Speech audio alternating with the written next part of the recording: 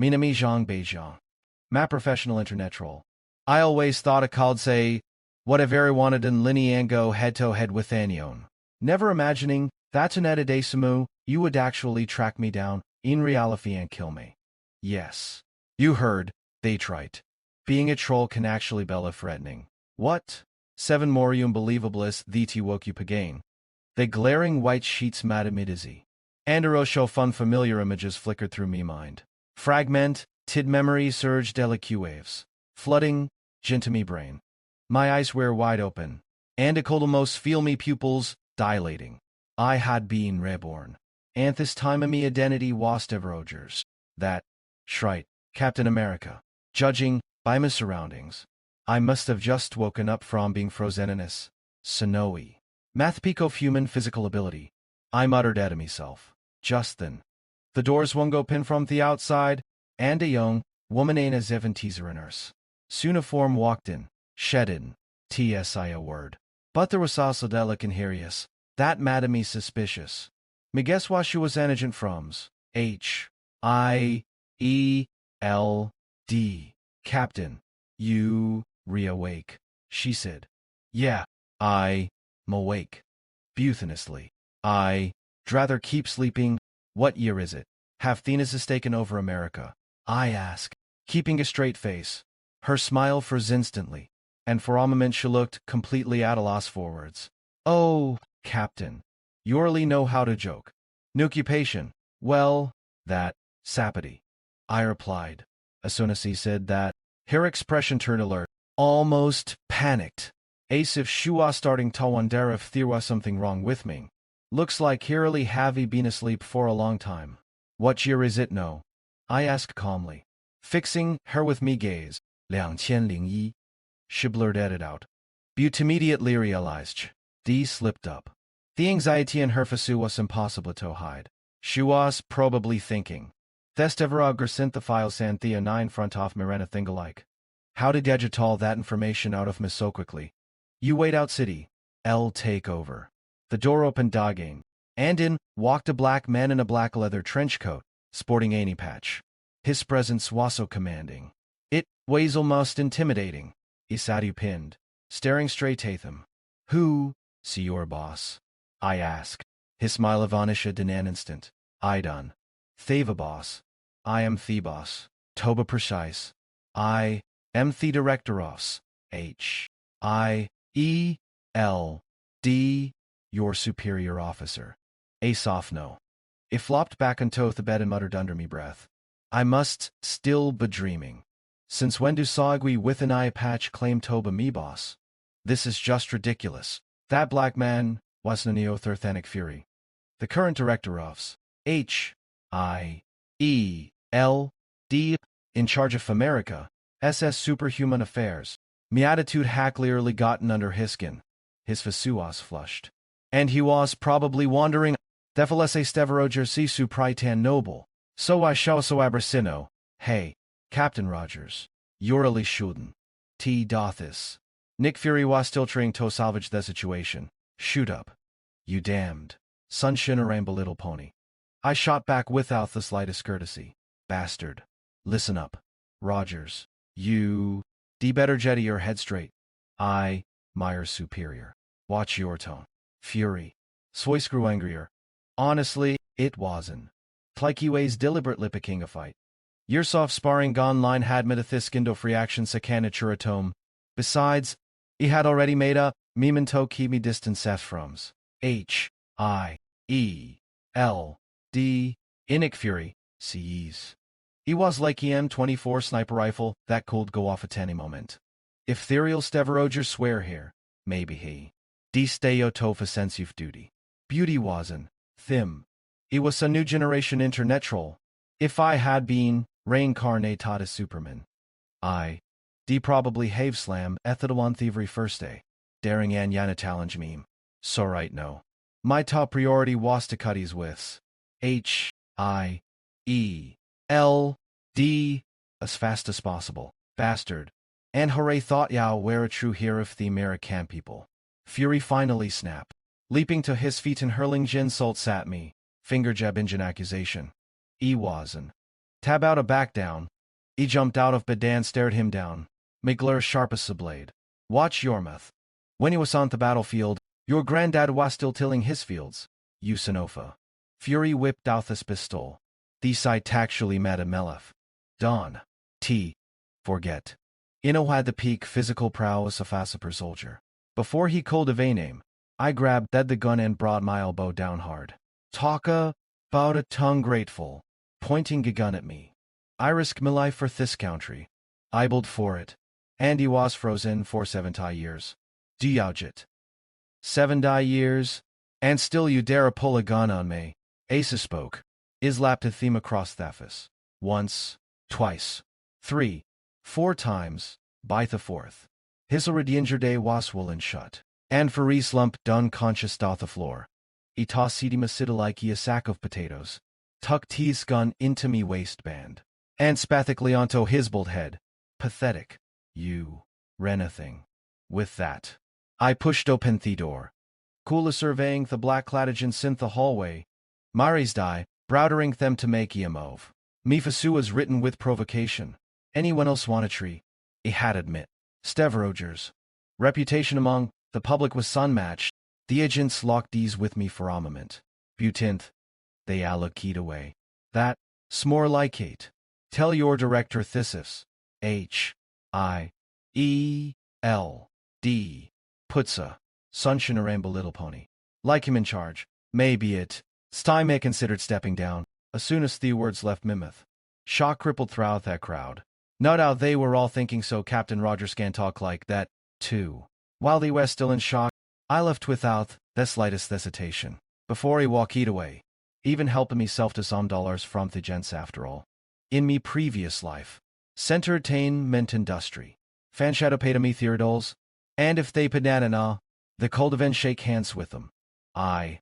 Just event them a show. Captain Rogers versus the Aeneid agent. So collecting a tip seemed evidently fair. As he walked away, the agents exchanged bewildered glances, clearly at a loss for how to respond. For them, this must have been quite a blow. Like expecting to see the Monkey King but finding middle-aged, balding gorilla instead. Towering skyscrapers soared into the clouds. Their giant screens broadcasting advertisements, oh no. A fashionable long woman leather skirt flutter in the breeze, revealing slender legs. In that moment, feminine beauty was in full display. Steve gazed at it all, feeling utterly out of place in this world. In his past life, he had just been an ordinary food delivery guy, though he witnessed the bustle and splendor of the city. He always knew no need of fit belong, Hughes Talatheth himself, saying the Tivanus summonius to booth these worries. It was a pointless as a security guard watching over heaven and earth, completely powerless. It wasn't. The lacked ability he just felt the didn't. Deserving, yoff this things. But no. Things were different. He was no longer the old Steve. He was Steve Rogers. More importantly, Heck knew the Marvel Universe scene stand out, thinking off this. He couldn't. Thelbutt spread his arms wide, a look of satisfaction blooming on his face. Toba precise. The Smelian his fasu wazelmosted and a culto that of Fazu, Sothisis the land of the free. Steve Emerta himself, his brow furrowing. The air was thick with a pungent odor that made him deeply uncomfortable. Although, in Bothus lives, he never really encountered this or tough thing. Instantly realized that it was likely America's favorite tech crop, marijuana. Realizing this, Steve immediately covered his mouth and nose, quick leaving the street behind. Unbelievable. Can America really be this dangerous? Stem of Ev so fast that when it furianthus.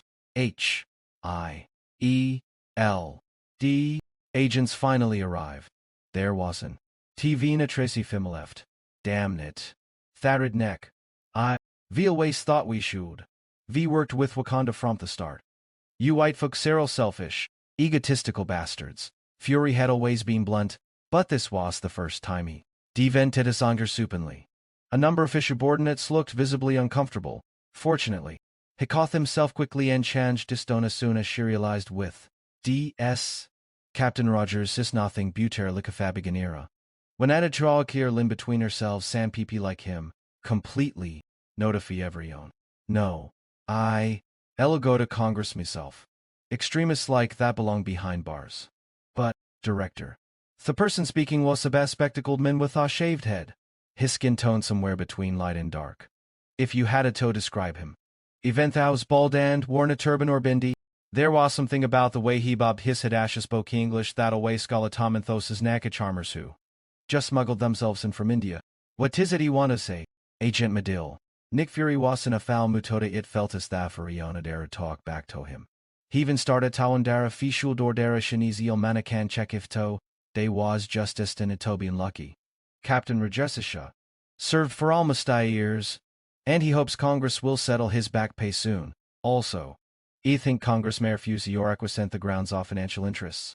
Nick Fury's nap back to calm. He was no tamanj of intorashness. Quite the opposite. In fact, the was rational to the core. Medill. Swords instantly clarified the situation for him. That, Shrite, Captain Roger Shad been in service since the Second World War. That mighty title's 70 years. How could Danyan even be gent to calculate all those years soft back pay? And what rank would it be entitled to know? Don T. Forget. When he was frozen, Huey's already a captain. 70 years later. Even with auto-ingathing. He ought to have him at a general. Expecting to have Captain Rogers thrown in prison with a single impeachment was simply unrealistic. In fact, if Rogers wanted, he called as a liternthitable sand accusory himself of reckless conduct. With that thought, Fury, Salre dark expression grooving gloomier. Has swore that, in all his years dealing with superhumans, he did never encounter Danyan East troublesome as Captain Rogers. Good lord, he thought he was rescuing Ga powerfully. Hath known what a headache this would be. He never would have it out of such length stopple Rogers out of Theus, reputation can babe off a bolsing and dackers. And hell. Skitchen in Manhattan is a place, the Tembodies both. Here, order is almost non-existent. The government trail a shots its face, and gangs are everywhere. In a way, it's like a modern-day version of the American Wild West. In this place, you can browse a social media on your smartphone, or ya can sling a shotgun over your shoulder and ride a horse. Driving out thelical signs staking your claim like a frontiersman. Steve had come, out of this neighborhood. Thavrier seem at a brim with freedom and danger. Everywhere ya look. There were yongwam, nuffle shapes, sandback, grounds and short skirts, sand heels. Tapping away on their phones as they wandered the streets. Each in a strike Kingian Heronway. Even someone like Steve, who had been shooting in his previous life, couldn't. Thelbu Bube captivated by Thesson before him, feeling Abbott lost in themament. My goodness. What kind of place ceased is a golden heaven or a woodpecker. Splayground. It's practically everyman. Paradise.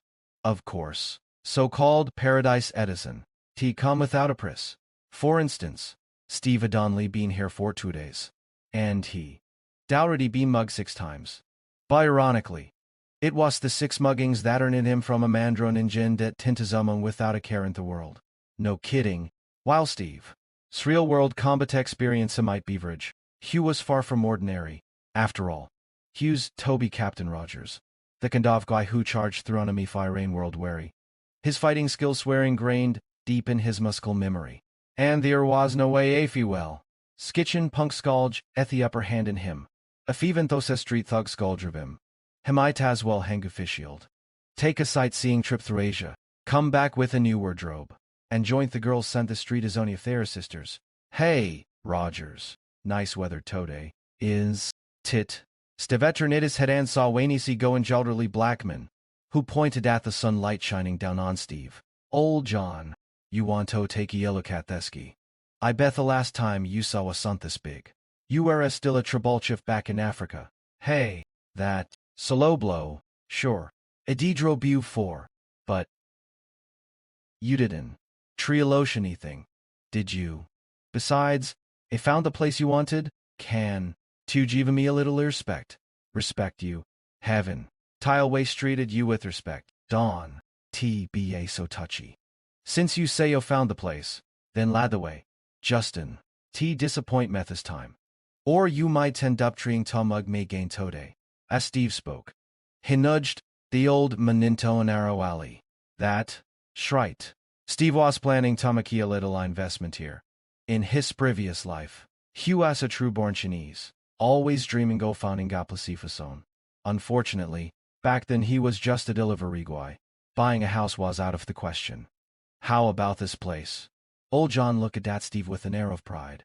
His face brimming with confidence. Standing before them was Satwa-story cottage at the crossroads, which, in a former life, seemed, he... Pine... Tan...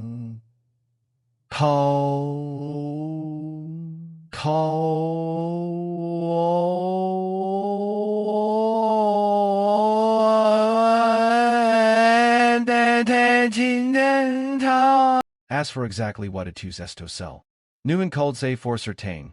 After all, this was the land of the free, America. A place where y'all might stumble son sold guns and amoint the basement, or then discover mummified corpse hidden within the walls.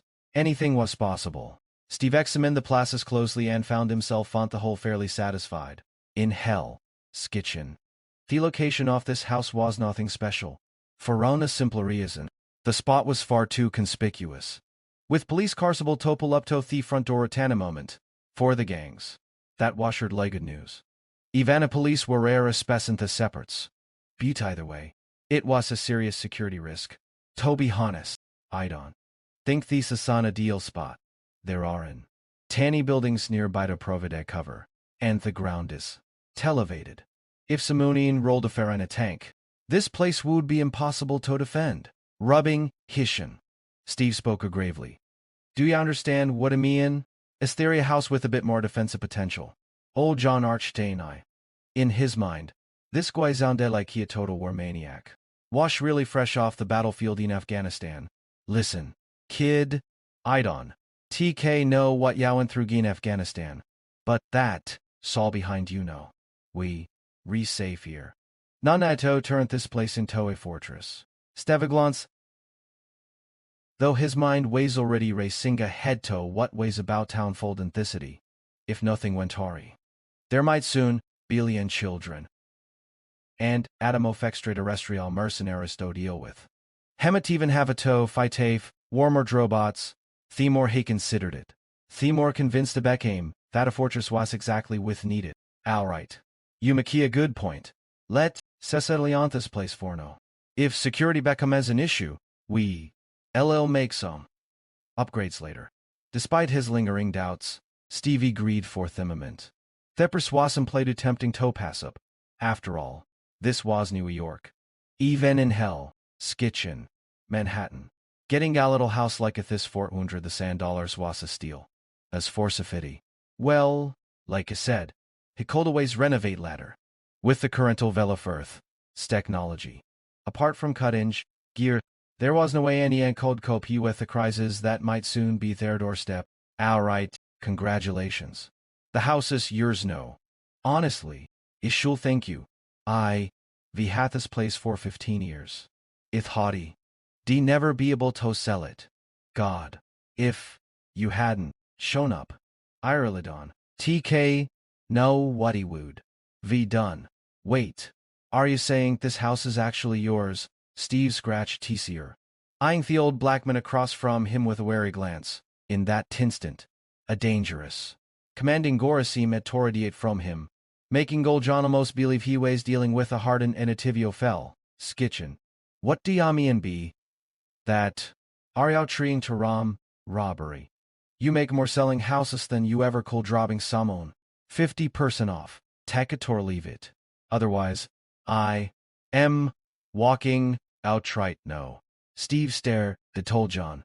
His expression cold and unyielding. Old John let a long breath. Thank goodness it was just bargaining. For a moment, he thought the kid might pull a gun and force him to sign the contract. Haggling. Snormal. But next time, just say soup front. Old John wiped sweat from his forehead and looked at Steve. Rogers. 100 the Sandalarcison. Trilly fair. Maybe we can negotiate. How about 130 this and? No way. That. Stay light robbery. You white bandits. Serial Thisami. Steve glared at told John. His eyes practically blazing. Hey. Rogers. I'm just trying to get Alamoramon, Yout of Thiel, none need to act like he holding you at gunpoint.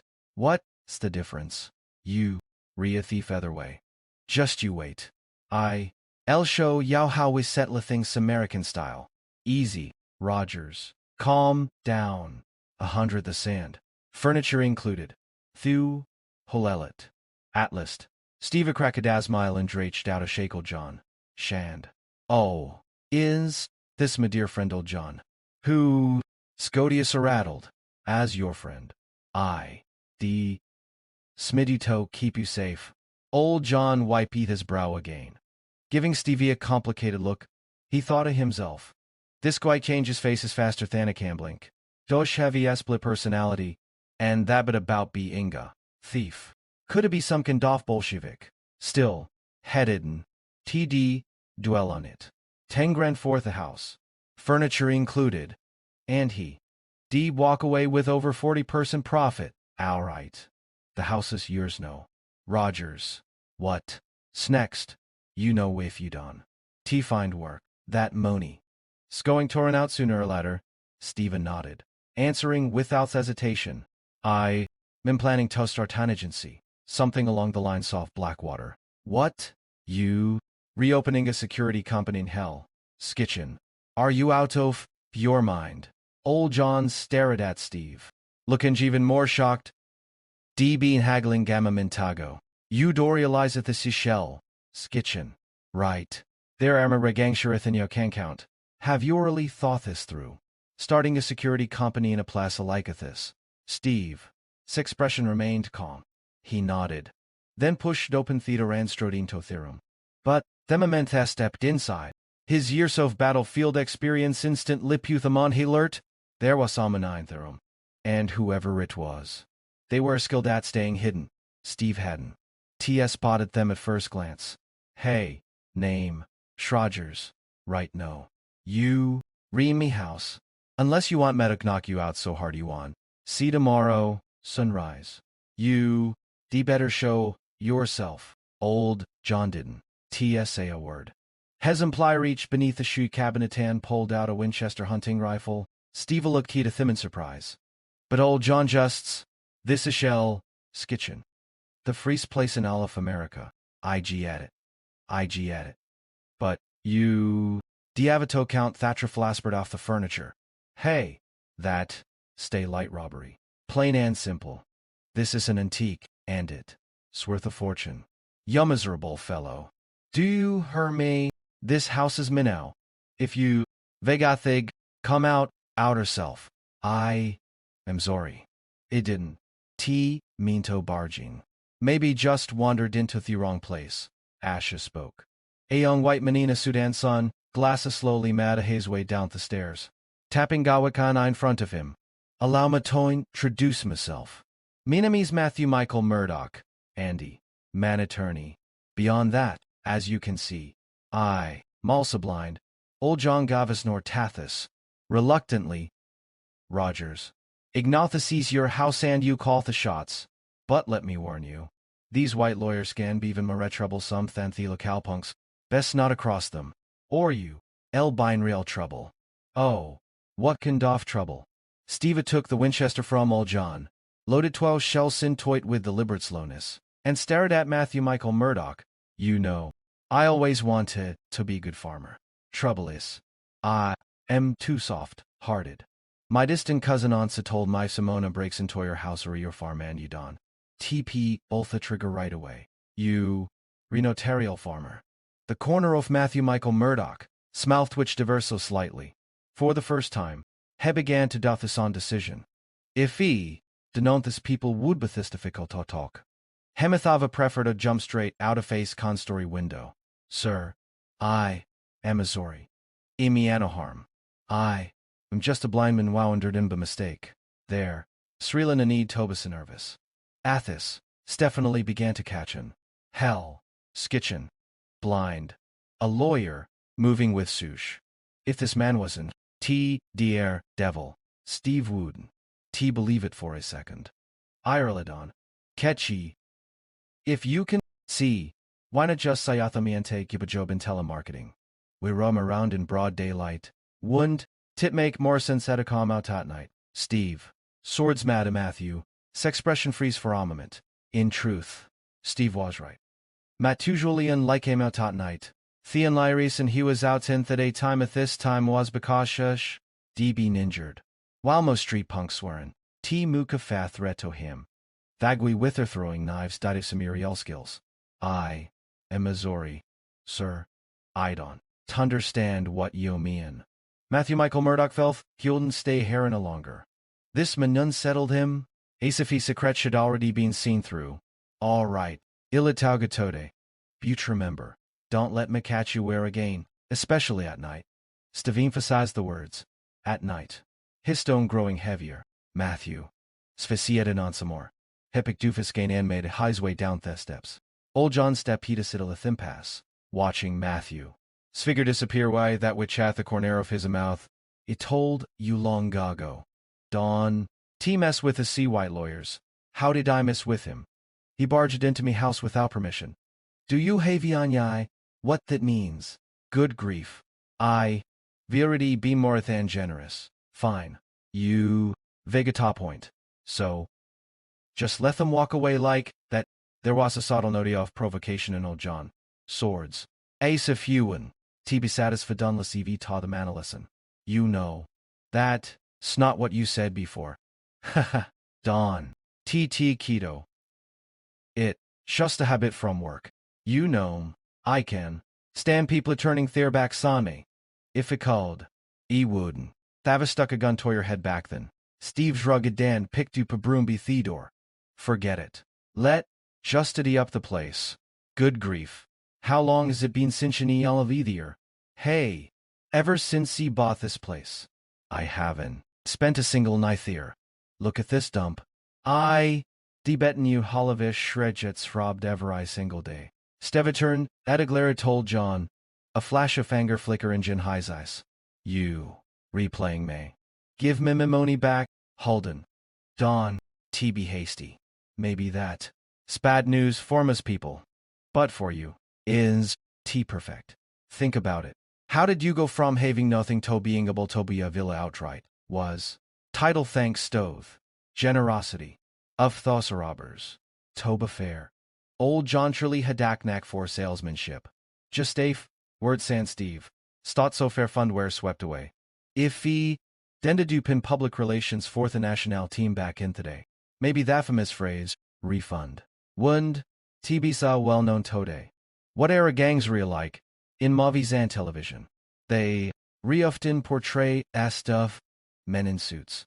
Covered in tattoos, hard-edged. Ruthless types. It. Saxophone lie a handful of clever people would ever choose. Thapeth organized crime. Butin reality. Some people are born to best strong, for them. The coissue of profession may be driven by circumstance.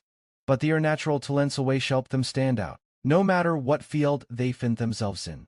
Wilson Grant Fisk was just that sort of man. Newman called say for certain way this imposing black man had chosen fine organized crime. But, whatever the reason, he now ruled over New York, criminal underworld. His enterprises spanned weapons, narcotics, human trafficking, and real estate. Nobody could tell how far his influence reached. Nor could Daniel fathom the true extent of his wealth. Butonithing was certain held the life blood of New York, underground world in his grasp. Yet even he was not without his private troubles. Lately, a mysterious figure in a hood had been raking havoc in his operations, causing his profits to plummet. He struggled to understand why someone new would suddenly emerge to possess him, especially only off the Cecil-styled saviors. True. His earnings were anything but galleon. But that didn't. T. D never done a good. What baffled I'm even Maruas, that the highly paid assassin shesh. Dyard were utterly incapable of eliminating that hooded pest. Do y'all know just how much $3 million sways? That, Salma's 35 kilograms. Can you imagine what it could do with 35 kilos worth of cash in me hands? Wilson Grant Fisk, towering and broad-shouldered. Now fro needy intent lieth the bald man standing before him. This man was an Neotherthanthi assassin Fisk Dyard for $3 million. Ordinarily, Suchima might carry her belly a streak. Bupi forking pin. Huaz Decelius say kitten. Showing not the slight instant of defiance. 30 kilos of cash. Enough for Meadow smash Udo pieces. Yet, After taking all that money from Stilkin. Tjetradov, that masked clown. Do you realize just how useless you were? I need you to take care of this. And, quickly, it's for your own good. 2. A target tattoo adorned Ethelbaldman's forehead. And a fisk. Swords. A visible shiver ran through him. He hurried to explain. We've already tracked down Thelas Plashuasin. Hell, Skitchen. I'll take care of it right away. Good. I hope you won. Disappoint me gain. Kingpin nodded. His stone asked Almasiever. Bullseye glanced do packing pin. Who lounged down an oversized chair. Anfiltat whinge, off ear. This was a man of immense strength, though not an assassin himself. As the Emperor of New York. Sunderworld. Nunaderge challenge his authority to his face. Unlike a traditional monarch, the most vital qualities so faking below ground where personal power and courage. Unfortunately, Bullseye had no idea that Matthew Weddell Ethel Skitchen. Nor did Geck know what might be waiting for him affairs there now. Otherwise, even if his garage were as big as a basketball, he might still think twice before plunging ahead. Unfortunately, Hugh was completely unaware of all this, even if he were to suddenly learn the truth. There would be nothing he could do. Nick Fury, that old fox. Hayden forced his security measures with remarkable thoroughness, at least for now. Steve Rogers was just an ordinary young man born in Saatyobawu. He had served in Afghanistan for a while and in Lyra to New York. So when Bullseye and his men eagerly arrived in Hell, Skitchen, he soon met there was nothing but to regularly living here. As for old John, Hugh wasn't worth worrying about. The elderly black man looked like he was already at the stage of needing adult diapers. And even if we're standing right in front of you, he probably wouldn't. TB Mooshelp. As for Steve, well, the kid'd look like he could handle himself. But, what does it matter how to regular you are yes? After all, he was a professional killer. Have you seen a clonina hood? Bullseye stared at Steve with a dark scowl as she spoke. Steve frowned. Took the Winchester rifle from old John. Loaded it on swift. Practiced motion. And returned Bullseye. Skaze with an equal measure officicom. Hey, that's an interesting tattoo you. Vega there. I vener seen anyani cat a target triton their forehead. I bet be engatargi tear around heckin. TB too expensive. Maybe you venge a discount. Don. Think that just because I'm talking politely. Before Bullseye could finish his sentence, Steve had already pulled the trigger. The bullet shot out with a surge of feet. Steve's first time firing a gun in his life. Even with Steve Rogers' experience on the battlefield, this shot still missed mark. It told you how shouldn't. Choose these old rifles. Warily should have gotten a shotgun. Steve, seeing Bullseye completely unscathed, could. They'll boot complaint told John. Old John rolled his eyes, rubbed his forehead, and sighed helplessly. Good grief. Rogers. Are you sure you've came back from Afghanistan? The Disa shotgun. What on earth were you doing over there? Slaughtering civilians or burning trash? Hey, Don, TSA, that, he was out there working hard on the oil fields. That, just not fair. Steve grumbled. Work the bolt. Lining Eva's I'm at Bullseye on some more. Listen up. Unless you, Vigo Trio busyness here. Get lust. Vinarcine and clonina hood. Like you said. Besides, if we, being honest, you, Rethia knew who Koldushi hood when you go outside. Steve, sexpression was Koldasis. Suddenly, Bullseye let two to manic, twitch a laugh. Heh. It's been a long time since them at somebody as entertaining as you, since that, stekase. Widen, twee heavy a little chat. As Bullseye spoke, his fingers trembled ever so slightly, almost imperceptibly. In a sudden move, he flicked a nondescript tron straight toward Steve. But, from Steve's perspective, it was still far too slow. He barely bothered to aim before pulling the trigger.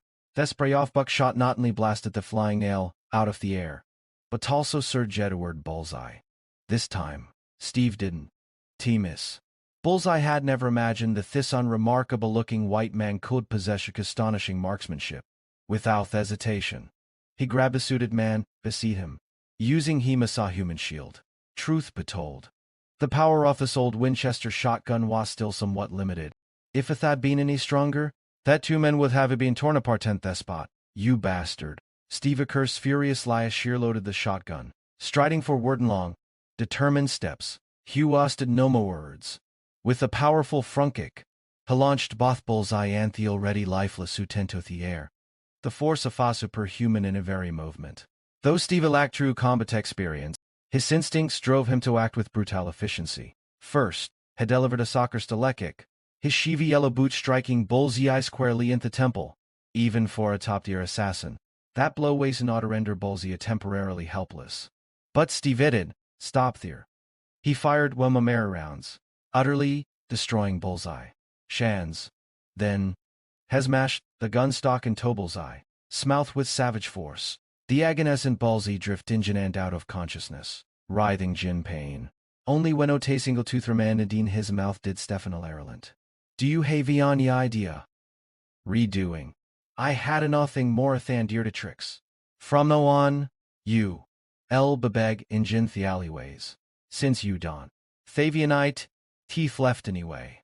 Blood-filled bullseye. Smouthash stared down at his ruined hands. His face mask of shock and despair. Only those solos every abilities. Barely on for survival can't really understand the feeling. Hugh was too ready to boost his own strength. Hugh was terrified, the hadless their skills, they put food on his plate. You can begin to imagine the devastation a Winchester shotgun can inflict at close range, unless Dr. Strange himself call turn back time. Bullseye. Shans were finished. What? Shrong. Kako to your tongue. Think silence will save you. Aleph, you still breathing. Get out there now. Take these bastards away. Steve. His voice was sharp and unyielding, and the force of his determination sent to chill through every and left standing. What are ya waiting for, John? Go dike to a hullis in the backyard. That snapped the group into action. In a panic, they scrambled to haul bullseye and Thien Luckistiff into a car. In a time, they vanished down the street. Damn. You sure had a hell of a day? If I kept hanging around you, probably get myself killed sooner or later. Don, flatter yourself. You don't have yourself to blame. Steve casually stuffed the Winchester shotgun into the shoe cabinet by the door, then grabbed 2 large bags off trash and walked out without a second thought. By no. Alafel. Skitchen was buzzing with excitement. Thela Kalsdinen. Completely reject outsiders. But they needed to figure out what kind of person this newcomer really was. Whether Huesta, or something else entirely. Think Thigi. S'all right. Keeps to himself. Follows the rules. Besides, he looks like someone who actually had education. The speaker. His voice was gravelly Andrew. Asif. Des ears drinking motor oil. Big event. Dawn. Tiga thinking en, Yafo Seaver gotta go to school. Listen. People outside it tell. Skitchen would love anything more than to see us all dead. Hey. You potato brain fool. Died to say anything wrong. That damn sure does need a decent teacher. I jet what you mean. Big event. You know not picking a fight with you. But every time you see a Waitegi without tattoos, you want to make him a school teacher. That, straight to precision. Big event. Svashadanalma simi and look toit. Which didn't. Make him seems low. In fact, it gava him a fierce, primal wildness. Like a polar bear out on these Iberian plains. Thea knew who. Just Greedrism was a muscular black man. His bare skin nearly covered in tattoos. Heh Eth. Vega Tyrong. I. Nutricist. I Justin. Plykio. Plain and simple. Got it. Big event. Stonewasasi Kalmasha spoke. And it was that calm that drove the other men into rage. Maybe you can stand being cursed out, be a fool. But when that me fool starts mocking you with a sarcasm, it's farther to take. After all, that's not something you expect from an idiot. Screw you pile of trash. You dumb white potato. What makes you think you better than me? For a moment, tension crackled in the air. But none of the other stepped in. The truth was, there was no strict pecking order among these men. None of them culturally dominate the others. Note thinking pink cold make that them all both their head sadens. So, widen, twellet, they guitry. If he can pass the kids test, well if him stay. Of course. If he fails to aren't that children. Respect, I trust. El leave, eon high accord. Besides, there, Sri Lena need for Mito keep opposing him. A Latin American man with long, wavy black hair rubbed his stumples. Speaking with resignation. He really didn't see the point in sitting here. Listening to the set one natural-born antagonist straighting barbs. Ith, hinkit. S a good suggestion. You know. Me little princesskin. Tia follow me around doing this forever. Ha. Levin luck. You may be a bastard. Beauty have a to agree with this time. Your daughter really shouldn't. Be hanging out with those druggies you employ. Hell. And your son running with those arms? Do you learn somehow better? Oh, right. Your oldest is still in prison. Ins, the, Levin luck. The Blackman. Threw a look off Moxaprizia Bijavin. Big Ivan grinned. Then suddenly pulled a revolver from his belt. Ready to pull the trigger. Hey, can you save a dickering for when you get home? This is our meeting room. For God. SSA. Atlas. Thelatina American Mancun. Take ni Morian step didn't stop them. Fortunately, these twokwaiko, their well-to recognize theory was no real threat. Though it look at like they were about to draw when he kather. Neither actually intended to start a fight. Alright, let, svote. Thousand favor fletting that foolhardy white boy in Ternatha school. Raise your hand. Hey, Ramon. You can, it, splatant favoritism, Levin luck protested. But still raise his hand. Though hand Bijavan wearial ways odds. He had owed. This newcomer look remarkably clean. Whether he, come back from Afghanistan or somewhere else, new waskwitcher. Butatally so far, none of his people had reported seeing this boy drug sathis place. That alone made him any of the trulikly and Salson hell. Skitchen. I agree as well. Big Ivan rise, Ish and Dan swept this gaze over their remaining six. His eyes carrying an unmistakable warning. The older members didn't. TSI a word. But quiet Lyris their hands do. Everyone understood. There was no point crossing Bijavan and Van Luck over something so trivial. One was the king Pinafarm smuggling. Theotherantha contraband trade. Between them. Their syndicates were the most powerful in hell. Skitchen. Fine. I. Min favor to. Withraman. Chandraised. The motion talit Stevero Gerson Turnithel. Skitchen high passed unanimously. Well, that, snooze worth looking forward to. Widen. Twilla think no right no one share the good news. Let, sno trush things. He just move it in today. Tomorrow would be better, eth. Some more suitable time, Levin Luke. Ever the contrarian. Seemed, determined to take the opposite view. As if the person, had just strays ish hand in favor of sending Steverogers Stointernatha High School was in, Thimitol. You know what. I am surprised. Turns out that brain of yours does come up with that good idea every no onthen. We, El do as he say. El personally go pick him up tomorrow morning. Tonight. Havel John go and inform him. Grandaven. True to his Russian temperament. Wasted no time she got what he wanted. Hesta Dupan strode out of the conference room without a lay. Meanwhile, Steve had already finished editing Gufa's romance settled old John in the living room downstairs. His given reason was convenience for checking out Totany time, but the real reason was she saw in sex cred. Perhaps you worried that old John. With all that cash in him, might attraction wanted that intention. Or maybe he feared the old man would spend a tall themamenta set foot outside. In any case, the night passed in peace. The only exception was a certain portly fellow somewhere in New York whose mash doofus office fridge. Apart from that, everything went on as usual. Well, except for old John, who managed to completely forget about delivering an important invitation. So, Wednesday opened his door the next morning. For a moment he wondered if he was still dreaming. It was almost unbelievable. He hadn't feared any mention his boss was black. But standing Gatha's door was a man as broad and imposing as a Soviet refrigerator. Dressed sharply in a suit. Good morning. Steverogers. That. Safanina mio. Veget. I have feeling your parent Sandy would have a plan talk about. This might sound odd. Beauty have it to admit. I. Mafanov Captain America. Totha point. Though. I done. Truly believe it wameter tall wittegia stand dinget miter just for a friendly chat. You know, I keep a Winchester in the shoe cabinet. Ich knew it. Old Junkin. TB a Lidden. Actually, I Merito offer you a teaching position? Stevie D. Gentman in front of him with suspicion, pointing to his own nose. How about this take a good look at me? What makes you think he called be teacher? Oh, I jitit no. You, reactually Adolin Scout. Arn. You want metastare. Any of those weird teacher-student movies. With a straight face. Steve tossed out, that's an absurd guess. Completely ignoring the way Grandivan. Svasa twitched with speechless disbelief.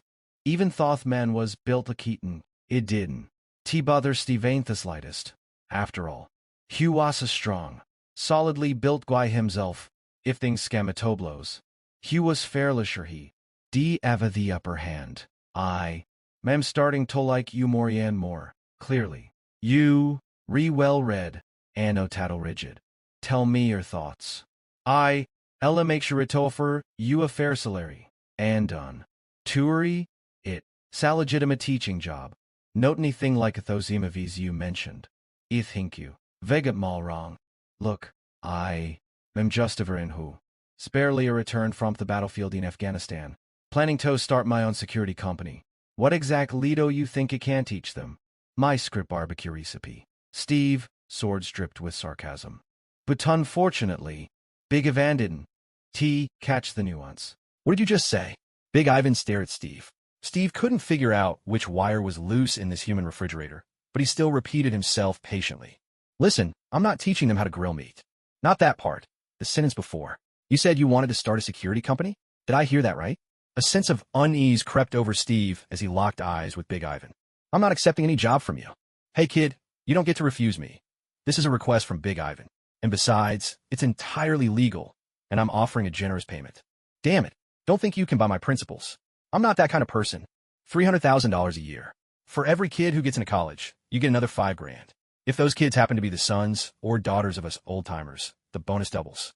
Hell, have you been digging into my past? I only paid $70,000 for this whole house. How am I supposed to say no to an offer like that? But how am I supposed to have the time or energy to hang around with those punks every day? Steve's voice was thick with inner conflict. That's not a problem. You can assemble your own team. Isn't that what you wanted to do with your security company? How you build your team is up to you. Big Ivan's tone was cool and self-assured, a far cry from the brutish impression he'd given at first. I'm really curious. Who the hell are you anyway? Regular gangsters don't carry themselves like you do. Steve said, puzzled. Big Ivan reached up and raked his fingers through his blonde hair, flashing a broad grin. I'm an arms dealer. Russian. I know how to deal with governments. You know, the kind of people you really don't want to cross. Steve looked at Big Ivan, surprised, and a smile finally crept onto his face. So, you want me to be the principal? For now, yes. The paperwork with the school board isn't through yet, but this is Hell's Kitchen. We don't need official approval. As long as we say it's so, that's enough. In that case, here's to a good partnership. Steve held out his hand, and Big Ivan shook it. The man's palm was huge and calloused, covered in coarse hair. More like a bear's paw than a human hand. I'm glad you accepted the job. I've already got a Vulcan Gatling gun ready. If you turn me down, I'd have had your house turned into Swiss cheese on the spot. So, here's to a fruitful partnership. Trust me, you're going to like these kids. And by the way, we won't interfere with your teaching methods. With those words, Ivan pulled open the door of the nearby Alfred van. The interior was spacious, and just as he'd said, there was indeed a Vulcan Gatling gun sitting inside.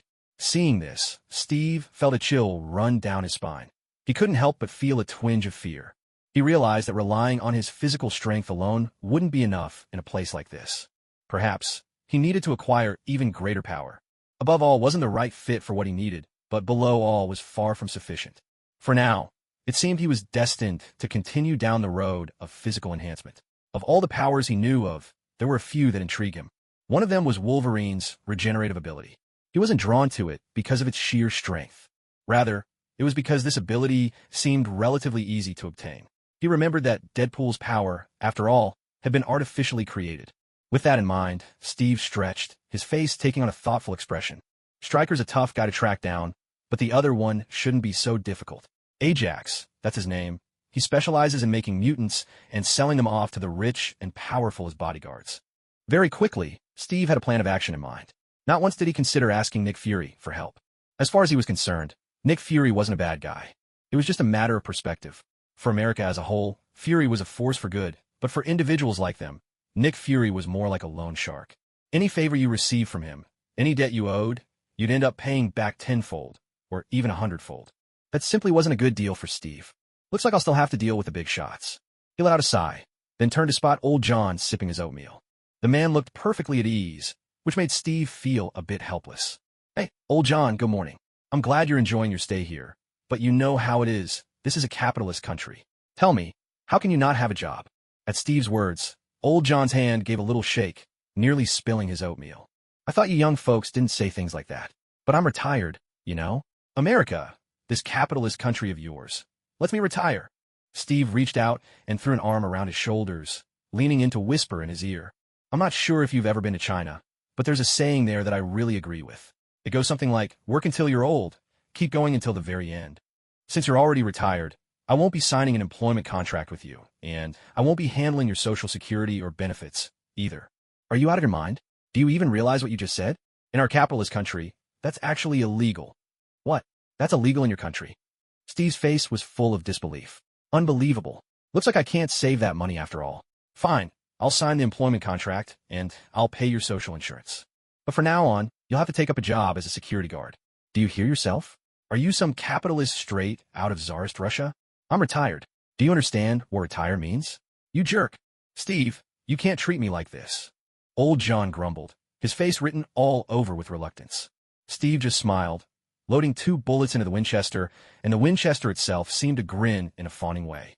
All right, so I'm going to be a security guard at the high school. I actually like those cocky little kids.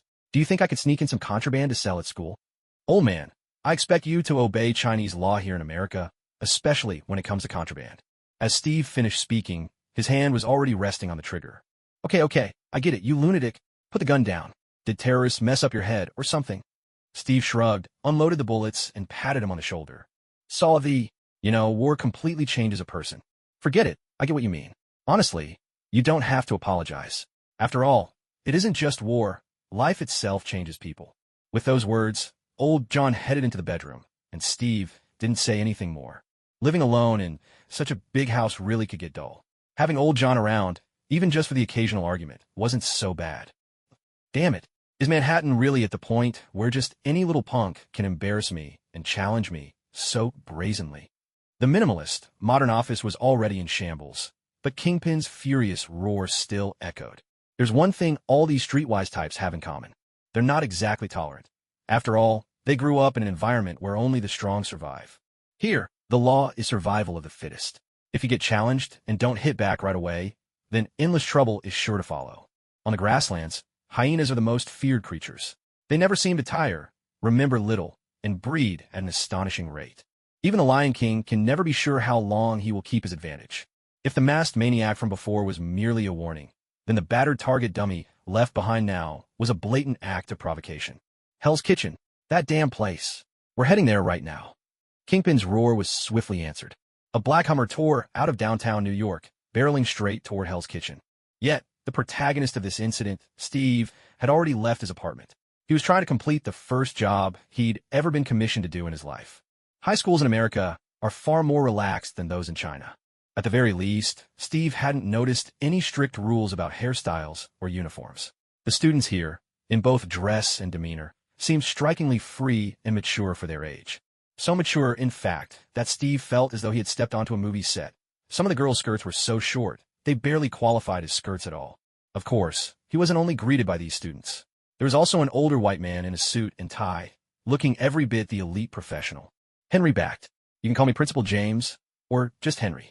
Steve fixed his eyes on the man's hooked nose. As he spoke, the lines at the corners of his mouth twisted, snake-like, with every word. Steve Rogers. Don't mind my name. My parents happen to be huge fans of that hero. Steve smoothly invented a new identity for himself, and the old man didn't seem to doubt it for a moment. That's a fitting name. People of my generation all admired him. He was the very symbol of hope for America. He led us out of dark times. I hope he could be a new beacon of hope as well. Steve studied the shrewd old man, offering a slight, polite smile. You flatter me. I'm just getting started here. I'll need a lot of guidance from you. I have little experience dealing with students, I've just come back from the battlefield. If it were new recruits I had to train, I'd be much more at ease. Yeah, This high school could certainly use a bit more seriousness. That's wonderful, actually. I have a few ideas, still rough, maybe different from your teaching methods, but I'd like to give them a try. As he spoke, Steve pulled a stack of papers from his bag, plans he'd drawn up. The core ideas behind these proposals borrowed from the management styles of certain Asian exam-focused schools. Henry put on his reading glasses and began to study Steve's plans carefully. Minute by minute, his expression grew ever more serious, until, at last, it was tinged with anger. Steve Rogers, do you realize that what you've written here is an insult to the American education system? Do you really believe that children raised this way could ever become pillars of society? Hey, Henry, take it easy. At your age, you really shouldn't let yourself get worked up. It's not good for your health. Besides, these are just ideas on paper. Nothing has been put into practice yet. We can discuss them. Maybe you'll convince me, or maybe I'll convince you.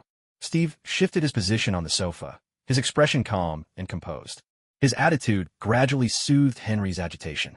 Henry took a deep breath and began, regardless, this proposal is wrong. It goes almost entirely against our country's educational philosophy, and I simply can't agree with it. I understand your stance, Principal James. But let me ask you this. Under our current educational philosophy, do these kids really have a chance to change their fate? Most of them will finish high school here, walk out those doors, join one of Hell's Kitchen's gangs, and end up dying in some brawl or shootout. Is that really the superiority of our education system? These kids are the future of our country. Rather than leave them in this dangerous place, I'd rather use some direct, even heavy-handed methods to get them out of Hell's Kitchen. I've lost faith that our so-called educational ideals can offer them any real hope. Henry backed, removed his reading glasses, and rubbed the bridge of his nose with his thumb. He found himself unable to refute Steve's words. The beliefs he once held now seemed so fragile in the face of reality. He knew all too well that Steve was right. Most of the students would go through exactly what he described. In fact, many were already entangled in trouble while still at school. The sense of struggle within him was overwhelming. After a long pause, Henry finally sighed, looked up at Steve, and said, I can't say no to you. I've been mugged by my own students on my way home from work, and I've even been mistaken for a client by students soliciting on the street. It's a terrible feeling. If there's a way to change all this, then maybe it's worth a try. This is the way of the world. On the surface, it looks free, but in reality, we're all bound in countless ways. No one is truly free. Of course, I'm not an idealist. I don't care about the word freedom. I just want a possibility. Human beings are born with infinite possibilities, aren't they? Perhaps our very existence is meant to prove just how limitless those possibilities are. I want to give these students a chance to reclaim that potential. Steve had always been a master of debate. Not only was his tongue sharp, but he had a way of weaving philosophical ideas seamlessly into his words. He couldn't be entirely blamed. He wasn't just an ordinary troll who hurled insults. What he excelled at was manipulating people's hearts. In other words, he was a master at steering public opinion. Henry backed, looked at Steve, opened his mouth as if to speak, and at last his eyes showed a flash of emotion. You're unlike anyone else I've ever met. You're right. Compared to the rest, you're the one truly fighting for these kids' freedom. I hope you succeed. Steve smiled and reached out to shake his hand. Don't worry. You won't be disappointed. Old John, gather all the kids on the playground. Old John, who had been standing by the door with his hands in his pockets, grinned, revealing a row of perfectly white teeth, and strode out with an exaggerated swagger.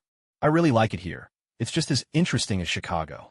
When Steve, clad in his biker jacket, stood atop the bleachers overlooking the playground, only a third of the students had shown up. Of the rest, half hadn't come to the playground at all, and the other half hadn't come to school in the first place. Steve paid no mind to the missing students. He took the roster from Henry and began calling names. Once he was done, he grinned and took a Winchester rifle from old John. Hello, everyone. I'm your new principal. From now on, you'd better listen to me. And to prove I mean it, I'm going to personally bring in every student who didn't show up today. You know, I've always felt I was born to be a Montana cowboy. With that, he braced one hand on the rail and with effortless agility, vaulted down from the 2-meter-high bleachers. Wow, this guy is nothing like the teachers we've had before. Yet his chest muscles practically reach his chin. The dark-haired girl rolled her eyes at her friend's fangirling, while her friend gave an awkward laugh. Don't be so harsh. I mean, maybe he'll be a good principal. Oh, please. Waving a Winchester around? Looks like all his nutrition went to his muscles. His brain's probably as smooth as a pea. Bang! A sudden gunshot cut the dark-haired girl off mid-sentence, and chaos erupted on the playground. In no time, a flood of students poured onto the field as if disaster had struck. Damn it, that lunatic set off smoke bombs on every floor. The tall white boy in front coughed and complained, and the dark-haired girl nodded, her own expression changing. All right, maybe his brain is more complicated than I thought. Everyone, I haven't had a chance to introduce myself yet. My name is Steve Rogers. You can call me Steve or Principal Rogers. From today on, I'll be in charge of everything here. I know some of you might not like that, but that's fine. I'll be right here. Anytime, anywhere, you're welcome to challenge me. With that, Steve spread his arms wide and smiled at the students in front of him. But until you can beat me, I call the shots here. This place will be your personal hell. He continued to announce the school rules he'd laid down, as murmurs from the crowd grew louder, eventually swelling into open protest. Rogers, why we all have to wear the same gym clothes? It makes us look like a bunch of clueless potatoes. A black-haired girl cupped her hands around her mouth and shouted at Steve. Steve cut her off with a stern command, exuding an overwhelming authority that brooked no defiance. It was the kind of presence honed on the battlefield, something ordinary teenagers had no chance of resisting. I know there's a lot you're unhappy about, but take a look at where you are. This is Hell's Kitchen. This isn't your average school. Do you even realize the ground you're standing on? The moment you step outside these doors, you'll find nothing but danger and crime. Drug dealing, murder, robbery, arson, assault. You think you're just dealing with high school life? No. If you don't change, this environment will devour your whole future. From now on, whether you like it or not, you're going to follow my rules. As his words faded, Steve reigned in his forceful presence, but his eyes remained unwavering, burning with anger as he stared at the students. Steve, I'm not trying to undermine you, but aren't you being a bit too hard on these kids? Old John interjected. Steve turned to glance at him and gave a small smile. I thought you of all people wouldn't go soft, old man. But you know as well as I do, these measures are necessary. Come on, let's hand things back over to Principal Henry Bacht. A third of the students are still wandering the neighborhood. We need to bring them back. Old John nodded. Today he wore a black vintage long coat, a red scarf with white polka dots around his neck, and a black cowboy hat perched on his head. Next to him, Steve looked more like the sidekick in a biker gang. I can't wait any longer. Let's get going. Do you have a ride? My pickup truck isn't exactly ideal around here. Steve gave a slight smile and said, I think this thing is pretty handy, especially with its safety catch made entirely of metal. Let's get moving. We can't afford to waste any more time. The roar of engines mingled with the uproar of the street, the diesel's harsh rattle slicing through the chaos and making Hell's Kitchen even more disorderly today than usual. Aside from their group, another convoy was making its way in from downtown New York, cramming the streets even further. Hey there, everyone. I'm a new principal. I wanted to ask, are there any students from our school around here? You know, the world outside is always a little more tempting than staying in class. Loading shells into his Winchester, Steve strode toward the cluster of addicts at the corner, a smile playing on his lips. Looking for high schoolers, huh? Man, I really miss those high school girls. They always made things interesting when they put up a fight. A black man with a teardrop tattoo on his cheek let out a raucous laugh. But before he could finish, Steve smashed the rifle but into him with brutal force. Steve had never been one for mercy, nor was he intimidated by tattoos. In his real life, he might have been just another internet loudmouth. But now, in this body, everything had changed. This wasn't the real world. Here, a hero could walk alone into danger without ending up stabbed by a gang of punks outside his own door. Steve didn't hold back. Judging by the blow, this poor guy would be lucky to scrounge up a living in back alleys after today. After all, the man had already sacrificed his teeth just to please others. When it was done, Steve turned to the rest of them, running a hand carelessly through his hair. He asked, so has anyone else seen any students from Hell High? Don't forget, I know none of you are fools. Steve's smile returned. I think this thing is pretty useful, and the safety's solid metal. Let's move. We can't waste any more time.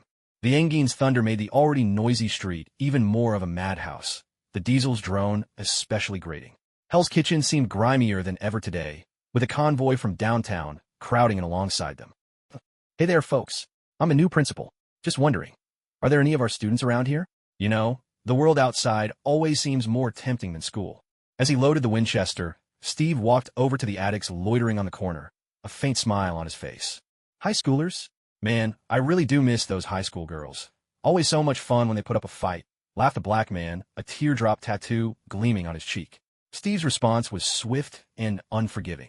A blow from the rifle, but that brooked no argument. Steve was not someone who was easily intimidated. He wouldn't back down just because of someone's tattoos.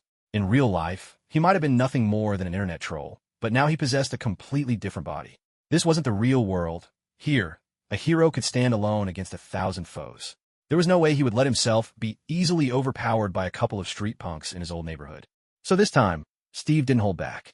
From the way he moved It was clear that the unlucky guy on the ground might just make a name for himself in the back alleys after tonight. After all, in order to survive, he'd even sacrificed his own teeth. When it was over, Steve turned to the others, ran a hand through his hair, and asked, "So, has anyone else here ever met a student from our Hell High School? I'm sure you're all smart enough to know the right way to answer that." As he spoke, Steve deliberately pressed his foot down on the back of the unlucky guy's head. "Hey, let him go. You'll kill him." The loudest protest came from a tall, skinny man in the crowd. Steve shot him a glance, then looked over at Old John in his denim jacket. Old John understood immediately, stepping forward and kicking the man to the ground.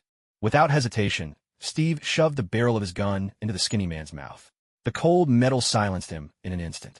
His previously glazed eyes snapped into focus, staring in terror at the not-so-burly black man before him, terrified that Steve was just another junkie like him. If that was the case, he figured his days were numbered. "Relax.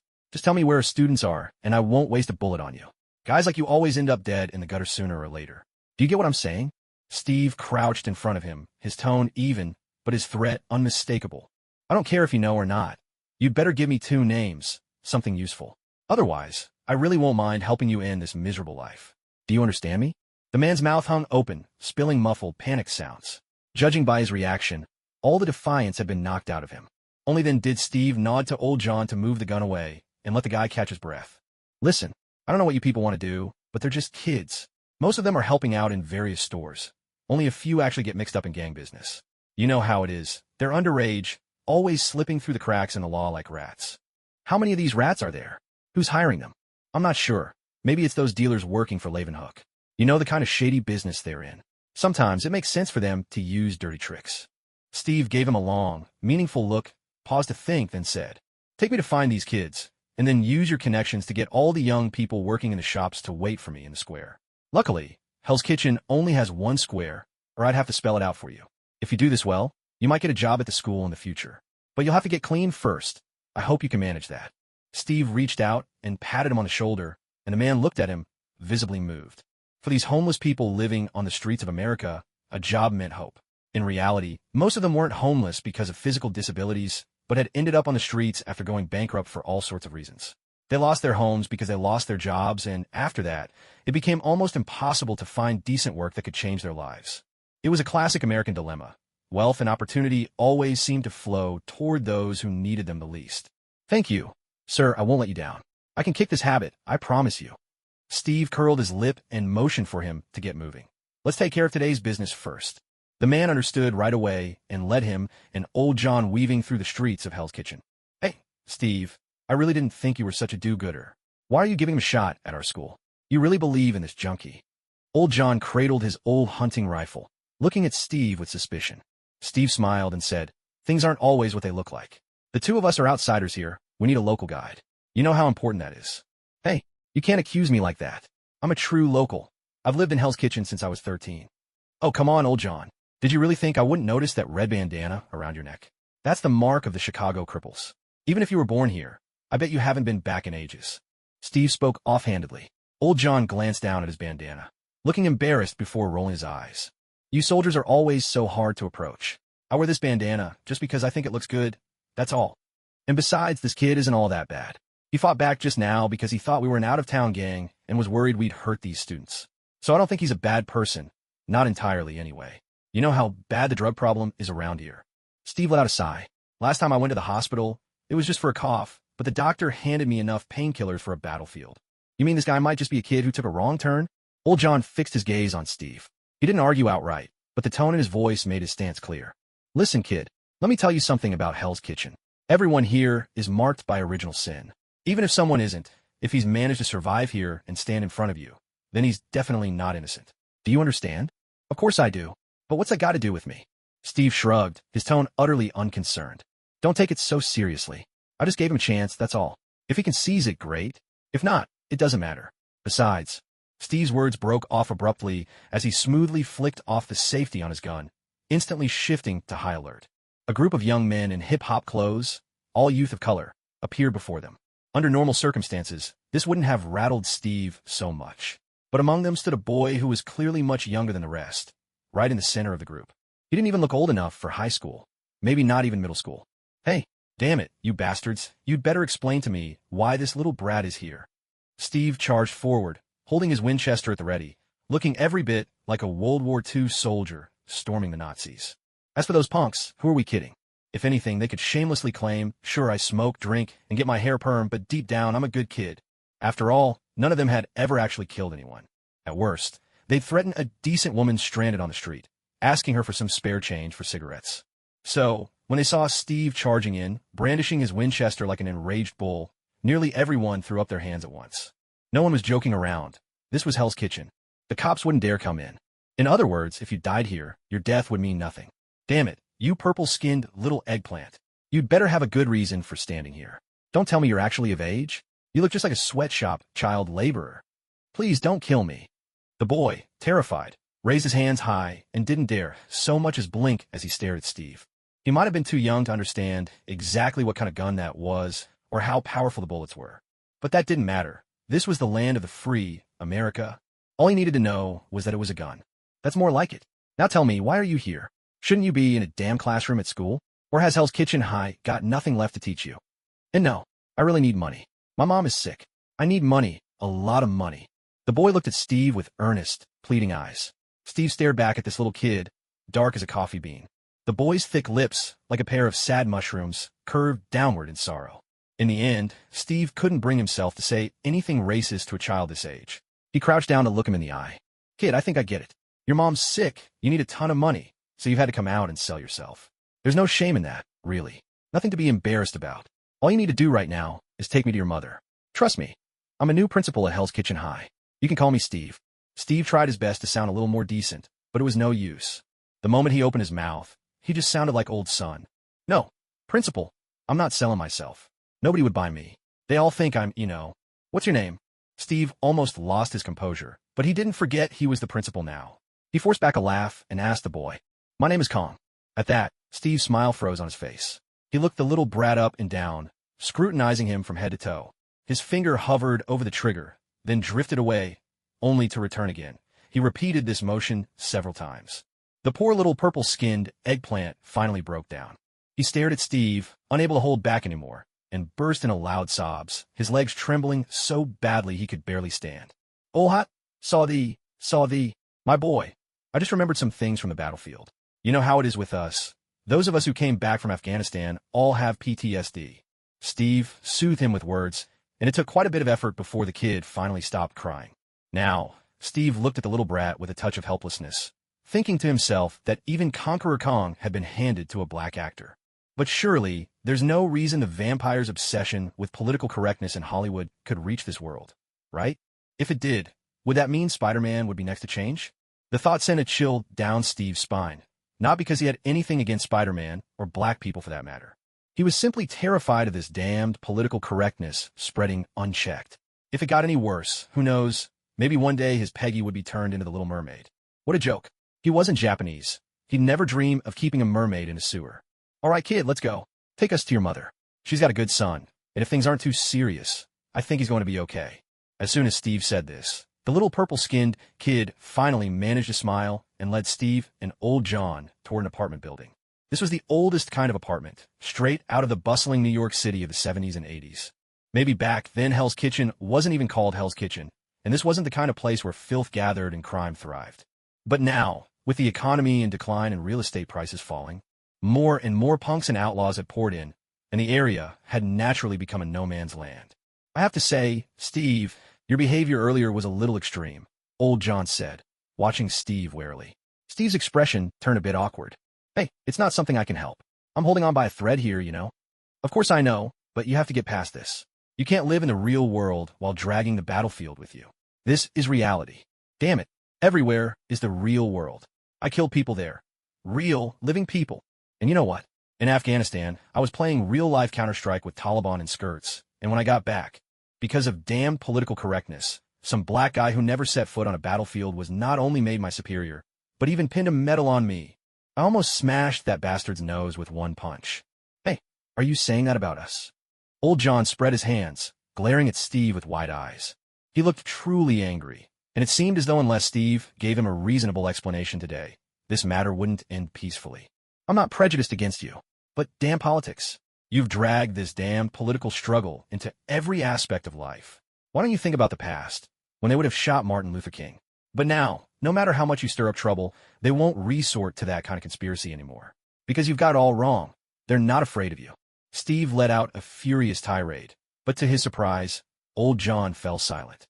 He seemed a little sad. You're right. Martin was a good man. Back then, even the Black Panthers were a fine group. But someone drove a wedge between us. Steve frowned, and after a moment's thought, realized that made a certain sense.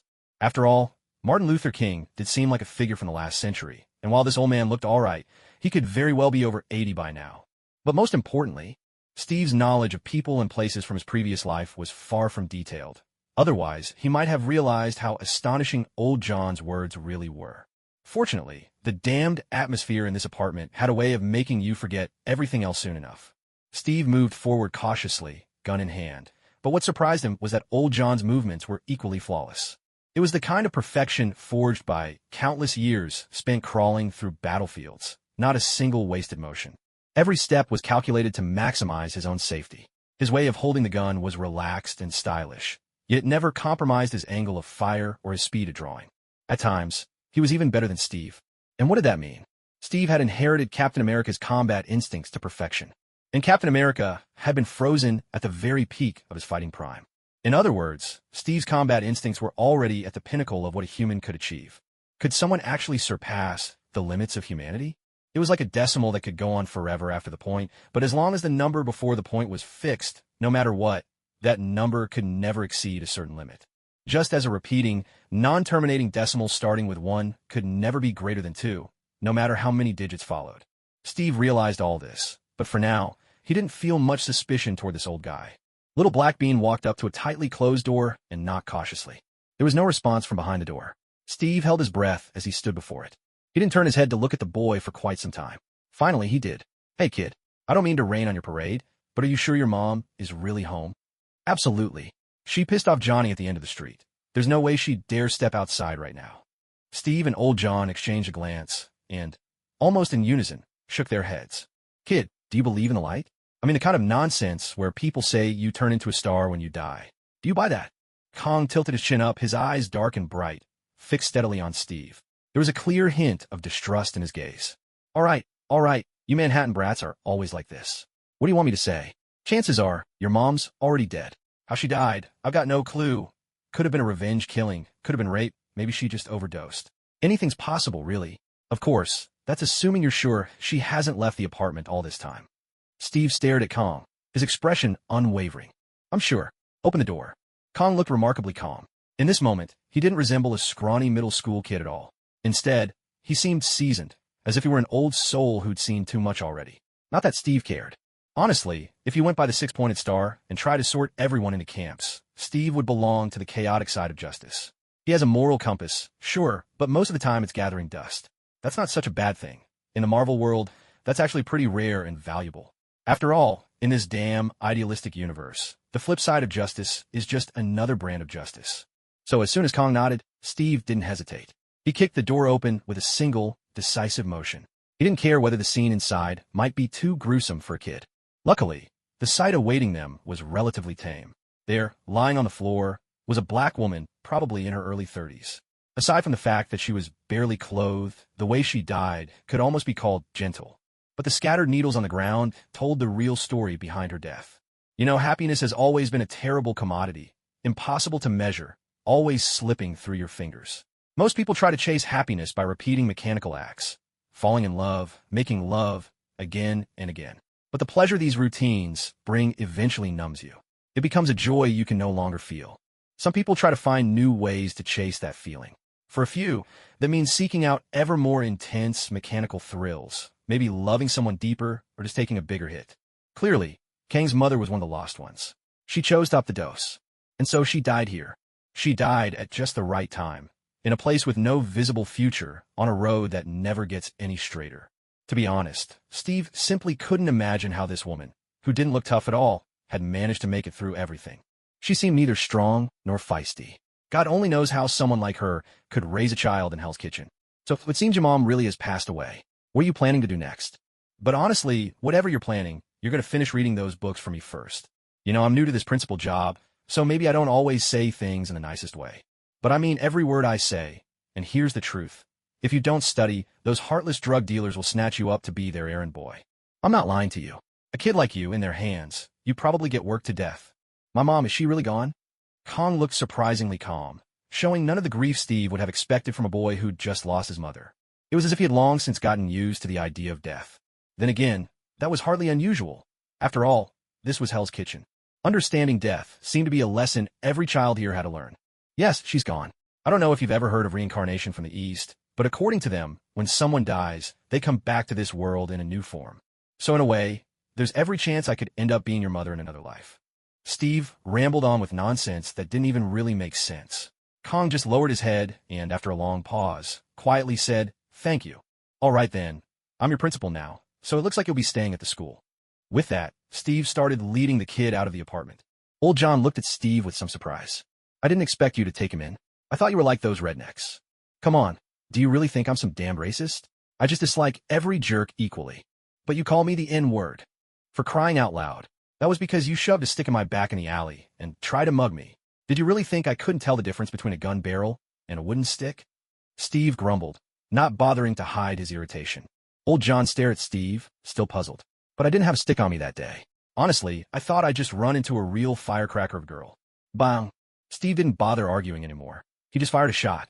You had to be kidding. He'd traveled through time, and he had his favorite weapon in hand. It might not have been a shotgun, but why get his own hands dirty? Hey, damn it. I bet you never even passed the firearms licensing test. I was just joking. When I started playing with guns, the damn Rifle Association didn't even exist yet. Listen, you old fool. If I don't turn your behind into a trumpet, I hope I get hit by a car on my way out today. Hell's Kitchen hadn't been this lively in a long time. One black Hummer after another barreled in, these outsiders exuding a kind of fearless arrogance. They prowled the streets like sharks surveying their territory, and it seemed that the moment they spotted a target, they would pounce and tear it to pieces. "You know, I've got a bad feeling about this," Old John said, gripping his gun, his nose wrinkled, alert as a greyhound. "Ha, looks like things here aren't much different from Brooklyn. Beat up the small fry and the big fish show up." "But that's just as well," Steve replied, standing inside the hallway, eyes fixed on the Hummers weaving up and down the street. The smile at the corner of his mouth only grew more cheerful. "Makes things easier for me. I won't have to hunt them down one by one." After saying this, Steve glanced at Kong, the little eggplant, and reached out to ruffle his potato-shaped head. "You and this old man need to get moving. I'll find you both at the school later. Old John, hand me your gun." Kingpin was about ready to explode, and he was already big enough to begin with. He'd spent the whole morning trying to track down Steve, but hadn't even caught so much as a glimpse of the man. His chest heaved with rage, as if he might burst open right down the middle at any moment. "I hate this place. Manhattan is just crawling with little rats." Yet in the next instant, his anger vanished without a trace. Standing in the middle of the street, wearing a biker jacket and looking every bit the lieutenant of the Hells Angels, was Steve, casually holding a Winchester.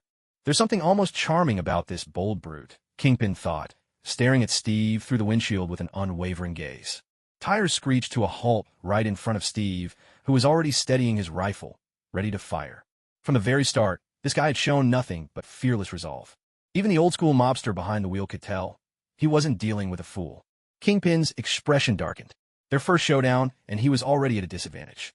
He didn't say a word, simply picked up his cane, pushed open the car door, and stepped out. "Steve Rogers? I take it your parents were diehard patriots. Care to tell me what exactly happened between you and my men?" "Your men?" Steve looked at Kingpin, puzzled. Then, after a moment, his face lit up with sudden understanding. "Oh, you mean that lunatic with the target tattooed on his forehead? Damn it, I just bought that house yesterday. The guy barges in, accuses me of hanging out with some pervert, insists on coming into my home. I said no, so he started tossing garbage around and tried to kill me." Steve's voice brimmed with righteous indignation, not a hint of fear. So by your logic, I should apologize for his recklessness?" Kingpin laughed, the way a medieval nobleman might after watching a particularly amusing farce. "Hey, listen up. I just came back from that damn battlefield. Do you know why I didn't kill him? For God's sake, drop that careless attitude of yours. I'm here to open a school, and all you care about is stacks of green bills. You don't give a damn whether these poor kids are actually living in hell." Steve spoke with righteous fury, his eyes blazing with an unquenchable fire. Whoa. Mr. Rogers, you've got me all wrong. It's true I'm a successful businessman, but I'm also a bona fide philanthropist. I had no idea you came here to save those kids, believe me. As long as you stick to that role, you'll have the friendship of Wilson Grant Fisk." "Keep your friendship. As long as you don't let those lunatics break into my house again, we'll be fine. As for your buddy, well, I'm sorry. But there's not much I can do, you know? Guys like us, just back from Afghanistan, we all have a touch of PTSD. With that, Steve lowered his Winchester. That guy really did have some issues, he added. Kingpin waved his cane, then, without another word, ducked into his car. But this time, instead of sliding into the back seat, he reached out and grabbed the driver by the chin. His broad hand tightened just enough, and the sickening crack of broken bones echoed through the air. On that seemingly genial face, a cruel smile flickered. I've always believed that courage is humanity's greatest virtue. Principal Steve Rogers, you're a courageous man. If your education plan happens to fail, come find me in New York. We'll be glad to have you. With one hand, Kingpin dragged the driver's lifeless body out. So casual, it was as if he were taking out the trash. It seemed killing didn't weigh on his conscience at all. To be honest, you ought to collect a bounty at the police station for this act of bravery. If I'm not mistaken, there's a price on that guy's head, isn't there? Kingpin gave Steve a lingering look before speaking. Consider him my little welcome gift to you. I imagine your school could use the money. With that, he finally got into the car. The engine roared to life, and soon the convoy of Hummers rumbled out of Hell's Kitchen. Steve glanced at the mobster sprawled on the ground in his three-piece suit and pressed a hand to his forehead. New York City Police Department. George Stacy hadn't had a pleasant day in a long while. In fact, anyone who becomes the police commissioner of New York can say goodbye to peaceful days for good. Damn Hell's Kitchen. Damn those black gangs. He wished he could petition Congress for a couple of nuclear warheads and wipe both places off the map for good. But the crux of the matter was, this was goddamn America. A place where people wear human rights on their sleeves. You could be utterly ruthless behind the scenes, but never dare to say it out loud. In fact, any such behavior was universally despised. Because in this damned country, you could be politically incorrect in private, but never show it in public. As his mind spiraled with these thoughts, a rookie officer pushed open the door and walked into his office. Hey, damn it. Is my door just for show? Why can't you knock before coming in? Sorry, George, but you've got to hear this call yourself. Somebody just killed a mobster in Hell's Kitchen. Which mobster? Is it the one I'm thinking of? Yeah, exactly the one you're thinking of. George Stacy shot to his feet and rushed over, snatching the phone from the rookie's hand. Hello, this is the New York City Police Department. I think I know where I dialed. Are you the chief? I just took down a fugitive here. Am I eligible for a reward? Chief George turned to look at the rookie, who just shrugged, utterly clueless. He really does seem to be here just to claim a reward. Damn, does this guy have basketballs for guts? He killed one of Kingpin's men on Kingpin's turf in Hell's Kitchen, then comes to us to collect a bounty. George Stacy was convinced he'd never heard anything more outrageous. And we checked the cameras. Kingpin himself was in Hell's Kitchen today. Hearing this, George's jaw dropped before he could stop himself. Killing Kingpin's man was one thing. Killing him right in front of Kingpin was another matter entirely. Hello, can you hear me? I'm asking if you can come pick up this unlucky stiff. It's summer, and he's starting to stink. Steve continued, sounding exasperated, finally jolting George back to the present. Don't worry, we'll be there soon. We'll have your reward ready. Or you can just give me your account number, and I'll wire it right over. The gangs in that area don't mess around, after all. By the way, name's Steve Rogers. I'm now the principal of Hell's Kitchen High. Don't worry about my safety. Just hurry up, damn it. The guy's practically medium well by now. With that, Steve hung up, giving no indication of his location. But then again, even if these cops could be a little clueless, you could never doubt their gear. This is America, after all, a place where cutting-edge technology is as common as dirt. Soon enough, George arrived, sirens blaring as he led his team in police cars. This time, nearly everyone in Hell's Kitchen poked their heads out, their eyes locked onto those black and white cruisers with unblinking intensity. From their expressions, you could tell the cops were their natural enemies. Steve stood nearby and pointed at the man sprawled on the ground. All right, I assume you've brought the money I asked for. George gave Steve a once-over, his face flickering with a mix of suspicion and surprise. To be honest, you look an awful lot like Captain America. Has that guy ever taken off his mask? Steve let out a hearty chuckle, while George stared at him, searching his eyes for any trace of emotion that might give him away. But Steve just stood there, utterly at ease, meeting George's gaze head-on. Truth be told, the man before him was nothing like the Captain America George remembered. Back in middle and high school, George had idolized that man, watched his public service announcements over and over. It wasn't until he became a cop himself that he finally broke the habit. Yeah, if the captain were still alive, he'd be pushing 90 by now. And you, my God, are you even 30? 22. I just got back from Afghanistan, you know? Most young people in this country are just drifting these days. Steve reached out and gave the roof of the police car a friendly pat. George watched him and broke into a smile. Hey kid, honestly, I have no idea what you're doing here, but if you ever want to change of pace, you're welcome in my precinct. Funny you say that. Some big black guy told me the same thing this morning. But it's all good. I've already found my calling. Right now, I'm the acting principal at Hell's Kitchen High School. I want to make a difference in people's lives. Steve kept up his grand talk, not the least bit bothered by how firmly he'd refused the job before. I can't believe you were serious. Steve nodded, and a rookie officer handed him a brown envelope from the back seat. Well then, I'll head back to school. Oh, and by the way, I've started a security company on the side. If you NYPD folks ever need help, don't hesitate to reach out. I'm telling you, I'm a real pro. With that, Steve waved and strode down the street, his confidence unmistakable. The residents watching from their upper floor windows quickly ducked back inside. George glanced at the rookie hauling the body and muttered, "Damn it, we need to move fast. Did you see the way those people were eyeing us? Let's get out of here before things get ugly." On the Hell's Kitchen High School athletic field, chaos had already broken out among the students. Yet, out of respect for Principal Henry, no one had actually left the field just yet. And with students still trickling in from outside, these restless high schoolers were starting to realize that the man in the biker jacket was definitely not someone to be trifled with. They might defy him behind his back, out of his sight, but that didn't mean they weren't afraid of retribution down the line. Damn it, you kids are exactly what I expected. None of you has the faintest clue what it means to give a guy a break. Steve strode onto the field, grumbling under his breath, shotgun slung over his shoulder, and made his way straight up to the stands. Listen up, you little punks. I'm no saint, and I'm nowhere near being a decent guy. Starting now, I'll give each of you 3 chances to break the school rules. After strike 3, I promise I'll come down hard on you.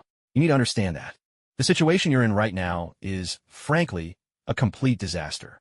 No one wants to see you stuck in this hellhole more than I do, and from this point on, you'll follow the rules I set to the letter. I genuinely hope every one of you gets out of here for good. But if you're still thinking about running with a gang or something like that, you're free to come to me and request a dropout. Otherwise, I promise you, whichever gang you join, I'll see to it that the whole crew gets wiped out. No one doubted Steve's words. To them, this guy probably, maybe, just maybe, could actually pull that off. Now then, make the most of your high school years. With that, Steve slapped his hand against the fence. Old John picked up his own shotgun from beside his feet, fixed his gaze on Steve, and spoke up. I don't mean any disrespect, but just the 2 of us won't be nearly enough to handle these kids. You know as well as I do, they've got energy to burn. And this is Hell's Kitchen. There's no telling when some real trouble might reach in from the outside. Yeah, we need a team. You know I just got back from Afghanistan. We're short-handed. Let's get a job posting out there. Be sure to mention just how rough things are around here. Ideally, we'll find a couple of retired mercenaries to come back and help out. Steve muttered as he spoke, and Old John nodded in full agreement. Principal Henry listened to their conversation, feeling that something about it just wasn't quite right. But he couldn't come up with any solid reason to object. After all, dealing with these damn kids was no different from fighting for your life on the battlefield. I'll handle the job posting, but I'm not sure everyone we get will be up to the task. Honestly, we might need a few days just to sort this out. All right, then let's leave this place to Principal Henry. I'd wager those kids will burn through their 3 chances in about a day. Yeah, those youngsters look just like crusaders gearing up for a holy war.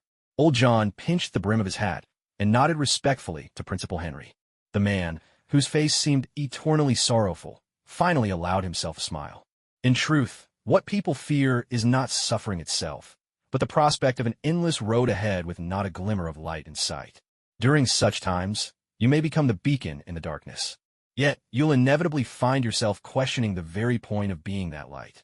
Changing minds with ideas is a process both long and labyrinthine, and you can hardly imagine at what moment your own fragile humanity might finally give way. It is a kind of despair, repaying evil with kindness, yet never glimpsing hope, no matter how long you persevere. Principal Henry has devoted nearly his entire life to this task. In other words, he is perhaps the most noble person Steve has ever known. SHIELD, New York headquarters. Nick Fury wondered if he had ever truly understood this damned world. He'd thought that, after waking up Captain America, there was no way the man wouldn't stay, out of sheer patriotism. But now it seemed not only was he wrong, he couldn't have been more wrong. This old-timer from the last century wasn't just unpatriotic. To be honest, he was downright difficult. Boss, news from Stark Industries. Tony Stark's been kidnapped by terrorists. Coulson, holding a report, looked over at Nick Fury. Fury's brows knit into a frown. Damn it, didn't we warn him that area was a risk zone? Why is it that this thick-headed, privileged fool just won't listen? So what now? What can we do? Send a damn strike team? Hell, it's the desert. Where are we supposed to find that pampered playboy? Fury muttered curses under his breath, his irritation with Tony Stark plain to see. Still, that sharp mind of his was always hatching 1,000 ingenious, if not slightly sinister, ideas. Send a message to Captain Rogers. Ask if he'll take the job. If memory serves, he's running a security firm these days. Oh my God. Are we actually offering a contract to Captain Rogers? What if he turns us down? Fury looked at Coulson the way one might look at a hopeless case. At that moment, he had half a mind to crack open Coulson's skull to check if he had a Captain America poster inside. Listen, Coulson, I get that idolizing a patriot is your thing, but you need a reality check. This captain is nothing like the one we read about in the files. He's not on our side, but he would never stand against the country, nor would he ever stand against humanity. Agent Coulson stood by his opinion, while Nick Fury widened his eyes, fixing his gaze on this black-haired guy. After a long pause, he waved his hand dismissively. Fine, you're right. Go follow up on this, and see if the captain needs any help. Nick Fury felt a wave of exhaustion. He had never expected that, after 70 years, the name Captain America, or rather, Steve Rogers, would still carry such astonishing weight among the American people. It really is troublesome. At this rate, he's practically qualified to be a god. Nick Fury's grumbling wasn't without reason. In fact, in a place as messed up as America, Captain America might very well have a fair number of true believers. Steve and Old John stood outside a strange bar, where two burly white men, each resembling a polar bear, guarded the entrance. A smile flickered across Old John's face, but Steve was far less amused. We're here to recruit people, right? But just look at this bar, clearly the kind of place only gay folks would go. Who exactly are we expecting to find here? The cross-dressing king from One Piece. Steve shot Old John a genuinely puzzled look. It took Old John a moment to catch on what Steve was saying. Hey, I didn't take you for a manga reader. But trust me, there's no cross-dressing king here. Just a bunch of lawless war profiteers. Oh, come on. I know what mercenaries are like. Do you really think they hang out in places without women? If they do, I'd say they're just asking to get cheated on. Muttering under his breath, Steve strode up to the two hulking doormen. The pair stared him down, not the least bit inclined to move aside for a surly-looking white kid. Steve looked each of them in the eye, then, without another word, sent a punch straight into the gut of the man on the right. He moved so quickly that the other polar bear barely registered what happened before his partner collapsed to the ground with a heavy thud. Damn it, you blockhead fools. Why can't any of you just talk things out? I just want to go inside for a drink. What's with blocking my way? Do I look like the type who'd skip out on the bill? Steve planted his foot squarely on the chest of the unlucky guy on the ground, glaring at the other one with barely contained fury. What are you staring at? Listen, you've got two choices. Either you let me in, or I'll send you to the hospital. Old John ambled over, tugging the brim of his hat and giving the other big guy a measured look. Relax, Clint. This isn't someone you want to mess with. He's my landlord now, believe it or not. Trust me, just let him through. Clint shot Old John an unhappy glance. Hey, you could have stepped up right away. Why did you wait until he hurt Clay before showing yourself? Oh, forgive this old man with 80 years behind him. My legs just aren't what they used to be. It's only natural I walked a little slow. All right, folks, here's the money for the medical bill. Move aside, will you? I've still got to get back to school and catch a few unlucky lovebirds breaking the rules. Steve pulled a bill from his wallet and shot a fierce glare at Old John. Come on, get inside already. The moment the doors swung open, Steve felt his scalp tingle with a jolt. A sudden blast of noise erupted. Strictly speaking, it wasn't just noise, it was deafening music. He couldn't imagine what kind of people would let themselves go like this in broad daylight, but clearly, such people existed. Damn, it's ridiculously loud in here. Steve shouted at Old John over the racket. The old man's face remained calm, as if he'd just come home. Hey, Big Victor, it's been a while, hasn't it? Old John waved to the burly black man behind the bar. The man grinned and gestured back at him. You actually dare to come back, old man? I almost thought you'd freeze to death out on the street this winter. Don't say that. I managed to sell one of my properties. You talk like you got a handful of real estate. If I remember right, wasn't that place supposed to be haunted? How did you even sell it? Huh, slander like that. My new boss wouldn't stand for it. Besides, I'm living there now. As Old John spoke, he reached for a glass on the bar and poured himself a drink. None of that matters. I don't care if you swindled me. After all, it really was cheap. But right now, where are those fine lads you promised? If I don't see them, you're in trouble. Steve looked at Old John with an easy smile. The old man just shrugged, took off his cowboy hat, and revealed a mess of dreadlocks draped over his shoulders. Don't be so impatient, Big Mike. My new boss needs a few good men. Any idea where I might find the right sort? Old John said, and the big black man behind the bar gave Steve a quick once-over. Then he leaned in close to Old John and bellowed in his ear. Since when did you start liking men? That pretty boy doesn't look much like a boss. What's he after, anyway? The guys here are all used to living life on a knife's edge. Our school is short on security guards. Old John's words were tinged with resignation. Big Victor stared at him in disbelief. A school? What kind of school needs a damn team of mercenaries for security?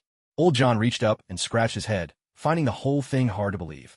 But in truth, anything is possible. You know, our school is right in Hell's Kitchen. The kids around here, they all run with some pretty lawless types. Old John tried to explain, while Big Mike frowned and, thinking himself subtle, pointed surreptitiously at Steve. But given his size, no matter how small his gestures, Steve saw everything as clear as day. So, this pretty boy is the new principal? Oh my God, I've heard his name more than a few times today. I think he's called Steve Rogers. Same name as Captain America. Do you really think he can handle the kids in our school? I don't know, but he did manage to round up all the students today. Maybe his tough approach will shake things up around here. Old John mimicked Big Mike's tone as he spoke. Big Mike nodded gravely, his voice serious. If that's the case, I've got a few candidates in mind. Is he racist? I gotta look out for my guys, you understand? Big Mike spoke without a shred of restraint, even with Steve right there, and the stern look on Steve's face almost made him want to laugh. I'll be straight with you. He's a jerk. He's racist, but not just against black folks. He looks down on dumb whites and Asians too. Honestly, I think he's a bit of a misanthrope. But the truth is, in his eyes, everyone's equal. He thinks we're all damned. After Old John said this, Big Mike's frown deepened, the folds on his round face bunching together. Well, if that's the case, he really is a jerk. Still, I have a few good people for you. Most of them I can call over right now. But there's one guy who will need a few days before he can make it. All jerks? Old John asked, and Big Mike considered for a moment before replying. Compared to your new boss, they're practically saints. With that, Big Mike raised his glass to Steve. Hey there, new principal. How should I address you? Just call me Principal Steve. My staff should have already told you what I need. Any suitable people for the job? I've also got a security company of my own. The job won't just be regular school security going forward. No worries, my guys are all solid. With that, he picked up his phone and quickly dialed a number. Moments later, an old man with an astonishingly muscular build pushed open the door and came into Steve's line of sight. Hey, Big Mike. It's been almost 2 years since we last met. You said in your message you had a long-term job for me. As the man spoke, he didn't forget to flick his pure gold lighter and light up a cigar for himself. It's been a long time, Barney. I thought you'd die on the battlefield, but here you are, still standing. Yeah, I made it back from Africa. The chaos there has finally ended, you know. The world's at peace now. That's true, which is why I figured you might be looking for a long-term job. There's a certain gentleman whose school is in need of a security team. I haven't even discussed the price yet, but don't worry. He's loaded. This world's gone mad. What now? Is there some tyrant running loose in a school? Has that guy Mean been reincarnated? The school's a real Hell's Kitchen, you know. The kids there are enough to give anyone a headache. Oh, Hell's Kitchen High School? And this gentleman is? Steve Rogers, principal of Hell's Kitchen. Given the nature of this school, I have a feeling we'll be traveling out for work quite a bit. Steve held out his hand, and Barney shook it. In that brief moment, a surge of strength erupted between their palms. Steve raised his eyebrows and glanced at Barney. Though Barney's expression remained calm, the shock in his eyes was impossible to conceal. Old John and Big Mike stood to the side, exchanging a knowing look. Who do you think will win? I have no idea, but I doubt my boss will lose. Old John chimed in, and Big Mike raised his glass, clinking it lightly against John's. Then here's to his good luck.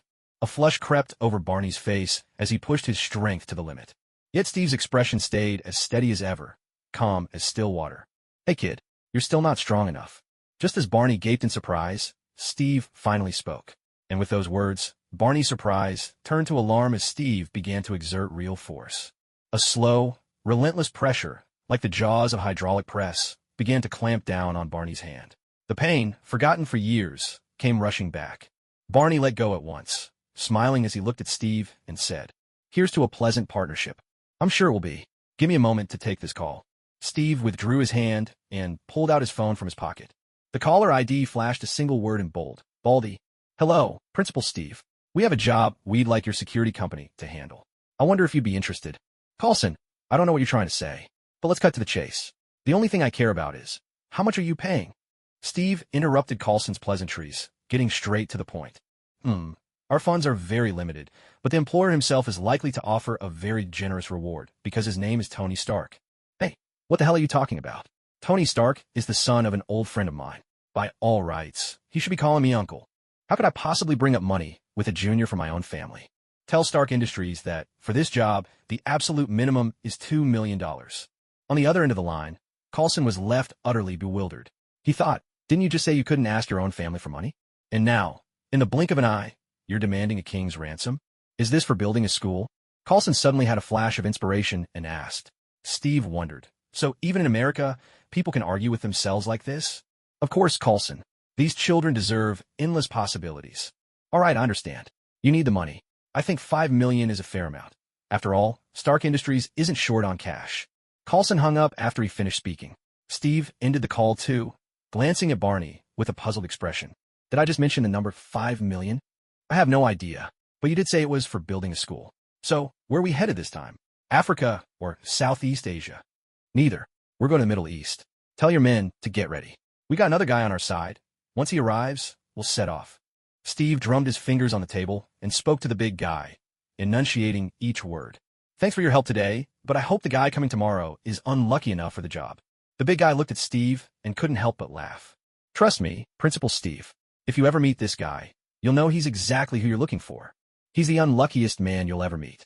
He said it with a serious face, but Steve didn't take it to heart. Come on, let's take a walk around our own turf. That's where you'll be holding the line. Steve said with a playful glint, while Barney, chewing on his cigar, just shrugged. I was just wondering where I'd go to retire. Retire? That's no place for retirement. Trust me, you're in for a wild ride. With that, Steve pushed open the door and led Barney out of the bar. Meanwhile, Tony Stark wasn't nearly as lucky. What becomes of people when they're cut off from civilization? Even the greatest minds in the world eventually have to answer nature's call in the wilderness. Tony Stark.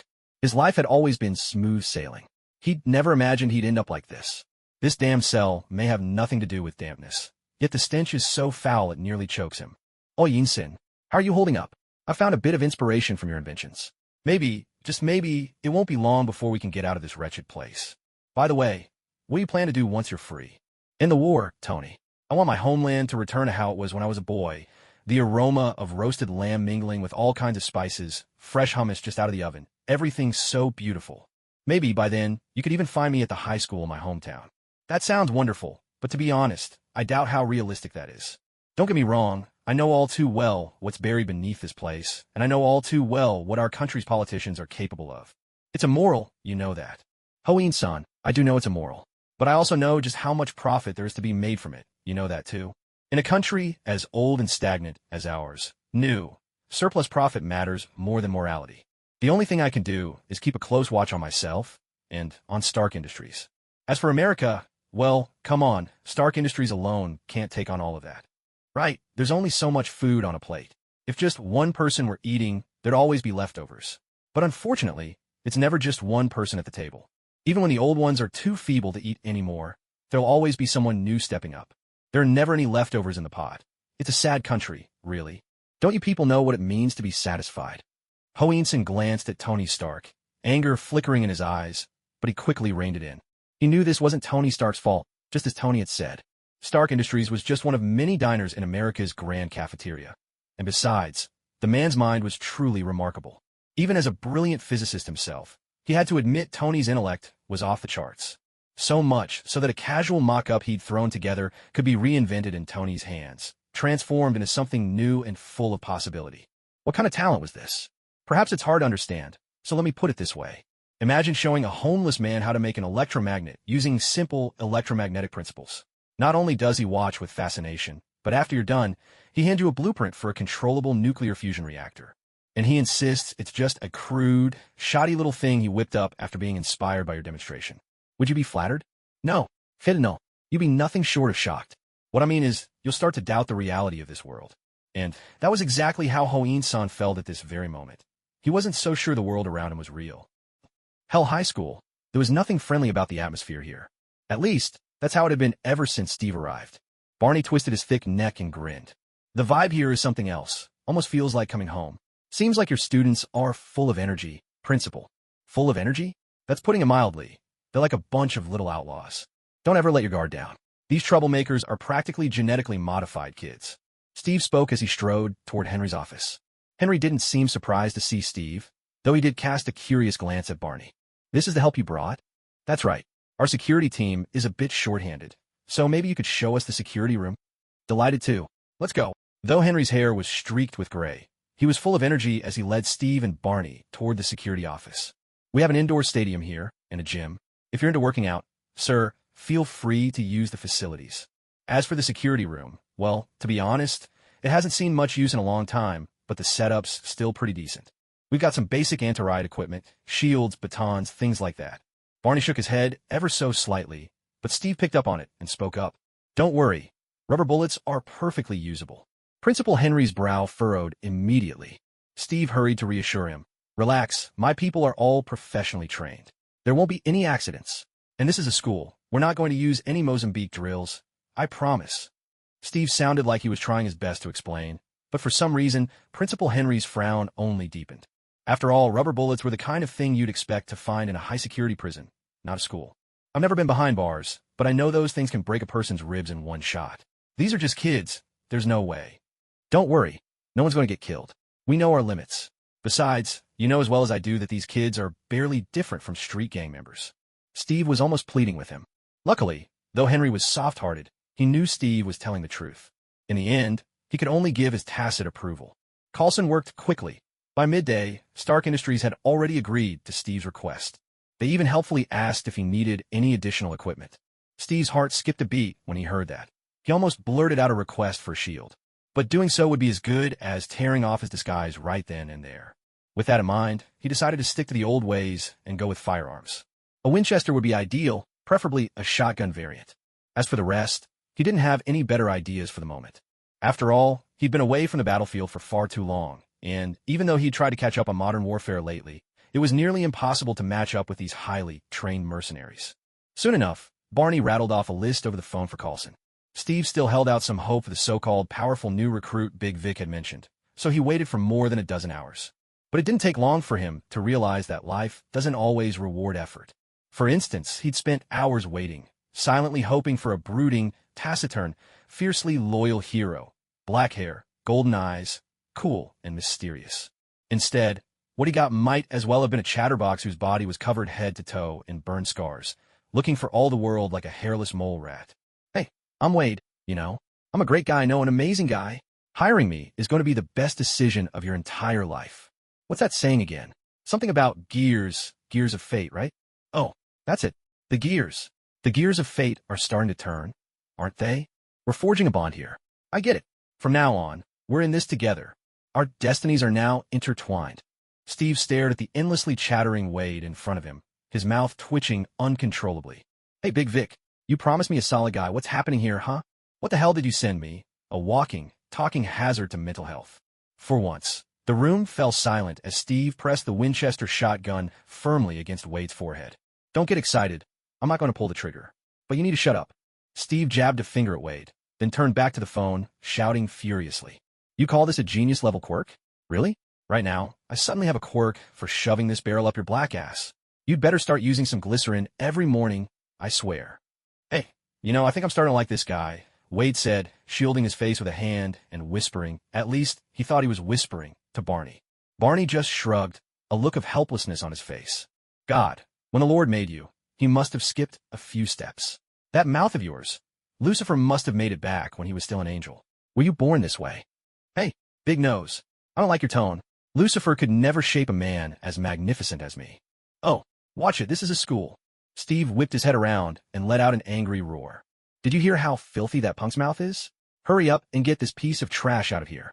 On the other end of the line, Big Vic held his phone at a safe distance and waited for Steve's temper to cool just a bit before speaking. Take it easy, Principal Steve. Aren't you all heading to the Middle East soon? He's definitely a pro. Trust me on this. Big Vic explained earnestly, without a hint of the usual wild bravado, so common among men from Hell's Kitchen. Damn it, can I rip out his vocal cords? Steve hung up, eyes fixed on Wade with a predatory glare. Oh, come on, Cap, don't be like that. We're a match made in heaven. You know it. My God, I need to call my mom and tell her I'm running with Captain America now. Cap, if my mom could see you, I swear she'd rise straight up from her grave. You're her idol. Steve looked up at him, his gaze turning sharp and a little dangerous. I'd like to be Captain America myself. Tomorrow we're heading to the Middle East to save some poor kid. Get yourself ready. Truth be told, Steve had recognized the guy the moment he saw his face. Wade Winston Wilson, better known as Deadpool. A textbook antihero in the Marvel Universe. And, at the moment, he still seemed like a relatively sane lunatic. To be honest, Steve wasn't exactly thrilled about bringing this guy along. But when this nut called him Cap, it made him consider things differently. Still, that wasn't the real reason he agreed to keep Deadpool around. He needed the technology used to create mutants, and this guy was the best lead he had.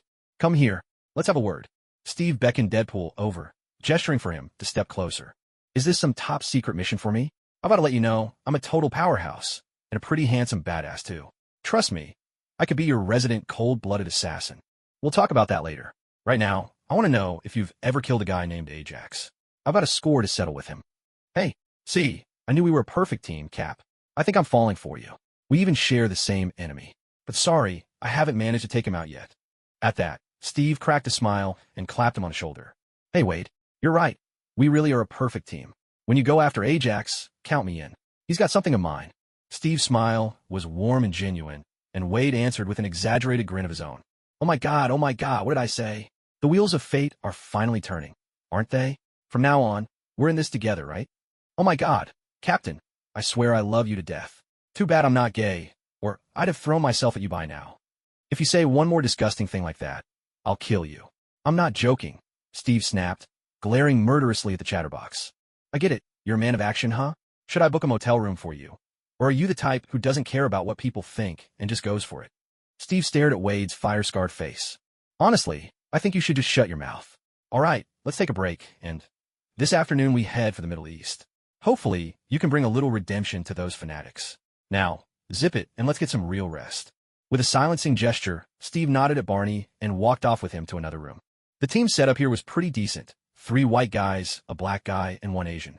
Steve glanced up and down at the slightly built Asian man, then nodded to everyone. As you can see, this is where you'll be working for the foreseeable future. If you've got any concerns about the place, speak up. Boss, here's the thing. I heard before I came that we'd be using rubber bullets. So did you get those or not? If not, we can pay for them ourselves. Bald-headed Christmas looked at Steve, laying out what was probably the most sincere offer of his life. Steve, a little apologetic, replied, Sorry, I didn't think it all through. But you have to understand, I only took over this place 2 days ago. Trust me, the basics will be here soon enough. It needs to be fast. These little punks all damn well deserve to burn in hell. You know, there's this guy, Carl, who's even dealing firearms. If you don't get us rubber bullets, I'm grabbing live ammo. Steve sighed, helpless, and patted him on the shoulder. Don't worry, when we get back, you'll have your large caliber rounds, guaranteed. For now, let's take a breather, then we'll head out to the damn Middle East and bring our backer home. After that, everyone nodded and got to work preparing in their own ways. These folks were all pros. Each handled their own role within the team, getting things ready according to their specialties. The Asian man, In Young, looked the most relaxed. He just pulled out a sharpening stone from the room and quietly honed his blade. Hey, aren't you going to put on a bulletproof vest? Or anything? Surviving on the battlefield takes brains, and besides, I can't find the right size of body armor here. Honestly, for you white folks, it must be quite a novelty to realize there are actually other races in the world. In Young grinned slyly as he joked with Steve, who just shrugged in response. I suppose you're right. But what kind of knife is that? It looks pretty special. You couldn't blame Steve for his curiosity. The knife in In Yang's hand was nothing like the complex, multi-purpose combat knives the others carried. His blade was a twisted triangular spike, exaggeratedly hollow in the center. It wasn't hard to imagine the gruesome consequences of being stabbed with such a weapon. A 3-edged bayonet. It's the pride of my country. That was all In Yang said before he turned back to sharpening his blade. The helicopter Carlson sent arrived around noon. They had a transfer to catch. There were many peculiar things about America. For instance, there were no high-speed trains, but highways stretched out in every direction. And in this place, there were actually more airports than bus stations. You could stumble upon an airport in the most unexpected places. Steve, for one, never imagined there would be one so close to the docks. Hey, Captain, the plane's ready for you. If everything goes smoothly, you should arrive around 10 tonight. Do you think we need to draw up a battle plan? Carlson looked at Steve, a hint of excitement in his eyes. Steve nodded approvingly. Good job, the timing's perfect. As for the plan, well, leave that to Barney. He's the expert. With that, Steve was the first to board the plane. Wade, dressed in a suede denim jacket, sidled up to Carlson with a mischievous grin. Told you the guy's cool, didn't I? My God, I think I'm about to switch teams for him. Now that's an all-American hunk. Where did you find a guy like that? He's almost as sexy as the real Cap. Good question. I suppose we fished this hunk out of the Atlantic. He was asleep at the time. Man, that's just awesome. Wade seemed eager to keep rambling, but Barney pressed his pistol to Wade's head. Don't hold up the schedule. The boss told me to make sure you get on the plane fast. Wade pouted, blew Carlson a flirtatious kiss, and turned to board the plane. Coulson shuddered with a chill of unease. Run a background check on that guy. I've got a feeling he's trouble. Coulson tossed out the order and walked out of the airport. Military planes moved fast, and along the way, Steve and the others all ended up catching up on their sleep. In fact, for elite soldiers like them, their greatest talent was their ability to eat and sleep. As long as the environment was safe, no matter how loud the noise around them, nothing could disturb their rest. So, even though Wade kept rambling on like a damn nuisance, not a single member of Barney's Expendables bothered to spare him a glance. They didn't even bother to open their eyes. Steve managed to catch some sleep as well. It was his first time going into battle. It might even turn out to be his first time taking a life. Steve felt no nervousness about this. In fact, he was a little eager to try. Having crossed over and merged part of Captain America's soul, his heart was now far tougher and more resilient than before. Put simply, he'd become a scoundrel with nerves of steel. Soon, the captain's voice drifted in from the front of the plane. Attention, everyone. We've reached the drop zone. Repeat, we've reached the drop zone. Prepare to jump. Steve pushed open the door and found himself staring directly into Barney's piercing eyes. Wade had already strapped on his parachute. Without a word, he jumped straight out. Seeing this, Steve buckled up his own parachute, grabbed his beloved Winchester, and followed suit without hesitation. Expendables, move out! Barney roared the order, then led his team as they leapt from the plane. Below them, the moonlit desert shimmered in a delicate, ethereal silver, the dunes reflecting the moonlight with an even brighter glow. By rights, it was a rare and breathtaking sight. But, unfortunately, not a single person here had come for the scenery. Even someone as unhinged as Wade was gripping his katana, ready at any moment to use it. He's a total maniac. I've never seen anyone use a thing like that, Christmas said nervously.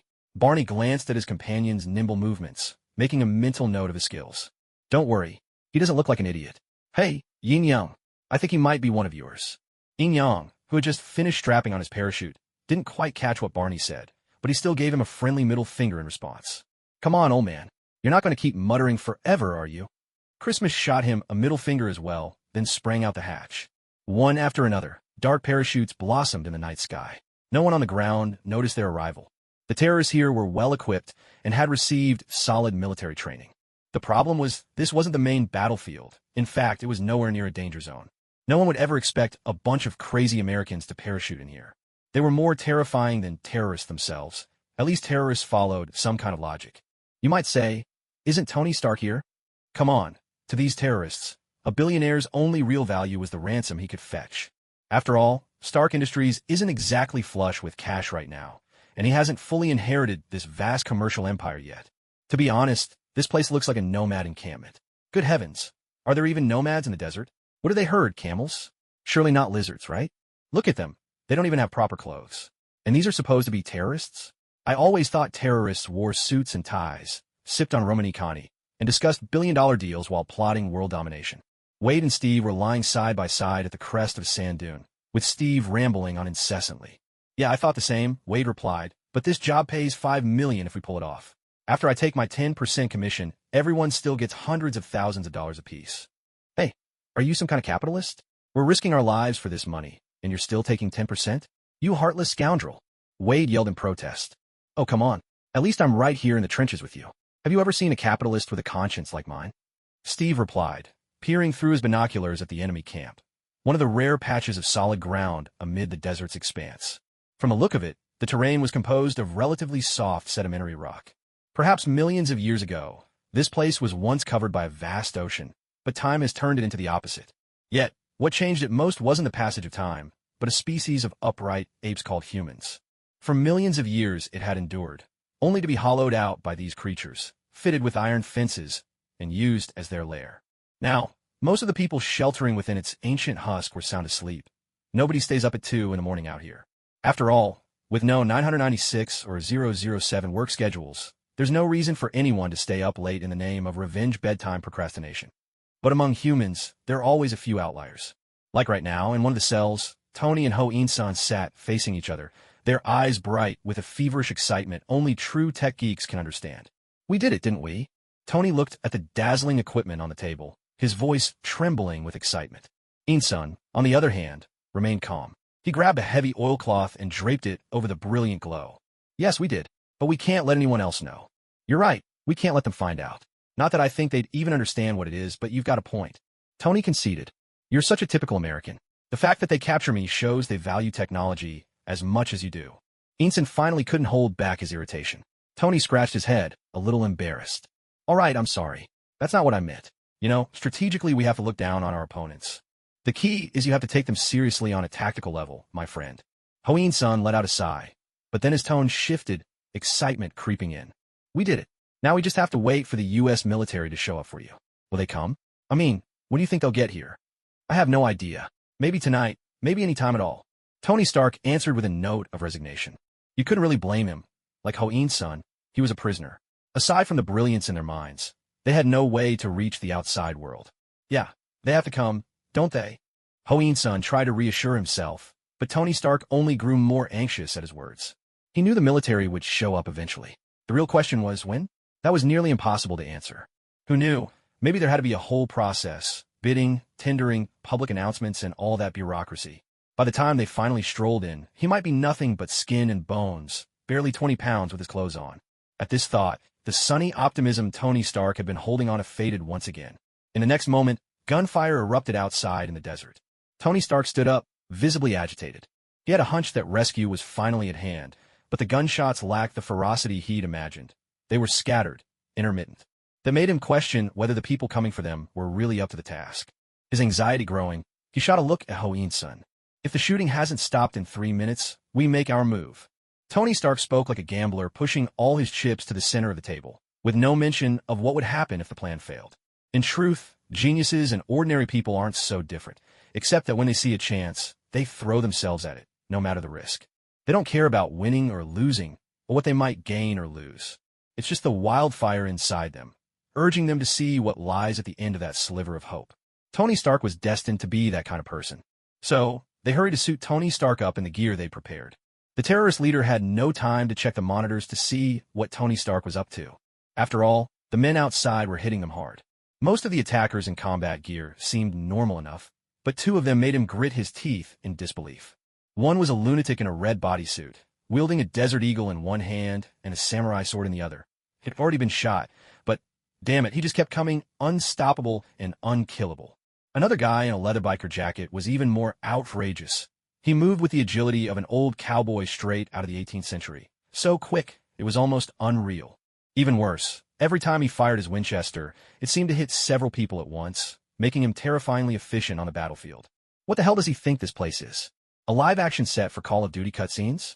The unlucky terrorist leader barely had time to react before he saw a third of his men wiped out. Honestly, these guys had always been known for their brutality and inhumanity. But even for them, bringing a Vulcan Gatling gun to the battlefield was a step too far. He saw, with his own eyes, a hulking black man hefting the Gatling, spraying bullets in a wild sweep. Everything and everyone in his path was shredded to pieces under the hail of metal, the deadly efficiency of modern industry turning the fight into a massacre. It called to mind images of white soldiers armed with Maxim machine guns, mowing down Native Americans still fighting with bows and arrows centuries ago. The 2 sides were worlds apart in terms of technology, and so their effectiveness was incomparable. Obsidian blades and arrows could certainly kill, but they could never match the slaughter unleashed by metal bullets propelled by explosives. Fortunately for now, this battle still had some semblance of balance. After all, both sides belonged to industrial civilization. Well, except for that lunatic in the red bodysuit with a samurai sword. Captain Khalifa could swear to Allah he had never seen anyone so absurd in his entire life. What kind of enemy is most terrifying on the battlefield? Monsters beyond description? Minds impossible to fathom? Both are true, but bring them together and you get something truly horrifying. He suspected this chaos-minded, apparently unkillable red-skinned freak was actually a demon escaped from hell. Whatever this thing once was, it must have been driven mad by fire. Now it was nothing but a mass of unnameable flesh.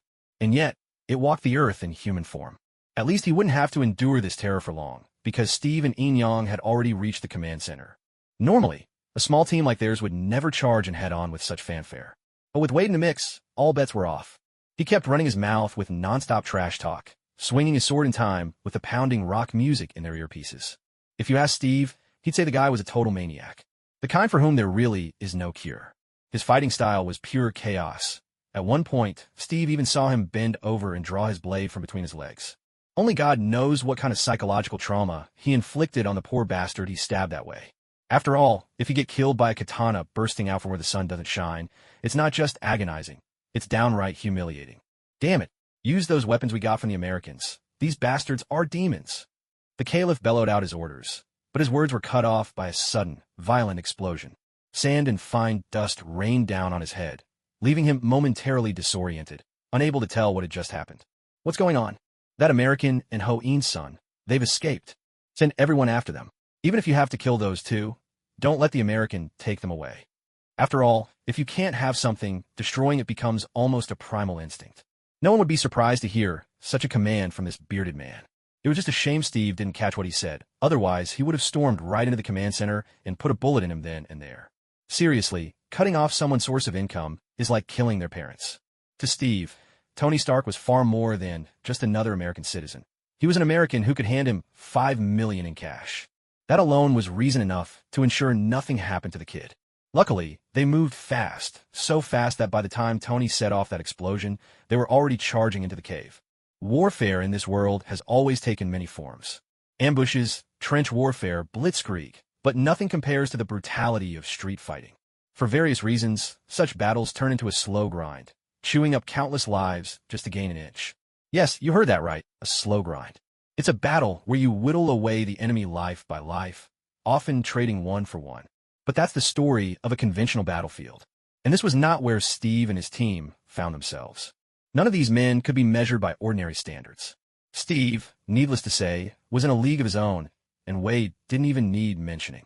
Even Barney, Christmas, and Enyong were anything but regular soldiers. No country could afford to consider a squad of veterans with decades of combat experience as standard troops. The fight unfolded swiftly.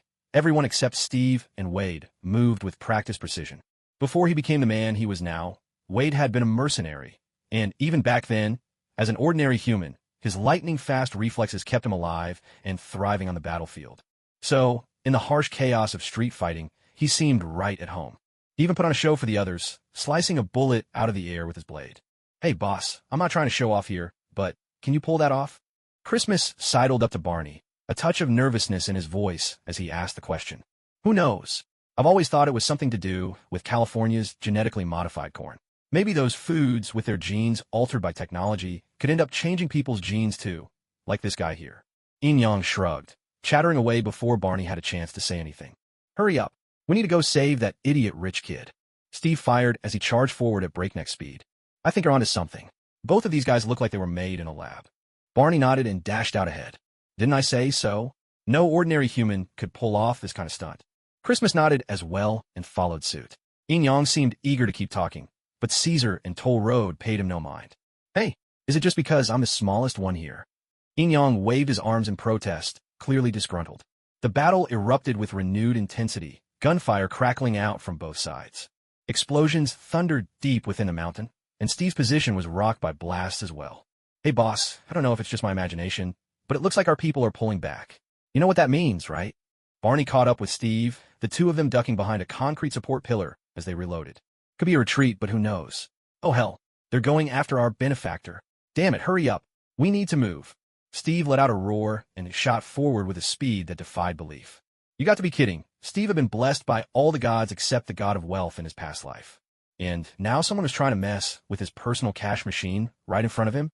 The gunfire on Steve's side, which had begun to die down, suddenly surged back, now more ferocious than ever. Especially Steve himself, who seemed possessed, pulling off every tactical move in the book. He was sliding on his side, gliding on his knees, even firing off shots while twisting through the air, showing off every trick he had. "Hey, Barney, has our boss ever eaten that California GMO corn?" "I've got no idea, but right now, I really want to know which unit he served in. The guy looks even tougher than Delta Force. If someone like that had ever been in the military, there's no way we wouldn't have heard at least a rumor." Barney's question made perfect sense. After all, no circle in this world is truly large, and the higher you go, the fewer people you'll find. Put another way, there might be billions of people working construction worldwide, but the number of renowned architects? Just a handful. If you're really outstanding, there's no way anyone in the industry wouldn't know your name. Maybe he served in some secret unit. One thing's for sure, there's no way he's the Steve Rogers. St. Dan spoke with certainty, while Enyong, who had just pulled his knife from an enemy's throat, shrugged nonchalantly. Why not? What if he really is Steve Rogers? Huh. I didn't expect you Chinese folks to have a sense of humor like that. You have to pay attention to truly get our humor. You know, we tend to be more reserved. It's like how our girls wear long dresses, while yours just step out in a coat. My goodness, sometimes they don't even wear anything underneath. I can't figure out why French women are so uninhibited. By the way, do you guys really think you'll ever find your fathers? Yin yang es en les chatter gratted on Saint Denis nerfes. Saint Dan pulled out his throwing knife, glaring furiously at Yin Yang. Whoa, he's getting serious now. You'd better watch out.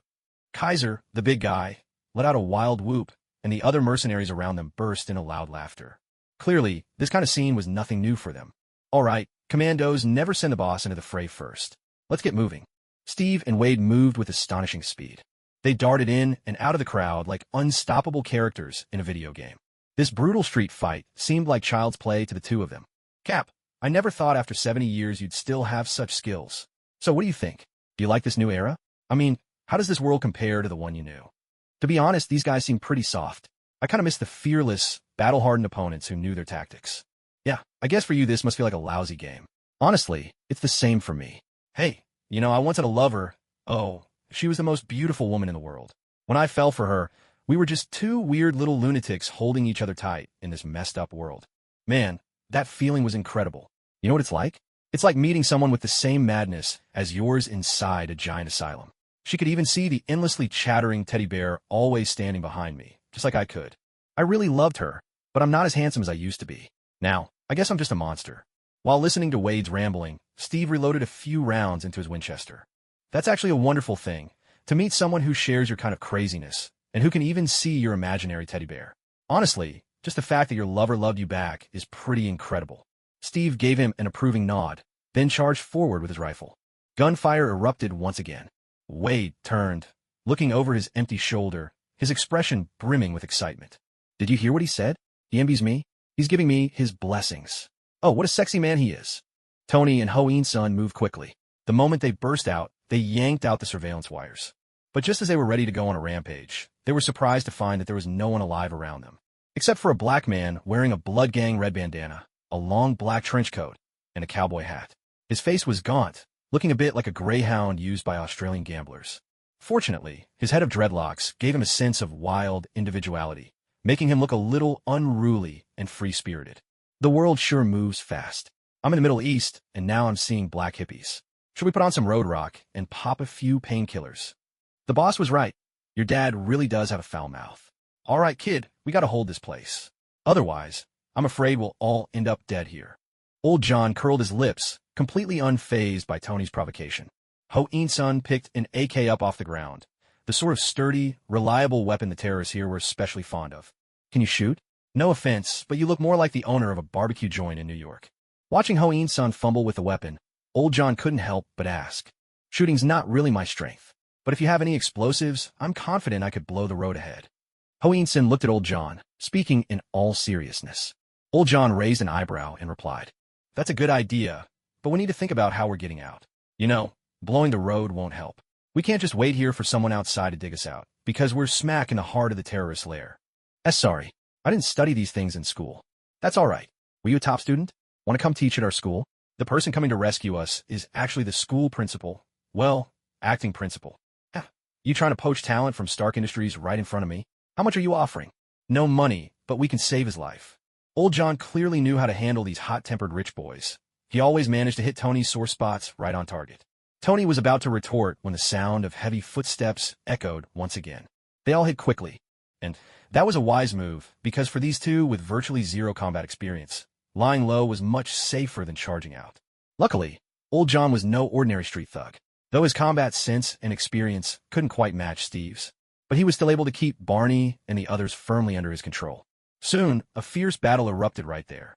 Tony could at least hold his ground thanks to his suit of iron armor, while Ho-Eun's son had completely turned into a turtle hiding in its shell.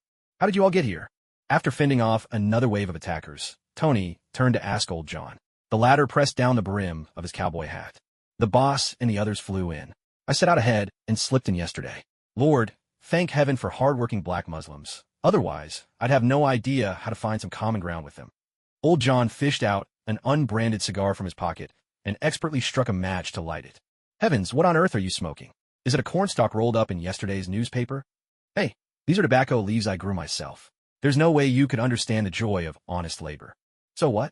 That thing really does smell like burning cornstalks. Never mind. Give me your address, and when this is over, I'll dig up something from the bottom of my warehouse for you. Granted, it's all been sitting there for ages, and it's not exactly top-shelf stuff. But still, it's from the Star Collection, leagues above your cornstalk stogies. Lord, you rich white folks always have such a way with words. Anyway, you can send the cigars to Hell High. I'm working there now. Name's Old John. With that, Old John raised his gun and fired a shot. The bullet whistled through the darkness, finding its mark in a grenade just as its pin was pulled.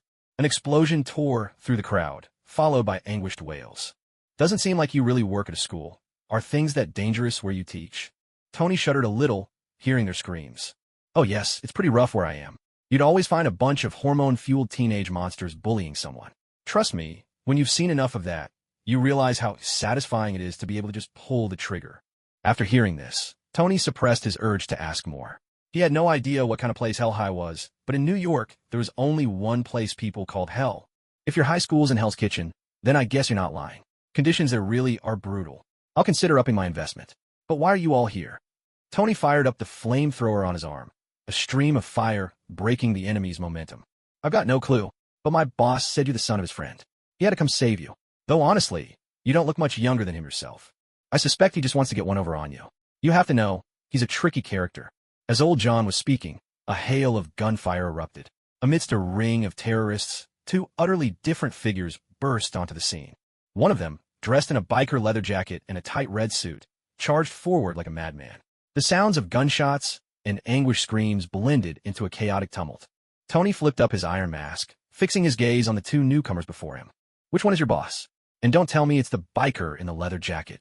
My apologies, but you're absolutely right. That's my boss. He's quite a sexy man, isn't he? Old John stood up as the gunfire raged on, terrorists with headscarves falling one after another. Boss, over here. Hey, Old John, looks like you've been living well here.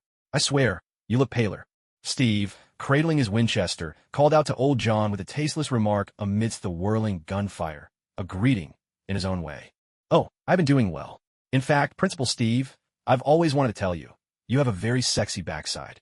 Honestly, it reminds me of those Cuban beauties who could balance a wine glass on their hips while standing. Yeah, you're done for. I've decided.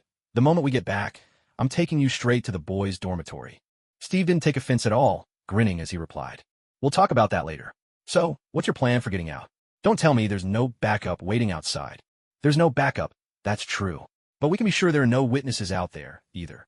Steve sniffed the air, his eyes quickly settling on a terrorist who looked every bit the elite type.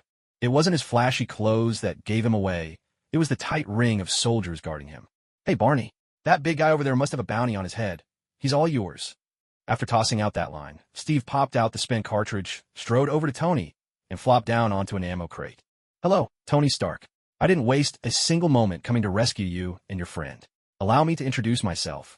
Oh, for heaven's sake, don't tell me your name is Steve Rogers. Tony stared at Steve, who broke into a wide, mischievous grin. I told you he was a smart guy. Look, I didn't even have to say it. He already knows my name. Damn it. Do you even realize what you're saying? Steve Rogers? Are you listening to yourself?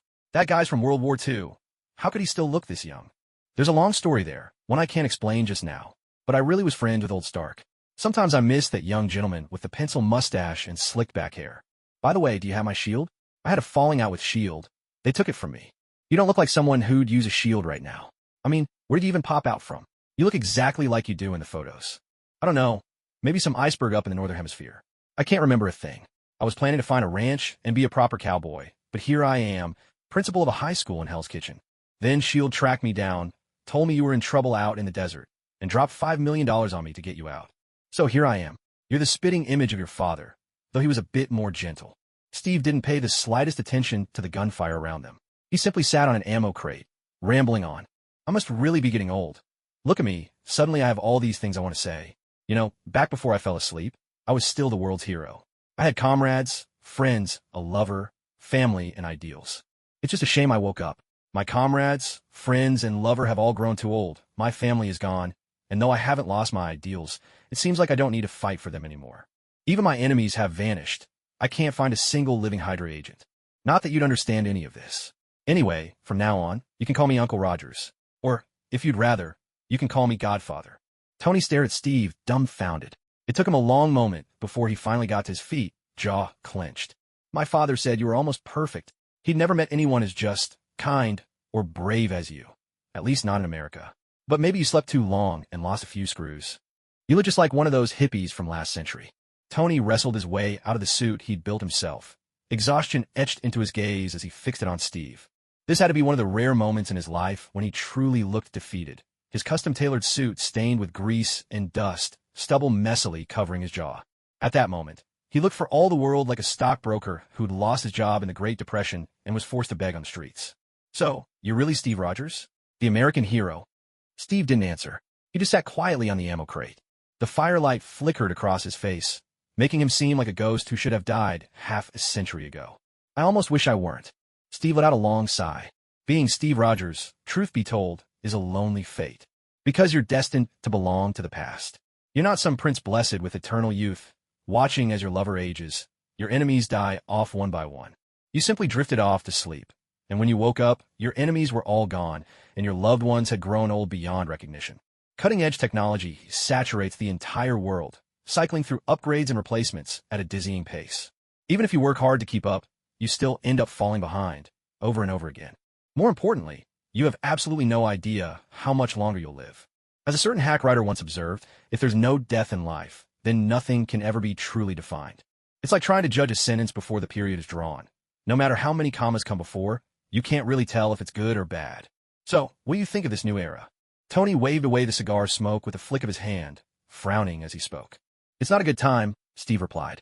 Seems like there's no faith left to be found here. Tony, you have to tell me, do these people really believe in anything?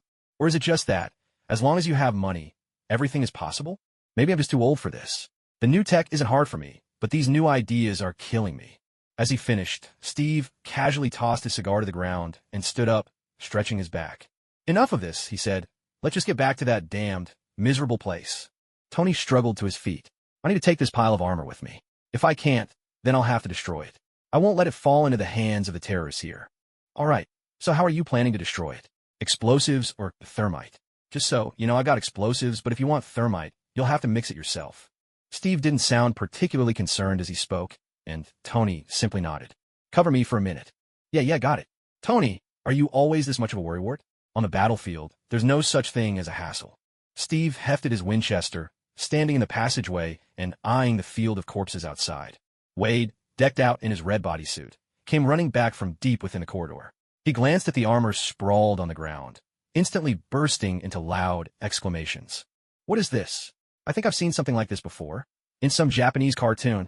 What was it called? Ironclad Turtle? Yeah, Ironclad Turtle. Do you watch Ironclad Turtle too? My favorite character's that one. Scorpio Nico. Yeah, the little purple skin monster. I love that guy. Is this a model? Tony looked at the crude, barely human-shaped suit of armor on the ground.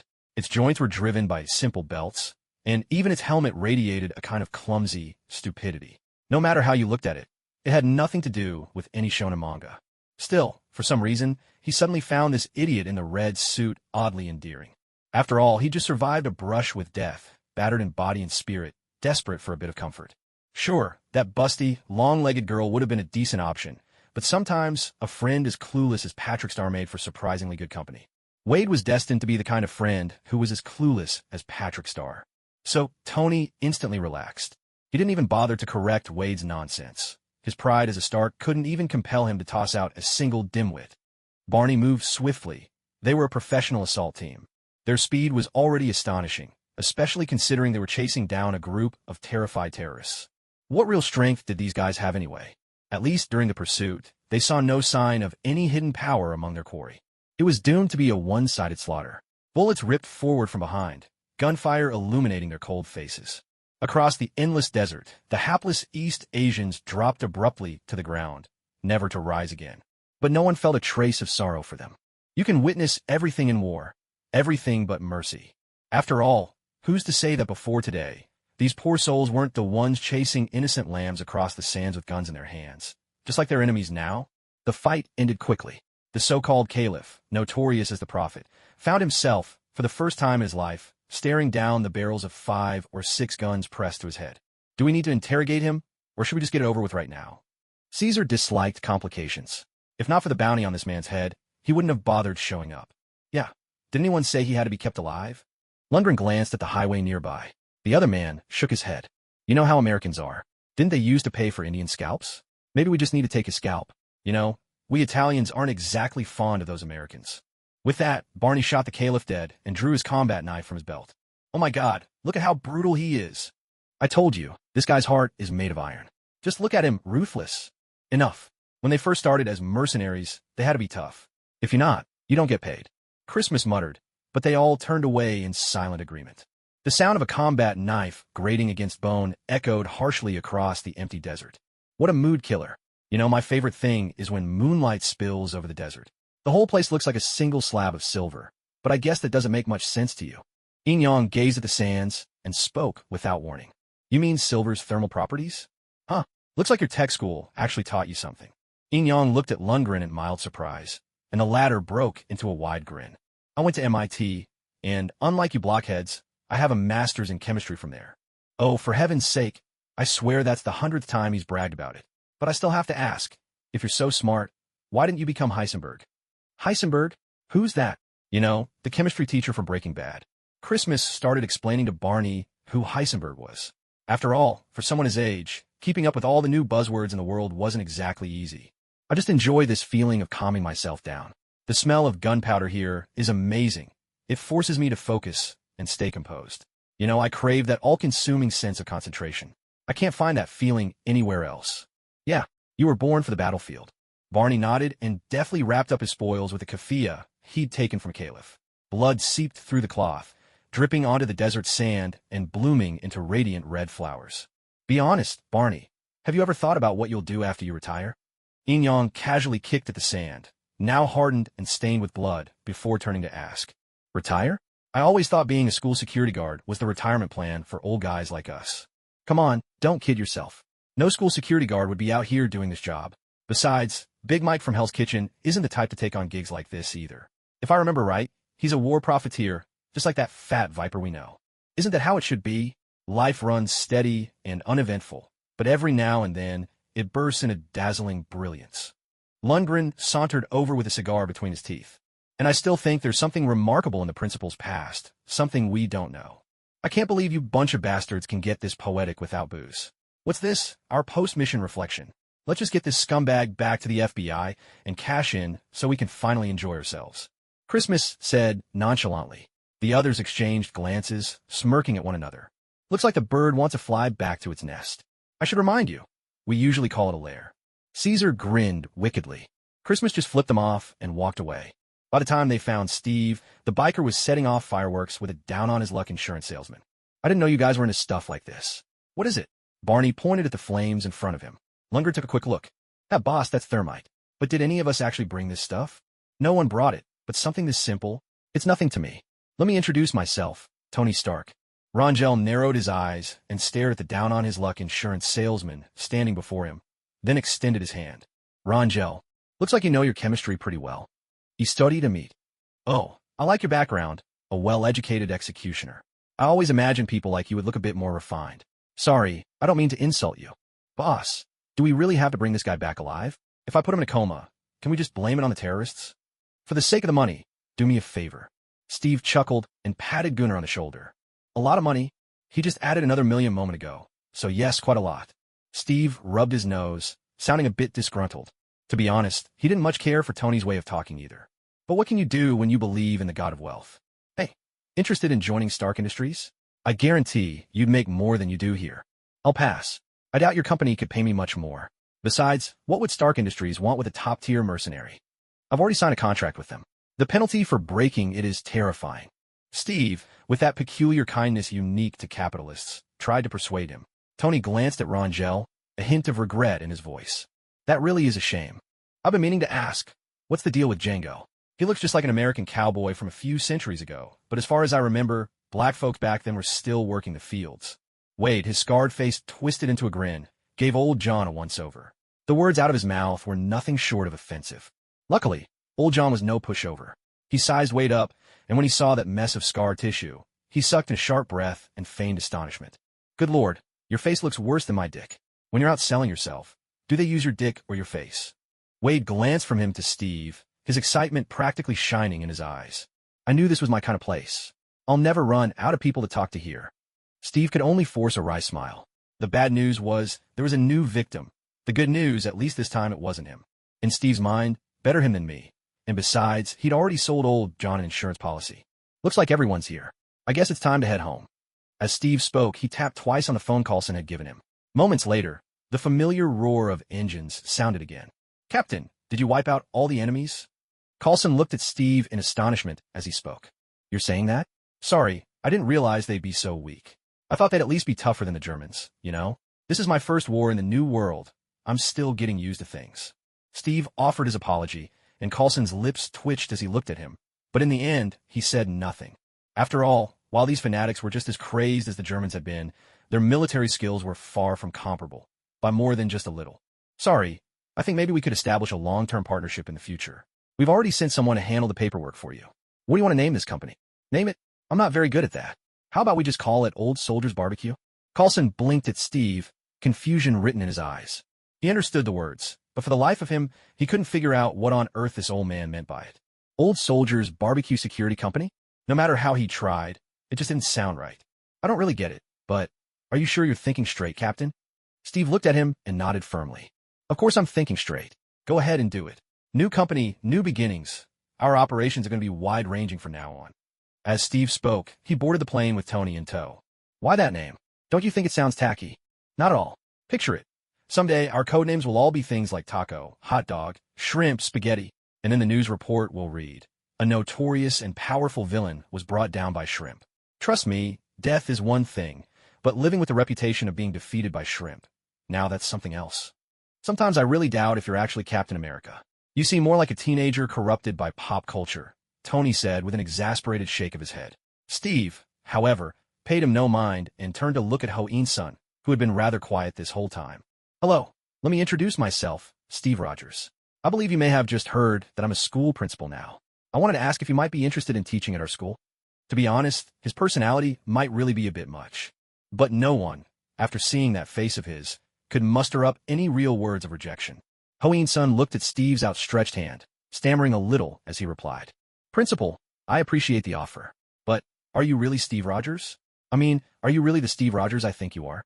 As real as it gets. I'm Steve Rogers, no mistake about it. Due to a little accident, what you see is me, still young. Ho-In-sun gazed at Steve for a long while before finally speaking. This world is getting crazier by the day. You look younger than I am, and yet here you are, telling me you're Captain America? Authentic and unaltered, Steve replied. I could even agree to a DNA test if you want. With that, Steve stretched lazily. From now on, just follow old John. He's the Dean of Academic Affairs I just recruited. I was planning to wait until everyone arrived before coming over all at once. But your name was in the file Coulson gave me, so I had him come early to pick up his new staff member. You know, hardly anyone wants to teach at our school. In truth, the person he was most concerned about on this trip wasn't Tony Stark. It was this little-known physicist who, in Steve's eyes, was far more significant than Tony. If nothing unexpected happened in the coming years, Hell High School was destined to become his stronghold. And to him, the stronger the foundation, the better, not just in terms of force, but in every sense of the word. Outstanding teachers, bright students, and formidable security. What's the name of your school? Hell High School? Actually, it doesn't really have a name. We just got used to calling it after the local neighborhood. But now that you mention it, I suddenly remember a book by Hemingway, The Old Man and the Sea. How about this?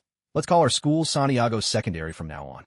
Steve rambled off nonsense, and Ho-In-sun, catching his casual tone, couldn't help but twitch the corner of his mouth. I know who Santiago is, but I'm pretty sure he isn't the main character of that book. Well, at least now we've got a proper name. Ho-In-sun nodded, resigning himself to fate. He wanted to look for old John, but the trouble was the old man wasn't in the best shape at the moment. Has anyone ever told you that you look a lot like the lead in A Nightmare on Elm Street? Old John, a homemade cigar clamped between his teeth, fixed Wade with a deliberate stare as he spoke. Ha, are you serious? I had no idea I resembled that blonde heartthrob, though I used to be pretty good-looking, you know. But people change. I'm not quite the charmer I once was. No, I think you misunderstood. The main character in A Nightmare on Elm Street is actually that ghost. What's his name again? Doesn't matter. He's got the same burn-scarred face as you. Do you think the director knew you? I mean, Is it possible he got his inspiration from you? Old John eyed Wade keenly, and sitting off to the side, Caesar couldn't hold back and burst out laughing. Hey, that's not funny at all, you son of a bitch. Does mocking someone else's disability really make you happy? That depends on who it is. And speaking of which, shouldn't your biggest disability be your mental illness? Old John showed no sign of stopping. By the way, is it just your face that's like this? Or is your whole body like that? Oh, for God's sake, do all you old folks enjoy prying into other people's private lives? I was stuffed into a tank full of pure oxygen and then got blown up. Do you really think it's just my face? Wow, so your dick really did get burned in the fire. Old John commented dryly, which made Wade whip out his knife in a flash, seething with anger. Damn it, I'm going to slit your throat. Old John calmly fired a shot at him. In the next instant, the poor guy's eyes went wide in shock as he collapsed to the ground. Tranquilizer dart. I've gotten pretty good at handling guys like him. There was a time when I worked as an orderly at a psychiatric hospital. Ha, I like you, old man. You're a riot. Caesar burst out laughing, completely unfazed by Wade, who was now cold on the floor. Hey, nice to meet you. I'm Hoenson. Principal Steve sent me to report to you. He said you're the dean at San Diego High. Oh, dear Lord. That guy seriously won't leave me alone for a single day. I thought sending me alone into the desert was ridiculous enough, and now he wants me to be a dean too?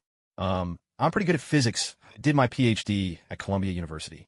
My dear Hoenson, do you know what you just said? You're exactly the kind of talent we need at San Diego High.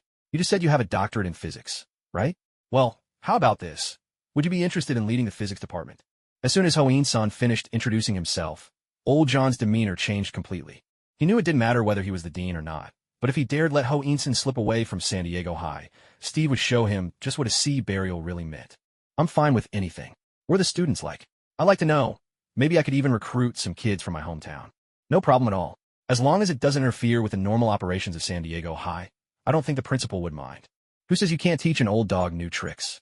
That exchange between Hoenson and Old John sounded as if everything had been agreed on, but if you look closer, you'd realize the old fox hadn't actually promised a damn thing. Classic move, just dancing around in circles. Much as I hate to say it, isn't poaching talent like this a bit out of line? Tony, sitting next to Steve, chimed in while swirling his wine glass. Steve glanced at the amber liquid in his glass, inhaling the sharp, biting scent that wafted up. Without hesitation, he took the glass and poured it out onto the ground. Come on, haven't you tried to steal my thunder right in front of me? And you, kids really shouldn't be drinking so much. Tony Stark. For this white playboy who had been living the high life since coming of age, it was the first time he'd ever heard such an absurd statement directed at him. Do you even know how old I am this year? Eat dull. But one of my Chinese friends once told me, as long as there's a gap of more than 20 years, you could treat the other person like a kid without any qualms. I think that's spot on. So you're a kid? Steve said this while grinding his foot into the ground, then went on. Besides, this stuff is just alcohol, and not even the kind you're supposed to drink. If I remember right, this is meant for disinfecting wounds. I don't want you drinking yourself senseless. If something happens to you after I'm gone, how am I supposed to explain it to old man Stark? Steve's words tumbled out in a steady stream, while Tony had already slipped on a sleeping mask. Give a rest, Cap. If I were you, I wouldn't keep going on like that. Kids these days aren't like we were. They won't just sit there and listen to their uncle ramble about how he found the prettiest girl in the red light district without spending a penny. Ah, your uncle definitely wasn't named Tom. Steve and Old John shared a laugh, letting the matter drop.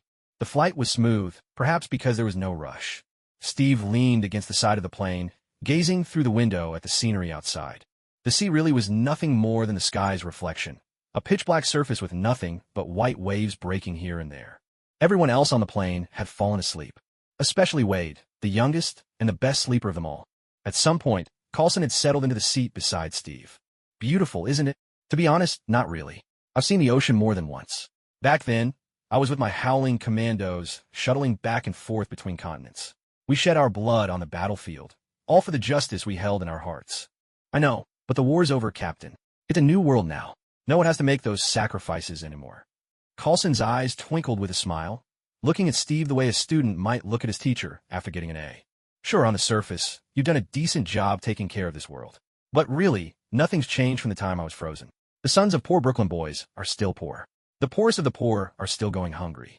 And fanatics, well, they're still out there, convinced they can save the world in their own way. Essentially, this place isn't all that different from our own times. Everything seems just fine, but no one can predict if tomorrow some lunatic will pop up, determined to change the world because of their own beliefs. Steve's words carried no accusation, but Carlson sensed a deep weariness within him. Don't be so pessimistic. I'm not being pessimistic. This is just the reality. You've done well enough, but in the end, your perspective is still too narrow.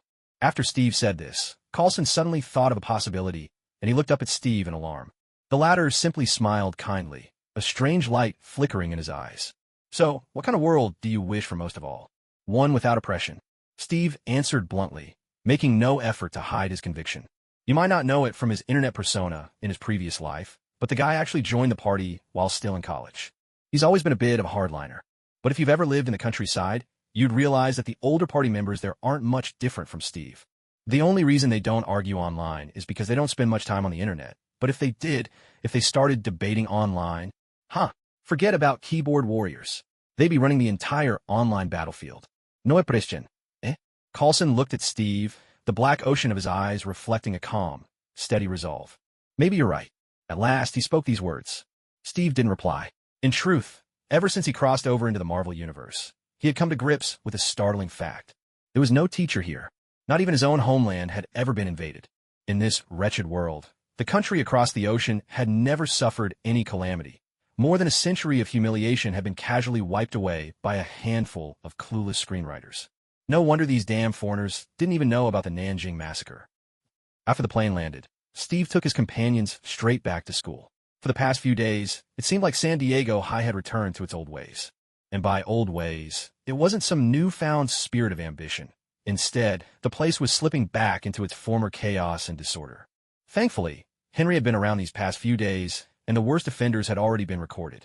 The custom-made special firearm Steve had ordered from Big Ivan had finally arrived. Believe it or not, guns that shoot rubber bullets actually cost more than a regular Winchester. Or does that make sense? Fake guns are pricier than real ones? Steve grumbled as he paid, shooting Big Ivan a fierce look. At least give me a deal on the ammo, all right? That's the real expense here. You know just how troublesome those students at that school can be, don't you? In fact, these guns are already discounted. What I mean is, they're dirt cheap as it is. The bullets are where I actually make my profit, and there's no way I can cut you a deal on those. Business is business, you get it? I can't break the rules. Fine, you heartless crook. Just you wait. One day, the bullet that hits your son Alexei is going on your tab, you bastard. Hey, leave my kid out of this. Big Ivan sounded genuinely anxious, but Steve just spread his hands in mock surrender. Come on, you think I need to go out of my way to mess with Alexei? The guy broke every school rule I set in record time. If I weren't waiting to collect my bounty from the FBI, I'd go back right now and kick his sorry behind myself. As Steve spoke, he grabbed the guns and bullets off the counter with a scowl.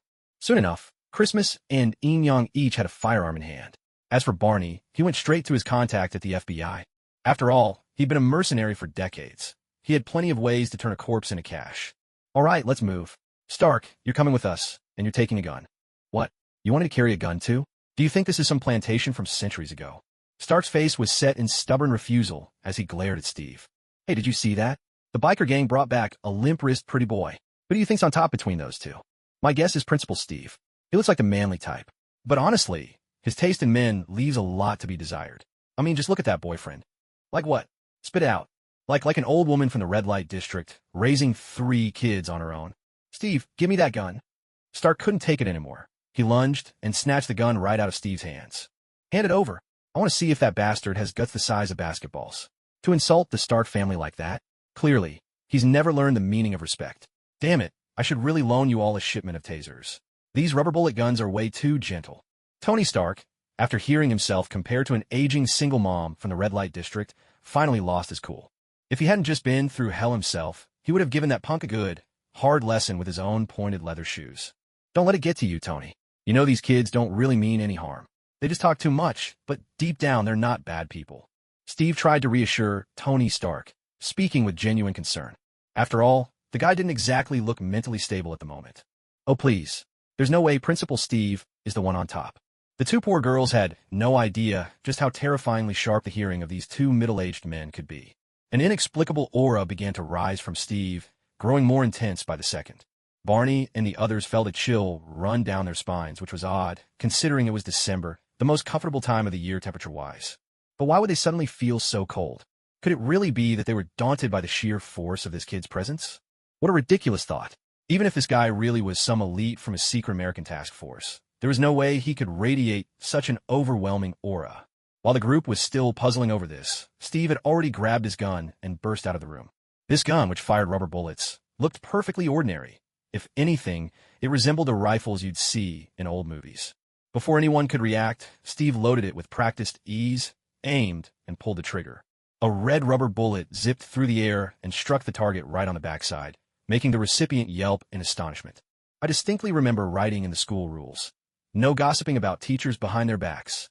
First of all, I'm not the kind of person you were talking about. Second, even if I were, let me be clear, I'd be on top.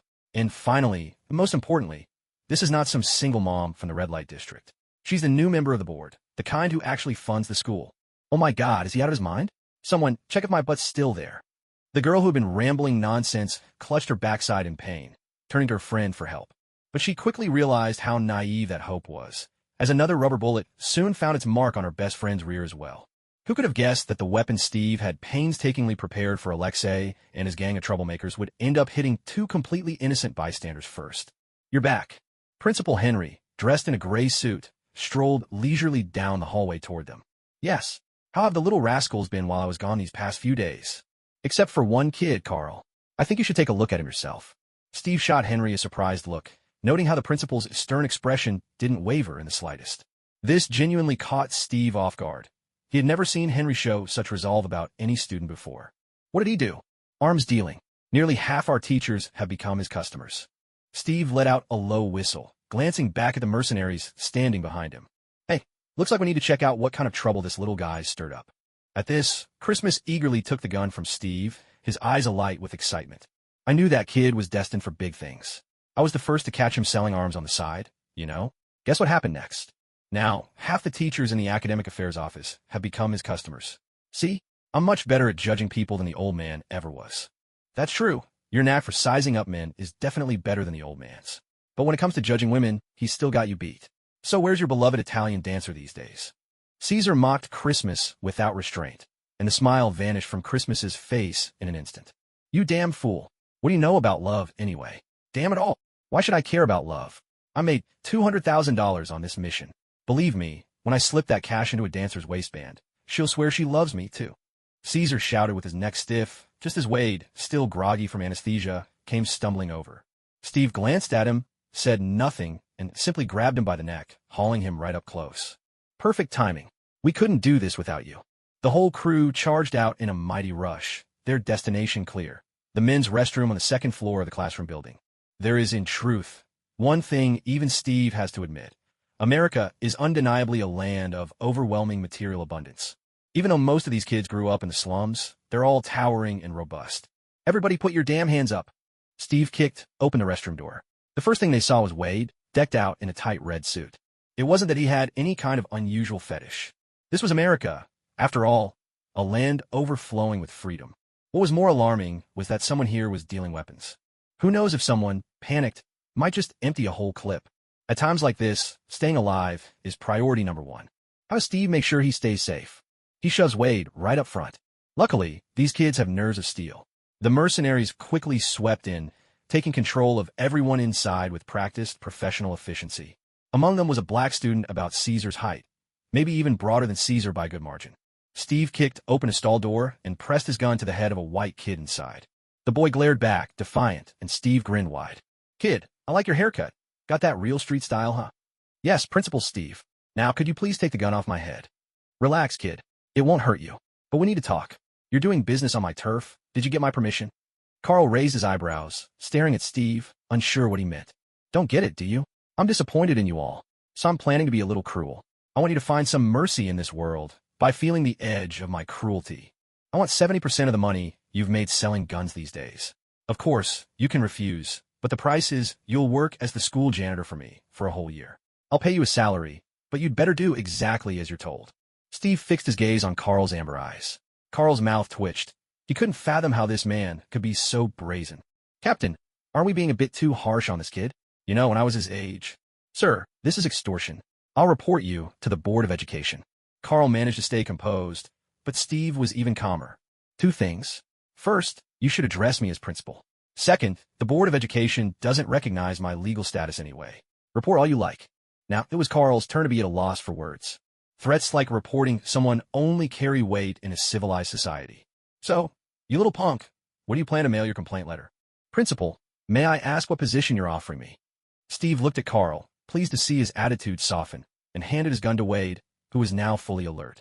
An informant. Or, as you kids say, an undercover. I won't betray my friends. I don't need you to betray them. I have plenty of ways to find out what you're all up to.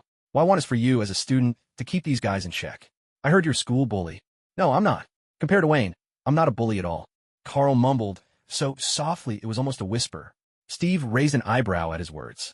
Wayne, is he that skinny white kid? You know him too? Steve let out a light, playful whistle and reached out to ruffle Carl's hair. I know him. Huh. Looks like the scriptwriters in this world aren't very imaginative. Putting the two of you together. Now things are getting interesting. Take me to meet this kid. From the looks of it, you two call the shots around here, right? Not exactly, Principal. Alexei and his crew aren't with us. Carl answered honestly, knowing this principal, who happened to share a name with Captain America, wasn't someone you could fool easily. Trying to muddle through with him would be a bad idea. True, those punks are definitely not on your side. Compared to them, what you guys are doing probably seems like child's play. As Steve spoke, he grabbed Carl by the collar, yanking him out and signaling him to lead the way. Oh, Captain, what are you doing now? You look just like a villain trying to unite the gangs. So, which gang are we cleaning out next? Or is our school about to crown a new kingpin? Wade stared at Steve, who was rambling on and on. Steve just shrugged. Before we get into any fights, let's make sure everything at home is settled. Don't forget, we still need to find Ajax. They moved quickly. The students who usually acted out and caused trouble instinctively stepped aside when they saw the group, each one well-equipped and exuding an unmistakable air of menace. You might not believe it, but Wayne, whom Carl called the other powerhouse of San Diego High, was actually a good student. For instance, his favorite pastime between classes was reading. When Steve found him, Wayne was quietly hunched over his desk, immersed in a book. Honestly, if Carl looked every bit the streetwise troublemaker, then Wayne was the exact opposite, just an ordinary bookworm. Yes, the kind who seemed completely harmless, both to people and to animals. I think we've met before, but just in case you don't know me, hello, I'm Steve Rogers, the new principal of this school. I'd like to offer you a job as a campus assistant. This is your co-worker. Steve nudged Carl forward, smiling warmly at Wayne. Wayne still looked a bit puzzled by everything that was happening. Steve gave him a reassuring nod and ruffled the boy's hair. Soft and resilient. Much better than Carl's bristly mop. What do you want me to do? Just be yourself and help keep bullying away from this damn place. I believe you can do it. Of course, I'll give you both some training. As he spoke, Steve pulled out a copy of the school rules. Principal Henry had printed these out, and at the moment, they were pretty rough, just a thick stack of A4 papers. Next, you'll need to patrol the school along with the security guards. Naturally, you'll be paid a fair wage. I think $500 a month is reasonable. But there's one condition. You both have to follow the school rules. Otherwise, I'll be the one to deal out your punishment. After saying this, Steve reached out his hand. Wayne shook it, his expression calm. But truth be told, $500 a month was actually quite a decent salary, as far as Steve remembered. In his previous life, plenty of college graduates didn't even make that much. Seeing this, Carl let out a cheerful whistle, his face beaming with happiness. $500 was enough to lift him out of poverty at home. Wayne, meanwhile, still wore that same cool, detached look. I like that stoic face of yours. It reminded me of someone I used to know. Not that we were really friends, to be honest.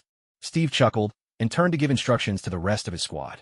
Go class by class and find the teachers. Round up everyone who broke the rules in the past few days. I've marked their punishments at the end. As he spoke, he casually handed the gun in his hand to Wayne. From today on, you'll be dealing with me for the long haul. Wayne stood up, holding the gun, and moved to stand beside the expendables. Whoa, now that's a good kid. Barney's gonna like him. 100%, I mean it. Lundgren let out a wild holler, while Christmas gave a soft chuckle, his eyes fixed on Wayne, brimming with admiration. Kid, you've still got a long way to go. Maybe so. Wayne finally spoke his first words of the day, and, as he did, he didn't forget to load the gun. War's on. Ha ha ha. $20 says this kid'll outshine Christmas back in the day. Caesar shouted, and the other old-timers around them quickly joined in the raucous betting. Steve responded with a middle finger, then turned and led Wade out of the school building. Old John and Tony were puffing away in the principal's office, a space Henry had set aside for Steve. Steve had never set foot in it, and yet here it was, already claimed by these two. I'm telling you, this is the real stuff. You can't quite say why, but some places just make things better, even though tobacco can grow anywhere. You're not wrong. Tobacco grows everywhere, but Cuban cigars are just the best. Is it really because they're rolled on the soft thighs of young women? Oh, come on, Tony. You're from high society. You should know those so-called masters you rave about are just old fogies like me. You sure about your story? Who knows? But I like to believe there are always young, beautiful girls in those cigar factories. For all I know, this very cigar was rolled on some fresh, youthful skin. I'm sick of you capitalists and your fantasies.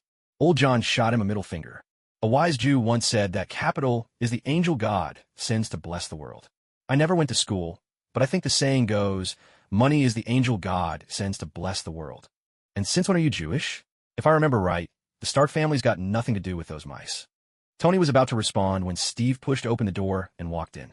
Huh, Master Tony, haven't you gone back to your Stark family castle yet? Cut the nagging, old man. Your twisted sense of humor is nastier than my old man's dirty socks. Tony seemed to regain his stride, bantering with Steve without missing a beat. Huh, now it's more like it, Tony. So, how does it feel to be a board member at San Diego High? Steve grinned and settled straight into the boss's chair Henry had prepared for him, while Tony locked eyes with him, gaze sharp and unwavering. His shoulders relaxed at that moment, though this down-and-out white guy still looked scruffy, as if he hadn't shaved in days. With that small movement, his whole aura shifted, from a salesman who hadn't sold a car in years to a billionaire who could move hundreds of millions in an instant. To be honest, San Diego High is basically a giant garbage dump. I really don't see anything worth investing in here. But if you can get me an office and make sure it comes with a boss's chair, then I'm in. Steve nodded at his words. But you'll have to bring me some cigars. I'm sick of Old John brand cigars. They taste like they're rolled with corn silk. Old John threw up his hands and let out a dramatic yelp. Oh, Steve, that's my secret recipe. Now you've spilled our top secret. But you still missed a detail. I always throw in some sun-dried dog poop. Steve grinned and flipped him the bird, while Tony snatched off a cigar and spat on the ground. Hey, don't ruin the mood. I'm still smoking that. All right, Tony. I wanted to ask you about someone. Steve's smile faded as he spoke in a serious tone. No need to get so grave. I'm not used to it. Tony replied, his own smile slipping away, his expression earnest. I'm looking for a human trafficker, someone who sells mutant death squads to the rich and powerful. What? There are people like that? Tony stared at Steve in surprise. Steve nodded. Of course. Remember that guy with the face that looked like a burnt hot dog? That's exactly how he was made. Human trafficking like this would be a PR nightmare for Stark Industries. Tony looked at Steve, speaking with righteous indignation. I know. I'm not asking you to buy. I want to find this guy and take him out. Hey, don't forget who I am. Just kill him. We could have him rot in prison for the rest of his life. It wouldn't work. You've never been through war. You don't understand that sometimes erasing the body is the best option. Oh, spare me the lecture. How old are you, really? I've seen nearly 30 years of this world, and you've barely lived for 20-something. I was friends with your dad, you know? By the way, now that you're back, can you make me a new shield? And if possible, I'd like a one-handed hammer. Steve stated his requests in all seriousness, and Tony fixed him with a look. Ah, what do you think Stark Industries is? A medieval blacksmith shop? Oh, come on. Stark Industries has always set the standard when it comes to material science. Steve dropped a big compliment without missing a beat. Tony chuckled. Wow, who'd have thought Captain America, the symbol of justice, could suck up to people too? Tony put on the air of a true capitalist and wasted no time in mocking. To be honest, do you know of any material that's extremely hard, yet capable of storing and releasing energy? Take that back right now. Material science and sorcery are two completely different things. Oh, come on, let's not split hairs here. Does Stark Industries still have any stockpile of vibranium? Ideally, vibranium as the core layer, with Hodman metal as the... That information is highly classified. Stark glared at Steve and practically barked the words at him, but Steve just waved it off nonchalantly. Don't sweat the small stuff. The crisis facing Earth is going to need a lot more than just a single classified secret to solve. Tony stared at Steve for a moment before responding. I've got just enough lightweight alloy left to forge another shield. As for vibranium and that Hodman metal you mentioned, Stark Industries is out. I could apply for some from the government for research purposes. It'll take about 4 days. Any specifications? Steve smiled. Model it after the page hammer, but make the blade a bit thicker. Tony shot Steve a middle finger and grumbled. What? Are the Starks your personal blacksmiths now?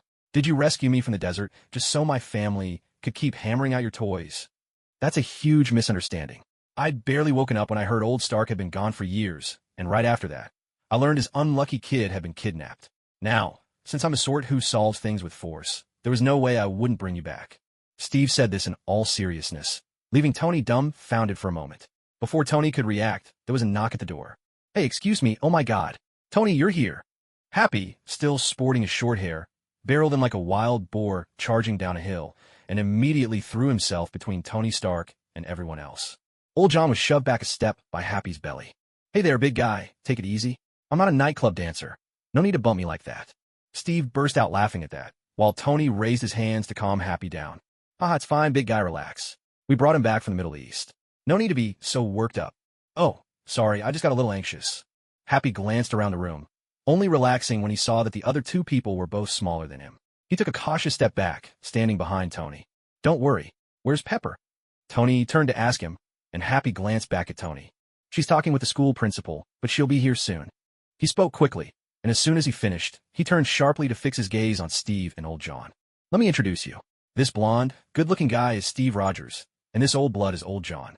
As Tony finished speaking, Happy glanced up at Steve, then pointed a finger at him before letting his hand fall. He then lowered his head to look at Tony, furrowed his brow in thought for a moment, his face full of hesitation. So, you mean this guy is that Captain America? The one I'm thinking of? No, it's just a coincidence. Same name, same surname. You know how our parents' generation loved to do that. I even have a friend named McCann Dick. Steve chimed in just in time, and enlightenment dawned on Happy's face as he reached out to shake Steve's hand. Hello, I'm Happy. I have the same complaints about the old-fashioned naming style. Steve just nodded noncommittally. Nice to meet you, Happy. He's yours now. Are you planning to question him back at your place? Or do it here? We can clear out a big enough room if you want. As he spoke, he was already on his feet, raising his brows at old John. Old John stood up and winked at Tony. Didn't expect you to have a taste for fatty meat. Hey, do you have to be so crude when you insult someone? Tony protested with a frown, just as the door was pushed open from the outside. Pepper, looking impeccably dressed, walked in. She had the air of someone who was very well off. At least in Steve's eyes, she was the very picture of an elite. Her tailored blazer fit her perfectly. Hello, I just learned that you're actually the principal of this school. Sorry I misread the situation earlier.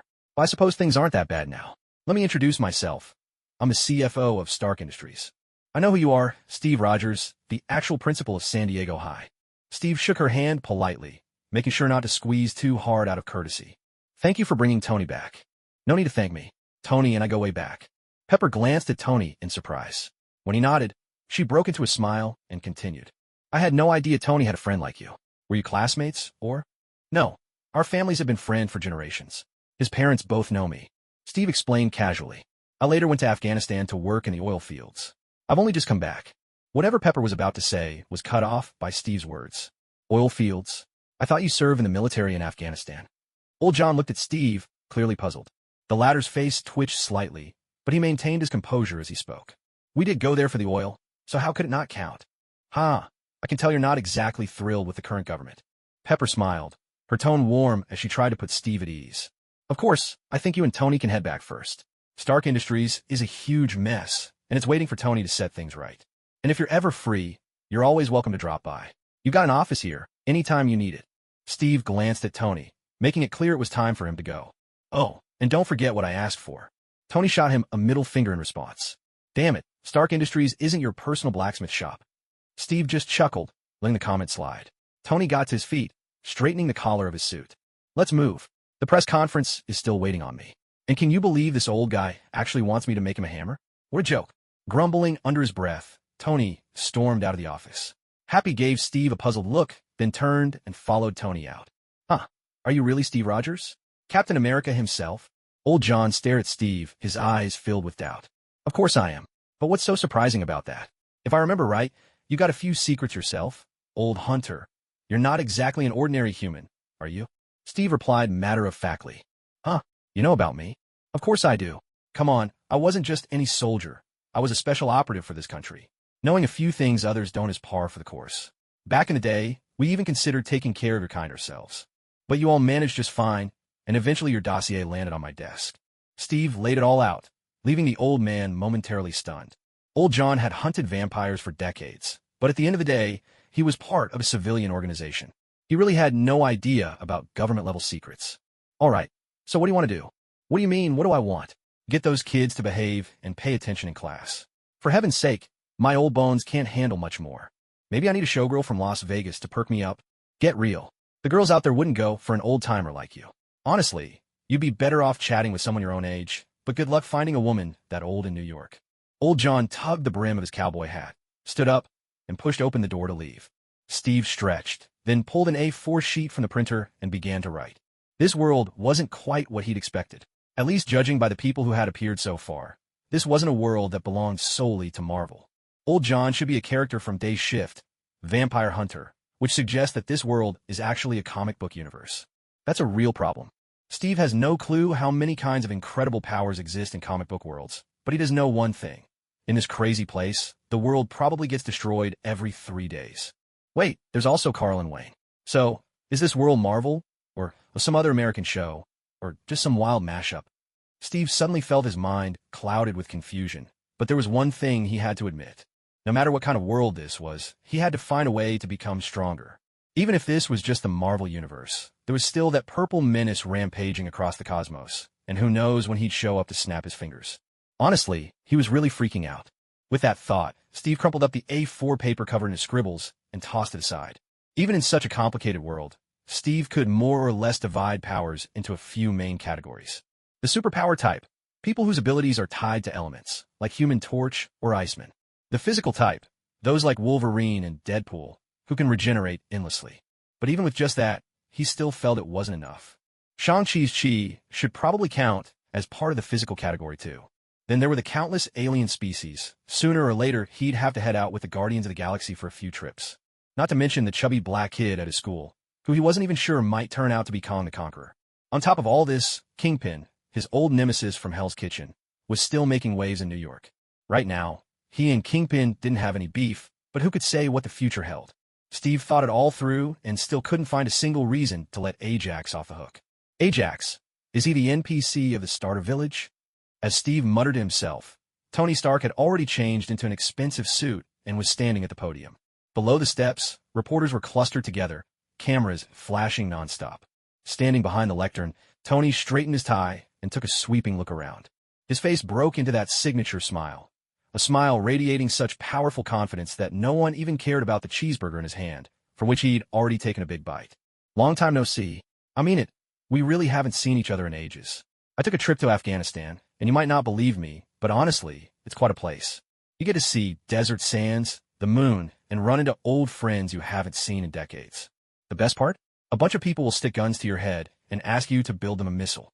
Tony Stark paused here, lifted the half-eaten burger to his mouth, and took another bite.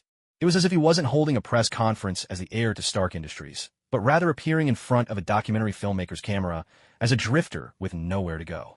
Well, to be honest, you all have to try the cheeseburgers. They're really good. Now, where was I? He shrugged as he spoke. Happy might not be the most qualified bodyguard, but as an assistant, he was truly excellent. The cheeseburger that made its way into Tony's hands was at its absolute best.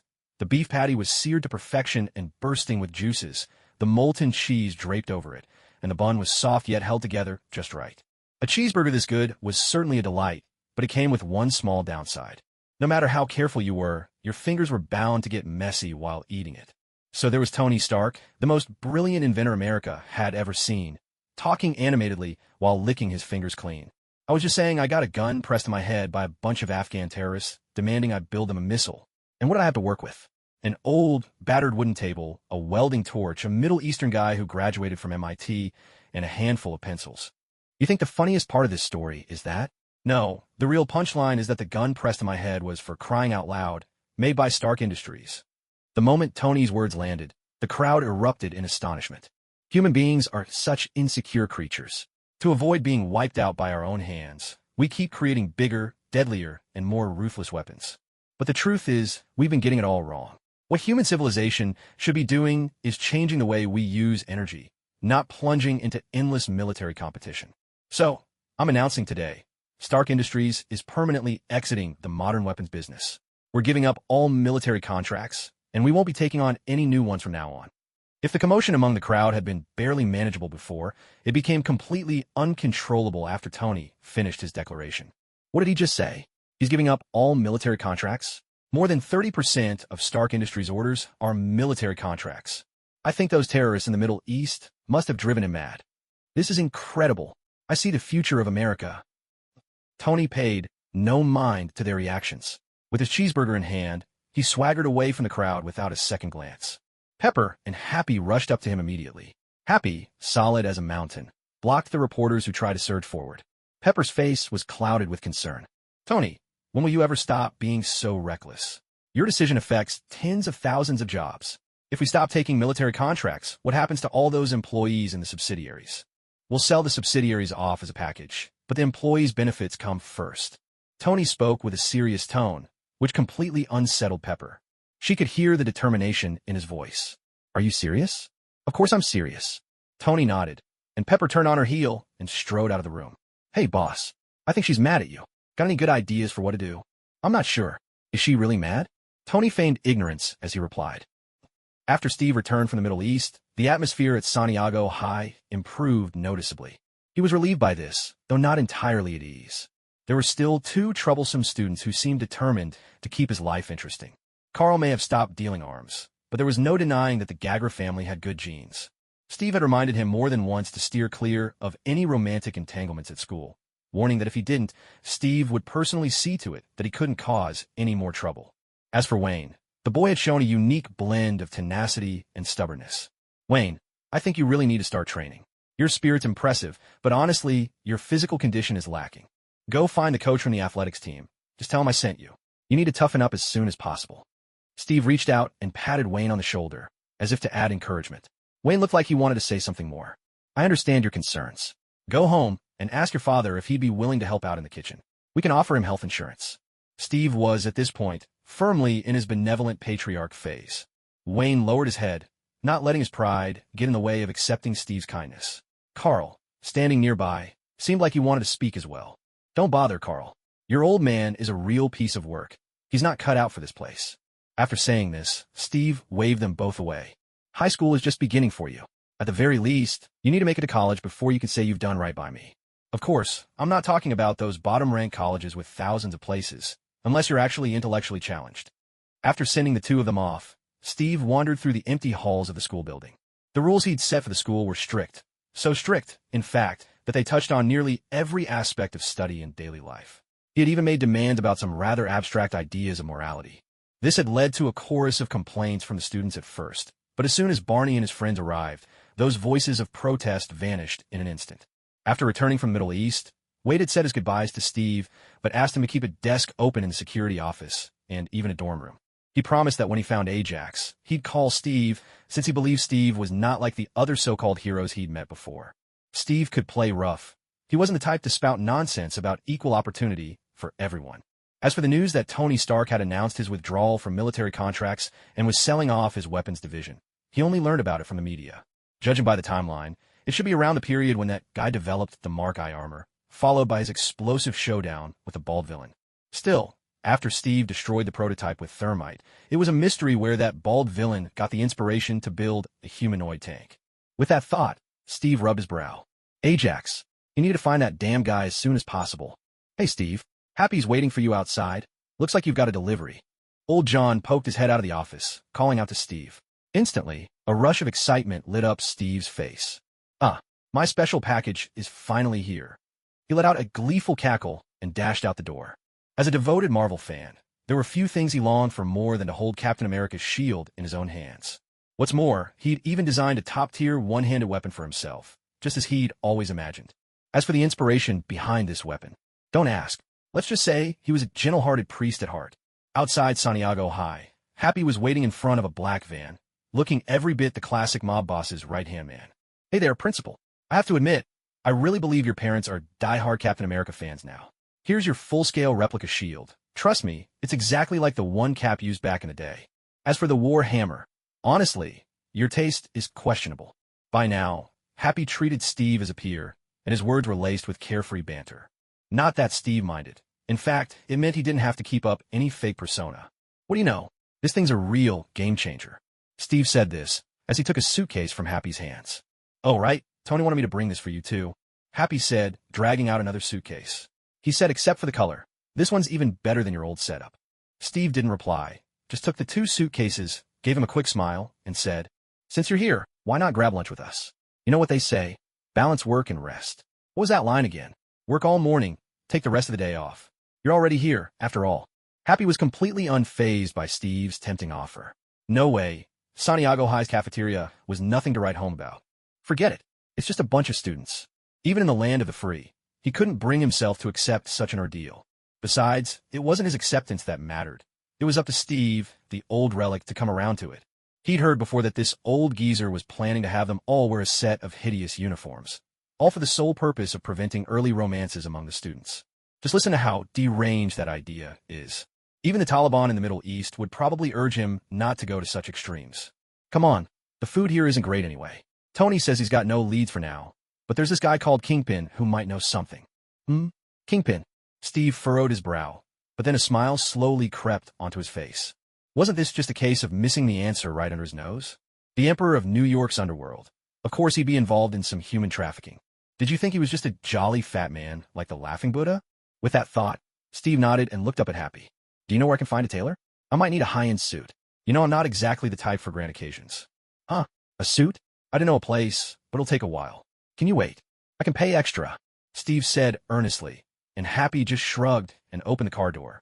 I'm starting to believe you and Tony are friends. Sometimes you're both equally insufferable. Steve just shrugged and got into the passenger seat. With a stomp on the gas, Happy whisked him away from Hell's Kitchen. Truth be told, Steve had actually been quite comfortable living in Hell's Kitchen these days. Sure, the place was steeped in violence, but Steve himself was one of the city's more capable purveyors of it. A prime piece of real estate, every inch worth its weight in gold. Steve still remembered how he felt when he first laid eyes on this metropolis. Honestly, no matter how many times you see a city like this, its distant splendor still takes your breath away. But no matter how many times you see such a city, you can never truly get close to it. In the 21st century, the poor might have refrigerators now, but the oppression they face hasn't lessened a bit. That's why in every glamorous place, you'll always find people struggling just to get by. Most of them weren't all that bad to begin with, but now, inevitably, they've picked up some ugly habits. Gambling, drinking, violence. As Steve watched these unfortunate souls, he felt a subtle pang in his heart. He wasn't some saint who felt compelled to save everyone he met, but he couldn't help but feel genuine anger at this social structure. What's on your mind? Happy, having parked with practiced ease, glanced over at the absent-minded Steve and asked. Nothing, just feeling a bit of sorrow for the world. With that, Steve pushed open the car door and stepped onto the bustling streets of New York, surrounded by hurried elites and a group of homeless folks brandishing cardboard signs. In a way, this place truly was the land of the free. You could become anyone you wish to be. Even if you're a Stanford graduate, nothing stops you from living as a cheerful, carefree vagabond on the street. He and Happy walked into the building together.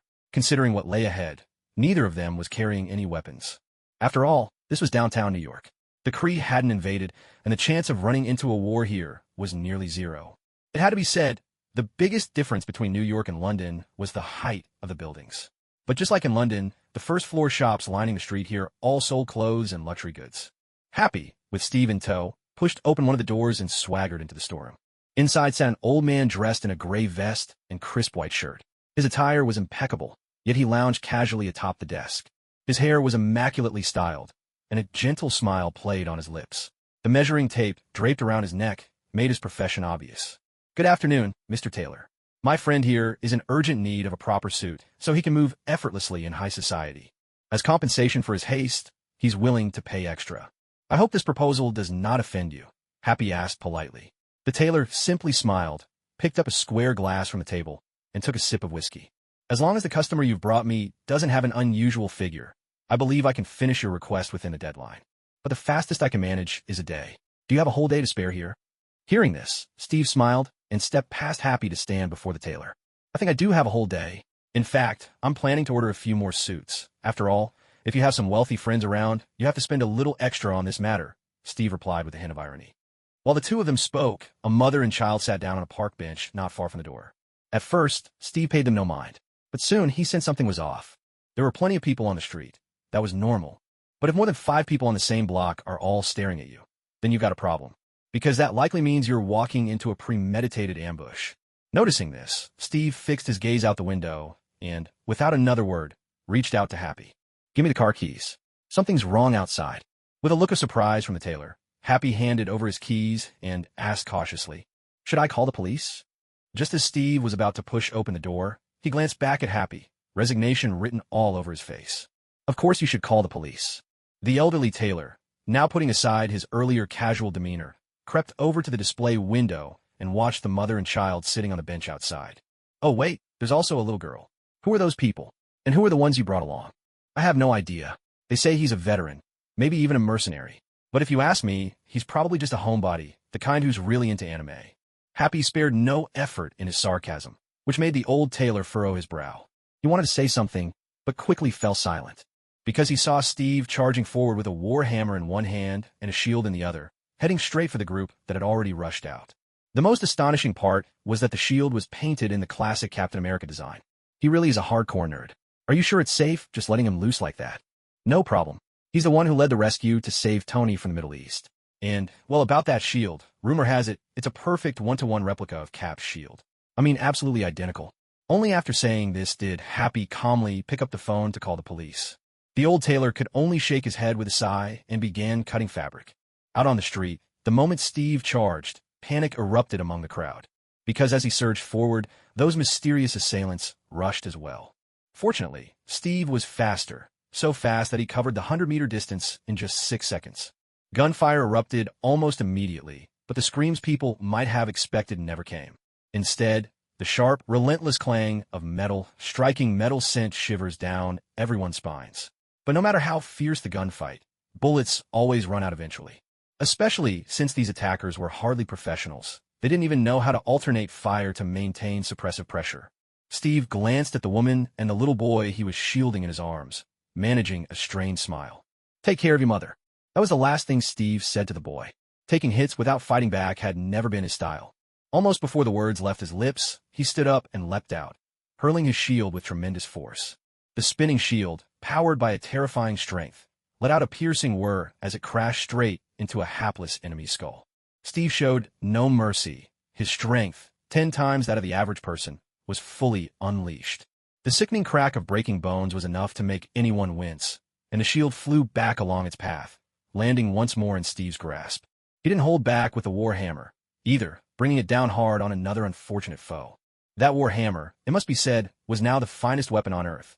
First, it was tough as could be. Second, it could absorb kinetic energy from battle and release it all at once.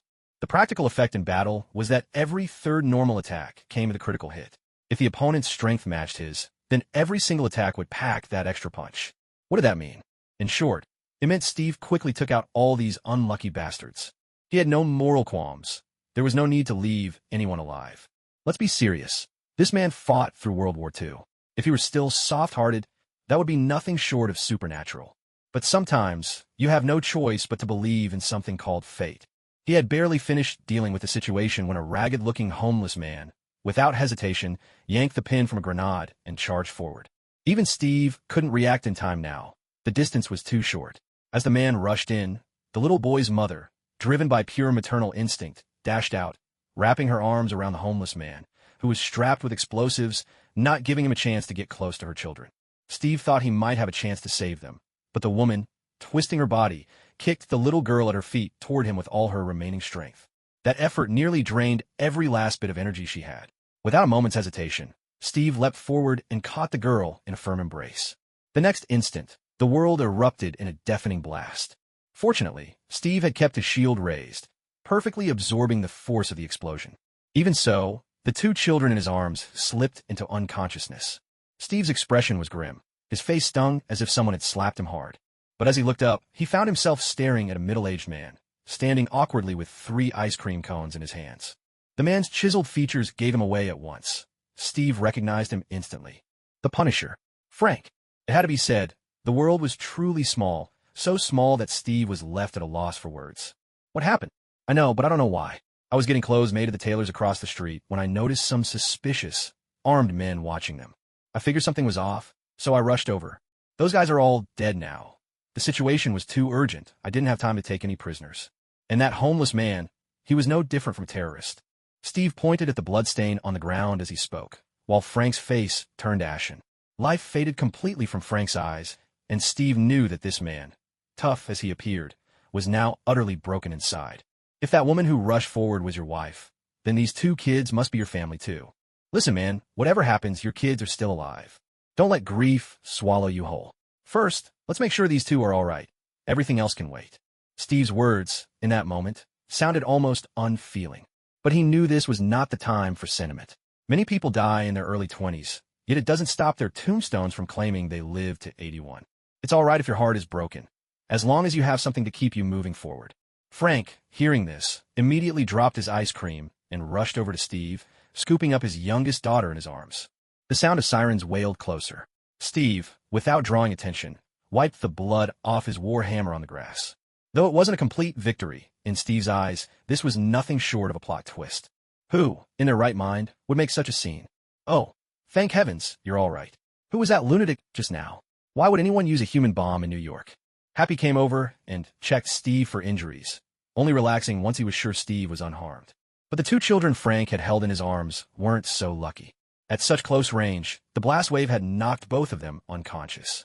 My goodness, he'll probably never want ice cream again after this. Happy glanced at Frank, who looked devastated and couldn't help but sigh. If I were you, I'd keep my mouth shut. My gut tells me he's an outstanding soldier, maybe even better than me in some ways. If you don't want to get your face rearranged, I'd suggest staying quiet. Steve offered this advice seriously, then walked over to stand beside Frank, who was clutching his children in utter despair. Seeing this, Steve lit a cigarette, crouched next to him, and spoke quietly. Which unit did you serve with? Marinco, Delta Force, Navy SEALs. Quite a resume. How are the kids doing? Frank looked up at Steve, his tone now calm. They'll be fine. After some rest, they'll wake up. Are you military too? I don't recall seeing you in any special ops units. Steve shrugged and extended his hand. Steve Rogers. As for why I'm here, well, that's another story. A flicker of surprise crossed Frank's face, quickly suppressed. What's your plan now? Any idea who's behind this? I doubt it's just an ordinary mob. What kind of gang uses human bombs? Steve pointed toward the scorched ground not far away. Frank said nothing, but Steve understood and let the topic drop. I know what you're about to do. If you're worried about the kids' safety, you can send them to San Diego Academy. I'm the honorary principal there, and I work there most days. Trust me, the school is very safe. Frank didn't look at Steve, and Steve didn't mind. In his eyes, this guy named Frank was as good as dead already. He was still alive now only because his heart hadn't stopped beating. Hey there, young man. Are you in a hurry to get to the dinner party? The old tailor stood by the door, waving Steve over. Steve glanced at Frank, whose mood was weighed down by grief, realizing there was nothing he could do to help here. He turned away and went over to see what the old tailor wanted. I'm not in any rush for the dinner party. Truth be told, I've missed out on a dance for a lot of years now. Must be close to 70, Steve replied. You sure have a sense of humor, the tailor chuckled. I took your measurements just now. I got a suit here that should fit you, and if you need it, I can make the adjustments in no time. I'm fine with it. But what about its original owner? The old tailor burst into laughter, waving his hand as if Steve had just told the best joke. Oh, come on. Every year in New York, whole batches of mobsters just vanish. Who knows where they end up? For all we know, they're lying at the bottom of a river out in the suburbs. Well, if you put it that way, do you think you can make it bulletproof? Steve asked. Bulletproof? What would a school principal need a bulletproof suit for? The old tailor didn't take him seriously and just motioned for Steve to follow him inside. Before long, Steve was dressed in a suit. He had to admit, the old tailor was a real craftsman. The suit fit perfectly, as if it had been made just for him, color aside. I'll finish up the rest of your suits soon and let you know when they're ready. Honestly, you're a born model. Ever thought about walking in Fashion Week? I've always wanted to show up those London tailors, but good models are hard to find. Oh, give me a break, Steve said, playing up his exasperation. I just got back from the Middle East. If I don't get back to work like a good boy, Henry will have my head. Happy was already sitting in the van by then. As for the park outside the door, apart from a few police lines strung up, there was no sign left of what had happened here. Not a single trace of the violence remained. It was as if, swept forward by time, this hurried world would eventually erase all traces of anyone's existence. In truth, within a week of someone's death, they'd be replaced. Your workplace would hire someone new. The restaurant where you were a regular would see someone else in your old seat, becoming the new familiar face. Everything, inevitably, would be worn away by the relentless flow of time. Except for the few who would cling to your memory, the world would forget you. No matter what kind of hero you were, you couldn't escape that fate. Thinking this, Steve suddenly felt a wave of sadness. No matter what abilities humans possess, they are still insignificant in the grand scheme of the world. This is true in the real world. And it's even more apparent in this world he found himself in now. How many people are stronger than him? If it came down to a contest of power, the list of people in X Academy alone who could finish him off would stretch down the block. And besides them, there were all sorts of bizarre and endlessly emerging ability users. If he wanted to become stronger, he couldn't avoid crossing paths with these people. Unfortunately, he didn't have a system. Though he had crossed over to this world, that seemed to be the extent of his luck. What fine day it is. So what do you think of this world? Just as Steve was lost in thought, another voice suddenly broke the solitude of the back seat where he sat alone. Steve turned to the sound. In his line of sight was a man who looked to be in his early 40s, clearly of Native American descent. Yet he wore nothing to mark his heritage, just shoulder-length hair draped over a motorcycle jacket. He looked every bit the seasoned biker. But Steve knew, without a doubt, that this man was no harmless soul. It's not bad. Pretty similar to the world I came from. I'm actually surprised that the people living here are flesh and blood, just like me. Who are you? Are you the reason I ended up here? You could say that. Tell me, have you noticed? This world is teetering on the edge of chaos. Steve frowned at that. The Marvel Universe was always chaotic, riddled with hidden threats. He couldn't quite figure out what this middle-aged man was getting at. So who are you? I have no name. You can call me the one above all. It's true. I'm the reason you're here. But trust me, it was all random chance. Steve's frown deepened as he fixed his gaze on this so-called one above all. From what he knew, the one above all was basically the god of the Marvel Universe. Omnipotent, omnipresent, transcending everything. And to him, even the mightiest beings in the universe were just oversized playthings. It made sense that such an entity could appear anywhere. But the problem was, Steve was a transmigrator. He simply refused to believe in coincidences. So what can I do? Rewrite everything. You are the soul I painstakingly sought, a soul of pure freedom. You aren't bound by the fate of this world. Neither the destinies of other multiverses nor the fate of the main universe can control you. That's why I can try some interesting experiments with you. Steve felt a growing sense of unease. Almost as if to confirm the one above all's words, the scenery outside the car window began to shift rapidly. At some point, Happy's driving had become a blur of speed, and countless taillights flashed by as they overtook and zipped straight through them.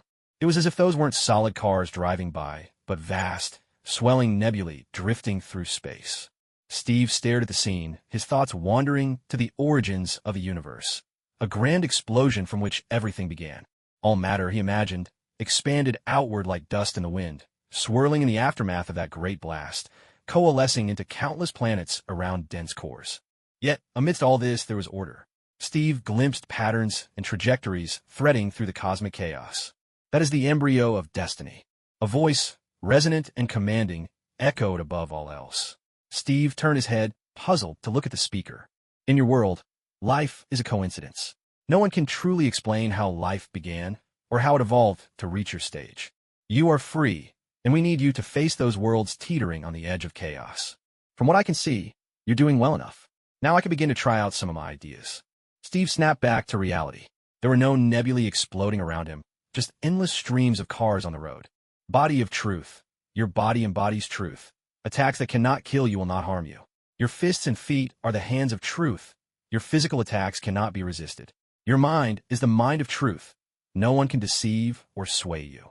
The body of truth grows stronger by surpassing its own limits. Steve quietly read the new information that had appeared in his mind, the corners of his mouth twitching in disbelief. Well now, are they worried my cheat codes aren't strong enough? Still, he could understand. After all, by the sound of it, the enemies he would face were bound to be wildly diverse. But Steve still couldn't quite grasp what the voice meant about the world descending into chaos. Hey Steve, we're here. Did something spook you? Happy's irrepressible voice rang out. Steve just smiled, ignoring him. Tell Tony I love the gadget. Works great, but next time, the paint job doesn't have to be so classic. With that, Steve pushed open the car door and stepped out. San Diego High School stood right before him. Looking back on everything that had happened today, he couldn't help but feel exhilarated. But then, a gunshot shattered his rare moment of peace. Of course, this was San Diego High, his school.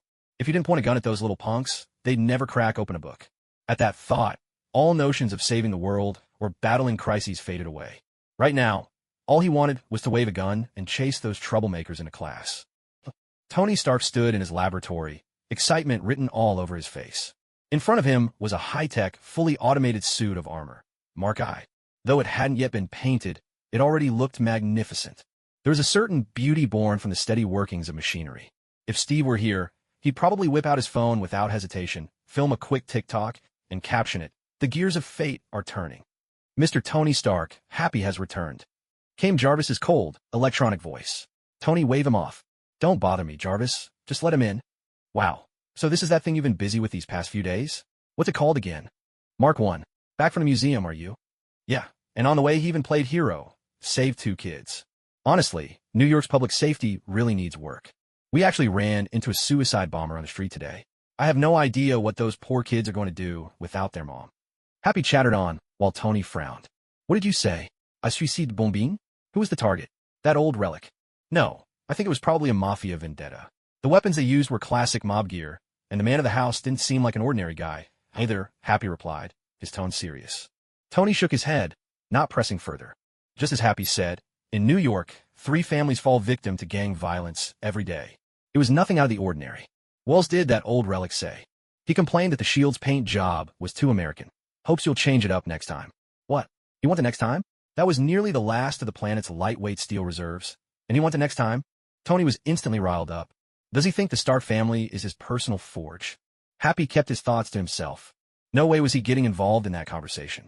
Jarvis, log a paint job for Mark 1. File it under Option A. And that old relic has the nerve to criticize my paint job? That's the classic Captain America look? Tony propped his chin in his hand, his expression shifting through a range of emotions. That's the thing about smart people. They can find the truth in the tiniest detail. Steve could toss out a casual complaint, and Tony would instantly deduce that he probably doesn't see eye to eye with the current administration. Looks like that old guy isn't exactly the easygoing type, either, Tony remarked with a sigh. Meanwhile, in the heart of Manhattan, inside a lavishly gilded skyscraper, Kingpin was kneeling respectfully at a long Japanese-style table. Across from him sat an elderly woman who looked to be around 60. Mr. Fisk, it seems there's someone new making waves in New York these days, she said. Kingpin didn't respond right away. Instead, he focused intently on the tea set before him, his movements practiced and precise, rinsing the leaves, warming the cups, and beginning the first steep. Every move he made was meticulous, if you could overlook the fact that he was a strong black man. Otherwise, you might easily mistake him for a Chinese gentleman devoted to the art of self-cultivation. In the Great River, every year, a few carp make it all the way to the Dragon Gate. Kingpin's words were subtle, but Mrs. Gao couldn't help but laugh. Your English is quite good, but I know your Chinese is even better. Kingpin spoke again, this time in flawless Mandarin, even tinged with a slight Hunan accent. Those few are hardly little carp. Bullseye may be useless, but even he is at least entry-level. Your dignity must not be challenged, and neither must the hands. I have my own way of handling things. Kingpin replied with unwavering calm, yet his words drew another laugh from Mrs. Gao, seated across the table. Fixer, you're such a witty child. The world is a bloody jungle. No one admires the mercy of wolves, because all merciful wolves are bitten to death by the scoundrels in their own pack. Guess how many people in New York are waiting to tear a piece of flesh from you? The hand doesn't want trouble with its distributors. If you can't handle it, we can help. Mrs. Gao's tone was tranquil, her expression serene, her gaze untroubled. Yet what she said left Kingpin anything but calm. This was a threat, a brazen, unmistakable threat. Still, Kingpin could understand. Mrs. Gao was right. The underworld was a savage, blood-soaked jungle, and no one knew just how many were lurking, waiting for a chance to take a bite out of him. If he showed any softness, people would think he had lost his edge or grown old. I know what to do. Don't worry. Nothing will happen in New York. Kingpin's face was impassive, his amber eyes revealing nothing as he raised his teacup and took a sip. His frame was so massive that even kneeling, he resembled a small mountain. Not to mention the thick slabs of muscle covering his body. In the Marvel Universe, he was a notorious villain, not just a brutal crime lord. In truth, with his exceptional intellect and formidable physique, he could have excelled in any field he chose. Good. Here's to a successful partnership. Mrs. Gao lifted her teacup with elegance and took a delicate sip, unlike Kingpin, who drained his in one go. She was a woman of grace. Though her hair was touched with age, none of her natural dignity had faded. Kingpin stood and escorted her to the door. Outside stood 2 men in ninja attire. This was the Hand, a power from the East. Kingpin had no idea how far their influence reached, but whether it was arms, drugs, or human trafficking, their fingers were in every pie. This was a colossal organization, but fortunately, they were only here for profit. Gather our men and head to Hell's Kitchen. Make sure anyone threatening our business disappears. As for the principal, if he doesn't get in our way, let him be. A few men in suits nodded, then turned and strode out of the Grand Hall. These were Kingpin's subordinates. As the man who ruled over America's entire criminal underworld, it was only natural for Kingpin to have countless henchmen at his command. Don't be fooled by how obedient these suit-wearing toughs appeared before Kingpin. Once unleashed, every single one of them was a true underworld boss in his own right. In the days that followed, all of New York fell into an uneasy calm. Of course, this didn't include Steve. An old instructor used to say, "There's nothing quite as exhilarating as matching wits with others." Steve couldn't have agreed more. He knew this all too well, especially since these brash youngsters always seemed to find new ways to provoke him. Luckily, Steve was a seasoned master of online banter. In his early days, he'd even earned a legendary reputation for single-handedly taking on an entire chat group. These kids trying to outsmart him in a battle of wits? That was almost laughable. And as for beating him in a physical fight, forget it. If they were thinking along those lines, they might as well start pondering their next lives. Steve's days lately had been nothing short of fulfilling. Wayne was a good student, though Steve always felt there was something oddly out of place about him, as if this student didn't really belong to the modern world. It was as if Wayne was a barbarian, guided by the most genuine and unvarnished instincts. This thought brought a subtle smile to Steve's lips and sparked some new ideas. But he'd have to wait until his next meeting with the one above all before making any decisions. With that in mind, Steve cleared his throat. Now, where were we? A few students in the classroom immediately raised their hands. You were talking about surplus value just now. Oh, right. Surplus value. Let's continue our discussion. As productivity develops, Steve went on, his lecture flowing smoothly. No one really knew why he was allowed to teach this class at school. Thankfully, it wasn't a public course. Only a select few, handpicked by Steve himself, could attend. Students like Wayne, Carl, and Kong, boys whose families were struggling to make ends meet. All right, that's it for today. Don't go spreading word about this class. Otherwise, I'll come after you myself. Steve tossed the chalk into the tray and dusted off his hands with a flourish. Then, without another word, he strode out of the classroom. Carl and Wayne exchanged glances. They weren't fools. They'd long sensed something strange about Steve's lessons. Yet the theories he taught were clearly different from those of the Soviets. What do you guys think? Who is the principal, really? Carl couldn't help but ask. Our teacher, Wayne replied calmly. It was as if nothing could ever ruffle his composure. Is that all? I mean, about his identity. I don't know what other identities he might have, but to me, he's just my teacher. Wayne offered an explanation. That in itself was rare. Using Carl's words, this guy usually never said more than 3 words in a sentence. All right, got it. His identity is my teacher. I'm not arguing with that. What I mean is, could he really be Captain America? Carl's question piqued both Kang's and Wayne's curiosity. Little Eggplant Kong thought for a long time before finally speaking up. I don't think it's very likely. Captain America is a figure from World War II. If Mr. Steve really is Captain America, how old would he be now? Kang's reasoning made sense. So far, the U.S. government hadn't revealed any news about Captain America still being alive. So, in their eyes, even if Steve's name and looks matched that legendary Captain America, he couldn't possibly be the real one. The age just didn't add up. But I saw Captain America's shield in his office. A replica. Wayne chimed in again, this time reverting to his usual brevity. It was just one word, but Carl still frowned. No, that wasn't a replica. I'm telling you, it was the real thing. Carl reached into his backpack and pulled out a pistol. It looked like a Glock, a favorite among American gangsters. What are you doing? Kong watched Carl with caution, nervously asking. Carl just grinned and said, let's go steal that shield and see if it's bulletproof. If it is, then it's the real deal. If it's not, then there's no point keeping a fake. At that, both Kong and Wayne were left speechless. You know, for boys, there are certain things in this world that are almost impossible to resist, like stabbing a shield with a spear to see which is tougher. For a moment, even Wayne was tempted. Although Kong, the little eggplant, was timid, both Carl and Wayne showed a strong interest in the plan. This is where the downside of democracy reveals itself. If truth is destined to rest in the hands of the few, then that group can never make the right choice. So, when these kids started plotting how to sneak into the principal's office, find a shield, and test it by force, almost no one voiced any real objections. Of course, the only one who did was Kong. But their wild ambition didn't last long. Barney's security team had already spotted them on the surveillance cameras. Today, Gunnar was on duty, a mercenary with a master's degree in chemistry who, truth be told, could really settle into a task when he put his mind to it. So it was Gunnar who, sharp-eyed, caught a few sneaky mice on the surveillance screens this afternoon. He wasted no time alerting the rest of the team. There was just no getting around it. Campus life was dreadfully dull. The mercenaries had started coming up with increasingly creative ways to amuse themselves. These little troublemakers were shaping up to be the entertainment of the day. After all, with Steve's reputation for brute force looming over the school, it was rare to find anyone bold enough to cause mischief. Oh, what are these little punks up to? I bet they're trying to sneak a peek into the girls' dorm. Caesar barged in, arms cradling a giant bag of potato chips, while Christmas watched the monitors with a stern expression. That's not the way to the girls' dorm. Maybe they're headed to the teacher's office to steal the test answers. Yin squeezed into the room, earnestly offering his own theory. What?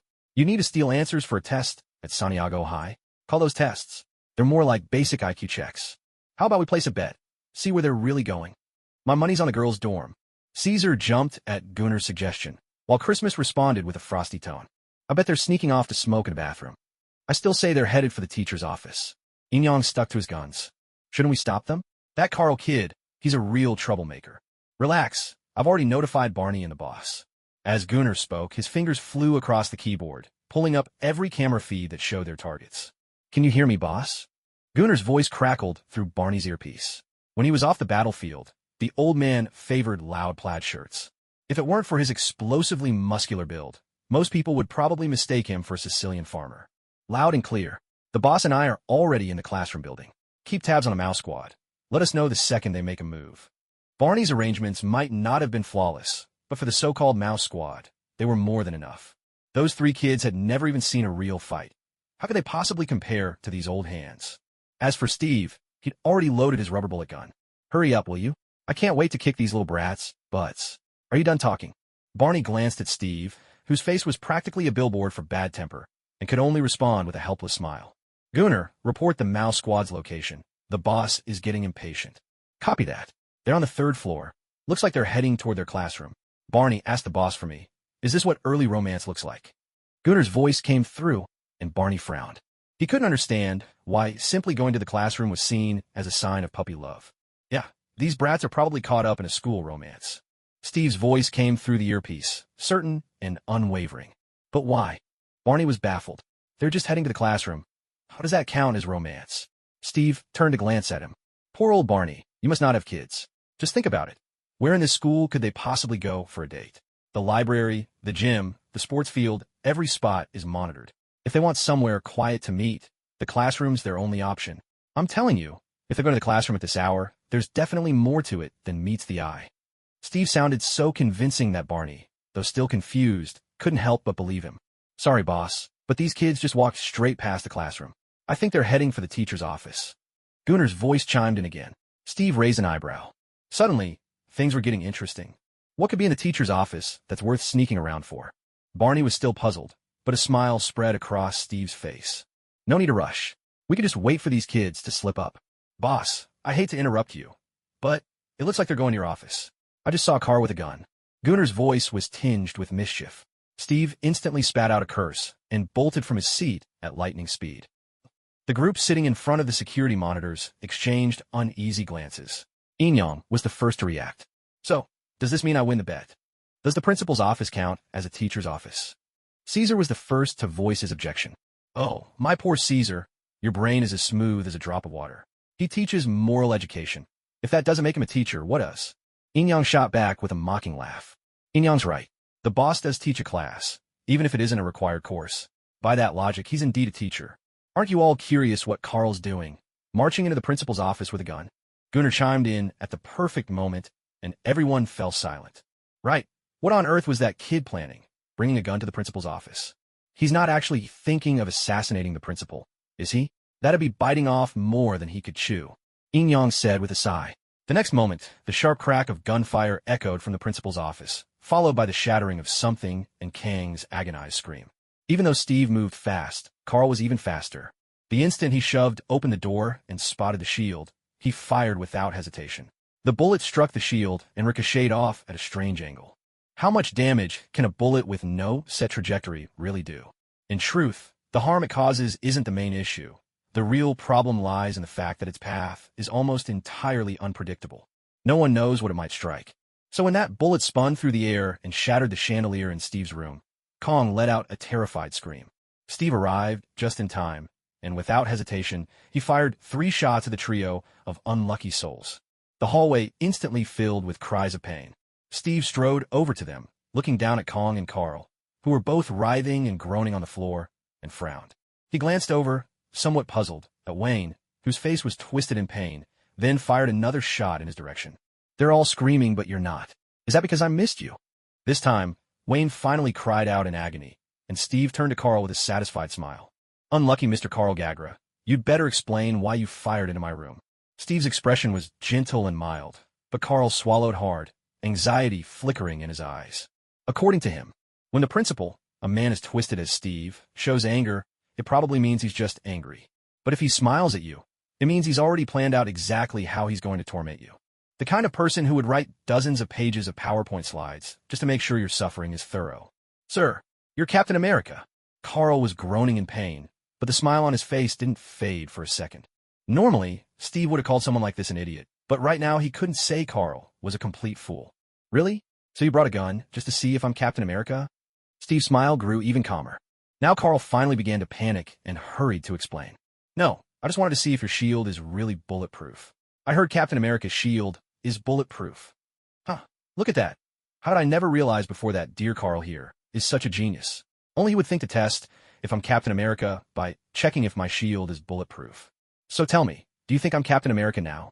Steve crouched down beside him, watching him with a mischievous glint in his eyes. You are Captain America. What a disappointing answer. You all have so much energy, it looks like I'll have to take you along for some training, Steve said, his eyes crinkling with a bright smile. At these words, both Carl and Wayne's faces fell. Being forced to train with Steve had become almost a legendary ordeal at Santiago High School. Legend has it that this old rascal known as the principal always keeps a mocking smile on his face as he runs at your left side.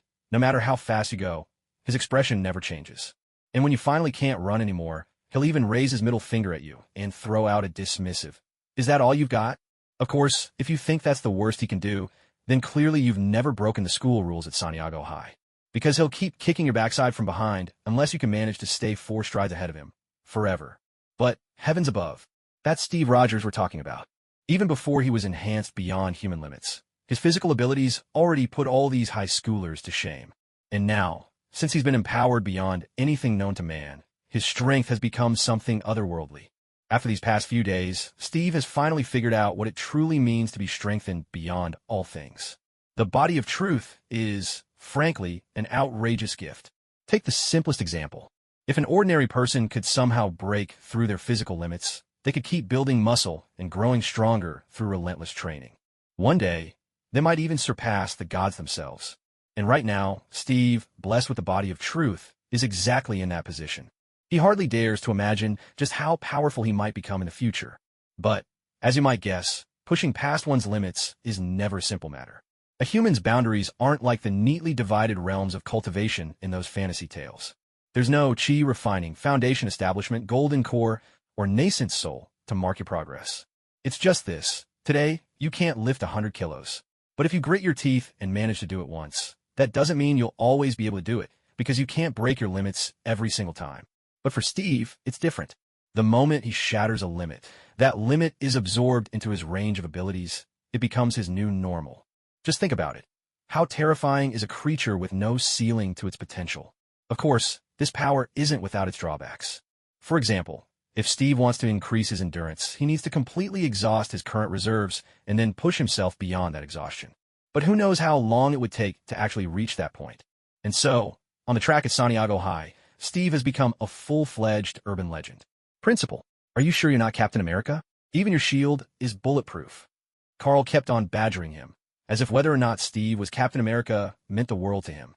All right, I'm Captain America, the one and only, completely genuine. Steve sighed, looking at Carl with a hint of helplessness. He never planned to hide his identity, but honestly, he didn't see what was so special about it. As he used to say in his previous life, every profession exists to serve the people. Of course, anyone who actually believes that must be a fool. How could there possibly be a society without a ruling class and a rule class? You're really Captain America? Kong looked at Steve with surprise, and Steve nodded in response. All right, we'll settle your questions later. For now, everyone, get your asses to the damn training field. Steve, in a fit of impatience, gave the 2 troublemakers a swift kick, sending them both leaping nearly a meter high. This isn't fair. Wayne's here too. Clutching his backside, Carl darted off at top speed. Steve glanced at Wayne. You want to know if I'm really Captain America too? Wayne nodded and spoke up. I want to know. I'm Captain America, just like you think, the same guy you've seen in those comics. The one in the ridiculous skin-tight suit. I'm not sure how to put this, but honestly, I think you've got real potential. I admire your sense of justice. But, for fairness' sake, stick out your butt. Before Wayne could react, Steve landed a solid kick on him as well. You all heard that, right? Gunnar took off his headphones and looked around at the others, who were frozen in disbelief. Steve hadn't bothered to remove his headset while talking, so everyone in the surveillance room had heard him reveal his identity. When Gunnar asked, they all nodded, then shook their heads at the same time. I'm not sure I should have heard that. Isn't this a state secret? Even Caesar, usually the optimist, had grown serious. I'd rather I hadn't heard it. Yinyang loket equali troblet. We're not already on the FBI's radar, are we? Christmas chimed in, just as gravely. I don't know. Where's Toll Road? Where'd that guy run off to? Grab him now. We need to pack up and get back to France fast. Damn it, for all we know, the FBI's already on their way. At the mention of the FBI, Yinyang panicked, blurting out his worries in a tight, anxious voice.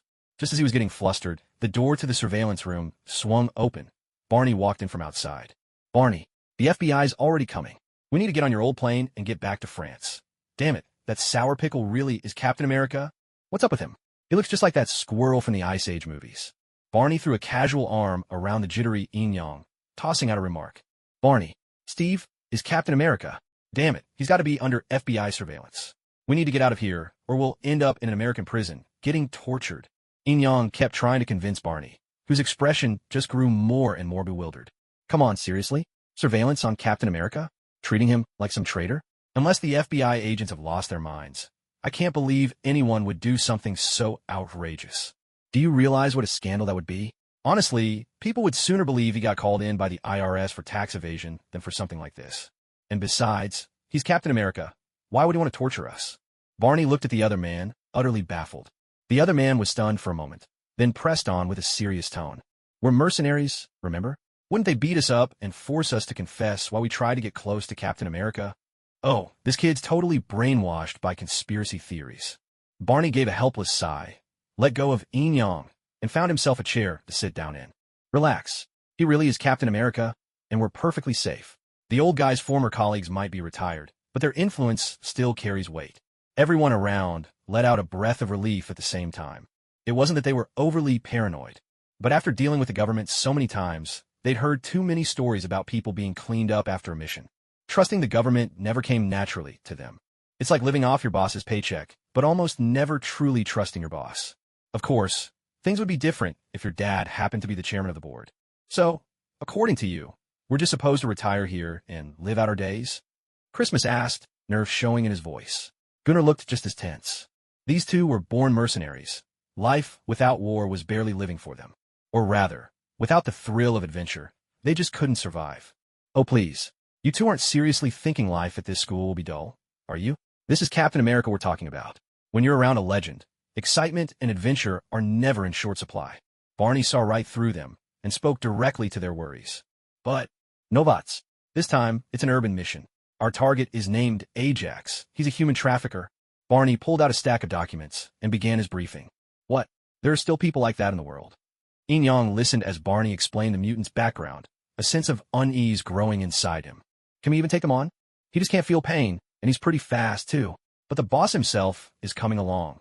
They've apparently got some personal score to settle. This intel came from that red lunatic who calls himself Deadpool. So even superheroes can't use their real names, just like us mercenaries. Maybe it's because their families aren't superheroes? Anyway, let's get back to the mission. Gunnar, you'll be acting as the boss's bodyguard during the op. Why me? Christmas is the best at close combat, Gunnar replied, sounding a bit surprised. The boss says you look intimidating enough. He doesn't need the best because he is the best. The left corner of Christmas's mouth twitched upward, forming a helpless, bitter smile. Well, looks like I've just been underestimated by a 70-year-old man. Yeah, unless you two want to settle it with a fight. Out of brotherhood, I'd put $5 on you. Yinyang chimed in with a sly grin, trying to comfort him. Christmas could only manage another wry smile, his brows furrowing slightly. I'm not too concerned about how much you bet on me, but can you tell me, how much would you put on the boss? Yinyang also frowned, reaching out to feel Christmas's smooth forehead, making sure he wasn't running a fever before shaking his head. Nope, no fibber. That's Captain America we're talking about. If he fought you, I'd go all in, of course. Isn't that obvious? This time, Christmas was completely thrown off. Damn it, you greedy, money-minded Chinese. Hey, I just have a devout religious faith. If you can go on a crusade for your god, why can't I go all in for the god of wealth? Even as Christmas had him by the throat, Yinyang managed to shout out his retort. All right, enough already. Between the two of you, you're almost 80 years old. Can't you be a little more mature? Don't take it so hard, Christmas. Honestly, if it were me, I'd go all in on the boss too, Gunnar said, and Caesar nodded in wholehearted agreement. Where's Toll Road? Anyone seen him? He thinks the school's football team sucks, so he's over there coaching them right now. Gunnar answered Barney's question. Get him over here. Does he really think we're here to retire? Barney said with a sigh. A black Hummer rolled in from outside Hell's Kitchen, and everyone on the street instantly froze in place. Many people even drew their guns, chambering rounds in a flash.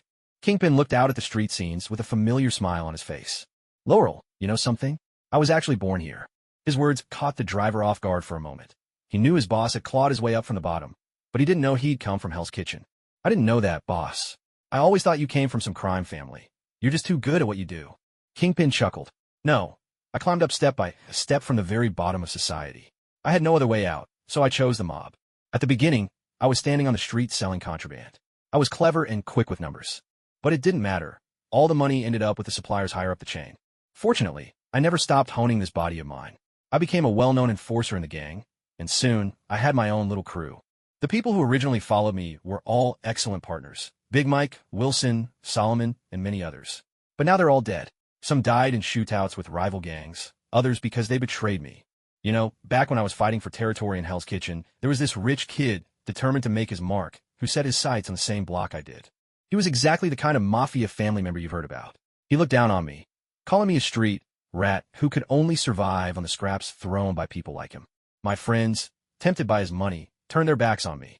I was furious, so I beat both of them to a pulp, literally, with my own fists. Lore swallowed hard, unsure what Kingpin meant by sharing all this now.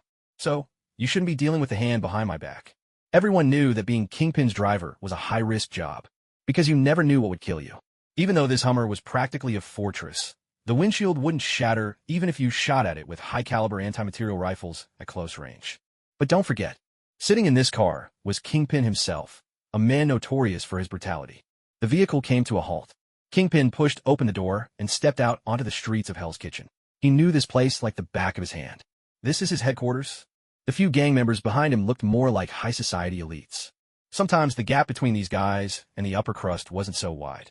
After all, the original accumulation of capital always has a dark side. You don't get that rich without getting your hands dirty. The only real difference is whether you can wash yourself clean and go legit. But Kingpin, alas, would never be able to do that. He had killed far too many people. I truly love this place. Violence, blood, the wild, unchecked growth. A serene smile spread across Kingpin's face. The crime bosses around him kept silent. They were wise enough to know when to speak and when to keep their mouths shut. Now was definitely the time for silence. Because there was someone curled up like a ball in the back seat of Kingpin's Range Rover. And because, for now at least, Kingpin seemed to be in a relatively good mood. Go and find a principal of the high school. If I remember right, it's called Santiago High these days. I like that name. Santiago means hope. Kingpin strode off toward the bar at the corner. His crew hesitated only for a moment before scattering swiftly. These men in tailored suits might look refined, but don't be fooled. Each and every one of them is a thug, their very pores steeped in wickedness. They moved out in small groups, some 2 or 3 together, others in teams of 4 or 5, heading toward the various territories claimed by the gangs of Hell's Kitchen. Their goal was simple: call out the local gang bosses for a little chat. After all, they were only here looking for someone, so their approach could still pass as polite. Not that they had much choice. After all, even a mighty dragon knows better than to trample the local snakes. The gangs in Hell's Kitchen were not to be underestimated. Big Ivan's Russian firepower was downright outrageous in its caliber. No matter how tough these suited men were, they were still made of flesh and blood. One round of gunfire, and they'd be in pieces on the floor. But of course, there are always exceptions. Take the gang member sent to St. Diego High to fetch Steve. He thought he could hold his own. But when the door opened, it was a mercenary squad that greeted him. These men didn't have teardrop tattoos on their faces, nor bore any of the usual gangster markings. Yet the crime boss, Masanier, wilted immediately. He was a gangster, sure, but not the hardened outlaw who'd spent 20 years on the run. Hey, who are you here to see? Tolway fixed him with a steely gaze. The visitor's voice trembled as he answered. Oh, right, I'm just a parent. My kid's about the right age for school, and I want to talk to your principal. Masanier wasn't just a thug. He was slippery as an eel. In the blink of an eye, he'd come up with a plan. Christmas eyed him suspiciously. You're saying you want your child to attend St. Diego High? You do know what kind of place this is, right? Masanier adjusted his hat. This middle-aged Italian in a suit and tied, gesturing anxiously at his chest. Oh my God, do you know what kind of place this is? Of course. This is St. Diego High, Hell's Kitchen's own high school. I love this place. Damn, Do you know how impossible it is to manage a teenager? I'm honestly terrified she'll give me a grandchild before she even graduates. Masanier laid it on thick with the dramatics, but both Christmas and Gunnar couldn't help but burst out laughing. Looks like you really do want to see our principal. Let me make a call. Christmas nodded and turned away to dial. Staring at the tough-as-nails security guards in front of him, Masanier wondered just what kind of place St. Diego High really was. How could they have these men? Guys who looked like they clawed their way out of battlefields littered with corpses. You don't look like security guards. More like mercenaries. Yin Yang was the first to react. Without a word, he sprang forward and, with lightning speed, subdued Masanier. Speak. Who are you? Are you sent by the FBI to spy on us? Masaniel wasn't entirely without the will to resist, but his street skills stood no chance against someone like Yin Yang. By the time Yin Yang even opened his mouth to question him, a rock-solid chokehold was already locked in place. And before Yin Yang could even finish his sentence, poor Masaniel had already passed out cold. Why aren't you talking? Damn it. Is everyone in the FBI this tight-lipped? Gunnar, give him a couple of good slaps. Yin Yang kept ranting and raving. The toll booth operator watching from the side really couldn't take it anymore. Yin Yang, if you don't let go now, this Italian guy's really going to die. Yin Yang hesitated for a moment, then reluctantly loosened his grip and glanced at the now unconscious Masaniel. Cough, cough, thank heavens, oh my God. Who are you people, anyway? Are you school security or terrorists? Neither. We're just a bunch of regular folks. Christmas had just hung up the phone. He stepped in front of Masaniel and offered him a hand. Sorry, my friend's had a bit of PTSD. Ever since he got back from Africa, he's been like this. The guy named Amin really was a piece of work. Yin Yang eyed him suspiciously. You're really not with the FBI? I've actually always wanted to join them myself. Just never had anyone to introduce me. You sure you don't want to admit it? Don't worry, I just want to join up. Masaniel was losing his mind. Good grief. Do you even realize what you're saying? You've literally got your knife out right now. If I admit anything, you'd probably poke 7 or 8 holes in me on spot. I think you must have the wrong guy. I'm just an ordinary middle-aged man, with a daughter who gives me endless trouble. Really, I'm nothing but a regular Italian father. My own dad was just an old farmer from Sicily, you know, and I still have kids to take care of. Yin Yang curled his lip and finally stowed away that vicious-looking triangular blade. He shrugged, a bit helplessly. I hope you're telling the truth. Sorry, I got a bit worked up back there. Like my friend said, Amin is a tough guy to deal with. At last, Masaniel felt a genuine sense of relief. But that relief didn't last long, as the person he'd been searching for strode out carrying a rifle, his presence even more imposing than the mercenaries around him. Masaniel's mouth twitched. Was this really a legitimate, accredited school? My name is Steve Rogers, principal of this fine institution. And what's your name? Esteemed parent of our new student. I think we should have a good chat. What do you say to the bar on the corner? They have the wildest pole dancers in town. Steve spoke up, and the people around him looked at each other in astonishment. Someone sends their child to your school, and you invite them out to see a strip show? There were so many things wrong with this that no one knew where to begin. Actually, I just want to enroll my child at your school. Masaniel felt like his brain was failing him.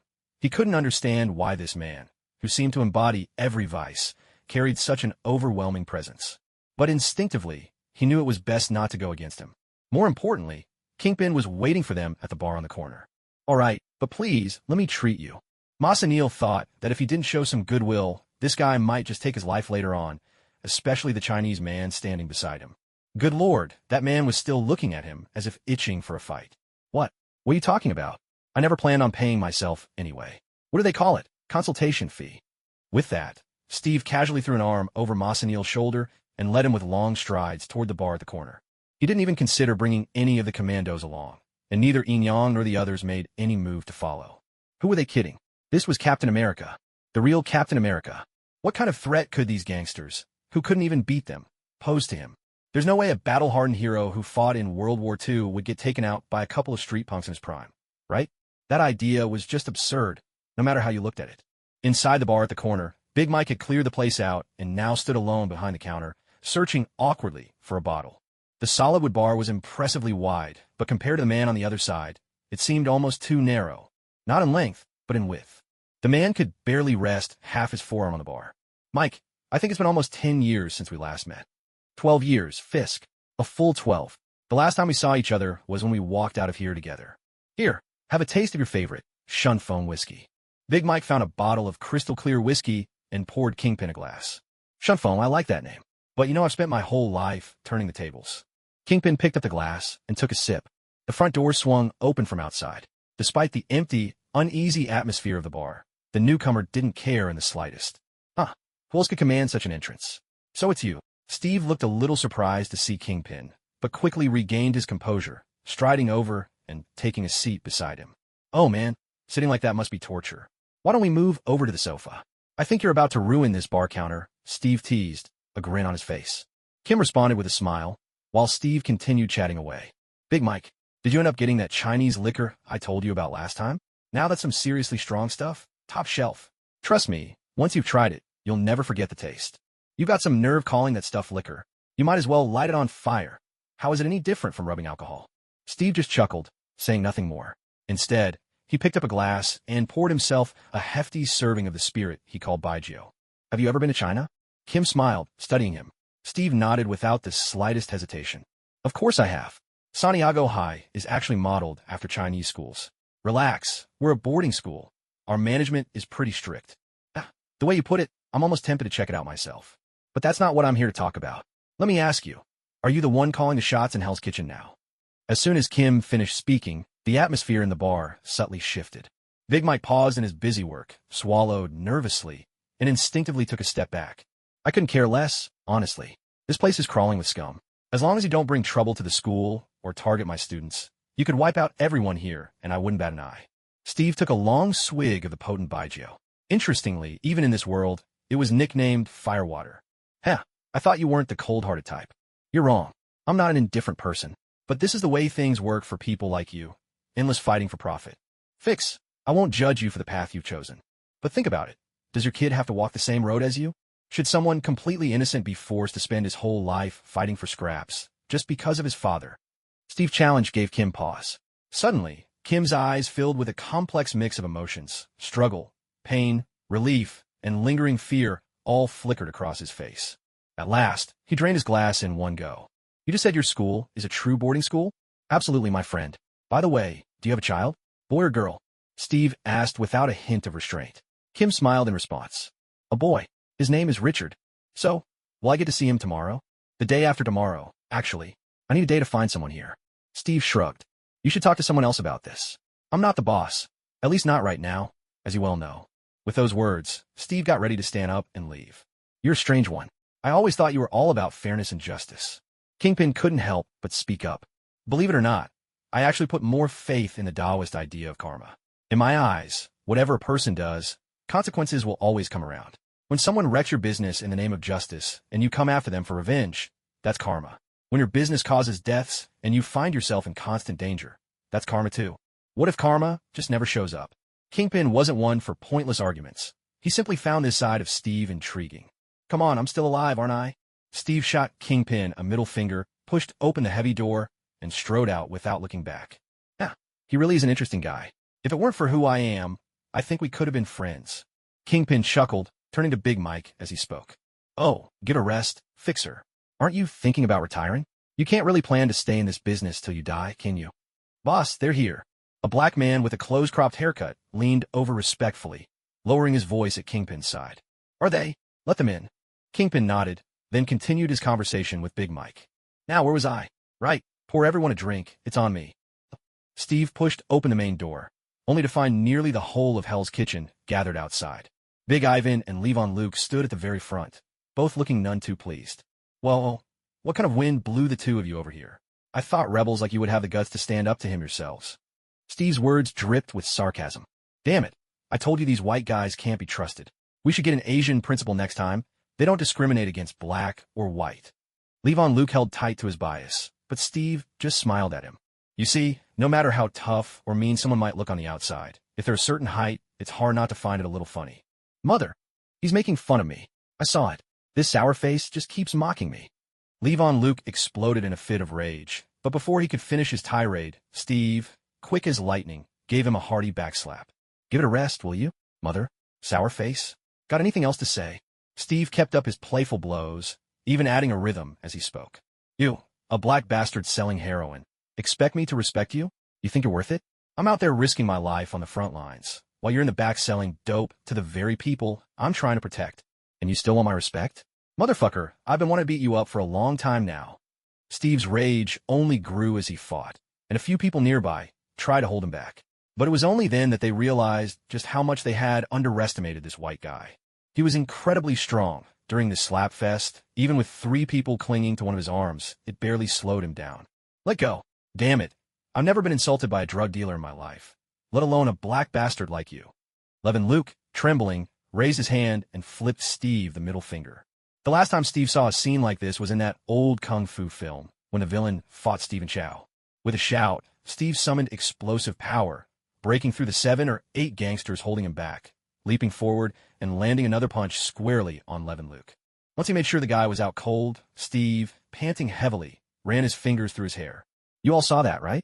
He asked for it. Never in my life have I seen such a pathetic request. Steve looked helplessly around at the crowd. Big Ivan glanced down at Levin Luke, who now lay on the ground with a face swollen beyond recognition. He thought to himself, with skills like that, why the hell didn't you say something earlier? Seriously, if you just mentioned you could fight, Levin Luke wouldn't have been so reckless. Wait, did you all hear that? Should I ask again? Steve looked around in confusion, and the crowd, hulking gangsters hardened by years of street brawls, nodded frantically. Only then did Steve wipe the blood off his hands on Levin Luke, stand up, and swagger out of the room. Motherfucker, where's that guy Masanier? Still fuming, Steve raised his voice and shouted. From the crowd, the Italian hesitated, rubbing his hooked nose as he forced himself to look lively. At last, he squeezed through the others and stepped up to Steve. Good evening, Principal, he greeted respectfully. I'm not having a good evening. For your sake, I hope you really do have a daughter ready to enroll in Santiago High. If you don't, I suggest you go home tonight, work hard, and pray for a miracle. Because if, by tomorrow, you can't produce a daughter who's actually your flesh and blood and enroll her in Santiago High, I'll be coming after you with our school's janitors. Honestly, I'd love to strangle you with your own umbilical cord, but I suppose your intestines would do just fine. Oh my God, I'm an honest man. You have my word. I'll send my daughter to Santiago High first thing tomorrow. I absolutely trust your school's teaching methods. Masanier stammered nervously. Steve just chuckled at the scene and continued walking outside. The man Kingpin had sent to summon everyone had already come out. But as soon as he arrived, he witnessed Chong Wei beating up Riff. No, wait, it was Steve beating up Levon Luke. Gentlemen, the boss wants to see you all. Levon Luke included? Big Ivan looked at the black man, who rolled his eyes in helpless resignation and nodded. The group fell silent at that. With no other choice, Big Ivan hoisted the nearly unconscious Levon Luke and carried him into the bar. Hello there, Kingpin. It's been a long time, hasn't it? Big Ivan carried Levon Luke, who was barely holding on, straight to Kingpin. The latter cast a surprised look at Levon Luke. What did he get himself into? Principal Steve Rogers. You know how it is, this kid just can't keep his mouth clean.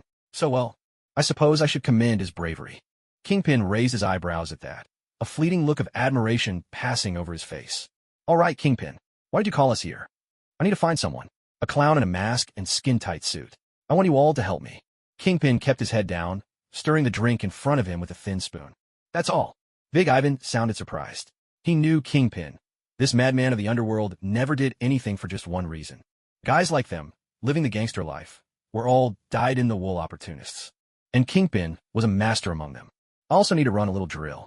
It's been too long since I made my presence felt in this world, and I'm always worried it might forget about me. Got it. Smash the small gangs, bring the big ones to heel. All the big players here in Hell's Kitchen already bow to you, but you know this is an autonomous zone. Big Ivan's tone was calm. They had their own rules for survival. Don't resist. Help me find that freak, and then pretend you never saw a thing. Kingpin lifted his glass and downed the drink in one go. Where's that yellow-skinned monkey Yamashita take? Why isn't he here? His memory was sharp. With just a glance, he could tell which of the dozen or so people of varying shapes and sizes was missing. Oh, I don't know. You know him. He's a snake. Never really fits in with us. Big Ivan shrugged, and Kingpin gave a wry smile. Understood. That's all for now. You'll deal with my people for the follow-up. With that, his enormous frame rose from the bar, a beastly presence so heavy that everyone at the scene found it hard to lift their heads. Hope you all have a pleasant evening. We're just going to agree to this. The question came from the Mexican, the one who always played peacemaker whenever Big Ivan and Levon Luke quarreled. He wore the classic look, long, wavy black hair, and a bristly mustache, a textbook image of a Mexican gangster. It's just finding someone. We have no reason to say no, someone replied. I think you'd better call for an ambulance, right now, said Big Mike. This kid looks like he's about to die. Levin Luke, whom Big Ivan had tossed carelessly onto the bar counter, seemed merely drunk at first glance, but in reality, he was on the verge of death. Oh my God, I almost forgot about this guy. Big Ivan suddenly exclaimed. Damn it, can someone call an ambulance already?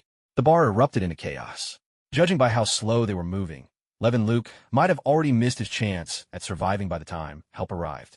In the end, it was Big Mike who took charge, calmly sorting everything out, and finally got the poor soul onto the ambulance. I just don't get it. Wasn't this guy's daughter a student at Santiago High? Why would he go and provoke Principal Steve? Big Mike asked, turning to Big Ivan. Although both men were built like giants, it was obvious that Big Mike was the gentler of the two. No idea. Who knows what goes on in his head? Maybe it makes him feel tough, picking a fight like that. Big Ivan replied, expertly fishing a bottle of vodka from behind the bar and pouring himself a generous glass. Hey, that stuff costs a fortune, you know. Across from the Central District Police Station stood the Mafu Law Office. Matthew and Foggy were seated face to face. 2 cups of coffee on the table sent up curling tendrils of steam. Foggy sighed and grumbled, barely hiding his frustration. Did we really have to set up our damn law firm in Hell's Kitchen? You have no idea how much I want to throw those idiot plaintiffs in jail every time I step into court. Come on, Foggy, patience. Our dream is to let the law shine with its true worth. Look around. Can you honestly find a better place in all of America than this? Matthew shrugged, pulling his white cane from inside his jacket. I need to use the restroom. Still don't know why I drank so much water last night, he said, rising to his feet and making his way out, guided by the cane. Foggy didn't reply. Instead, he quickly pulled out a bottle of chili powder and swapped it with a sugar jar on the table. Before long, Matthew returned, tapping his way back with his cane. You know you're right. We should stay in Hell's Kitchen. Damn, this really is a great place, Matthew said as he sat down, spooning sugar, one heap after another, into his coffee. Hey, you might want to go easy on the sugar. I mean it, Foggy said, eyeing Matthew's actions with a mix of surprise and concern. Matthew showed no sign of slowing down. Oh, give me a break. I was up late last night listening to audiobooks. I need a ton of sugar to recharge. Foggy shrugged and reached for the newspaper on the table. Seizing the moment, Matthew quietly swapped their coffees. Did you see the news? A top executive from Stark Industries made a public statement criticizing Tony Stark's decisions. They called his announcement at the press conference about giving up defense contracts childish. Matthew took off his sunglasses, revealing his unfocused eyes. Those icy blue irises clearly didn't fix on anything. I'd suggest you read it aloud for me, Matthew said, his tone serious. Or I might just take matters into my own hands. Left with no choice, Foggy reluctantly began to read the newspaper. By the time he finished that section, his throat was completely parched. Without a second thought, he grabbed his coffee and took a big gulp. In his mind, this cup had the perfect amount of sugar, had cooled just enough, and should have been at its best. But the expected sweetness never came. Instead, his mouth was hit by a searing, fiery burn that shot straight to his head. Right then and there, all he could register was that burning heat. Maybe spiciness was just another kind of sensation, because he couldn't imagine why his ears were suddenly ringing. Hey, Foggy, I may be blind, but my sense of smell still works, Matthew remarked. Next time, maybe try salt instead of sugar. Foggy started choking. Water. Damn it, give me water, he spluttered. Matthew sprang to his feet and grabbed a big bottle of purified water from the firm's fridge. Lucky for you, you thought to get water before pulling your little prank, Matthew remarked. Otherwise, you'd really be in trouble now. After gulping down 2 huge mouthfuls, Foggy finally felt his hearing return. For a moment there, he genuinely wondered if he'd gone deaf. Hey, counselor, how's it going?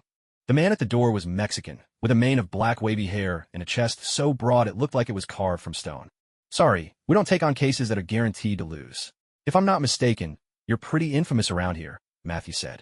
I think you've got me wrong, the newcomer replied easily as he settled in. I don't have a case, and compared to others, I'm just a regular smuggler. Just booze, nothing big. He leaned back, completely at ease.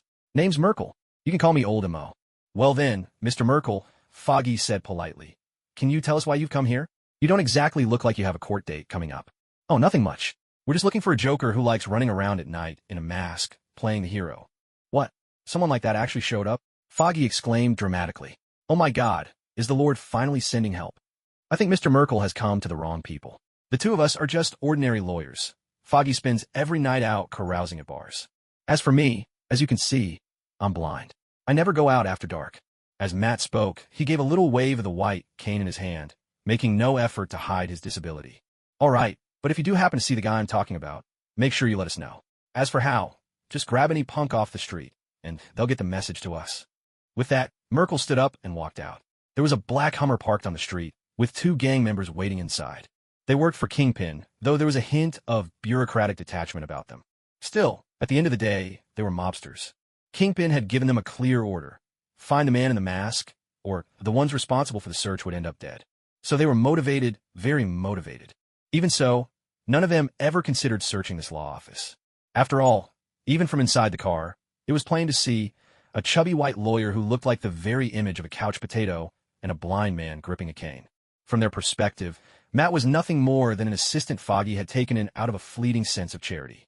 Besides, Foggy checked all the boxes for the classic fool stereotype they had in their heads.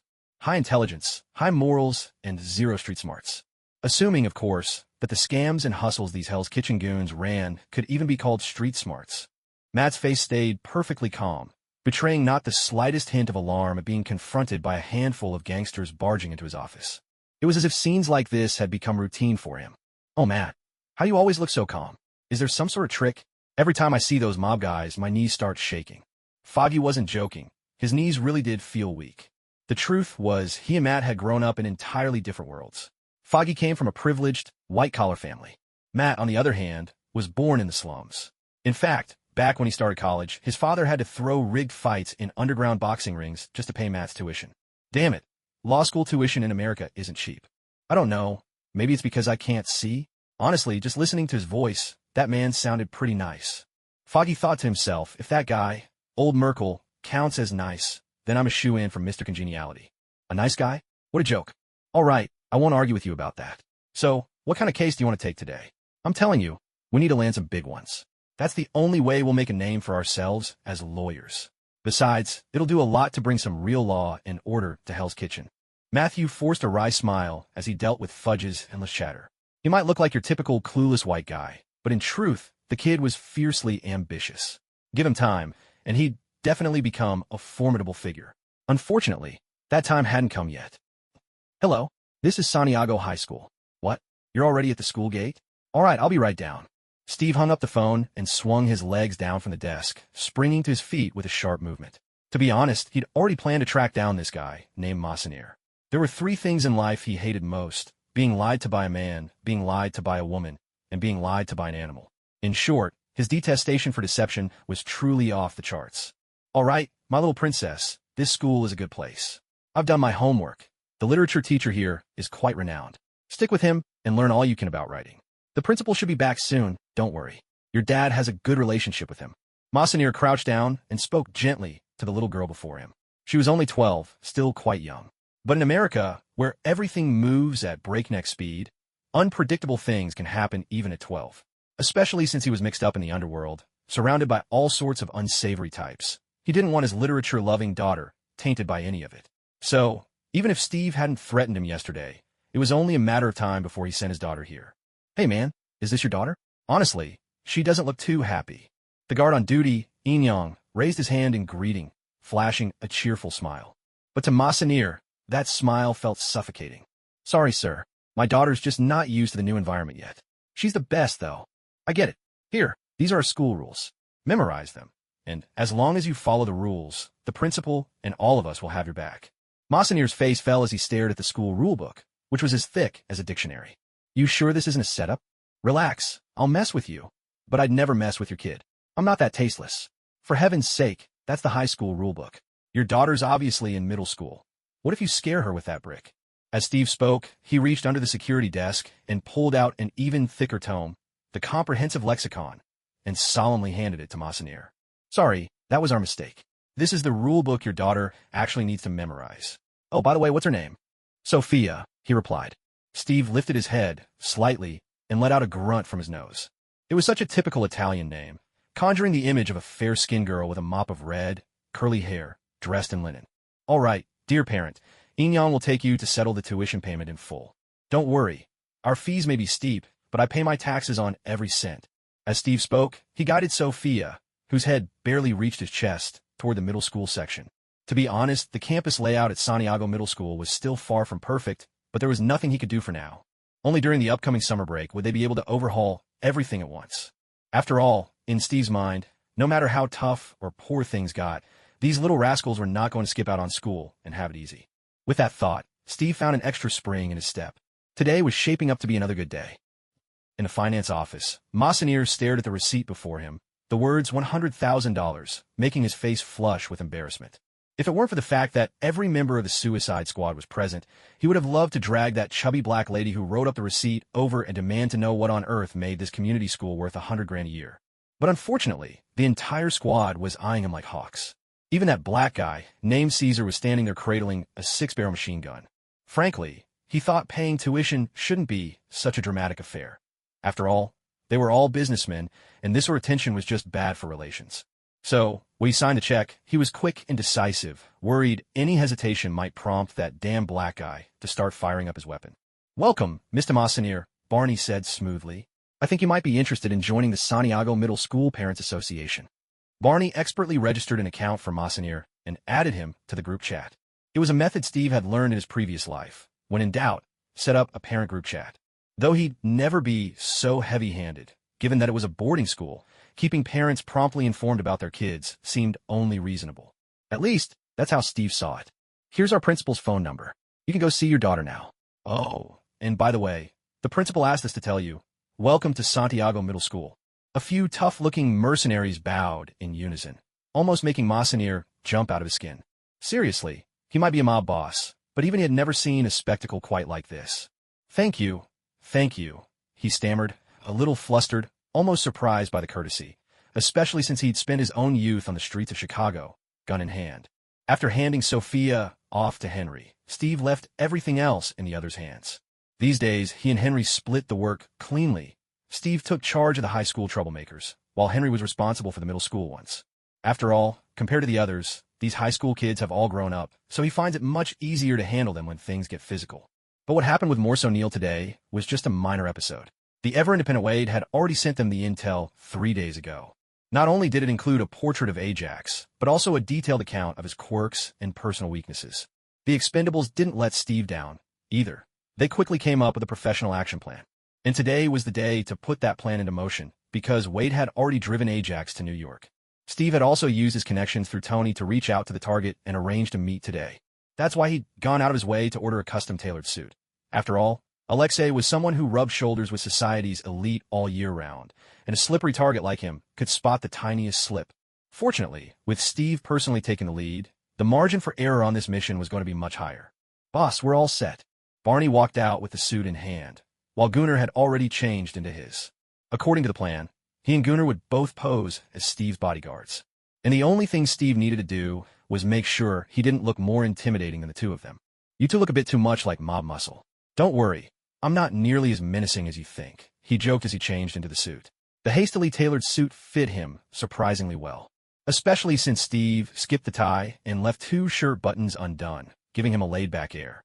But that was exactly the vibe those big shots were after, because for them, wearing a perfectly buttoned 3-piece suit was almost unheard of, especially when meeting someone like Alexei, who was, in the grand scheme of things, still a small fry. "I could tell you've done your research. I'm impressed with your style. Don't forget, back in the day, we had a blend in too. Agent Carter and I did our fair share of behind-the-lines infiltration," Steve said as he strode out. This mission was crucial for him, as it would determine the direction of his next steps. In his view, if he wanted to make the most of his body of truth trait, then Wolverine's healing factor was the ultimate skill he had to acquire. And yet, that all-important secret was in Ajax's hands.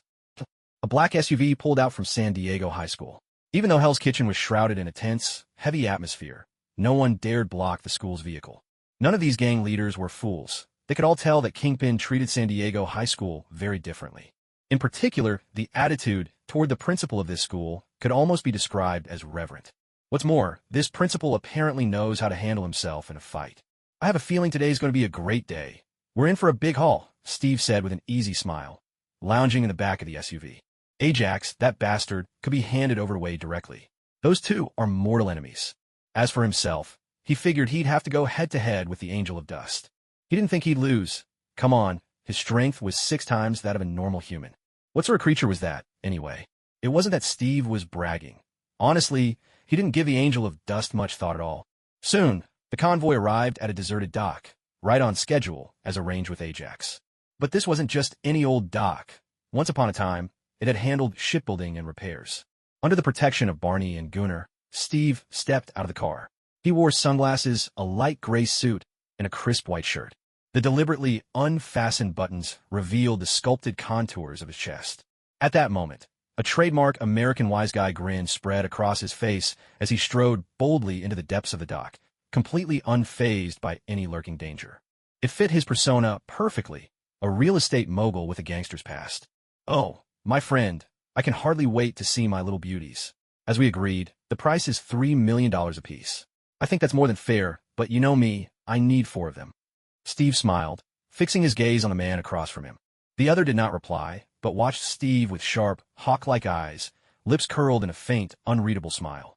"What I mean is, it's better to teach a man to fish than to give him a fish. You see, I'm very interested in those miraculous serums you have."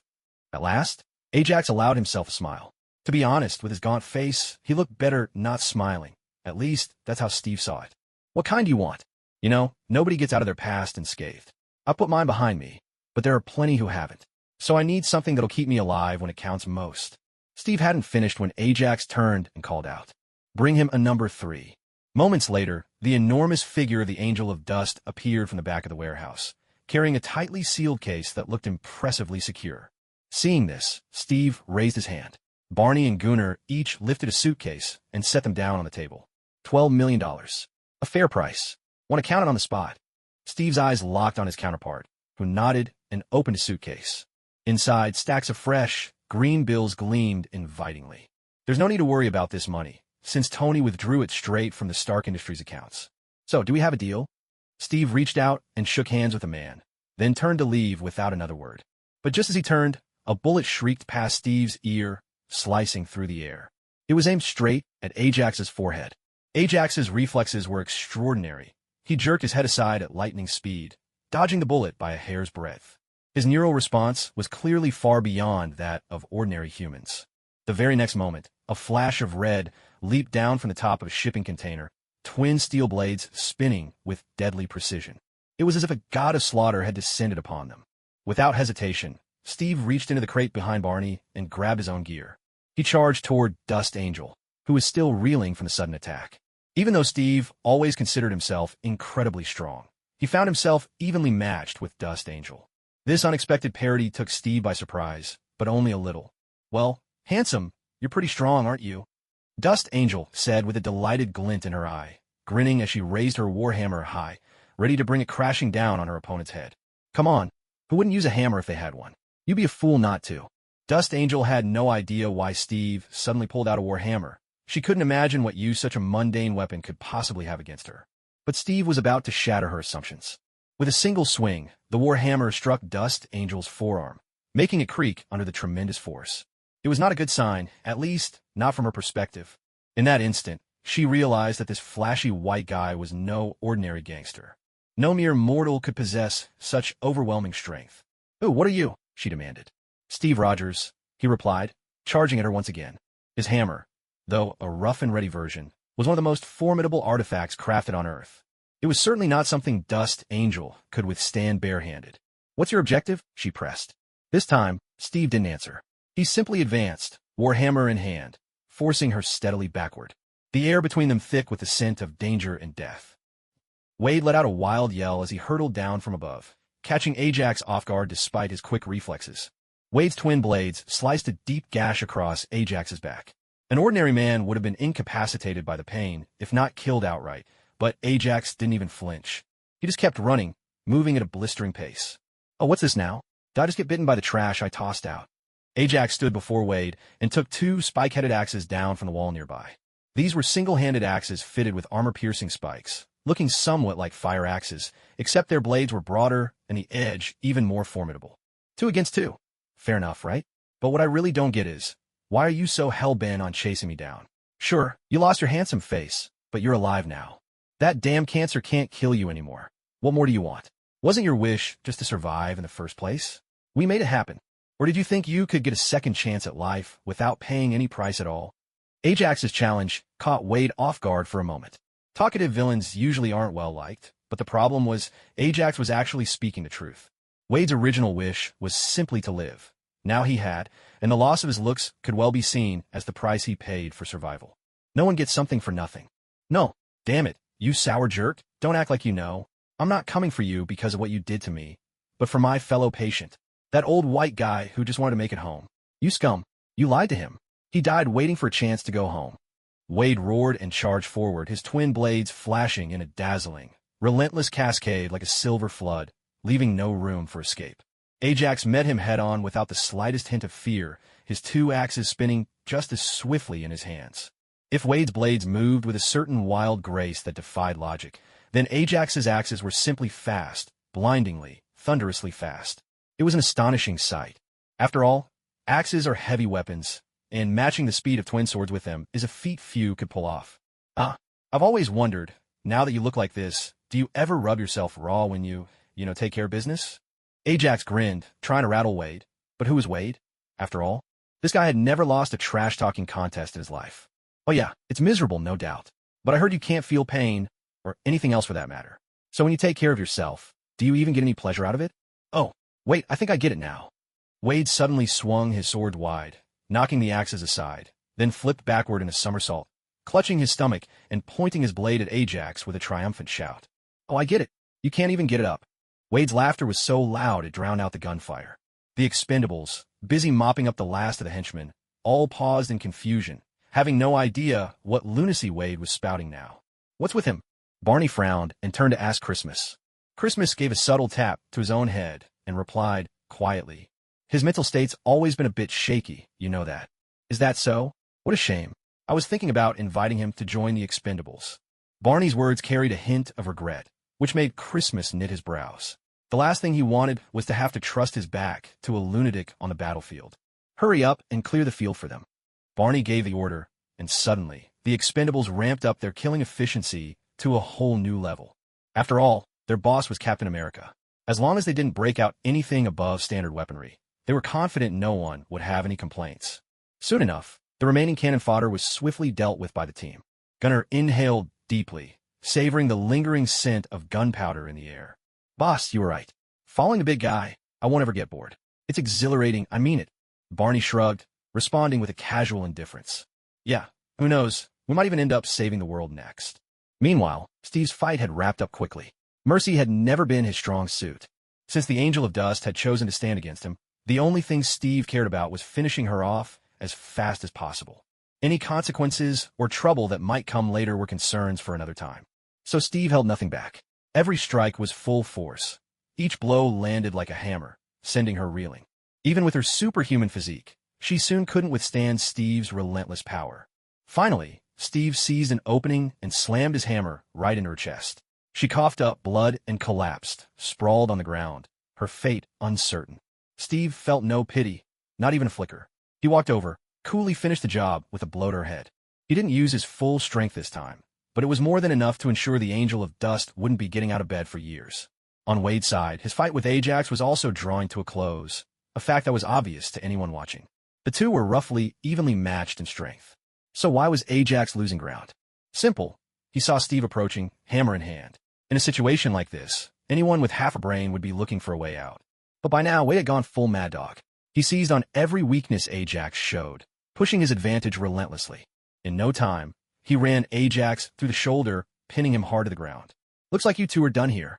Steve sat down at the table with a relaxed air, looking perfectly at ease. Wade took a deep breath, ready to bring his blade down for the final blow. Stop. Wade, you can't kill him. Hearing this, Steve stood up and turned to look behind him. He had never seen anyone like this before. Every inch of his skin, even his hair, gleamed with a metallic sheen. Yet, the moment he laid eyes on him, he recognized this figure instantly.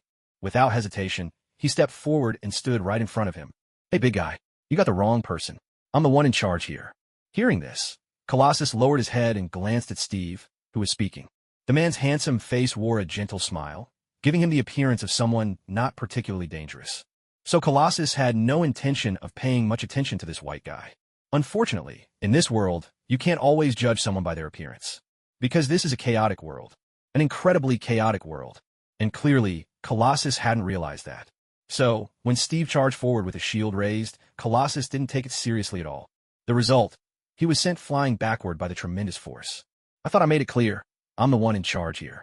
Steve stood there, shield in one hand, warhammer in the other, silently watching Colossus, who was still lying on the ground, struggling to collect himself.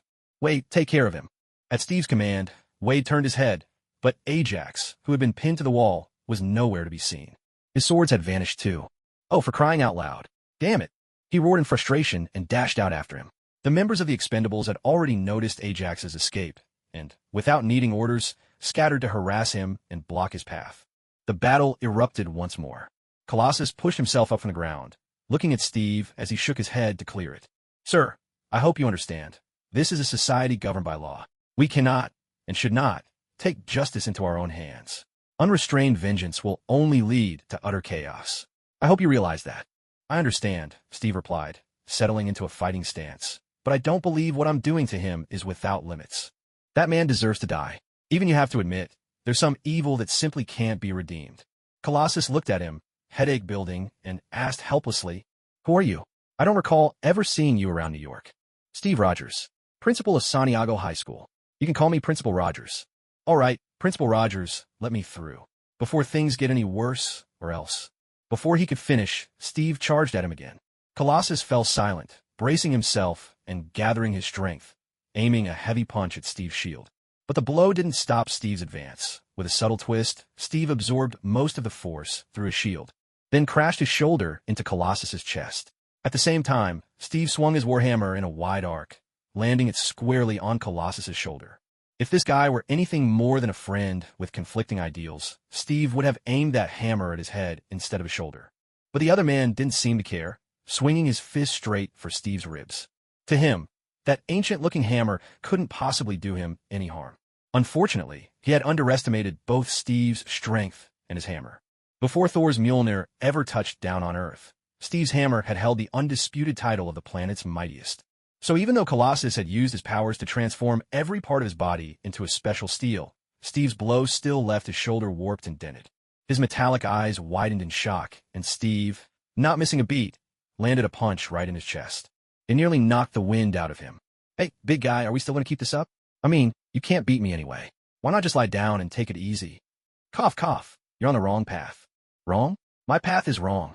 Steve stood over Colossus, as if he'd just heard the most ridiculous joke in the world. Come on, let's talk about my path. You shouldn't resort to limitless vigilante justice.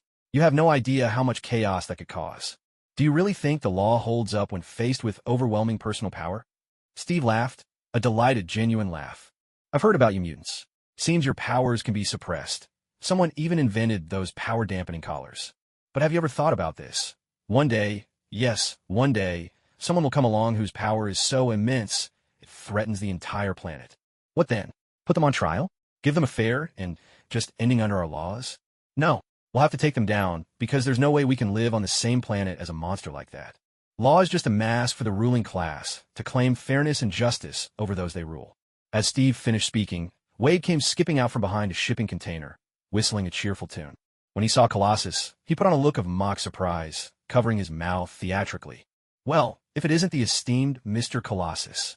What happened to you? Wade, you've made a mistake. Oh, come on. We were hired to fight crime, and there were 8 of your fellow mutants in there. If that's all, I'll get back to work. I'm a security guard at San Diego High now, and I'm quite happy with my job. At this, Colossus's lips twitched, a difficult feat for someone whose whole face was metal, but not entirely impossible. But that could only be done when emotions were pushed to the extreme in a state of utter shock. Mr. Steve, your school absolutely cannot hire someone this mentally unstable. He's a madman, you can't. It's all right, my friend. You're called Colossus, right? Don't worry, he can't beat me. Steve spoke as he directed a few of his commandos to load Ajax's safe onto the SUV. Then he swept the battlefield thoroughly, making sure not a single dollar bill was left behind, before waving cheerfully to Colossus.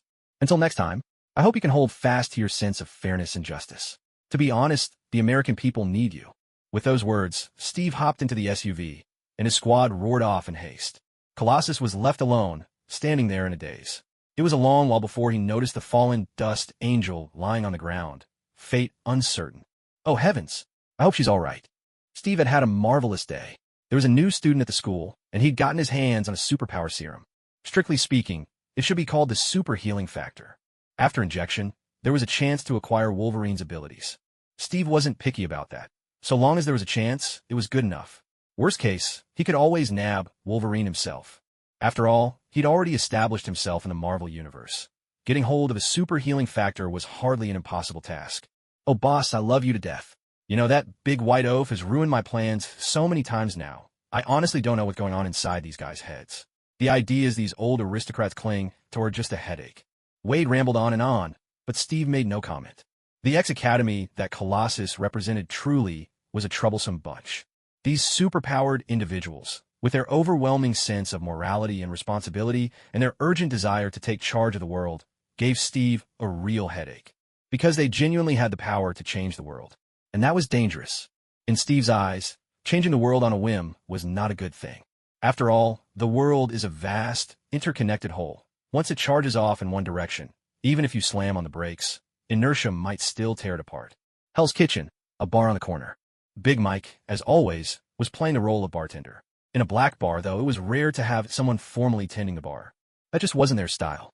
Usually, 3 or 5 people would gather on the dance floor, moving with exuberance to lively piano or whatever music was playing. Alcohol played only a minor part. Most of the time, they were intoxicated by their own surging hormones. At the moment, the bar was completely empty, and Kingpin had no intention of dancing. Boss, we've scoured all of Hell's Kitchen and didn't find a single suspicious character.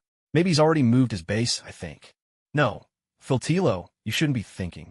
At least, not in that way. Seated on the sofa, Kingpin radiated authority. The cane in his hand looked every bit like a monarch's scepter. I told you to find this guy in Hell's Kitchen, but I never said you should go looking for him yourself. You know, if you want to catch the biggest rainbow trout in the Mississippi, the only thing you can do is prepare a bait big enough. You've already let me down once. Make sure you're prepared, and don't let me be disappointed twice in a single day. You know, I'm a proud man. Kingpin remained seated. Filtilo, a young white man with dark hair, wore a heavy look upon hearing this. He wasn't very old, with slicked back hair, and if not for the scar slashing across his left cheek, he could have passed for a Latin American movie star. But right now, he was clearly no celebrity, but the most promising young gang leader under Kingpin's command. Everyone knew that to rise this high, it took not only ruthlessness, but also a sharp mind. Yes, boss. I know what to do now. Kingpin said nothing and didn't nod. After standing in silence for a few seconds, Filtilo left the bar with a few other lieutenants. Big Mike poured Kingpin a drink. Care to sit down and have one with me? If I recall, you're quite the drinker. Oh, Fix, I can never say no to you. But is this really necessary? That guy you mentioned seems to be a man of justice, too. Mike, is it necessary? Come on, you know none of this is what I wanted, but what else can I do? Big Mike sat across from Kingpin. Without another word, he raised his glass and downed it in a single gulp, then poured himself another. I get it, but honestly, Fix, do you ever miss the old days? I mean, back when we walked these streets together, beers in hand. Of course. You bastard, you'd always sneak extra beers from us. We agreed on 3 cans each, but you'd end up with 8. Kingpin seemed to remember something and laughed, cursing affectionately. Oh, come on. I was just a beer-loving kid. What harm could I possibly do? You know why I don't sell beer in my own bar? It's because I'm afraid I'd drink up all the profits myself. Yeah, you're a good guy. Your only vice is your love for beer. Honestly, I could just about fall in love with you for that. Kingpin chuckled as he spoke, then finished off the drink in his glass in one swallow. But I still prefer drinking this high-proof tequila. You know, it's very manly. I suppose it might be because I'm Irish? Gene didn't reply immediately. He simply looked at the other man, whose skin was even darker than his own, feeling a subtle mix of emotions. Still, he kept his composure and asked patiently, what does loving beer have to do with being Irish? You don't know? Back in the Middle Ages, Ireland suffered a massive plague due to poor sanitation. The water sources were contaminated, so everyone had to rely on beer, a low-alcohol drink, to survive. The alcohol helped kill off germs to some extent. So in truth, it was a pretty decent source of drinking water. You get what I mean? After hearing this, Gene quietly poured himself another glass. Just look at how terrifying men can be. For the simple act of drinking, they'll even study such complicated history. I think you might actually be a clever guy. Of course I am, Big Mike declared with conviction. The foreign gangs that had once left Hell's Kitchen returned, and not a single person voiced an objection. Gene had said it would only be for a day, and the day was not yet over. But more importantly, Gene was still alive. As long as he lived, Hell's Kitchen would always remain a place with one supreme power and many contenders. Where's Levon Luke? Filtilo wandered into Levon Luke's territory and randomly picked a rock singer standing on a street corner. The singer bobbed his head for a long moment before finally managing to rhyme out Levon Luke's current situation. Apparently, after being thoroughly beaten up by Steve, Levon was sent to a back-alley clinic, according to the white guy running the place, whose medical license had long since been revoked. The old man shouldn't even dream of getting out of bed for at least a week. Take me to him. Joe, man. Filtilo had no patience for the rapper's performance. He cut him off with a sharp slap across the face. Pain instantly crushed the hide from his contraband, snapping the wrapper back to reality. Only then did he truly grasp where he was. He wasn't on some talent show stage. There was no organizer slipping him bribes, and as for whether his father was a good dad, he didn't even know where his father was. I'll take you there right away. The rapper bowed his head, surrendering his freedom, as if to say, freedom's overrated here. Phil Tilo's ostentatious display set everyone around whispering to themselves, wondering what kind of madness these out-of-towners were up to this time. They simply assumed the visitors had gotten another sudden urge to go sightseeing somewhere in the city. But to those with ulterior motives, this scene was a clear signal. Outsiders were poised to break into the local black market. What might come next was anyone's guess. Perhaps a fierce price war between local and out-of-town enterprises, giving these junkies a brief taste of the good life. News that Fertilo was looking for Levin Luke spread like wildfire throughout Hell's Kitchen. It even reached a Ford law firm, where Matthew frowned so deeply it looked as if he could crush a fly between his brows. Fudge, watching Matthew's expression, sighed helplessly. You don't actually believe that just because you can't see others' faces, they can't see yours, do you? Listen, there will always be new dealers in this part of town. Price wars, or even a dramatic gang shootout. It all makes sense. There's really nothing to get worked up about. Fudge shrugged, his face saying he couldn't care less. He was just telling the truth. After all, Hell's Kitchen had always been a den of vice and filth. That's not how it is. People are free. No matter where someone's born, they have the right to choose their own future. Matthew spoke earnestly. Even though his eyes were unfocused at that moment, Fudge still caught a raging fire burning in those dull, sightless eyes. All right, my dear friend. I won't try to talk you out of it. So what's your plan? Are you going to sue him? Fudge took a step back, unable to meet Matthew's gaze. He was afraid that fire might ignite him, too. We're lawyers, not vigilantes. Matthew said nothing. Even though Fudge was his close friend, he couldn't reveal what he planned to do next. Funny, when you thought about it. A blind man was about to walk down a dark path. He couldn't even see himself. When Fertilo met Levin Luke, a nurse had just taken a bedpan away. Luke's eyes were badly swollen. Even though a day had passed, they were still little more than narrow slits. Well, if it isn't the hot-headed kid from the south side. I heard you got beaten up by a white teacher. Fertilo's mocking tone made Levin Luke force his eyes open. But even so, those slits barely widened. Fertilo, you damned Latino mutt. I remember telling you, if you ever dared to sell contraband in Hell's Kitchen, I'd kill you. Oh, come on, Luke. Look at you now. Who do you think you could kill? Besides, I have zero interest in this tiny patch of Hell's Kitchen. God, the people here can't even afford the high-end goods I sell. I'm here because I need your help to put on a little show with my crew. You know, we're here to find a ridiculously upright good guy. Tell me then, what's in it for me? Levin Luke spoke up directly, catching the other man off guard for a moment before a delighted smile spread across his face. I need you to spread some rumors out there. Tell people the two of us have entered into a partnership. To show my sincerity, I'll be selling you a large batch of contraband at the old, abandoned docks on the south side tonight, and at a bargain price. Phil Dillo said this with a grin, and Levin Luke's mouth stretched into a dazzling smile. Dillo, you've always been a slick one, but I suggest you make this look convincing. Nobody in Hell's Kitchen is a fool, assuming, of course, the people you're looking for are actually there. Who knows? Dillo replied. Don't worry, I'll do my best to make it look real. Well, good luck then. My men will cooperate with you. Damn, if there's nothing else, you'd better get out of my sight. Keeping my eyes open is just too much work right now. Levin Luke said with a hint of impatience. Phil Dillo nodded, stood up, and left the hospital room. Honestly, I never thought a high school teacher would leave you so badly beaten you couldn't take care of yourself. Aren't you thinking of getting even? I could help with. Before he could finish, Levin Luke cut him off and shooed him out. Damn it, do you even hear yourself? If you want to die, that's your business, but don't drag me into it. That's Principal Steve Rogers you're talking about. If you're so curious, why don't you go pay a visit to his precious San Diego High? After saying this, Levin Luke shouted irritably toward the hallway. Damn it, are you all deaf out there? I said show him out. A few burly men squeezed into the room at the sound of his voice, taking their positions in front of Phil Dillo and silently signaling that it was time for him to leave. Phil Dillo cast a reluctant glance back at Levin Luke before finally turning to go. Go tell the principal someone's got their eye on San Diego High.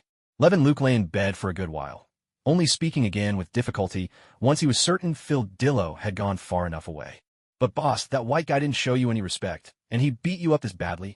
Damn it, do I have to repeat myself? I said go to San Diego High and tell Principal Rogers someone's making a move on his school. My daughter still goes to that damn place. At that, the burly men in the room exchanged glances. All right, I'm on it, boss. The one who spoke was an average-sized man with an impassive face, though there was a constant wariness in his eyes. Be sure to tell him this is a gesture of goodwill from Levin Luke. Damn, that guy really didn't hold back. Before long, Steve, just back at the school, received a little report from a black informant. Oh my god, I ought to crack open this guy, this Fitty or whatever his name is, and see if his guts are really as big as basketballs. Steve nodded earnestly at the words, then turned to lead his people out. Sorry, Principal. I need to head back first. All right, take care.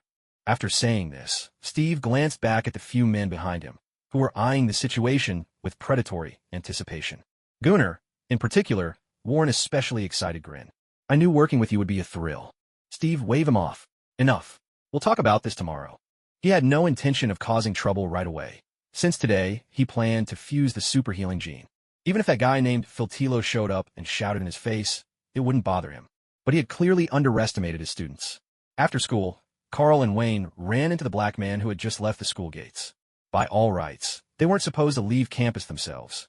But the moment they saw him, their first instinct was to break the rules.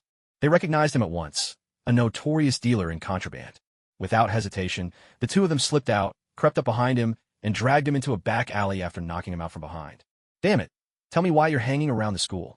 Are you selling illegal stuff nearby? Carl drove a fist into the man's lower back, his voice sharp and demanding. The man doubled over in pain, curling up on the ground.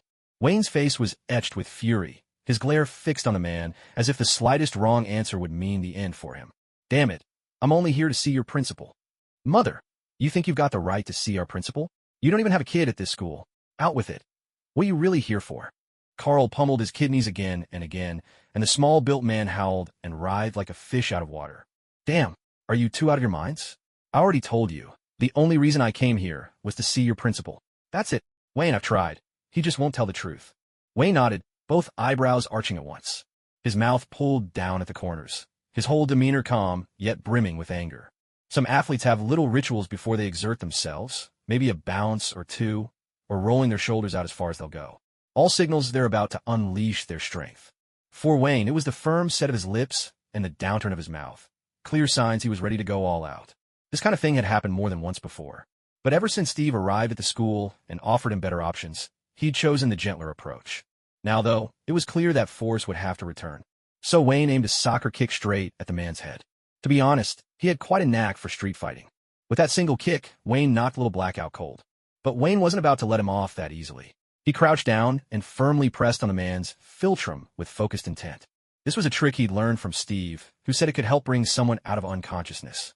The short black guy clearly had no desire to wake up, but Wayne only gave him a brief glance before speaking in a casual, unconcerned tone.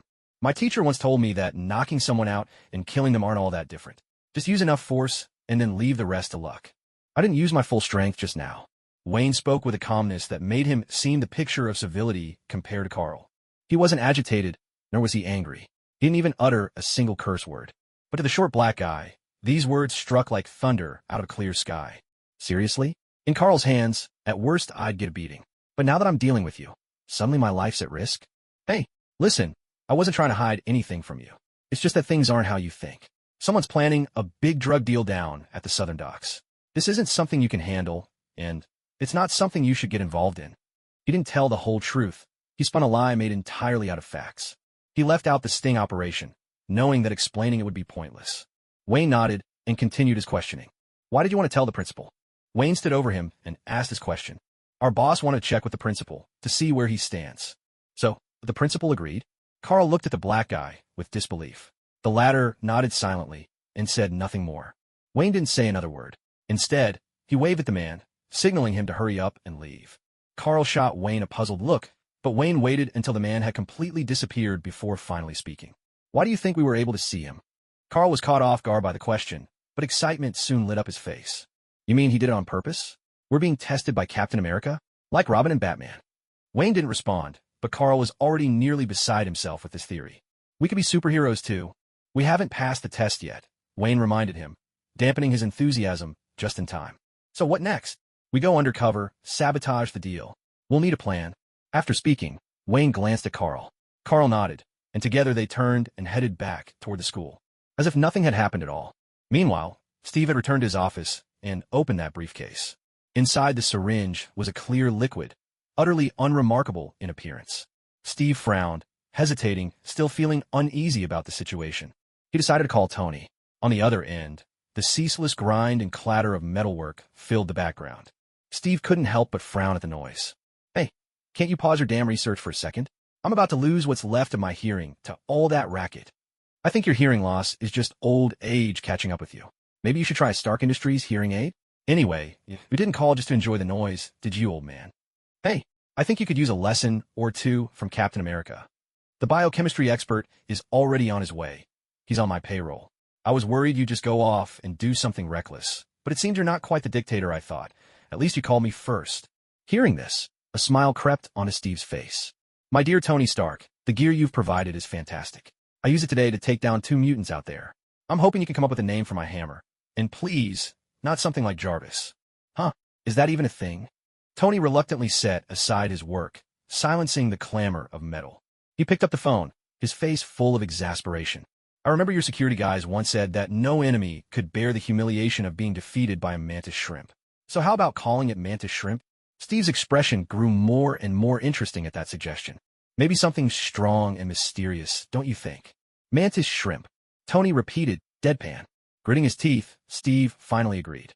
Boss, there's an old man outside. Says he's here to see you. Gunner's voice was as gruff as ever. Steve, hearing this, covered the phone and looked up. Let them in. The people you asked for have arrived, so I'll hang up now. I'll be in touch later. With that, Steve ended the call, casually stashing mantis shrimp and his shield under the desk, within easy reach. Caution was second nature to him. He couldn't help it. Scams have been rampant in his previous life. Hello, Mr. Steve. We're a research team from Princeton University's biology department. Mr. Stark said you have a rather unique sample here, and you need us to run some tests. Oh, would you? I've been waiting for you. Here's the sample you're looking for. It really is quite unique. But you can't take all of it. I can only let you have a small portion. Also, I want to know the effects of this thing right now. No problem. The man speaking was a balding white guy, his face broad and square-jawed, giving him an air of solid dependability, though he didn't look especially bright. But his eyes shone with a startling intensity. All right, you know the procedure. Steve slouched back, clearing the table space. The scholar from Princeton picked up the syringe from in front of Steve, let a drop fall onto a slide, and swiftly set up the microscope to begin his observation. Under the lens, countless cells rapidly divided and regenerated, showing no signs of stopping. The balding man gasped in astonishment. He'd never encountered a sample like this in all his years of work. What is it? Is there a problem with the sample? Steve, leaning back in a chair, frowned slightly, and the atmosphere in the office tightened to the breaking point with that single gesture. It was a tension like being alone in a room with a serial killer. You wouldn't dare smile when he frowned and stayed silent. No, that's not it. I mean, this sample is incredible. It just keeps growing. Steve let out a sigh of relief, grabbed the syringe from the table, and injected it straight into his arm. Thank you for your help. I won't be seeing you out. Stark will handle the rest of your payment. For now, I'll have to ask you all to leave for a while. Steve was polite enough. The balding man stared at him for a long moment before swallowing hard and finally forcing out a reply. Sorry, it's a misunderstanding. We didn't mean anything else. I know, so I'm asking you to leave, not to stay. Steve tilted his head slightly, fixing them with a calm, unwavering stare. An indescribable pressure radiated from him, sending a shiver through the group. Without another word, they turned and left. Unlike the scenes described in fantasy novels, the super healing factor entering his body didn't bring any unbearable pain. Even the pinprick from the injection healed at an astonishing rate. What a marvelous world this is. Steve genuinely praised this damned world. Only now did he finally feel a measure of satisfaction with his own situation. With that thought, Steve got up from behind his desk and stretched his body. Let's start training. He couldn't wait to put himself to the test. But as fate would have it, he hadn't even held on to that thought for 3 seconds before the shrill ring of the telephone cut through the air like a death knell. Steve was in good spirits, so, without even glancing at the caller ID, he picked up the phone. Hey, Steve, I don't think there's any need for our personal feud to drag and the people under us. My guy vanished after heading to your place, and I'd like to know what happened to him. So it's you, Luke. Your guy left our school safe and sound. You know I'd never let the ways of Hell's Kitchen seep in here. Especially not your gang's bloody vendettas. Steve's voice was calm, his face betraying no emotion at all. All right, I get it, though I have no idea what Kingpin is really up to. But I have to tell you, this time, the game's for real. Steve was silent for a moment on the other end of the line, then spoke with a hint of apology. You all have your own rules, and not everyone in Hell's Kitchen is worth saving. With that, Steve hung up. What a pity he didn't know what those two little punks at his school had gotten themselves into. If he did, he'd surely take back what he'd just said. Inside Santiago Middle School, Wayne and Carl were sitting together in an empty classroom. The blackboard in front of them was crammed with words and plans, a clear sign the two kids had already cooked up a rough scheme of their own. So are we doing this now? I've got a gun. What do you need to get ready? Carl asked. Wayne thought for a moment. A solid carbon fiber baseball bat. Whoa, that's not easy to get. I'll see what I can do. If it doesn't work out, you might have to settle for an aluminum bat, Carl said, trying to reassure Wayne, who nodded in response. As the two of them spoke, a bald man in a plaid shirt suddenly flashed past the door. He'd almost walked by, but then, moving with an odd, exaggerated stealth, he stepped backward and leaned his head into the room. Well, what's this? Plan A, Plan B, Plan C? Are you two planning to rob a bank or something? Wade exclaimed, his tone full of theatrical surprise. Carl and Wayne glanced at each other. Huh, I was just kidding, but judging by your faces, you actually look like you're about to rob a bank, Wade said, his expression growing increasingly peculiar. Can you keep a secret? Wayne stepped forward, locking eyes with him. Wade hesitated for a moment, then grinned. Hey, I was a top Boy Scout graduate. I can definitely keep a secret. Wayne nodded to Carl, who, looking a bit downcast, moved to stand in front of Wade. All right, Mr. Wade, here's the deal. As Carl recounted their story, Wade couldn't help but let out a series of gasps and exclamations. By the time Carl finished, Wade was thoroughly stunned. Wade was already shouting in righteous indignation. Don't touch the pickled radish. Damn it, those bastards are making money behind my back. Even if a dime falls from the sky into Hell's Kitchen, it should belong to us, the students of San Diego High. Isn't that missing the point? Carl said with a hint of helplessness. Wade swung his head to glare at him, his scarred face full of disbelief. You kids really are something else. At your age, I never could have dreamed up a way to make money this fast. Robbing a bank doesn't pay half as well as ripping off these pickled radish dealers. Just wait. I'll get you a rifle, then I'll find you an AK. We'll start with Hell's Kitchen, then move on to New York, Mexico, Colombia. Let's make this operation big. Just the three of us. Wayne and Carl exchanged a glance, doubt written all over their faces. Things had already started spiraling out of control. Yet neither Carl nor Wayne had any thought of backing out. In their eyes, Steve had everything well in hand. As for whether they might run into any real danger. Come on, their teacher was Captain America, after all. The real, living Captain America. So before long, they set out. Before leaving, Wade borrowed some gear from the Expendables. Though none of them had agreed to this, at least nobody had stopped him.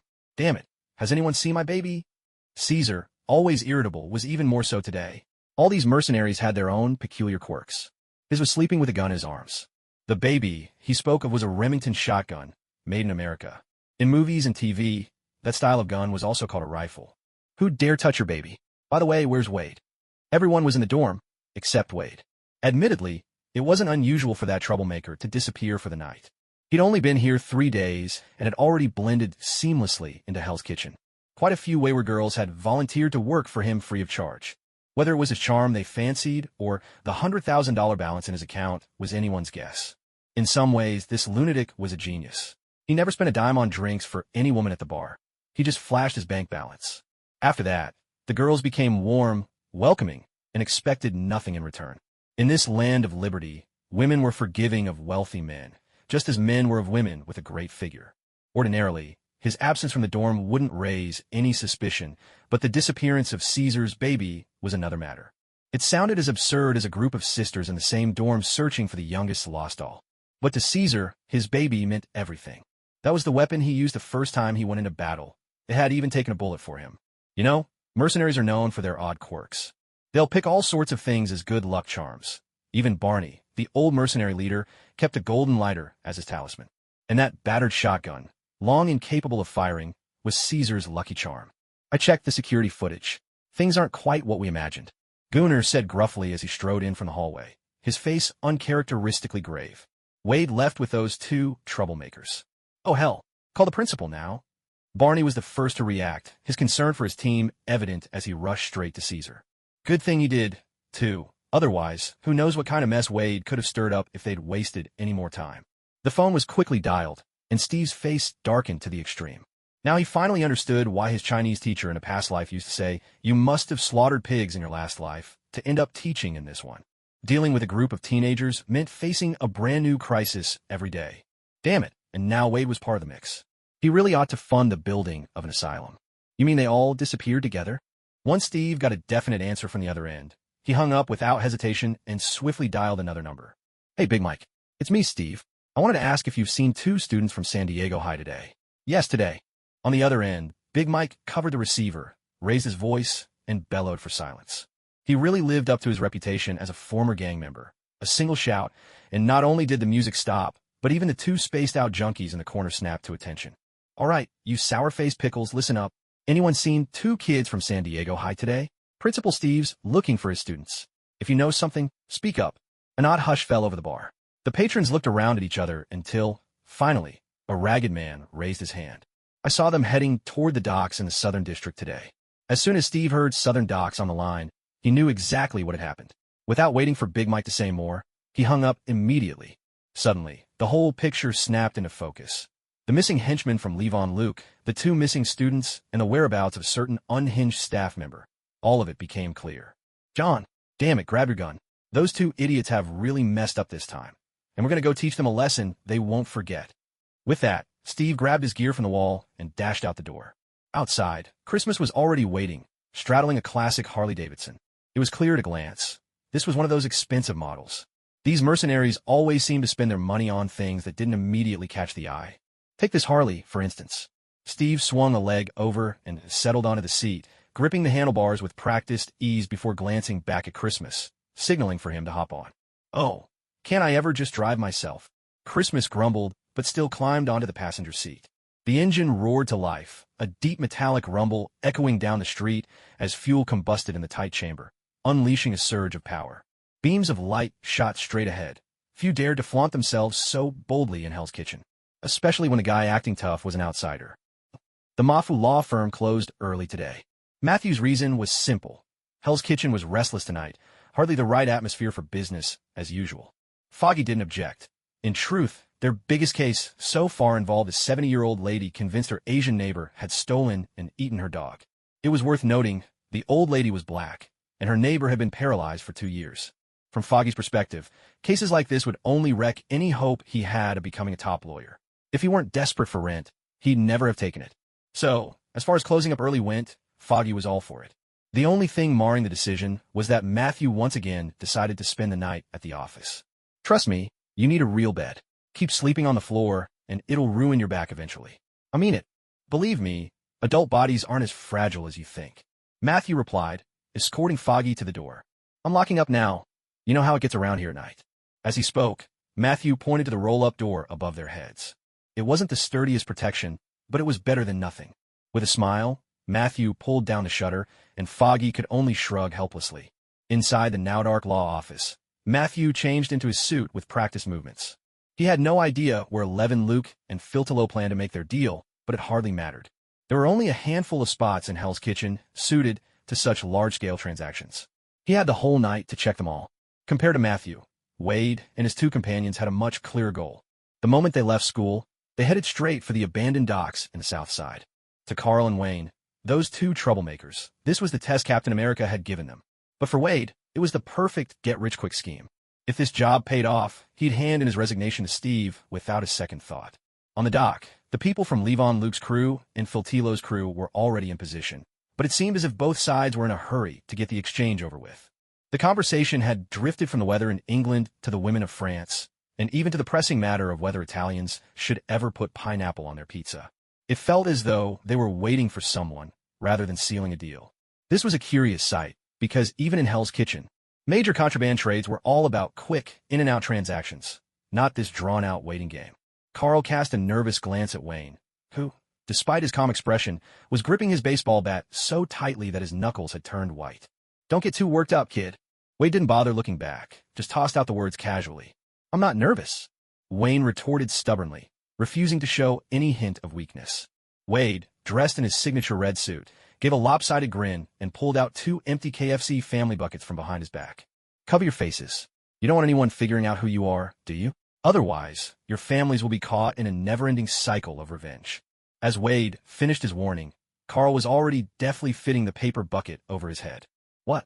I have a family, Carl declared matter-of-factly, catching Wayne's searching gaze. Wayne eyed the clearly used bucket in front of him with some distaste, but with no better option, he followed Carl's lead. Soon, an unusual trio had assembled. The notorious Deadpool in his red bodysuit, flanked by two high schoolers with KFC buckets over their heads. To be honest, this lineup was already borderline insane, especially since the three of them were crouched beside empty crates, about to ambush a gang of drug dealers. This was next-level lunacy, the kind that would put American psychopaths to shame. Well, you did good. Fultilo, I like you Latin folks. You've always got a certain sharpness about you. When do you think that guy will show? As long as he's still in Hell's Kitchen, he'll come. Everyone's heard the word. This deal's happening here tonight. Well done. Kingpin lounged in his oversized armchair, exuding the lazy authority of a tyrant on his throne. Fultilo stood respectfully at his side. The man wore a fine pinstripe suit that accentuated his imposing build. His shoes, ornate and flashy, bordered on flamboyant, but given his status, it all made sense. In contrast, Kingpin's own white suit paired with a burgundy shirt was almost understated, if not for the bold, blooming rose tucked in his breast pocket. His outfit was the picture of executive sophistication. There was no denying it. This crew of drug traffickers certainly knew how to spend their money. At that moment, none of them noticed that people kept vanishing into the shadows. Matthew moved swiftly, and with Hell's Kitchen being not all that large, it didn't take him long. Soon, he reached the South District docks, just as he had imagined. Here, he found Levin Luke and Fultilo's men. Just as he suspected, these guys were up to some clandestine deal. Oh, looks like a rat sneaked in. Sitting in the control room, Kingpin's lips curled into a pleased smile. Fultilo didn't doubt Kingpin's judgment for a second. He was a smart man. Right now, they were in the control cabin of the dock's gantry crane.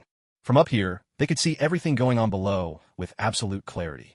Even though Matthew was already moving fast, Kingpin still noticed something was wrong from the reduced frequency of patrols. His men would never slack off, not under his watch at least.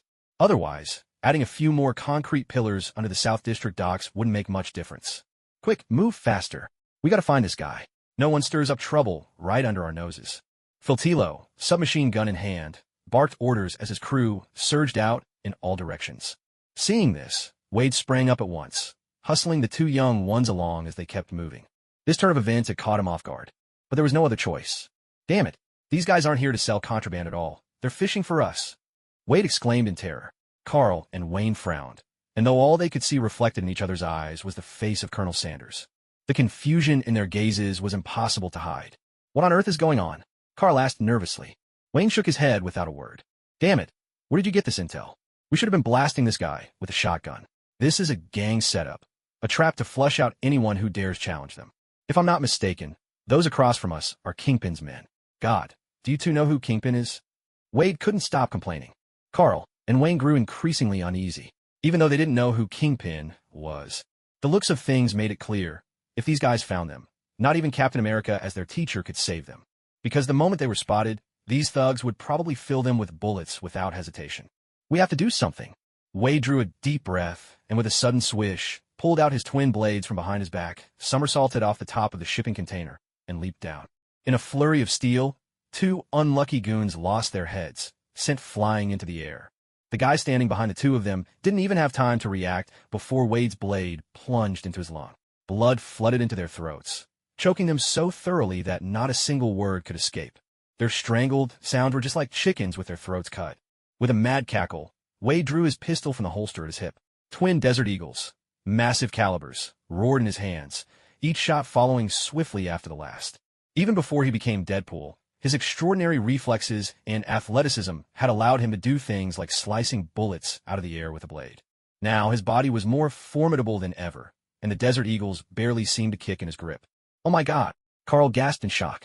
As the cry left his lips, the gang members who'd just arrived opened fire with their submachine guns. A hail of bullets ripped into Wade, bursting into a cloud of blood around him, a sight that would have left any normal person in pieces on the ground. But not only did Wade remain intact, he even whistled cheerfully as he reloaded. A look of pure ease and relaxation crossed his face. Even Wayne found himself stunned at the sight. He had never seen anyone so thoroughly defy the laws of human nature. Should we do something? Carl, holding Caesar's mistress in his arms, asked with a barely contained eagerness. Wayne shook his head and stayed low against the shipping container. He wasn't stupid. Charging in with Carl would be nothing but suicide. Meanwhile, hidden in the shadows, Matthew seized the chaos to his advantage. His keen sense of smell confirmed what he'd suspected. A large cache of contraband was indeed present. His objective was clear, so he charged straight toward the central control room. Inside the control room, A smile curled on Kingpin's lips. His expression twisted with a vicious, predatory glee. Anyone who didn't know him might think he was here under threat from the Hand, but in truth, he was here for profit. In the grand scheme of his ambitions, the Hand was just another morsel waiting for him to devour. What a beautiful day. Reminds me of those desperate, life-or-death moments. My whole life has been about turning the tables. With that, Kingpin rose from the sofa. Power rippled through him, each muscle strand shifting under his suit. It was hard to imagine a man of his size carrying not a trace of fat, what that really meant. If you needed a comparison, the effect Kingpin had on people was like seeing a Belgian blue bull standing next to an ordinary cow. A savage aura exploded from him. The killing intent forged in years of bloody gang wars now unleashed without restraint. Cane in hand, he descended the steel staircase step by step. His legs spread wide. He planted himself in the corridor, blocking Matthew's path. Backlit by the room's harsh light, his silhouette loomed like a legendary warrior from Eastern myth, an unstoppable colossus. The pure white suit hung open as he undid the buttons, the sea breeze relentlessly buffeting his body. He didn't speak. He simply straightened his collar and drew a rose from the pocket on his chest. A black kid who had walked out of Hell's Kitchen, a kid who had never once stopped honing his body, not for a single moment, all these years. He would never tolerate anyone's provocation, not even if this man before him was a god descended to earth. Matthew, who had been charging forward, halted in his tracks. Those icy blue eyes peered out from beneath his mask, gazing impassively ahead. What kind of eyes were these? Blue and ethereal, like the glaciers of the far north. Yet at the same time, you could never quite tell what they were watching or what emotion they might be expressing. It was as if twin shards of ice had been set into someone's skull. It's been a long time. Kingpin gripped his cane with one hand and spread his arms wide in welcome, addressing Matthew. Yet the murderous intent radiating from him did not diminish in the slightest. If anything, even the wind seemed to sharpen, cutting deeper into the skin. Unlike his massive stature, this man was venomous and cunning, a viper in a giant's frame. That was Matthew's first impression of Kingpin, so he warily took a half step back. Oh, my friend, you can't do this. You've ruined my business and tarnished my reputation. There's no reason to cower when you see me. Come on, finish me. Let justice shine its light down upon this land. There was a strange, persuasive power in Kingpin's words, and sure enough, after listening, Matthew stepped forward again, more resolute than before. His presence grew even more unwavering. Kingpin smiled at that. He had absolute confidence in his own strength. As long as it was a fair fight, no matter what tricks this man had, Kingpin would not be concerned. That's more like it. With those words, Silent Matthew and Kingpin charged at each other almost in unison. Both moved with incredible speed, though their auras were starkly different. Kingpin surged forward like a mighty river, unstoppable, forceful, overwhelming. Matthew, on the other hand, was agile, every step measured, every moment calculated, darting like a panther across the night. Soon, the two collided. In that first instant of contact, Matthew pulled back all his strength and twisted his body to the side as much as possible. That brief touch felt, to him, like grappling with a bulldozer. For an instant, he had the illusion that he wasn't facing a man at all, but rather some monstrous machine made of countless interlocking pieces of metal. You hypocrites are all the same. You claim you'd sacrifice everything for justice, but in truth, you're only willing to sacrifice others. Kingpin stopped abruptly. The fine Italian leather shoes on his feet were already torn to pieces. Although these shoes were made of the sturdiest, most comfortable top-grain calf leather, they still didn't stand a chance against overwhelming force. He simply kicked them off, turned around, and gave his cane a quick twist. A blinding beam of light shot forward in an instant. The effect was nothing short of a flashbang grenade. This was just one of his many little tricks. A burst of intense light could buy him a second, enough time, so long as the enemy was within 3 meters. And for him, a single second was all it took to send someone straight into the flames of hell. But, unfortunately, Matthew was blind. Even if you force him to stare at a welding torch, he wouldn't so much as blink. If Steve were here, he'd probably shriek with mock surprise, "Wow, isn't this a treat? Aren't you thrilled?" So, Kingpin's plan was doomed from the start. His charge was blocked by Matthew's precise defense. Matthew let out a questioning grunt. He then grabbed Matthew's arm, ready to throw him over his shoulder. It had to be said, he was a master of combat. In wrestling, destabilizing your opponent's balance using only their arm was no easy feat. But to him, it was as effortless as flipping his hand. It felt as if Matthew wasn't even a living person, but a fixed figurine anchored to the ground. With enough strength, you could toss him around however you pleased. But Matthew was no ordinary opponent. Seizing the momentum as Kingpin lifted him, he kicked hard against Kingpin's chest, and in that moment, managed to disrupt his enemy's balance. It was a desperate move, but the only one available. Matthew could go down, but Kingpin couldn't stay standing. The moment Kingpin realized this, he heaved with all his might and hurled Matthew away. After this exchange, neither had gained the upper hand. Kingpin rolled his neck, looked at Matthew, and grinned. I never expected the one giving me so much trouble would be a blind man. I have to ask, how do you do it? You talk too much, Kingpin. Matthew replied, voice low and to the point. Kingpin chuckled and continued. You know, the first thing I did when I got here was check everything out. I discovered the broadcast system is perfectly intact. As he spoke, he pulled out his phone and dialed one of his men. Pick the worst rock song you can find and blast it as loud as possible. With that, he tossed the phone aside. A peculiar feeling stirred in Matthew's chest. His judgment of this man had been right all along. He was vicious to the core. Even when his strength far outmatched his opponents, he would still seek out every possible advantage, wearing down his enemy bit by bit, until victory came with ease. Soon, a cacophony of rock music, borderline noise, blared across the dock. Kingpin bared his teeth and charged forward again. Steve arrived on his motorcycle with Christmas just as the music began to blare. The screeching sound made them both instinctively frown. Oh, for heaven's sake, doesn't anyone ever get beaten up for creating garbage like this? Steve grumbled under his breath, while Christmas, brows knitted, pulled out his assault rifle and assumed a textbook breach position. He and Barney were the best point men in the Expendables, and even though he'd switched partners, he was confident in his skills. But he'd forgotten one thing. The man standing beside him was Steve. No sooner had Christmas taken aim than Steve, shield raised, charged straight in. Bullets pinged off his shield, clattering like a hailstorm on sheet metal. Cursing, Christmas hurried to keep up with Steve's reckless pace. Gunshots echoed one after another, and shadowy figures dropped in the darkness. Though Steve relied on hand-to-hand weapons, his methods were far gentler than Wade's. At least he didn't send people to the afterlife at the drop of a hat. Meanwhile, Christmas, covered by Steve, unleashed his firepower with abandon, not bothering to count his bullets. After all, with the most formidable shield in America, one no bullet could ever pierce. Why worry? Damn it, this music is absolute torture. 2nd Battalion. Hey, you Italian. Can't you figure out a way to blast that racket off with an Italian cannon? Steve bellowed at Christmas. Christmas dug at his ear and yelled back at the same volume. I'm Italian, not a transforming Italian robot. Damn it, where am I supposed to pull an artillery cannon from? My crotch. Steve looked at him, suddenly respectful and more than a little surprised.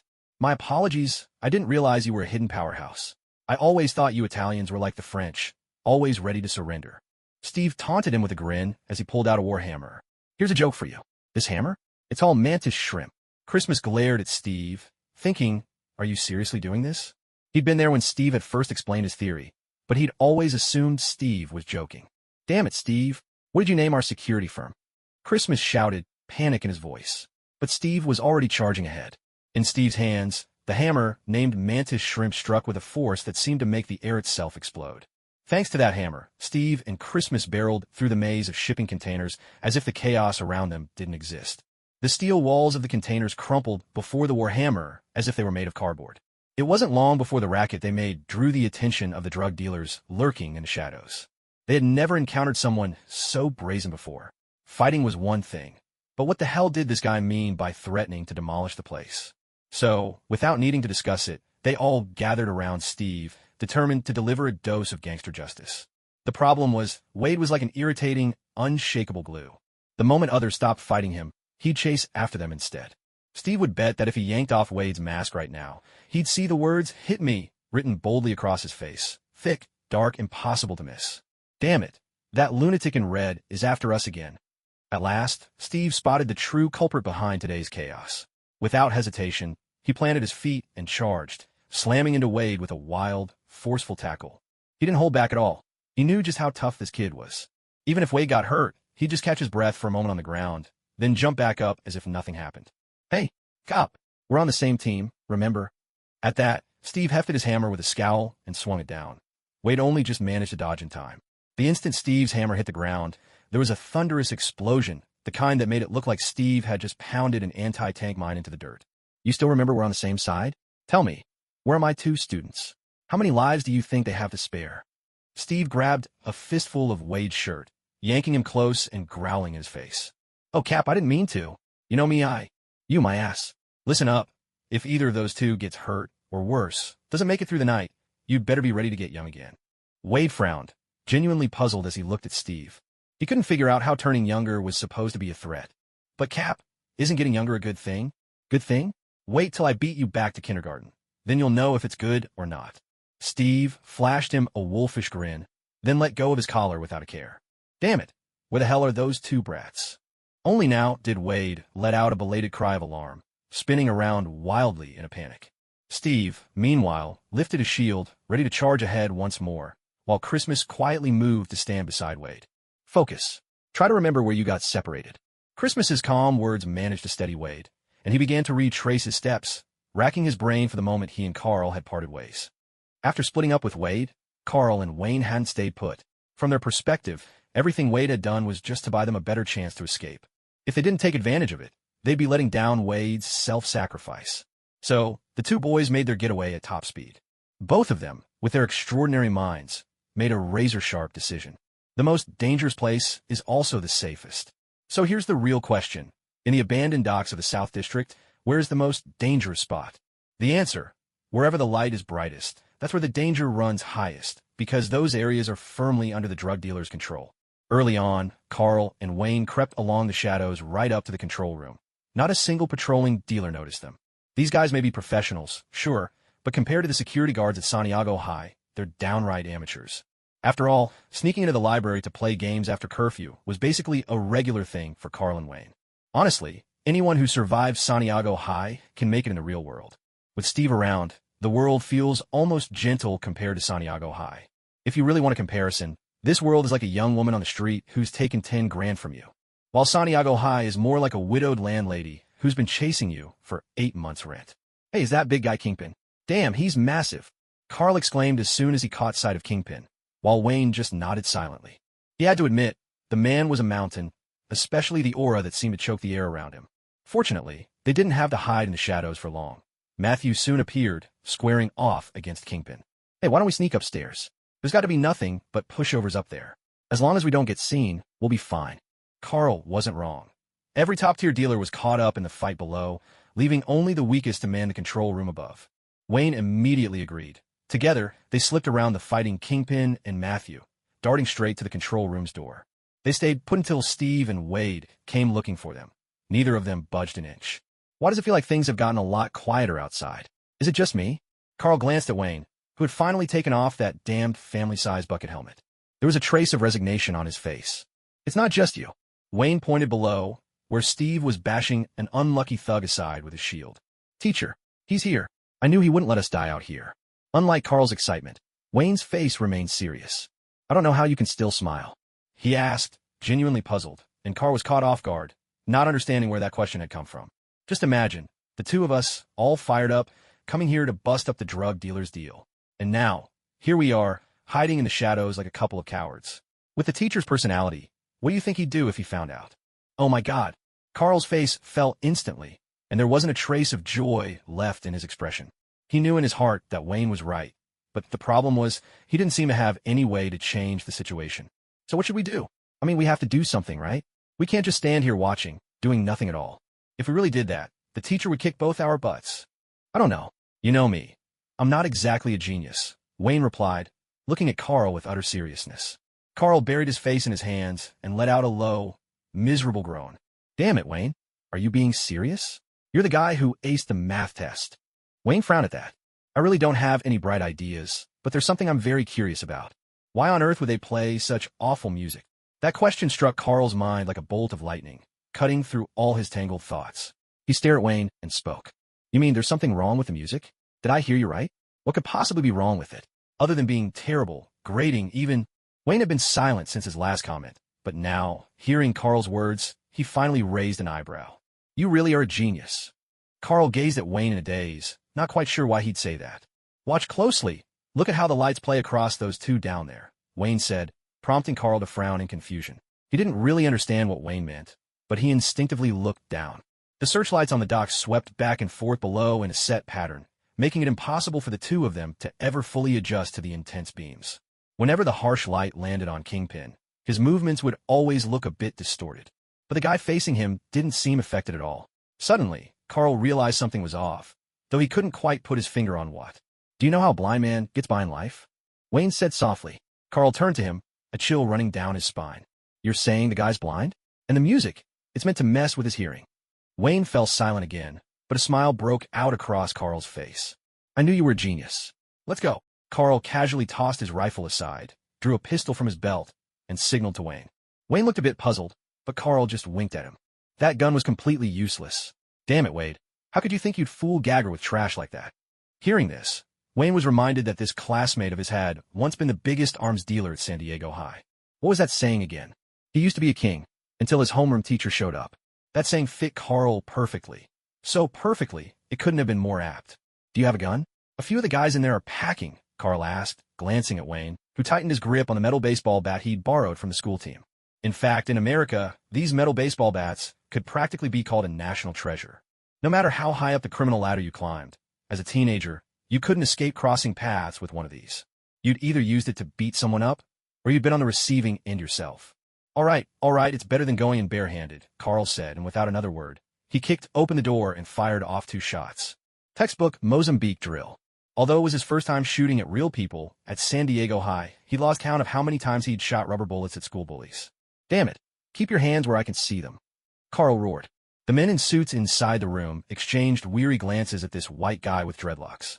To be honest, if this white punk were out on the street, they wouldn't have given him a second look. After all, to them, guys like this were expendable. Hey kid, I don't know where you two crawled out from, but you realize we're the blah. The word died in his throat, cut off by Wayne's skateboard smashing in his mouth, taking a few yellowed teeth with it. Wayne only stood in the room, bat over his shoulder, once he was sure the man was out cold. Hand over all your guns, Wayne demanded. The casual way he held the bat sent a collective shiver down the spines of these hardened gangsters. After all, who hadn't been beaten with a baseball bat in their youth? Even the toughest among them hesitated, especially with Carl still standing in the doorway. One of the braver ones tried to slip a hand where Carl couldn't see, but Carl's response was 2 precise shots. Damn it, this is a Krog. Extended magazine version. Don't think for a second I couldn't take you all out right now. Carl bellowed at the 9 men, and he wasn't exaggerating. The Krog was already notorious for its magazine size, and with the extended clip, it could hold a staggering 22 rounds. There were only 9 men here. Even if he used Mozambique drills on each of them, he could still make sure every last unlucky soul lost the ability to fight back. Wayne, take their guns. At the order, Wayne circled behind the hapless bunch and hefted his baseball bat.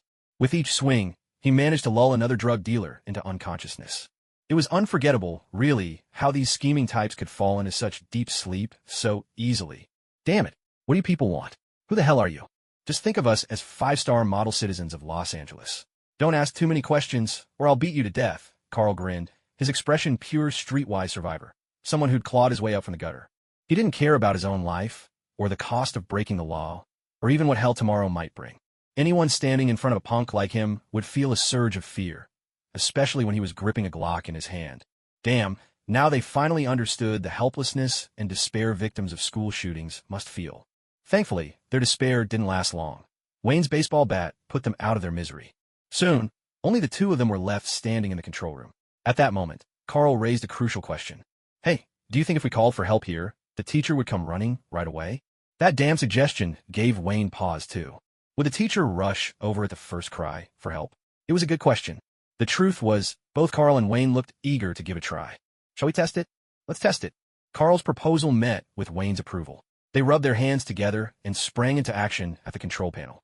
Almost instantly, the wretched music cut off, replaced by the sound of a teenager clearing his throat. Steve recognized the voice at once. It was one of his unlucky students. Teacher, we're at the highest control station. Steve immediately locked onto his target. He glanced up at the towering gantry crane and seized Wade by the collar. You sour old radish. Didn't you say they were lying on top of the shipping container? Does that look like a shipping container to you? Steve's furious roar made Wade shrink back, and he mumbled helplessly, Boss, they really are on top of the container right now. At that, Steve didn't hesitate. He hefted Wade and hurled him straight at the 2 who were still grappling. To be honest, Kingpin had noticed Steve's arrival long ago, but he never imagined the guy would actually use his own employee as a projectile. First, he didn't think Steve had that kind of strength. Second, he himself had never resorted to anything so brutal. And as that poor soul Steve had thrown sailed through the air, he was already shrieking in terror. His face was twisted with struggle and fear, like a little boy who just wet the bed. Damn it, I'm going to report you to the union. You sour-faced bastard. I have rights, you know. Wade was shouting wildly, and seeing this, Kingpin took the initiative to back away, watching as Wade crashed to the ground right in front of him. The poor guy's face and chest were caved in, a clear sign that Steve's strength was on par with his own. Kingpin quickly assessed the situation in his mind as Steve took up a fighting stance, shield in one hand, warhammer in the other. A lion puts all its strength into catching a rabbit, as the saying goes. And right now, Kingpin was anything but a harmless rabbit in Steve's eyes. Principal Steve, I don't think there's any conflict between us. In fact, there's not even a real dispute. So what exactly are you doing here? Did you hear the broadcast just now? My students are down there. I don't care what kind of grudge you guys have, you'd better hold it in for now. Once I get my students out of here, you can nuke each other for all I care. As Steve spoke, he tapped his shield with the warhammer. A fierce fighting spirit surged from him, making the two men in front of him instinctively take a step back. Steve stared at them silently, waiting to see what they do next. I admire your attitude towards your students. Don't forget our agreement. I hope you'll treat everyone equally.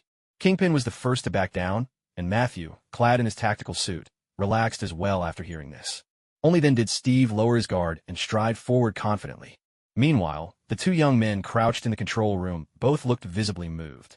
Our teacher really did come for us. Yeah, even if he's probably going to kick our butts into 4 pieces later, he still came to get us. Carl's voice caught in his throat, unsure if he was more worried about Steve's wrath or simply too touched by the gesture. Damn it, you two better have a damn good reason for being here, or I swear you'll be copying the school rules every waking moment until you both get into Harvard.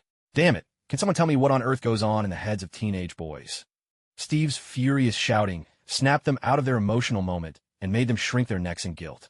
What else could they do but hunker down and hope for the best? Steve moved fast, and his tirade didn't stop for a second as he came toward them. Carl and Wayne quickly lost any lingering sense of gratitude. They were so scared they were tempted to jump out the window. Damn, have you ever been beaten up by Captain America? Carl looked over at Wayne, voice trembling. Wayne had already closed his eyes in resignation. Damn it, Wayne, are you scared? Carl was on the verge of tears. Who wouldn't be? This was no joke. This is Wayne we're talking about. For God's sake, the guy who had the guts to bully Alexei at San Diego High. Now he looks like a quail, all timid and shriveled up. Motherf. You two little disasters, the biggest pieces of crap Lucifer could have squeezed out. Why did I ever take you two unfortunates on as students? Now I get how Jesus must have felt when he saw Judas. Troublemakers, huh? You love causing trouble, is that it? I just can't wrap my head around it. Why are you even here? This place is crawling with drug dealers. They're all armed. As Steve finished speaking, he finally noticed the situation inside the room, and his breath caught in his throat. These damn drug dealers really were armed, but why were they in such a pitiful state? All their weapons had been tossed into a heap, forming a little mountain in the corner, and every last one of them was sprawled on the ground, whether dead or unconscious, who could tell? One look told you. Someone had knocked them out hard. Hell, these are all supposed to be drug dealers? Damn it. Kingpin, is this really the standard you hold your men to now? They got completely wiped out by 2 high school kids. Steve's voice carried far, so much so that Kingpin's brow furrowed into a tight knot. His already dark face grew even darker. He glanced around at the few people who were still standing beside him, and let out a helpless sigh. There was nothing to be done. People who clawed their way up from the bottom, unless they kept winning against all odds, like Kingpin himself, were destined to have their bones hollowed out by luxuries they'd never seen before. I understand. I'll bring a new batch from Mexico. We've got a military training camp down there. Steve didn't bother listening to him. Instead, he glared furiously at the 2 unlucky kids, his face a mask of anger. You'd better give me a damn good reason. Why were the 2 of you here? Carl and Wayne kept their heads down, thinking for a moment before answering in unison. Sir, it's because we're your students. We're Captain America's students. We want to defeat evil. Damn it, you really think the evil in this country is just these drug dealers? Take a good look around at this damn country. Think about what you've been through. Do you really believe all the injustice you've suffered has been caused by this black porn star? Sure, he's a gangster. Maybe even a villain, no doubt about that. But do you really think he's the top dog? The one who gets the biggest share of the profits? Listen to me, both of you. I don't want to see my students turn into 2 idiots with nothing but a misplaced sense of justice. Even if you 2 rookies somehow manage to get lucky and shoot Kingpin today, so what? Do you think New York will be free of gangs tomorrow? Do you think the next guy to take his place would have even a shred more conscience? Steve delivered a stern lecture, his voice booming, and his words carried layers of meaning. Hearing this, both Kingpin and Matthew paused their fight. After all, Matthew was an adult, and from Steve's words, he picked up on something different. He lifted his head in astonishment, his expression dazed as he faced the blinding lights. But it wasn't the harsh glare that stunned him. It was as if someone had sparked a light in the darkness of his soul. Matthew shook his head, not bothering to turn around and see Kingpin's reaction. He couldn't see it, and there was no need. With a practiced motion, he set off a smoke bomb he'd prepared in advance, and thick clouds billowed out, swirling around him. Kingpin let out a furious roar, unwilling to let this man escape alive. But unfortunately for him, his senses were not as sharp as Matthew's. In the swirling smoke, he lost all sense of direction, and Matthew used the chance to slip away. Steve paid no attention to the chaos below. He simply fixed his gaze on those two hapless souls. I'm not saying there's anything wrong with being on the side of justice, he scolded them, but you can't go out fighting without even knowing who your enemy is. Maybe you can't stand what they're doing and want to block their business, but if you think that just stopping them will make this filth disappear, then you're the biggest fools in the world. Steve pointed at both of them as he reproached them. Down below, Kingpin ripped off his suit jacket, which had been torn apart in the struggle, and stood before Deadpool, indifferent, clad in nothing but his trousers. Once the smoke cleared, Deadpool, Christmas, and the finally arrived Expendables found themselves locked in a strange standoff. Although Deadpool had seemed like an unstoppable force just moments ago, truth be told, he hadn't actually killed many people. Steve had arrived so quickly that Deadpool barely had time to show his stuff before getting yanked off his feet by the neck. "You've killed a lot of my men," Kingpin said, locking eyes with Wade. Wade reached up to feel his mask, making sure it was still in place before he relaxed. "It's all a misunderstanding. The name's Deadpool, but honestly, I'm just a frail scholar. Couldn't hurt a fly. Sure, these look like swords, and they probably feel like swords too, but really, they're just my paintbrushes. Oh right, I'm an artist. The kind who couldn't even get into art school." Wade sounded completely sincere, but Kingpin didn't take a single word of his nonsense to heart. "So, you're a mercenary? Or something else? You don't seem like the other guy. You don't look like someone with a moral code." Kingpin stared at Wade, whose expression was so exaggerated you could sense his shock even through the mask. "Heavens, don't let Steve hear you say that. He'd kill me. Right now, I'm practically his sidekick. Damn, you can't slander me like that." Wade was about to say more when Zhang Beijiang came down with the two hapless souls in tow. "Apologize to Mr. Fisk," Steve said sternly, and Carl almost shouted out instantly. "What? You want me to apologize to him? He's a drug dealer." On the other hand, Wayne immediately offered his apology to Kingpin without hesitation. But in his eyes, ambition was written loud and clear. Even Kingpin could see the blaze burning fiercely in the depths of his gaze. It was a fire unique to people like them. "I like the look in this kid's eyes, you know, Steve." Kingpin waved his hand, and the dealers standing behind him understood at once, quietly dispersing in all directions. "Yeah, my son will be enrolling at your school tomorrow. Honestly, how do you manage to educate these two troublemakers? They seem decent enough. Apart from being a little short on brains, they're almost flawless." "What did you say?" Carl protested, a bit disgruntled. "Oh, sorry, kid. I owe you an apology. Maybe you do have some brains, but your head must be filled to the brim with courage. As a parent of your classmate, let me ask you something. Look, I'm right here in front of you. I could even hand over my entire drug network to you, give you all the files, and you could walk straight to the police with them. But what good would that do? Kid, this isn't the Middle Ages anymore. The world isn't a place where you can cut down villains by the dozen and expect to stamp out evil." Kingpin's tone was gentle enough as he spoke, but the more he said, the more Carl's bravado seemed to fade away. He knew Kingpin was telling the truth. That's what reality is like. It brings despair, but at the same time, stirs up a stubborn refusal to give in. "All right, Fisk, you've nearly shattered this young man's confidence. When is your son starting school tomorrow? Is there anything you need from me? Given what happened today, I can waive the tuition if you'd like." "Forget it, Steve. No one in the Fisk family accepts favors for free." Kingpin waved his hand dismissively, and Steve just shrugged. "Then I'll take these two troublemakers with me and head out. As for this red-masked dummy, feel free to rough him up if you're in a bad mood. He works for me," Zhang Beijiang said earnestly, and Kingpin reached up to scratch his head.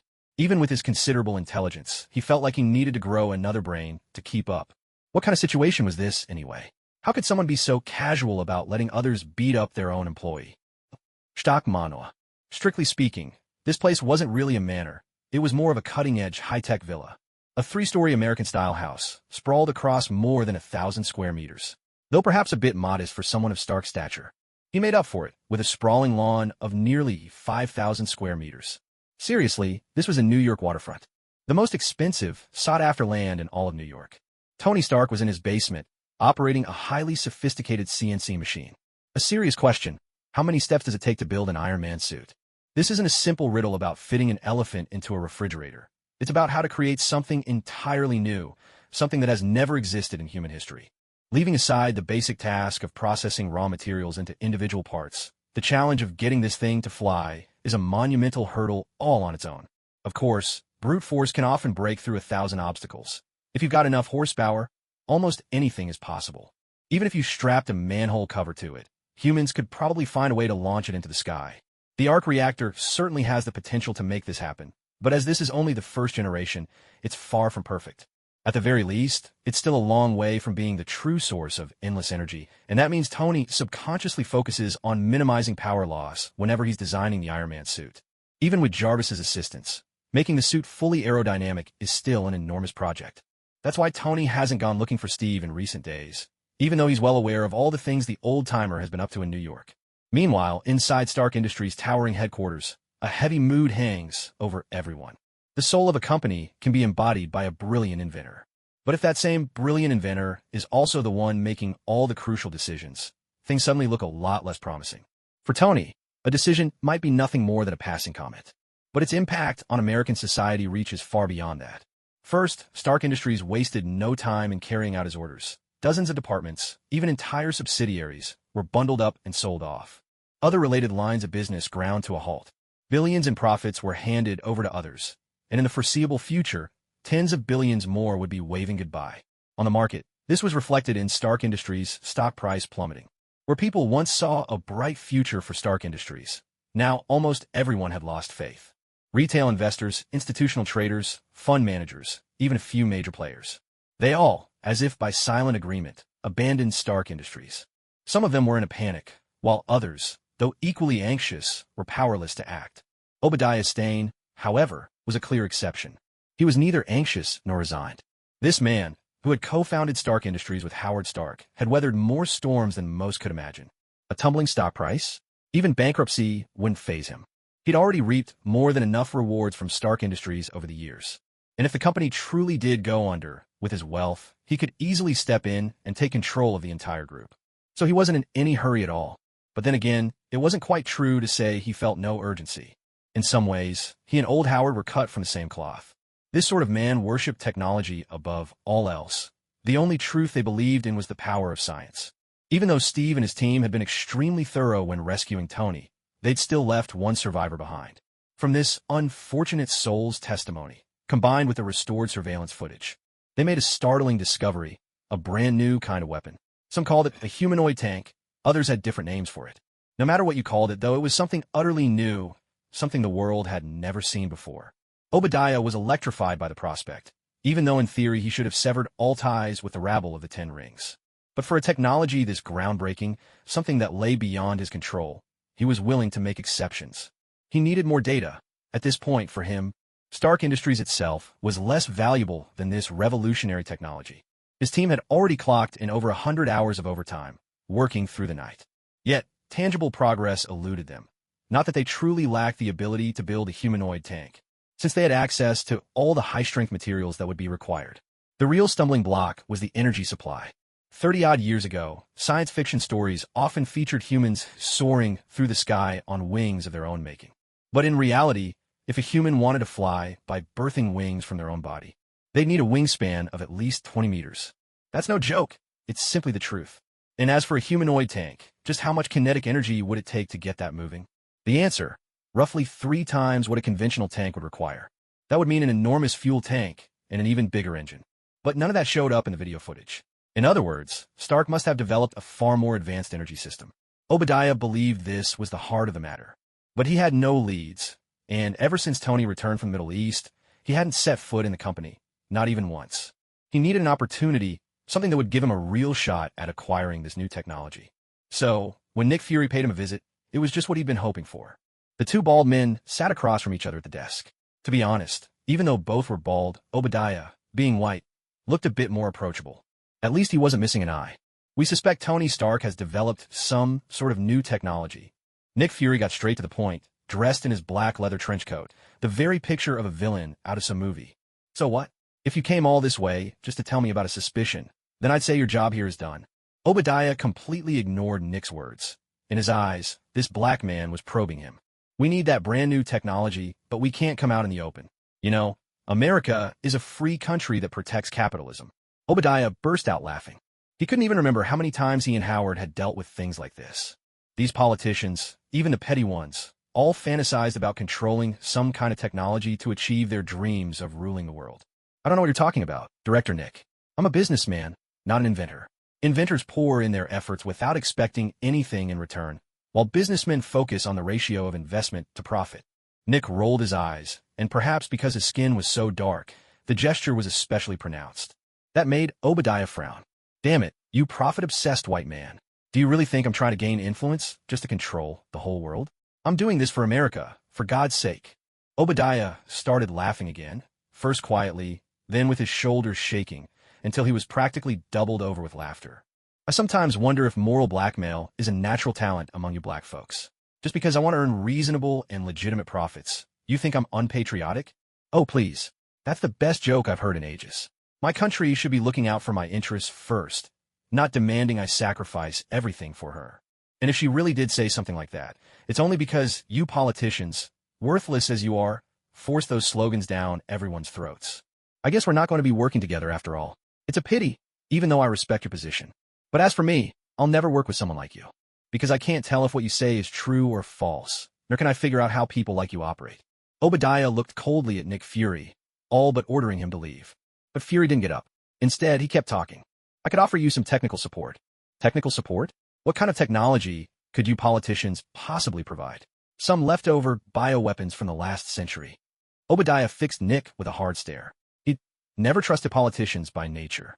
A businessman who trusted politicians, even the most ambitious, was destined to be chewed up and spat out. German technology. After we defeated them, we completely took over their tech and their talent. I know that, but what real value could last century tech possibly have now? Obadiah waved his hand dismissively, his breezy tone only irritating his negotiating partner further. Hey, there's no need to be so arrogant. Stark Industries isn't the only one holding the keys to scientific truth. Even if it risks inflating their egos, I have to admit, there were more than a few geniuses among them. Huh? A genius?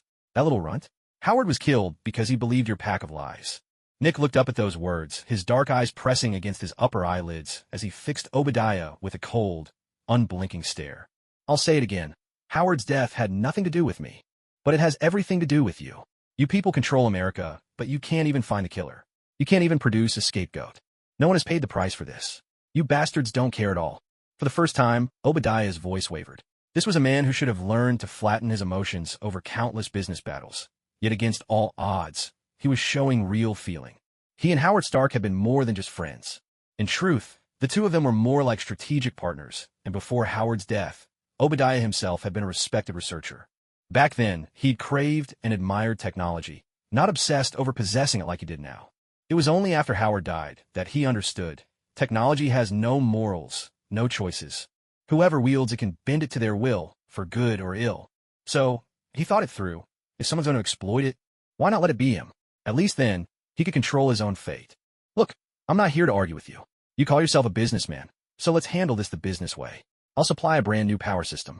It'll make your big machine actually move, and once you get the Stark tech, you share it with us. We'll even pay you royalties.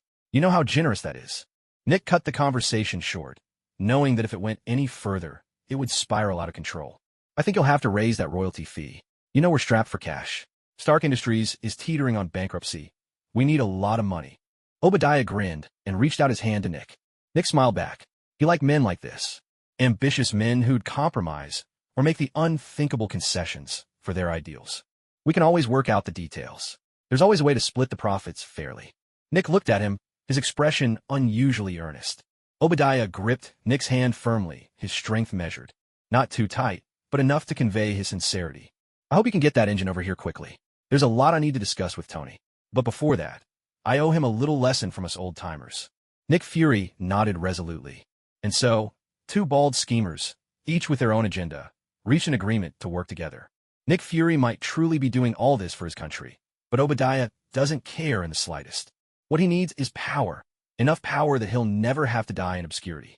After returning from the docks, Steve barely managed to get a good night's sleep before Barney's phone call woke him up. Damn it, do you know it's 7 in the morning? I don't see why, as an acting principal, I should be getting up at 7. Even if I were a regular office worker, with only a 10-minute commute, making me get up an hour early is just too much.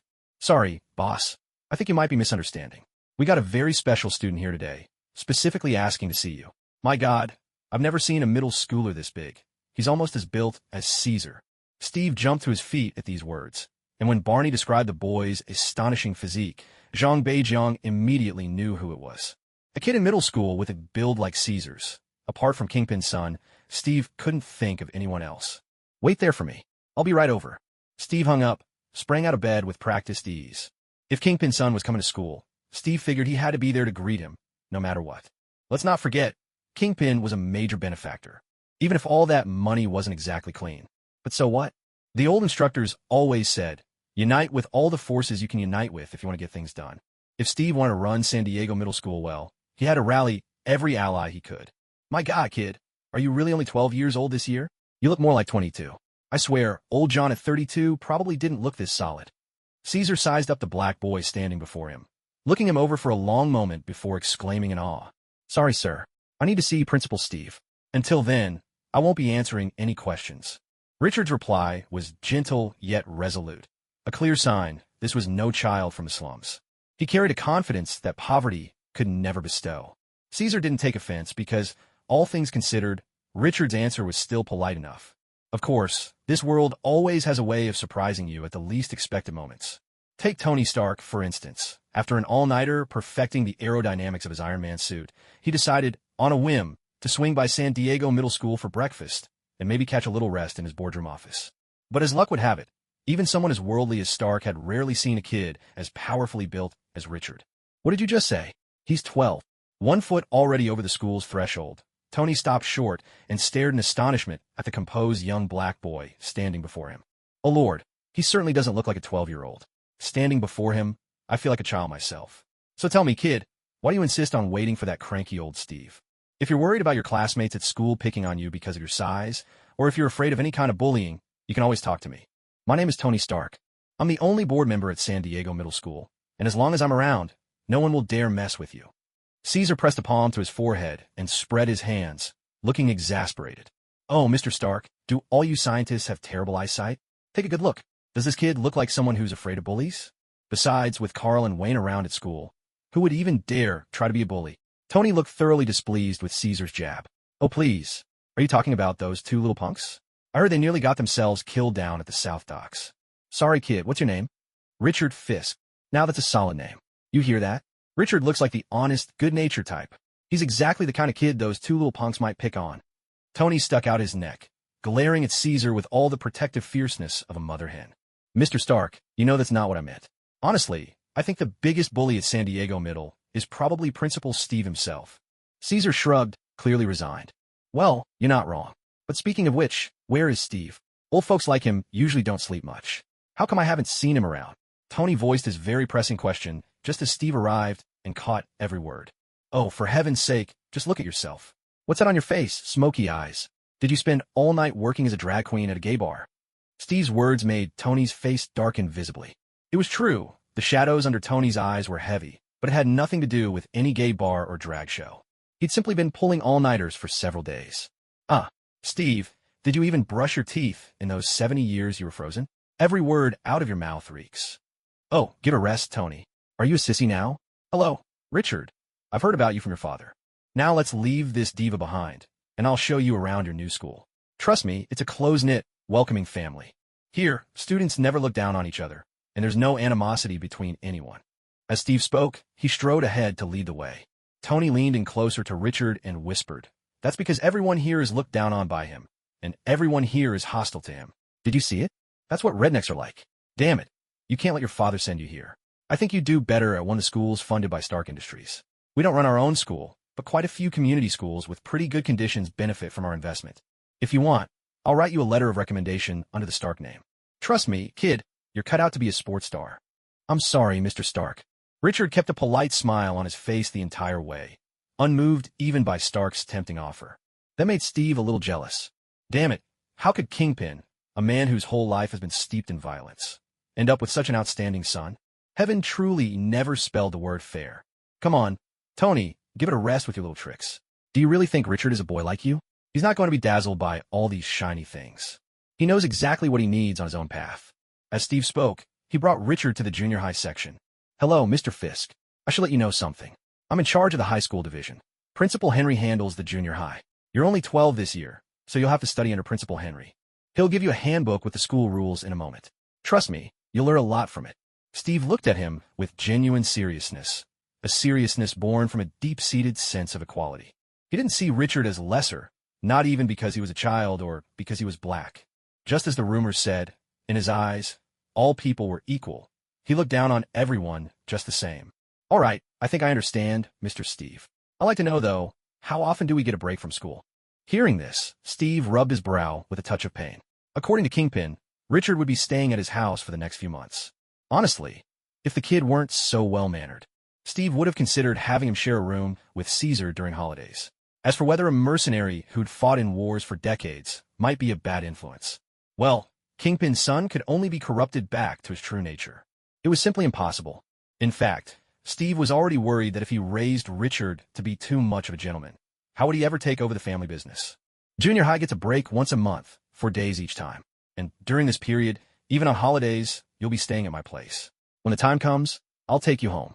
For now, let's get you to class. After dealing with Richard, Steve turned around and found himself face to face with Tony's aggrieved expression. The look startled him. Damn it, Tony, standing behind me like that is enough to scare the life out of me.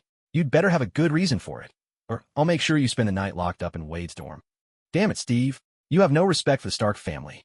Do you honestly think the only things that could ever interest me are shiny little toys? You really don't appreciate the beauty of technology. You know what, if I organized a tour, Stark Industries would open up a whole new world for them. Then you'd realize just how ignorant your words were. Steve raised his hand, about to brush off Tony's teasing, but in that instant, a certain bald white man came to mind. If he remembered correctly, that guy's humanoid tank was almost ready for action. Though Steve never considered himself a collector, ever since he'd been injected with the super healing factor, he hadn't had the chance to truly go all out in a fight. That thought immediately piqued his interest. According to the logic of the embodiment of truth, every superpower he used would only get stronger the more he pushed himself. In theory, as long as he kept pushing his limits and using his abilities, even something as outrageous as resurrecting from a single drop of blood would just be a matter of time. Your Stark Industries campus, huh? What could possibly be so interesting there? Still, since you brought it up, as your elder, I suppose I can't refuse. All right then, this afternoon. We'll visit your industrial park this afternoon.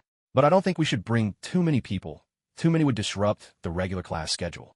Whatever, suit yourself. But no matter what, Richard has to be included. Tony stared seriously at Steve, and just picturing Richard's hulking frame was enough for Steve to agree. After all, with a build like that, he'd be tough enough. If anything really happened, he'd probably hold out until they got to the hospital. San Diego Middle School wasn't exactly close to Tony's Stark Manor, but considering Tony's deep pockets, and the team dedicated to serving him, distance was, ironically, the least of their concerns. With just a single phone call, Happy, who should have been swamped with work, appeared right before their eyes. Steve herded a few unlucky kids into Happy's chauffeured van. Aside from Richard, it was the first time any of the others had ridden in such a high-end vehicle. After all, nobody but Tony would ever think to install bucket racing seats in a nanny van. Even Steve, at that moment, couldn't help but find himself singing the praises of capitalism. Carl and Wayne sat in their seats, both weighed down by heavy thoughts. Ever since that day, they had been mulling over what Steve had said. Who exactly stands in the shadows of this country? No one knows the answer to that question, but one thing is certain no matter what. All shadows are cast by the light. The only difference lies in their size. Steve looked at the two boys, lost in contemplation, and couldn't help but feel uneasy, though both of them were already 16 and proper high school students. Even so, it was still too soon to have them grappling with these questions. Hey boys, I know you have a lot of questions in your hearts, and honestly, I don't have any foolproof answers for you. But let me say this again, you need to find your answers in real life. If you want to understand this country, you have to see how the people at the bottom live and work. You need to grasp under what guiding ideas this nation's science and technology have grown. The Soviets believe in solid, practical utility. We value innovation and capability. These two different philosophies have led our countries down very different paths, even in the development of science and technology. Steve was breaking down these fairly complex ideas for high schoolers. To be honest, if it weren't for his past life as an internet troll, he might not even be able to explain this much. You think being an internet troll is just spouting the same curses over and over? No. If you really want to argue against someone, you have to refute the very foundations of their logic. Wayne's gaze grew even deeper. In some ways, he was naturally more composed, calm, and decisive. It took Carl a long moment before he finally spoke. So, if we figure all this out, does that mean we can overthrow America? Steve reacted instantly. He hadn't moved that fast, even when fighting Hydra during World War II. He shot out his hand and clamped it over Carl's mouth. He glanced around warily, making sure Carl's outburst hadn't attracted too much attention before finally letting go. Never say anything like that again, understand? Repeat after me. We will dedicate our lives to the modernization of American socialism. We strive to build the United States of America into a prosperous, democratic, civilized, and harmonious nation. Up front at the wheel, Happy's mouth twitched. He couldn't make heads or tails of what he was hearing. Since when did America become socialist? But he didn't dare say a word. He knew Steve's true identity. Joking aside, the status of Captain America meant more to Americans than gold. If he stood up right now and claimed that the mustache guy was actually alive and living in America, you'd have a bunch of Texas ranchers standing up and saying, "See? I told you, that guy's not dead at all." If Captain America says so, it's got to be true. But how is this any different from overthrowing America? Carl fixed his gaze on Steve, voicing the question that had been weighing on his mind. Steve let go of his hand, shrugged with indifference, and replied, "It's completely different. Anyway, don't say things like that again." Just as their conversation ended, Happy pressed the brakes. Outside the window, the Stark Industries campus gleamed under the sun, catching the attention of all 5 children in the car, their faces alight with curiosity. It went without saying for Carl, Wayne, and Kong, 3 kids who had come from the slums. But even Richard and Sophia, who had led relatively comfortable lives, found themselves equally captivated. Though they'd brushed up against high society before, that hardly meant they'd been exposed to the country's most cutting-edge enterprises. Tony's red supercar was already parked just outside the campus. Steve's eyes fell on Tony, who was slouched against the car, looking utterly spent. Something about the sight unsettled him. He hadn't forgotten that his real reason for coming here was to spar with Obadiah. In his plan, Tony in his Iron Man suit played a crucial role. But looking at Tony now, it seemed a little hopeless to count on him for anything. That thought made Steve's grip tighten unconsciously around the handle of his luggage. The idea of taking down Azaku barehanded, now that would be epic. Stark Industries campus.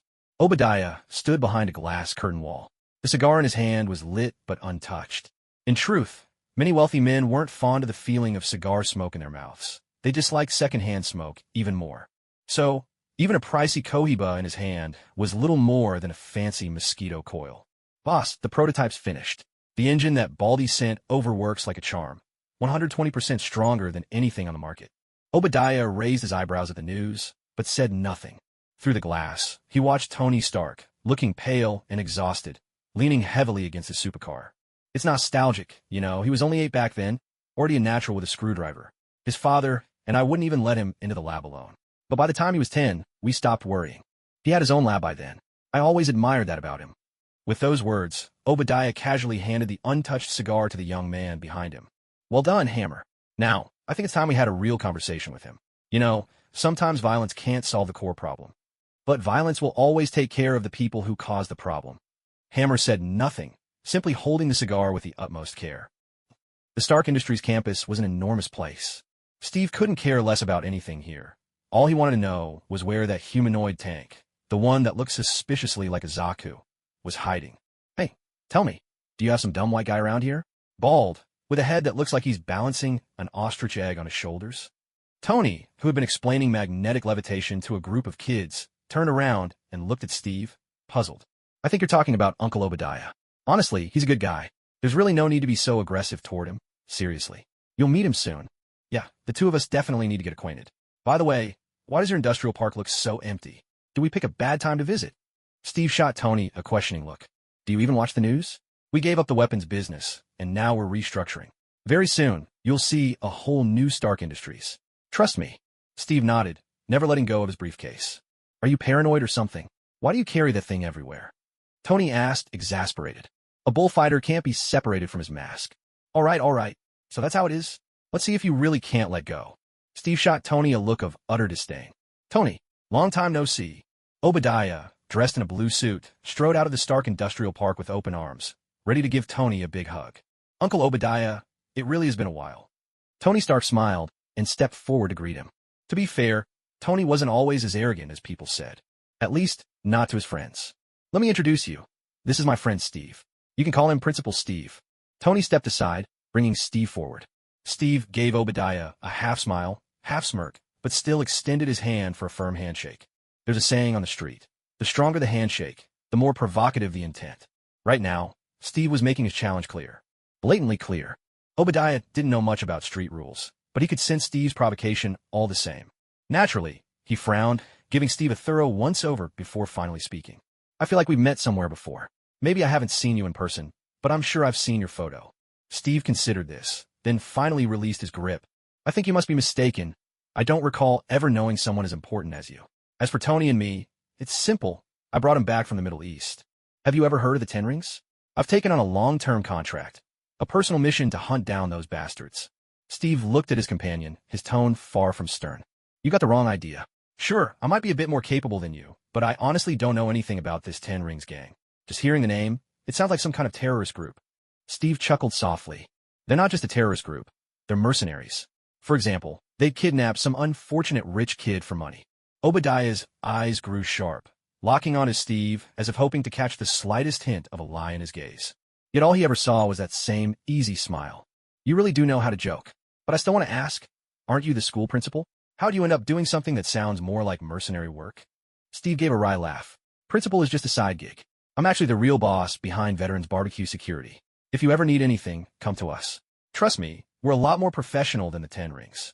There was an enticing confidence in Steve's voice, and it left Obadiah momentarily unsure of how to respond. This guy seemed to know more than he let on, but he didn't seem to be fully siding with Tony either. Even a seasoned old fox like Obadiah found himself at a loss. After all, this wasn't some video game arena where two basic attacks could bait out someone's ultimate skill. Thanks for the offer, but unfortunately we've already exited the arms business. Otherwise, I think we could have had the chance to work together. Steve just smiled at that, the meaning in his eyes undiminished. He wasn't the least bit conflicted about whether to burn bridges. The only thing that would make him hold off was this old guy's own actions. In other words, if Obadiah hadn't built the original Zaku yet, Steve would wait a little longer. But if this old fox had already put together the prototype, then even if Obadiah wanted to play dumb and keep his head down, Steve would find a way to force him into the open. After all, back in his previous life, just through a screen, he could provoke people into coming after him in person. There's no reason he couldn't manage it now that they were face to face. Sure, he'd traveled to a different world, but he hadn't lost his touch. It seems you two are having a lively conversation. Mind if I take the kids for a walk somewhere else? Tony spoke up, breaking the silence when he saw the two men fall quiet. Steve and Obadiah almost answered in unison, agreeing at once. Mr. Steve, would you be interested in working for Obadiah?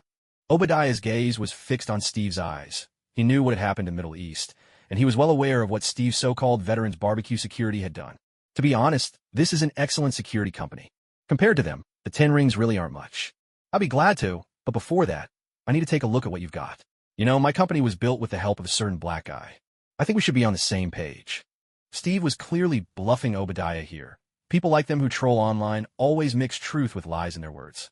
But to Steve's surprise, Obadiah's eyes actually lit up, which sparked a subtle idea in Steve's mind. It seemed he'd guessed right. Nick Fury had never really stayed out of things. He'd had his eyes on Starsark Reactor all along. So, Director Nick Fury sent me to ask you, how's it going? When will you get the core data? Of course, if you can't manage it, we can always find someone else. The prototype is ready, but it's still a bit too big. Not nearly as compact as the specs he gave us. But you can tell Nick Fury not to worry. I will get him the reactor data he wants. Hearing this, Steve's face showed a look of understanding. He slowly unzipped his briefcase. You know, I'm a school principal, so it's perfectly reasonable for me to carry a hammer with me. And since I'm a diehard Captain America fan, it's also reasonable for me to carry a shield.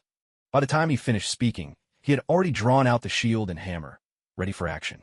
Go fetch your precious prototype, because I'm about to kick your ass. Obadiah was utterly stunned by this sudden turn of events. He had no idea what was happening, but judging by the current situation, he figured he'd better follow Steve's advice and turn and run. He couldn't understand why Steve was so hostile toward him, but he ran for his life regardless. For an older white guy with no habit of exercise, this was pure torture. But he didn't slack off for a second. He actually ran even faster than Steve. Tony stared at Steve, looking at him in confusion. Hey, what's going on with you two? We're fine. You might not know this, but this old guy once hired the 10 Rings to kidnap you and throw you in that cave. Steve replied casually, and Tony's brow furrowed. A man as incredibly smart as Tony might be lacking in social graces, but he was by no means oblivious to them. The moment he got back and saw the financial reports, he knew something was off, but he hadn't confronted anyone yet. He was holding back. Out of old loyalties, nothing more. Tony, a real man should conduct himself with openness and integrity. Don't be so wishy-washy. You're not some pampered boy. Let's just say your uncle's giving you a hand one more time, so watch and learn. After saying this, Steve stepped forward to stand in front of the children. Carl, Wayne, look after your younger siblings. Tony raised a hand to his forehead, exasperated. Damn it, what is it with you old-timers? Is there anything in your heads besides heroics? Couldn't you at least wait until I put on the Mark I suit? Huh, Tony, you really are soft. You need to change before a fight? Without looking back, Steve tossed out a mocking remark, then charged ahead. Now, it was Tony's turn to be stunned. Carl and Wayne, left behind, exchanged glances in silence. Am I really soft? Damn it, that redneck should be left in the dust of history. What's wrong with changing before a fight? Even karate has its uniforms. Obadiah rushed to the south sector of Stark Industries, where he kept his own workshop. Here stood his prototype suit. Compared to Tony Stark's Iron Man armor, his prototype was nothing less than a walking tank. There was not a hint of streamlined beauty on this nearly 4-meter-tall beast. Its only features were its menacing bulk and imposing weight. Hello, Mr. Obadiah. Out of my way, Hammer. I want to pilot it now. Hammer frowned as he looked at the out-of-breath Obadiah, but responded promptly. Yes, sir. He nodded and immediately began directing the crew behind him. Unlike Tony's state-of-the-art facility, this place more closely resembled a World War II-era tank maintenance bay. Countless crew members hurried forward, dismantling components and opening the cramped hatch to let Obadiah climb inside. It's almost laughable to say, but Americans had solved the problem of mech transmission systems long ago. Yet, it was only now that they had truly built a mech worthy of the name. And still, it was a model destined for obsolescence the moment it was born. Sometimes that's just how human history works. Technological progress happens in leaps and bounds when a revolutionary figure comes along. Tony Stark's Iron Man armor was exactly that sort of leap. It was a giant step forward. But that didn't mean Obadiah's suit was worthless. Fitted out for the military, it would still represent a whole new concept. Just as Obadiah sealed the hatch, a guy with a shock of blonde hair, clad in a motorcycle jacket and jeans, burst into the workshop. Without hesitation, he launched a fearless, headlong assault straight at the 4-meter-tall mechanical giant. Tony, a man should be upright and straightforward. Don't be so wishy-washy. You're not some softy, are you? Let's treat this as your uncle giving you another lesson.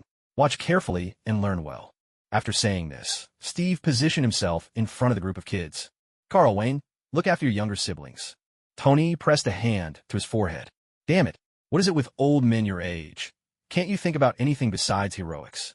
At least give me time to put on the Mark I suit. Huh, Tony, you're such a wimp. Who needs to change clothes before a fight?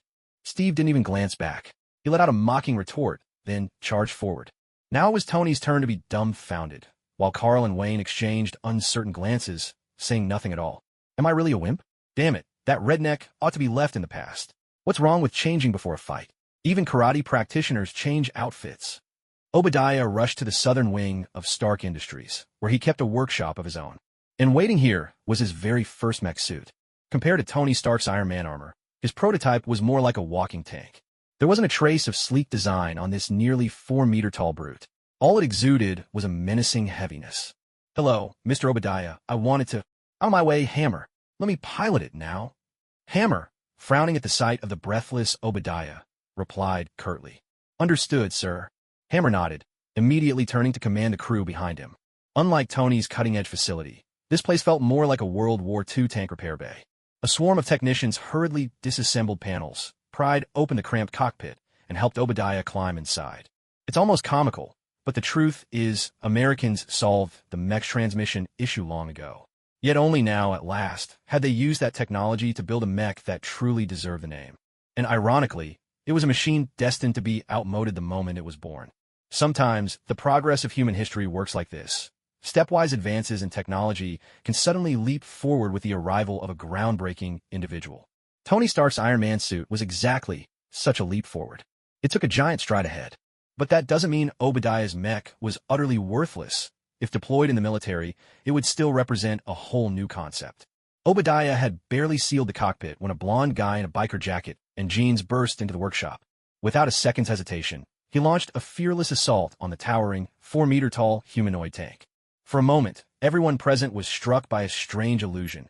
It felt as if this 4-meter-tall humanoid tank was actually the weaker party. Inside the suit, Obadiah let out a furious roar, and the engine responded with a relentless, thunderous rumble. Thick plumes of exhaust spewed from the pipes on his back as massive energy surged through the gears. He swung a colossal fist directly at Steve. The metal fist crashed solidly against Steve's shield, but all it managed to do was halt his charge. A resonant clang, deep and sonorous like a great temple bell, echoed throughout the space, and the big yellow boots beneath Steve's feet burst apart. The sheer force of the collision had far exceeded what any rubber could handle. By all rights, Steve should have been thrown back. Even with his shield, the immense pressure threatened to overwhelm his bones. A sharp, persistent pain shot through his nerves, yet his face broke into a broad, exhilarating grin. He knew it. Superhuman regeneration paired with the truth body made him virtually unstoppable. Shattered bones knit themselves together in an instant, coming back denser and stronger than before. Torn muscles mended swiftly, unleashing even greater power with every heartbeat. How was this possible? Obadiah was on the verge of madness. He couldn't comprehend how Steve's flesh and blood could stand against a mechanized suit. This simply wasn't something a human could do. Sorry, I forgot to introduce myself. My name's Steve Rogers. I'm sure you've seen me before. I mean, absolutely sure. Steve's face appeared from behind the shield, and the playful glint in his eyes sent a chill running down Obadiah's spine. Steve Rogers. Damn it, I should have known. That bastard is still alive. Obadiah howled in the cockpit, slamming the power to maximum. He couldn't care less about Tony's core technology anymore. All he wanted now was to survive this encounter. He wasn't some naive kid raised in an age of peace. Most of his youth had been spent in the jungles of Vietnam. He knew all too well the kind of methods a war hero like Captain America might use. If he fell into Steve's hands now, he'd be lucky if death came quickly. Now, that's more like it. Feeling the sudden surge of pressure against his shield, Steve's grin only grew wider. He dug in his heels and continued to wrestle with his opponent. He had no intention of ending this quickly. He was here for the sole purpose of testing the limits of the truth body. What the hell is he doing? Obadiah stared in terror at the man before him. He had never felt fear like this before. The composure that had come from years in a position of power vanished completely in this moment. Human beings, as a species, may despair over society, but in the end, their deepest despair always comes from encountering another individual whose strength utterly surpasses their own, especially when that wretched individual is about to end your life. Is that all you've got? Steve slowly raised his shield, which was currently enduring the pounding fists of Obadiah's first-generation suit. What are you trying to do? Panic overtook him. This was madness. He had the pedal pressed to the floor, almost through the tank itself, yet Steve was still holding his ground. Steve looked up at the towering mech before him, and the only thing in his smile was cruelty. Obadiah was on the verge of losing his mind. Suddenly, Steve tossed aside his shield and, with a savage grin, leapt up. What sort of madness was this? Never before had he seen such an expression on a human face. A reckless, all-consuming fury. Steve's fists and his warhammer struck the humanoid tank in turn, each thunderous blow rolling like a storm across the battlefield. Obadiah tried to fight back, but under Steve's relentless assault, the suit began to malfunction. Steve showed no sign of stopping. Even as his arms twisted at impossible angles from the strain, he pressed on. His knuckles tore and bled with each strike. Still, he refused to stop. He even discarded the warhammer. Now, armed with nothing but his own fists, he pummeled his hapless foe again and again. The mechanics inside the suit began to fail. Soon, the tank that had once stood tall crashed to the ground with a deafening thud. Sparks erupted in great bursts from the battered machine as Steve, with a resigned sigh, wiped the blood from his hands. His wounds had already healed, though the blood still clung to his skin. You really are a disappointment to me. As he spoke, Steve picked up the warhammer, gripped it with both hands, and hammered away at the cockpit. Before long, the advanced aerospace alloy hull buckled beneath his blows. There, now you're not getting out. Once he was sure the hatch was sealed, Steve looked down at the oil dripping onto the floor. Obadiah, you know you're going to die, don't you? I suppose ambitious men like you're always ready to meet their fate. For people like you, death isn't truly frightening. So, you won't mind if I'm the one to kill you. Steve now sounded like a villain who liked to talk, but this time, he was in complete control. With those words, he raised the warhammer and slammed it down onto the ground, sending a shower of sparks that ignited the oil. The mech exploded right in front of him, flames and a shockwave surging toward his face. Steve watched the destruction unfold before him, utterly unfazed. His internal organs were battered again and again by the shockwave, wounded and then healed, growing tougher each time. Everyone else in the studio had already fled in panic, so this explosion became fireworks for Steve alone. Tony saw the blaze in the southern district. He spat out a furious curse, snapped his mask into place, and shot into the sky. But no matter what, he was still too late. Steve stood before the fireball, his face utterly devoid of compassion. "Damn it, Steve. He's my uncle. That's Obadiah. I know." Steve's expression was calm, showing not a trace of anger. "Why did you kill him? Why did I kill him? Maybe you should ask that guy why he didn't want to go on living." Steve frowned and rapped his knuckles against Tony's helmet. "What do you think is the worst torment for an ambitious man? Is it death, or is it dying before he can achieve his ambitions?" Tony said nothing. He knew the answer, but he didn't know how to say it. He knew all too well what Obadiah's ambitions were. He knew how many years Obadiah had waited for this chance. So he knew all too well what the answer was. But he should have faced justice. "Oh, come on. Justice? Do you even know who else is involved in all this? Did you really think I came here just to take down one bald guy? Take me to S.H.I.E.L.D. There's a certain one-eyed bastard waiting for me." Steve finished speaking and raised his eyebrows at Tony. The helmet opened with a soft mechanical whir. Tony stared at Steve, confused. "Why do you want to go to S.H.I.E.L.D.? And what the hell is S.H.I.E.L.D.? "Sorry, I forgot. Anyway, just take me downtown.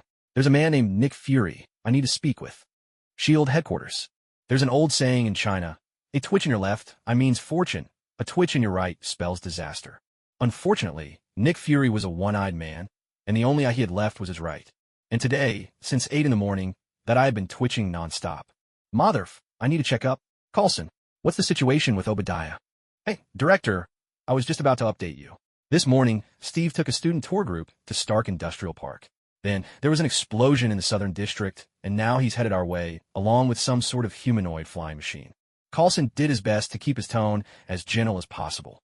Nick Fury, that sharp-minded devil, saw right through it. "Motherf, level 1 alert. God damn it. That trouble magnet is coming straight for me." Carlson looked at the flustered Nick Fury in surprise, unable to understand why the man was suddenly acting so erratically. "Director, calm down. That's the captain. He's not going to do anything to us. Trust me." Carlson spoke in a steady tone, trying to convey the conviction he held in his heart. "Damn it. Call Natasha and Hawkeye back. No, have them intercept the guy halfway here." Carlson could only look at him with a hint of resignation, but he still carried out the order faithfully. There was nothing else to be done. After all, he was the director. "Why do we have to go to S.H.I.E.L.D. headquarters? I want to know what's really going on here." Tony was flying at a low speed, while Steve spoke with a note of exasperation. "Take a guess. How do you think Obadiah suddenly managed to build those humanoid tanks? Did he just dream up a fancy equation one night?" Steve didn't spell everything out, but it was more than enough for Tony to catch his meaning. "You're saying S.H.I.E.L.D. helped Obadiah? But why?" "Because of that glowing thing in your chest. What do you call it? The arc reactor? I may be a relic from another era, but I've done my homework these past few days. I have a pretty good idea what that thing means, and so do you, don't you?" As Steve finished speaking, a familiar building came into view. "That's it. Drop me straight inside." Steve pointed at the building ahead, and Tony did exactly as he asked, showing no mercy just because Steve was a nearly 90-year-old veteran. The sound of shattering glass rang in Steve's ears, and the office staff inside the building broke into panic. But let's not forget where this was. Their panic only lasted a heartbeat before they pulled handguns from their drawers and opened fire. Steve raised his shield to block the bullets, making no move to retaliate right away. To be fair, he was a man of principle. He never harmed the innocent. He'd said he was here for Nick Fury, and that was all he intended to do. The situation was awkward. SHLD's office workers were barely fighters at all. The real agents with combat experience all recognized Steve. They knew exactly who this man was. That gave them a healthy sense of self-preservation. Who would want to go toe-to-toe with Captain America? One Indian agent with a shaved head shook his head solemnly, his expression grave. He was starting to doubt Steve's identity. He'd managed to get his hands on surveillance footage from the time right after the old man had woken up. That one comment, "Why hasn't Gandalf taken over the world yet?" made him wonder if things had gone far beyond his expectations. Damn it, where are Natasha and Hawkeye? This time, Nick Fury was genuinely panicking. He shouted anxiously as the high-grade blast-proof door stood firm before Steve. Behind that door was none other than Nick Fury, the old Black Fox. To be honest, Nick felt quite helpless in the current situation. If it truly came down to killing Steve, he knew he had ways to do it. But the problem was, this was Captain America. How could he possibly explain killing him? What excuse could ever justify that?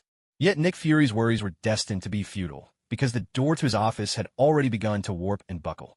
It was the kind of deformation you'd see if a battering ram had struck it. The power granted by the body of truth had boosted Steve to a truly legendary level. Originally, he wouldn't have stood a chance against such heavy mechanisms, but Neobadia had used his prototype machine to give Steve a serious upgrade. Very soon, the massive bronze door was smashed open, a complete write-off, utterly destroyed. Nick Fury gripped his pistol, gazing at Steve with the stoic calm of a man staring death in the eye. Steve, with a smile on his face, casually slung his shield across his back. "Oh, my black-hearted boss, we haven't seen each other in ages. Come here, let me take a good look at you. I wonder if you're part black chicken, or maybe even your bones are black. Tell me, do you really want to see Tony Stark die by your own hand? Do you honestly not care if this genius might create even better technology? Are your eyes only drawn to those showgirls in miniskirts?" Steve finished and dropped heavily into the chair across from Nick Fury, sprawling out without a care in the world. "You shouldn't be like this."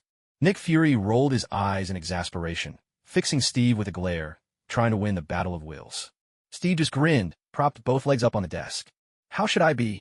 You bunch of sour old men used our legacy to build S.H.I.E.L.D., and now you can't even protect the people of this country." His smile was full of biting sarcasm, and Nick Fury's face darkened with anger. "Motherf, what kind of era do you think we're living in? You think this is some kind of golden age? Let me tell you, we're surrounded by enemies. The Ten Rings, Spear, those stubborn Russians who won't give up, lost and desperate mutants, and countless damned higher dimensional beings and extraterrestrials. I need every ounce of power, every advantage that'll keep us ahead in this war." Nick Fury's voice roared through the office, making Steve furrow his brow. Without a word, Steve raised his hand and gave him a big, mocking thumbs down. "Damn, do you never brush your teeth after eating fried chicken? Your mouth stinks like chicken crap." That jab finally got to Nick Fury as well. After all, everyone has their breaking point. "Damn it, Steve, you damn clan member, you redneck. You should have been wiped out by the tide of history. Why would you open a school in Hell's Kitchen? Someone like you should be herding cattle in Texas. I must have lost my mind to ever think the American people needed you. Look at me, Nick Fury. Look me in the eyes and tell me, is all of this truly for the good of the American people, or are you just trying to turn S.H.I.E.L.D. into some monstrous behemoth?" While Steve was speaking, Tony Stark sat in someone else's chair, clad in his Iron Man suit, holding a disposable paper cup filled with coffee. Oh my God, if Stark Industries can only serve their employees coffee like this, it must be because I can't just whip them into shape myself. Seriously, what's wrong with you people? Why pay for coffee that tastes this terrible? Tony's incessant complaining was starting to give Steve a headache. "All right, do you want me to punch you?" Steve fixed Nick Fury with a look full of disdain. "Damn it, what do you want from me? Nothing I did made any real difference. Why can't you just let it go?" "Motherf, Nick, that's Tony we're talking about. Oh, well, this son, the son of my comrade, and you're plotting against him right in front of me. Right in front of me? Do you think I'm dead or something?"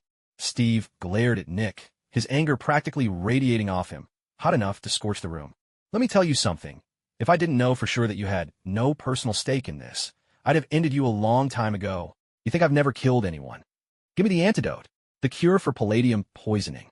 Steve's gaze bore into him, and for the first time, Nick Fury truly felt a flicker of fear, more than even when Steve had smashed open the brass doors right before his eyes.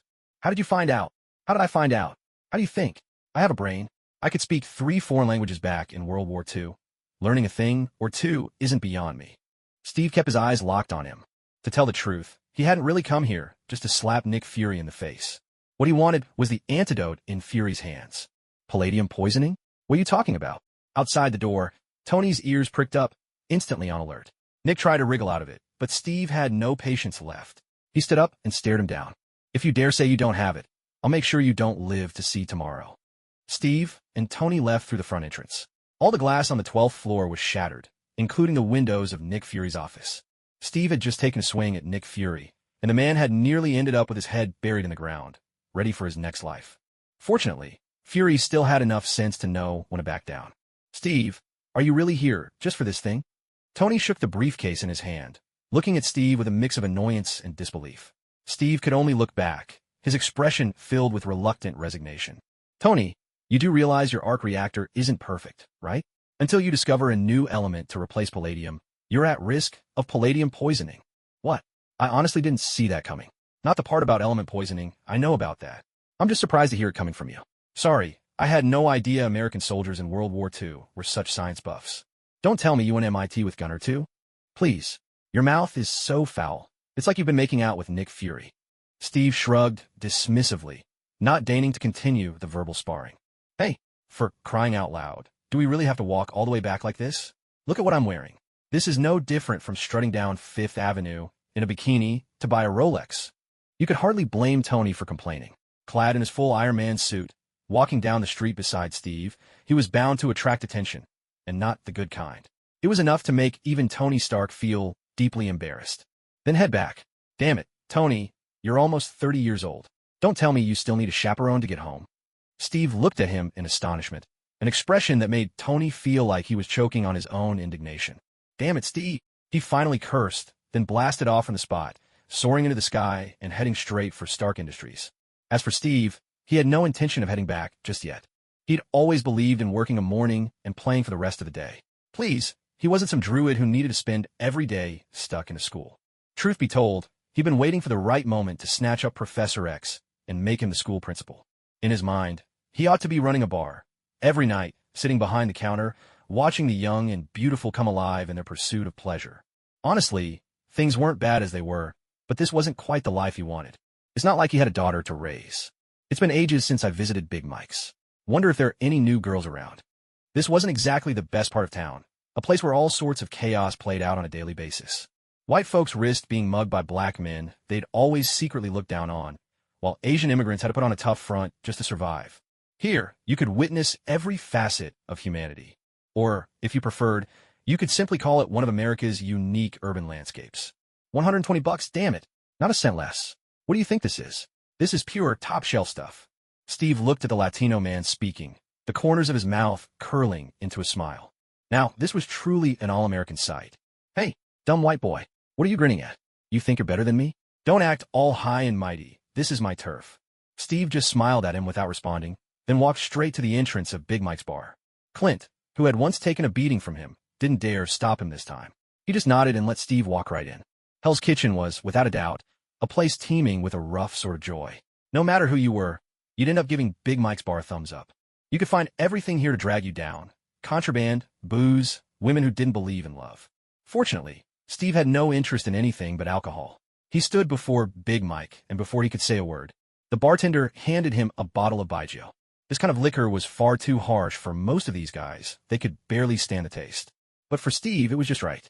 Absolutely perfect. Thanks, my friend. Ever since Kingpin left, this place has felt alive again. By the way, how did you and Kingpin first meet? You know, I don't usually tell white folks this kind of thing. But truth is, we both started out hustling in Hell's Kitchen. We grew up together. You end up trusting the people who've been by your side since you were a kid. Really? Hard to believe you ever had such a shining past.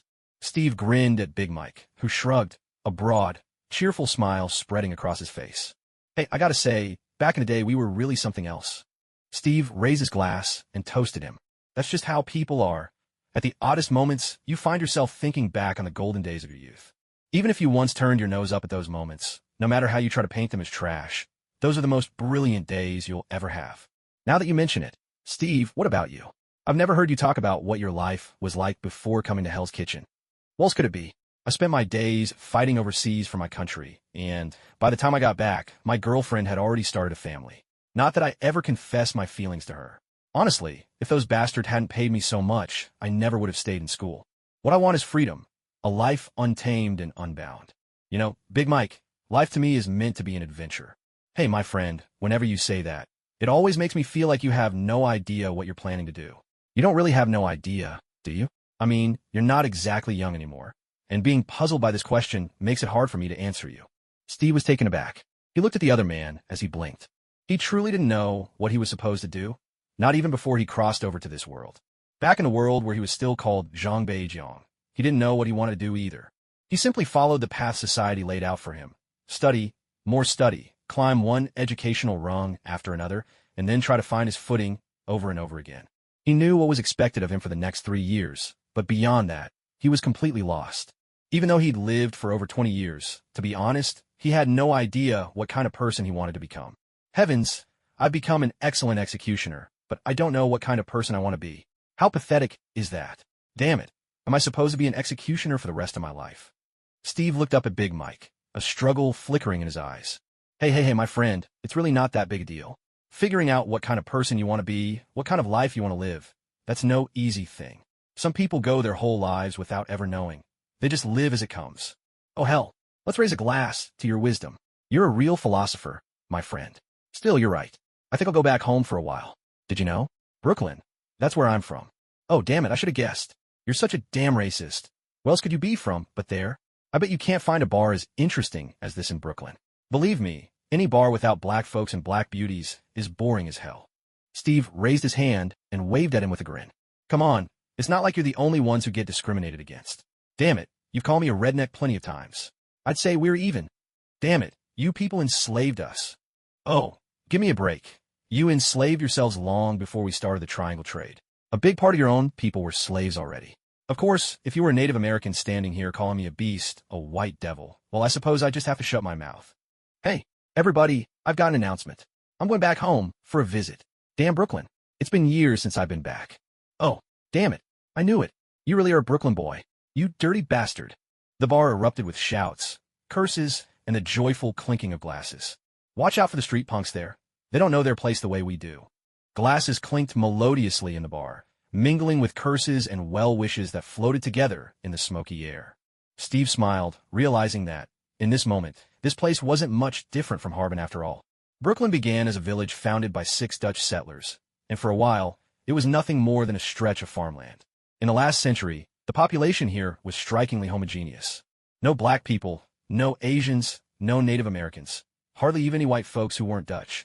For a time, this place was hailed as New York's haven for crime, holding a reputation much like Mexico does in the eyes of America. Brooklyn was both the backyard of New York City and, due to its absorption of so many basic industries, a place where the general caliber of people slipped ever lower. Big Mike's accusation, calling him a damned racist, didn't come out of nowhere.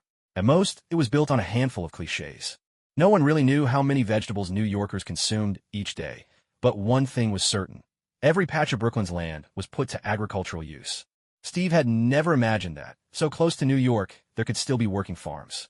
To say he had no regrets would be a lie. Hey there, you don't look like you're from around here. An old white man in a cowboy hat stood behind Steve, a lever-action rifle slung over his shoulder, astride a weathered black horse. A classic, old-school cowboy. Steve looked up at him, squinting against the sunlight that framed the man's silhouette. I'm from around here, actually. Just haven't been back in a long time. Over half a century, if you can believe it. Yeah, I like your way of spinning tall tales. But I'm sure I've never seen you before, and I've been here for over 50 years. Well, that's a sad thing, isn't it?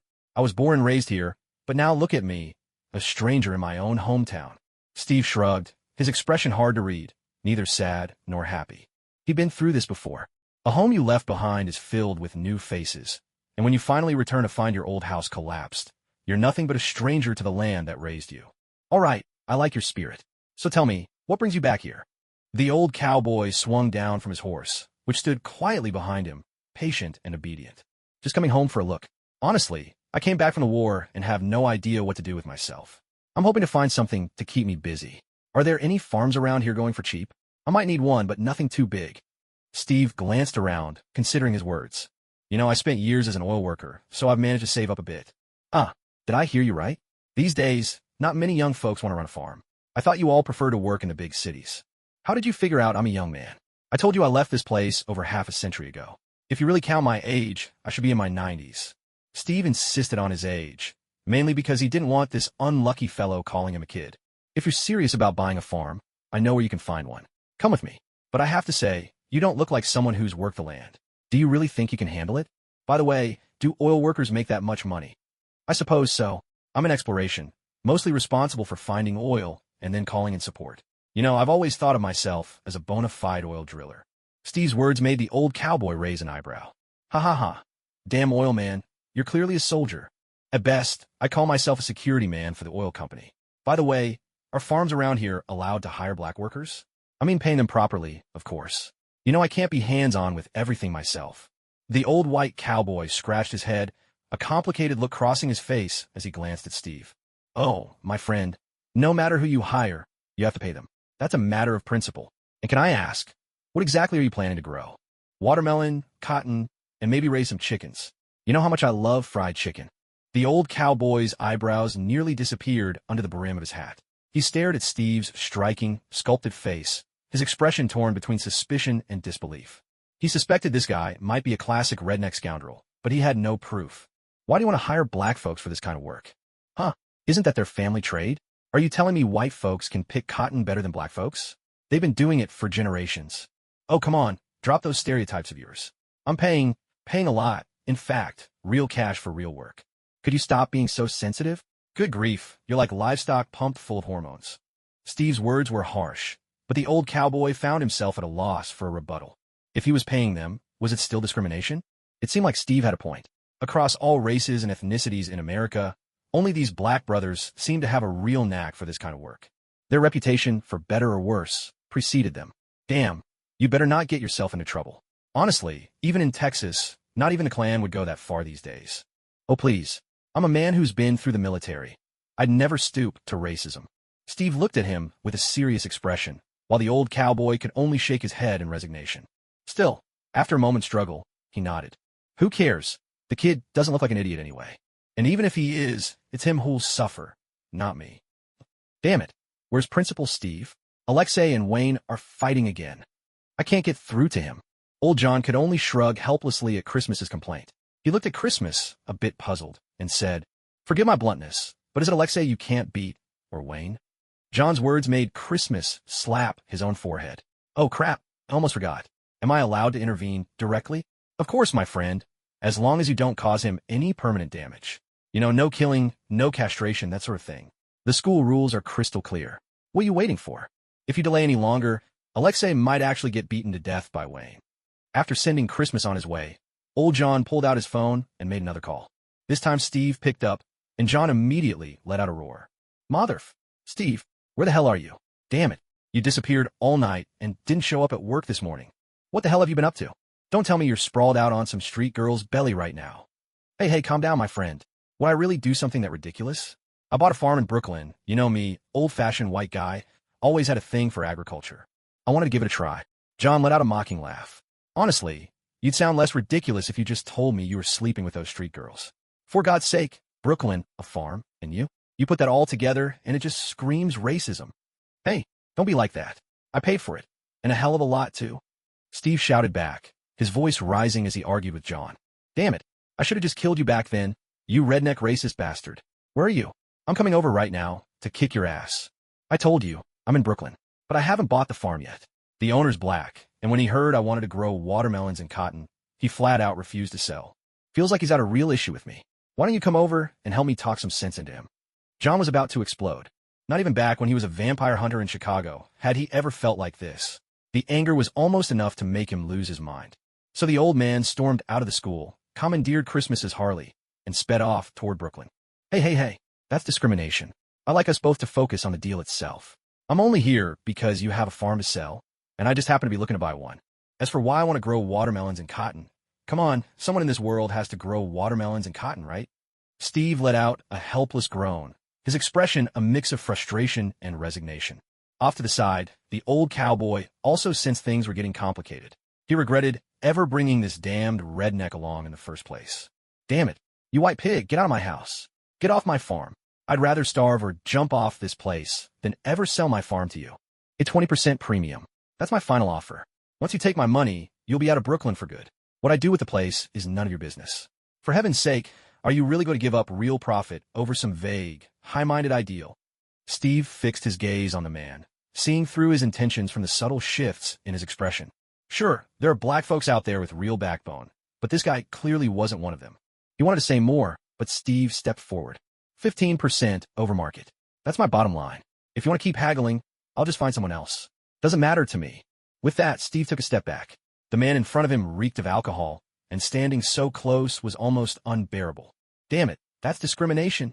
The man shouted his accusation, his eyes flickering with calculation. Steve had seen this routine too many times. Usually, the moment someone cried discrimination, these white folks would back down. But unfortunately for him, this time he'd run into Steve. Steve frowned, his gaze drawn to the barrel of the gun pointed at him. Without hesitation, Steve dodged aside, and suddenly, the room erupted into a brawl. Discrimination, my ass. I can't even bargain when I'm buying something? What? You think you're some kind of princess, and I'm here to negotiate your dowry. Discrimination, my foot. I'm already offering you 15% above market. What more do you want from me, you bastard? You're waving a gun at me. Give you a chance, and you still can't do anything with it. You old crow. Steve cursed as he fought, careful to hold back his strength and not actually hurt the man. If not for that, with the power granted by the body of truth, a casual slap could have easily crushed the old man's skull. Hey, stop. Any more of this, and someone's going to get killed. The old cowboy jumped in to break up the fight, worried that Steve's temper would lead him to do something he'd regret. Steve let himself be pulled back, breathing heavily as he glared at the man across from him. You can't blame me. I developed PTSD while serving my country, and I lose control whenever someone points a gun at me. Oh my God, he looks terrible. He could go straight to Hell's Kitchen and serve the boys down there. I remember those guys. They never liked anyone with teeth. I get it, the old cowboy finally spoke after staring at Steve for a while. Damn it, Steve, what did you do? Old John rushed over, just as Chong Wei had already finished off Lai Fu. All he saw was Lai Fu lying motionless on the ground. Hey, he was the one pointing a gun at me. I was just defending myself. I even added a 15% premium. Steve protested, clearly aggrieved, while the old cowboy beside him nodded helplessly. Huh, what? Old John was momentarily at a loss, but thankfully, the old cowboy had witnessed everything and quickly recounted the details. After hearing it all, old John felt a pounding headache. You couldn't say Steve was completely in the wrong. Not really. But to say he was entirely blameless? Well, that wasn't quite right either. After all, it was a new era now. What Steve wanted to plant on his own farm was his business. And as Steve pointed out, it's not like America had stopped growing cotton or watermelons. All right, should we call the police? We can't actually cover any of this up. Old John said with some resignation. Steve waved his hand and pulled out his phone from behind his back. Hey, Fisk, I've run into a little problem. I need your people to help me settle a negotiation. That guy Massanier would be perfect. I like the way that Italian talks. I'm in Brooklyn. Steve's moves left old John completely dumbfounded. Good grief, did this kid have a shred of conscience? Massanier arrived quickly. First, he got a call from Kingpin, and second, it was Steve's request, so it couldn't be ignored. He brought with him 7 or 8 young men, all Italian, their hands gesturing animatedly at their chests as they spoke. They looked like a pack of raptors. Mr. Steve, who are you negotiating with? What do you need us to do? Buy this farm at a 15% premium. That extra 15 is for his medical bills. I want you to make sure this gets handled smoothly. Damn it, why would you want to buy this godforsaken place? Don't tell me you actually plan to grow watermelons and cotton here. Old John fixed Steve with a warning glare, his meaning unmistakable. Come on, would I really grow cotton? I was just kidding you. I just want to plant a few watermelons and raise some chickens. Real chickens, not the kind you find standing in alleyways. Damn it, why did you do that? Was it because of racism? My friend, you know I've never discriminated against any particular race. To be honest, ever since I came back to this world, I've taken a good, hard look at what you all call racism, and frankly, it's left me disappointed. Because all you're really doing is using it as an excuse to keep others out of the industries where you make your profits, or to shut others out from privileges you want to keep for yourselves. This isn't about white people discriminating against you. Hell, it's you climbing up on the backs of white folks, shouting about political correctness with all your might. Come on, you don't care about politics at all. That's just a story the Jews tell to secure their own privileges. Steve clearly had a lot to say. Damn it, the kind of racism you talk about these days is nothing like what Martin Luther King spoke of. He wanted equality. Do you even know what equality means? It means if I build a farm and hire workers, I don't favor or put down anyone just because they're black. Because we're equals, damn it. I'm doing the least racist thing anyone could do. And yet, look at that farm owner. He keeps slapping labels on me for his own gain. And even you, hell, even you think I'm being racist. Steve yanked a cigar out of his pocket, lit it, and glared at him. For God's sake, why would I discriminate against you? Back in the Roaring Raiders, my comrades included black men, just like you. I trusted them with my life. Did I ever build a separate restroom for black folks in San Diego? All I ever did was offer black farmers a fair job, equal pay for equal work, and then you all jump up and call me a racist? Old John was left speechless by Steve's retort. Sorry, Steve. He hesitated for a long time before finally apologizing to Steve. Even he had to admit, what black people were demanding now wasn't a civil rights movement anymore. It was a movement for privilege. And that had gone way too far. Hey, you know what? No need to apologize. Old friend, we've both lived long enough to know why those white girls never walk into black neighborhoods at night. Damn, the stuff those punks do is downright uncivilized. You know what I'm talking about? In a society that thinks this way, do you really think black folks can ever get true equality? People will always look at you differently, damn it. With these words, Steve turned on his heel and walked out, leaving old John caught in a tangle of emotions. Things went smoothly with the farm, and 3 days later, Steve moved in.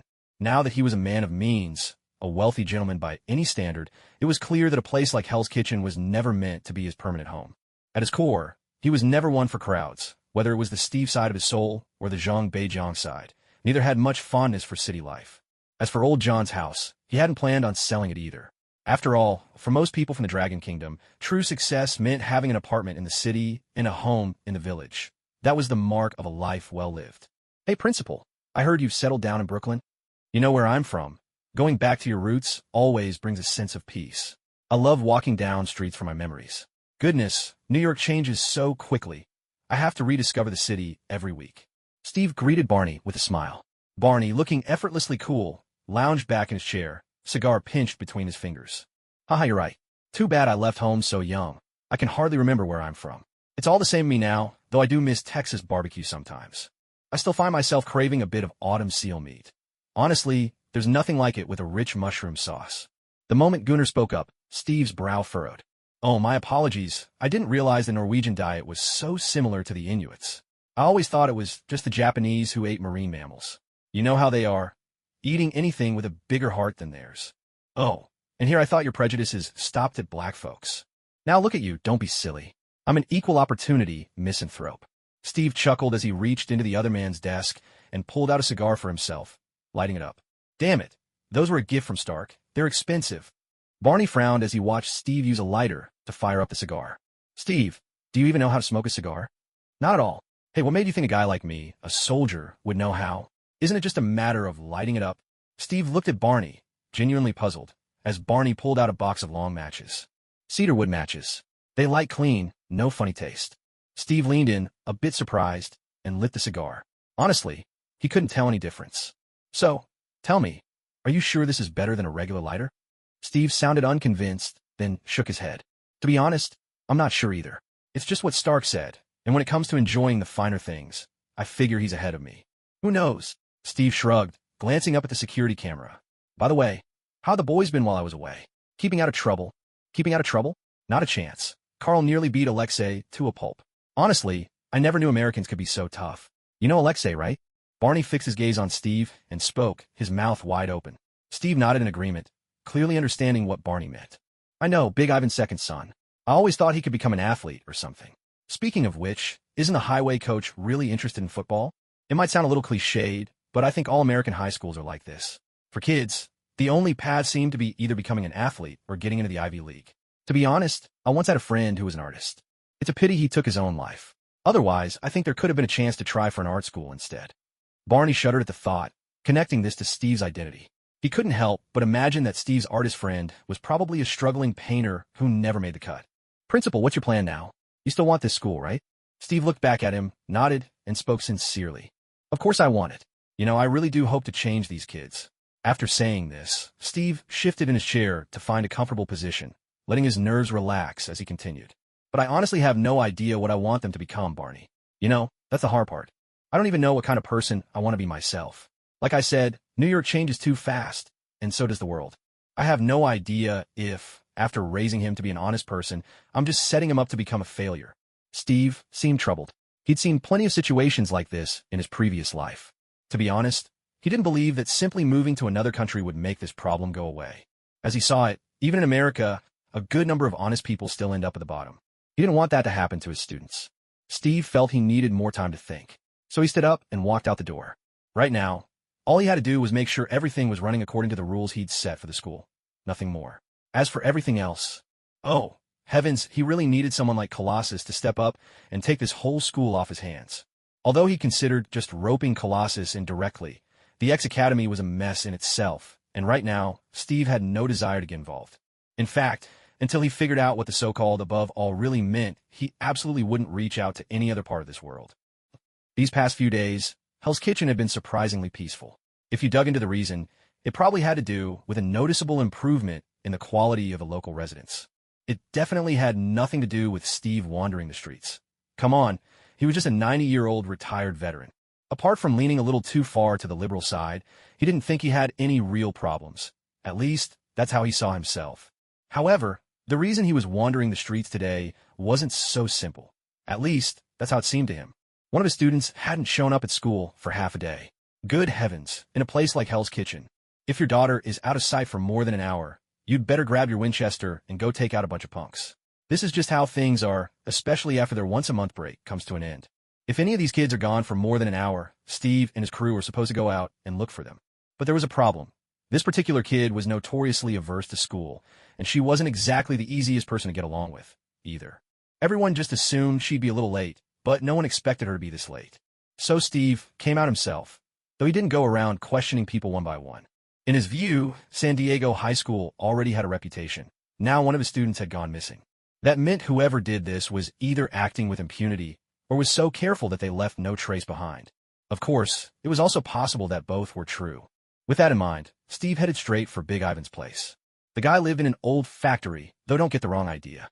They weren't manufacturing weapons there. They were just moving them around.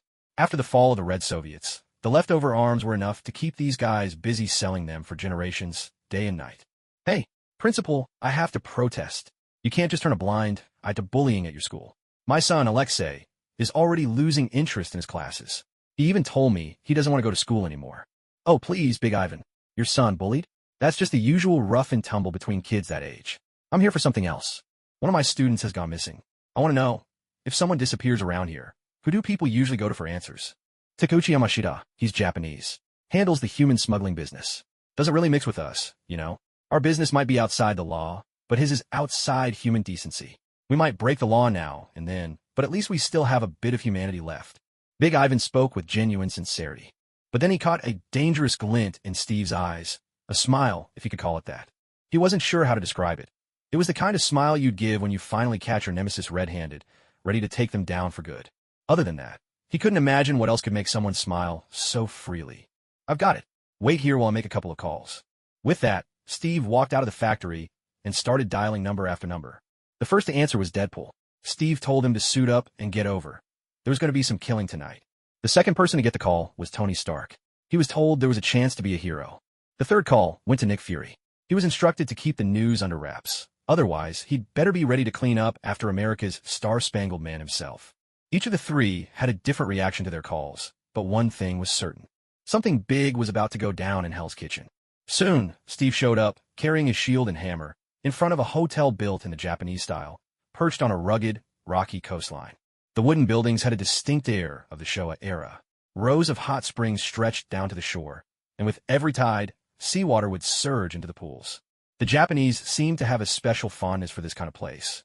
It was, to them, the very essence of life. All beautiful things must wither someday. No matter what, everything inevitably drifts toward decline. Steve stood at a distance, looking at this serene retreat, and in his mind, he weighed his options. Roosevelt or Lee May. Both of these veterans had made indelible contributions to the resistance against Japan. Oh, forget it. Better deal with that so-and-so first. Big Ivan followed behind him in a jeep, silent. In Ivan's eyes, Steve's tendency to even consider wiping out someone's family on a mere suspicion was over the line. But as it happened, this time the target was the entire Yamaguchi clan, and Ivan was all for it. Those damned human traffickers, better off dead. By the time Tony arrived, Wade had just gotten there himself. Even though Wade hadn't touched the brakes the whole way, he was still no match for Tony's Iron Man suit. So, what did you bring me here for? You hiding some kind of high-tech weapon of mass destruction? Not exactly. At most, it's a biohazard situation. You know the Japanese. I found a Japanese human trafficker, and it looks like he's snatched one of my students. A student from San Diego High? What's the name? After Steve said the name, Tony fell silent. Steve knew he was working the computer. Ever since he'd left the lab, Tony's first move had been to set up files on every student at San Diego High. He was probably just pulling up the records now. Oh, no way, Judy. Damn, I love that little Hellraiser. Let's go get her out. Wade didn't wait for Tony to finish pulling up the file. He'd already jumped onto Steve's motorcycle, drawn his twin katanas, and signaled for Steve to step on it. All right, I may not know Judy that well, but she's a San Diego High student. Let's roll out and get her back. At that, Steve gunned the engine and the motorcycle roared off down the road. He didn't use a shield. Ever since he gained the superhuman self-healing factor, he really didn't have much need for one. Yet in his hands, the shield was still a fearsome weapon. Precisely because of this, he never truly abandoned the idea of wielding it. Down the mountain sat Takeshi Yamashita, a gaunt, sharp-featured middle-aged man. His face was completely devoid of eyebrows, beard, or even hair. He looked for all the world like some cold-blooded creature lurking in the shadows. At this moment, he was soaking in the hot springs, his bare back covered with sprawling tattoos. Within the world's various underworld societies, tattoos are governed by strict codes. Certain designs can only be earned through deeds for the gang. In Russian mobs, for instance, a six-pointed star tattooed on the chest is a symbol of status. Having one marks you as a lieutenant, while two signify a godfather-level figure. In Japanese syndicates, members are awarded different tattoos according to the significance of their achievements. Even the types of tattoos differ by position. Clerical staff might bear images of koi or geishas, while those who fight and kill are inked with fearsome masks or demon spirits. Takeuchi Yamashida's tattoo was unique, a koi fish caught in the midst of transformation. According to Chinese legend, every year, a handful of koi in the surging rivers have the chance to become true dragons. This tattoo signified that Takeuchi Yamashita was neither merely a strategist nor simply a warrior. He was both. He was a man of meticulous thought and ruthless methods. No wonder he could carve out his own domain even after crossing the seas. But alas, no matter how much of a genius he once was, no matter what astonishing feats he had achieved, none of it mattered anymore. Steve had already burst in with his team, and he and Wade made no attempt to dodge the hail of bullets. Not that the bullets could actually touch them anyway. Wade's twin blades moved so swiftly that not a single round got close to Steve. Boss, two maniacs have broken in outside. They look like they're from Santiago High School. At these words, Teichikamasha rose from the water, unhurried, as if he was merely done with his soak and ready to leave. It was clear he wasn't rising because Steve and Wade had fought their way in. His face showed not a flicker of emotion. Cold and unyielding, like a whetstone, he stood as two women in kimonos emerged from the mist and expertly helped him into his clothes. Only when everything was in place did he turn his gaze to the middle-aged man who'd brought the news. With calm indifference, he said, "I understand. Bring them to see me." The middle-aged man bowed deeply at the command, then straightened and departed without another word. He left the hot spring at an unhurried, leisurely pace, exuding the kind of composure that remains unshaken even if Mount Tai were to collapse before him. It seemed that all these Japanese people behaved this way. In some ways, they reminded him very much of the Chinese. Yet, they had never truly been Chinese. They were like primitive people who read and interpreted the world's classics solely according to their own whims, able to crudely retell the plot, but utterly blind to the emotions and ideas contained within. So, when Steve and Wade saw the butler, they didn't hesitate. They simply cut off his head. God, are they idiots or what? Wade looked at Steve, puzzled, while Steve's expression grew a bit embarrassed. Who knows? Still, maybe we should go take a look anyway. You know, sometimes things aren't nearly as complicated as we think. Steve's eyes drifted as he spoke, and after a moment, he seemed to agree with Wade's point. I think you're right, Cap. But who's going to show us the way? We just killed him. Can you talk to spirits? I can't. You know, I'm just a kid who ate too much genetically modified corn. Oh, come on. But if you really like eating genetically modified corn, I'd advise you to quit. I heard that stuff makes you infertile. Damn, that's terrifying. I'm above you guys. Don't listen to his nonsense. There's nothing wrong with genetically modified corn. I eat it all the time, you know that. Tony, flying above as backup, chimed in at just the right moment. Steve, as if he'd found a powerful ally, spoke up excitedly. See? I told you. Genetically modified corn causes infertility. That's why this playboy, who spends his days partying, never gets caught up in any scandals. All right, enough. I have zero interest in continuing this conversation. The person you're looking for is just ahead. For some reason, he's kneeling. Maybe he's planning to strangle himself with his own intestines. I have no idea. Steve shrugged and strode forward with long, determined steps. Wade pulled his phone from his pocket and put on some high-energy music for himself. At that moment, Steve felt like his entire vibe had changed. He'd pictured himself as a cold, handsome Avenger about to face his enemy. But with Wade's blaring, unknown DJ track as the backdrop, he couldn't shake the feeling that he was just some punk kid about to get into a brawl. The kind who's just parked his souped-up scooter outside. Oh, forget it. You should just eat more genetically modified corn. I can't even imagine what kind of kid you'd raise if you had one. Can you turn off the music? You're making me feel like I'm some village hooligan about to get into a fight. Oh my God, you relics from the last century are really hard to please. What am I supposed to say? This is the hottest track right now. And yet you complain about this music. So what should I put on? Beethoven's Fifth Symphony? Or maybe the opening theme from a Japanese adult film? Honestly though, I actually have that theme saved. Give me a second to find it. Steve could only wish he could smack himself. What had he done in a past life to deserve arguing with Wade about things like this? This bastard had a knack for making every situation sound filthy. It was as if, Instead of heading out to kill someone, they were off to do something far less sinister. With Wade around, the two of them looked more like Patrick Star and SpongeBob SquarePants heading out to catch jellyfish than assassins on a mission. "Welcome, gentlemen. Please have a seat." Yamashita knelt properly behind a low tea table, a red clay brazier on top, filled with premium olive charcoal, glowing softly. One glance, and Steve could tell the setup was inspired by the southeastern coast of China. "Huh, what's with this guy? We're here to kill him. And he's boiling water? What? Does he want to wash his neck first?" Wade glanced at Steve, voicing the question that had just popped into his head. "I have no idea. Let's just go over and see, I guess," Steve replied, then sat down across from Yamashita. The bald man smiled, expertly pouring tea for both Steve and Deadpool. "I'm not sure what brings you two gentlemen to my door, but I believe anything can be discussed. I've always kept to myself, away from outside affairs, so I think there must have been some misunderstanding between us. Why don't you tell me what's on your minds? I'm sure we can come to a satisfying arrangement." Yamashita maintained his polite smile as he spoke, convinced his manners had set the tone. He believed he was in full control of the situation, that whatever these two said or did, it would all unfold according to his design. "What's he saying? I can't make out a single word." Wade leaned over to Steve's ear and whispered, though not nearly as quietly as he thought. A tick flickered across Yamashita's face. In an instant, the control he thought he wielded was shattered by Wade's obliviousness.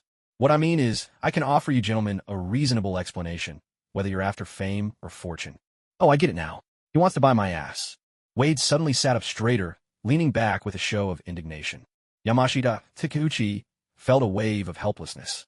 Even through the mask, he could see that Wade was entirely serious. Only this red-suited idiot would actually think someone wanted to pay for his backside. A sense of utter humiliation exploded in Yamashita's mind, but Steve hadn't spoken yet, so he clung to a shred of hope. That hope was dashed in the very next moment. With a grave expression, Steve nodded and spoke. "Since they're being so polite, remember to knock the price down a bit. After all, you're not exactly selling anything of value here. Cheap, not of value. What a ridiculous thing to say. So, even you with your honest face, you're no stranger to a little under-the-table dealing, are you? Gentlemen, why are you insulting me like this?" Yamashita, standing at the bottom of the hill, tried hard to contain his anger. Steve could hear the fury in his voice and barely managed to keep a straight face, suppressing a laugh. Then, without warning, Steve stood up and delivered a solid kick. The force of it sent his opponent flying. He just received a power boost from Obadiah, and frankly, he was still testing his own limits. So this time, he didn't hold back, and Yamashita smashed through 3 walls before crashing to the ground. Whether he was dead or alive, no one could tell. "Wow, Cap, that was all kinds of manly. I absolutely love that kick. How'd you even pull it off?" Wade sprang to his feet, looking at Steve with unbridled admiration. Steve gave a small smile. His extraordinary senses told him that the Japanese man was still alive. It was impressive, at least in Steve's experience. In other words, this Yamashita was definitely not an ordinary person. At the very least, he wasn't just some run-of-the-mill gangster. In fact, he might be another genetically modified kid, just like Wade. With that thought, Steve drew his war hammer from behind his back and fixed his gaze on the motionless form of Yamashita, watching him like a hawk. To Steve's mind, the guy was just playing dead, no doubt preparing some kind of counterattack. But the truth was less complicated. Yamashita was simply stunned senseless by Steve's kick. Never in his life did he imagine he'd be knocked almost unconscious by a middle school principal's foot. "This is outrageous." Suddenly, Yamashita shot up from the ground. His muscles began to writhe and bulge in a frenzy, and in no time at all, his once slim frame grew burly and imposing. Soon, his muscles seemed almost grotesquely swollen, piled atop one another, their surface gleaming with a metallic blue-gray sheen. "Oh my God, I must be dreaming. That Japanese guy just turned into a muscle-bound hunk in my dream." Wade shrieked, his voice full of horror as he watched the scene unfold before him. High above, Tony was observing everything from the air, ready to swoop in. But before he could make a move, Steve stopped him. "Don't. Leave this one to me. You, and you go find Judy. I want to see just how strong this guy really is. Move fast, both of you. Don't let me leave you in the dust." With those words, Steve charged forward, not with his war hammer, but with his shield raised. When it came to Yamashita, using the war hammer felt like overkill. Although this kid was a mutant, by Steve's estimation, at best he was just a level 3 mutant. He might even only be a level 2. As for Steve himself, with the blessing of the body of truth, he was at least a level 5 mutant. "Damn Americans, I've already shown you goodwill. Why do you insist on toying with me like this?" "Why toy with you?" "Yeah, you should understand, when the strong toy with the weak, they don't need a reason. just the will to do so. With those words, Steve gripped his shield and charged forward, smashing it into his opponent without another word. His foe caught hold of Steve's shield, a twisted grin spreading across his face. Do you really think you're strong? That you can trample me underfoot at will?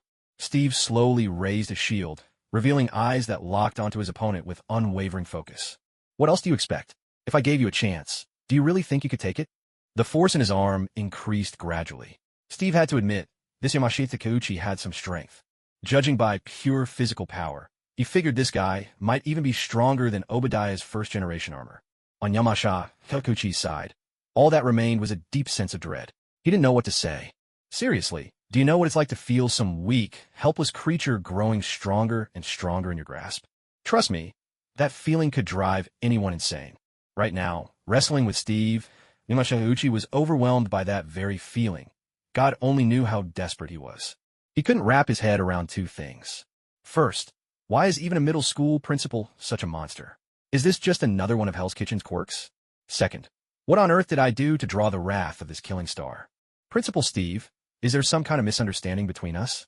Can we just sit down and talk it out? I'm sure I can give you a satisfactory answer, he pleaded. Steve was gradually adapting to Takeuchi's strength, a fiendish smile appearing on his face. One of my students has gone missing. After thinking it through, I still believe you're the most likely suspect. Maybe it wasn't you, but you have to understand the burden of a principal. I simply cannot allow you and my school to coexist in the same neighborhood. So, for the sake of your bright future, I think it's best if you die. As soon as Steve's words fell, Yamashita suddenly summoned his strength and shoved him away. Damn it, there's no personal grudge between us. Your student isn't with me. Why do you insist on killing me? Isn't there anything that money can't solve? Yamashita looked at Steve and let out a helpless wail. Aren't you a principal because of money too? Name your price. I promise you'll be satisfied.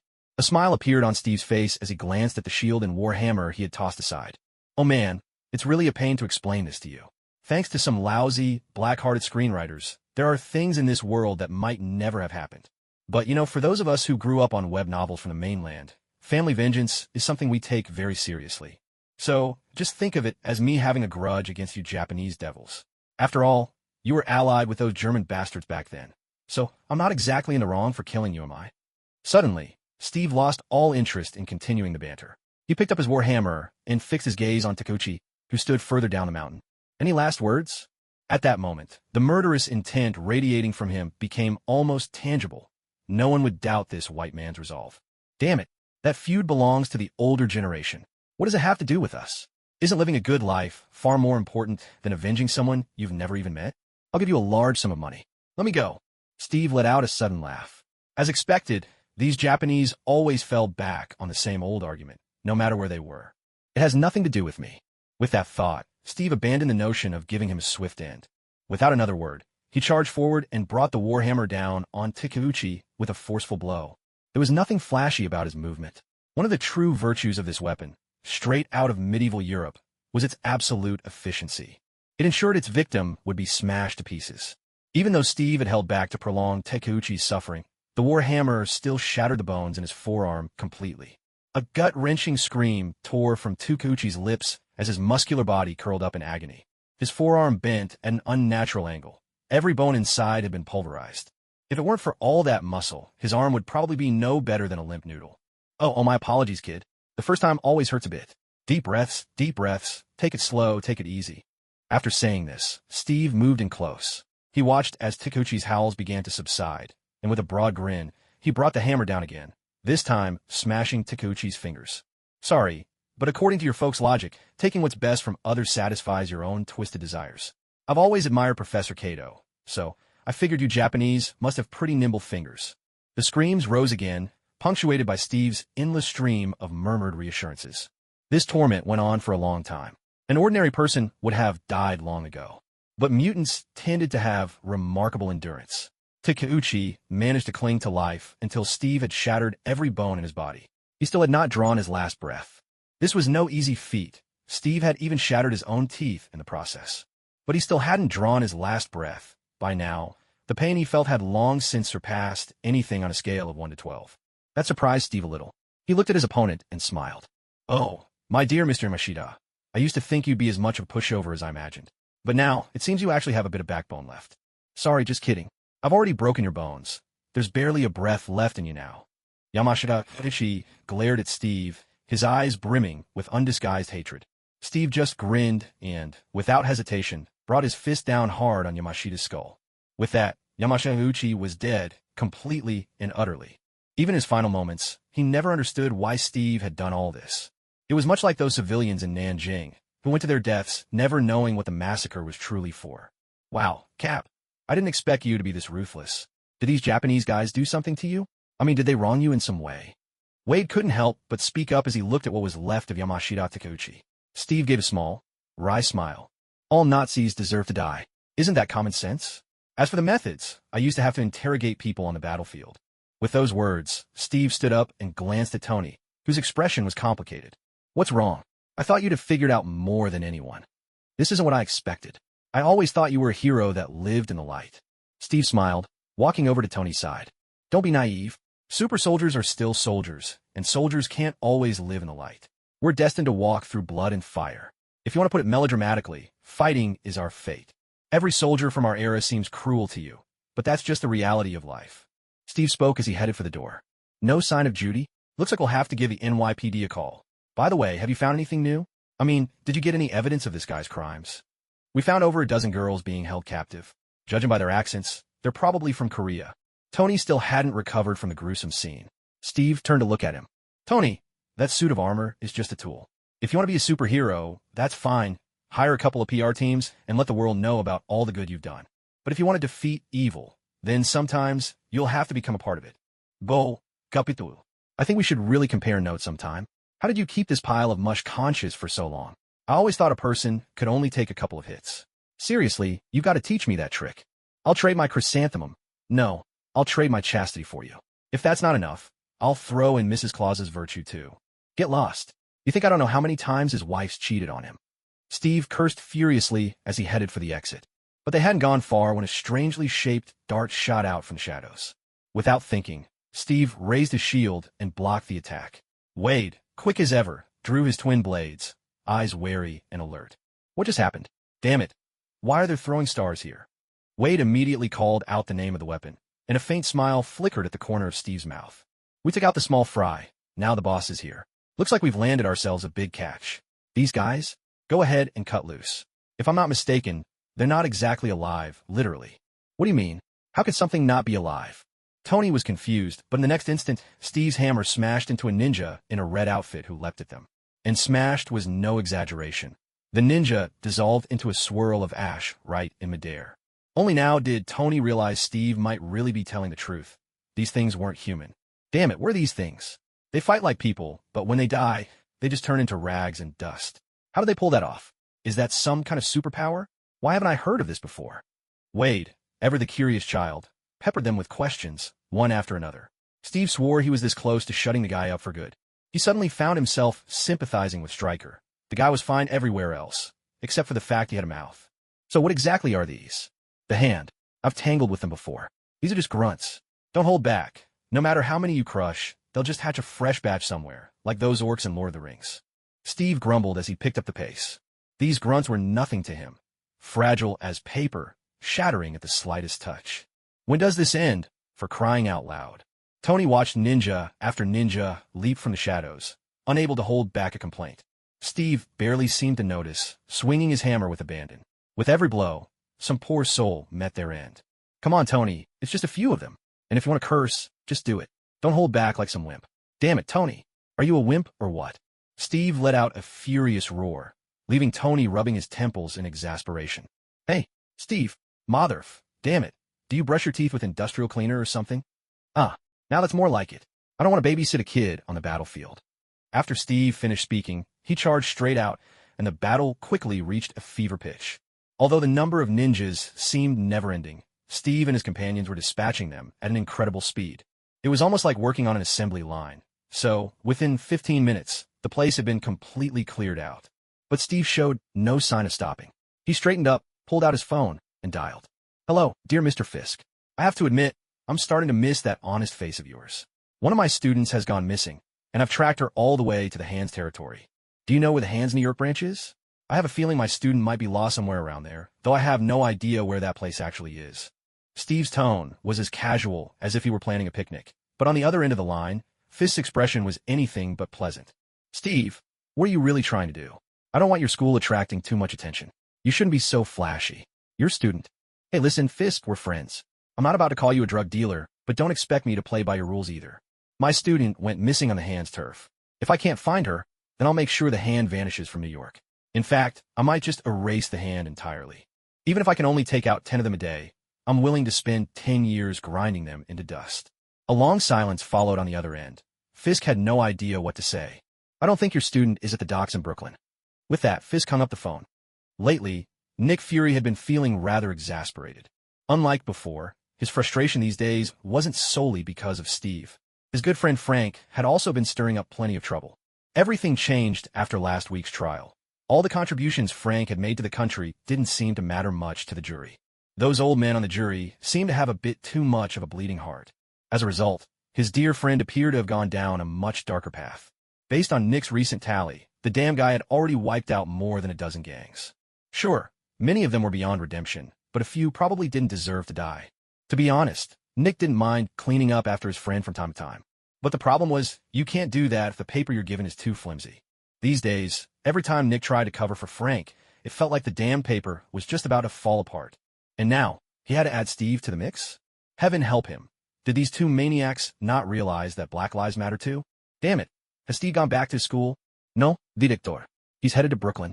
Before he left, he made a call to Fisk. Have you figured out why he's acting so out of character today? According to our intel, it's because a freshman girl from Santiago High didn't return to school on time. We're trying to locate her.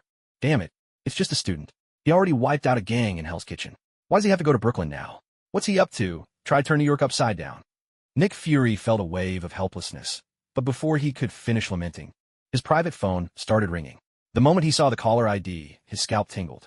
Too bad he didn't have any hair, or this scene would have been something to behold. Damn it. Don't tell me you're planning to go to Brooklyn. There was no reply on the other end, only the blaring of a siren. Nick Fury, the seasoned spymaster, needed only that one sound to grasp the whole picture.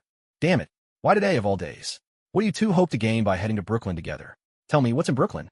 The hand. Frank's voice was cold as ice as he uttered those 3 words. Now it was Nick Fury's turn to get a headache. Mother. Enough with the sour faces. What do you take me for? Your personal janitor. Damn it all. Nick let out a furious roar. The voice on the other end remained frosty, but now there was a tinge of questioning. Yes, damn it. You too. You and Steve Rogers. A pair of sourpusses, both of you. Why today, of all days, must you go to Brooklyn? Couldn't you at least take turns? That's not my problem. Steve Rogers. Is he that hero? Yes, damn it. He's the principal at Hell's Kitchen now. For crying out loud. Why does everyone want to be a principal over there? Do you all think it gives you some kind of style? At that moment, Nick Fury sounded just like a weary food delivery rider, venting with a soulful complaint. Frank, meanwhile, ended the call, his eyes glinting with an inscrutable light. He'd been worrying about what to do with the 2 kids these past days. But now, it seemed, maybe that school in Hell's Kitchen wasn't a bad option after all. Hey, you mother. You sourpuss. Are you even listening to me? Damn it, you can't go to Brooklyn, at least not today, for heaven's sake. Can I even handle 2 old white guys at once? Damn. Nick Fury was practically wailing by now. But Frank had already hung up. He didn't care whether Nick Fury could handle 2 old butts at the same time. That wasn't his concern. The only thing that mattered to him today was whether he could achieve his own goal in life. Brooklyn is a good place. It's a ways from New York City, but not so far that it feels disconnected. Here, you can sense the bustling energy of New York mixed with a touch of Texas country charm. Though, to be fair, that country charm can sometimes be a little unfriendly to people of color. But for Steve, that's never been a problem. He swears he isn't one of those rednecks.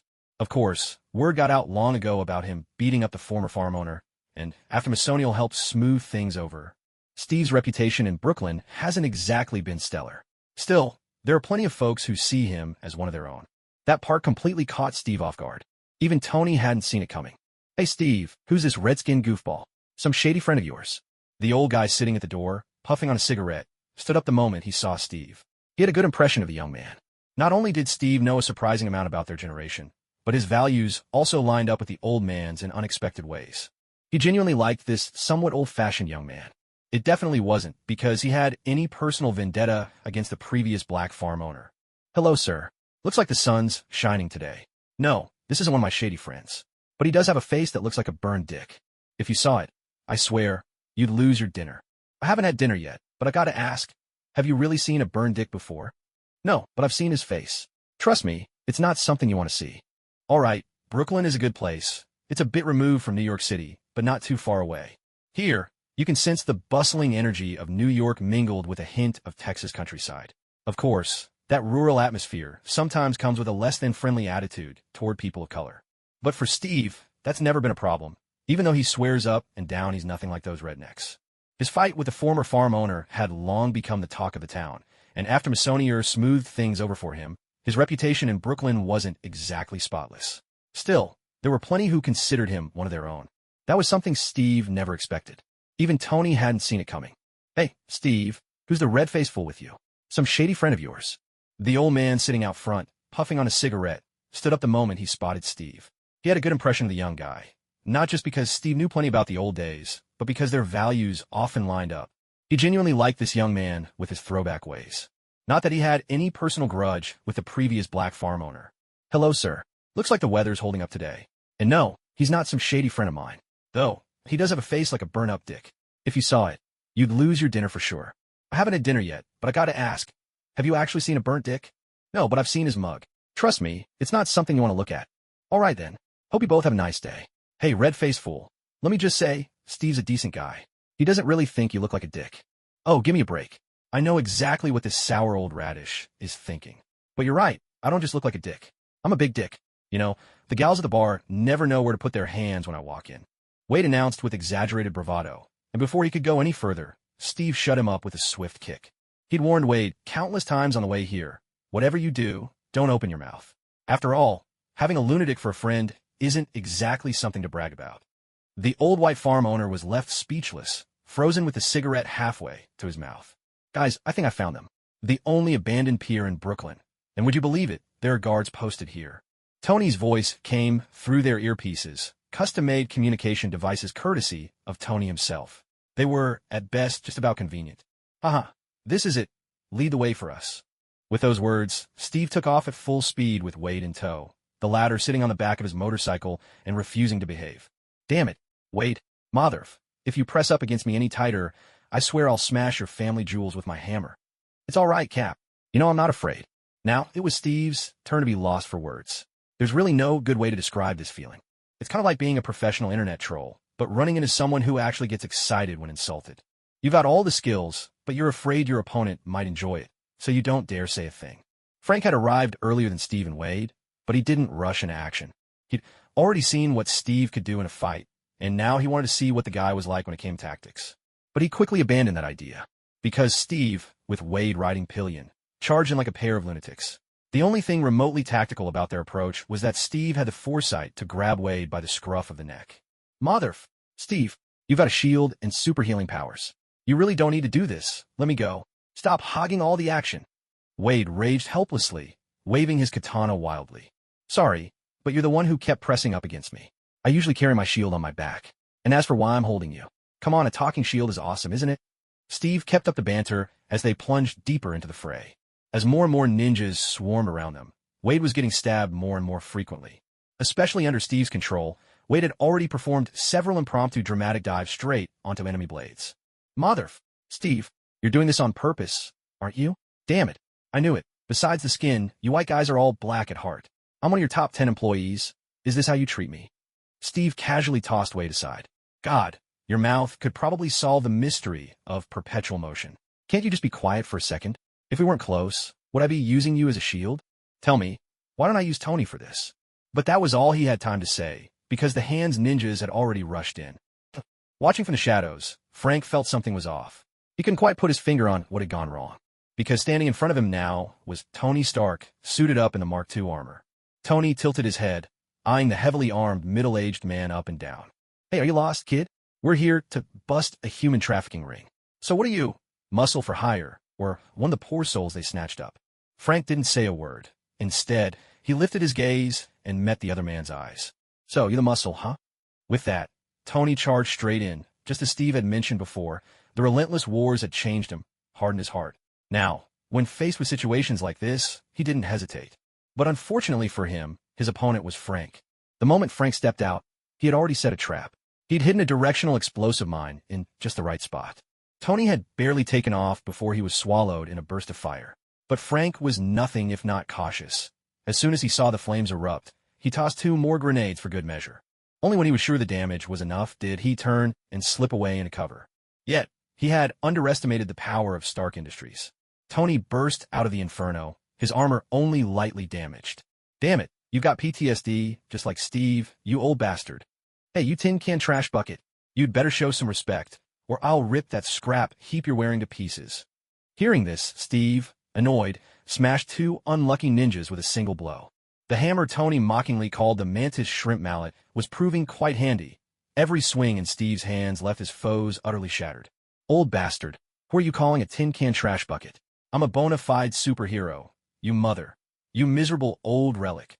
Tony finally couldn't hold back and shouted back. Steve just laughed instead of getting angry. Hey, did you hear that? The kid's finally got a bit of Southern fire in him. Sometimes, I swear Howard raised him too well. He didn't even know how to curse.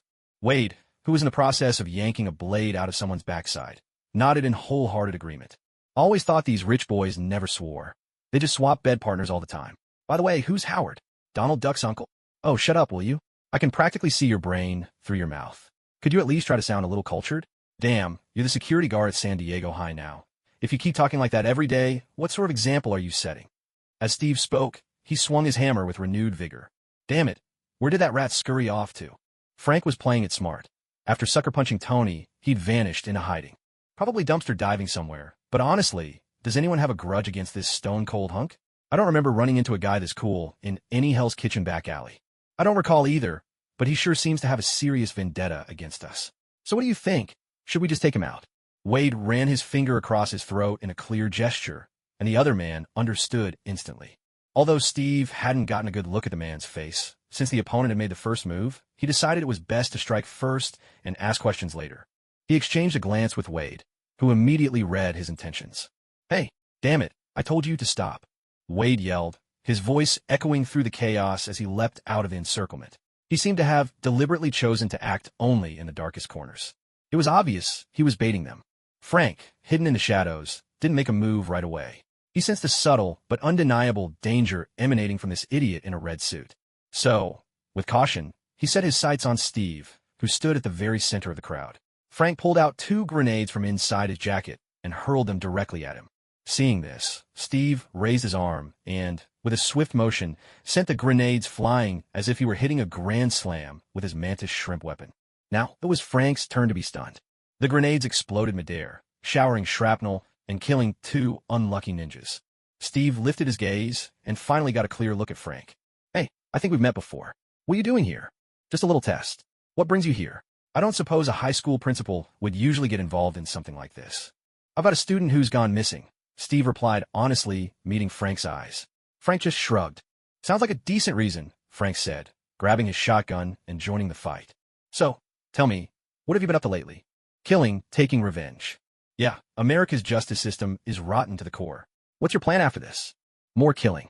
Maybe a little arson, Frank answered flatly. Steve nodded in understanding, then swung his weapon with all his might. The mantis shrimp's unique power erupted, smashing the ground into pieces. The unlucky few standing in front of him were obliterated in an instant. The battlefield was suddenly cleared. Steve rested his mantis shrimp weapon at his side and let out a relieved sigh. Sure you don't want to dance a little? He quipped, his tone irreverent, but then his expression softened. Here's the thing. I rescued your 2 kids from those bastards. I don't want to see them twisted into monsters by hatred. You know, they've already lost their mother. Steve looked at Frank, his voice heavy with empathy. I know you want revenge, but your kids shouldn't have to be consumed by your anger. It's not right. It's not fair to them. If you don't mind, I run a security company called Veterans Barbecue. We've got a good crew. Frank's eyes softened a bit, but then he caught sight of Wade, who was enthusiastically stabbing a ninja in a rather undignified spot. He's one of your crew, too? Steve was visibly taken aback, then scratched his head in embarrassment. No, I'm actually this guy's guardian.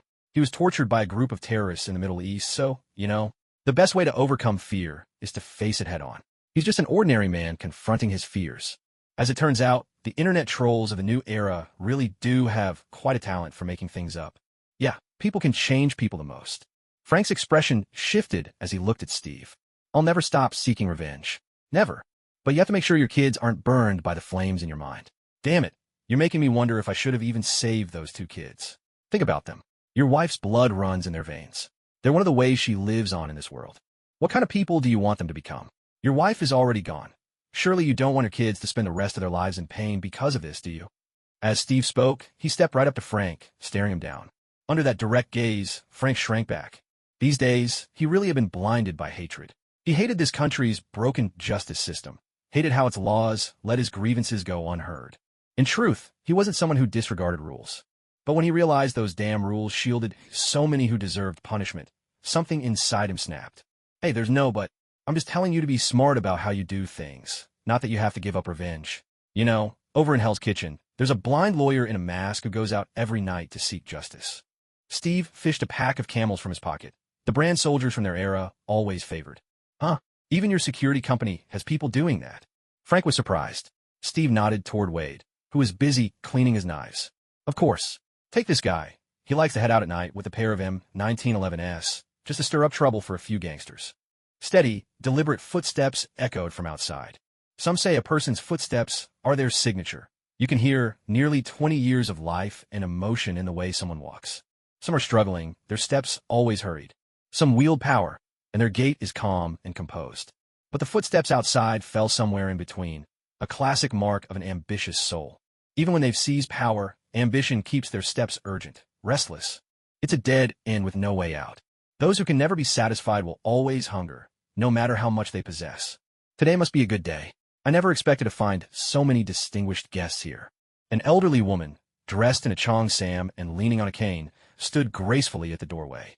Though the years had left their mark on her, the aura she carried had only grown more refined and composed with time.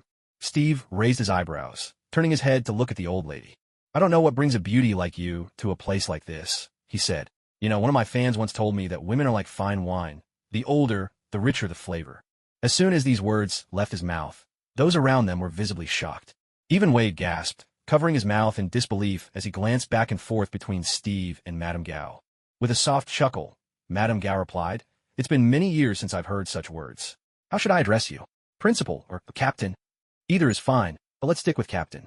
I've never denied that title. Still, I'm surprised you know who I am. Don't tell me. Was it old Nick Fury who leaked my information? You know, I've always wanted to shove this hammer somewhere he'd never forget." Throughout, Steve kept a pleasant smile on his face, not the slightest hint of anger showing. "Mr. Steve, I expected you to be more civilized. After all, in the eyes of the American people, you're a great hero, a steadfast ally of justice. At the very least, I didn't expect such vulgar language from you." "Oh, well, it seems the American public is more charming than I thought. Now, tell me, did you take my student? I mean, one of my students went missing on Japanese turf.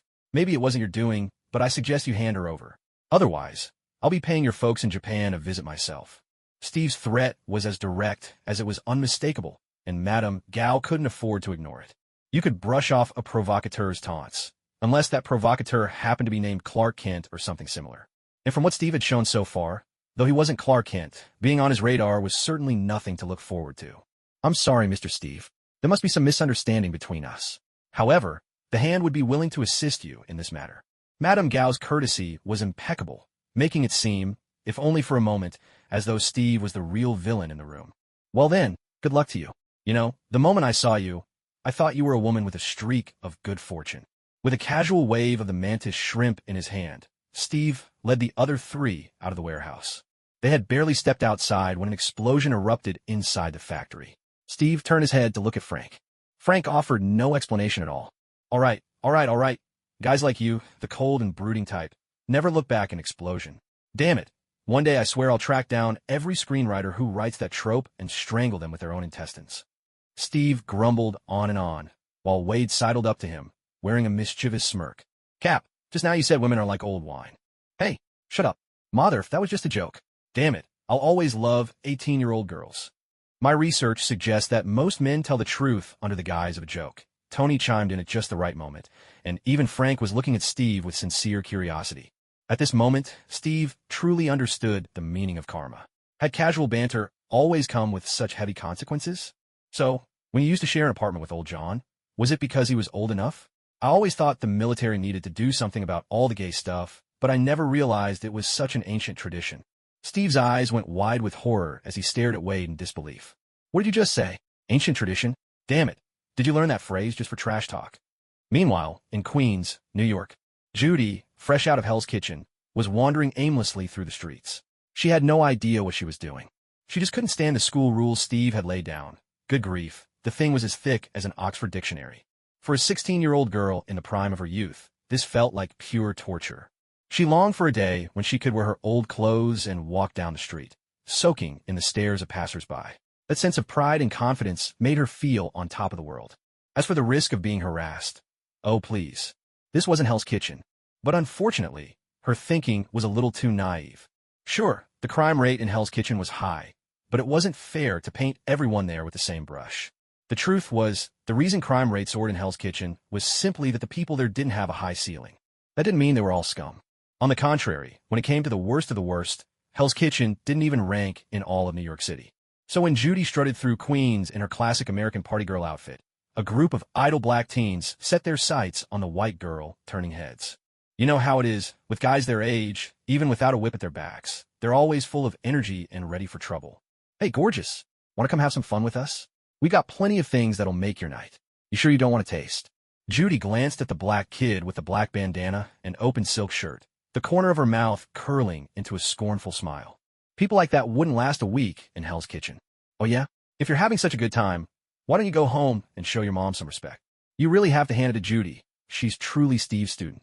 She might not have those fiery, radical ideas, but when it comes to having a sharp tongue, she's definitely mastered the art. Hey, you filthy little witch. Who do you think you're talking to? This young black kid had never been insulted like that before. He lunged straight at Judy, reaching out to grab her hair. But he underestimated her. Anyone who's lived in Hell's Kitchen has their own street-fighting tricks up their sleeve. She didn't even bother to aim. She just kicked him hard between the legs. It might not have been the most graceful move, but with the force she put behind it, the result was immediate and obvious. Oh, you damn witch. Damn it. How dare you do that to me? Huh? Who do you think I am? Some poor girl off the street. Hell no. I'm Judy, your mama. I'm Principal Steve's student. The top dog of San Diego High, freshman year. You hear me? Even Alexei wouldn't dare mess with me like that. Judy's backstory is a mystery, but under Steve's guidance, she's become one tough cookie. That's nothing like her two junky parents. In fact, she's one of the few students Steve ever visited at home. It all started when this girl decided to hold an auction, and she herself was the only item up for bid. Steve was curious. What kind of family could raise a kid like that? So he paid them a visit. It almost ended with him blowing those two losers' backsides apart with his Winchester. Because right in front of him, those two scumbags were actually discussing how to sell Judy off to the old drug dealer at the end of the street. Peter Parker. By most standards, he just barely qualifies as an outstanding high schooler. You know how it is, the world likes to cut young people some slack. Sometimes, it lets miracles happen to them. Like when you're 16 and you get bitten by a spider. Maybe you turn into a superhero. But if you're 60 and a spider bites you, sure, you'll also die in an unusual way, but honestly, the only thing setting you apart from regular folks might just be the color of your ashes. Who knows? Maybe yours would be a limited edition pink. Peter Parker definitely belongs to that first group. He hasn't had these superpowers for long. In fact, a lot of his abilities are still untapped. At the very least, he can't swing around the city like a real spider just yet. He hasn't even had time to invent his web shooters. All in all, he's just a smart kid with a little more muscle than most. And yes, he's very smart. This is precisely why the damned homework never managed to keep him busy, which led to his encounter with Judy today. At first, he saw a few street punks of color trying to harass this white girl, but by the time he rushed over, Judy had already skillfully emptied their wallets. Huh, kid, are you with them? Judy shot Peter Parker a sideways glance. Peter, with his hands raised to his chest, could only reply helplessly, "Whoa, don't get me wrong. I just saw them picking on you over there, so you thought you can play the hero? Idiot." Judy sized up Peter Parker's almost frail-looking frame, her eyes full of disdain. Coming out of Hell's Kitchen, Judy had no reason to think a bookish-looking guy like Peter Parker would be any good in a fight. Not that she could be blamed.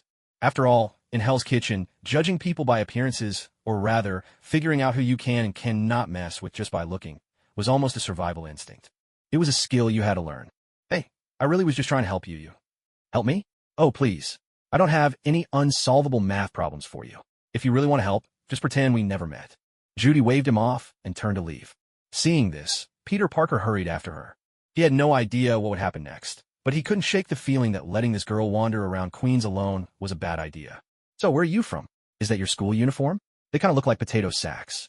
Hey, what school do you go to? I'm Peter Parker, first year of high school. What about you? What grade are you in? Oh wow, do you like physics? Oh man, I honestly think physics is way over our heads. It's just a bit too complicated. For God's sake, did someone just bust you out of a mental hospital? Listen up. I'm Judy, and I go to San Diego High. You damn Peter Parker. Damn physics. Stop following me, and leave me alone. Judy finally lost patience with Peter Parker's endless chatter and couldn't help but shout. The underworld is a place where only the strong survive. Fisk had always believed that, and so did everyone around him. He'd lost too many men at the South Dock and Hell's Kitchen, though he did have a base in Mexico that could supply him with fresh muscle. But the trouble was, most of those men didn't have legal status, and getting them here would take some time. In recent days, his subordinates had gradually lost contact. Some were killed by rival gangs, while others had actually joined the enemy. That's just the way these people were. To claim the fattest slice of profit, there was no one they wouldn't dare to challenge. Even if that person had once struck fear deep into their hearts, it made no difference. Fertilo was a promising young man, but at times, he couldn't fully grasp all of Kingpin's orders. He was clear-headed, goal-oriented, and remarkably adept at restraint. But Kingpin's recent behavior had been nothing like that of an emperor. In fact, Fertilo even thought Kingpin seemed somewhat weak. So, naturally, he chose to betray him, at that moment when the tiger could no longer prove its stripes. After all, there would always be those willing to treat a tiger like a pig, if only it looked vulnerable enough. And the one who draws the knife first always stands to gain the most. That's why Fertilo had started reaching out in secret to all sorts of people. Puzzle, Vulture, and many other small-time figures whose names barely made a ripple. But so what? This was New York, after all. In New York, anyone could soar overnight. Fertilo, I know you're a clever guy. So tell me, why did you call us together today? You realize this could upset your boss, don't you? In fact, Mr. Fisk is a gentle and honest man. Sometimes I even think he's a good person. Fertilo spread his hands, an inscrutable smile playing across his lips. The few people present all smirked at his words. They weren't fools. They knew full well that gentle and honest were never terms used to describe a kingpin of the underworld. At least, not one who was still alive.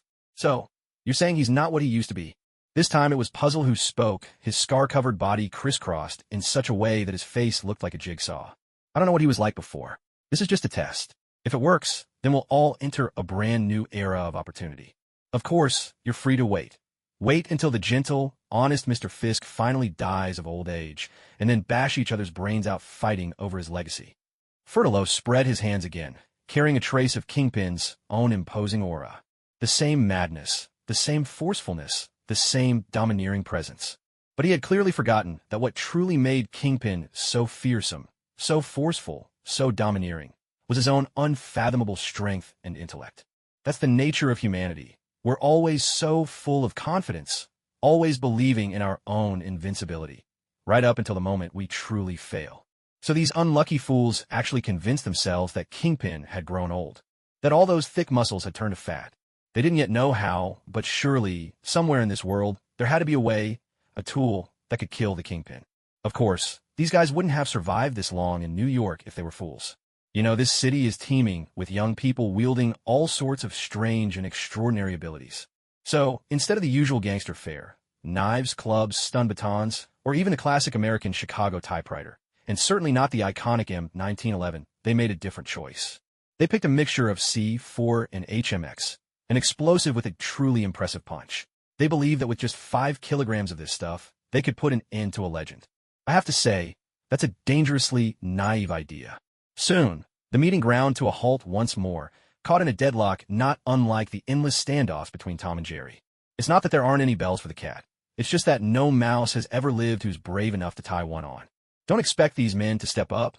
The bold ones are watched too closely by Kingpin, and the timid ones would never even get close enough to try. Come on, we're talking about the Kingpin here. The only one who could possibly tick both boxes is Fertilo, a schemer through and through, but he's not confident he could survive an explosion packing 5 kilos of high-grade explosives. His desire to topple Kingpin stems purely from wanting to bask in the sunlight that Kingpin has always hoarded for himself. And for that, he needs to live long enough for his ambitions to take root. Gentlemen, why can't we just do things the way we used to? Let the professionals handle the professional work. I mean, doesn't Kingpin have a catapult at his disposal? In the end, it was Mr. Puzzle who offered a sensible suggestion, but clearly failed to stir Fertilo's interest. If you mean that white guy with the bullseye tattooed on his forehead, I'm afraid he's no longer up to the job. Some so-called teacher smashed both his hands. We had to amputate to save his life. It wasn't a punishment. Though Fultilo tried to soften the truth, almost everyone at the table knew exactly what had happened. It seemed the man had been crippled by Kingpin for failure. Once again, silence descended over the room. Only Mr. Puzzle's eyes flickered with a wild, feverish light.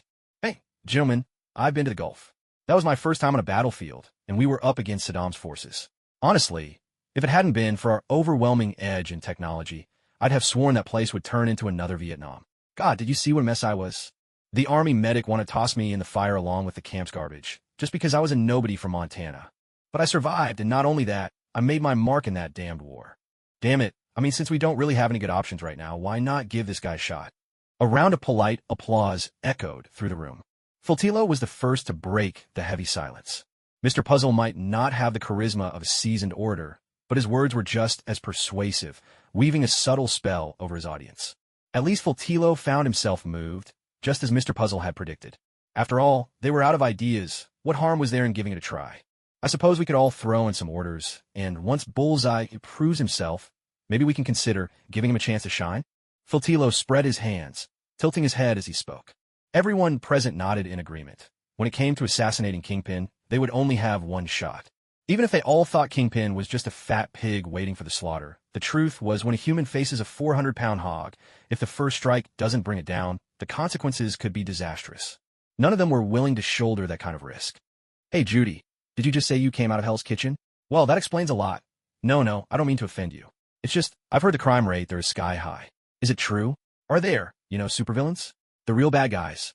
Peter, your teachers must never give you any homework. How do you always have so much energy? Have you ever gotten yourself checked out at the hospital? I mean, you look like you might have ADHD. As for supervillains, Judy deliberately drew out the word, a sly spark in her eyes. I think the guy you're looking for is Steve Rogers.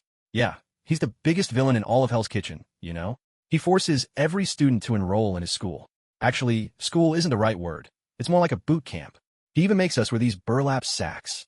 You can't even imagine how much homework he gives us. He'd have us solve every problem in the world if he could. Oh, that sounds rough. How many classes do you have a day? I mean, how many hours do you even get to sleep? 6 hours. He says, in true Chinese style, if someone tells you your salary is between 3,000 and 5,000, it's definitely 3,000. So, when scientists say humans need 6 to 8 hours of sleep a day, you can guess what they really mean. And that, Judy spread her hands in dramatic exasperation, is exactly why I'm standing here right now. Damn it, do you know anywhere I could get a good night's sleep? Peter looked at Judy's sparkling eyes and, almost without thinking, blurted out his next words. Don't worry, the author prides themselves on decency.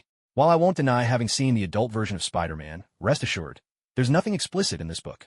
Your place? Wow. If we were in Hell's Kitchen and you talked to me like that, I'd probably stab you in the gut. Hey, come on now, you just need a place to crash. Aunt May's home. She'll look after you. But seriously, are you carrying a knife right now?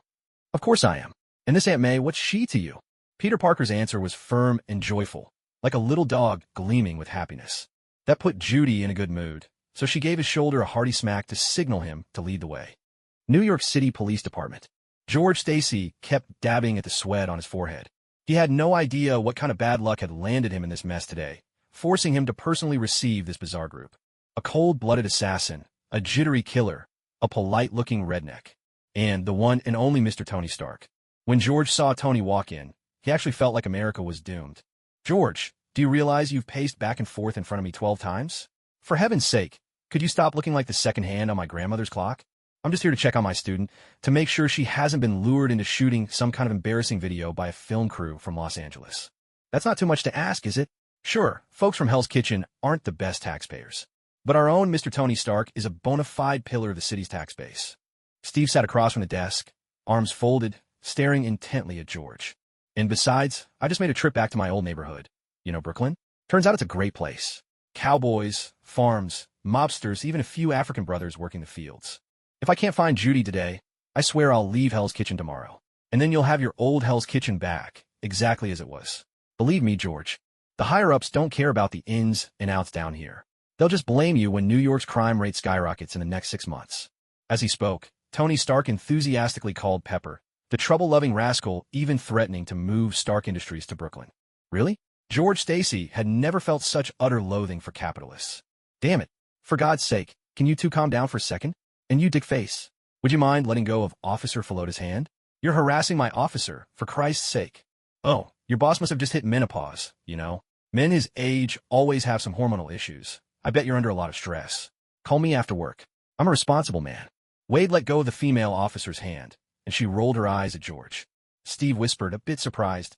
Hey, Wade, how do you even pull that off? I always figured with your burn victim mug, stuff like that would never happen to you. Boss, has anyone ever told you your words can really cut deep?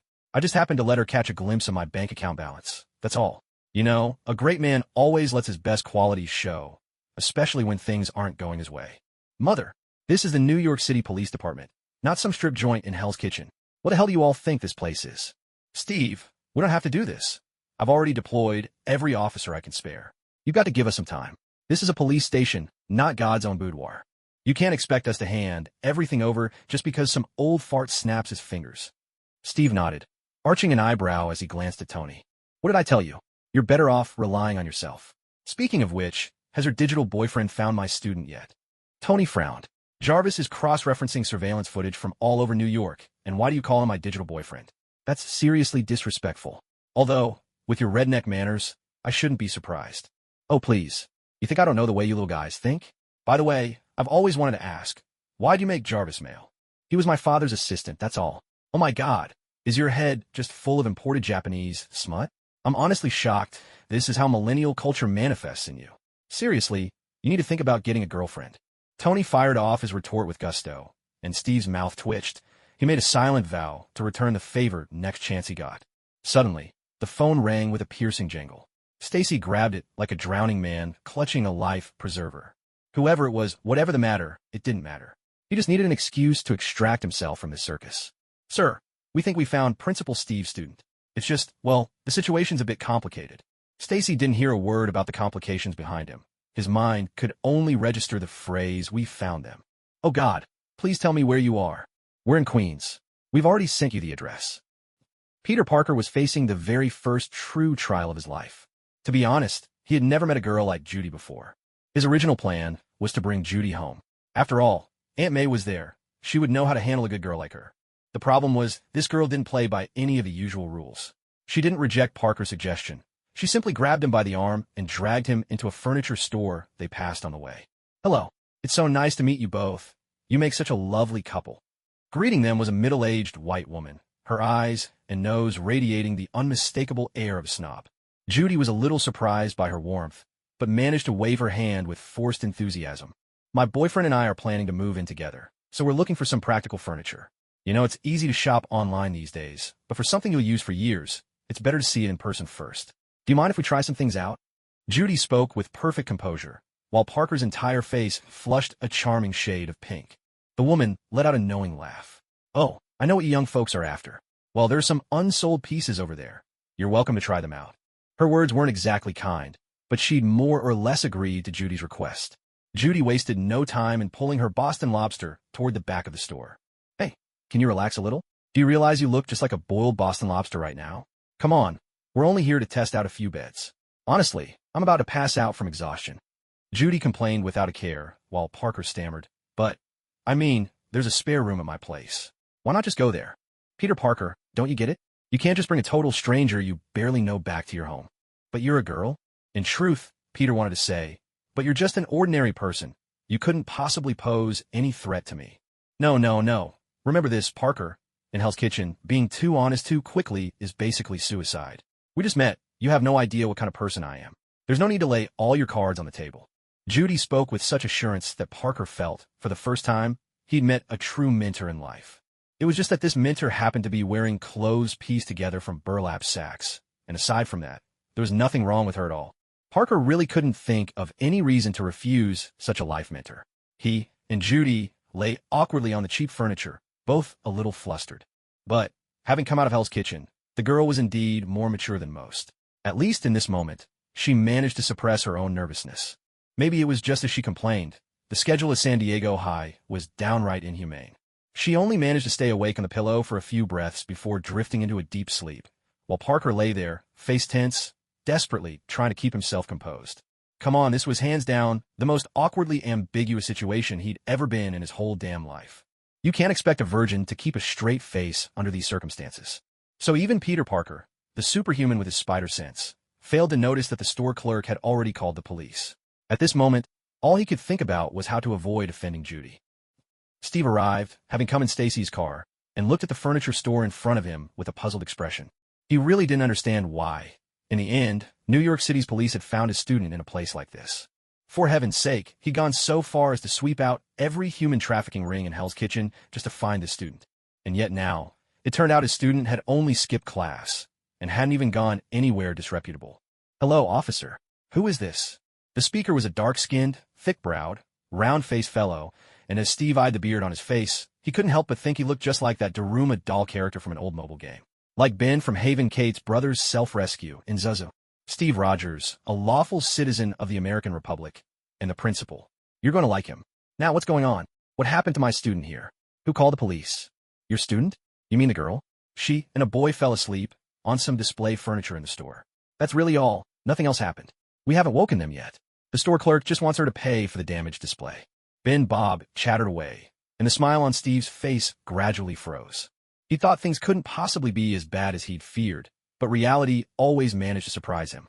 "Excuse me, Officer Bob, but when you say display furniture, you don't happen to mean a bed, do you? To be precise, it's a double bed from the last century. The two of them are still asleep on it right now."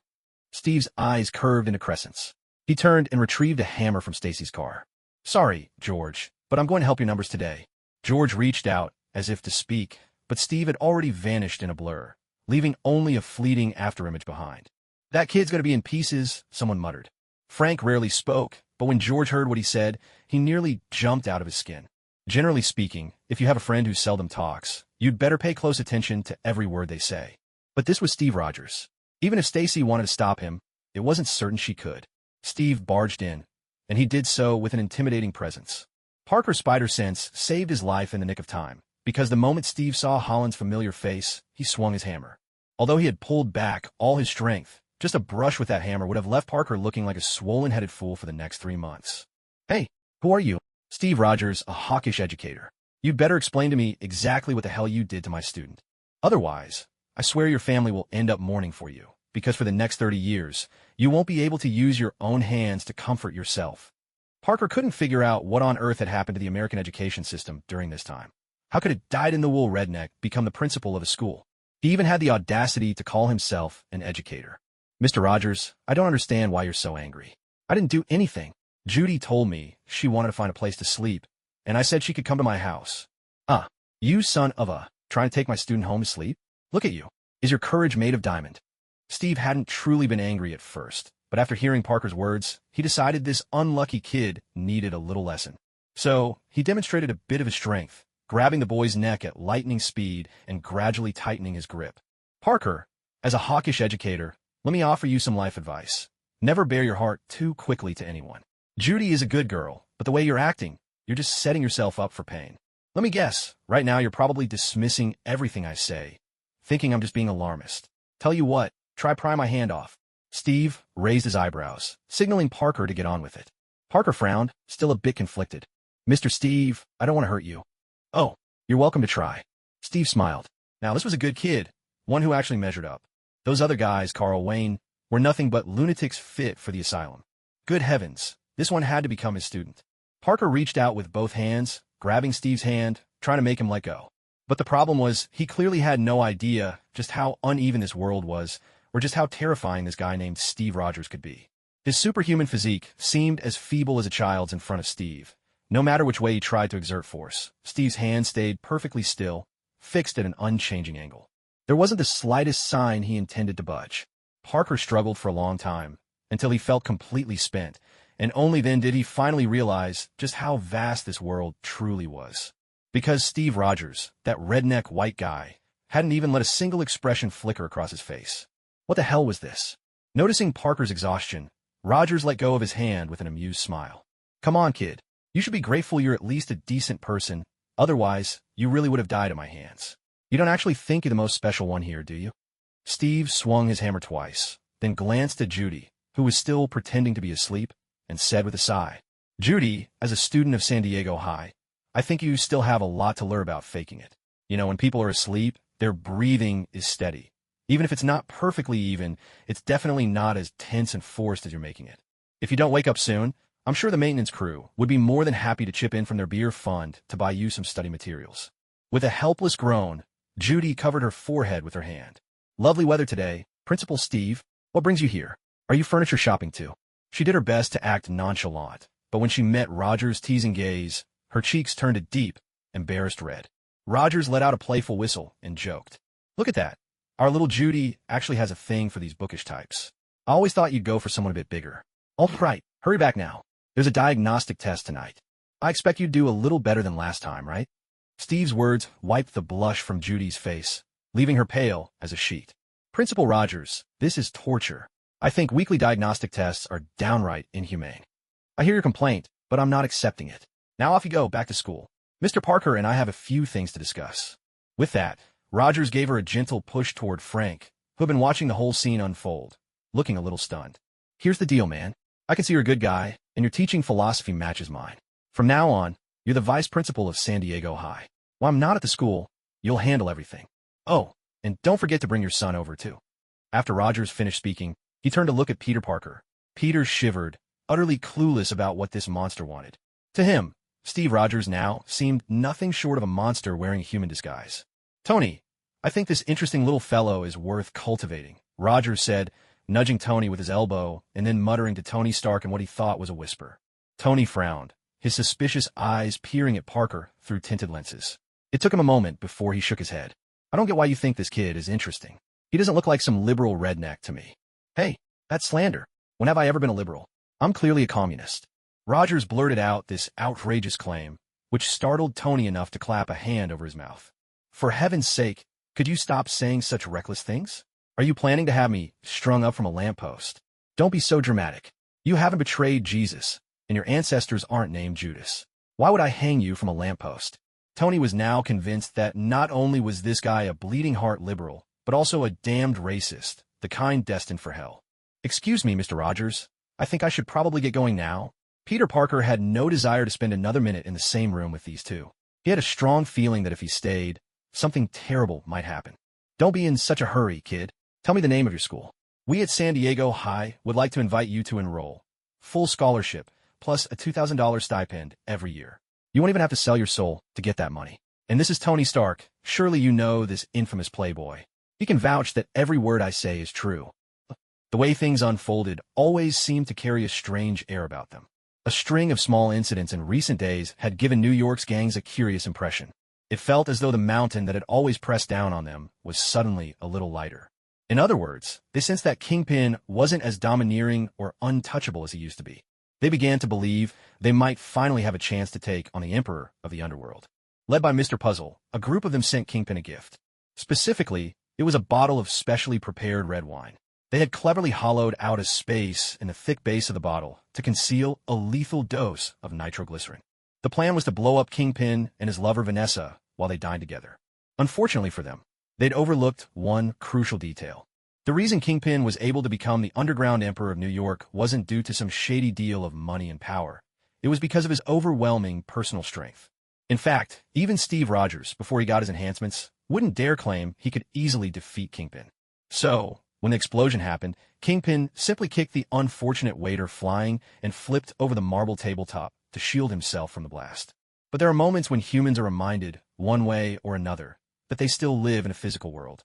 For example, while the marble did block part of the shockwave, it couldn't prevent Kingpin and Vanessa from suffering catastrophic, irreversible internal injuries. Kingpin fared a bit better. His unnaturally thick muscles absorbed a considerable portion of the blast. The shockwave, which should have been fatal, didn't take Kingpin's life, but it did claim Vanessa's. That's hardly good news. At the very least, it meant a beast had been unleashed again. Everyone knew, the moment word spread that Kingpin had been attacked, that the underworld of New York was about to turn upside down. But what they didn't know was that Kingpin was still alive. Countless restless figures, already itching for a chance, came out of the shadows and started carving up Kingpin's empire.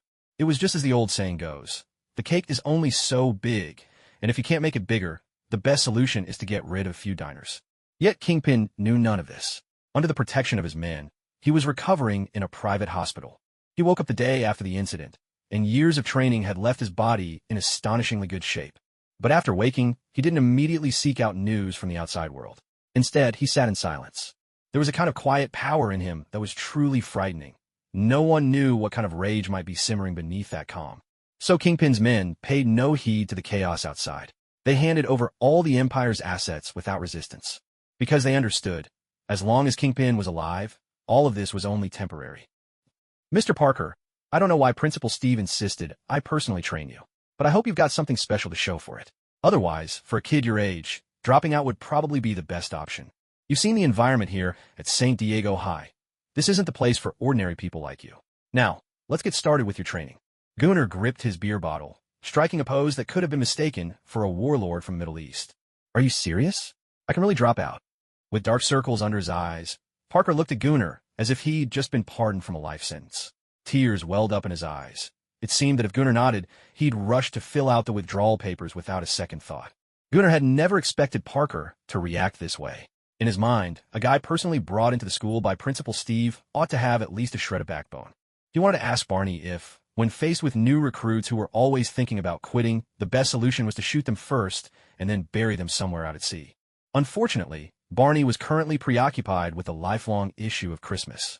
You know how it is.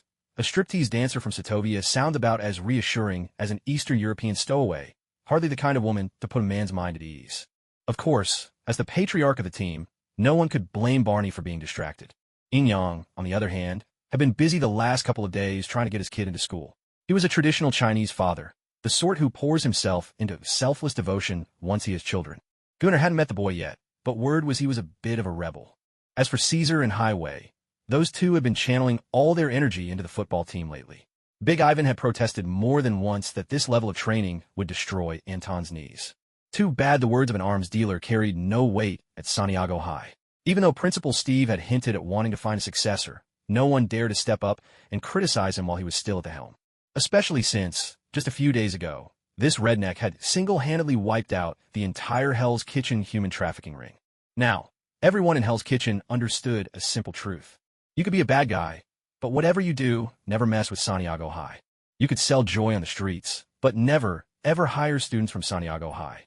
You might use debt traps to force others into selling their bodies, but the one thing you could never do was let it involve anyone from Santiago High. Because Steve Rogers was here, and this man was a living legend in Hell's Kitchen. Even Big Ivan's standing had risen by association. After all, if not for him, the local high school would never have become the Santiago High it was today. Sir, I only get 6 hours of rest a day. This isn't humane, you know. Parker, once so energetic he seemed almost hyperactive, now looked utterly exhausted. The dark circles under his eyes bore witness to his claims.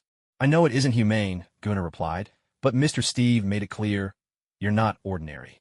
I think you understand what I mean. This is how we've always handled prodigies. As he spoke, Gunnar loaded his Colt 1911. This is a special teaching tool Mr. Steve prepared just for you. In his words, even a professional soldier like me would only pose the slightest threat to you if I came fully armed. Parker let out a sharp crack. He couldn't help it.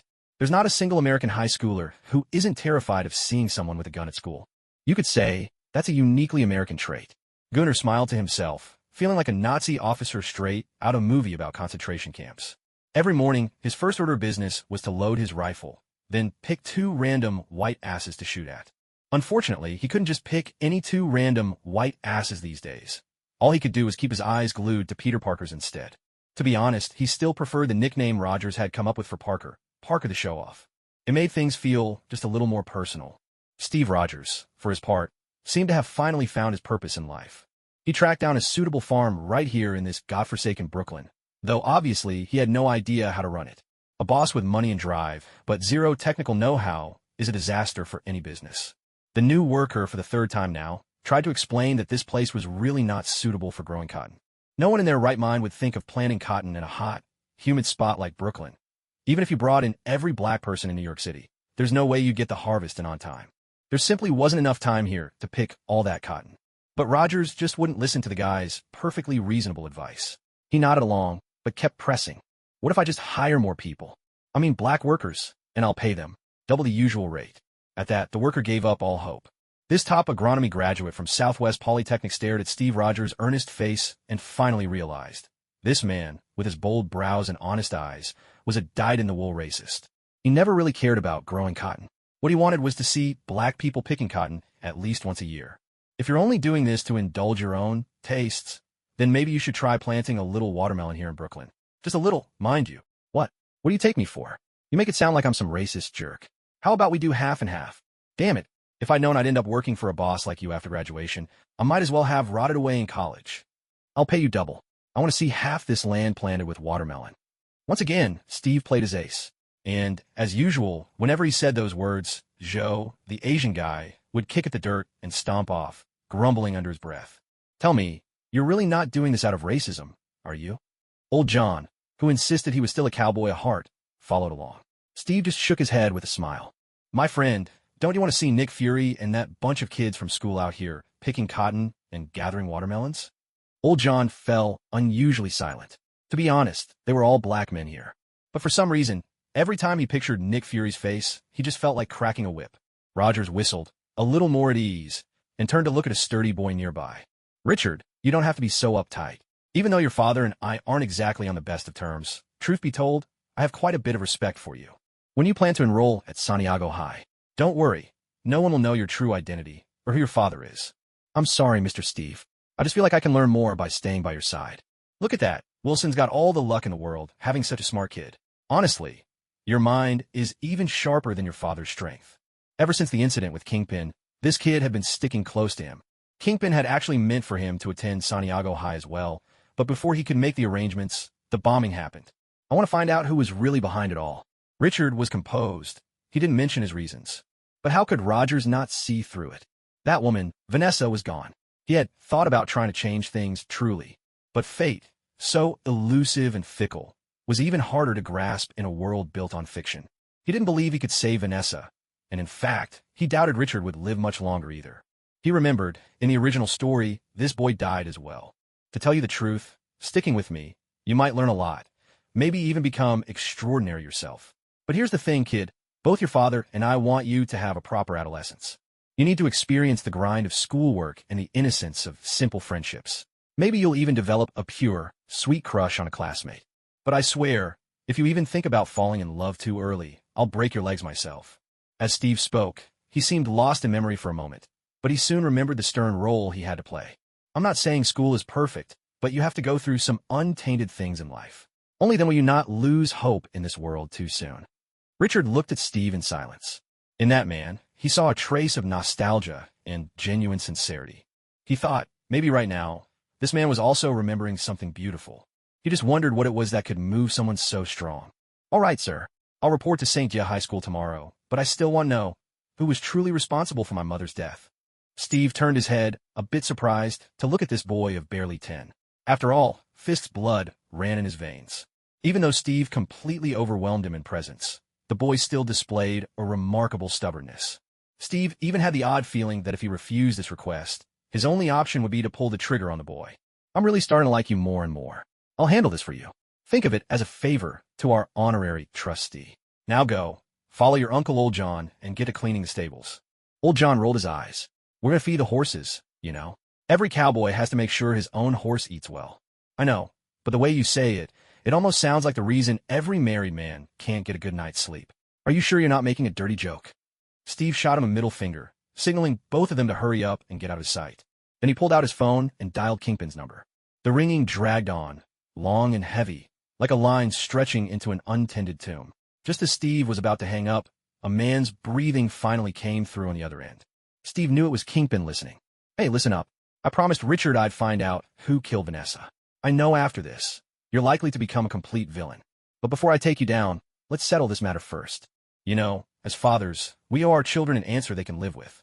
Otherwise, your son will probably spend his whole life trapped by this. With that, Steve hung up without hesitation. If it weren't for the fact that New York's underworld still needed someone reliable at the helm, he wouldn't even have bothered to make this call.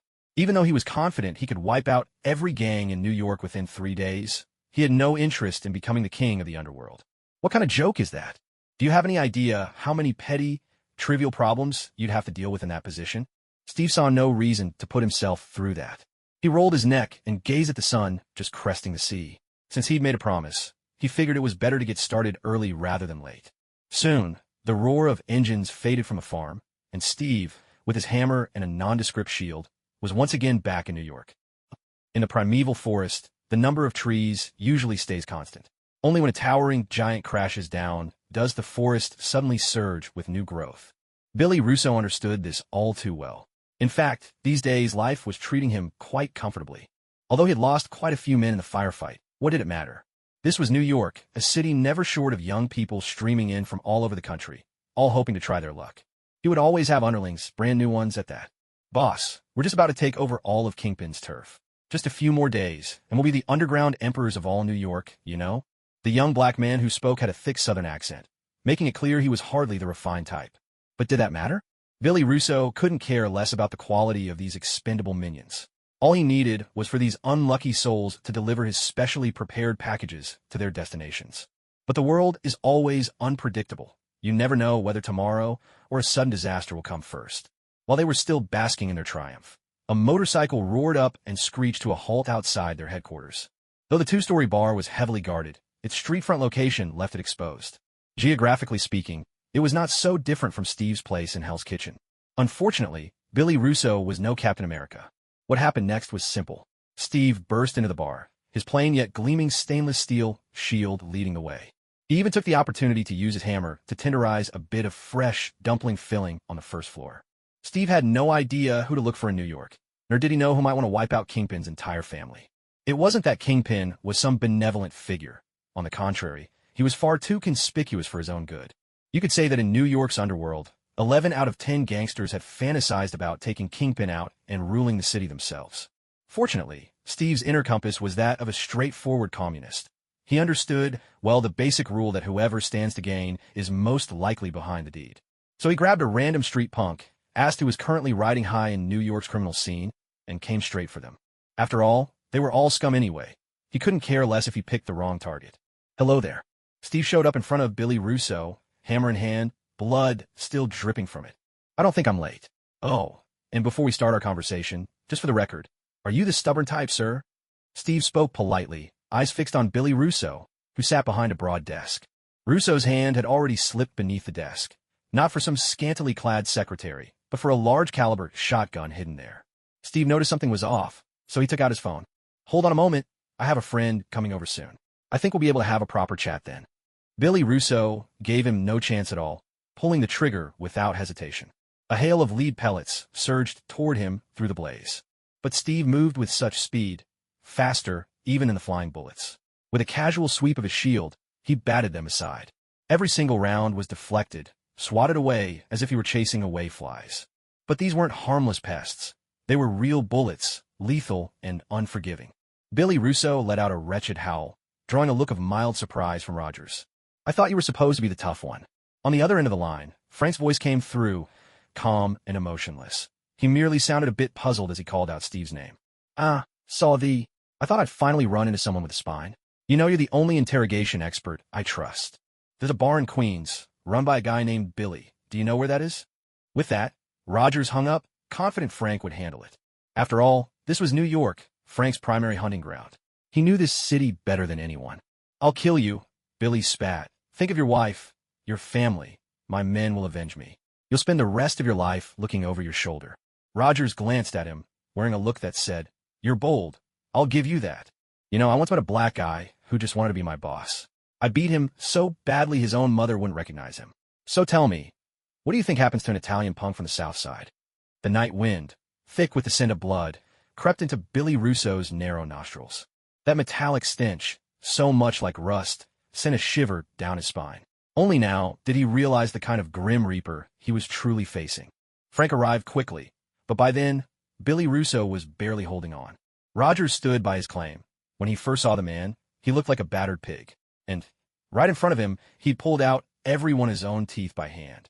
Frank didn't blame Steve for any of it. Instead, he shifted instantly into his professional mode and began the interrogation. Unlike what Rogers had expected, Frank's first move was to hook up and inject some adrenaline. I figured you'd start with a little roughing up. Keeping the subject alive and well is just as important.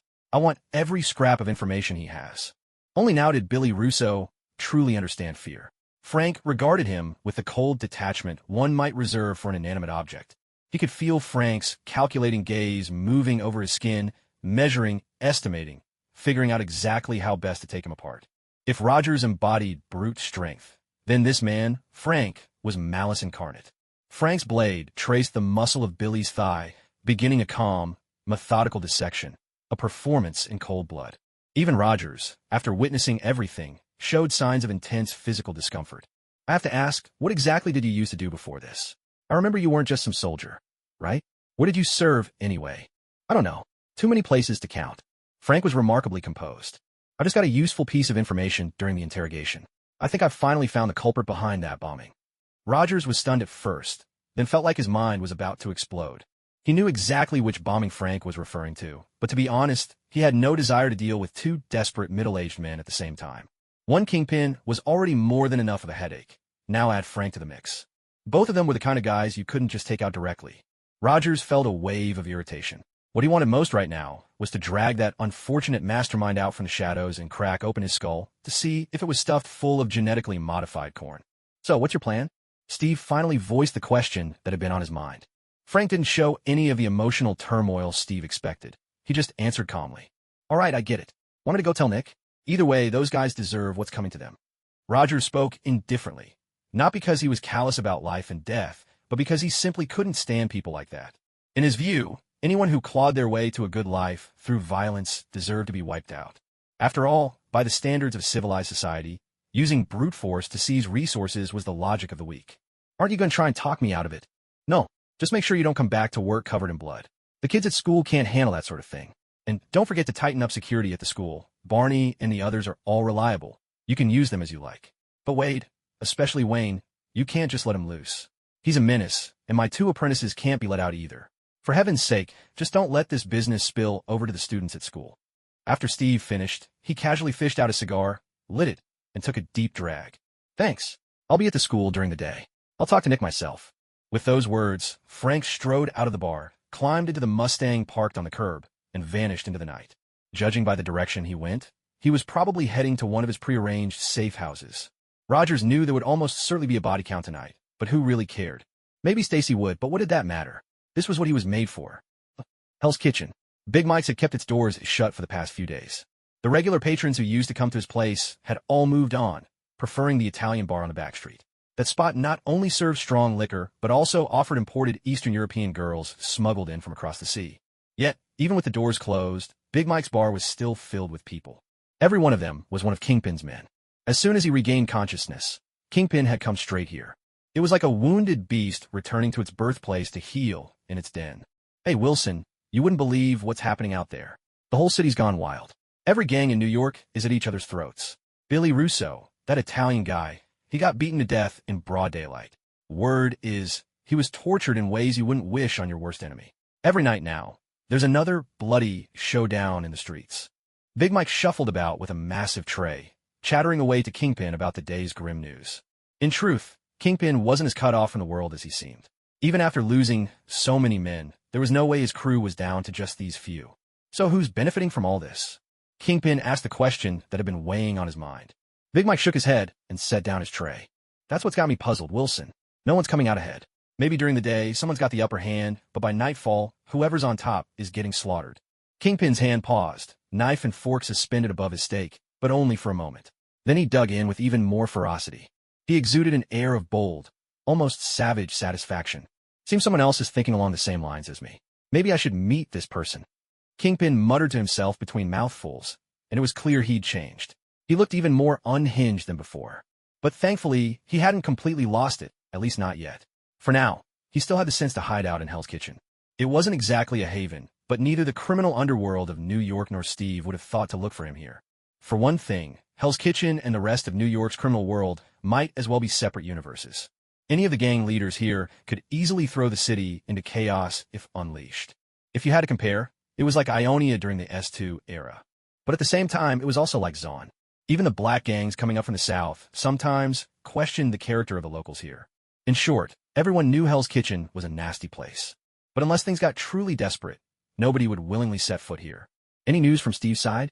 Kingpin tore through a mountain of meat, then wiped his mouth with a napkin, barely looking up.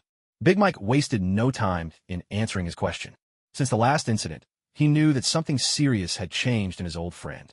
He could never quite put his finger on what exactly had changed, but now it seemed clear the humanity in the other man had faded. Philosophers say that a person is really a collection of ideas, and these ideas can broadly be divided into the beast within and the true self. The true self stands for good, while the beast within stands for evil. Sadly, the true self is often disappointed, but the beast within never is. It was obvious that the beast inside Kingpin had grown stronger. In other words, he was becoming more and more wicked. Everything's fine at school. Richard checked in 2 days ago. He was assigned directly to Principal Steve's class. I think Principal Steve must value him quite a lot. And besides that, Richard could do well anywhere. I'm asking, what has Steve been doing these past few days? Finally, Kingpin lifted his head. His gaze was calm. So calm, in fact, that it seemed to breed a strange, wild intensity. No one knew what a man like Kingpin might do in this state, but one thing was certain. No one wanted to face such an opponent. Some people say they saw Principal Steve heading into New York late at night a few days ago. I heard he even smashed up a bar. Kingpin nodded. Even though Big Mike's information was thin, his mind quickly pieced together the whole picture. He stood up and slowly walked to the second floor. For him, there were moments that simply had to be faced alone. This wasn't anything out of the ordinary. It was just the way life was. In truth, ever since Vanessa left, he'd been on his own. He dialed the phone, and the person on the other end didn't keep him waiting long. Soon, Roger's upbeat voice rang out, and even Kingpin had to admit. Most of the time, this crude, white guy radiated positivity like some sort of sun god from ancient myth. Hey Kingpin, your son's a real cowboy. I was just thinking, maybe I should have him come help me out. Although Rogers was hardly a model teacher, he was like all the old-school educators. The first thing he did when talking to parents was always to chat about their kids, even if it wasn't about the kid's performance at school. These days, are you the one keeping order in New York? Kingpin wasted no words, coming straight to the point. How could it be me? My dear friend, you know me. I have zero interest in which one of you sewer rats is the biggest. But it just so happens that the vice principal of San Diego High seems to share a common enemy with you. Trust me, you've never seen a soldier as outstanding as him. Honestly, you're not seriously planning to just dump Richard on me and wash your hands of him, are you? On the other end of the line, Kingpin fell silent. The calm in his eyes wavered. If he stays with me, he'll die. He's safer with you. Are you out of your mind? Do you even know me? The number of people who want me dead is way higher than you think, and they're a lot more dangerous, too. With you, he might just get blown up by nitroglycerin. With me, who knows? One day he could get targeted by something even more lethal than a nuclear warhead, just because he's on my side. Once again, Kingpin lapsed into silence. He knew that every word Steve said was true. From the very first time he locked horns with Steve, he'd realized this guy was definitely not human. At least, not in the traditional sense of the word. Yet, somehow, he still believed Richard would be safer with Steve than with himself. Wilson, I know what you're worried about. You're afraid you can't pay that price again. You can't bear to go through the pain of failing to protect your family one more time. But you have to understand, if Richard stays with me, things will only get more dangerous. Rogers refused to let him dodge the issue any longer. Some things simply can't be avoided. I know. Kingpin drew a deep breath. Tell your vice principal to back off for 2 days. I need time to get all of New York under control. I'll make sure he gets the answer he wants, and a target for his revenge, too. After that, I'll give serious thought to what you said. But until then, don't you dare, you sour old cowboy, even think about turning my son into another cowboy. Hey, that's professional discrimination. I'm a cowboy myself. How could I possibly do Richard any harm? Rogers grumbled at the phone, even though the call had already ended. Then he looked up at Richard, who was busy cleaning out the stables. Richard, your old man doesn't want you doing this stuff. He doesn't want you turning into a cowboy. Honestly, does he even know about the water-injected beef technique from China? It brings in way more money than his whole drug business. Richard couldn't help but break into a laugh. He always felt his principal was actually quite endearing. Rogers had now more or less stepped back entirely from running San Diego High. These days, apart from teaching an occasional civics class or dishing out some old-school discipline, he left the school's management to Frenchie. Frenchie had brought his own son and daughter onto campus. To be honest, Rogers wasn't too fond of that boy named Nick. He'd once asked Frank why on earth he'd give his son a name like that. The other man replied that he and Nick Fury had once been close comrades in arms, but eventually, things fell apart between them. Rogers expressed heartfelt sympathy for Frank's misfortune in choosing friends, because in his view, nothing could be more painful than having your own son named Nick Fury. Still, if you looked at it closely, the one who had changed the most during this period was Peter Parker. After several monthly exams, he had proven that his brain was wired quite differently from most. He was one of those child prodigies. At last, Rogers felt reassured that, Among all the genetically modified children he was raising, at least one of them was turning out quite well. In stark contrast to the calm on Steve's end, S.H.I.E.L.D. was now facing more than double its usual workload. And the reason, as it turned out, was a hammer. Yes, you heard that right, a hammer. A hammer that looked like something a medieval barbarian might use to forge iron. A rectangular warhammer. Clearly, this was no ordinary situation. A hammer falling from the sky was never a good omen. After all, if there were beings from beyond this world, who could say whether one of them might turn out to be another Columbus? Nick Fury immediately mobilized a large number of personnel, trying to keep the incident under wraps. Almost all of SHLD's resources were focused on this task. Figuring out how to calm the public and keep them from panicking was no laughing matter. Most of the time, the masses don't hold strong opinions of their own, but you can't let bad ideas spread and take root as public sentiment. Of course, S.H.I.E.L.D. knew that there was more out there than just extraterrestrial life. They also knew that there were worlds beyond our own. But the problem was, this wasn't the time to go public with that information. Who could tell how much chaos would erupt if the truth came out? Yet, events have a way of defying people's expectations. Just as S.H.I.E.L.D. managed to secure the scene, a certain golden-haired powerhouse had already appeared in the small town. No one knew where this striking, mythic-looking man had come from. After all, this was America. You never really knew who might be secretly indulging in a little fun and consequently losing their wits.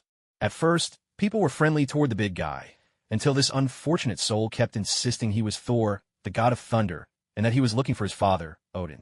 At that point, everyone assumed there was something wrong with his mind. Whether it was a birth defect or the result of too much recreational fun, nobody cared to find out anymore. Thor was feeling pretty miserable now. Back in Asgard, he was a great hero, undefeated across the 9 realms. But here, every time he introduced himself as Thor, the other person would burst out laughing, give him a hearty slap on the shoulder, and claim to be Odin themselves. What kind of situation was this? Could it be that the mighty name of Asgard has faded here? But this was clearly Asgard's own territory.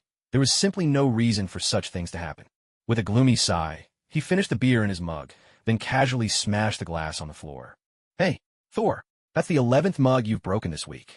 You do realize that means you've worked for nothing these past 7 days, right? The bar owner shouted at Thor, his face burning with anger. Thor merely scratched his head in resignation, picked up a broom, and began sweeping up the shards. He swore that once he returned to Asgard, he would make this miserable man taste what it meant to incur a god's wrath. Josie, there's really no need for this. That big oaf has brought you quite a few customers. All those women come here just for him. You can't possibly dock all his wages just for 11 beer mugs. A regular at the bar, unable to stand the boss's behavior any longer, finally spoke up. Hell, are you planning to pay for those mugs then? Since when did you get so charitable?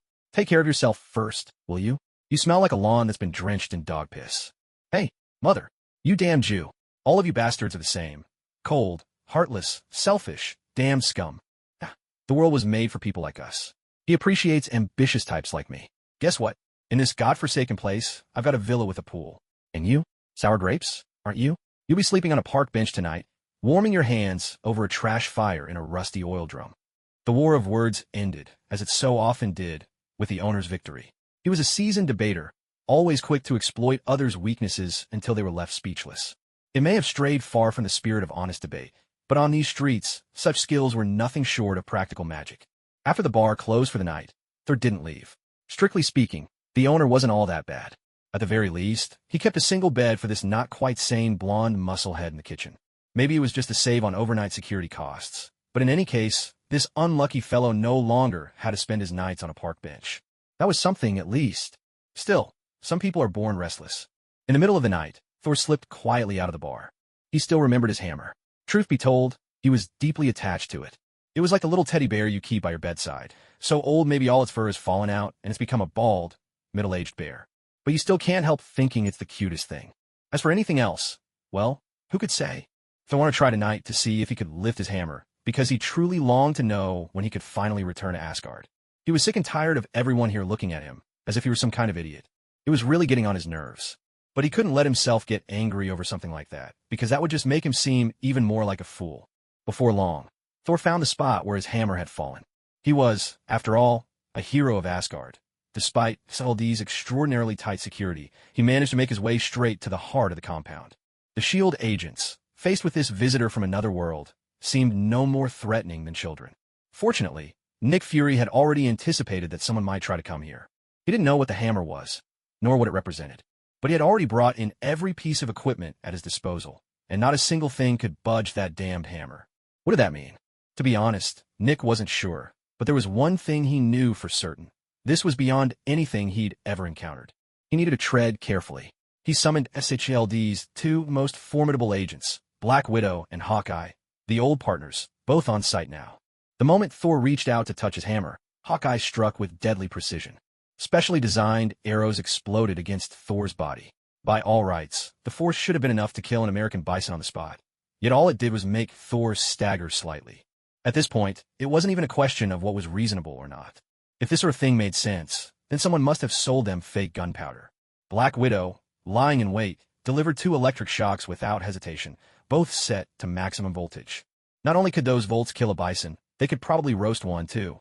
But on this golden-haired powerhouse, it didn't even make his hair stand on end. He still looked like a well-fed golden retriever. What kind of nonsense was this? It defied all logic. Thankfully, the golden retriever passed out soon after, where Natasha might have started doubting whether her attacks had any effect at all. Nick Fury strode up, his bald head gleaming, exuding the cold authority of a warlord. Take him to the interrogation room. I want to see a lethal dose of sedative pumped into this bastard's veins. His orders were followed to the letter, and very quickly, chaos erupted. Because the bastard in question didn't die from the sedative. Instead, he slipped into an oddly tipsy state. Pain that should have been unbearable suddenly became endurable, and it wasn't just Nick Fury who was left dumbfounded. Natasha and Hawkeye were just as stunned. At this point, they were dying to crack open this old Viking skull and see what on earth was inside. Could it be that priests from the Vatican these days have developed a fondness for dark-skinned little boys? Otherwise, how could this unlucky fellow come up with such a harebrained plan, as if his mind had been scrambled by weeds? And now look what's happened. Thor is having the time of his life, the kind of wild joy that just keeps building the longer the brawl goes on. To be fair, even these doses of anesthetic aren't without effect on him. In fact, they've given him a strange, subtle sensation. Overall, he just feels incredibly happy. Figures in his sight are twisting and warping, but it does nothing to dull his growing euphoria. S.H.I.E.L.D. may be an agency built to handle superhumans, but let's not forget, the superhuman in front of them isn't exactly in his right mind.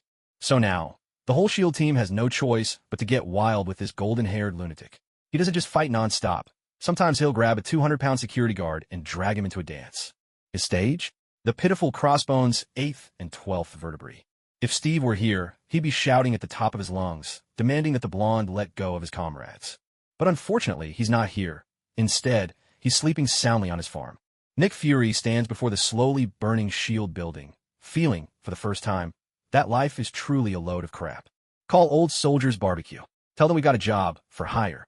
By now, Coulson has already passed out. You know, he's a good guy. He was the first to notice something off about the golden-haired one, and, acting out of humanitarian concern, tried to check on him. That's when he got dragged into a wild and bizarre dance. Now, thanks to a pulled-back muscle, he's dead asleep on the floor, and the rookie who's taken over clearly has no idea what sort of mysterious organization Old Soldiers Barbecue is. So the first thing out of his mouth is to ask Nick if he can handle spicy food. Motherf, you sour-faced fool, damn it. How much did those idiots in recruitment get paid? That even a moron like you could end up in S.H.I.E.L.D. The rookie is completely at a loss. So in the end, Coulson is forcibly revived to call Old Soldiers Barbecue. On the other end, Old John, amidst peals of laughter from a crowd of women, promises they'll get there as soon as possible, and even throws in a 20% discount. For Nick Fury's sake, they'll grit their teeth and take this job for only $5.2 million. Nick's face, already dark as midnight, grows even darker, but there's nothing he can do. He can't exactly call Captain Marvel back just because of one golden retriever. Fortunately, Old John keeps his word. Old Soldiers Barbecue arrives in no time. Leading the team, Steve stands before S.H.I.E.L.D. in corduroy pajamas and slippers. Staring at the building, flames licking its sides, he lets out a stifled laugh. It's the kind of laugh you'd give if your brother-in-law, your lifelong nemesis, had just died, and you went to his funeral where his wife was sobbing her heart out. You want to laugh, but his wife is your sister, and she just lost her husband. You really can't laugh out loud. It's that kind of suppressed, stifled laughter. And Nick is the one who just lost his wife, your sister. Hey, look at this. The fire here is really something. Weren't you not white before? Steve always knew exactly where to hit Nick where it hurt. Damn it, shut up. Mother, I'm your boss now. Nick hadn't finished his sentence before Thor barreled in, flames roaring at his heels. Never doubt the creative thinking and unpredictability of these madmen. After all, Who would have thought of throwing a bonfire party inside a modern skyscraper? I think we need to talk about the price. It was clearly a case of taking advantage of someone in distress, but as the firelight flickered across Nick's bald head, he realized he had no choice but to pay up this time. How much? Let's round it up. Steve was acting like a miserly, third-generation only son of a Jewish family, and Nick couldn't understand how he'd turn out this way. He wanted to ask those damn archivists from 70 years ago why they had to falsify records for their own people. If he'd known what a pain this guy would become, he might have doused him with more liquid nitrogen when he first found him. After a long inner struggle, Nick finally gritted his teeth and nodded. Rogers, seeing the veins bulging on Nick's shiny scalp, couldn't help but laugh even harder. All right, let's go. And be quick about it. Don't go breaking anything valuable. He deliberately emphasized the word valuable, making Nick bristle with anger all over again. Thor was now in a state of utter euphoria, with not a trace of reason left in it. When Steve saw him, he figured Thor must have imagined himself as some overjoyed golden retriever. The former didn't hesitate. He strode over and put a firm stop to Thor's attempt to relieve himself anywhere he pleased. Thor was stunned for a moment. It wasn't his first time being hit, but he'd never met anyone with such strength before. Luckily, he was Asgardian with a body built for this sort of thing. So he recovered quickly and immediately prepared to fight. Unfortunately for him, his opponent was Steve, a man who could never be judged by common sense. Boss, should we step aside? Santa Claus glanced once at the scene and instantly knew what he needed to do. Barney lit a cigar, folded his arms, and settled in to watch the show, while Steve just waved a hand in response. Inside the room, Thor and Steve locked arms in the traditional way, wrestling for dominance. Tremendous power surged through both their bodies, straining the very floor beneath them until it groaned with the threat of collapse. It's worth noting that this floor was reinforced with a hefty amount of steel fibers during construction. You could drive a Tiger tank in here and not expect any issues. Yet now, these floorboards were protesting under the weight of just two humanoid beings. Was this some kind of joke? This was America, after all, where cutting corners in construction wasn't exactly the norm. Hey, kid, I know you can understand me. Come with me, and I'll help you get that hammer back in your hands. These words stirred something deep in Thor's subconscious. Even now, reclaiming Mjolnir was the most important thing in the world to him. Having calmed the big golden retriever of a man, Rogers considered what sort of job might suit this guy on his farm. He probably couldn't wrap his head around any of that white conservative ideology, but with arms like those, he'd be a natural with a whip. Though Thor was still chuckling foolishly under Steve's reassuring hand, at least he was listening now. Nick watched the scene with a resigned expression. It wasn't that he was worried about his $6 million. After all, while shoddy construction was rare in America, a toilet seat going for $300,000 was perfectly reasonable. Who knows how many toilet seats S.H.I.E.L.D. actually had? Where exactly are you planning to take him? This is S.H.I.E.L.D. He needs to be handed over to us. Nick Fury fixed Rogers with a cold glare as he tried to take Thor away. Huh? Where do you get the nerve to say that to me? Think about it. When you can't clean up your own mess, you call me, and now you want to keep the crap for yourself. Steve stared at him with disbelief, as if he were witnessing a Florida tough guy doing something unspeakable in broad daylight. This is S.H.I.E.L.D. property. We paid for it. Rogers let out a scornful laugh. Yeah, I knew you were a lowlife. I thought maybe you guys would be especially opposed to human trafficking, but look at you, so enthusiastic about the trade. God, I can't believe I ever felt sorry for a piece of trash like you. Rogers knew exactly how to claim the moral high ground. He'd had plenty of practice as an internet troll. Otherwise, he wouldn't have ended up getting ambushed in real life. Now, even Nick was starting to panic a little. In America, the public was obsessed with political correctness. Even if Nick was, at heart, a scumbag who supported human trafficking, he couldn't exactly say that out loud. But he's an alien. No, he's a white man. And you black bastard, want to traffic a white man. Rogers' mood was starting to unravel, and Nick felt as though he might as well be dead. He couldn't figure out where, exactly, everything had gone wrong. When he got down to it, it all seemed to trace back to this unluckiest of men, Rogers. Ever since crossing paths with him, Nick's fortunes had taken a nosedive. It had nearly cost him half his life. Nick fixed Rogers with a hard stare, but, in the end, could only step back in resignation. He certainly couldn't admit to being politically incorrect in front of so many people, could he? Personally, he had no problem with it. In fact, it would have made perfect sense. But if he did that, his political career would be finished. Never believed that nonsense about S.H.I.E.L.D. being a global organization. Their last director? He's a congressman now. In fact, nearly every S.H.I.E.L.D. director winds up spending some time in Congress after stepping down. There was no way Nick Fury didn't have ambitions like that. Rogers, satisfied, left with his golden retriever, while behind him, the S.H.I.E.L.D. headquarters, built at the cost of billions, smoldered in slow-burning flames. Nick looked for all the world like a spurned lover. The next morning, Thor woke up on Steve's farm. Rogers was out walking Richard and the horses. Thor had never seen such creatures before. When he pictured a horse, it always had wings and a horn. The anesthesia from yesterday left his head pounding, not unlike a human hangover. Even so, he remembered someone telling him last night that they could help him lift Mjolnir. So he forced himself to stand, determined to find the person from his memory. It wasn't too difficult. Steve was already hosting a barbecue on the farm, bright and early. Nearly all the neighbors had shown up. After all, these days, it was rare to find someone willing to foot the bill for a feast. Rogers, deft with a boning knife, was breaking down a bull that had already been bled out. As a son of China, he simply couldn't accept the practice of not bleeding the animal first and waiting for the acid to drain from the meat. That took far too long. Of course, this method might draw the ire of animal rights activists. But so what? This was Brooklyn. Those folks wouldn't get past the gate.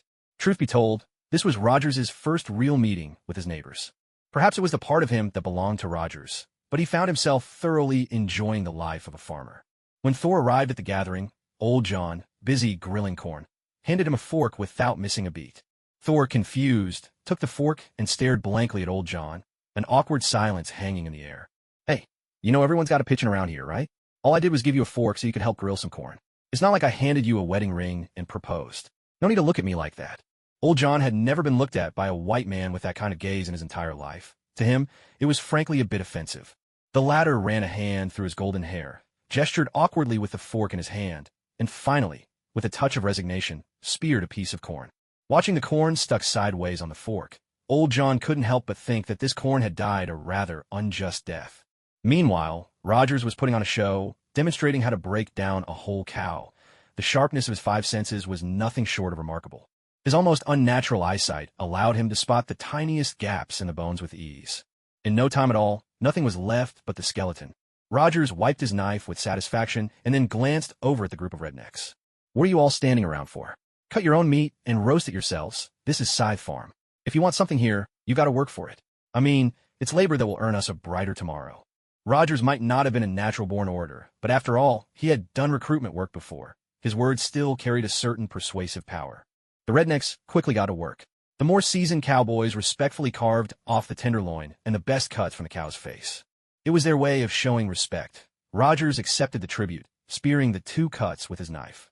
With long strides, Rogers walked up to old John, who now had 2 children to look after. Richard was easy. He barely needed any guidance at all. To be honest, if Rogers hadn't repeatedly emphasized that Richard was only 12, he could have easily mistaken the boy for a 22-year-old man. Whether it was his physique or his demeanor, the kid was just too mature for his age. Rogers casually handed the 2 cuts of meat to the only official employee on the farm. He had a special fondness for this Chinese guy who'd graduated from Southwest Polytechnic. Old Joe, looking a bit sullen, took the meat, expertly sliced it into pieces, and then soaked them. He couldn't understand why someone who had never once set foot in China could love Chinese food so much. He was even more puzzled as to why this mixed-blood rascal was so convinced he could cook Chinese food. How many times do I have to tell you before you get it? You need to take soaking the blood out seriously. Just look at how you cut this beef. Good grief, you actually cut along the grain? If anyone can chew through this after it's cooked, I'll eat my hat. Rogers kept nitpicking, while Joe responded with a professional smile and put on his headphones. All Rogers could do, in reply, was flip him the finger, his own unique gesture of friendship.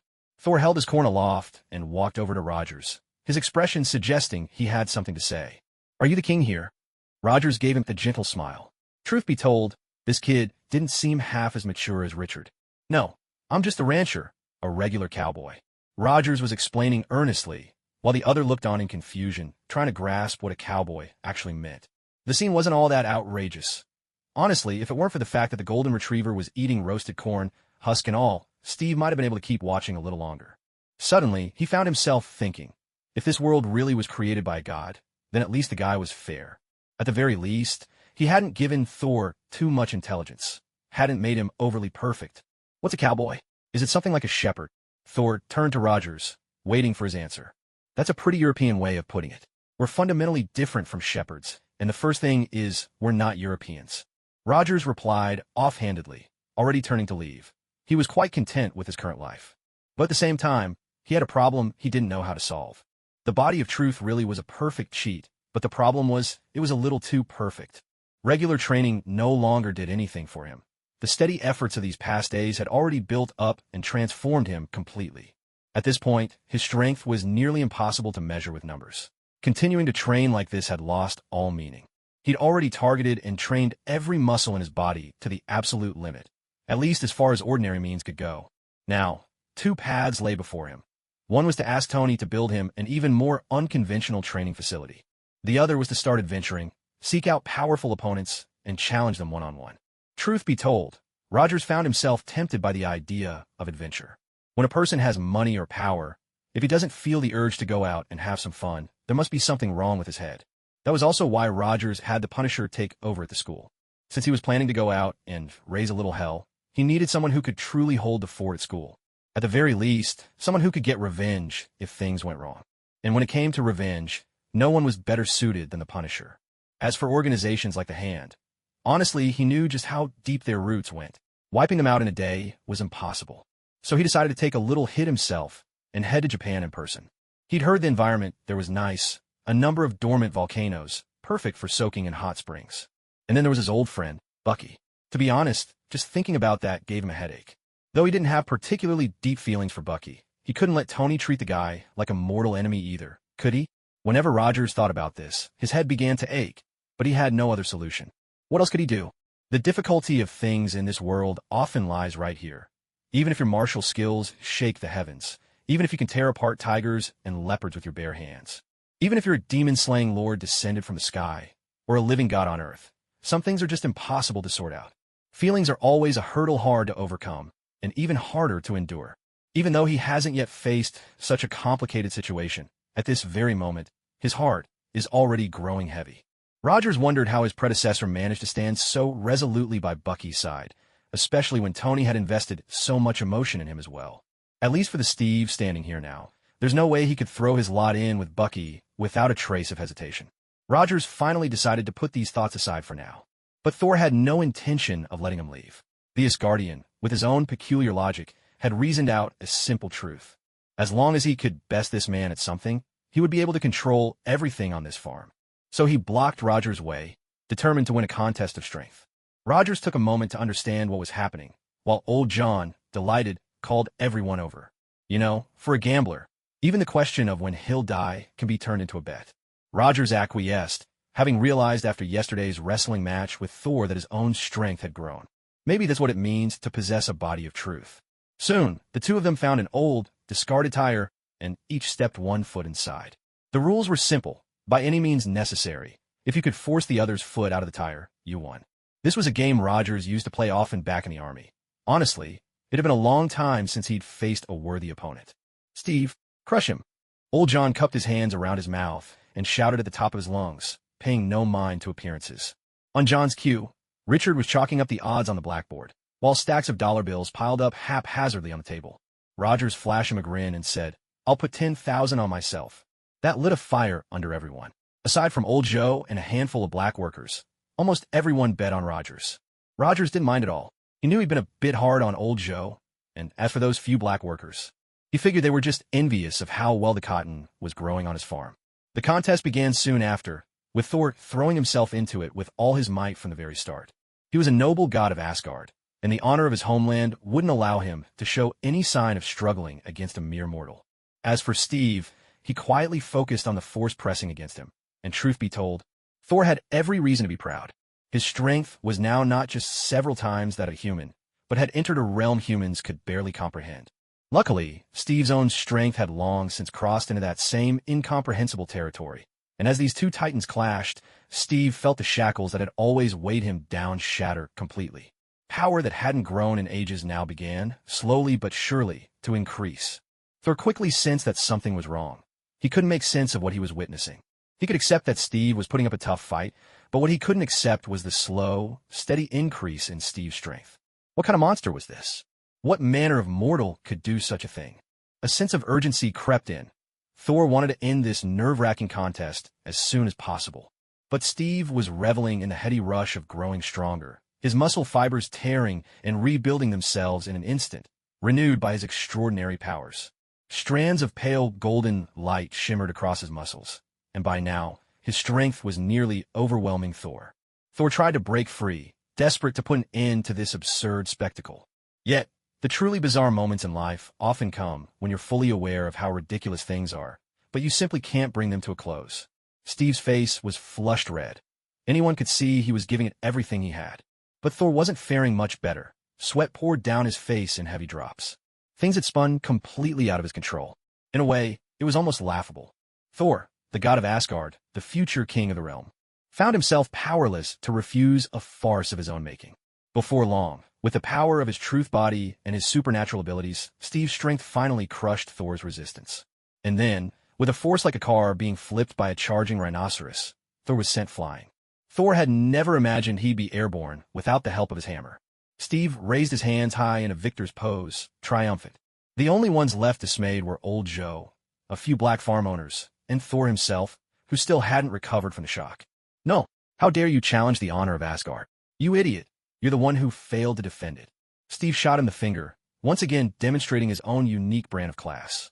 After this, Steve felt his mind open to new possibilities.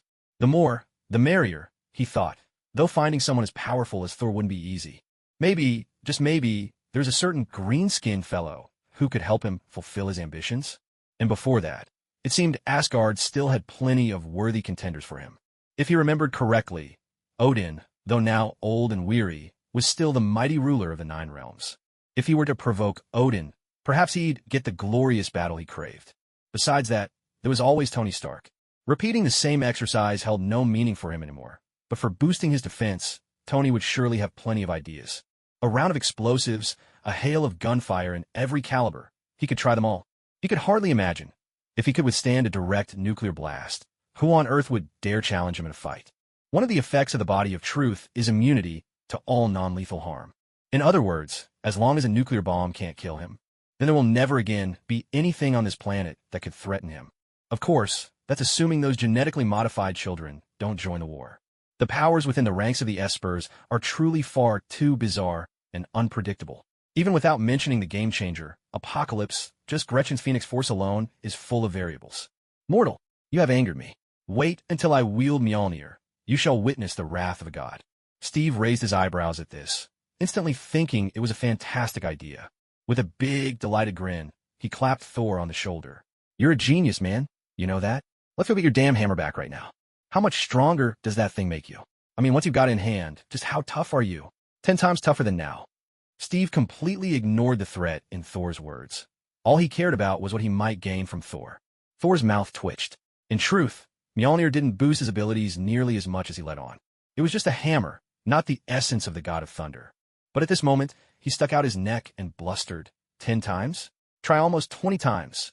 Hearing this, Steve grew even more excited, and without another word, dragged the unlucky fellow into his pickup. To be honest, next time you've got something like this going on, you need to tell me in advance. You know, I grew up on Norse myths. In my mind, the god of thunder can't, at the very least, shouldn't be this much of a pushover. Thor was so angry he wanted to hit someone, but unfortunately, getting mad in front of Steve was utterly pointless. You damned mortal. Nick Fury stared at the hammer before him, at a loss for what to do next. Who knew how many anomalies like this were tucked away in SHLD's vaults? But for some reason, just thinking about that blonde guy named Thor made his heart pound. At the mention of a place called Asgard, he got a headache. He knew far too little about it. If everyone from there was as strong as Thor, or even stronger, then what hope did they have? He might as well tie his white boxers to a mop handle and surrender tomorrow. However, Nick's thoughts lately could never linger for long. The rumble of an old diesel engine outside was anything but refined. He had no idea how he could pick up on a lack of manners from the sound of an engine, but somehow he just did.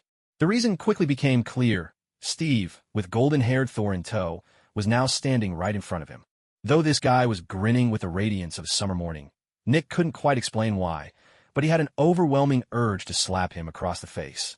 Nick's sharp eyes caught the faint trembling of the man's lips. He had no idea what the guy was about to say, but he was sure it would be something that utterly disgusted him. Hello, Steve. I don't know what you're planning to say, or what exactly you want to do. But no, absolutely not. Steve's smile grew even brighter, like a sunbeam breaking through the clouds. Oh, my friend, your attitude truly breaks my heart. Is this how our country treats its veterans from the Great War? Kid, you've served too. At the very least, show a little respect to an old-timer like me. Steve was a master at verbal sparring. always quick to shield himself behind layers of political correctness, especially when the situation played to his advantage. It was, after all, a necessary skill for anyone with a yellow card on the forum. Sure enough, as soon as Steve finished speaking, Nick's face began to twitch in irritation. For a moment, Nick felt oddly relieved that this damned guy had never stepped into politics. Otherwise, America would probably have ended up with yet another slippery, nauseating bastard of a politician. Damn it. What exactly do you want? I'm here to help. Look, there's no point leaving this hammer just sitting here. Tell you what, there's still an empty spot on my scythe farm. Mother. Now Nick was truly worked up, his temper flaring as Steve watched him, brows furrowing. Hey, there's no need for that kind of language. You know I don't often bother to speak nicely. Since I'm trying to be civil, you'd better show me the same courtesy. Damn it, Steve. That's impossible. We don't even know what this hammer means. You know that. We have to answer to all of humanity. Exactly. That's why I'm here. Is there anyone more suitable than me? Can you name a single soul on this earth stronger than I am? Don't tell me you really think all of S.H.I.E.L.D. combined could do a thing to me. Steve fixed Nick with a look of genuine surprise, making the veins on Nick's forehead pulse with frustration. This time, Nick was at a loss for words. SHLD's entire purpose was to handle crises on a global scale, but the problem was, Steve had clearly moved beyond the realm of mere mortals. Honestly, ever since dealing with Steve, Nick had never figured out how those Nazis managed to hold out against him for so many years. Those Nazis really were a tough bunch. Captain, I know you're not wrong, but my duty won't allow me to hand it over. Besides, Nick Fury's tone shifted as he stepped aside, gesturing for Steve to go in himself. There's something strange about this hammer. We've tried every method we know, and no one's been able to lift it. No matter how much strength they use, no one can pick it up. Steve let out a whistle and glanced at the hammer, a strange feeling stirring within him. Somehow, he felt certain that, if he wished, he could lift that hammer with ease. So he turned to look at Thor, gesturing for him to give it a try. Thor bounded forward, eager and full of confidence, puffed out his chest, tightened his abs, braced his legs, and the next instant, landed squarely on the ground with a thud. The excitement that had sparkled in Thor moments before was now replaced by utter confusion. He was sure he had grasped Mjolnir, and yet, it was as if the hammer itself had denied him. What on earth was this about? It was like falling in love with a girl, taking her to the movies, to dinner, even hitting a home run, only for her to tell you, in the end, that you two were never really dating. Steve cast a glance at the dejected Thor, and reached out to give his shoulder a comforting pat. Every man has to weather a few storms before he truly grows up, but the most important thing is learning to pick things up and let them go. Take this, for example. As Steve spoke, he walked over to Mjolnir and casually lifted the square-headed hammer with one hand. Sometimes, the things you can't let go of have already been picked up by someone else, or even put away entirely. Thor was still lost in a daze. He looked at Steve, then at the hammer in Steve's hand, then back at Steve, then back at the hammer. After about 3 rounds of this, a heart-wrenching cry burst from his lips. At that moment, there was no trace of a Norse god's pride, only the raw ache of betrayal and heartbreak. Nick looked at Steve and the hammer in his hand. He was just as stunned that Steve had managed to pull off such a feat. But at the same time, Nick couldn't help replaying Steve's words in his mind. His feelings were tangled, a far cry from anger this time, just a confusing swirl of emotions. Steve, Carter has been waiting for you all this time. Steve stared at him, caught off guard, but he quickly understood. He gave a helpless smile. 70 years was a long, long time. He wasn't Zhang Junbao from Jin Yang's novels, still pining for a youthful beauty a century later. He'd always known that someone was waiting, but how was he supposed to face her? 70 years sounds easy to say out loud, but in reality, how could anything remain unchanged after so long? I think I'm starting to like you, Steve said quietly. I know Carter's waiting for me, but as you can see, things are pretty grim right now. I'll go see her, just give me her address. Oh, and is her husband still around? When Steve asked this last question, there was a hint of gritted teeth in his expression. Nick fumbled for words, unable to give an answer. In truth, the only thing holding Steve back was the timeline. It wasn't that he didn't want to see Carter. According to the storyline, there should be an older version of Carter by Carter's side at this point. You could have him parade around under a name, pulling off a few tricks, but if you asked him to confront the original in person, he really doesn't have the courage for that. It's not his fault. It's just that he doesn't understand the depths of this world. I know nothing about Ms. Carter's private life, and I intend to respect that. If you want to visit her, I can give you the address. She's not doing too well these days, that's all I'll say. Maybe, some people just never really let go. For once, Steve didn't make a snide remark. Instead, he reached out and patted his shoulder, speaking in a gentle tone. I understand what you mean, and I appreciate it. Thank you. I owe you one. I'll be taking these 2 with me now, and I hope they won't cause you any trouble. Steve, uncharacteristically polite, offered his thanks. The other man was momentarily stunned, not even having time to refuse before Steve casually set the hammer down on the front passenger seat. Hey, Blondie, we need to get home. Do you have any idea how much cotton and how many watermelons we still need to pick? Any goodwill Nick had just started to feel towards Steve instantly vanished. This guy was nothing but a prejudiced jerk, a scoundrel who deserved the gallows. Steve left, leading a dispirited Thor away. Watching the bewildered S.H.I.E.L.D. agents around him, Nick irritably waved his hand to dismiss them. The next 2 days passed in relative calm, as if a storm had finally cleared. The gang massacres in New York City came to an end at last. All the gangs returned to their usual violent but balanced turf wars. A kind of harmony, really. Now they no longer had to worry that victory would bring them misfortune in the dark of night. Thor tried countless times to lift Mjolnir, but failed every time. This clearly took a toll on his dignity as a Norse god. In fact, he even started seeking comfort from Richard. As for Steve, he made a beeline for Tony at Stark Industries. The moment he saw his nephew, he poured on the enthusiasm. Tony found it suspicious, certain Steve was up to something, and sure enough, Steve soon revealed his true intentions. He cautiously explained that he needed a little support in the form of weapons. Not that he wanted to take them out of Stark Industries, necessarily. Mainly, he just wanted to test their firepower. Tony assumed Steve was simply looking to mess around with some guns, and, as it happened, Stark Industries still had a bit of inventory left. He didn't refuse and brought Steve to their testing grounds. This particular testing ground was an old firearms range left over from earlier days at Stark Industries, capable of perfectly simulating all kinds of temperatures, wind speeds, and humidity levels. Just the investment in this facility alone had exceeded $100 million. Everything had gone smoothly up to this point, until the moment when they both stood on the testing grounds and Steve handed Stark a loaded gun, signaling for him to shoot. Huh, Steve, have you lost your mind? Oh, I get it now. It must be those Brooklyn women with their cowgirl ways who've rattled that nearly 100-year-old brain of yours, right? Steve eyed him, thinking to himself that Stark had really kept up his snarky streak while he was gone. No, that's not it. The truth is, I think I've eaten too much genetically modified corn, and my powers have started to mutate a bit. I just have a hunch I want to test out. Stark stared at Steve, clearly puzzled, trying to figure out exactly what he was hoping to prove. Hey, you know I have powers. My healing ability is off the charts. You really don't need to worry about me. And I'm an adult. I can take responsibility for my own actions. Even though Stark still thought the whole thing was pretty wild, who could resist the chance to shoo at the old man? At least, in his mind, if he refused, Nick Fury would probably be more than happy to personally man a heavy machine gun to grant Steve his wish. You sure about this? Steve nodded, his gaze unwavering, as if he were about to make some solemn pledge. I'm sure. Jarvis, where's my Italian cannon? Steve frowned, suddenly suspecting Jarvis might have been a battalion commander in a past life. Preparing now, sir. Estimated ready in 3 minutes. Steve immediately caught on. You had this set up ahead of time, didn't you? How could I possibly? You're my most respected uncle, my dear, cherished friend and brother. Why would I possibly have an Italian cannon ready in advance? Steve couldn't help but think Stark was just a little too excited about all this. But that was fine. Excitement was exactly what he needed. His confidence wavered, though, when Stark rolled out a 105mm artillery piece. Steve had no idea what an Italian cannon was supposed to look like in this world, but this was clearly overkill. What do you call TH?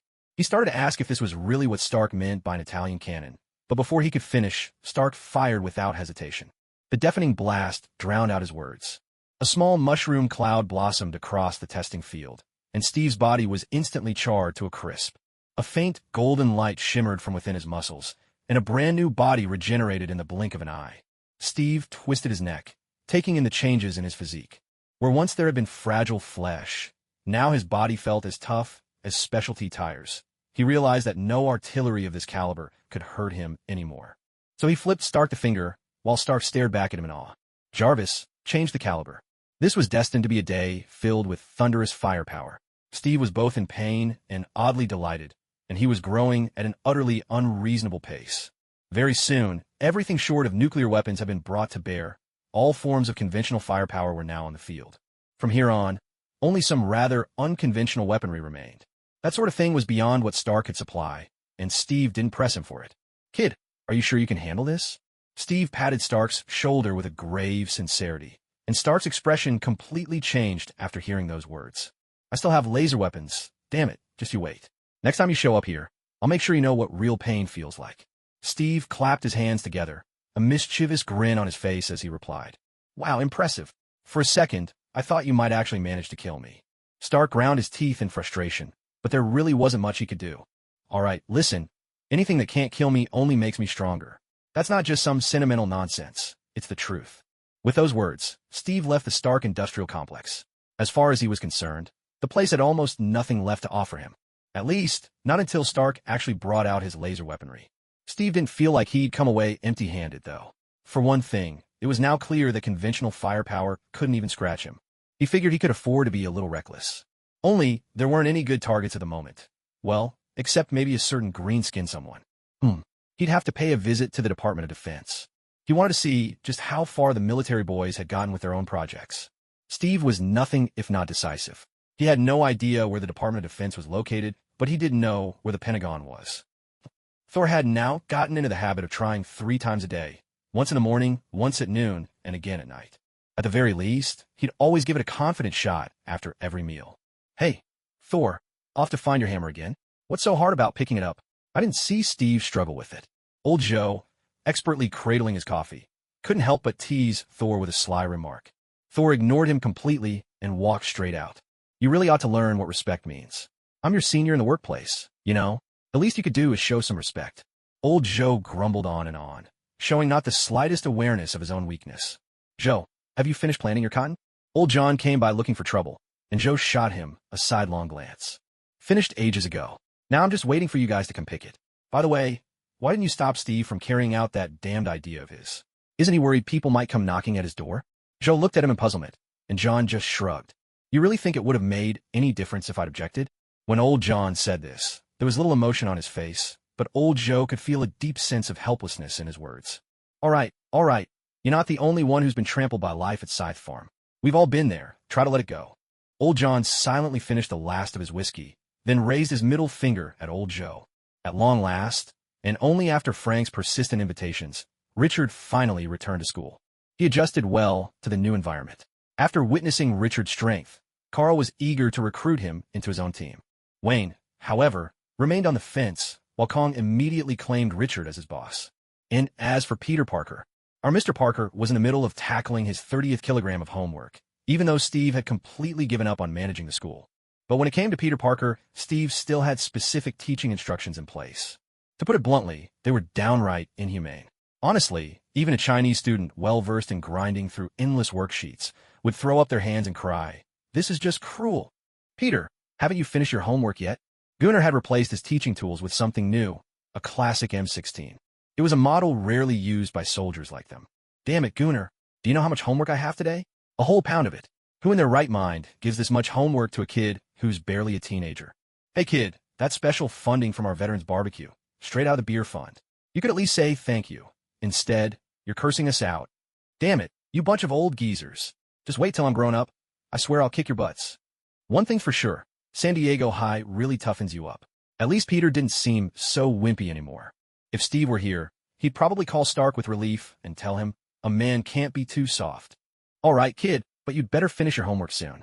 The principal's coming back next week. He's coming back just for you. For a moment, hope flickered on Peter Parker's face when he heard this.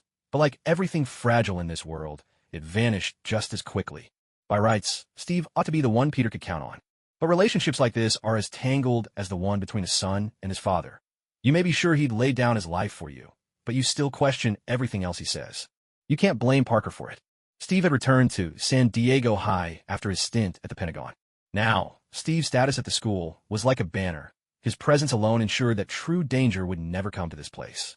As for the other small dangers, come on, you can't seriously think Frank the Punisher got his nickname for nothing, can you? That old man is a bona fide harbinger of death, and for all we know, he might have a secret taste for killing. Whoever this guy really is, crossing Frank's path is never a wise move. So when Steve returned to school, he wasn't exactly met with open arms. At the very least, the students he'd disciplined before no longer showed him much respect. People are always like that. We remember the pain that's closest to us and forget the rest. Take that fool Alexei, for example, the pale kid who got a rubber bullet to the backside from Steve not so long ago. Yet now, whenever he saw Steve, he acted as if he didn't see him at all. Steve couldn't quite figure out where he'd gone wrong, but he decided it was best to check in on his students first. He wondered how that troublemaker Carl was faring under Frank's watch. At least Frank seemed to have some appreciation for Wayne, the cool-headed kid. After all, Both of them were the type to hold a grudge and never let things slide. As for Kong, the little dark-skinned potato, never mind, he was still in elementary school. Steve had just arrived at his private classroom when he heard Peter Parker's voice, thick with resentment, cursing up a storm. He had to admit, for a white conservative, the kid's cursing was impressively authentic. But Gunnar was a pragmatic and well-mannered fellow. He didn't stoop to trading insults with Peter Parker. Instead, he simply chambered a round in his gun with practiced ease. Steve listened as the classroom fell into sudden silence, and he had to stifle a laugh. Barney sure knew how to recruit good men. At least, Steve appreciated their style, ruthless enough, and always cool under pressure. Steve pushed open the door and stepped inside. Peter Parker's homeware pile was truly excessive, so much so that Steve didn't even spot him at first glance. 2 desks in front of him were stacked high with assignments, nearly reaching the ceiling. Steve looked at Parker, who was currently cosplaying as Pa the Panda, and couldn't help but let out a note of surprise. Wow, Mr. Parker, I didn't realize you were so fond of Chinese culture. Still, I have to remind you, there's really no need to express your enthusiasm quite like this. Peter Parker stared at him, those sapphire blue eyes wide with disbelief. He spent a long moment trying to figure out how Steve, with such a mild-mannered face, could say something so cold. Mr. Steve, do you even hear yourself right now? Steve met Parker's sorrowful gaze and patted him reassuringly on the shoulder. Have you ever heard the saying, with great power comes great responsibility? Peter Parker froze, sensing a strange kind of magic in Steve's words. Sir, what do you mean? What I mean is, the more capable you are, the more work will come your way. As soon as you show you can handle anything, every problem will find its way to you. Steve was passing on his hard-earned experience as a corporate cog, speaking with a knowing tone, while Peter Parker looked completely baffled. No matter how you heard it, something about what he said felt off. But why did it still sound so strangely convincing? Why is that? So, you mean I should learn to slack off? No, it depends on what you choose. If you want to be a great hero, even someone who changes the world, then you have to keep working, never say no, not ever. But if you just want to be a farmer, then you have to say screw it to a lot of things. Steve's advice could easily be called misleading, to the point that even Gunnar, who was always honest and straightforward, struggled to keep listening. Principal, Parker's a good kid. He finally couldn't hold back and put in a word. Steve glanced at him and gave a little nod. Am I not a good person? Gunnar was stumped by that question. How on earth was he supposed to answer that? People are complicated creatures, too tangled to judge as simply good or bad. Some spend their lives drinking and gambling, only to fall in battle defending their country in the end. Some play the villain all their lives, but end up doing something good. You can't just call them pure evil. Is Steve a bad guy? Clearly not. He would take down every last human trafficking ring in Hell's Kitchen for the sake of a female student who sneaked out at night. Was he a good guy? If racism were punishable by death, this bastard would have been shot twice a week. So even someone as straightforward as Gunnar didn't know how to answer that question. Don't worry, I won't turn him into a bad person. At most, he might pick up a bit of prejudice. Steve said this as he motioned for Gunnar to step out. Now, then, let's talk about something just between the two of us. The first thing is, do you want to be a superhero? I mean, do you want to run around masked, fighting crime like that Playboy Stark? Or do you want to put your brains to use, become a scientist, and change the world with your inventions? The truth was, Steve had always felt a bit sorry for the Peter Parker in the original story. He awakened his powers in high school, gained superhuman strength and intelligence. But no one ever asked him what he wanted for his own life. It was as if, the moment he got his powers, he was fated to live an ordinary life by day and save the world in secret, known to no one. That was the usual way American writers told these stories. But Steve never agreed with it. He had always believed that people are inherently free, that everyone has the right to choose who they want to become and what path they wish to follow. It shouldn't be that, just because someone possesses superpowers, they must immediately turn around and become a super soldier. That idea made no sense at all. Peter Parker found himself at a loss for words under Steve's questioning. He had never really thought about what road he would walk in the future. In fact, before entering San Diego High School, he never considered his intelligence to be anything out of the ordinary. And that was understandable. Under the happy-go-lucky education system in America, even if you truly are a genius, if you're not the very top, it's still difficult to be noticed. Mr. Steve, do you mean that I could become a scientist? Peter asked. Steve nodded, giving him a long, meaningful look. You're saying I could become a scientist? Or maybe someone even more important? Peter's excitement was clear as he looked at Steve, who nodded again. What else would you expect, Parker? Humanity is a social species. Our greatest value will always be realized within this society. Unless you plan to wipe out all of humankind like I did, being someone of consequence in this world is always the wisest choice. But Peter hesitated, tangled in his thoughts, as kids his age so often have 1,000 things they want to say. Are you about to say that you come from an ordinary family, and that you'll never amount to much? Steve reached out and patted his shoulder. You're my student. There's no greater honor in this world than that. Trust me.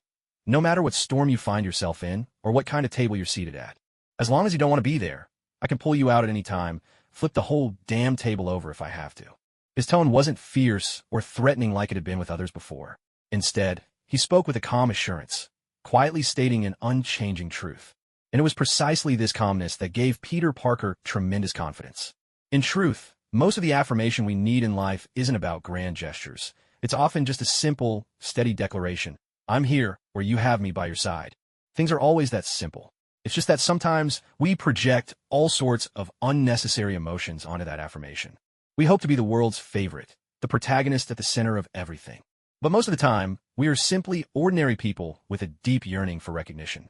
I made up my mind, Peter declared, as if Steve's words had sparked something in him. He looked at Steve with unwavering determination, reciting his words one by one as solemnly as if he were swearing an oath. I want to be a superhero. I don't want to be some scientist.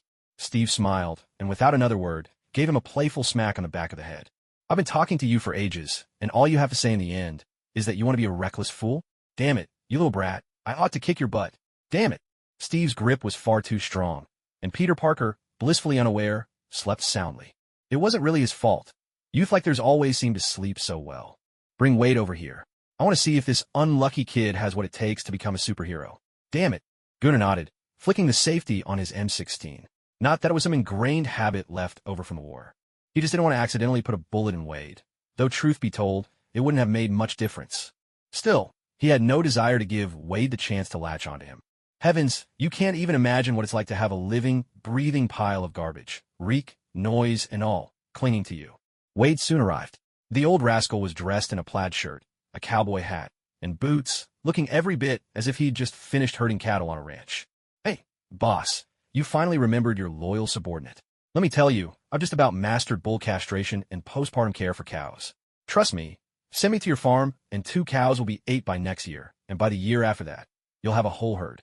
Steve listened to Wade's persuasive chatter and nearly nodded in agreement. But then he remembered Wade's dreadful character and the Dutch law banning donkey mischief. Granted, this was America and Dutch laws didn't apply, but Steve wasn't about to take that gamble. Get a rest, Wade. I'm honestly worried you'll try something with the livestock after a few joints. See that kid? He wants to be a superhero, just like you, running around in a mask playing vigilante. That's terrifying. I'm giving you 3 months. You need to knock that idea out of his head. If you can't, I'll castrate you every single day until he stops talking about being a superhero. Steve's threat was vicious, and it got the job done. Wade immediately performed a sheepish, 2-fingered salute. Oh, boss, that's inhumane. Even the Nazis didn't castrate someone over and over again. Steve had no intention of arguing. He just shot Wade a look and walked away. These days, Steve was living on the edge. My God, those military types were even trickier than Nick. Not a word of truth ever came from their mouths, and those green uniforms were just a front for their ambition. Long ago, these men had stopped being generals and become full-fledged politicians. Even when Steve tried to threaten them directly, it was as if his words landed on cotton, completely ineffective. They would rather die than reveal any information about Dr. Banner's whereabouts. If Steve hadn't insisted on restoring his own identity, status, and benefits, those old geezers would probably have handed him $200 as severance and sent him home to pick cotton. In response, Steve pulled out his hammer, smiled pleasantly, and claimed he was actually a chef. His favorite pastime, he explained, was making hand-beaten beef balls. The old men backed down instantly. Steve didn't even get a chance to raise his hammer before they caved. Now, Steve holds the honorary rank of 5-star general in America, with his own private office in the Pentagon. His salary and benefits are as high as they can go, with just one condition. He's not allowed to actually work for the military. Steve couldn't have agreed more. With this status, he finds it much easier to get things done. Otherwise, having to disguise himself every time would be a real hassle. Wade woke Parker up in a rather rough way and led him out of the classroom. Steve had given his permission for this, and no one in all of San Diego High School dared object. The only hint of resistance came from Frank, who merely suggested they avoid being seen. Hey, how are things going at school lately? Looks like you're managing things pretty well. Seems like this place can run just fine without me. Steve plopped himself down across from Frank, chatting away in a way only he seemed to understand. In fact, things aren't so good. I don't know if you've noticed, but the number of people with superpowers is on a rise. Frank, as always, remained dead serious, even though he was wearing a three-piece suit and looked every bit the professional. The murderous intent was still written all over his stern face. It was as if he still had a long list of enemies left to deal with, and was only here because he had no choice, forced to play the part of an office drone. I know, but what does that have to do with the school? We've got powered individuals showing up at our school, but that's not the main issue. There's an organization calling itself the Academy that wants to process transfer paperwork for these kids. So, you're saying someone's trying to poach our students? Steve arched an eyebrow, eyeing Frank with open suspicion. Frank's expression didn't change as he confirmed the fact.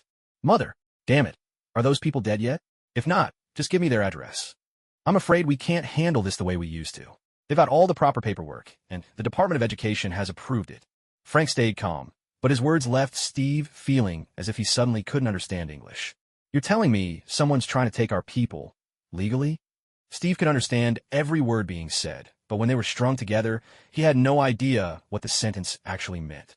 Was Santiago High School ever cared about rules? Frank's expression remained calm and untroubled. Steve quickly realized something was off. Frank shouldn't have been this calm.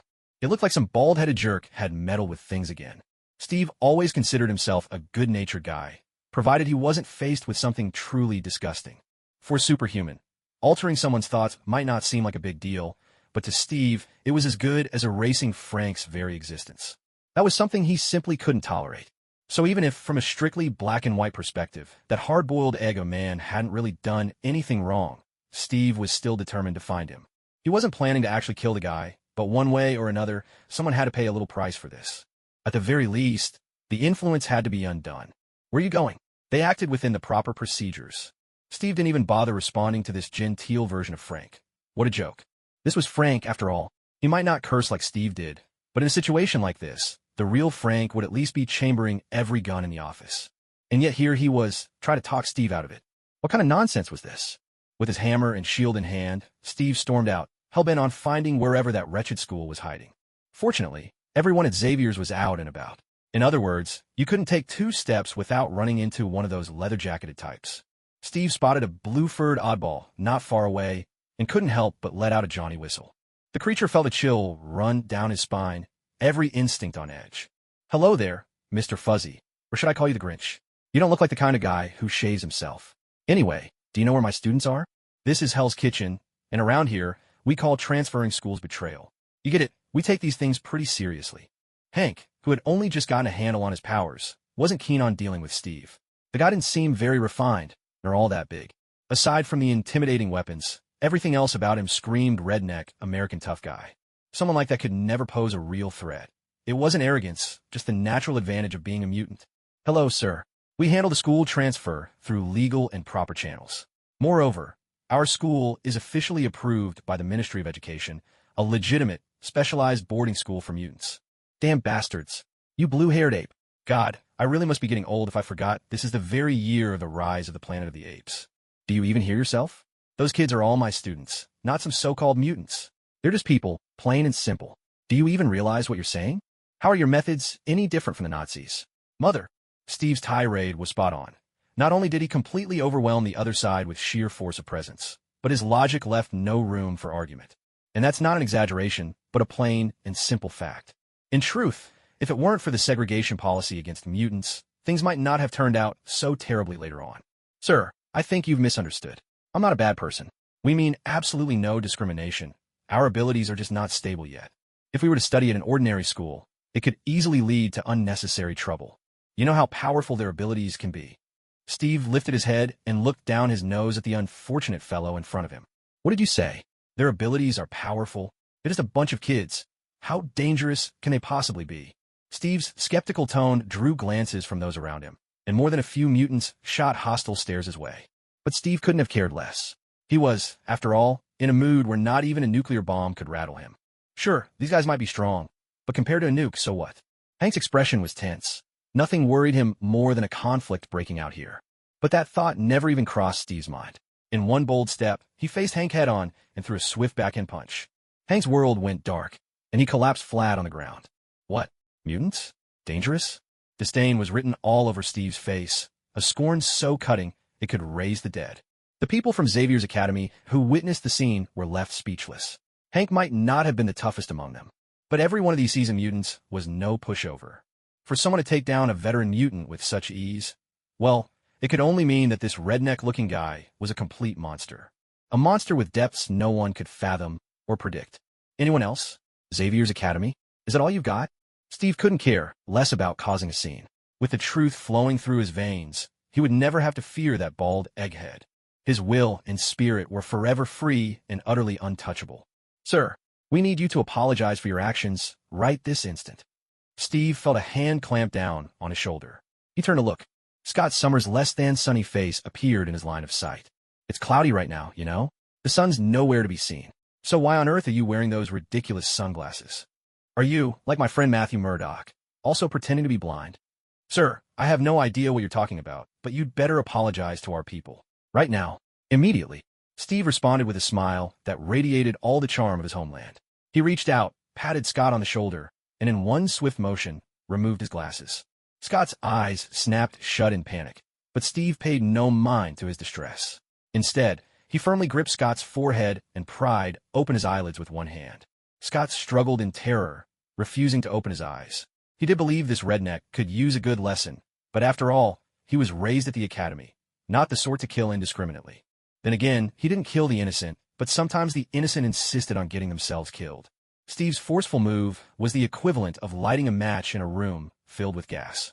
Scott wanted to resist, but the man's grip was unyielding. No wonder Hank always slept so soundly. Uncontrolled, a beam of red laser shot from Scott's eyes. Steve, standing closest, took the full force of the terrifying blast right to his face. Everyone around them fell silent, holding their breath.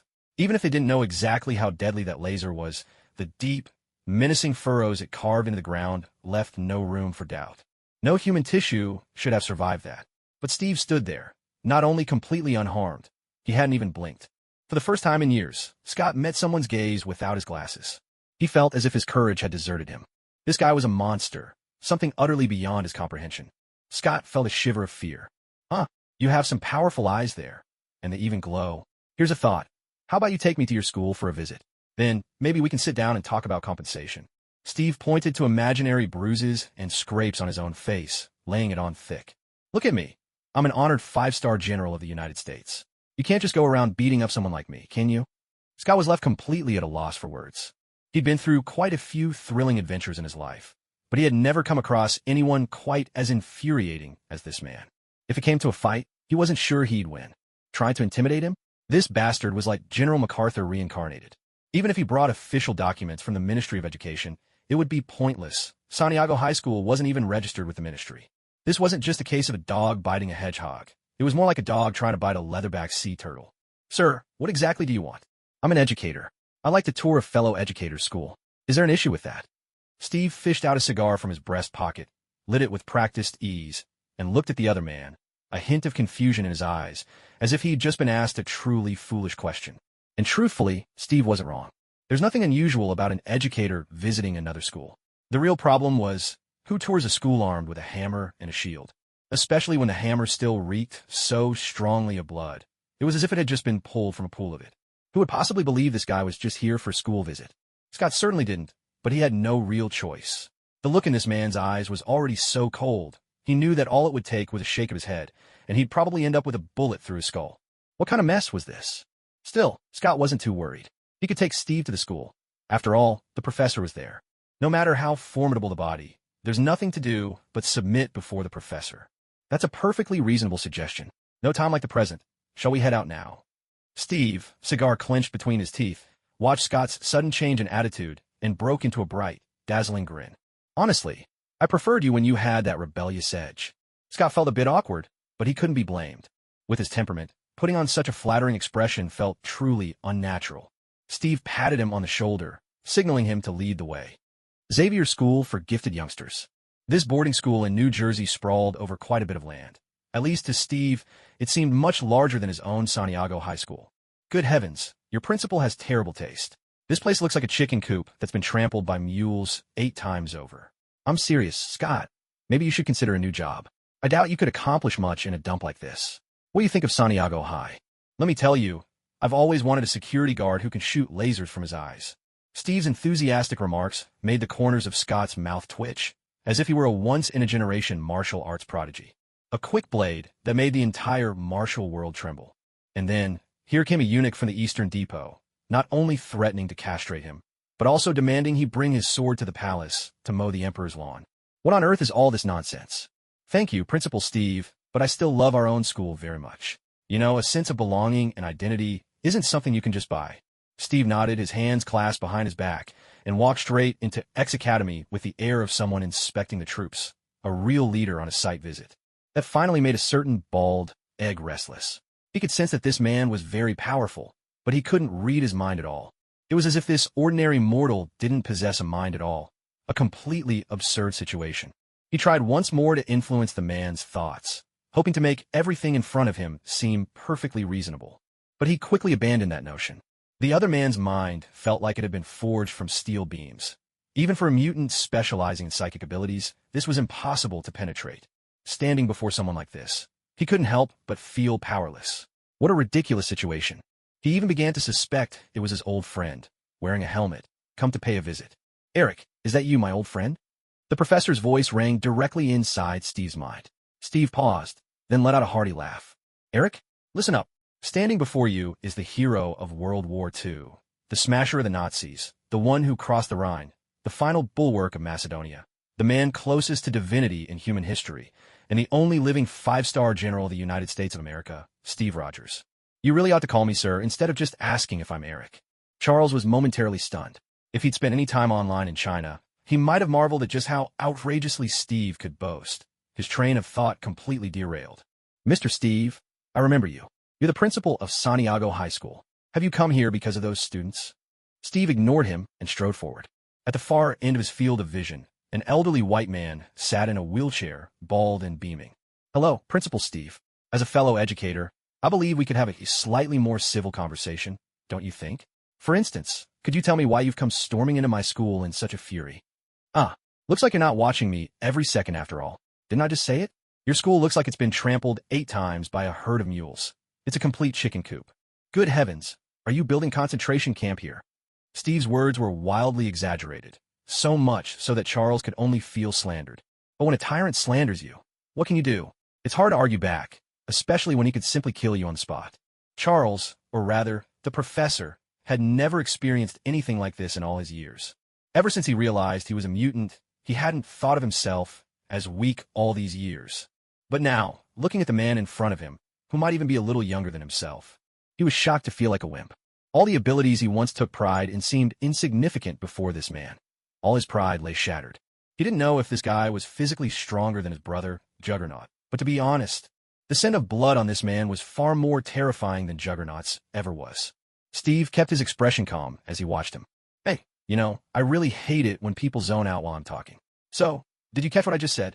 Steve hefted his hammer as he spoke, as if ready to crack open the man's skull to see what was inside the moment he shook his head. This wasn't a joke. It was a genuine threat. Sorry, Mr. Steve, but I don't think you're much of an educator. At least, not by the way you act. Tell me, why do you see yourself as an educator? Do you really think it's so wonderful to shape other people's lives according to your own will? Steve laughed, spreading his hands as he set the hammer down. I enjoy this kind of debate, you know. Actually, I'm a pretty fierce debater. But do you really think I'm the one here trying to shape lives by my own will? My friend, look around you. Every kid here is going to become an outstanding wielder of superpowers. But here's the thing, damn it. These kids are people first. And as human beings, they have infinite possibilities. We could become great warriors, lawyers, doctors, debaters, or we could end up lousy drunks, addicts, or the scum of society. But here, everyone is only ever going to be a damn super soldier. Charles, my friend, you're the one shaping lives to your own design. Charles met Steve's gaze, his eyes unwavering and resolute. The truth is, after enduring the passage of time, people become hardened. Steve, there's no need for sophistry. I visited your school. I know better than you what those kids are like. You're just raising exam machines. You don't care in the least what kind of people they'll become. Charles's words were almost a direct challenge, yet Steve didn't get angry. Anyone who's spent time bickering online knows. Once you get into a debate, the last thing you want is to let your emotions show. Yes, exactly. I am training exam-taking machines. But isn't your society always punishing those who don't do well in exams? Of course I know that's not right, but you tell me, here, in this hellish kitchen of a place. For my students, whose environment is harsher than you can imagine, what other choice do they have to change their damn lives except to pass the exams and earn the right to choose their own path? How else can they break free from this wretched fate? Damn it. Mother! Charles, you sour old man. Don't pretend you don't know. No one gets to be the main character in this world. Steve looked a little angry now. What kind of logic was this? You're not wrong, but according to the theory of free will, hard work, or the lack of it, is still part of their own choices. Those who don't try are simply choosing early to become losers, drunks, or addicts. Charles maintained the arrogance of an old-school white man, giving Steve a dismissive glance. At last, Steve burst out laughing, as if things had finally returned to a territory he understood. I like your attitude right now. I like it because if I didn't, smashing your skull in with my hammer would really weigh on my conscience. With that, Steve swung his hammer straight at the man's head. He had no concern at all for whether killing an important character would mess up the plot. With someone as unpredictable as him around, if the story could still go on as planned, it would be nothing short of a miracle. Fortunately, this was Xavier's academy, and there were plenty of mutants fiercely loyal to Charles. In the end, Steve's hammer only managed to break Colossus's wrist and, in passing, left a bright red handprint across Charles's face. Oh hell! Colossus let out a howl of pain. He hadn't been hurt in a long time. This blow shattered his defenses completely. Charles looked at Steve with a hint of surprise. He knew Colossus's strength well. This man could even arm wrestle his own brother, the Juggernaut.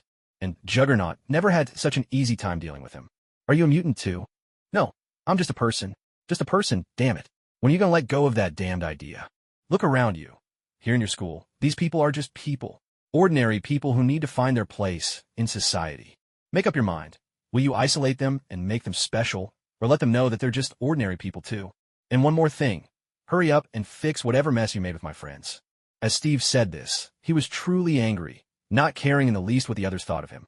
In truth, he hadn't really intended to resolve the mutant problem in one go by coming here. He simply hoped Frank could return to how he used to be.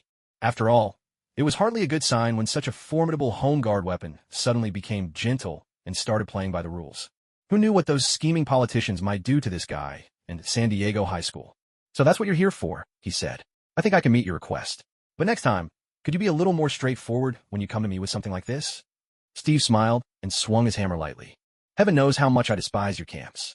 Believe me, if I ever get the chance, I'll blow this place sky high. You've reminded me. Send my students back as well. Since neither of us can convince the other, why not each act according to our own will?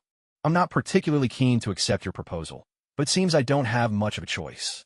Charles managed to maintain his gentlemanly composure at last. At least Steve was willing to negotiate within the bounds of some rules. That, in itself, was a tremendous relief. After all, even that bald-headed director of S.H.I.E.L.D. had always wished Steve would choose to settle things by the book. It seems I really have no other option but to accept. Charles looked at Steve and could only nod with a polite smile. Mutants and ordinary humans attending the same school. What kind of hellish joke was this?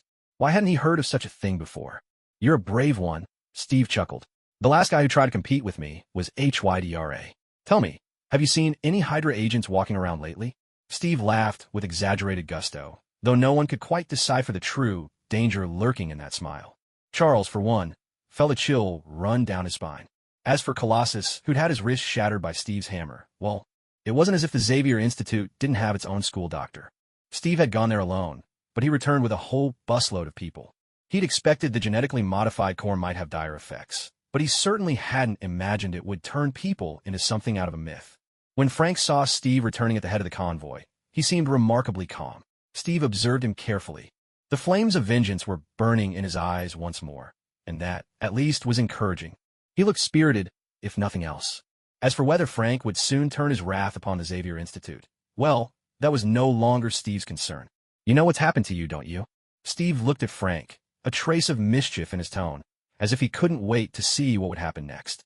I think I do. This world isn't quite the one I used to know. Do you know how to counteract this kind of effect? Steve shrugged, lifting his hand as he spoke. I've heard there's a helmet that can block this effect, but its owner is a Gandalf who loves wearing a pink wizard robe. If you plan on dealing with him, you'd better be careful. Steve's sharp-tongued remark left the other person completely confused. Gandalf, in a pink wizard robe? Frank looked at Steve, puzzled, but Steve just smiled and said nothing more. All right, kids, let's move. You got a pile of homework to finish from these past few days. No one's leaving until it's done. Steve herded the kids off the school bus as he spoke. In some ways, Wade was an extremely conscientious guy. He was unwavering in defending his rights as a man. After all, the daily threat of being castrated was just too terrifying, especially when that threat comes from a guy who carries a hammer. That's even more terrifying, for crying out loud. You wouldn't want to be threatened with a hammer every single day. The agony of a man taking a fatal blow to his private parts is off the charts. About a 12 on the pain scale, which is like having every rib in your body broken at once. He might not actually die from it, but man, it really hurts. Hey, Parker, did you see that old lady? She's about to cross the street all alone. Oh my God. She's blind, too. Oh no, she doesn't even know which way to go. That's even sadder than a lost lamb in church. We have to go save her right now.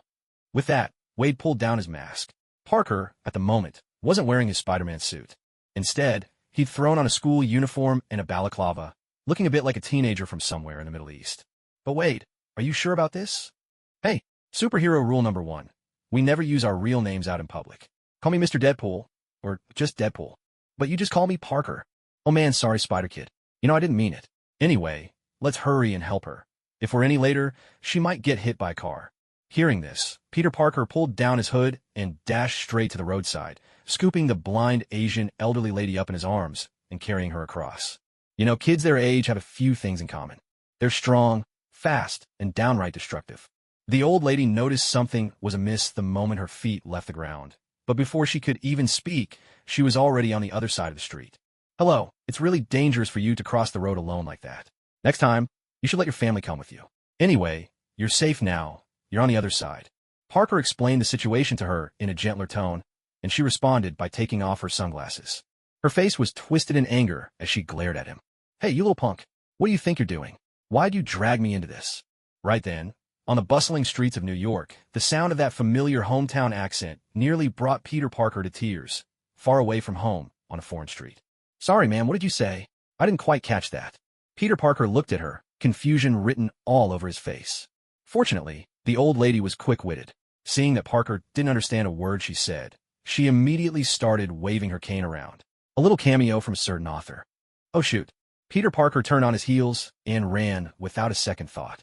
He still had no idea what had just happened, but judging by the old lady's fierce aura, he must have done something terribly, terribly wrong. Hey, what are you running for? Wade, chomping down on a hot dog he just snatched from a nearby food cart, called out with his mouth full, curiosity in his eyes. Parker could only watch as Wade kept devouring hot dogs, even while sprinting at full speed. He wished, just for a second, that this bastard would choke on a piece of sausage. But clearly, Peter had underestimated just how unfathomable Wade could be. Wade performed an impressive feat, downing a hot dog in 3 bites right in front of him, then kept his gaze fixed on Peter. Damn it, Deadpool. That lady just tried to smack me on the head with her cane. Be honest, did she just cross the street? Even through the mask, Parker could see the genuine look on Wade's face, and it nearly drove him mad. What the heck was going on here? For crying out loud. You're killing me here. Did you set me up? Hey. A superhero without sharp observation skills is just asking to get played, and look like a super fool. Wade trotted alongside him relentlessly, as if the red-suited lunatic had limitless stamina. Damn it. One of these days, I swear I'll kick your ass. I have to admit, that sounded just like something Principal Santiago would say. But you'll have to take a number.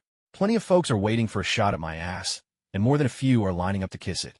Maybe Parker's threats worked on other students at Santiago High, but clearly, they had no effect on Wade.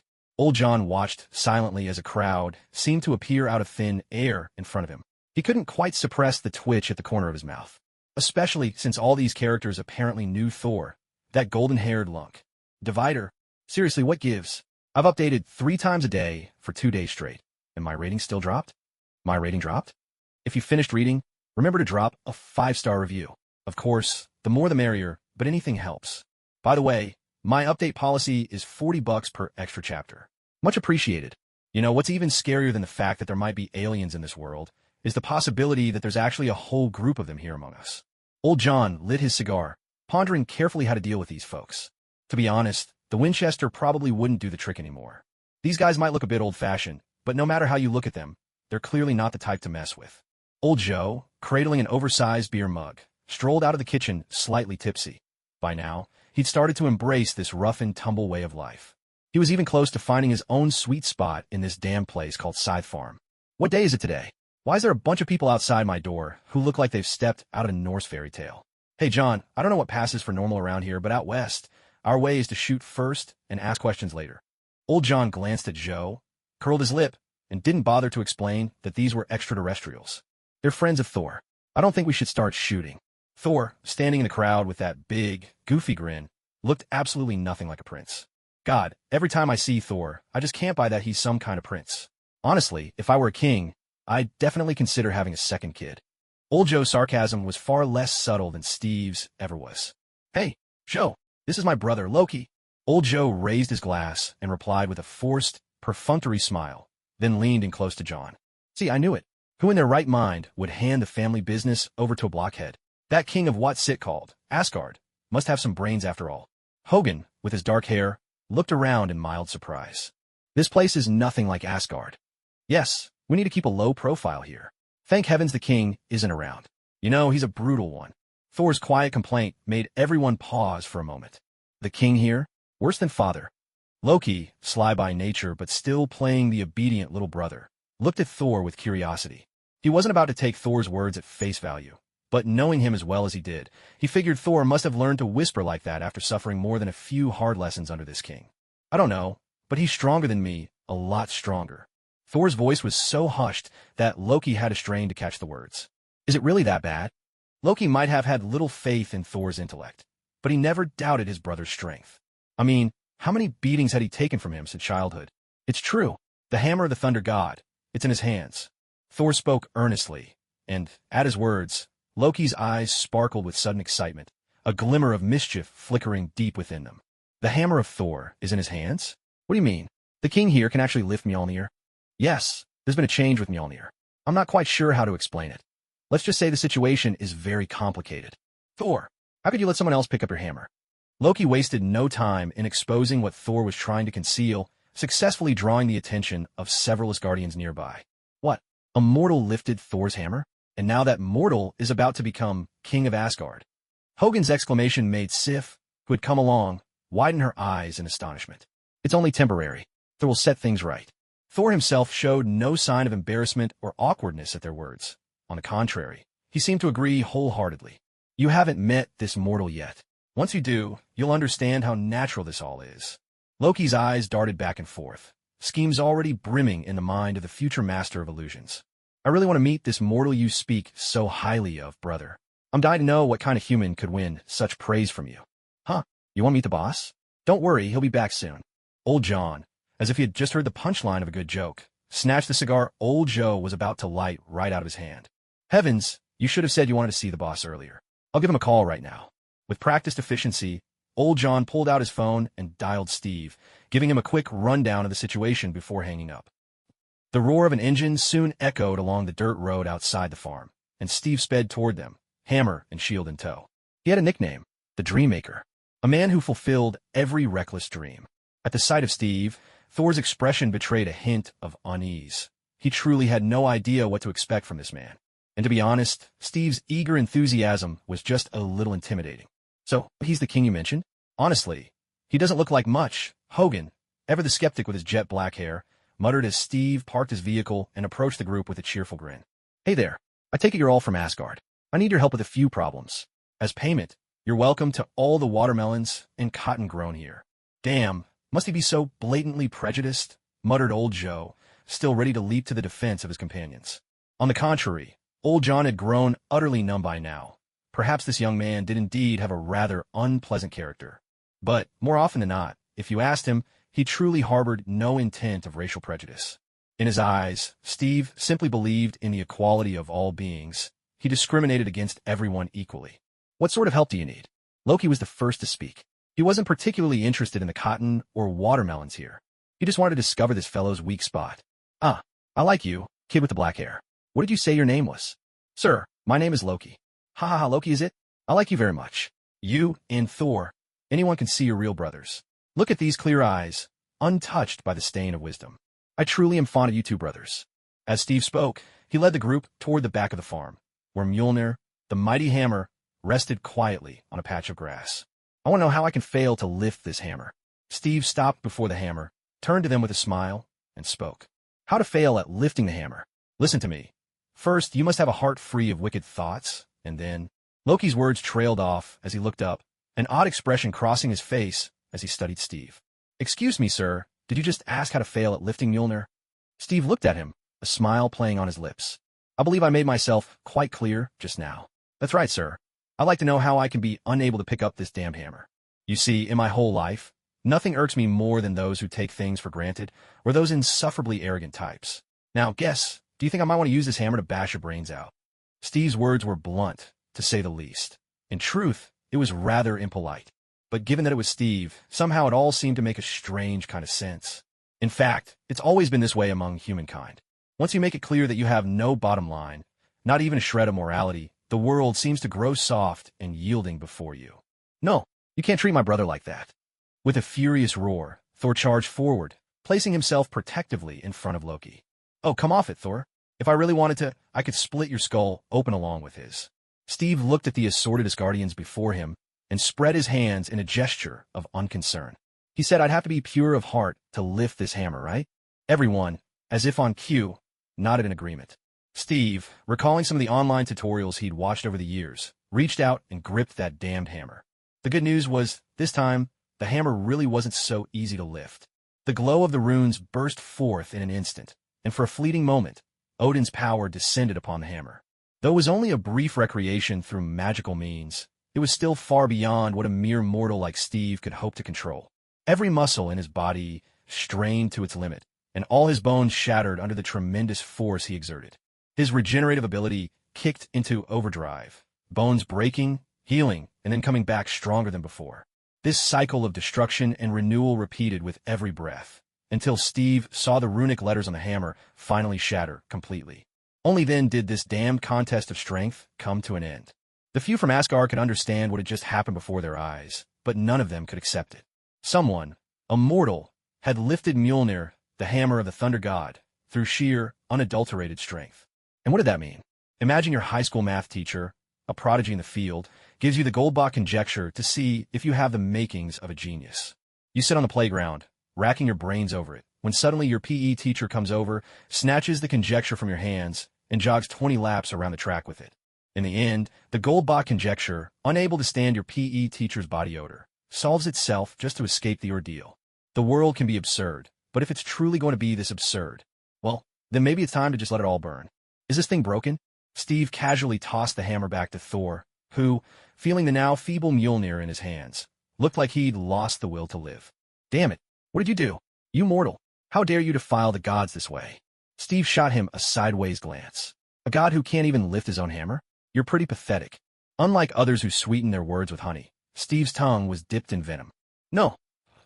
Thor cried out, his voice booming like a torrential downpour, making Steve almost want to hand him $1 and suggest he run for president. "Come on, you're the god of thunder. It's called the Hammer of Thor only because you wield it. You can't rely on a hammer forever, right?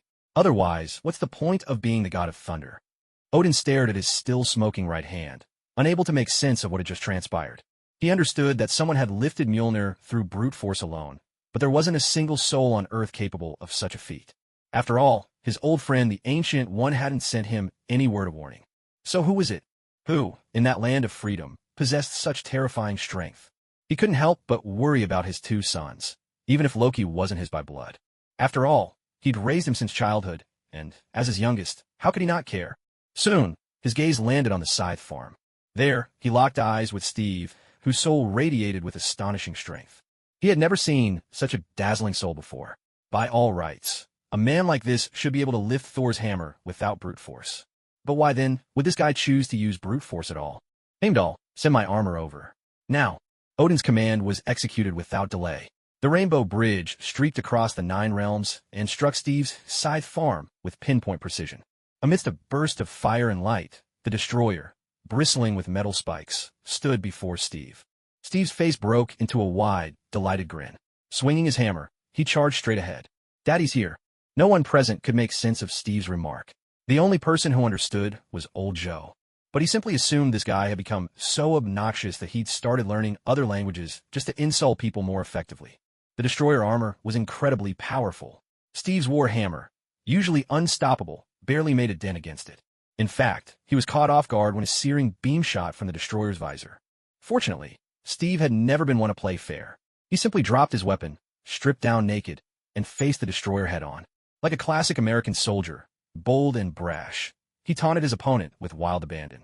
The destroyer, inheriting a fraction of Odin's battle instinct, would never tolerate such provocation from a mere mortal. And so, a fiercer battle erupted without warning.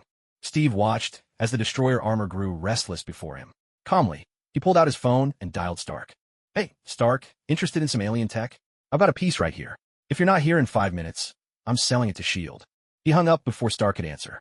Knowing Stark as well as he did, he figured the guy would show up at the 2.5-minute mark, cursing all the way. That would be just enough time. Steve charged in, clashing with the damn armor. Fist met fist, skull met skull. It was a brawl straight off a rough city alley. Two brothers fighting dirty with every trick in the book. But even street fighting moves depend on who's using them. Eye gouges, throat locks, groin kicks, all were fair game. Yet when you gouge out the eyes, crush the windpipe, or shatter the groin, someone's bound to die. At this point, Steve had already snapped 3 of the destroyer's fingers and broken off a chunk of its arm. Who knew what might happen if the fight kept going? Everyone from Asgard was left utterly stunned by the scene. Was this guy really just an ordinary human? You could say you're strong enough to take apart the destroyer armor with your bare hands. But the thing is, this has happened before. Let's just pretend you're not an ordinary person. Hell, let's say you're some kind of alien from another planet. But you're taking a hit to the face from the destroyer's armor? Who do you think you are? Superman from the DC universe next door? Steve yanked an arm off the destroyer armor with a powerful pull, a broad grin spreading across his face. Only, to the Asgardians watching, that smile looked just a bit unhinged. Hey, you know what? I used to do this kind of thing all the time. I honestly feel like I could do it all day. Loki swallowed hard, completely at a loss as to what Steve was talking about, or what he meant by all day. Is he truly a king, right? Are you sure he's not just completely insane? Hogan whispered to Thor, who stood frozen, unable to move. But Thor managed to force out a few words through clenched teeth. I don't know, but he's unbelievably strong. Out of respect for such power, maybe we should stop discussing him. Loki's eyes widened at these words. He'd imagined, once or twice, that his brother might one day look afraid, but he'd never really believed it would happen, and certainly never thought that day would come so soon. Whoa, this guy's about to tear the destroyer apart. Seriously, is that thing just junk, or is he just that strong? Hogan commented, still without much concern. The destroyer armor lasted 2 minutes and 40 seconds in Steve's hands, which at least gave Stark a bit of time to observe. Good heavens, what is this? I've never seen a metal like this on Earth, Stark exclaimed after accepting a small fragment Steve handed him, running a quick analysis with Jarvis. What in the world is this stuff? I have no idea. Maybe it's some kind of alien killing machine. You know how aliens are, not as peace-loving as we Earthlings. At least we only kill each other. Huh, the 5-star General of America is saying that in front of me? I think you might owe me some hush money for that. Stark shot back, still gathering up bits of metal while bantering with Steve. So it's armor, but how is it controlled and powered? I don't see any components for that. Don't tell me it runs on magic. Steve could only give a helpless nod at Stark's sarcasm. Well, that's why they call you a genius, I guess. You figured it out right away. Damn it, Steve, that's not funny at all. What are you saying? There are actually civilizations in this universe that run entirely on magic? That's completely insane. For once, Stark couldn't help but curse. And who could blame him? This is how the world works. When someone tells you that a tall, handsome, and wealthy man has won the heart of a beautiful, rich woman, it just seems like the natural order of things. But if someone says a broke, overweight nerd has managed to win over a beautiful, rich woman, you can't help but think, maybe she's not that beautiful, or not that rich, or perhaps not even that charming after all. Once, Tony Stark saw technology as something flawless, but now looking at it again, it all seems to fall just a little short. Don't get worked up, take it easy. It's just that they harness energy in a different way. We use thermal energy, and so do they. The difference is, we rely on machinery, while they use magic. Honestly, when science advances far enough, it's hard to tell it apart from magic, isn't it? Could you even explain to a wild tribesman on Sentinel Island what the people inside a television really are? Steve tried to comfort Tony in his own way. Do you think we could use this stuff to build you a new suit? Steve looked at Tony the way a father does when he's picked out a present for his child, and is anxious the kid won't like it. It should be enough, I think. But it'd be a shame to melt the whole thing down right away. I'd rather take it back and study it for a while. Why not just move your whole lab to Scythe Farm? Honestly, the security at Stark Industries is pretty lousy. Hey, Happy's been working really hard. Even if he works himself to the bone, he's not going to win in a fight against aliens. Look, those guys over there, those are aliens. Don't let their weird outfits fool you into thinking they're just some kind of eco-warriors. When it comes to a fight, each one of them is tougher than the last. Aliens. Tony's eyebrows arched. and he turned to look at Thor and his companions with a spark of curiosity. Can we study them? Steve was completely lost trying to follow Tony's train of thought. They can use magic, so they must have some kind of energy core or something in their bodies. If I can find that, then maybe we could use magic too. Well, about that. For the first time, Steve felt conflicted. He honestly didn't know how to argue with Tony's logic. Because, truth be told, Tony's reasoning was pretty sound.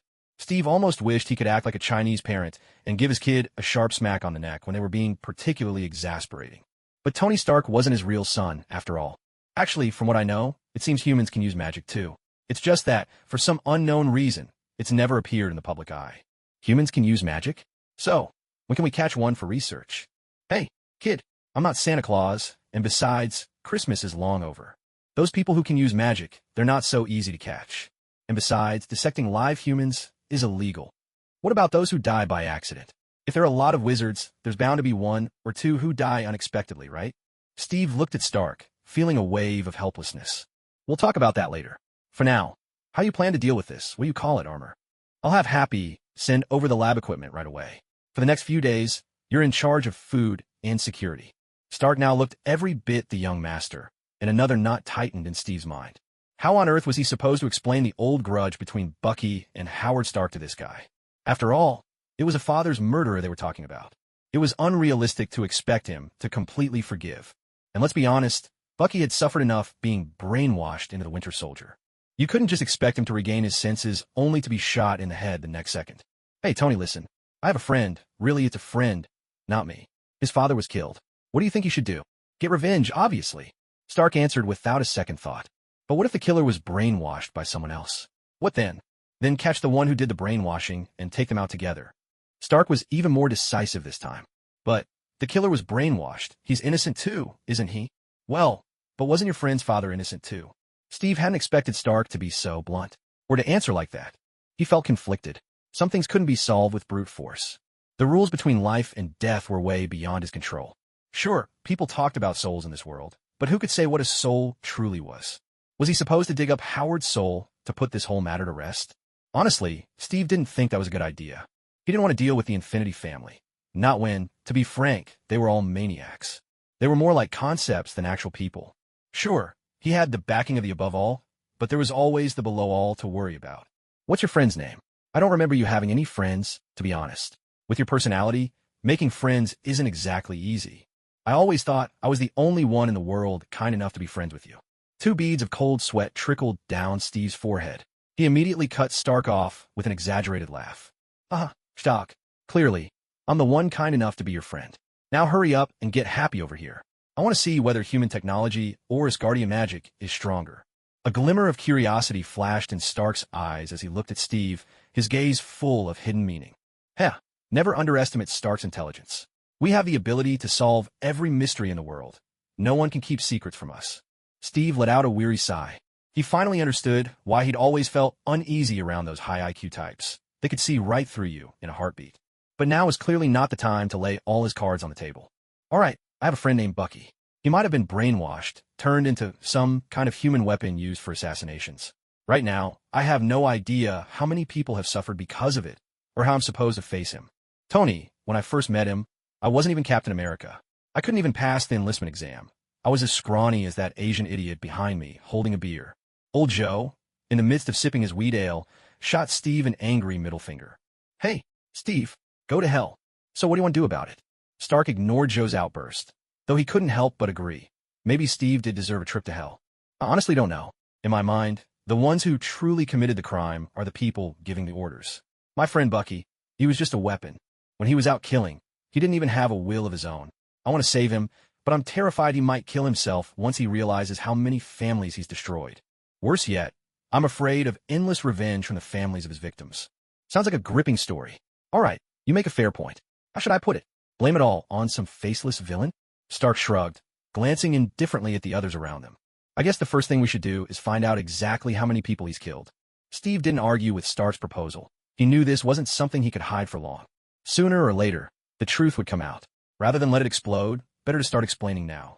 He could never outright stop Stark from seeking revenge. It just wasn't realistic. The best he could do was plant a seed in Stark's mind, so that when the time came, when Stark was set on vengeance, that seed might at least slow him down. This guy's runes are fascinating, almost like some kind of energy circuit. How do I explain it? Do you know what a Tesla valve is? It's a structure that boosts the potential energy of a flow as it moves. That's basically the idea. Stark caught Steve's clear, earnest gaze midway through his explanation and gave up on pushing further. All right, go get some barbecue ready. I want a filet and a sirloin. As for drinks, grab me a beer, make it stout. Stark waved at Steve like he was ordering from a chef. Steve bent down, picked up the cowboy hat from the ground, and settled it back onto his head. Stark, you really have to try the cow's cheek. That's the best part. There's no way I'm tasting the only part of the cow that gets kissed by other cows. People from your era sure loved eating the strangest things. Steve didn't argue with him. Instead, he cheerfully set about preparing lunch. He still had plenty of meat left over from the last barbecue. None of that fancy stuff like sirloin or filet. For heaven's sake, this is Scythe Farm. If you don't pitch in and work, you have no right to choose your cuts. Hey, all of you, especially you two, the higher brothers. I'll give you 1 minute to explain what just happened. The moment Steve saw the mischievous sparkle in their eyes fade away, it was replaced by a fierce eagerness to fight. Loki was the first to recover his composure. He genuinely wanted to explain to Steve what had just taken place. But how on earth do you explain to a mortal that he just tore apart the strongest puppet in the 9 realms with his bare hands? That was probably my father Odin's battle armor. You could think of it as his puppet, carrying a fragment of his will to fight. I don't know the details myself, but you defeated it. So, Asgard is planning to declare war on Earth, huh? That reminds me of the 8-Nation Alliance from years ago.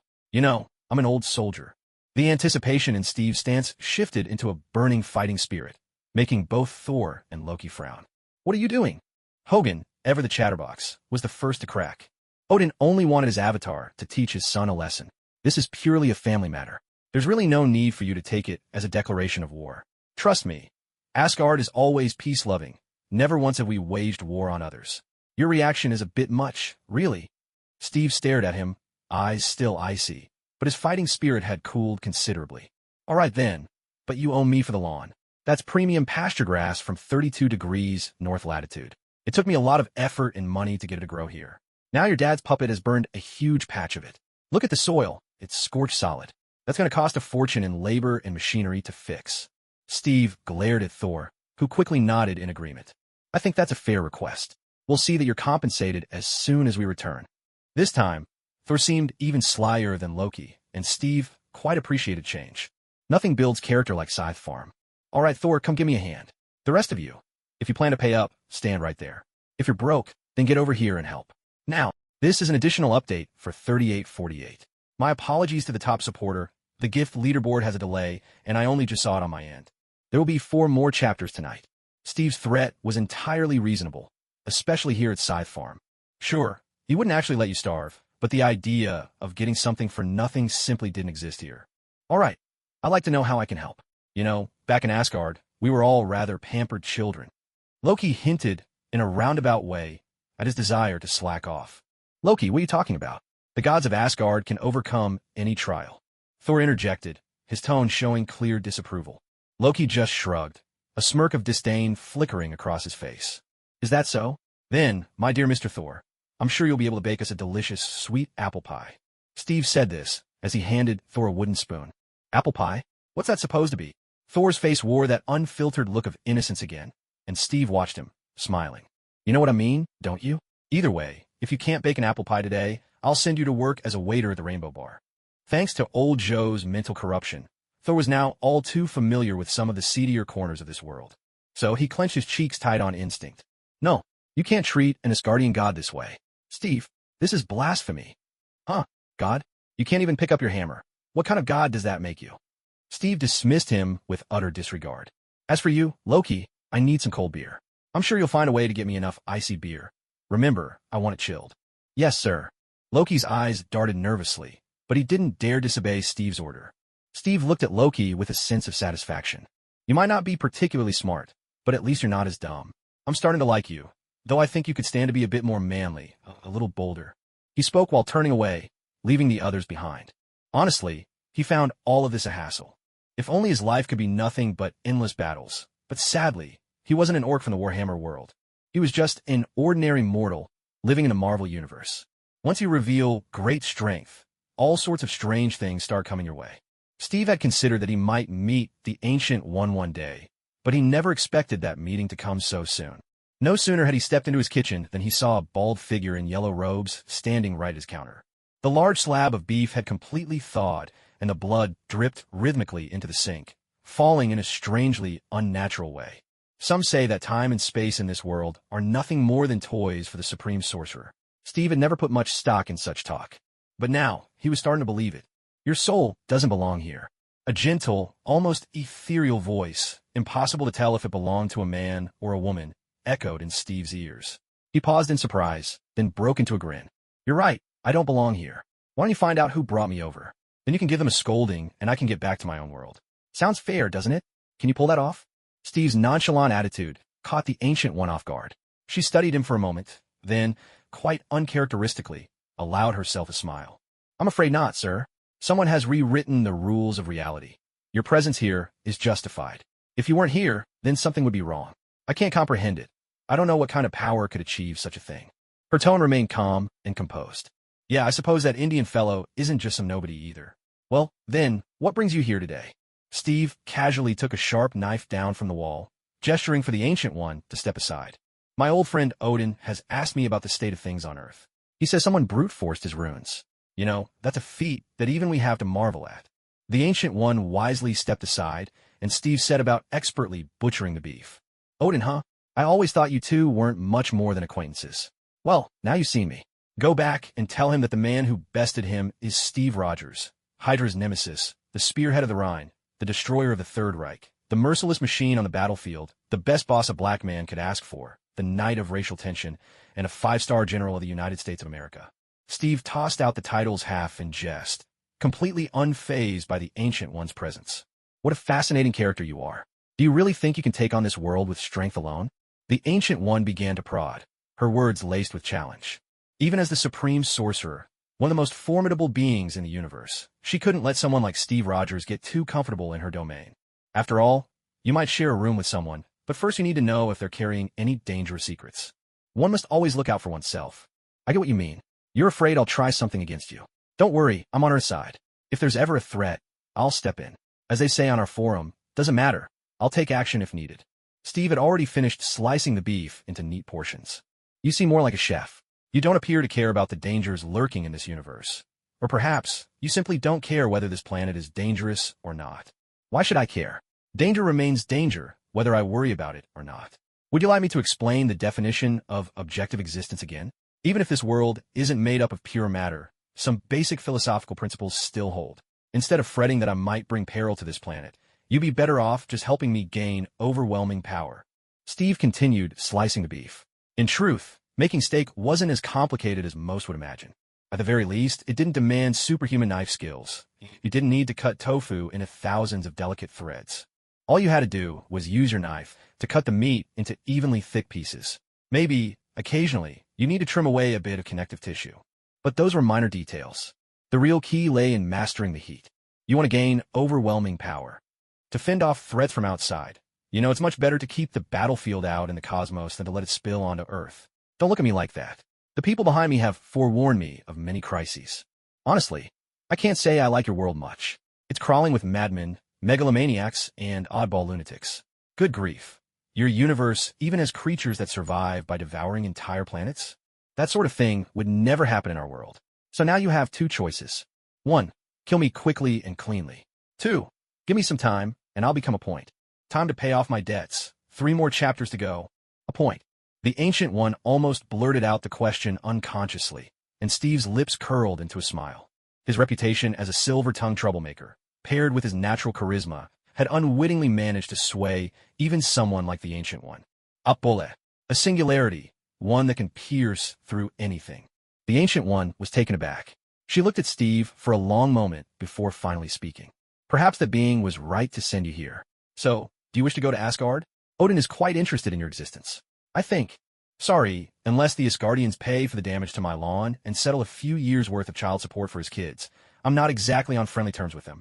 You'd better remind them to hurry up, or else I'll just sell Thor and Loki off as a pair of sisters to the local gay bar. Steve didn't turn around to see the Ancient One's reaction. If he had, he would have witnessed quite a remarkable expression on her face. Truth be told, she'd never dealt with anyone quite like him before.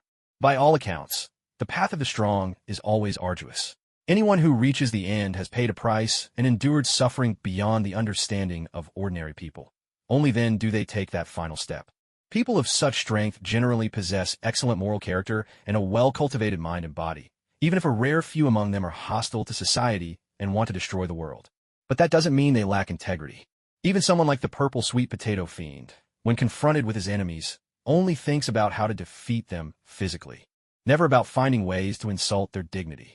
Honestly, what kind of nonsense is this? Selling the air of Asgard to a gay bar? Setting aside everything else. What if those two actually run into the real me there? What am I supposed to do then?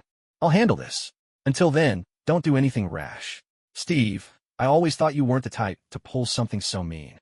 My character isn't really that bad, Steve replied softly, turning to face him. It's just that sometimes I don't feel all that reverence for the world. Are you planning to have lunch here, my friend? The Ancient One shook her head. For the sake of sparing Asgard's heir some embarrassing stories in the future, I think I'd better head over to Asgard right now. Steve nodded, picked up the freshly sliced steak, and left the kitchen. What? Steve, are we having barbecue again today? I swear, at this point, I practically am a fork. Do you know what the only difference is between me and a fork? Old Joe, still a bit tipsy, sidled up to Steve, and, seeing him carrying a stack of steaks, couldn't resist tossing out a complaint. Oh, you got a mouth? Steve replied with a grin, playing along. No, it's that I get constipated and a fork never does. God, you know we Asians are born needing more fiber. We're not like you clueless white folks. All right, Joe, save your breath. I'm not firing you. Even if the scythe farm gets planted wall-to-wall with cotton and watermelon, I'll still need you to crack the whip for me. Steve reached out and ruffled Joe's hair. The man looked downright petite, standing next to him. Damn it, Steve. You see this? I'm a drunk. I can't even do my job right. Why do you insist on keeping me around? Why can't you pick someone else? Don't tell me you've got a thing for my type. Steve ignored Joe's hysterics. Meanwhile, old John was carefully teaching the crew how to set up a proper dust explosion. Watching the flour drifting through the air, Steve couldn't help but twitch at the corner of his mouth. If you guys light a match now, I'll have to ask Asgard for a brand new kitchen. Seriously, are you all trying to blow this place up? Efficiently, he flung open the doors and windows, then herded everyone outside. John, have I ever told you? You're looking a whole lot paler these days. What? Are you trying to be Michael Jackson now? Screw you, old man. Damn it. You know us black folk aren't as gifted at making bread as you potato white folks. Huh? When did I ever ask you guys to bake bread? Did I say that? Steve looked at old John with a puzzled expression. Weren't you the one who said you wanted to make apple pie? What's that got to do with bread? Isn't apple pie just a whole apple baked inside bread? Good Lord, have you spent your whole life eating nothing but fried chicken? An American, a black American at that, and you don't even know how to make apple pie. Oh, you're even denser than those Asgardian mules. And here I thought you were a trustworthy partner. Get out, all of you freeloaders. Steve shooed the whole bunch of them out in a flurry. Damn it, I'll say this one last time. If you guys mess up my cold beer again, I swear I'll cement each of you into a pillar and drop you to the bottom of the ocean. Hearing Steve's final threat, old John took off his cowboy hat, revealing his head full of dreadlocks. You all heard him? This is our last chance. What's cold beer? Hogan's question made old John's expression turn grave. Old Joe squinted as he wandered out of the room, and old John looked at him like he'd just seen a savior. Hey, my friend, it's way too hot today. Why don't you take these mules out back and grab some cold beer? Remember, grab some and chill a bit more. You know, we've got a party coming up. A glint of suspicion flashed in old Joe's eyes as he shot a cautious glance at the crowd. You, yeah, the clever-looking one. Follow me. Shield Command Center. According to the latest intelligence and satellite footage, Steve Rogers took apart a war machine with his bare hands, all on his own. Yes, a war machine. To quote Nick Fury's summary, the destroyer was nothing less than a full-blown weapon of war. Have we made contact with Scythe Farm? With a blank expression, Nick directed the question to Coulson. Coulson looked rather uncomfortable. They said, to avoid any accusations of racism, they don't need black folks picking cotton anymore. But if you really want to go, they're happy not to pay you. Mother, who told you to ask that? I meant, can I visit Scythe Farm myself? That's exactly what I asked. Steve's answer was, they don't allow tours, but if you're coming to work, you're welcome. He asked me to ask you, if he doesn't get paid in US dollars, would it be a problem to give him a few watermelons and treat him to some fried chicken instead? Nick Fury fell silent, feeling as though he had run into a Garen with armor-piercing gear on the road. 2 more chapters left. I'm dying here. Damn it. Can't this son of a bitch just stop being so racist? God, I really want to kick his ass. In the end, Nick could only vent his anger with a furious curse. But, sir, he said I could go over, Coulson said cautiously. Nick was stunned at first, then looked up at him.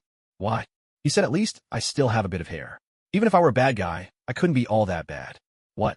What did he say? Because of what? Because you have hair? Nick Fury stared at him in confusion. Now, it wasn't just Garen with armor-piercing gear. That bastard seemed to be decked out with a mask of agony and a burning armor as well. The damage might not really be that high, but the annoyance was maxed out. God damn it. Mother. This son of a bitch. I swear I'll get him impeached in Congress for being a racist. Damn it. Nick Fury thought he was a seasoned adult who could keep his cool until the day he met Steve. Steve, with a big smile, waved his arm and called him a racial slur. You go tell that son of a bitch that even if S.H.I.E.L.D. starves, even if I, Nick Fury myself, starve to death, even if I have to jump off this building, there's no way I will ever work with him or his damn barbecue again. Damn bastard. Should I go now? Coulson showed off his impeccable reading comprehension, nearly making Nick Fury's head steam with anger in the sweltering summer heat. Go right now. Figure out exactly what's going on and whether there are any follow-up risks. Coulson moved quickly. Soon enough, he set out with a team of professionals. This time, he didn't bring any heavy hitters. Neither Natasha nor Hawkeye was in his squad. As he put it, nobody could put up any real resistance in front of Steve. If Steve really wanted, he could probably flick Nick Fury's ear in front of the entire S.H.I.E.L.D. Rumlow and another agent of Indian descent followed quietly behind Coulson, both carrying briefcases. The group soon found their way to Scythe Farm. To be honest, it wasn't hard to find. The problem was, S.H.I.E.L.D. agents would never set foot here without permission. Maybe others might misjudge Steve's strength, but S.H.I.E.L.D., or rather, Hydra, would never underestimate what Steve was capable of. This guy had been chasing them down and beating them up for several years 70 years ago, and even now, he didn't seem to have much in the way of manners. But who could say for sure what his attitude toward Hydra really was? In fact, ever since Steve woke up, Hydra had been constantly probing to figure out his stance. Based on the conclusions they'd drawn so far, he was nothing short of a foul-mouthed, unrefined bigot. He was practically a Nazi prototype by nature. So, among them, some believed that Steve Rogers, their former enemy, might actually become one of their own. It was a gamble, undoubtedly reckless, but the potential payoff was huge. If it worked, Hydra could step into the spotlight as soon as tomorrow, replacing the United Nations as the world's governing body. Rumlow, in a moment, don't take up any defensive or alert posture. If you anger him, I swear, next year the grass will grow thicker where we die than anywhere else. Standing at the gate of Scythe Farm, Coulson straightened his clothes and gave some final instructions. Only then did he finally push open the door and step inside. The aroma of grilled meat drifted through the air, making Coulson swallow involuntarily. Steve, wearing an apron, was handing 2 plates of steak to Happy.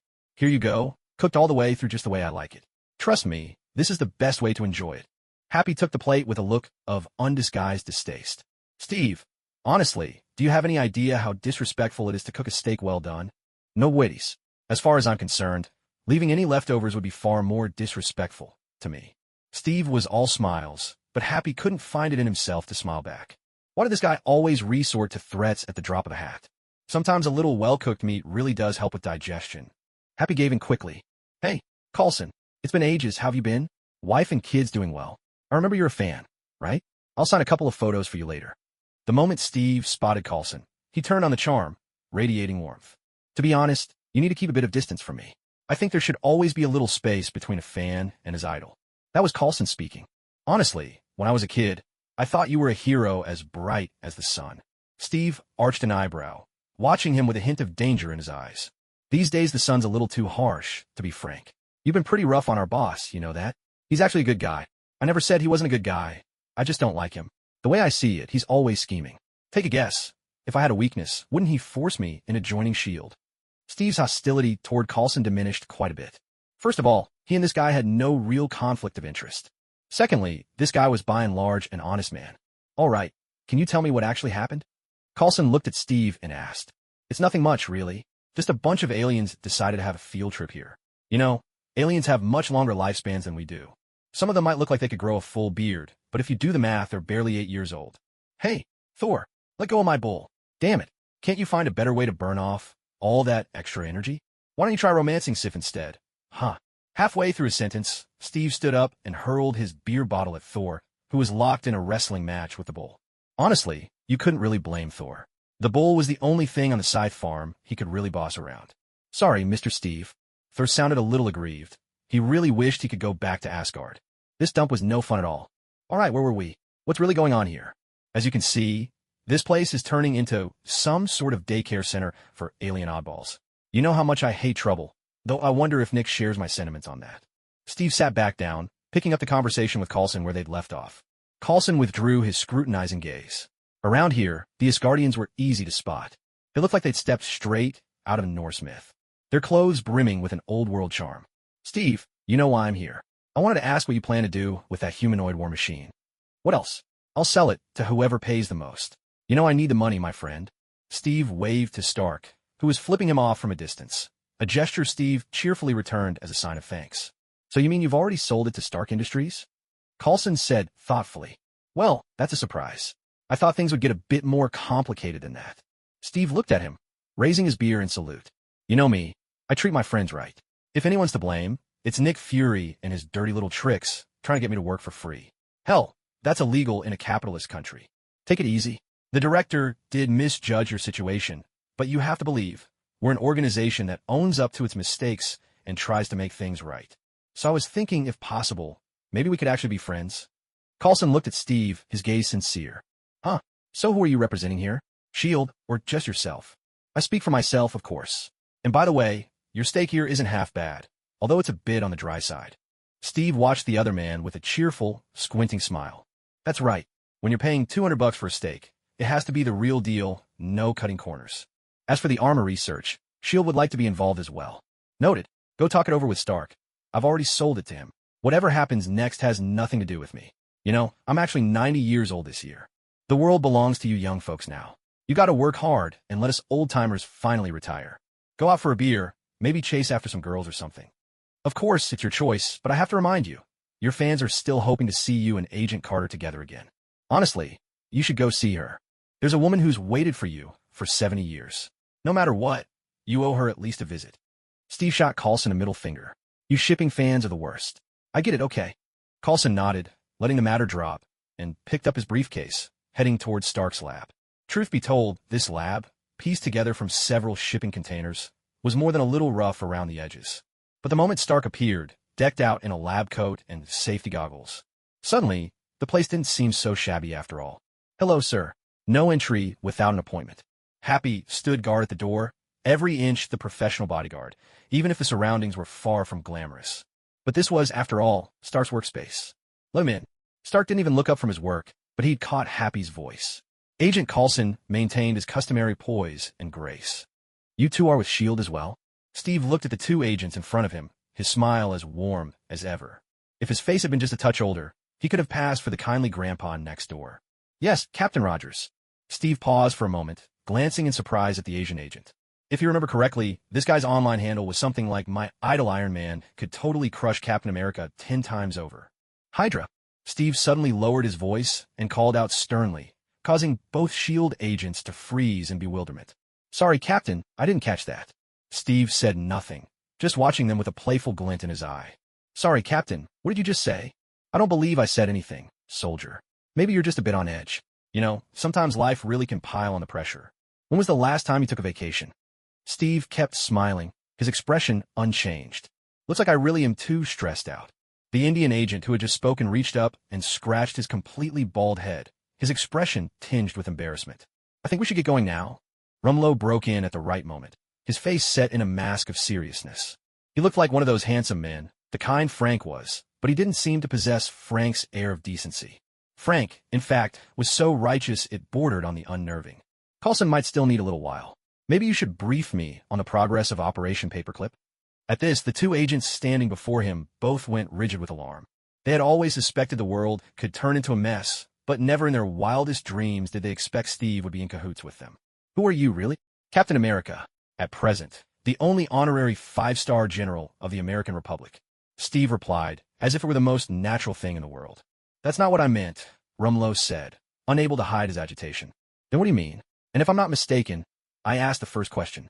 As a civilized adult, you ought to answer me before asking your own. Steve straightened his back just a little, and the force of his presence rolled over them like a wave. You know the thing I hate most? People with no manners.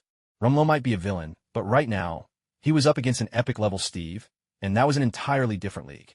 Honestly, even his mentor, the so-called master of mimicry, wouldn't stand a chance against Steve. It wasn't that the other couldn't copy his technique.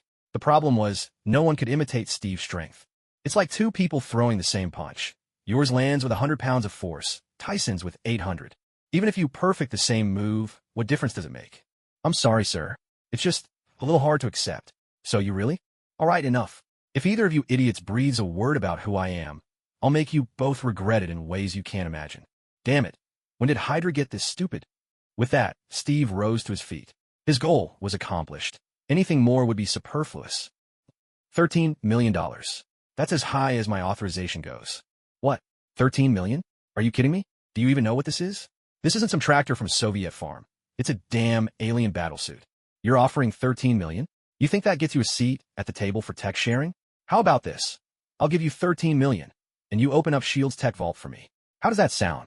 I really don't know if you're underestimating technology or Stark Industries. 13 million? Stark was perhaps a bit more civilized than Steve, but he was just as difficult to handle. Coulson finally understood what people meant by birds of a feather flock together. Mr. Stark, this really is the highest level of clearance I have. Then get someone to give you higher clearance. Happy, show him out. Seeing as you all helped me hit 10,000 today, whether free gifts or paid ones, just keep them coming. I'm seriously about to work myself to death. But Mr. Stark, S.H.I.E.L.D. really doesn't have that much funding. Huh? Do you honestly think S.H.I.E.L.D. is the only organization in the world interested in this? Let me remind you, we're talking about a damn alien battlesuit here. Do you even understand what that means? It means it's completely different from any technology we have on this planet. It's brand new, unquantifiable technology. At this moment, Stark displayed the poise of a seasoned businessman. Maybe he didn't radiate the same intimidating energy as Steve, but at the negotiating table, few could outmatch him. So, Mr. Stark, what kind of deal are you willing to accept? Two options. First, S.H.I.E.L.D. pays $1 billion up front. Second, S.H.I.E.L.D. and Stark Industries share information. I'll provide you with all the technical data on the alien suit, no strings attached. But, in return, you'll have to share some of your own, just some insignificant data. When Stark mentioned insignificant, Coulson's brow furrowed. An agent his age would never take Stark's words at face value. It was, after all, alien technology. No matter how gullible he might be, he'd never believe that anything comparable to alien tech could be called insignificant. May I ask what kind of technology you're interested in, Mr. Stark? Still trying to make a last-ditch effort, Coulson saw Stark's scheming smile spread across his face. I don't know yet, but I'm sure I'll think of something. You can give me access, can't you? After a moment's silence, Coulson picked up his phone, his tone tinged with resignation. I need to make a call. Honestly, Coulson was never fond of Scythe Farm. The people here reminded him of cowboys from the American West. Rough and uncouth, yet among them were a few who were shockingly shrewd. The radio relay quickly carried Coulson's words to Nick's ear, and the latter had already anticipated difficulties. But he hadn't expected things to go this badly. Still, Stark's demands weren't unreasonable. After all, in this world, everything's a matter of give and take. The most important thing is that you must know for yourself whether it's worth it. Agree to his request and give him internal access, but our people need to be involved in the research on the alien battlesuit. I don't trust Stark or Steve's sincerity, Nick ordered. His instructions were quickly carried out. Meanwhile, Steve had just seen off Coulson and his two assistants, still uncertain when Hydra would finally muster the courage to come knocking at his door. But he figured it wouldn't be long now. Things had come this far. If they didn't send a couple of people to make contact soon, he might just have to launch his own version of SHELD's plan for human eradication. The gangs of New York had been quiet for some time. That bloody chaos sparked by Kingpin's death had finally come to an end. There was a new Lion King ruling the savannah, but you know how it goes. Lion Kings tend to change every few days. But things were different now. The Lion King of New York had held the throne for 2 whole weeks. During that time, no one dared challenge his position. At the same moment, 2 violent men in New York, each in their own corners, both broke into a smile. Frank, thanks to a tip from Kingpin, realized that the people he'd slaughtered weren't the real masterminds behind it all. Kingpin had also pointed out a simple, undeniable truth. Whoever profits is the one responsible. The picture was suddenly clear. The newly crowned Lion King was not just the biggest beneficiary. He was also the true puppet master. So, at that very moment, 2 men, one driven by uncompromising justice, the other by chaotic evil, both set out for the heart of New York City. Kingpin's elite crew had been stifled for far too long. You know how it is, for guys who've spent their lives fighting on the streets. The worst thing isn't dying in a street fight. It's hearing the constant battles raging right outside your door, but not being allowed to join in. Frank, on the other hand, was going solo. The others at the old soldier's barbecue were just mercenaries for hire. He didn't have the cash to pay them, and to be honest, Frank thought their skills were a bit rough around the edges. He had no interest in risking his own life to bail them out on the battlefield. The only one he could count on not to need saving was busy taking care of his kid these days. So Frank packed enough ammunition and explosives for a small war and set out ahead of the rest. Right now, he was the most notorious figure at San Diego High. He wasn't the least bit worried about what might happen if he was gone for a night. Come on, did you really think he spent all these years blending in for nothing? New York is a good place. Truth be told, it's always been a good place. No one knows how many dreamers with opportunistic hearts are slumbering here, and no one can say how many seeds of ambition are sown in the city each day. This place is like the Old West, where people once struck gold. A land forever luring dreamers who cast themselves into a life as harsh as purgatory, all for the hope of a brighter tomorrow. Yes, a life as harsh as purgatory. Peter Parker really doesn't like this city anymore. He used to think it was a wholesome place, filled with honest people. That was before the time he got his backside peppered by an old lady with a shotgun just because she couldn't walk any farther. Kid, do you see that? Maybe that guy needs help. Wade's unmistakable voice crackled in Parker's ear, making him jump with a start. God only knows how many times he's been tricked by this guy in the past few days. God only knows how many times he's tried to help and only made things worse. No, he looks like a grown man. I think he can handle his own problems. Peter Parker eyed Dr. Banner, dressed in rags, and shook his head firmly. As pitiful as the man appeared, Peter's spider sense screamed that he was dangerous. Well, maybe, but he does look pretty miserable. Can you really just stand by and watch someone suffer, Peter? For heaven's sake. No, for God's sake, at least check up on him. Maybe see if he's got any spare change he's picked up begging. Peter Parker narrowed his eyes, glaring at Wade with deep suspicion. He was pretty sure this jerk wanted to rob a homeless man.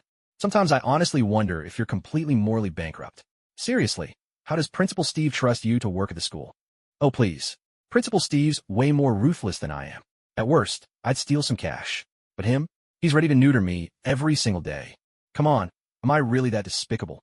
Section break. Still 5 updates today. This one's another extra for Big Boss Baisha. And listen, folks, 40 tips for an extra chapter is already expensive enough. Don't just keep throwing money at me, okay? Just look at the top 2 on the gift leaderboard. How am I ever supposed to keep up if you keep tipping like that? Are you trying to kill me, my friends? Honestly, it's a pretty nasty thing to do, but coming from you, it almost feels righteous. With those words, Parker started moving. Not because he thought Dr. Banner needed help, but because he spotted a group of young black men in hip-hop attire coming down the street. Huh? Didn't you just say he didn't need help? Wade shouted after him, trailing close behind. But those are black eyes. Damn it, you're just like Steve, a racist. Peter didn't answer. Truth be told, it had nothing to do with racism. It's like how mob bosses always seem to love tattoos. Sure, you know tattoos are just a form of self-expression, but you can't help but get the feeling that this person probably spent a lot of time in nightclubs and bars. A black guy dressed in hip-hop style might very well be a law-abiding citizen, but you have to admit that's exactly how those streetwise black kids dress too. Peter Parker dropped from above, masked like a hardened thug, landing right in front of Dr. Banner. Hello, sir. I think you might need a little help. Dr. Banner looked a bit nervous and instinctively took 2 steps back, to be honest. With the way Parker was dressed, he looked just like some Russian gangster smuggled across the border. You couldn't blame him. The guy was in a tracksuit with those signature 3 stripes, and his face was hidden under a robber's mask. If you told Banner this guy had a dozen lives on his hands back in Russia, he'd probably believe it. I don't have any money. Could you just let me go? Parker looked at Banner in exasperation. No, you got it wrong. I'm not a bad guy. I know you're not a bad guy. I'm giving you my money because I want to. Banner, trying to be sensible, handed over his wallet, and Parker, completely confused, took it. Wait, what? No, I really just saw you were in danger. Didn't you see those guys over there? Parker looked at Banner helplessly, while Banner kept his eyes squeezed shut. I don't see anything. Really, I have no idea what you look like. I swear, there are 2 black thugs over there. Parker was clearly getting desperate. I don't know anything, I swear. As Parker watched the 2 menacing tough guys pull pistols from their waistbands, he couldn't help but let out a curse. Then, shaking off Banner's grip, he charged straight at them. The 2 gangsters raised their guns overhead and began firing wildly, and Parker figured that if he just stood still, he might actually be less likely to get hit. But Parker moved fast. Spider-Sense made these 2 street punks no real threat at all. He made short work of them, and only then did he have a moment to glance back at Banner. Hello, sir. Honestly, I really mean no harm. Banner finally opened his eyes, looked at the 2 unconscious men on the ground, and then at the Russian gangster still standing, and promptly shut his eyes again. I don't know anything. You're a good person. Parker was so frustrated he yanked off his mask, pulling Banner to his feet. Look at me. Come on, look at me. I'm just a well-meaning student. Do I really look like some kind of lowlife to you? Parker was almost shouting by this point. Banner finally cracked his eyes open for a glance at Parker, then closed them tightly again. I know you're a good person. After Banner finished speaking, Parker was on the verge of exploding himself. Yet, before he could even lose his temper, an explosion erupted from the street behind him. Flames lit up most of the block, and a 3-story building facing the street was engulfed in a raging inferno. Parker turned his head to look back, completely indifferent to the blaze. Banner's face twisted into something fierce. Damn it, Parker! There's a gang war breaking out over there. Wade sprinted to Parker's side, scooping up both Parker and Banner, ready to make a run for it. There was no other choice. Even though Parker was a superhero, he wasn't exactly bulletproof. If anything happened to him out here, Wade didn't even want to imagine what that bastard Steve would do to him. What? Has World War III started? Someone's actually using a mix of C4 and plastique in the city? Oh my god, I have to file a complaint with the NYPD. How can I let such dangerous stuff circulate in New York? Wade's complaints sounded genuine and indignant. Hey buddy, don't be scared. I'm this kid's guardian. You know, behind every courageous young hero is a parent with impeccable morals. You don't need to worry about your safety. With us around, you're always protected. Wade kept chattering away, and Banner, whose mood had just settled, was starting to get agitated again. Good heavens, Wade's real superpower must be his uncanny ability to annoy anyone, indiscriminately. What's that? Parker exclaimed, pointing at the burning block. Amidst the fiery street, Kingpin, dressed in his trademark black suit, strutted down the avenue with his entourage. I don't know, but it looks like Amin's marching his army to crown himself king in New York. Wait, damn, isn't that Kingpin? I thought he was dead. Wade finally realized what was happening. In fact, it wasn't just him. Nearly every faction in New York believed Kingpin was dead. Now, his expression was solemn, the white lily in his breast pocket, lending him an air of sorrow. Everyone who saw him at that moment felt a pang of sadness. I must be losing my mind, but I actually think he looks heartbroken. You know, he might be the most successful criminal in all of America. At least as far as I know, he's been linked to no less than 100 murders. Wade's endless muttering only made Parker more anxious. What's he up to? Coming out to reclaim his turf? Oh god, today is not going to be peaceful. Damn, we need to get out of here now. As Parker and Wade prepared to whisk Dr. Banner away, another explosion thundered through the streets. Flames erupted right in front of them, and out of the blaze strode a striking, sharp-featured middle-aged white man carrying a Remington shotgun. Wade let out a sigh of relief as soon as he saw him. Thank heavens, Principal Frank is here. I knew I couldn't possibly be your only babysitter, kid. There's no way Steve would leave me alone to look after you. Hey Frank, are you here to take over? Damn it, my shift's over. This unlucky kid and this dumb white guy are all yours now.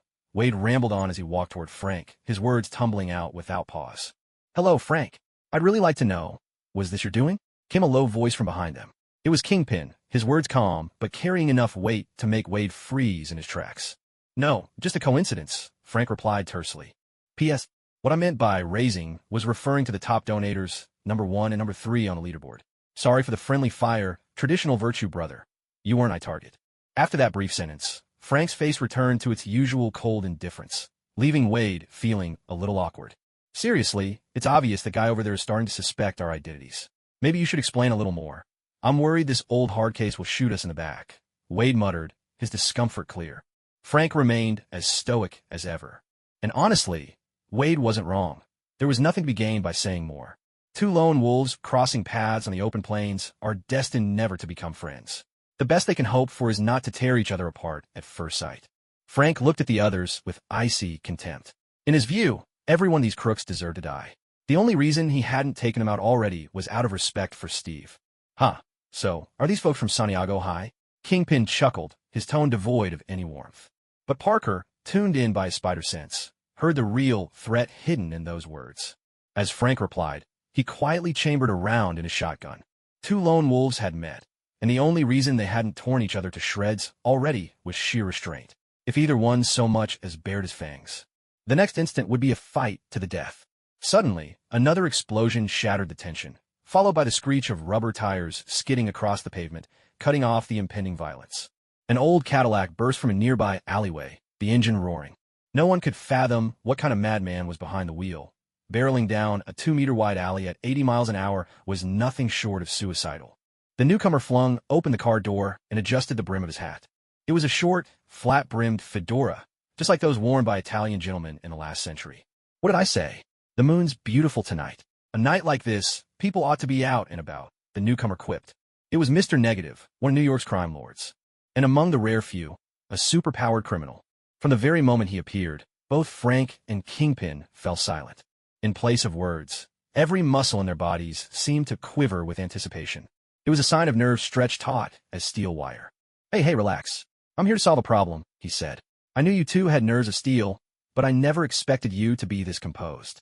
For a second, I thought you both were perfect examples of those couples who stay together despite being completely at odds. You know, sometimes the human heart is much darker than we imagine. Mr. Negative looked like he might be of Chinese descent, but perhaps it was the night that made the shadows on his face seem even deeper. A hint of laughter crept into his voice. Looks like I'll have to work with the folks in San Diego again. Hey, Ultraman, I hope you can stoop to cooperate with a supervillain like me. Kingpin grinned, stripping off his suit jacket and shirt to reveal an imposing, muscular build beneath. At last, the fat man shed every layer of pretense, letting the beast within stand exposed for all to see. You know, I've been training a little, he said with a wicked smile, hefting his cane as he charged forward.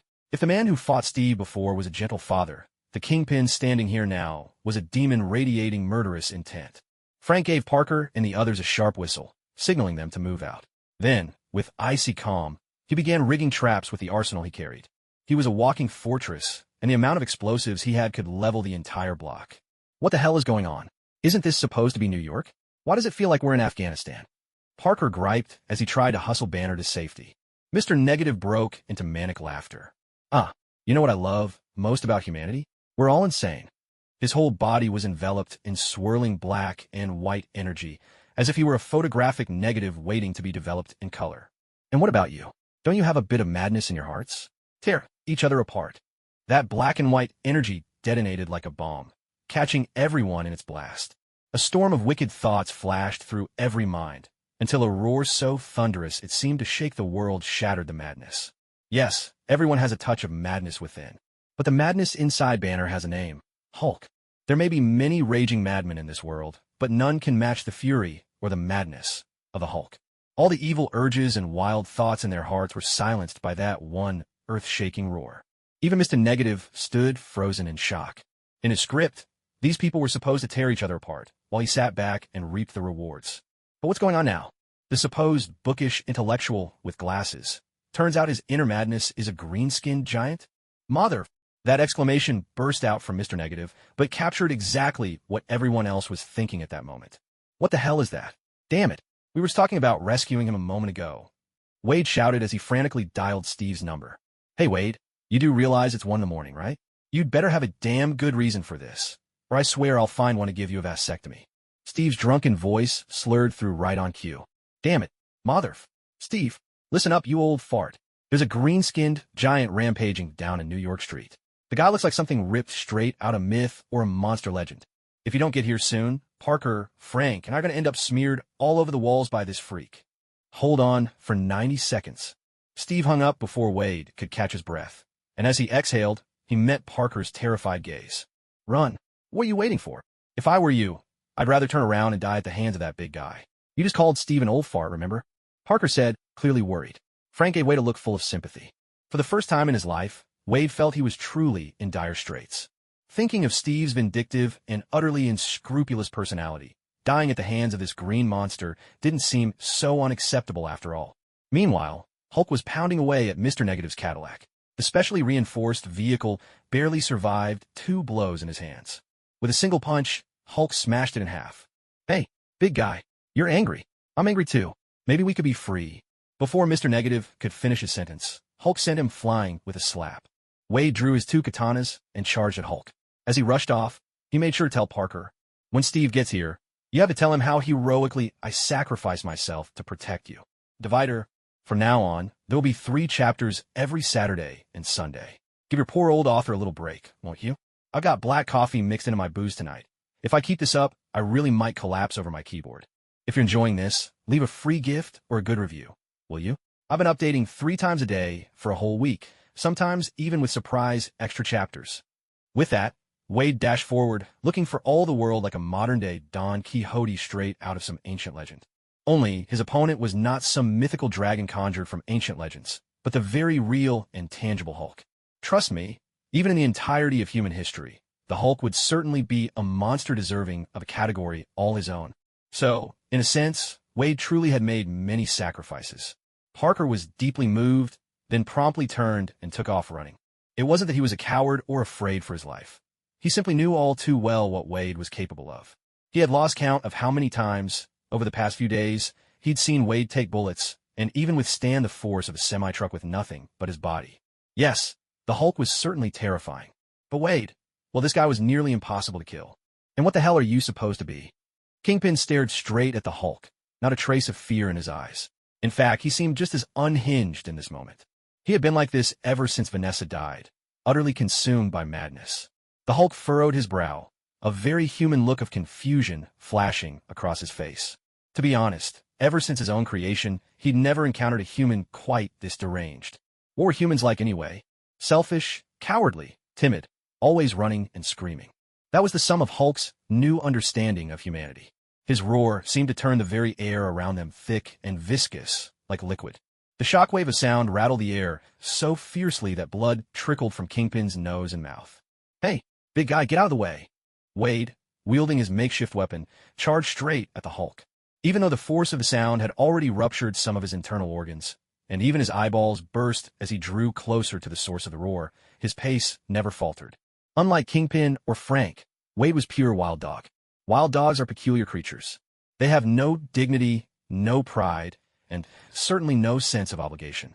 Sometimes they just go berserk out of nowhere, throwing themselves recklessly at an impossible goal with everything they have. Sometimes it's for a scrap of meat, sometimes for a home, and most of the time, you have no idea what drives them. No one knew why Wade chose this moment to stand his ground. Maybe he truly was unkillable.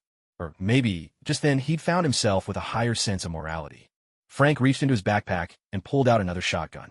He'd thought through every possible scenario, and he knew exactly what to do when facing a creature of this size. Dragon's breath shells might not be the most lethal, but their blinding flare was perfect for confusing the big guy and halting his advance. The Fisk family doesn't care for these kinds of firearms. Kingpin took the shotgun without hesitation and fired immediately. But that doesn't mean we won't use it. Wade's knife was already lodged in the top of Hulk's foot, but unfortunately, it hadn't managed to break through his defenses. At least for Hulk, that thing wasn't even worth a second glance. The big green guy simply swept Wade aside with a wave of his hand, sending him flying 10 meters through the air, a fate Wade had never imagined for himself. That sensation was absolutely awful. It was even worse than when he tried to take a hit from a dump truck head-on. "Get up." Frank gave Wade a kick, urging him to get moving. Of course, he knew what this guy was capable of. He remembered how Wade's wrist had been snapped by Anton in their earlier arm wrestling match. "Hey, damn it, do you have any idea what you're doing? I'm an injured man, a patient. Is this really how you treat me? If you actually died, I might even wear a dress to your funeral. But until that happens, get your ass up. This is a battlefield. If you want to play dead, you could have just run off at the start." Frank spoke as he quickly reloaded his gun. He'd already emptied every bullet he had while taking cover just moments ago. All right, Battlefield Commander, I'll go get myself killed. Damn it, why did I ever awaken this power? I'd have been better off rotting in the ground." This time, Steve didn't ride his Harley. He didn't opt for any other mode of transport, either. Instead, he kicked off his shoes and sprinted the whole way. When he said a minute and a half, that even included the time it took him to find a route. Fortunately, Stark was constantly tracking his location. Steve was no lone wolf. He was a real soldier through and through. In their era, dueling one-on-one was never considered a soldier's virtue. Sure, taking on a crowd alone was glorious, but the real standard was always teamwork and overwhelming firepower. So at the very first moment, he contacted everyone. Stark provided technical support, guiding him and the rest of the barbecue veterans to the location. As for Stark himself, he'd be joining them a little later. When Steve arrived at the scene, Frank had just finished reloading. Frank looked up at the man standing before him and let out a weary sigh.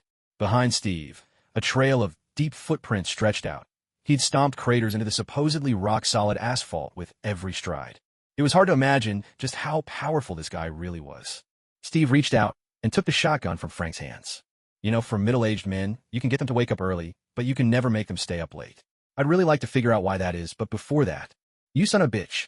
Hey, come over here and face Papa's boomstick. Tongues of flame flickered and danced, drawing everyone's attention, including Hulk's. Tonight was destined to be an extraordinary night for Hulk. He had never seen so many lunatics gathered in one place. But Hulk's own brand of madness soon made itself known as he let out a thunderous roar. After all, who could turn down a clueless white guy who walks right into your arms? For the Blackstreet thugs, it was impossible to refuse someone like that. Man or woman, it made no difference. Although Banner wasn't black, Hulk, perhaps, was even more savage than any of them. The furious monster had clearly been provoked. He leapt up, bringing his fists together and bringing them crashing down towards Steve. "I love this part," Steve exclaimed, tossing aside his shotgun and charging at Hulk in the very same pose. The scene everyone expected, Steve being sent flying, never happened. Instead, these two giants, so different in size, squared off, locked in a fierce standoff. "Huh, big guy, you don't seem nearly as tough as you look," Steve taunted, provoking Hulk even further. And according to his nature, the angrier he became, the stronger his power grew. A month ago, that blow would have shattered every bone in Steve's body. But now, a month later, Steve had already proven his brute strength by wielding Thor's hammer. Hulk was no longer the undisputed powerhouse in this arena, though his rage was his greatest weapon. The angrier he got, the stronger he became. "Hey, you big green eggplant, do you have any idea how outrageous you look? I bet if you have a girlfriend, it can't be easy for her. That's assuming you even have one. Tell me, were you born this huge?" Steve's words sent Hulk into an uncontrollable fury. Meanwhile, Wade, watching the spectacle from the sidelines, turned to Frank with an expression of pure admiration. "You know, I always thought the boss had real talent for this sort of thing. I just love him." "Get to work," Frank muttered, pulling a few anti-tank mines from his backpack, a move no one could have expected. After all, he'd come out tonight for a gang shootout. This was America, not Russia. No gangsters were about to roll a tank down Main Street. For crying out loud, what are you even doing here? I thought you just wanted to settle a score with the mob. But now it looks like you guys are planning to storm the Pentagon. Should we go take down the White House while we're at it?" Wade kept chattering as he expertly set the mines, complaining nonstop. Honestly, Wade was a decent guy. His tactical skills were top-notch. If only he could keep his mouth shut. "Did your drill sergeant never teach you how to be quiet?" Frank said, a bit exasperated. Truth be told, it had been a long time since he'd felt this kind of frustration. "Frank, you've got it all wrong. Actually, he did teach me how to keep my mouth shut back in the day. But you know me, my mind's never really been all that stable. By the way, I think your anti-tank mine is a bit too crude. How about I give it a little upgrade?" Wade fixed his gaze on Frank, a sly smile curling at the corners of his mouth. "I'm starting to like you," he said. "Just remember, not a scratch on the civilians." With nothing more than this simple warning, Frank hefted his shotgun and charged outside. Wade fished a cigarette from his pocket and lit it for himself. You know, humans really need a balance between work and play. A bizarre scene began to unfold. Up ahead, Steve was locked in a struggle with Hulk, taunting the big guy with insults so sharp they'd make your ears burn, trying to push him to his limits. If you had to draw a comparison, it was a bit like the fiery daughter-in-law at the end of the village, laying into her hapless husband and venomous mother-in-law in a relentless tirade. Poor Hulk had spent his whole life in America, utterly unacquainted with this kind of rural Chinese tongue-lashing. He couldn't understand why. For example, if someone was ugly, their son was doomed to be born without a backside. But understanding wasn't necessary for him to feel furious. Sometimes, the joys and sorrows of humanity don't really connect, but you can trust that anger is universal. Maybe you've never heard a word of Javanese in your life, but if a Javanese villager gets in your face and starts shouting, you don't need to understand a thing. Your first instinct is still to smack him in the mouth. Hulk, at this moment, desperately wanted to do just that to Steve. The words pouring out of Steve's mouth were just too filthy, too harsh. But he couldn't win. His opponent was every bit as strong, smaller in size, and far more agile. It was like he was a legendary master, bursting with strength, but with all 5 senses sealed, capable of stirring up storms, yet unable to swat a single mosquito. "Hulk, you little bug.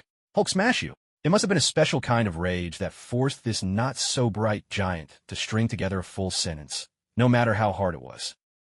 Kingpin and his men had cornered Mr. Negative against the wall, watching him with polite, almost cordial smiles. In that moment, he didn't seem insane at all. If anything, cold reason was in charge. "Hey, the world's about to end. Is now really the time to settle old scores with me? That monster's going to kill every last one of us, and I mean all of us." Mr. Negative sounded a little exasperated. Admittedly, he had some powers, but, truth be told, they weren't the kind that could level cities or shatter worlds. In fact, they didn't even give him much of an edge right now. He really didn't want a direct showdown with Kingpin. "Look at you, what are you saying?" "My dear Martin Lee, you have to understand, for men like us who have lost our wives, well, even if both of us were on the Titanic right now, I'd still make sure you went overboard first. Only then would I be satisfied. At this moment, Kingpin was governed entirely by cold reason. Of all the Avengers in the world, the most formidable are those who keep their wits about them. They always know exactly what needs to be done and when. Mr. Fisk, I don't think there's any real conflict between us. I'm not targeting you specifically, you know? My only goal is to plunge all of New York into chaos. You just happen to be standing in my way. I truly sympathize with what happened to you and Vanessa, but you have to understand, I bear you no ill will. Besides, this was bound to happen. If it wasn't me, someone else would have done it. So really, there's nothing personal between us. There's no need for you to hate me so much. Mr. Negative's sophistry was brilliant, but Kingpin stared at the unwavering smile on his face. I'm not killing you because of Vanessa. Yes, her death in that explosion was heartbreaking, but that's not why you have to die. What I want is control over every gang in America, and you are never going to bow to me. Your abilities make me wary. As long as someone like you is alive, there's always a chance you'll rise again. I can't let you live. Kingpin's words left Mr. Negative speechless. All his carefully prepared arguments were suddenly useless. Only now did he realize that Kingpin hadn't emerged from the explosion he orchestrated unscathed. At the very least, whatever humanity he once had was now all but gone. He tried to say something more, but Kingpin was already charging at him. This utter madman, ruled by absolute rationality, unleashed his fists, each as heavy as a cast-iron pot, one after another. Every punch was aimed for a vital spot, and not one was wasted or made reckless by rage. Kingpin was like a high-powered combat machine, run by artificial intelligence, calculating every move to bring down his opponent with the least amount of effort. Even Mr. Negative, who had always prided himself on manipulating the human psyche, felt a chill of fear. A Kingpin stripped of all humanity was his worst nightmare. Fortunately, years of gangland survival had forged him into a formidable street fighter. He was struggling, but so far, he managed to hold his own. Hey, Fisk, there's no need for us to keep going like this. We could actually be friends, you know, I could even join your side. Your abilities make me wary. I can't predict the kind of harm you might cause. I don't like unstable elements like you. So, for everyone's sake, you'd better die. As soon as Kingpin finished speaking, the force of his fist tightened even more. Stacy had arrived together with the veteran barbecue crew. To be honest, it was humiliating. He was the commissioner of the NYPD, and something this serious had happened in his own jurisdiction, yet he hadn't beaten a bunch of mercenaries to the scene. What kind of nonsense was that? And these mercenaries weren't even spending taxpayer money. Hey there, George. Long time no see. You're looking well. You know, I do miss your station sometimes. The coffee's not bad, and the female inspectors are pretty attractive. By the way, I heard you've got a daughter? How about sending her to our San Diego High? It's pretty much the best boarding school in the country. Wade's needling was enough to make the New York police commissioner's blood pressure spike. Shut up, you burnt hot dog. Why are you all here? Damn it, don't tell me this has something to do with you again. Whoa there, we're just a bunch of concerned citizens. No need to be so harsh. Okay, I can see you're angry. How about this? Let me buy you a lollipop later. Stacy ignored Wade completely. Wade, unfazed, turned to Barney. These guys, who normally lounged in plaid shirts and sipped beer, looked surprisingly formidable in uniform. With a cigar clamped between his teeth, Barney had the air of a hardened commander. Christmas, Enyong, you two take a team and figure out what's going on. Gunnar, Highway, you're on crowd control. Caesar, secure the perimeter, don't let any bystanders in. Wade, you're with me. Let's go give Steve a hand. Barney quickly issued his orders, then dashed out with Wade following close behind. Hey, Barney, this takes me back to the days of the East Africa campaign. You know, I used to be a mercenary too. Oh, for heaven's sake, what's that giant green blob across from Steve? Barney only knew he was supposed to be here. He had no idea what exactly was going on. Stark had given them precise coordinates, but no intel about what was happening on the ground. I'm not exactly sure, Wade replied, sounding confident, but it looks like another mess caused by genetically modified corn. You know how dangerous that stuff can be. Barney took the cigar from his mouth and stared at Wade. What the hell is wrong with this world? I thought there couldn't possibly be so many monsters out there. God, I knew from the start there was something off about you. You'd better tell me what on earth is going on here. I don't really know how to explain it to you. Maybe it's just that, one day, cosmic rays triggered mutations in human genes. Some people suddenly found they could breathe fire, some became impossible to kill, and others developed bodies of extraordinary strength. Some call them mutants, others call them genetically modified children. Honestly, I don't think there's much difference. Now, is there anything else you want to know? Wade looked at Barney, posing his question with genuine seriousness. Barney hesitated, glancing over at Hulk, who stood in front of Steve. The ground beneath the two was fracturing in wide circles, as if they were pouring every ounce of their strength into splitting this cursed patch of earth apart. How can I help Steve? Barney truly lived up to his reputation as a professional mercenary. He never lost sight of the principle of getting paid for the job. I don't know. I tried just now, but conventional firepower seems useless against that guy. Unconventional firepower doesn't discriminate between friend and foe. You know how tricky that gets. Yeah, that's a tough one. Gonna cost extra. Barney took a fierce drag on his cigar, raised his eyes, and drew his pistol. Then, moving with a speed that belied his age, he dashed forward, covering the distance to Steve in a matter of heartbeats. Without hesitation, he raised his gun and fired directly at Hulk's eye. His movements flowed seamlessly, a single unbroken motion. It wasn't until the muzzle flash filled Hulk's vision that Steve realized backup had arrived. Hulk's rage only intensified. With a moment to breathe, Steve finally took in his surroundings. They were in a bustling downtown district. If this fight kept up, plenty of innocent homes would be reduced to rubble. Sure, he could choose not to care, but what would be the point? Hulk had already reached the peak of his power.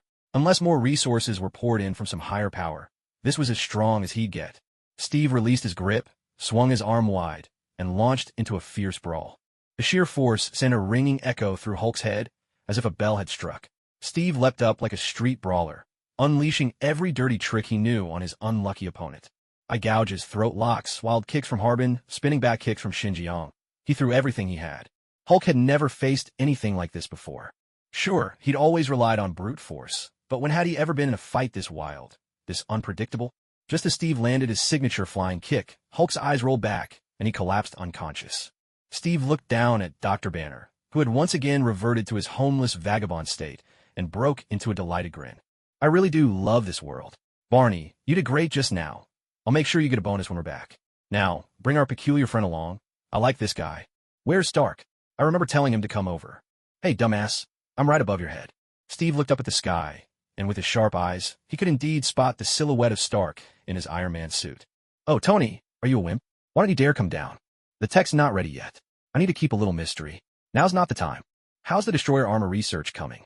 Honestly, I need a new weapon. That hammer's just not cutting it anymore. You'd better hurry up with the new tech. Steve spoke as he led Barney back to the street corner. Steve, don't you dare tell me this mess is your fault again. No need to thank me. This is what a 5-star general should do. It's what I did 70 years ago. Protect the people of this country from any threat. But seriously, your systems need a major upgrade. I heard you guys showed up after the Veterans Barbecue? TSK, that's a real waste of taxpayer money. Steve's perfectly delivered disdain left Stacy's face flushed with embarrassment. Damn it, Steve. Our budget is tight. Oh no, damn it. You'd better tell me what on earth happened here. Divider, the 4,000 words I owed yesterday have been made up, and there'll be an update this afternoon. Please keep those 5-star reviews and gifts coming. The 4,000 words I owed have already been added at the end of the last chapter. I'm the kind of person who, if I make a promise, I keep it. No exceptions. Main story. Stacy looked at Steve, his lips moving as if searching for words, but in the end, nothing came out. Steve had been dodging the truth from the very beginning, and Stacy knew all too well what such evasions usually meant. Am I useless now? Stacy stared at Steve and forced out the question, his voice hard as steel. He wanted to tear down the curtain in front of him with those words and finally see the world as it truly was. Steve turned his head away. He could feel the man's resolve, and he realized there was a problem he could no longer avoid. Do you know about Xavier's School for Gifted Youngsters? It's a school in New Jersey. I just came back from an inspection there recently. Honestly, that place puts San Diego high to shame. I really like it over there. And the children there are all geniuses too. Believe me, their talents will truly amaze you. In fact, there are quite a few such geniuses at Santiago High School as well. Would you like to see for yourself? Steve decided to recruit this upright police officer to his side before the mutant incident arrived. For that, he was even willing to reveal part of the truth ahead of time. What are you getting at? Are you saying that by meeting these geniuses, I'll somehow see the truth of this world? Steve, what exactly do you mean? Yes, trust me. Steve looked at him earnestly. Perhaps it was because this man had never seen such sincerity in anyone's eyes before, but Stacy found himself nodding almost involuntarily. I don't believe a couple of geniuses can really change the course of the world. Neither do I. Steve shrugged. By the way, Wade, if I recall, I asked you to bring someone out here with you. But now, it looks like I'm only seeing you. Did you stuff him into a suitcase and dump him in the river? Or did you chop him up and flush him down the sewers? Oh, crap. Oh, crap. Damn it. Boss, you know how things got dicey just now, and I had no choice but to let him make a run for it on his own. Steve reached out and gave his shoulder a reassuring pat, his expression calm. I get it. Don't stress out. But you're not about to tell me you didn't slip a GPS tracker on that little brat, are you? Wade's eyes shifted from panic to despair. He shook his head in defeat. A look of disdain crossed Steve's face. Deadpool? A seasoned pro, a merc who's fought for 20 years, and yet here we are. Stark, if I remember right, we've got a little brat radar. Now's the time to switch it on. Through the radio on Johnny, Steve got in touch with Stark, who hadn't left yet. After a moment, Stark responded. I've sent you the location. Right now, there's only one coordinate moving around in the area, and he's moving fast. I'll head over first. Make sure you catch up. Upon hearing this, Steve turned and gave Stacy a pat on the shoulder, completely unconcerned about the missing Frank. I've got good news and bad news. The good news is we can go back now. The bad news is we've got some overtime to pull first. That's right. We owe it all to the ever-itching Mr. Parker. Keep in mind, the kid's been scared out of his wits, so you'd better tread carefully. Oh, and Wade, today's overtime counts against your paycheck. Steve quickly got everything organized and led the Santiago maintenance crew away from the scene in a hurry. Many years ago, he'd read in a book that the maintenance department at a certain academy was made up of elite special forces. Now, his own Santiago High had managed to assemble a pretty impressive maintenance team as well. Although, several members clearly weren't in a stable state of mind, and their general level of moral integrity was rather low. This much was evident from the constant chorus of cursing and crude insults crackling over the team's radio. Steve could only sigh in resignation. He had no idea where things had gone wrong, but the relentless barrage of swearing over the radio was starting to wear on his nerves. Hey, you sons of, can you quiet down for a moment? How many times do I have to tell you, damn it? When you're out in the field, you got to show a bit of class. You need to set an example and let people see our professionalism. Look at you lot, cursing nonstop all the way here. Damn it, pipe down, you bunch of little punks. To be fair, the whole custodial department put together couldn't out-curse Steve on his own. Fortunately, the radio finally fell silent. Peter Parker was genuinely terrified. After all, he was just a high school kid and had never imagined there were monsters like that in the world. Hey, kid, are you all right? Stark was the first to spot Peter Parker. The kid looked absolutely petrified. The instant he saw Stark, Peter jumped to his feet. If Stark hadn't immediately lifted his helmet, the two of them might have come to blows right then and there. Whoa, easy. Don't freak out. I'm Tony Stark, your school's board member. I'm here to make sure you get home safe. Principal Steve is on his way to find you right now. That monster you faced earlier has already been subdued. You're safe now. Take it easy, kid. Relax, deep breaths. Speaking soothingly, Stark stepped out onto the rooftop. I'm sorry, Mr. Stark. Everything that happened today was way beyond anything I've ever known. That's how it goes. We all have to go through times like this. When what you know gets turned upside down, when your experience is shattered. It's a good thing. It means you've entered a whole new world. You know what? You've grown. Peter Parker stared at him, his wide eyes as startled as a young deer's. He kept taking deep breaths and finally ran a hand through his hair in a confused mess. Mr. Stark is going through this what it takes to become a superhero. At the moment, Stark was wearing one of his early suits, a version before Mark X, which couldn't be put on or taken off automatically. He had to sit down, trying to look a bit more relaxed. To tell you the truth, I'm just as new to all this as you are. I don't really know what being a superhero is supposed to involve.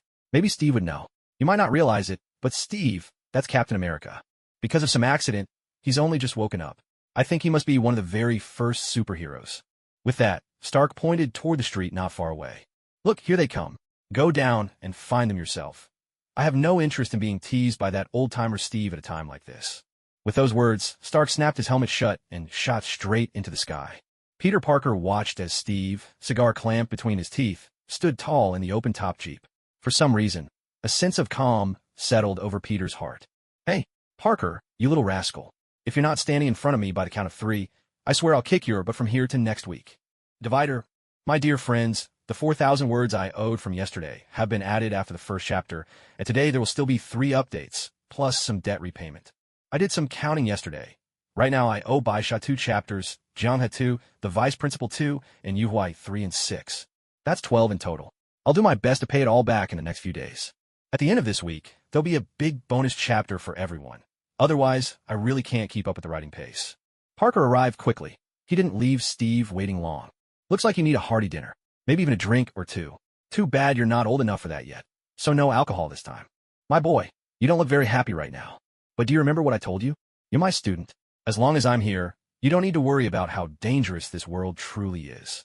All you have to do is tell me where you are and what kind of trouble you've run into. Then, just wait for me to come find you. The scolding Peter had expected never came. Instead, Steve simply patted his shoulder, checking to see if he was hurt. Well done. Looks like Wade at least taught you how to protect yourself. I like that. Come on, don't go back to school tonight. Let's head out to my farm. You need a proper day to rest. Steve made up his mind quickly and whisked Parker away from New York. As for Frank's whereabouts, Steve couldn't have cared less. He wasn't the paternal type. In truth, he respected everyone's choices. If revenge brought Frank a little peace of mind, then so be it. After all, it wasn't as if he was killing innocents. In fact, Steve admired Frank, the way he saw it. As long as he made sure Frank didn't develop some overly rigid sense of morality, everything would be fine. That was a remarkably simple thing to manage. But Mr. Steve, does being a superhero mean always dealing with monsters like that? Parker's voice trembled as he looked at Steve, a trace of fear in his eyes. Steve couldn't help but laugh at the question. Do you even know what you're saying, kid? You don't really think the Hulk is the biggest threat in this world, do you? Oh, my son, you have to realize this world is vast. There are countless galaxies, endless forms of life, villains beyond number, and more superpowered beings than you can imagine. Hulk is just one of a kind. There may never be another Hulk. But for you, Hulk should only be the beginning. First, you need the courage to face all the dangers in this world. Next, you need the conviction to stand your ground and fight them all day if you have to. Only then can you truly become a superhero. A superhero has never been a job. It's a kind of personality, even more, a kind of conviction. You are fearless enough. It was rare for Steve to speak at such length, and not a single curse word slipped in. The hesitation in Parker's eyes wavered, but in the end, he forced it down. Understand, principle. Parker looked at Steve with resolve, and for a moment Steve was taken aback. Then he broke into a smile. He reached out and ruffled Parker's hair with a hearty laugh. I like you kids. You don't know much yet, but you've got the guts to step forward anyway. Go tell Carl, Wayne, and Richard that from today on, they're to check in at my farm every week. And you too. News of Hulk's rampage in New York reached S.H.I.E.L.D. almost immediately. In fact, the U.S. military knew even earlier. But since Steve was involved, everyone tacitly agreed to let the matter drop. Because with Steve's difficult personality, whoever tried to come after him would probably end up paying for it themselves. John, sometimes I really do think this world is a wonderful place. Yeah, well, that's easy to say when you don't have to get up at 6 every morning to feed the horses. Seriously, do these kids really only come out on weekends? I like that boy Carl. He's solid, capable, got a backbone. If he doesn't join the army, believe me, he'd make a fine farmer. Steve was stretched out in his deck chair, basking in the 10 o'clock sunshine. Absolutely. No doubt about it. He'll be a great farmer. After all, these kids are too stubborn to let anyone take advantage of them. Loki, bring me a cold beer. Loki, who had been quietly sitting nearby, pulled out a bottle of beer at room temperature, then used his frost giant powers to chill it just right. Steve took a satisfying sip and said, Perfect this time. Not too cold, not too warm. You're far better company than your brother. You've had to put up with his foolishness all these years. It can't have been easy. There's a saying that rings true. Once you become the one who bears all the burdens without complaint, you'll always be that person. Ever since Joe and Loki had completed Steve's request last time, providing a constant supply of cold beer, Loki had basically become a walking beer dispenser. Mr. Steve, my brother's really not so hopeless as all that. All right, I hear you. So, tell me, why do you think Joe insists on having Wayne help out in the kitchen? I've even been stripped of the right to step foot in there now. Steve grumbled to John. Who knows? Maybe he thinks Wayne's a good cook. Honestly, I'm not a fan of the kid. He's way too uptight for someone his age. Doesn't act like a young man at all. Huh? Getting liked by a 70-year-old black guy? Sorry, this isn't Los Angeles. We don't shoot that kind of movie here. Steve shot back with a teasing grin. Steve, honestly, your mouth is way too vicious sometimes. I've never been in that kind of film, and besides, my type, I go for those blonde girls. Steve just shrugged dismissively. When I was little, I always thought the Pope at most had something going on with the nuns. I almost joined the church choir myself. Thinking back now, that was a close call. Steve, what's that supposed to mean? I've never been a priest. I know, I'm just saying. Steve replied with a nonchalant wave. Meanwhile, Richard and Carl were out with Thor, tracking down coyotes. The environment here was pretty great, and you could spot wild animals that were rare elsewhere. Steve had been racking his brain about what to do with Thor, that big lug, until he saw 2 calves by the fence that had been mauled to death. That's when he finally found the perfect job for Thor. As for those other Asgardian grade schoolers, Steve just sent them home. Thanks to that, Asgard now owed him a patch of first-rate turf. At this point, Steve was pretty much extorting Asgard. After all, it was doomed to destruction in the end. Better to bring a piece of it to Scythe Farm as a little keepsake, rather than let it get buried with the rest. Take that eternal flame, for example. He figured it would make a brilliant addition to the fireplace. By the way, aren't you supposed to be a vampire? I've never seen you drink blood, and you don't seem bothered by sunlight. Steve suddenly shifted the conversation, glancing at John. I'm not the kind of vampire you're thinking of. Actually, you could call me a daywalker. I'm not even sure what I should call myself. Divider, freshly typed by hand, and with the internet down, I can't see any typos. If you spot any, give me a nudge. Daywalker? What's that supposed to be? Of course Steve knew what a daywalker was, but he didn't want anyone to know that he knew. He didn't feel like explaining how he came by that knowledge, so he decided to play dumb. I'm not sure either. In fact, I might not even be a real daywalker. You know, vampires are a lot like zombies. If they bite you, you slowly turn into a creature controlled by them. Eventually, you might become a vampire yourself, and there's no turning back. But back in our day, everything was rough and makeshift. All we had were big-bore hunting rifles to deal with those bastards. So, is that how you got hurt? Steve jumped in at just the right moment, a model listener who always knew when to follow up. That's right. In those days, we had a saying, vampire hunters inevitably become vampires themselves. After I got bitten, I kept waiting for the transformation. But all that happened was a few bad fevers, a couple of blood transfusions, and then I turn out like this. I age much more slowly now. I don't crave blood, and sunlight doesn't harm me. Old John explained carefully, while Steve just shrugged. Doesn't matter. It's not like I'd kill you just because you're a vampire. Honestly, do vampires really have to drink human blood? Steve waved his hand, signaling for him to continue. How should I know? I've never been a vampire. Damn it. Your questions are kind of hurtful, you know. Sorry, just curious. I'll go check what's for lunch. You know my stomach can't handle anything raw. I hope Lao Zhou's made some beef stew. I'll never understand why you like that stuff. My God, beef stew? That sounds like something straight out of a satanic ritual. Old John shot him the finger. You know me. I'm the picture of self-restraint. That's why I don't have the looseness you do. Honestly, I envy that you never get constipated. Ever tried holding a fart? Steve shot right back, quick as ever. Truth be told, his past life had made him unbeatable in any war of words. Damn it, why did I have to start with you? Meanwhile, in the kitchen, Lao Zhou was patiently teaching Wayne how to turn a perfectly good piece of beef into something resembling charcoal. Honestly, Steve had rarely seen such villainous cooking skills. Zhou, you'd better tell me why you're doing this. For the first time in my life, I feel like becoming an animal rights activist. If these creatures died just to be tortured like this, it's downright cruel. Steve said with mock seriousness, while Lao Zhou elegantly sipped from his beer. Compared to you, the guy who eats steak well done, you're the real monster. Oh, come on. I ordered osso buco with red wine today. Don't tell me you're planning to stew that to death too.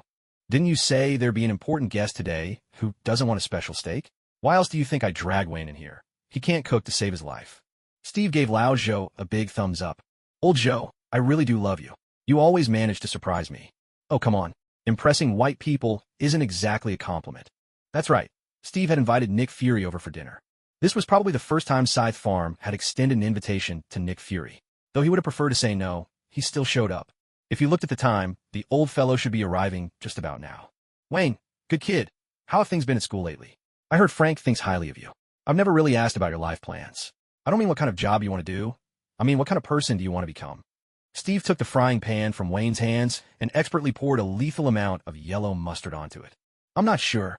Could I ever become someone like you, Principal? For once, there was a rare smile on Wayne's face as he said this. Oh, my boy, I like that look on you. You know, out of all of you, you're the only one who could just barely be called handsome. Becoming someone like me isn't so hard. But do you really know what kind of person I am? Steve pulled a bag of Sichuan peppercorns from the cupboard. Truth be told, people around here didn't really eat those, but he figured it would add some fun to the dish. Of course, there was no way he'd ever eat it himself. By now, Nick Fury's steak wasn't just a lump of charcoal. It had acquired some rather unfortunate enhancements. I think the principal is a strong person, Wayne offered. Steve chuckled. Kid, strength doesn't mean much on its own. When I ask what kind of person you want to be, I'm asking about your style, your way of being. Do you want to be calm, rational, cheerful, optimistic, or maybe sly, even unscrupulous? Strength alone isn't a style. So, tell me, kid, what kind of person do you really want to be? Steve looked at him, waiting for his answer, paying no mind to the streak of black smoke curling up from the stove. I want to be someone honest, calm, rational, warm-hearted, and capable of standing up for himself, Wayne replied at last, finally understanding what Steve was getting at. That's a good answer.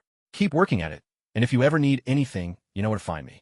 You're my student, Sometimes I think you carry a heavy burden on your shoulders. Letting it go might not be possible, but don't blame yourself for everything. As soon as Steve finished speaking, his phone rang. Hello, Captain Rogers, we've arrived. But it seems your kids out front aren't too keen on letting us in. Carlson's voice carried a hint of resignation. Put the phone on with the short, white kid in dreads, the one in charge. Soon enough, Carl's voice came through the receiver. Sir, they haven't registered. Sorry, Carl. I forgot to tell you. They're our guests for today. And, do you remember what I told you before? If you want to beat a dog, you have to close the door first. Do you know what's the first thing you need to do before you close the door to beat the dog? What is it, sir? You have to let the dog in first. Steve couldn't help but feel a bit helpless. Carl had been trained well by Frank recently, and Steve felt that if he kept letting things slide like this, it wouldn't be long before Santiago High became the Boy Scouts' main base in New York City. What kind of mess would that be? On the other end, Carl handed the phone back to Carlson and signaled for him to hurry through. What? Even Steve is using the Boy Scouts now? Damn it, this is New York. He's a 5-star general of the United States. I really have no idea how those idiots in Congress managed to approve this. Divider. Wrote 10,000 words again today. I'm exhausted. I thought it over carefully. 12 chapters in a day will kill me. Should I make up for it tomorrow? You all know I'm dependent on alcohol. If I don't drink a little, I might actually die. You let me get away with just 10,000 words today, right? You will, won't you? Won't you? 5-star reviews. Even gifts that don't require me to write extra chapters. Keep them coming. He's been a soldier for 80 years, director. Yeah, and for 70 of those he was missing. I remember Congress even issued his death benefits. But he's alive. Mother, Carlson, whose side are you even on? Nick Fury felt a twinge in his liver. Sorry, director.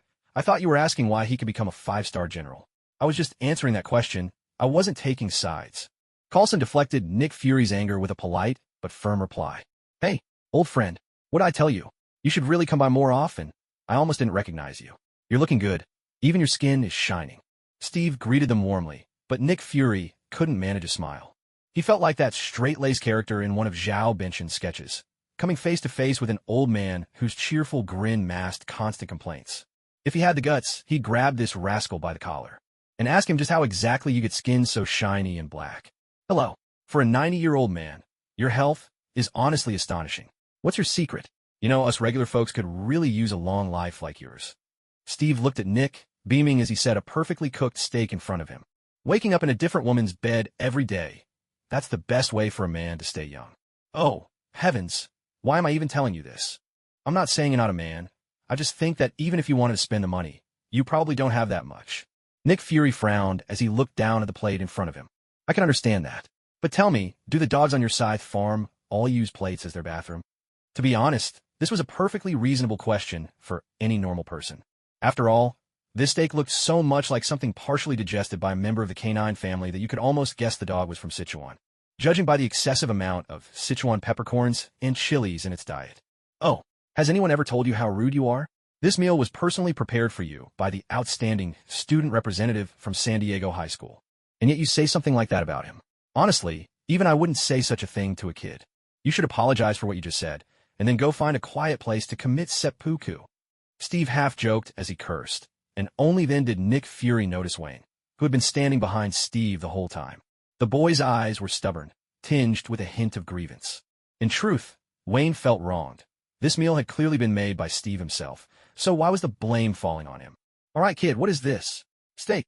Nick Fury tried his best to sound friendly. Wayne nodded. Looks like I forgot to mention, I'm actually a Hindu, so I don't eat beef. Tell you what, just bring me some cereal instead. Nick Fury was clearly doing his best to be gentle, but he forgot Steve was standing right beside him. Hey kid, you hear that? This black guy wants a watermelon. Go get one quick. Mother, Steve, what the hell is wrong with you? You're the one who called me here. I'm here now. You can't keep treating me like this. Me? Discriminating against you? I don't even know if the person in front of me right now is really you. Fine, let's set aside our differences for now. Hello, my name is Steve Rogers, 5-star General of the United States of America. Before you arrived, I applied to Congress to establish a special operations unit, answerable to no one, dealing only with emergencies. Think of it as the upgraded version of the Veterans Barbecue. Steve said all this breezily. Do you even hear yourself? No one's in charge. Or is it just that only you are in charge? Nick Fury suddenly grew calm. Or perhaps this guy had never really been angry in the first place. Steve knew full well that all of Fury's behavior was just a performance, all to achieve his own ends. Luckily, the man was a patriot with a reasonably high moral code. Otherwise, Steve would have smashed his skull the first time they'd met. We really don't accept leadership from anyone, you know that. Sometimes, once there's a leader, it's inevitable that people start taking sides. This world is too complicated. New conflicts and dangers are everywhere. We only deal with problems. We won't get involved in any kind of struggle. I'm coming to you for cooperation. I hope S.H.I.E.L.D. can share its information network with us. You know, our manpower is limited, and building an intelligence network honestly isn't our strong suit. Damn it. Do you even realize what you're saying? Do you know what the consequences of this will be? Nick Fury stared across at him, his stark black and white eyes burning with anger. Of course I know. I also know that if we rely solely on you, nothing will ever get done. For heaven's sake, what makes you think S.H.I.E.L.D. is so capable? You botched the case with that golden-haired alien with the mind of a 12-year-old, and you couldn't handle the monster that suddenly appeared in Queens, New York. And what about the mutants popping up one after another? You're even more out of your depth there. I'm a patriot just like you. Motherf, you're a racist bastard. There's no way I'm working with a redneck like you. You damn white right-winger. Klan member. Steve slumped back in his chair, letting himself sink into the seat. Huh, racist? That's the funniest joke I've ever heard. Back in World War II, I was one of the first to lead an integrated squad that included black soldiers. Many of my brothers in arms, the ones I trusted my life with, were black. Tell me, if I were a racist, why wouldn't I have just thrown in with Adolf Hitler? Steve's plain facts shut the other man up. You're the real racist here. In fact, any demand for special treatment is discrimination, pure and simple. You push for universities to lower their admission standards for you, and what happens? Kids from your community start thinking they don't have to work hard to get into college. And if they can't make it, it's never because they didn't study hard enough. It's always blamed on so-called racism. Everything, every bit of laziness, gets pinned on racial discrimination. Please, kid, I lived through the last century. White folks, out of fear, murdered Martin Luther King and crushed the Black Panther Party. 70 years went by, and when I woke up, I thought prejudice was a thing of the past, because white people weren't scared anymore. But the truth is, discrimination still exists. And you sons of bitches, you lap up the privileges that are corrupting you, while still pointing fingers and calling out white racism. That's honestly the funniest joke I've ever heard. Steve's words left Nick completely stunned. He'd seen that arrow with his own eyes. But all this time, he thought everything today was just the outcome of those old struggles. He had always believed they had already won, until today. Steve slumped into his chair, telling him bluntly that everything he thought he knew was nothing more than wishful thinking. So what you're saying is, even though you go on about racism every day, you're actually not a racist? And it's those guys who gave us special treatment who are the real racists? Oh, for heaven's sake, if your brain is truly that dull, I suggest you swap your head for the mule's harness back at our farm. It couldn't possibly make things any worse. Nick Fury finally realized that Steve had been holding back earlier. This was his true, unfiltered self. I honestly don't understand. Steve looked at him deeply, let out a long, helpless sigh, and said, when a person is physically and mentally fit and still gets treated harshly, that's not discrimination. It's just that the world is harsh and unforgiving. Society only cuts some slack for those who are inherently disadvantaged. And even then, it's not always consistent. You know what I mean? Nick Fury, director of S.H.I.E.L.D., a man who had surpassed most ordinary people, found himself at this moment feeling utterly foolish. All right, even if you're not a racist, there's no way we're working together. You know me. I only stand for America. I know, I get it. That's why I'm just asking for a chance to cooperate. I need you to assign a senior agent to join us, someone with limited access to your internal information. I'm not the least bit interested in your secrets. Think of it like this.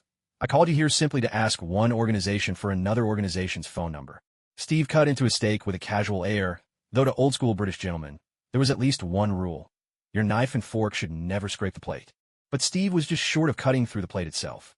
I think I get what you're saying, but I want to know, who else is involved? Nick Fury finally accepted Steve's explanation. Steve, hearing this, started counting on his fingers. CIA, MI6, the KGB, the relevant departments in Beijing. You know, they're mysterious, never give a specific name, just call themselves the relevant departments. Oh, and the Sanctum of the Magi, though I have no idea what they're actually called. No sooner had Steve finished than Wade came over with a bowl of cereal and a glass of watermelon juice. Sorry, Mr. Rogers. All the watermelons here have been juiced by Old Joe. He says it sells better to people of color that way. Steve shrugged, signaling for the other person to just leave it on the table. All right, I apologize for what I said earlier. Sometimes you really are a bit smarter than a mule saddleback. Now I've said my piece.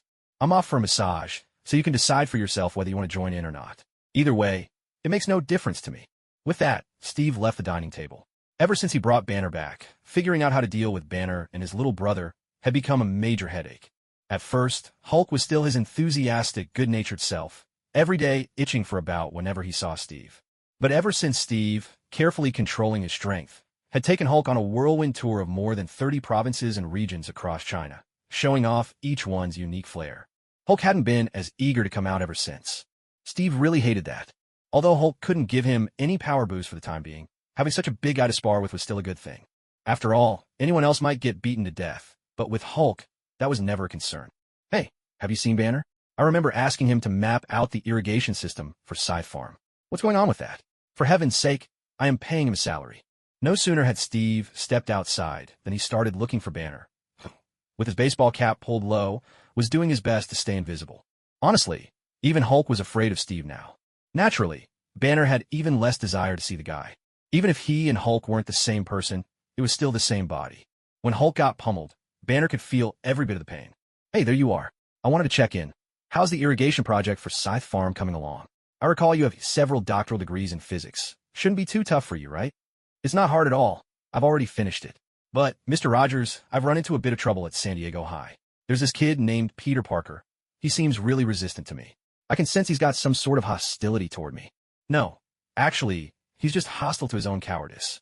Anyway, can you ask Hulk if he wants to wrestle today? Look at all this lush pasture. It's perfect for rolling around.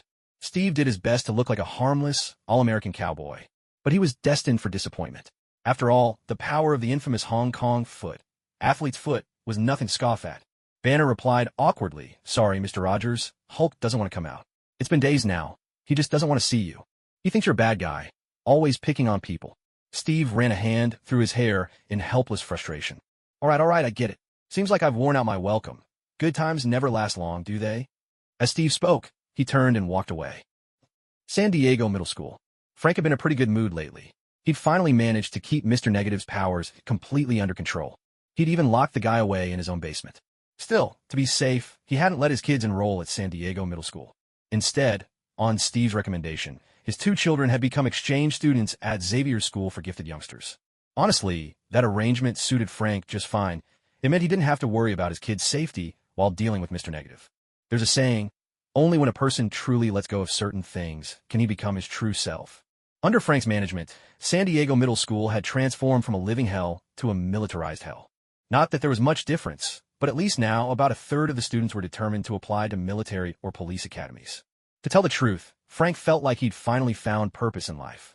Of course, that all depended on one thing. That bastard Steve couldn't show up here. Every time Steve set foot in the place, a handful of kids would inevitably get it into their heads to become cowboys. And the worst part?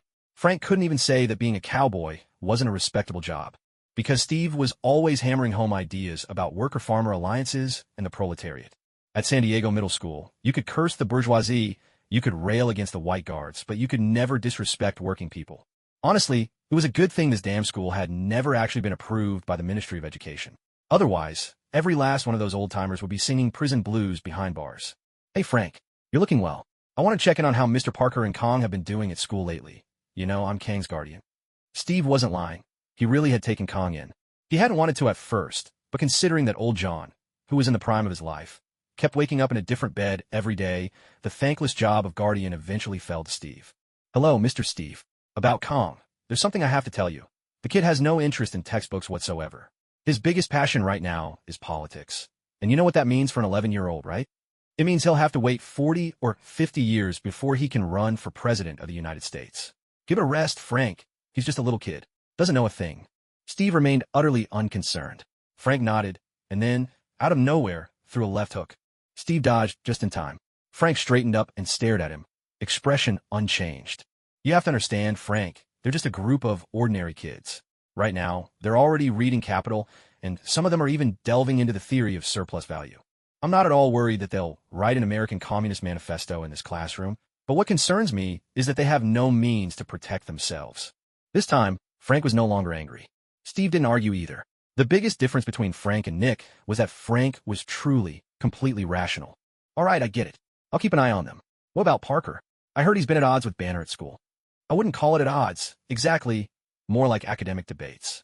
He's got a real talent for the sciences, biology, chemistry, physics, math. He's brilliant at all of them. Stark had a chat with him a while back. In Stark's opinion, with the abilities Parker's showing now, he's already qualified to be an assistant in Stark's own lab. Steve let out a whistle. See? I knew I made the right choice. The kid's outstanding. Looks like you're running the school well. Now, I have 2 personal matters to discuss with you. First, I hope you can pull yourself together soon. You know what I mean? Your 2 kids need a father who can do it all. It won't be easy. You'll have to play both dad and mom, so you can't be too rigid. Look at San Diego High. It's practically turning into a West Point annex. Second, I'm about to form a team. If you ever get tired of school life, you could consider joining me. The team's foundation will be our school's maintenance staff. I don't plan to send you to the front lines. I need you as instructors. Steve spoke seriously. After all, in his previous life, he'd always had a knack for organizing. Back then, he'd even led a citywide strike of food delivery workers. Given the circumstances of the country, that was no small feat. If we have to train everyone from scratch, it'll be a huge headache, take too long, and some might not be cut out for it. Frank offered his advice from a professional standpoint. Then pick from retired soldiers. I want the ones overflowing with a sense of justice, but who look down on everyone else.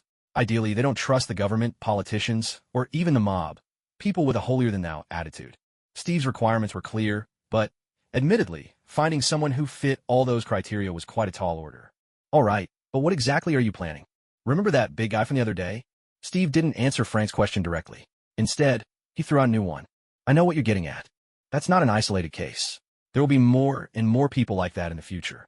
Hey, Frank, did you know that among astronomical disasters, there's one called an alien invasion? Steve fixed his gaze on Frank, who nodded in response. Yes, you guessed it right. There are aliens on this planet. Those idiots on my farm?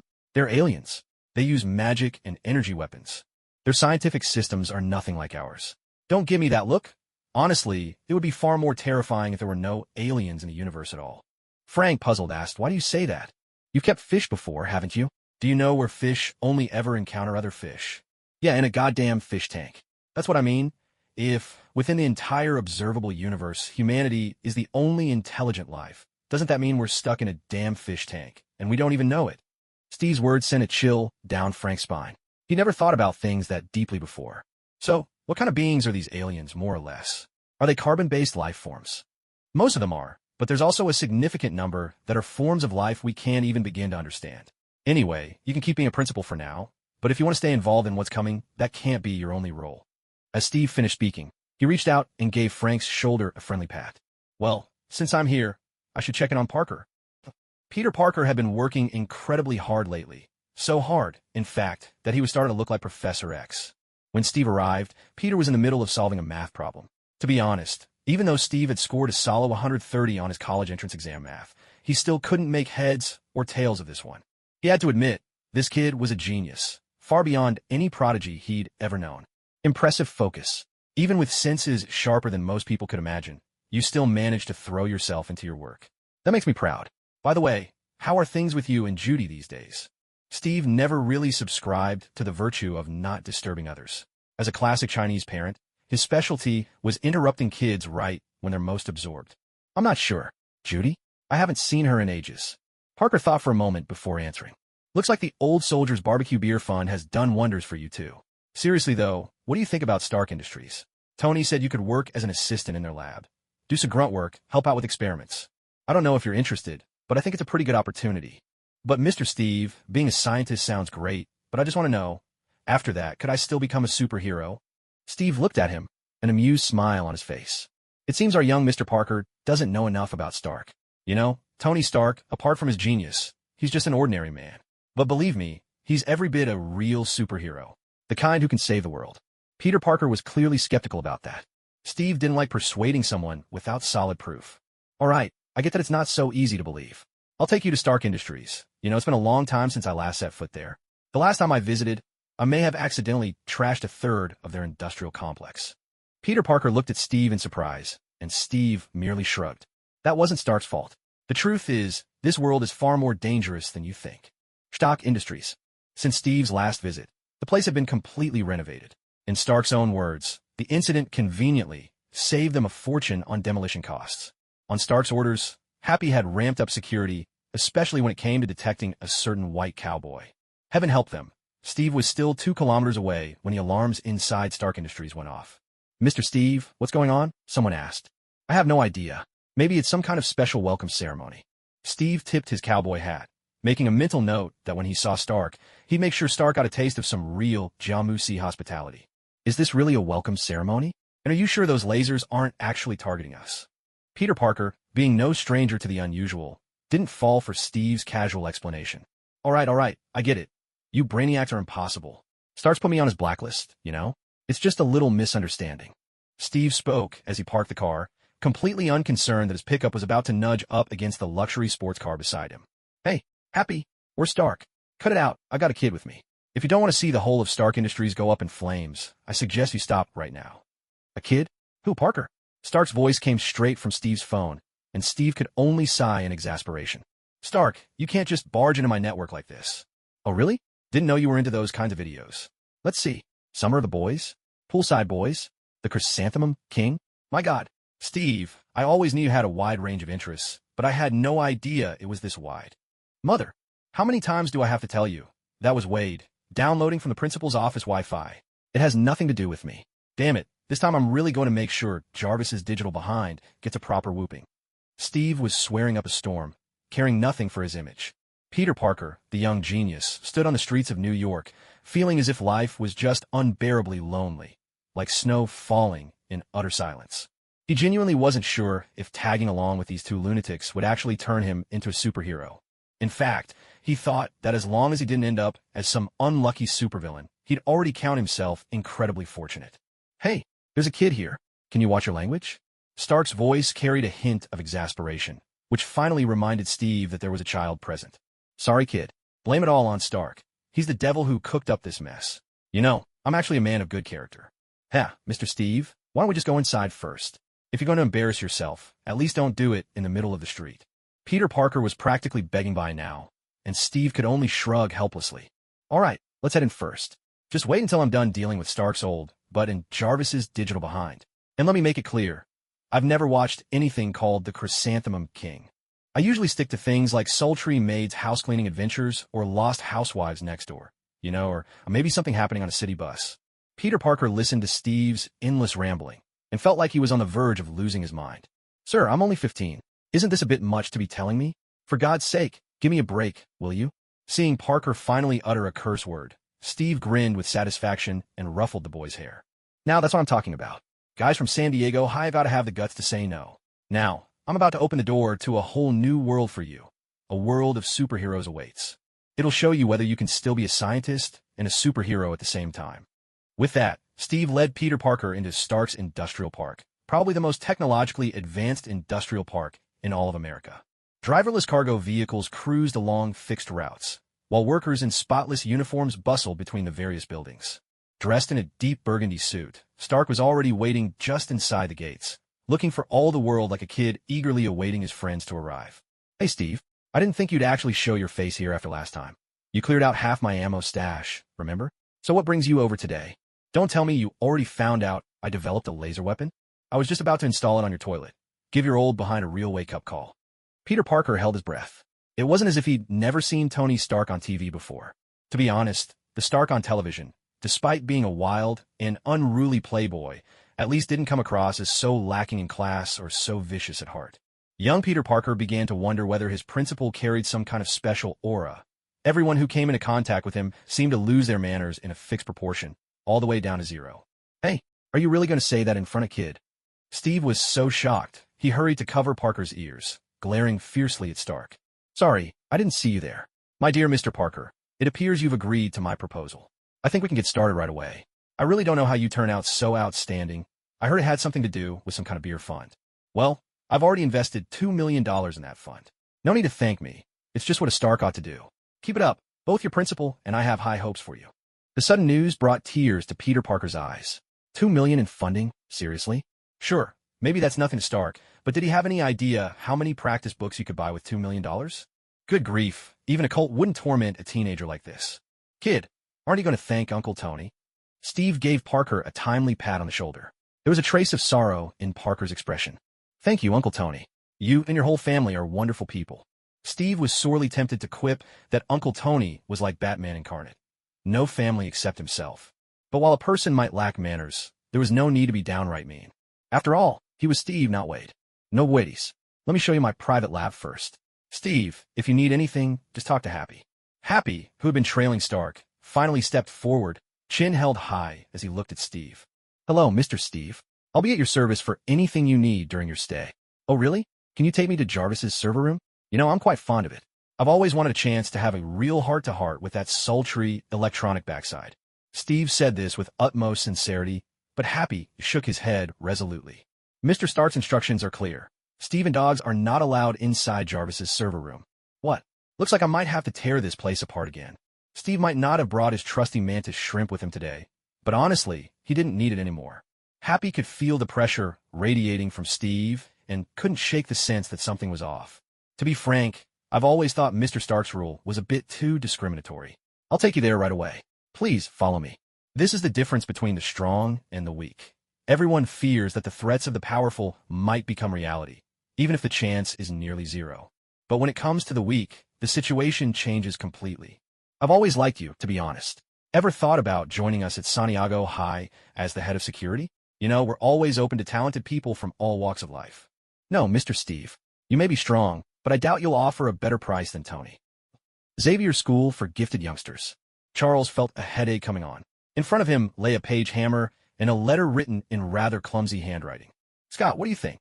When Charles asked this, Scott, sunglasses in place, nearly made the classic, me, face. Honestly, asking a blind man what he thinks about a letter is pushing it a bit. I don't think it's a bad thing. At least it means we can get involved. Besides, Mr. Steve's proposal sounds more like an alliance, a coalition, not a mandatory organization. The key thing is, even without this coalition, this alliance, when the world faces destruction, we'd still step up. Scott's analysis was reasonable. You're right. He doesn't even plan to align with any government agencies. To be honest, only he could pull something like this off. I've never seen anyone else with both such power and such high political standing. I guess we have no other choice but to agree. But who should we send? That really was a tricky question. In theory, Steve only needed a liaison. But if you just send a liaison and all the other organizations send their core members, you'd look pretty awkward, wouldn't you? At least, that's how it seemed to Charles. Especially since he wasn't sure Steve wouldn't retaliate over something like this. After all, the man's sense of morality and his strength seemed inversely proportional. Why not ask Colossus? He's dealt with that Deadpool fellow before. Exactly, that's what worries me. You know, an organization might have no political agenda, but it'll always have its own way of doing things. And judging by the members we know about so far, Steve's organization might just be a bunch of troublemakers. Where are we supposed to find a few troublemakers with enough power to hold their own? Now Scott understood Charles's concern. Exactly, if the only worry was whether the people we send are strong enough, we could always find someone capable. But here, at Xavier's School for Gifted Youngsters, it's actually not that easy to find a truly low-life jerk. I don't know. Sir, this is a bit too difficult. Scott was being honest. He really had no idea how to handle this. You don't have any good candidates? Charles's question nearly made Scott fall silent. Professor, aren't you the expert when it comes to peeking into people's minds? Charles was caught off guard. He hadn't expected Scott to say that. All right, I understand now. The same dilemma was cropping up inside major organizations all over the world. They all knew Steve was powerful, far beyond ordinary strong. After all, in his efforts to persuade them, Steve had conveniently sent over recordings of several of his battles. But at the same time, everyone began to worry about what kind of person they should send to face him. In the end, these organizations, almost as if in silent agreement, all chose their most arrogant, roughest, and most formidable members, those with the lowest scruples. Years later, when this gang of troublemakers was out there, cursing up a storm while saving the world, the leaders of these organizations would still find themselves doubting their own decisions. Peter Parker was convinced his guess was right, because ever since Stark had parted ways with Steve, his manners and temperament seemed to have visibly improved. Although Steve never allowed me to do this, I know you're not like ordinary people. So, I've prepared a special gift for you. Honestly, that balaclava you wear looks a little too much like something a bandit would use. I'm worried that one night, while you're out on the job, some tough old lady will mistake you for a criminal and shoot you by accident. Stark led Parker over to a workbench. Smart Forge 0.1. The technology's still pretty rough right now. My idea is, one day, my armor will be able to manufacture itself completely automatically. You know, laziness has always been the driving force behind human innovation. Stark shot Parker a quick wink. Jarvis, measure his parameters. Yes, sir. Jarvis's electronic voice chimed in as lasers swept across Parker's body from different angles. Parameters acquired. By the way, have you ever given yourself a nickname? You know, like how people out there call me Iron Man. What about you? Have you ever come up with something like that for yourself? I actually don't know what your powers are. I'm not sure, but if I had to choose, I think I'd call myself Spider-Man. Peter Parker's face flushed bright red as he looked at Stark, his eyes shining with that youthful hope and energy unique to his age. Spider-Man, a good name. All right, Jarvis, let's design something with a spider motif. Peter Parker looked at Stark, barely able to contain his excitement. You know, artificial intelligence is the way of the future. It's going to be the norm. Stark walked over and sat down next to Parker, reaching out to pat him on the shoulder. Interested in all this? I've reviewed your performance, honestly. If possible, I'd like to meet your parents. Parker glanced at the screen in front of him, which flashed with various design blueprints, all of them, from the looks of it, inspired by spiders. My parents passed away. Stark awkwardly withdrew his hand, silently cursing himself for not having checked into the kid's family situation beforehand. I am sorry, kid. You know, actually, my parents are gone too. Just like you. I'm an orphan without family. I didn't mean to bring up anything painful, but I live with Uncle Ben and Aunt May. They both spoke almost at the same time, and Stark frowned, puzzled. You mean, you live with your family? Sorry, Mr. Stark, I didn't get to finish what I was saying. Parker tried his best to look innocent. Stark's frown deepened, and he began to seriously suspect this kid had picked up some bad manners from Steve. So, Uncle Ben and Aunt May are relatives. I'm not sure how to put it, but they're really good people. Honestly, if it weren't for them, I'd probably be in an orphanage. Stark nodded, understanding all too well. Trust me, it's not easy. By the way, do you have a favorite color? I mean, what color do you like your clothes? Parker responded with great excitement. Looks like you really do like red, Mr. Parker. You know, you don't have to shout. I can hear you just fine from here, Stark said, eyebrow raised. Sorry, Mr. Stark. This is my first time. I just got a little carried away. I'll watch it, promise. It's okay, kid. When I was your age, I wasn't half as put together as you. Now, tell me, any features you want to add? Steve told me you can shoot webs. What's that about? Do you need a launcher, or do they just come out naturally? I have to admit, I don't really get how it works. Stark looked at Peter Parker, whose face lit up with a bright, proud smile. I know exactly how it works. They're web shooters, my own invention. Steve gaped at the piles of processors stacked up in front of him, his mouth hanging open in disbelief. Do you have any idea how much all this costs? The total must have passed 100 million by now, but I don't know the specifics. I'm just head of security. I don't really get the technical stuff. Happy shrugged. Yeah, Jarvis. Hey, I know you're here. Come out and have a word with me. Steve was shouting and hollering like a madman, until Happy couldn't take it anymore and dragged him over to a monitor. Mr. Steve, Mr. Stark usually communicates with Jarvis here. If you want to talk to Jarvis directly through the voice system, you need very high-level clearance. Steve looked at Happy, puzzled. Mr. Stark says Jarvis doesn't have enough computing power right now. He can't handle multiple tasks at once. So if we need anything, we usually just come here in person. Happy gestured to the screen in front of him and stepped aside to let Steve take his spot. Seeing this, Steve rolled up his not-so-large fists, an eager look flashing on his face. Hey, Mr. Steve, I have to warn you, this is advanced technology. That's not how it's used, and if you break it, Mr. Stark will definitely come after you. Happy looked genuinely alarmed, like someone facing an unexpected, intrusive customs inspection. Steve shrugged helplessly. Come on, Happy, this is old tech. You know what old tech is? It doesn't really break just because a monitor goes down. You'd have to smash the mainframe and every backup on the server too. Do you have any idea how much trouble that would be? Happy was stunned. He'd always thought this old-timer was just a dyed-in-the-wool country boy. But then the guy adjusted his gold-rimmed glasses and started earnestly discussing Shakespeare's A Midsummer Night's Dream.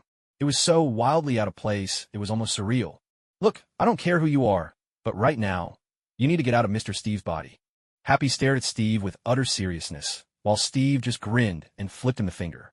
You know, I'm actually starting to like you. You son of a bitch. Relax, I'm not planning on wrecking anything. And even if I was, do you really think you could stop me? That brutally honest lack of manners made Happy reassess everything he thought he knew about his relationship with Steve. All right, you've got a point. But I have to say it again, Stark spent a lot of time perfecting this. Even if you're not happy, at least show some respect for his hard work. Steve nodded, though it was anyone's guess if he actually took it to heart. Peter Parker suddenly grasped what people meant when they said science and technology are the primary productive forces. With Jarvis's help, Stark managed to create a full suit of armor from scratch in less than half an hour. This level of efficiency completely shattered Peter Parker's understanding of the world. In the past, he'd always believed that building something so packed with features would take at least several months. Don't be surprised, kid. This is just the most basic version. If I wanted, I could produce thousands of these in a single day. What I'm really curious about is how you see the path of a superhero. Do you want to be simply someone with powers, or do you aspire to be a leader? To be honest, judging by how much effort Steve has put into training you, he clearly wants you to become a leader. So let me ask, are you interested in the Iron Man suit? Stark pushed his glasses up, poured himself a cup of coffee, and nestled comfortably into the sofa. Peter Parker gazed at the brand-new, red and black spider suit in front of him, his face beaming with a brilliant smile. Wait, what did you say? An Iron Man suit? That's right. Given your physical abilities, I could design something much bolder. You know, there's always been a misconception about the Iron Man suit. What do you think is the limiting factor for humans piloting such armor? Peter realized Stark was testing him, so he began to think seriously. The Iron Man suit has arguably been the most significant weapon of warfare in the last century. With it, even ordinary people can become powerful superheroes. But the question is, what flaws does this suit actually have? Is it the energy source? The materials? Aerodynamics? Or something else? Could it be humans themselves? Peter looked at Stark in confusion, and Stark propped his chin up with one hand, a surprised smile spreading across his face. You really are smart, kid. In fact, it is humans themselves. Do you know the maximum G-force a person can withstand? Do you realize that at escape velocity, just turning around, or even a minor collision could exert a colossal force on the pilot? God, right now, most of the Iron Man suit is dedicated to shock absorption and dampening systems. But imagine, if we replaced all those parts with other components of the same size, or just swapped them for thicker armor and heavier weapon systems. How terrifying could that be? When technology reaches its limit, the real bottleneck comes back to human beings themselves. So kid, are you tempted? Stark looked at Peter Parker with great enthusiasm, while Peter stared back, wide-eyed, swallowing nervously. Mr. Stark, I don't know. This is incredible. It is pretty incredible. But kid, you still haven't gotten into Stanford or Harvard yet. Once you do, we'll sit down and really talk about this. I'm sure you'll get in, right? Peter nodded eagerly, barely able to contain his excitement. Hey, looks like I'm interrupting someone's father-son bonding time. Oh, and what on earth are you wearing? My God, that is some truly wicked taste. You look like Wade's face on laundry day. Steve pushed open the door and walked in, carrying with him that unmistakable aura of lowbrow charm. Stark's smile didn't fade, but in his eyes, a spark of battle readiness was kindling. Well, who would have thought a redneck like you could find a way here? Looks like I can give Stark Industries designers the day off. Apparently, they can't even design a system that keeps an old farmhand out of the core lab. Oh, come on, Stark. No need to be so harsh. Truth is, I found my way here by following the trail of your sharp-tongued sarcasm. Honestly, is that your gift for the kid? Steve pointed at the spider suit in Parker's hand, genuine surprise written all over his face. Yes, it is. Unlike a certain penny-pinching old-timer, I've always been generous with kids. Let me guess, what did you do for him? Forced him into that tracksuit and turned him into a clueless white potato? You know, if I dressed like that at his age, school bullies would have pounded me into the ground. That's you, Tony. Even if you dressed up as a gothic prince, you'd still get picked on. But seriously, Parker, you should thank Stark. Assuming, of course, he gave you that thing of his own free will. And the two of you didn't sign some lifelong indentured servitude contract. You know how capitalists love to play those games. Steve eyed Stark warily. Mr. Stark didn't do any of that. We agreed that if I got into Stanford or Harvard, I'd get the suit. Parker felt he had to clarify. MIT wouldn't be a bad choice either, Stark added promptly. Steve nodded in agreement and said, Stanford Institute of Electrical Technology or MIT Institute of Vocational Technology, they're both solid options. But when it comes to Harvard and that whole Ivy League cult, I have to say no. At your age, you should stay far away from religion. Parker squinted, giving a look that said, Are you freaking kidding me? Sometimes he honestly couldn't figure out how his principal saw the world. It was as if everyone else wore tinted glasses, but Steve insisted on looking through a kaleidoscope. Oh, for heaven's sake, get your brain full of dog crap out of my lab. You're contaminating all this modern technology. Damn it, couldn't you have just stayed a popsicle at the bottom of the ocean? Stark finally admitted defeat. When it came to lowering the tone, he never managed to outdo Steve. He really couldn't understand how this guy ever got chosen as a super soldier in the first place. He distinctly remembered the program placed a premium on character and morality. All right, don't be upset. I thought this was just our way of having a little fun together. Parker, we have to go. Gunnar called, your homework has arrived, and they even hired a semi-truck for the delivery. With a look of utter despair on his face, Steve led Parker away. Parker couldn't shake the feeling that he was destined to save the entire universe one day. Otherwise, why would he put himself through all this torment? Stark watched the two figures disappear down the hall, but made no move to rise from his seat. A glimmer of contemplation flickered in his eyes. Jarvis, what was Steve doing in your control room just now? He warned me not to pry into his personal matters again. Otherwise, he said he'd come and dismantle every last circuit board I have. HM? Didn't he say Wade was the one who downloaded all those videos? Stark frowned, but nodded anyway. Set that command to the highest priority. Yes, sir. After returning Parker to San Diego High School, Steve didn't linger. He still had another student to visit at home. On Central Avenue in New York, Kingpin had returned after a brief absence. Some people are simply born to be extraordinary. There's no doubt about it. Take this moment, for example. None of Kingpin's men could figure out who this guy was, sitting across from a boss, cigar in his mouth, one leg crossed over the other. Steve took a deep drag from his cigar. Though unlike Kingpin, he didn't savor it. He exhaled quickly, like someone who hadn't learned how to smoke yet, and grumbled without restraint. Do you guys really believe these things are rolled on a girl's thigh? I mean, what if, it was rolled by some chubby guy or a slob? Would you still smoke it without a second thought? Kingpin chuckled. Steve, you really are something else. He waved his hand, and in a flash, the entire penthouse at the top of the building was empty but for the two of them. How's Richard doing at school? He's doing great. Smart kid, solid build. Whether he focuses on academics or goes into sports, he's got the makings of an elite. You know, I have to admit, I envy you a little for that. He takes after his mother. So what brings you to me? I know you've probably discarded a lot of your humanity by now, but that doesn't concern me. The thing is, New York, and in fact the whole world, is about to face a lot of changes. I have a feeling that in just a few months, we'll see a surge of superpowered criminals. I need you to find a way to keep them in line. Otherwise, I'll end up having to sweep the streets clean every night. And at my age, that's a little more than I care to handle. Superpowered criminals? I have no idea what gave you the illusion that you can make demands of me.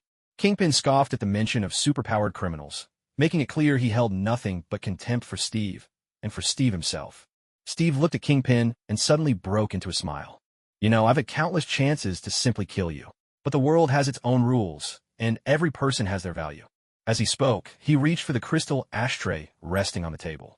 This piece, crafted from remelted and recut crystal, was remarkably solid. Yet, the moment Steve held it in his hands, the very nature of the object began to change, its physical properties warped by a force beyond the ordinary. He pressed his hands together, slowly applying pressure. Cracks instantly snaked across the ashtray, and fine shards of crystal dust trickled down with every movement. In no time, the ashtray was reduced to a pile of fragments, but Steve wasn't finished. He kept squeezing, the shards enduring an unimaginable force. The crushing pressure generated intense heat, and his hands seemed to transform into some unknown forge. Soon, an irregular, cylindrical lump of crystal, still bearing the impressions of his grip, emerged in his palm. Kingpin, ever rational, understood that none of this was due to some superpower. It was Steve's sheer, unadulterated strength that had surpassed all logic, even defying the limits of humanity itself. So, Mr. Steve, do you believe you're the strongest being on this planet? Kingpin asked the question that had been burning in his mind. Steve looked at him, a half-smile playing on his lips. Honestly, if I wanted to, I could slaughter this entire planet. Kingpin's eye twitched uncontrollably.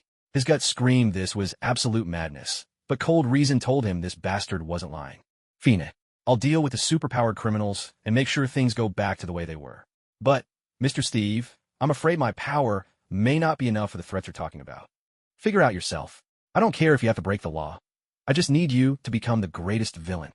With those words, Steve casually placed his half-smoked cigar on the coffee table. Over the past while, Steve had managed to contact and recruit all the forces he needed. Now it was time to begin large-scale training. He hadn't been summoned by the entity above all things just to follow some original script. Besides, he was so damn powerful now, even if he had traveled to the Marvel Universe or some American TV world. It ought to be called Steve's Marvel or Steve's American Universe. Field exercises, field exercises, field exercises. But where to find a place for live training? There just isn't anywhere suitable right now. Steve grumbled incessantly on the way back. You couldn't really blame him. There simply wasn't a single suitable training ground left on Earth. Guided by the party's exemplary principles, he had never considered sitting around and waiting for the enemy to land on Earth. After all, for those of us who suffer from a chronic fear of insufficient firepower, keeping threats at bay is always the best option. Most importantly, if we look at the brief doctrine handed down by the one above all, there's no telling what might happen next, perhaps a merging of multiverses, or even a breaking of the fourth wall. Though Steve had always lived with a carefree air, that didn't mean he wasn't feeling the pressure. In fact, he'd long been plotting how to build a force powerful enough to influence the entire universe. Hello, Captain. You look like you've got something on your mind. The Ancient One arrived without warning. Steve felt the space beside him twist, and suddenly, a bald figure, already buckled in with a safety belt, appeared at his side. Yeah, I've been thinking. Next time, could you not show up quite so suddenly? Honestly, I'm just a timid old American guy. You keep this up, and my poor heart might not survive it. The Ancient One chuckled softly. Steve, has anyone ever told you that you're quite funny? Oh yeah, some people even say I'm well endowed, Steve replied, not missing a beat with his irreverent humor. Ancient One, what futures have you seen? He asked. There are many possible futures, many different outcomes, but none are exactly alike. You know, the greatest threat is still the Infinity Stones. Even you can't do much if all the stones come together. Besides, our universe is just one among countless others. There are always new crises on the horizon, Steve. That's honestly the best joke I've heard all day. What I really need is a training ground. I'm going to start consolidating resources and building a team that can actually make a difference. You know, I need people. Steve spoke urgently, and the Ancient One nodded before replying. Kamar Taj will offer you help. What kind of help? You know, we're all adults here. Maybe I could give you a list, you get an idea of what I need, and then you could help me out. Honestly, I'm touched that you would offer to help. Maybe you could send a couple of people over to our organization. You can call it the Avengers, or whatever department you prefer. Seriously, do you have anyone who'd be a good fit for us? Steve's interest was piqued. Getting support from Kamar Taj was definitely a good thing. With their help, at least he wouldn't have to worry about where to train his forces. Kamar Taj Magic could always find the perfect place. I'm not sure what kind of person you're looking for, but it seems you're not too concerned with certain things. I have an apprentice with questionable motives who's been giving me quite a headache. Oh, in what way are his motives questionable? He's become obsessed with power, even to the point of dabbling in the dark dimensions. That does sound like a misguided fellow. Send him to Scythe Farm. I'll have a look at him, and if he's truly beyond help, well, you know, Scythe Farm has a complete ecological cycle, plenty capable of processing a surplus of carbon-based remains. After saying this, Steve suddenly seemed to remember something. His eyes sparkled as he looked over at the Ancient One. Something just occurred to me. There's a question I'd like to ask the most respected, most accomplished Sorcerer Supreme on this planet. Master Ancient One, do you happen to have a particular gift for crafting magical artifacts, or perhaps access to someone who does? A calm smile lingered on the Ancient One's face, betraying no change in attitude at Steve's words. Steve, there's no need for this formality between us. I know you too well. Tell me what you need. Perhaps I can help. I need a hammer, one absolutely indestructible and utterly immune to all magic. I want a hammer that, if I have the strength, can shatter every form of energy with a single blow. Steve didn't hesitate to lay out his idea. The Ancient One's smile did not waver. That's something we may need to discuss with Odin. If you're willing, we can leave for Asgard right now. Steve nodded indifferently. After all, meeting Odin was on his list. In truth, as he saw it, every major power in the Marvel Universe was absurdly strong, but each had its own fatal flaw. The Mad Titan dared to invade Earth in the end, perhaps precisely because there were no tigers left in the mountains. What Steve had been doing these days was integrating resources, the resources of the entire planet. The Ancient One truly lived up to the title of Sorcerer Supreme. Without a single gesture, the scene before Steve's eyes shifted, and they were suddenly in Asgard. Master Ancient One, an old friend comes to visit, and you don't even send word ahead? Odin's voice echoed from deep within the palace as the Ancient One and Steve stepped out of his pickup truck. Let me make the introductions. This is Steve, a simple American farmer. The Ancient One placed special emphasis on the words simple American farmer, causing Steve to frown. Hey Odin, I'm Steve, your favorite creditor. Steve finally decided to introduce himself, his voice booming with confidence, so much so that even the Ancient One took a step back. As Steve's words faded, thunder began to rumble in the sky above. The air grew heavy with the aura of Asgard's king, and Odin, carrying his golden spear, strode out from the depths of the palace. He was indeed imposing enough that even Steve raised an eyebrow. Mortal, how dare you insult Asgard time and again? You misunderstood me, Odin. Honestly, I'm just insulting you, personally. It seems all you rulers have the same flaw. You're lousy at being fathers. Seriously, you sent someone to burn my lawn, and you haven't even bothered to call and apologize. Steve had no intention of softening his words, but his accusation caught Odin off guard. What did you say? I said you have no idea how to be a good father. Steve repeated himself, and Odin's expression shifted through a range of emotions. Come inside and let's talk. My children have been doing well these days. I've asked Heimdall to keep an eye on them at all times, but I can't understand why they're so happy on that farm. Yes, happy like a couple of mules that haven't been gelded. The Ancient One coughed a couple of times, reminding Steve to show Odin at least a modicum of respect. Is your throat bothering you? Steve looked at the Ancient One, feigning concern. Odin pressed his hand to his forehead. It seemed the Ancient One was right. Steve really was just a plain-spoken American farmer. Can you tell me why? Odin looked at Steve, finally voicing the real question on his mind. Why what? Why can't you be a good father? For heaven's sake, I'd like to know that too. Why can't you be a good father? Do you want Loki to inherit the throne? Or do you want to go to Thor? You have to make a clear choice, don't you? Both of them think they have a chance, but there's only one throne, and that means in the end, one of them is going to die. What are you really thinking? Steve asked, utterly bewildered. Odin stared at him for a long time before replying. Then why are they so happy with you? Because whatever they want, they can earn through their own effort. Damn it, is being a good father really that hard? All you have to do is recognize their efforts, encourage them, and help them face the harshness of the world. How is that so difficult? Is it really harder than waging war across the 9 realms? Steve looked at Odin, completely at a loss. The world isn't always fair. You can always find 2 extreme examples to prove just how unfair it is. Take, for instance, Charles and his brother, the Juggernaut. No one knows what that third-rate writer in heaven was thinking when he created these 2 brothers. He gave them utterly different, opposing gifts. When they came into existence, Charles embodied the pinnacle of the mind, while the Juggernaut stood for the pinnacle of physical strength. Logically speaking, these 2 brothers could have easily joined forces and left their mark on the history of mutants. But Charles chose the path of justice, while Juggernaut became a villain through and through. In comparison, Juggernaut's life was far from pleasant. He was constantly manipulated by a dark deity, tormented to the point that his mind remained dulled and sluggish. No one truly knew what he wanted, but one thing was certain. He loathed his brother Charles. So, for the rest of his days, whenever an opportunity arose, he would cause trouble for his brother. Hey, big guy, feel like smashing something? The Angel of Dust, with her long black hair, reached out and patted the side of the vehicle next to her. Before them stood the most secure prison in the entire Federation, at least for now. From inside the 50-ton armored truck came the sound of heavy footsteps, and with each step, the vehicle rocked violently. Juggernaut, towering at 3 meters tall, leaped out, shook his head, and set his sights on what lay ahead before charging forward with unstoppable momentum. A rare smile broke across the Angel of Dust's otherwise cold face. A thunderous roar echoed relentlessly. The prison walls were being breached, one after another. Around them, a throng of mutants fitted with power-dampening collars, along with pure-blooded criminals, erupted in raucous cheers. Chaos broke out. The very first prisoner to dash out of the facility was promptly stopped by the Angel of Dust. There's a time bomb strapped to your neck. If you want to keep living, stand right where you are. The pounding and crashing continued, until in one electrifying instant, every metal surface in the building shuddered at the same time. Then, suddenly, everything went quiet. An old man in prison garb shot up into the sky. Well done. At that moment, all the explosive collars around the mutants' necks unclasped and fell to the ground. Divider, I've been working straight through since January 1st. No breaks at all. I'm about to drop, my friends. That's all for today. I'll make up the missing parts tomorrow. And by the way, about those recent 1-star reviews. It's fine. Some things are good, some are bad. If you don't like it, that's totally normal. If you have any suggestions, let me know.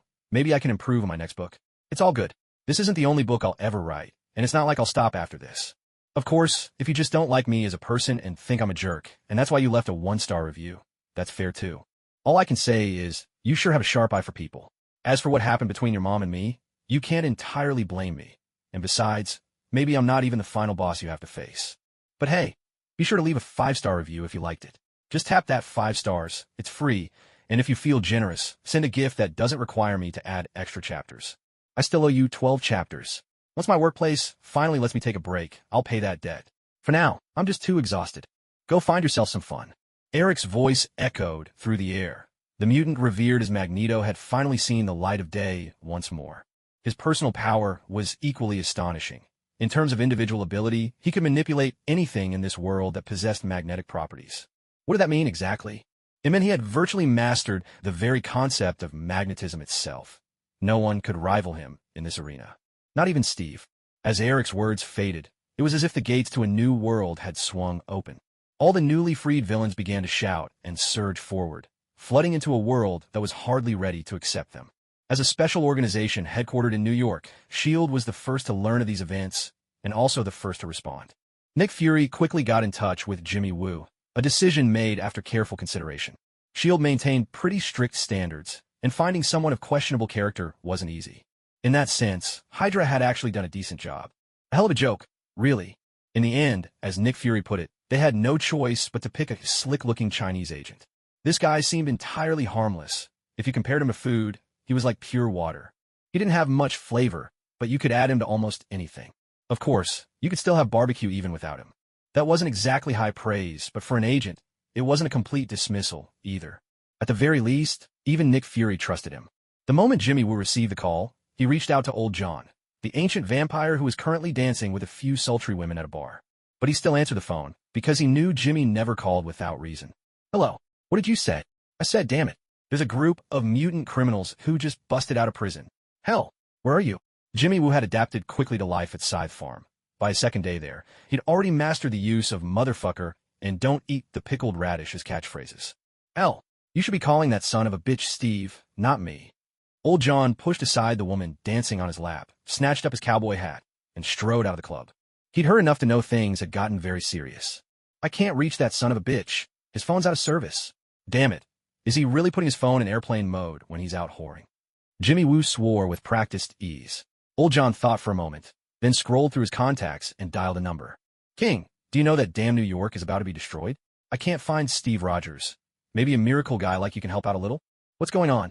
On the other end of the line, the blast of rock music was abruptly cut off, replaced by the voice of a hefty man. "I don't have all the details yet, but right now, there's a horde of superpowered criminals throwing a party in New York." "Superpowered criminals?" The call cut off. Old John raked his hair in frustration and let out a savage curse. "Motherf, I'm gonna kick those sons of bitches straight to hell." He flagged down a passing car without a second thought and yanked the unlucky driver out. Normally, this kind of thing should be happening in Los Angeles, but considering this was Hell's Kitchen, it didn't feel all that out of place.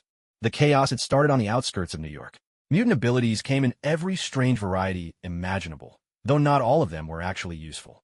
But most of the superpowered criminals locked up in prison were experts in their own right. On the streets, all kinds of supernatural powers exploded in a frenzy. Riots everywhere, panic mounting by the minute. By the time Stacy and his team were fully mobilized, it was already too late. "Steve, we have to go." Steve had just finished telling Odin what he wanted from the hammer when the Ancient One stood up. "The wizard stationed at Kamartaj just sent me a message. A large group of superpowered criminals is causing mayhem in New York." The Ancient One gave Steve a quick rundown. He got to his feet, grumbling under his breath. "Those sons of bitches. Why get back? They're done for." A portal opened right in front of Steve, and New York's riotous streets unfolded before his eyes. Without a moment's hesitation, he stepped through. Truth be told, he'd known New York would face a day like this. It was just that, ever since he arrived, Earth's timeline had become a complete mess. So predicting exactly when things would happen was impossible. But then again, that's life. Steve plunged into the chaos, landing a punch that took out a mutant who was about to start fire. Blood sprayed instead of flames, drenching the would-be victim. Steve pulled out his phone, ignoring more than 20 missed calls from Jimmy Woo. He dialed Stark directly. "Stark, I don't care what you're doing, listen up. Send my coordinates to everyone and tell them to get here fast. Have Jimmy Woo bring the Hale brothers from Scythe Farm. Oh, and make sure Parker does his homework and keeps an eye on Santiago High School while he's at it." "Understood, sir." Jarvis's cold, electronic voice chimed in right on cue, faithfully carrying out Steve's orders. "I'm right above you." Stark's voice rang out above Steve's head, and a sleek, cutting-edge suit of Iron Man armor landed right in front of him. "Don't let me find out who's responsible for this mess. I was just out at sea throwing a party with 10 Victoria's Secret angels." Steve cut off Stark's complaint. "Tony, are you a wimp or what? We're on a battlefield, damn it. Why find the bastard behind this? I swear I'll shove his head where the sun doesn't shine and make him relive the way his mother brought him into this world." Steve grumbled and cursed under his breath. "There's an energy fluctuation 300 meters ahead. Threat level unknown." Jarvis's cold, emotionless voice reminded them that chaos was still unfolding. Steve charged ahead, quickly quelling the disturbance in that sector. Establishing communication channel. Channel established. Connecting to Johnny's squad. Connecting to Wade. Connecting to Frank. Connecting to Old John. Connecting to Frank. Connecting to Kingpin. Connecting to the Hale brothers. Dr. Banner has entered the battlefield as requested. Steve and Stark have been set as channel administrators. Steve took the earpiece Tony handed him and, over the noisy comms, issued his first command. "Everyone shut the hell up and maintain comms discipline. Report in every 15 minutes. Frank, lead Johnny's squad. Wade, you bastard, get over here pronto. Kingpin, organize your crew. Trust me, not every one of those superpowered criminals is as tough as they look. Oh, and Jarvis, patch Stacy into the channel for me. Steve's orders were executed efficiently. Stark glanced at Steve, finally understanding why this guy was hailed as a war hero. Back in World War II, it wasn't just Steve's overwhelming strength that set him apart. He had an exceptional talent for command. Stacy's device has been infiltrated, and she is now connected to the communication channel. Hey Stacy, it's me, Steve. As you can see, we're in the middle of a riot. I'm sure your team is already on site. Now it's time to get to work. My people will neutralize the threats and report coordinates. Get your people there as fast as you can. When he finished, Steve turned to Stark. Let's get to work, Tony. Focus on containment and stay mobile. Report your position at all times. I'll be there within 30 seconds. Yes, sir. By the way, you look a hell of a lot better now than you did back on the farm. Stark kicked into high gear, his suit affording him every advantage. S.H.I.E.L.D. agents weren't sitting idle either, though Steve had no intention of integrating them into his command structure. His way of doing things was different from most people in this country. Whether it's justice or evil, it makes no difference to him. What he wants is to unite every force that can be united. If you stand for justice, he'll speak to you of lofty ideals. If you're evil, he'll talk to you about profit. He cares nothing for your morals, only for your abilities, and whether you can get done what he needs you to do. Before long, the chaos began to die down. Just as Steve had said, mutants are, after all, still human. Barring a rare few, most of them can be killed. It just takes a few more bullets, a few more headshots, that's all. Steve, a very important prisoner, escaped from the prison. His name is Eric. He's one of the leaders of the mutants, but his ideas are rather radical. Nick Fury's voice finally crackled over the line, urgent and strained. Steve immediately grasped what was really going on. So I found a mastermind behind all this. Give me that son of a bitch's coordinates. Steve's voice thundered with anger, and Nick Fury fell silent. His powers are unique. They're related to magnetism. Our technology can't pinpoint his location. Steve was just about to lay into Nick Fury when the voice of Charles, the old white-haired man, suddenly echoed in his mind. I've roughly located his direction by reading the minds of a few of the escaped convicts. I've shared the relevant information with you.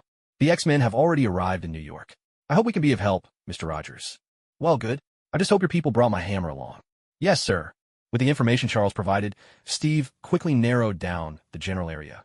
But before he set out, he needed to bring Dr. Banner along. Not because he couldn't handle this on his own, but because he thought the Juggernaut would make a perfect whetstone. Not for himself, but for the Hulk. Steve swiftly handed over command to Frank, then went straight to find Banner. By now, Banner had finally shaken off the shadow Steve had cast over him earlier and managed to transform into the Hulk. Of course, when Steve found him, he still flinched a little. Can't be helped. Ever since Banner came to Scythe Farm, Steve had been showing up every hour to play games with him. Even for the Hulk, that kind of frequency was enough to drive anyone mad. The Hulk looked at Steve, not at all happy, and grumbled, while Steve returned a friendly smile. Big guy, I need you to come fight with me, so you'd better behave.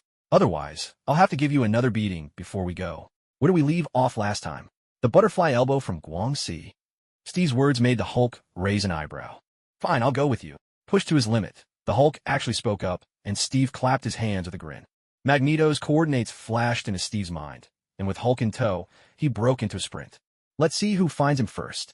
Loser buys the beer, Steve called out. The two powerhouses thundered ahead, unleashing a gale down the streets of New York.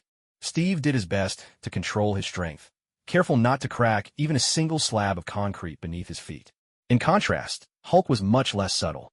He charged forward like a walking demolition crew, every stride smashing into the asphalt as if setting off a string of explosions. Meanwhile, Eric was heading for the suburbs with the Crimson Juggernaut by his side. His sights weren't set on New York, but on Washington. These old-timers, once they gained overwhelming power, seemed to lose interest in politics. Violence was more to their liking. So, you're saying there's a new, powerful ally in New York right now? Eric asked the Angel of Dust. No, he's no ally. He stole our glory. And he killed Ajax. The angel replied, her eyes burning with bitter resentment. Eric smirked. Ajax? What did he do? Was he some kind of mutant trafficker? The angel stared at Eric, astonished at how he knew. He simply smiled. I was in prison, not brain dead. Hey, Gandalf up there. Yeah, you flying around. You pay your damn taxes. Steve was the first to arrive, a crooked grin spreading across his face as he looked at Eric and the Angel of Dust. I always thought you and Charles made a good couple. Turns out your marriage isn't that solid after all. Ever think about surrogacy? He teased. Does he have something against me? Or is he always this insufferable? Eric asked the angel, a bit puzzled. She shrugged. He's always been like this. Eric extended his hand, as if grasping some invisible scepter of power in the air. A teeth-gritting groan of metal fatigue echoed as the cars along the street began to float. Suddenly, Steve thought of that rainy day atop Mount Longhu, when Lee Chung-kong called the cars and the sky was filled with suspended trailers. Anyone who saw this, he mused, would have to admit that so-called earthly immortals were nothing compared to a genetically modified corn cob. Hulk, you see that big guy? Steve called. Hulk, arriving a bit later, immediately locked eyes with the juggernaut. Kindred spirits might find common ground, but put them in the same trade, and even brothers can fight to the death.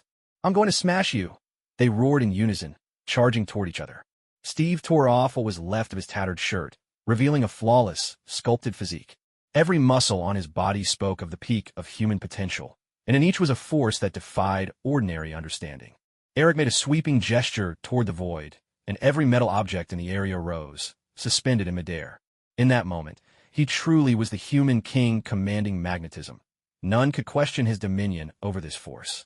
Yet, the man before him was Steve, a man with no manners, no respect for authority, who, even when faced with a god king, would brazenly ask if he'd lost his mind. Just a plain-spoken American farmer. Hey, Eric, do you have hemorrhoids? Steve blurted out a question completely unrelated to the matter at hand, and Eric's brow furrowed in annoyance. The next instant, Steve vanished from his sight. Suddenly, a tremendous force shattered the ground where Steve had just stood, obliterating the earth in a single blow. In that moment, Steve's speed outstripped the ability of any carbon-based creature's optic nerves to follow. His approach was brutally straightforward, his intentions even simpler. The truth is, when a person possesses absolute power, technique becomes almost irrelevant. He didn't need to consider tactics or timing.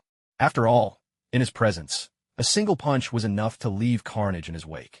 Eric watched as Steve charged directly toward him, and with sharp decisiveness, he dropped his arm, sending a storm of metal objects crashing down at Steve. Just like every reckless brawler, Steve was sent tumbling the moment the barrage struck him, rolling to a stop right at the feet of the Angel of Dust. You know, I always thought you'd end up dying for love. Steve's words landed with his fist, and the Angel of Dust exploded apart like a slab of pork before a cannon, scattering in a wide arc. I really need to have a word with Wade. Seems like we still need to lower our standard a bit. A wave of panic rose within Eric. He had assumed this guy was just like all the others he'd encountered over the years. The type who talked big, a bleeding heart who, even given the chance to kill, would rather try to talk his opponent down than take a life. But now he realized how wrong he'd been. This man wasn't just a foul-mouthed blowhard. He was also a ruthless killer, utterly unrestrained. Who on earth are you? Eric stared at Steve, a trace of fear in his eyes. Steve just curled his lip. Steve Rogers. We're more or less from the same era. You know, back when I was in the Army, the atmosphere in the ranks wasn't exactly wholesome. You ever think about how much trouble you've caused me? This time, Steve didn't curse or taunt Eric. Instead, he frowned, fixing the man with a steely gaze. Eric's heart skipped a beat. It had been years since anyone had managed to intimidate him with just a look. Frantically, he raised his hand, driving every scrap of metal at Steve in a wild barrage. Some tiny, razor-sharp fragments accelerated to impossible speeds. Steve gazed at the blazing sky, where metal fragments, heated red-hot by their breakneck speed, streaked above him. An expression of helplessness crossed his face. "Oh man, this is going to ruin my jeans," he muttered, half complaining, as he dashed out without a hint of hesitation. He wasn't kidding. He'd survived Scott's laser beams before. What harm could a few searing scraps of metal possibly do to him? Eric watched as Steve charged ahead, showing no intention of dodging. He simply couldn't fathom what Steve was relying on. Even if this guy had awakened some kind of regeneration ability, if his physical form was utterly erased, he'd still die. Wouldn't he? Eric glanced at the disaster he was orchestrating, confusion flickering in his eyes as he swept his arm towards Steve. Brilliant showers of fiery sparks rained down upon Steve all at once. The spectacle should have been dazzling, almost poetic. But Eric knew all too well that beneath this mesmerizing display lay lethal intent. Yet in the very next moment, he was left dumbfounded. He saw Steve, with nothing but his own flesh and blood, charge forward through the fiery torrent, undeterred. Those high-temperature metal shards, supposed to pierce through anything, didn't even leave a mark on his skin. Eric couldn't wrap his head around it. What kind of freakish power had this bastard acquired? How is it that everyone ate the same genetically modified corn, and yet this guy strutted around like he was the second coming. Steve even had the leisure to wave at Eric mid-charge. In fact, aside from his clothes being torn to shreds, Eric's calamity had less effect on him than a rainstorm. At least with rain, his hair would get wet. Eric, I bet you're always the one on the bottom when you're with Charles. Seriously, haven't you ever wondered what the view's like from the top? With another mighty leap, Steve hurtled straight toward Eric, his strength pushed to its absolute limit.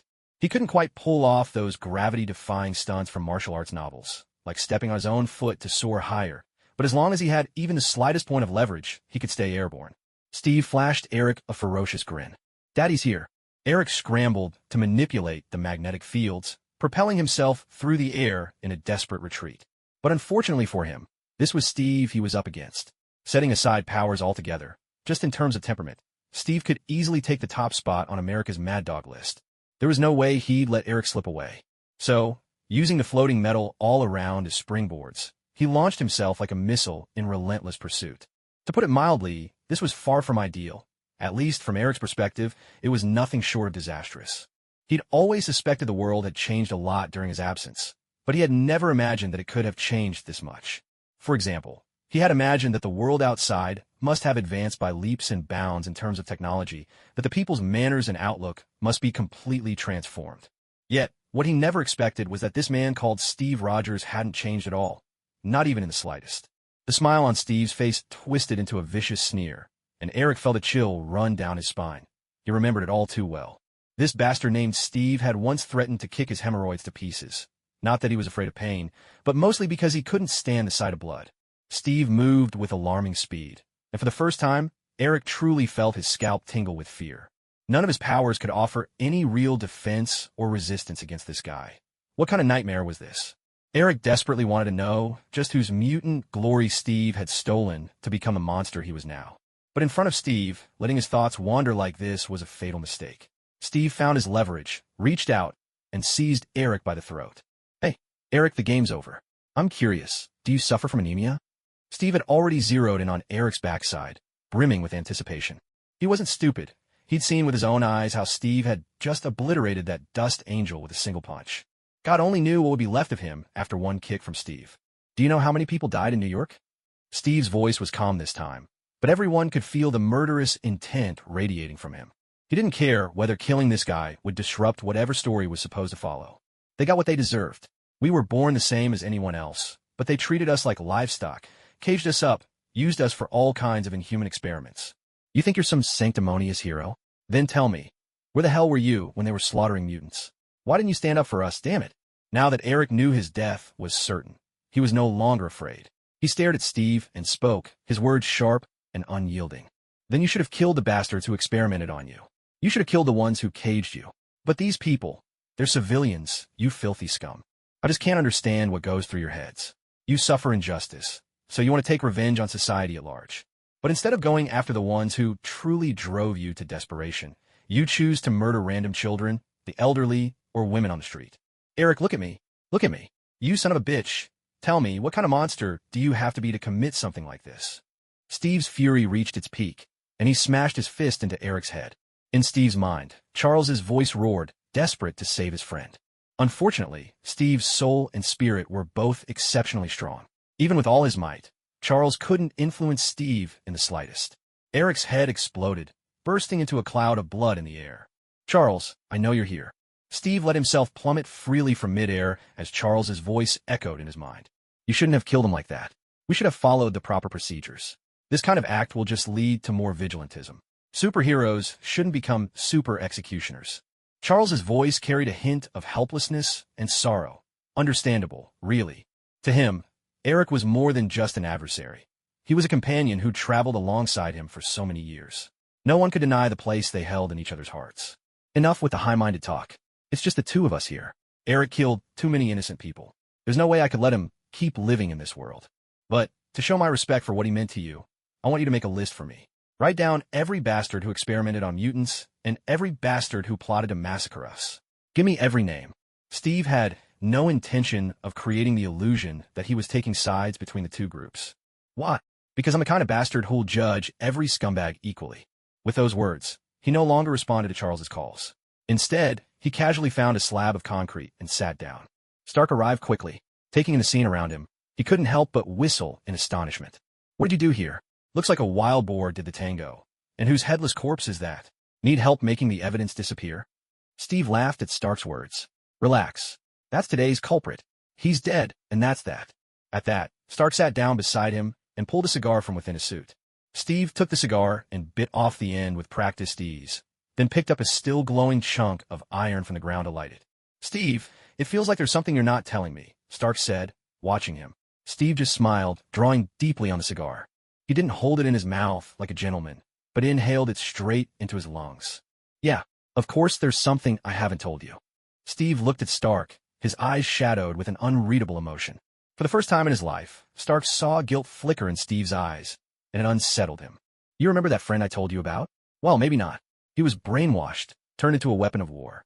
He had no will of his own. Your parents, it was him. He killed them.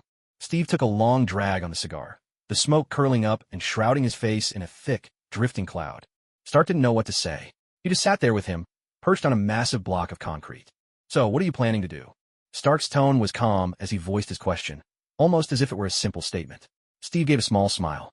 I won't stop you from taking revenge. Even if he's my friend, I won't stand in your way. But I hope you won't torment him. Give him a swift end. Steve spoke slowly, as if he was weighing every word as he said it. Stark looked at Steve for a long time, struggling to find his own words. He wasn't used to seeing Steve like this. He'd always assumed this stubborn fool would never feel any guilt. You know, it's actually a pretty terrible feeling.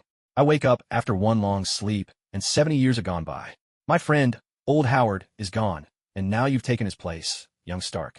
I always thought Howard was too much of a playboy to ever settle down, so I never really imagined what his son would be like. The first time I saw you, you were a mess. Hair stuck to your face, dirt everywhere. But I recognized you instantly as Howard's boy. All I could think about was helping your parents get justice. But as I kept digging, I realized things were more complicated than I'd ever imagined. My old friend Bucky, it turns out, was being controlled. He killed a lot of people, including your parents. Charles told me he could help me bring Bucky back to himself at any time, but I never had the courage to go through with it. In that moment, Steve rambled on like an old man, and Stark just sat beside him, quietly listening. I can't kill Bucky. Back when I was just Steve, he was always the one protecting me. Now, I've surpassed what any human could be, but I still can't protect my own friends. I am sorry, could. I really should have told you all of this long ago. When Steve finished speaking, he stood up, taking a deep drag and finishing off the last of his cigars in one go. Do what you believe is right. If you really have to kill Bucky, then let him die as the Winter Soldier. Let me ask you something. What happens when two monsters, each famous for their sheer strength, crash into one another? Honestly, that's a tough question. At least, that's how Steve would see it. When Hulk and Juggernaut collided, well, things got interesting fast. Massive fists, driven by pure brute force, slammed against one another. There was nothing subtle about it, just raw, primitive power. And every punch set off a thunderous blast. After all, even explosives are really just another way of expressing force. Hulk was having the time of his life. Finally, he found someone who could match him blow for blow. Here's a fun fact. If you play League of Legends, you'll know what I mean. The reason why smuffing is so entertaining is that, in low-rank games, you have the guts to pull off flashy moves and actually make them work. So when Hulk found himself up against the Red Juggernaut, he started to get a little eager to show off. Jiangxi's butterfly elbow, Anuy's signature spinning kick, Jiamu Si's grand hook. A philosopher once said that humanity's greatest weakness is becoming what you once despised. Hulk truly hated Steve, but when he fought the Red Juggernaut, taking on Steve's persona felt exhilarating. Hulk loves this feeling. As Hulk pummeled the Red Juggernaut, he finally regained his confidence. To be honest, the Red Juggernaut wasn't weak. It's just that Hulk, fresh out of the Scythe farm, was overflowing with combat experience. After all, his usual opponent was Steve, a World War II veteran with no moral boundaries but a wealth of fighting tricks. Trust me, enduring endless torment at Steve's hands had turned Hulk into a formidable warrior. The Red Juggernaut had never seen a powerhouse with as many fancy moves as Hulk. He couldn't understand why someone blessed with such overwhelming strength and a body like that would bother to master so many flashy techniques. To him, it was pure squandering of natural talent. What are you really? At last, the Red Juggernaut voiced the question that had been gnawing at him. Hulk, brimming with rage, landed two thunderous slaps, Heilong Jiang style, right across his face. I'm Hulk. Hulk from the Scythe farm. The Red Juggernaut had barely been holding on, and those two massive slaps knocked him out cold. Unlike Steve's side, where the battlefield was a complete disaster zone, Hulk's side had only a few buildings smashed to bits. Steve, led by Stark, soon arrived at the scene. He glanced at Hulk, then at the red juggernaut sprawled on the ground. With just one look, a plan was already forming in his mind. Hey, you know what? I just had an idea. I want to wage war against Hell. Maybe Stark Industries could build a few tanks? Humanoid tanks. Steve rubbed his chin deep in thought. Steve, I know you could be a bit superstitious, but declaring war on Hell? Do you realize what you're saying? Of course I do. In fact, I'm planning to form an advanced team, spar with a few villains. We can't keep fighting imaginary enemies forever. I need something real. But before that, I have a few people to deal with first. With that, Steve waved his hand, beckoning to Hulk. Hulk became so docile in front of Steve, it was almost hard to believe. Well done, big guy. Head back to the scythe farm and have old Joe get you some barbecue and beer. Tonight, you can drink as much beer as you want. Tell Banner it's on me. Hulk let out a booming laugh, then leaped away in high spirits. Hey, Mayfar, get your ass back to Brooklyn from the suburbs. If you crush one more house, I swear I'll tear you a new one. Steve watched as Hulk leapt onto someone else's rooftop, his temper flaring instantly. Hulk won't crush their houses. If you talk back one more time, I'll teach you a lesson right now. You need to learn to respect them. Feeling wronged, Hulk jumped down from the roof and turned, lumbering off toward the outskirts. Don't you think you're being a bit too harsh on the Hulk? Harsh? He almost stomped 2 family homes flat. Damn it. Do you have any idea how many years an average American has to work to afford a house here? Steve grumbled as he led the way toward downtown New York, his companion following reluctantly. To be honest, the scenes along the way made Steve itch to drag Eric out and finish him off all over again. Even though, under Steve's command, the riots hadn't spiraled entirely out of control, there were still plenty of innocent people who'd lost their lives. What the hell was all this for? Mr. Steve, my men did a lot for you during this chaos. I'd like to know, just what kind of privileges can I expect in return? Kingpin, sporting a fresh bruise on his face, strode up beside Steve. His suit was torn in several places, but his presence was as commanding as ever. For the surviving criminals from tonight, you can pick 10 to study, Steve replied, clapping him on the shoulder. In fact, you might want to look into the alien organisms angle. But make sure you keep your current mindset. If you don't, I'll personally send you to the afterlife. Steve knew exactly how Kingpin could break through his limits and become even more useful. The trouble was, symbiotes had a way of messing with people's heads. Except for that loser, Venom. Almost every symbiote warped the host's personality. Thank you, merciful sir. Kingpin was a man who knew how to read the room. He'd once challenged and even threatened Steve. But now he knew better. It was almost like a scene from an old slapstick film. The doorman doesn't recognize the Emperor and blocks his way into the Prime Minister's mansion. Later, when the Emperor finally reveals himself and kills the doorman, the poor man still can't understand, even in death, why the Emperor didn't bother to wear his royal robes if he was visiting the mansion. All right, don't forget the task I gave you. With that, Steve walked straight over to Stacy. You see for yourself, this mess isn't so easy to clean up. Stacy sighed, resignation in her voice. I don't know what's happened to this world. It feels more dangerous than ever. Steve, do you think we'll make it through? The 3,000 words I owed from yesterday have now been made up. Honestly, I can't keep going like this. I really need to rest. My health has taken a turn for the worse. And there are a few things I'd like to say to everyone.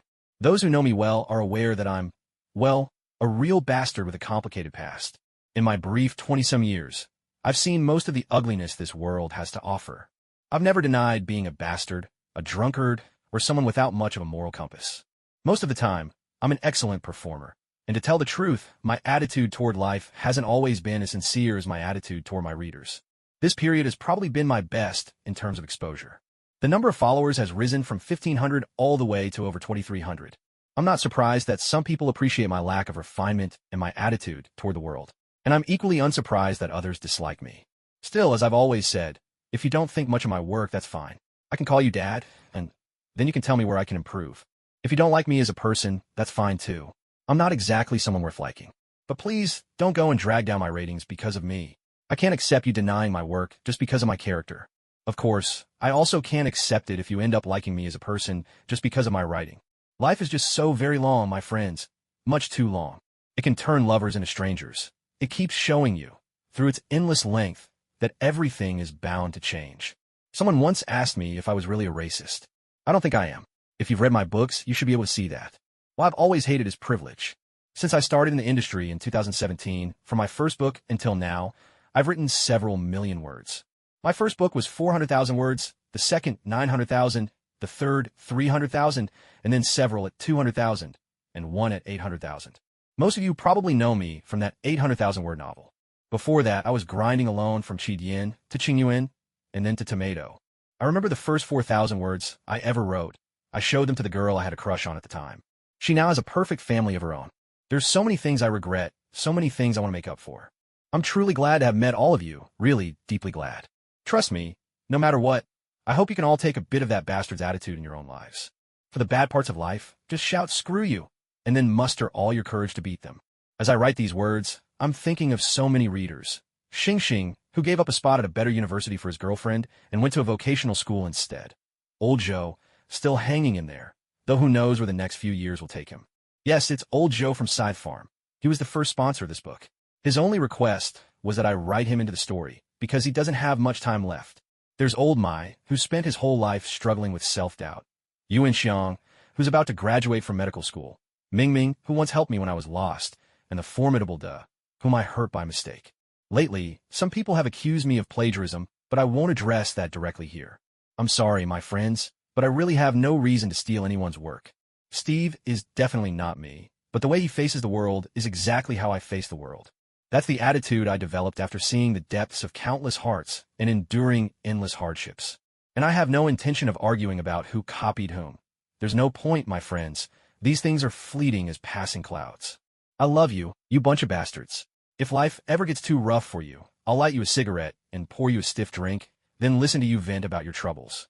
After that, though, you have to go back out there and take on life, that two-timing son of a bitch. I hope you're all well, and I hope you're having a blast in this crazy world. 5-star reviews, cough them up now.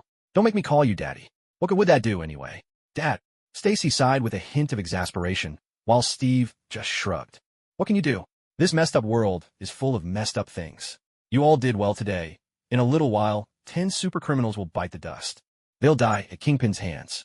Things seem calmer elsewhere, right? Calmer? Steve, this place looks like the Falklands after 30 British charges. It's bodies everywhere. Stacy was clearly sensitive to the word calm, but you couldn't really blame him. People are always tormented by their own sense of justice.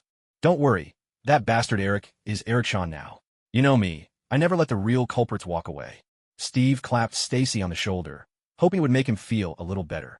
All right, I'm not some sissy in a frilly pink tutu. Just do what you have to do. But Stacy cut him off, not at all interested in more pep talk. For the first time, Santiago High School found itself completely leaderless. Frank and the entire problematic janitorial staff had all left the building. Henry Backed, the principal who'd been coasting for years, was finally forced, if only briefly, into actually running things. Truth be told, he'd been against Steve from the very beginning. But after embracing Steve's educational philosophy, he felt something change inside him. These kids, whose fates had once seemed so completely decided, now seemed to have gained the power to defy their destinies through this new way of learning. Even the arms dealer's son might just become an outstanding sports star one day. If it were possible, Henry Backed would gladly remain here as a writing teacher forever. To be honest, he relished the feeling of helping others stand up against their own fate. Unfortunately, the students at Santiago High still carried a bit of incorrigibility within them, though this wasn't necessarily a bad thing. Rather, it was simply a trait common to all children of this age. Peter Parker was already prepared by the time he received Jarvis's text message, but the first challenge he faced wasn't some super-powered criminal. It was Anton, who never seemed to use his head. This Russian, son of an arms dealer and a future sports star, charged at Peter Parker like a living, breathing woolly rhinoceros. Hey, short stack. I've heard enough of the coaches bragging about you. Now prove yourself to me. I think it's best if we both avoid trouble. I still have a mountain of homework to finish, Peter replied. Peter Parker had been well raised by Steve. Not only was he far from timid, but he even felt a bit eager whenever danger loomed. So, when Anton came barreling at him, Peter didn't back down. He charged right back. The two squared off. Anton was startled by Peter's strength, while Peter found the whole thing rather tedious. Peter couldn't help wanting to show off. With just a tenth of his strength, he was already holding his ground against the school's current shining star, Anton. If he'd ever watched those corny videos on Douyin, he'd probably have his hands in his pockets right now, toss his head, and say, "Back then, I didn't know what it meant to have a rival." But unfortunately for Peter, he had a mountain of homework waiting for him. After Stark topped up the beer fund, never forgetting the one who dug the well when drinking its water, as the saying goes, the old crowd became even more generous when buying Peter's homework assignments. Once they bought up every type of American homework they could find, Inyong was the first to suggest they broaden their horizons a bit. After all, It wasn't just American teachers who knew how to pile on the homework in this world. So now, Peter didn't just have regular homework to finish. He had to teach himself Chinese, too. What kind of situation was this? Peter really had no intention of continuing his standoff with Anton, but the other boy just wouldn't let go. So Peter had no choice but to knock the poor guy out with a single punch. Truth be told, that moment left quite a few people stunned. I'm serious. You guys really shouldn't be looking for trouble. Have you even finished your homework? Peter delivered this line, standing over Anton, who could have fallen asleep right then and there. That, without a doubt, made his words all the more convincing. Every student who'd been about to start the party lowered their heads. The football team's troublemakers exchanged uneasy glances. None of them could have imagined that the nerd who was always buried in his homework could pack such a punch. Man, I don't know what you guys are planning, but seeing this guy is like seeing Principal Steve. I'm out. Oh, come on. Don't you realize what a rare opportunity this is? We're just looking for some fun. Nobody's actually going to cause any real trouble. The speaker wore a mask, but those amber eyes gave him away. Who else could it be but Carl? I want to test him. Richard, whose build was as massive as a bull's, got to his feet and strode toward Peter Parker. Richard? Parker was a little surprised. In his mind, this big guy had never been one to join in, just for kicks. I'm not interested in the party, but you're strong. I want to see what you've got.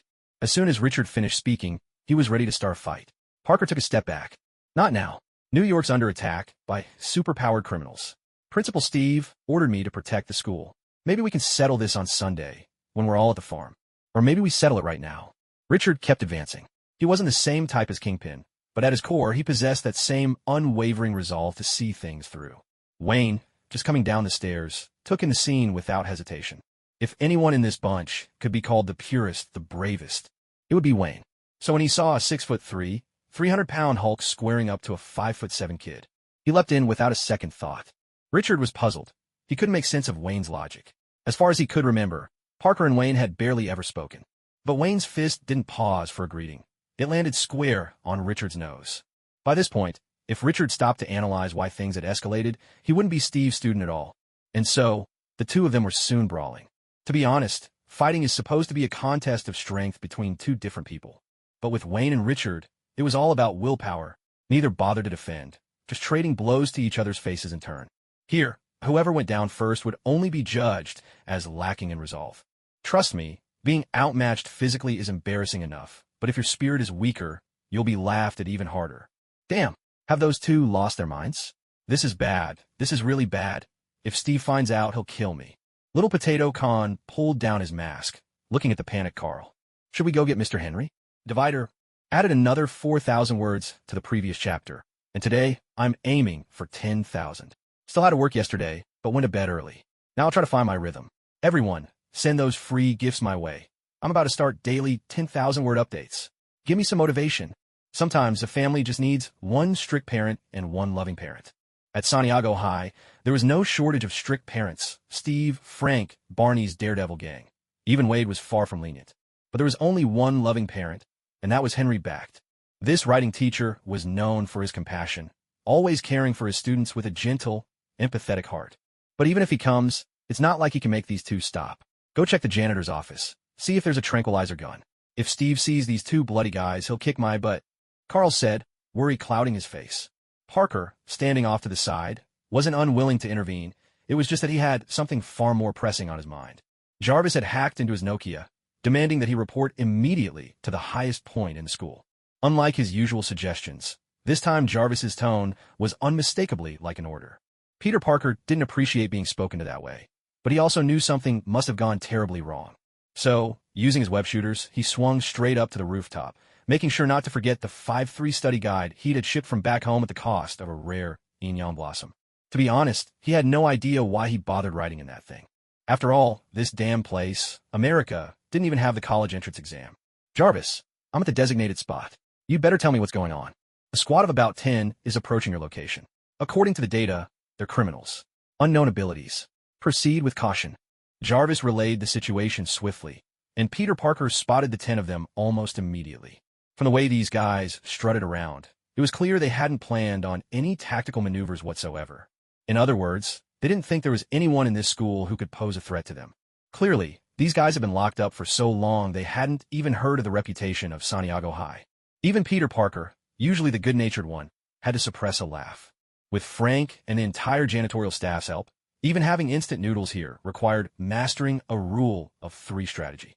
He'd bet anything that unless these 10 losers had some sort of superpowers up their sleeves, if they dared step inside, the students of Santiago would tear them to shreds.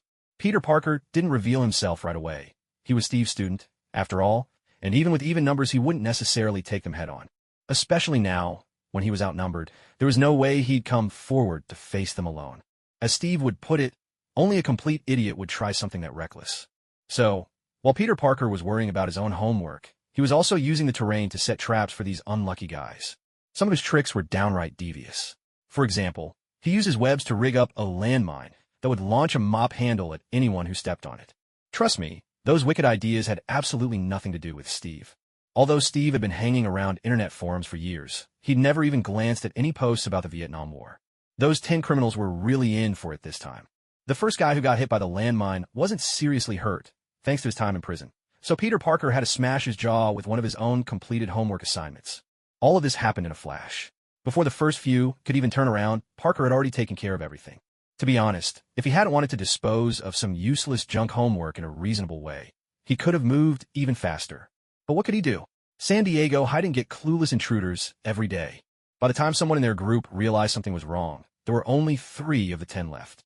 And Mr. Peter Parker had already paid the price of 50 kilograms worth of homework assignments. Good heavens, if it hadn't been for the guy who could spit acid, even if he tried to stuff all 50 kilos somewhere unspeakable, it still wouldn't have fit. The last 3 were now wearing looks of sheer terror. Embarrassingly, they still hadn't caught a glimpse of the mastermind behind all this. It wasn't that they hadn't thought about rushing into the building to grab a couple of students as hostages. The trouble was, they simply couldn't. Hey there, my name's Steve Rogers. Quick question, does anyone here breathe fire, spit acid, or have any other superpower that destroys stuff? I'm a bit pressed for time, so I'd appreciate it if we could wrap this up quickly. Peter Parker suddenly appeared before them, his face wearing that classic bookish grin. He could have taken his time, but Jarvis had just informed him that the chaos in New York was over. The 3 remaining guys exchanged uneasy glances. Finally, a guy with a mohawk made the first move, hurling a fireball at Peter Parker. That hit Peter's soft spot. Without hesitation, he shattered the jaws and limbs of the other 2, then swiftly wrapped the mohawk guy up like a mummy. Let's keep this brief, sir. At this point, you're just wet trash. Right now, I need your help dealing with some dry trash. So when Steve returned to the school to tally up the damages, he looked absolutely furious. You're telling me these miserable bastards came to San Diego High and didn't even chip a bit of plaster off the walls? Just burned up your homework in your classroom? Yeah, these people are really something else. Peter Parker looked up at the ceiling and shrugged, while Steve reached up to press his palm against his forehead, struggling to keep his blood pressure under control. Do you think I'm an idiot? Or are those 10 guys the idiots? They risked getting their jaws and limbs smashed just to burn a 16-year-old kid's homework? What, is that supposed to destroy the world or something? Steve stared at Peter Parker, who took a cautious step back, making sure he could leap out and escape at any moment. Mr. Steve, asking me to understand the mind of a criminal is really a bit too much. How about this? Why don't we just wait until their jaws are healed and ask them ourselves? Peter already had 1 foot out the door, and of course, Steve had no real intention of questioning a bunch of guys with shattered jaws about what had actually happened. But when it came to dealing with a little rascal like Parker, he still had plenty of tricks up his sleeve. I guess I'll have to tell Stark to keep funding the beer stash. A cool 10 million sound about right. Don't worry, Parker. I told you. I'm your teacher, and whatever you lose, I'll find a way to get it back for you. In fact, I can get you even more than that. No need to thank me. Just focus on your homework. Divider, 5-star rating. Free gifts. Keep them coming. These 2 chapters are to pay back White Sands' generous rewards. Tonight, there should be 3 updates, maybe even 4. Right now, the rule is, for every big patron or special tip, you get an extra chapter. Otherwise, there's just no way I can keep up with the writing. Peter Parker really can't outmatch Steve, but that doesn't stop him from vowing that one day, when Captain America is old, he'll be the one to pull the plug on his oxygen tank. Sir, I really think this damn homework is utterly pointless for me. How about this? I can just take the exam right now, and we'll see if I pass or not. Honestly, do you guys really believe that all this repetitive practice does me any good? Steve bared his teeth in a wide grin, fixing Peter with a long, searching look before finally chuckling. Truth is, none of this homework really matters. There's a saying that homework and education are just ways to shape the kind of people society needs. The way you complete them decides your future role in this world. A businessman might pay someone else to do the work. An elite working on Wall Street is guaranteed to finish on time and up to standard. That's the kind of talent their bosses want. But me. I need you to have the courage to say no to things that don't make sense. Peter looked at Steve, genuine excitement lighting up his eyes. So what you're saying is, I could have stopped doing the homework ages ago? In a sense, that's true. But from where I'm standing, you seem to be enjoying yourself, too. Still, you'd better get fluent in Chinese ahead of time. Goodness, they have over 1 billion people, and unlike India, they were never a colony. Their English is just fine for their own purposes. Steve finished speaking and waved his hand dismissively.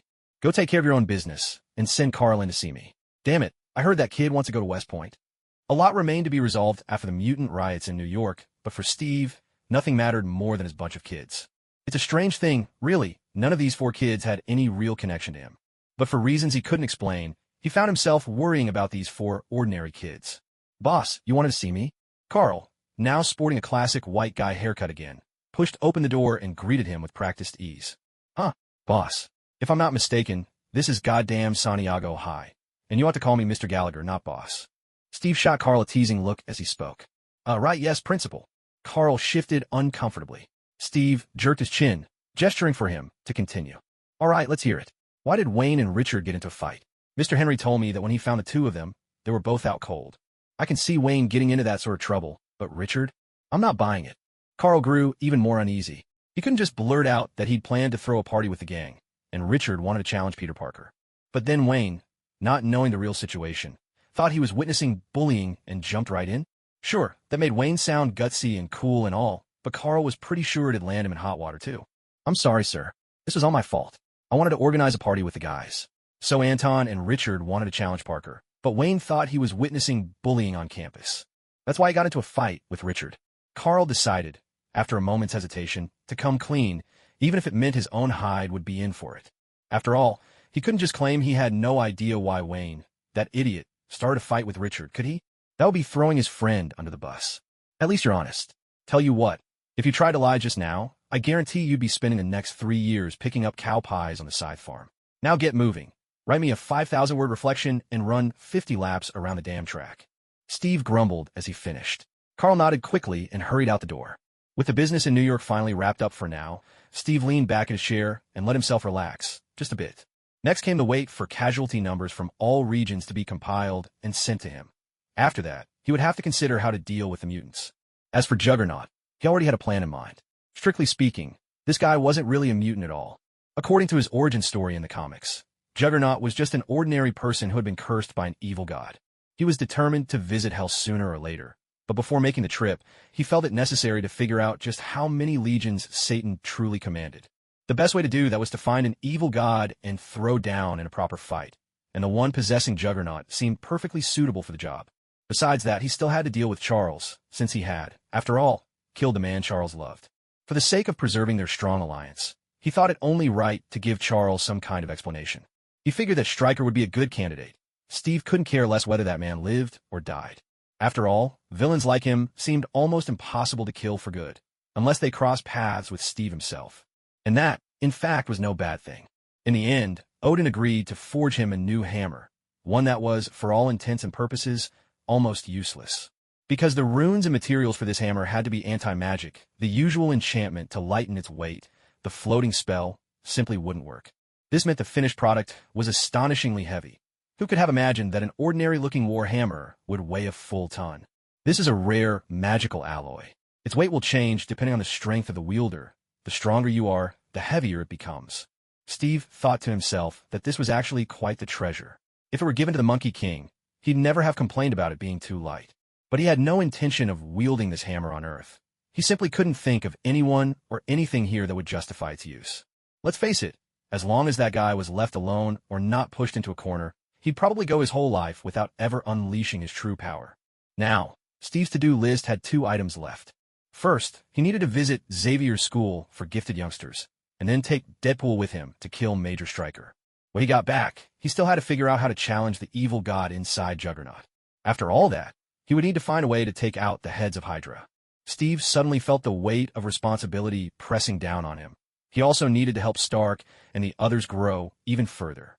At last, he understood why so many who found themselves in the Marvel Universe prefer to be the principal of Hell High School. Compared to Steve's current life, being an unaccredited principal at a school in Hell would certainly be a much smoother ride. After all, there'd be no pressure to perform, And if your moral standards were low enough, it really wasn't so bad. Maybe you could even end up marrying one of your students. This is America, after all, and there's no reason why not. The thought brought a sudden urge to Steve. Perhaps he should come back and be a principal again. Who knows?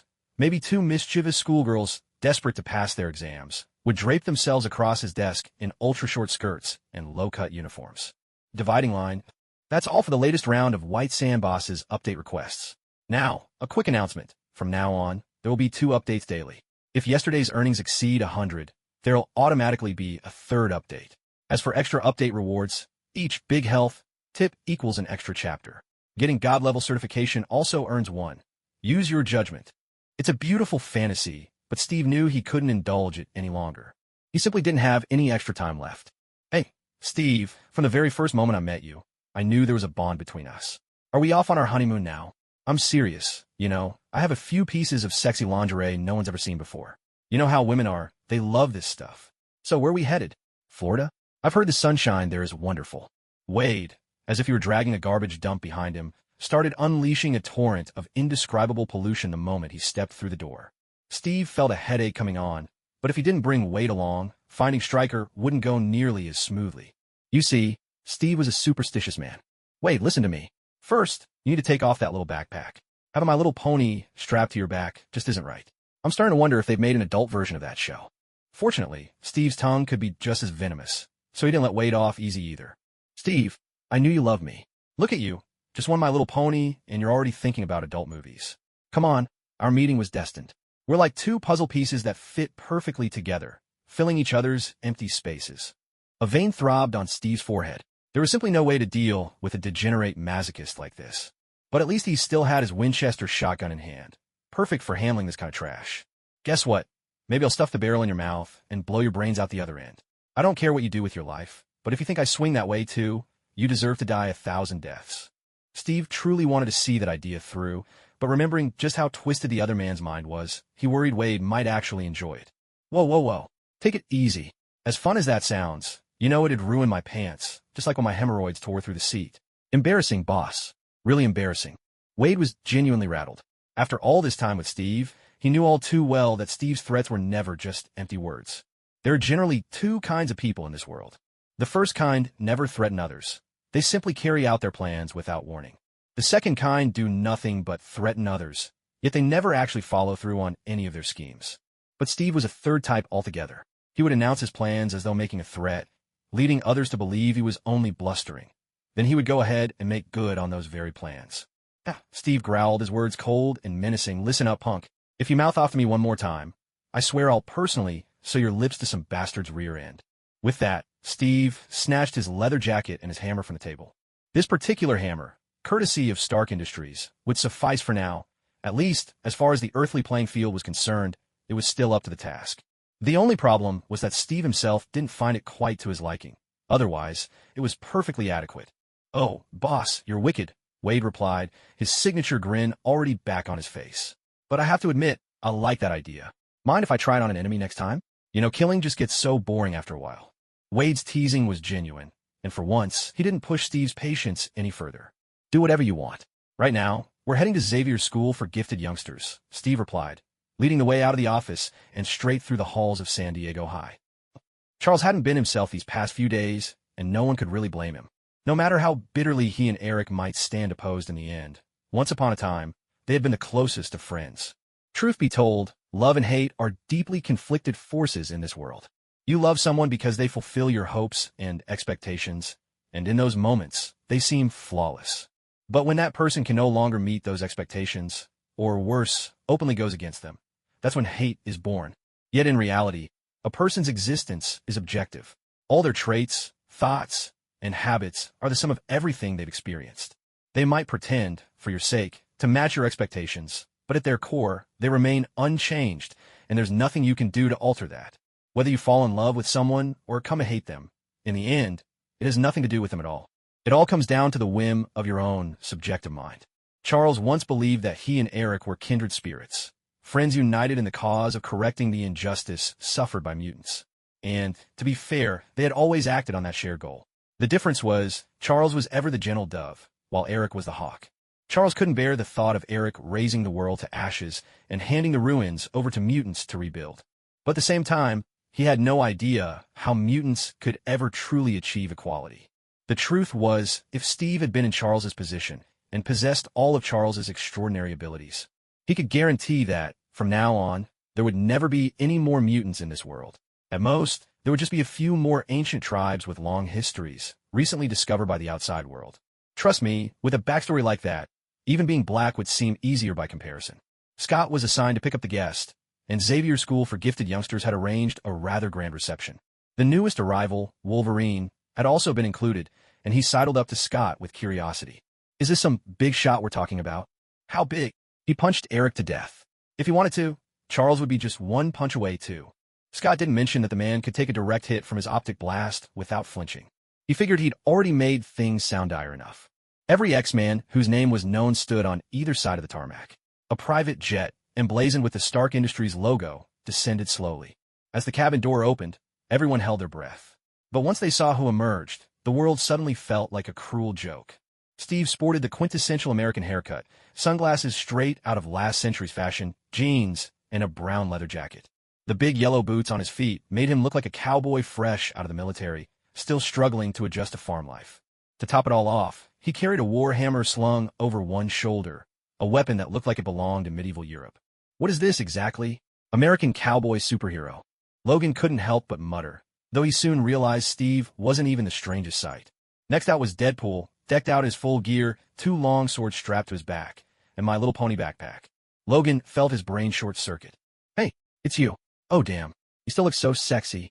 Have you been taking good care of your claws lately? I've always wanted to remind you to take your calcium supplements on time. But then I worry about you getting hyperostosis. Oh, heavens, do you get hyperostosis? Divider, I'm exhausted really. This body's limits stop right here. For chapters today, good night everyone. Gift me and shower me with 5-star ratings. With updates like these, don't I deserve it?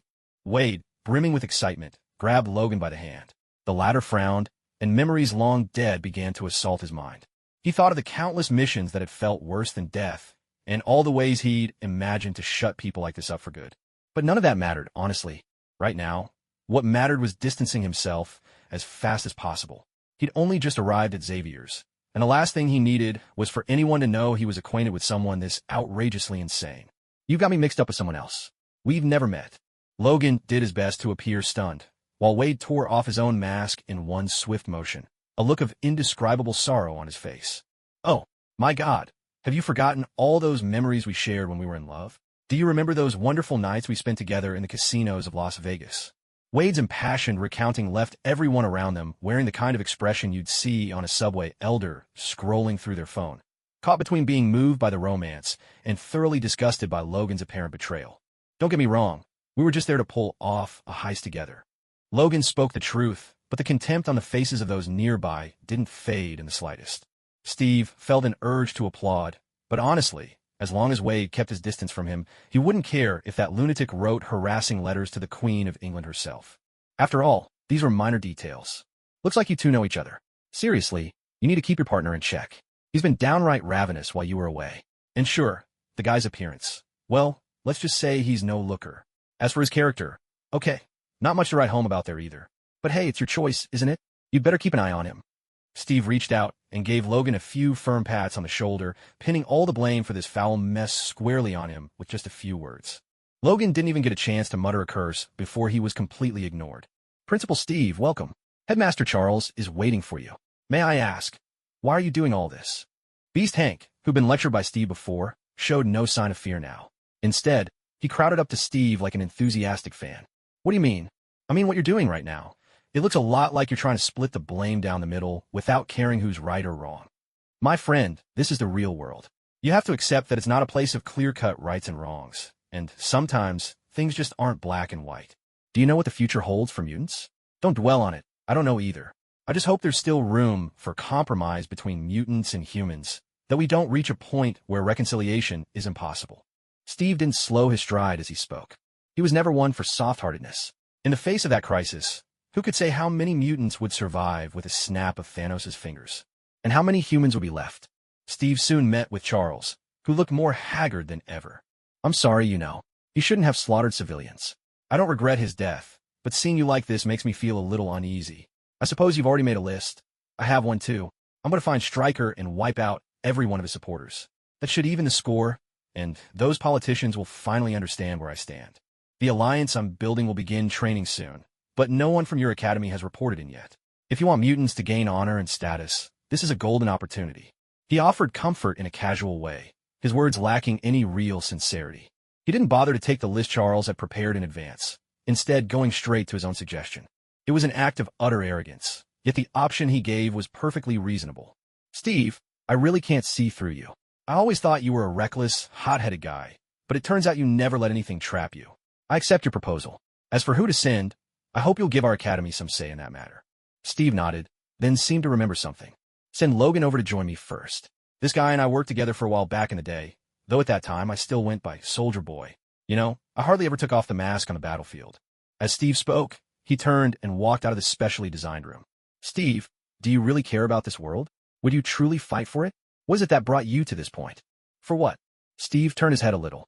So, the kids at the school don't have to live a miserable life just because of parents they never got to choose. So that all the things that should never happen will finally come to an end. And what else? So that these damned misfits can finally be truly free in this universe. Steve didn't argue with Charles any further. Charles couldn't understand what Steve meant. The freedom Charles believed in was fundamentally different from the freedom Steve spoke of. When Wade dragged a reluctant Logan onto the plane, Steve almost laughed. That old grouch bit open a cigar with his teeth, frowning so fiercely he looked ready to murder Wade. Of course, Steve didn't care. Even if he let the two of them brawl, it'd take at least an hour before either of them could manage to kill the other. Steve, how have you not ripped this guy's vocal cords out by now? Logan finally blurted out the question after Wade finished his 13th filthy joke. Steve, who was sampling Stark's stash, shrugged. What's the point? You know, guys like that are tough to kill. Even if I cut out his vocal cords, he might just start greeting me Stephen Hawking style.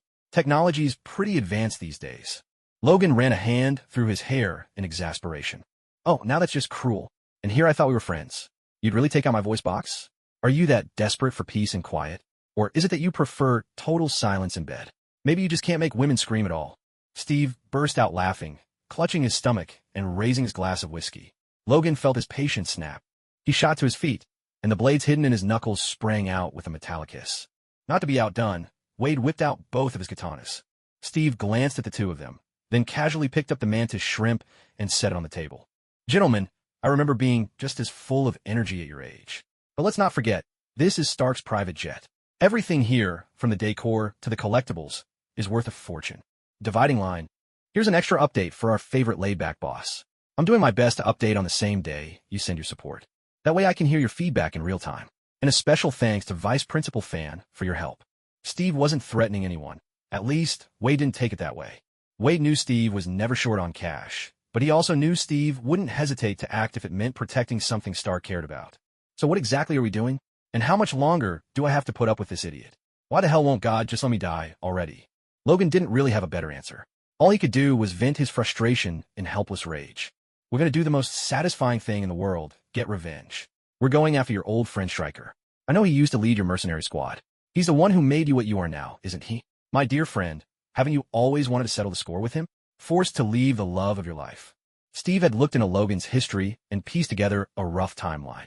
Thanks to his own actions, the timeline of this world was completely scrambled. All he could do was make an educated guess about what would happen next, based on what had already taken place. How do you know all this? Logan didn't retract his claws. He watched Steve warily, like a startled beast. How do I know? Finding out about you wasn't hard for me. I'm a 5-star general of the United States. Sure, it's an honorary title, but trust me, you and I, Lumberjack, are not in the same league. Steve let out a laugh. Logan had gotten the answer to his question, but he didn't feel the least bit pleased. He felt as though he'd just been looked down on, and he had the evidence to prove it. But why did you kill Stryker?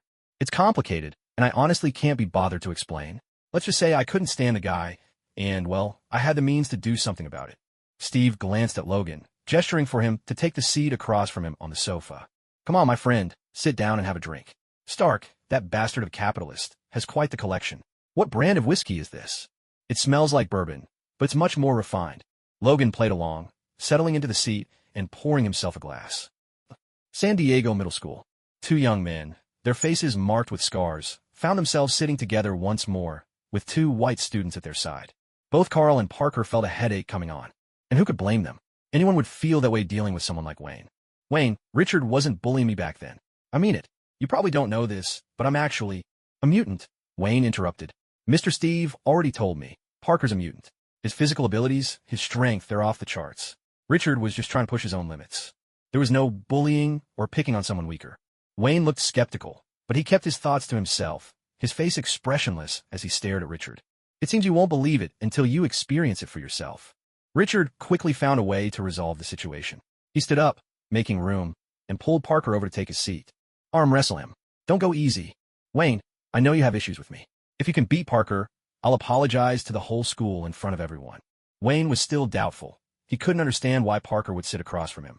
Though Parker didn't look especially strong, Wayne had some confidence in his own strength. So, without a second thought, he agreed to Richard's challenge. Beating a bookworm didn't seem like much of a problem. As for what Carl had said earlier about Parker being a mutant, Wayne hadn't paid it any mind. It wasn't that Parker didn't fit the bill. It was just that Carl was hardly ever truthful. You can use both hands if you want, Parker said politely, but Wayne shook his head and offered his left hand. Carl and Richard exchanged a knowing smile. Carl even let out a playful whistle. The contest began quickly. At the end of the day, Parker was still a kind-hearted kid. He gradually increased his strength, careful not to hurt Wayne, but making sure Wayne could feel just how big the gap between them really was. Wayne furrowed his brow. This bookworm was indeed a bit stronger than he'd expected. But that didn't mean anything.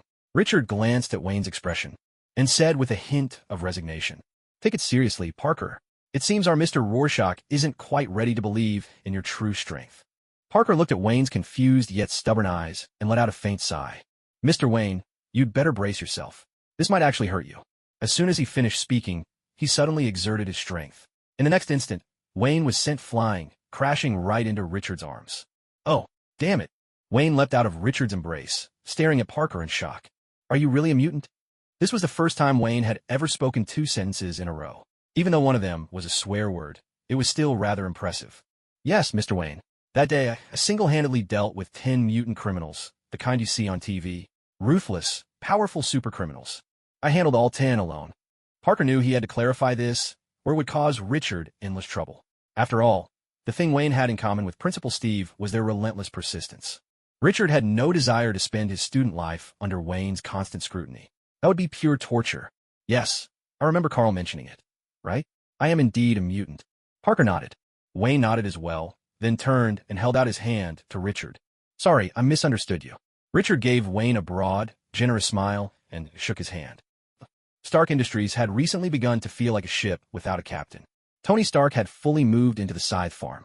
On one hand, the research on the destroyer armor was nearing its final stages. On the other, he was wrestling with the situation regarding Bucky. Steve believed Bucky was a victim, and so had left the final decision in Tony's hands. Stark had sensed that Steve hoped he would forgive Bucky. But the pain of losing loved ones is not so easily explained away. "Stark, Steve asked me to make sure you eat your meals on time every day." Old Joe walked in, carrying a plate of grilled chicken breast and a serving of mashed potatoes. He showed not a hint of apology for interrupting Stark's train of thought. "Joe, you can't just barge in like this. This is my lab, and it's only 11:30. Oh, come on. You know that no matter what we're doing in our rooms, when our Asian parents bring in food, none of us can blame them. Divider, to honor the giants of worldview and values, this is an extra update for them. I want to thank the 2 supporters for their generous rewards yesterday. Tonight, depending on my energy, I'll write 1 or maybe even 2 more chapters. Everyone, please be patient. Give me a nudge to update, and don't forget those 5-star reviews." Separation. Back in January, my buddy asked, "Well, it sounds like life isn't all that easy for you Asians, is it? So how do you deal with those adolescent urges? Just go out and, Stark took the food handed to him, then, without a care for appearances, jumped right onto the table nearby. "By the way, you Asians all seem so calm and at peace with the world. It's like you're immune to hatred." "Oh, come on," Old Joe retorted, rolling his eyes as he walked over to the table. "Try calling a Chinese person Japanese and see what happens." "Why are you asking me this? Is there someone you hate?" Joe questioned. Instead of answering, Stark speared a piece of chicken breast and popped it into his mouth. "Not bad. Is this from your own farm? Honestly, I've never understood why you Asians like to eat chicken with the skin on." Old Joe nearly rolled his eyes right into the back of his head. "Stark, you really need to check your arrogance. Sure, there are feathers on chicken skin, but you can't just throw away the whole thing because of a few flaws. That's what I can't stand about you Westerners. this tendency to dismiss something entirely just because of a tiny problem. Hey, you can't just bulldoze through life like that. Humanity can't afford to treat things so carelessly. Stark was taken aback.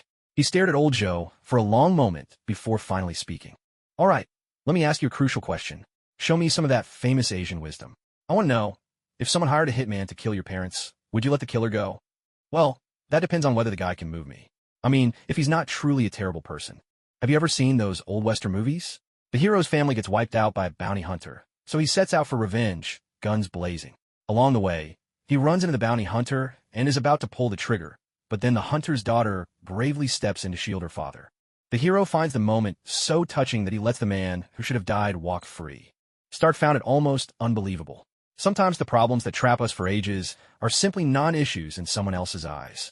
Old Joe, you really are wise. I've been stuck on this for so long, but it seems like nothing to you. How do you manage that? This time, old Joe didn't roll his eyes. He just looked at Stark calmly. Because, my dear Stark, I've never actually had a hitman murder my parents. Stark stared at the guy who seemed almost possessed by Steve, his lips twitching uncontrollably. Has anyone ever told you that sometimes you really act just like Steve? Oh, please. This is just what a normal person is supposed to be. You, on the other hand, have been stuck in a live-action version of Downton Abbey all your life. Honestly, this is one of the rare times you actually get to meet someone normal. After throwing out this jab, Lao Zhou stood up abruptly. He really didn't care for this cold, sterile laboratory.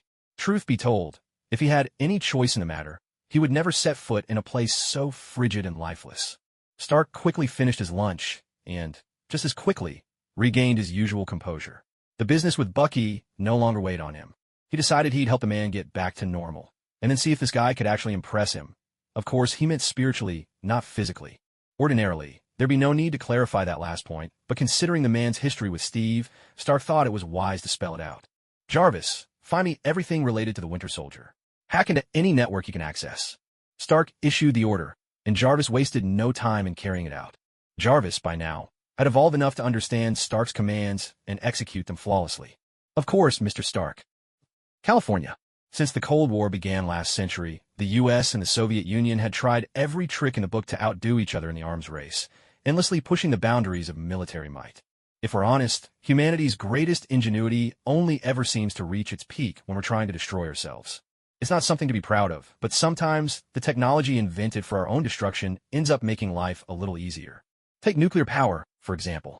Steve looked up at the towering structure before him, a building so immense it reminded him of those ancient Tulu dwellings in Guizhou, China. His lips tightened in a wry smile. Is Strucker hiding out in a uranium rod now that he knows we're coming? What are we even doing here? Logan ran a hand through his wild hair, his bloodshot eyes fixed on a nuclear power plant looming ahead.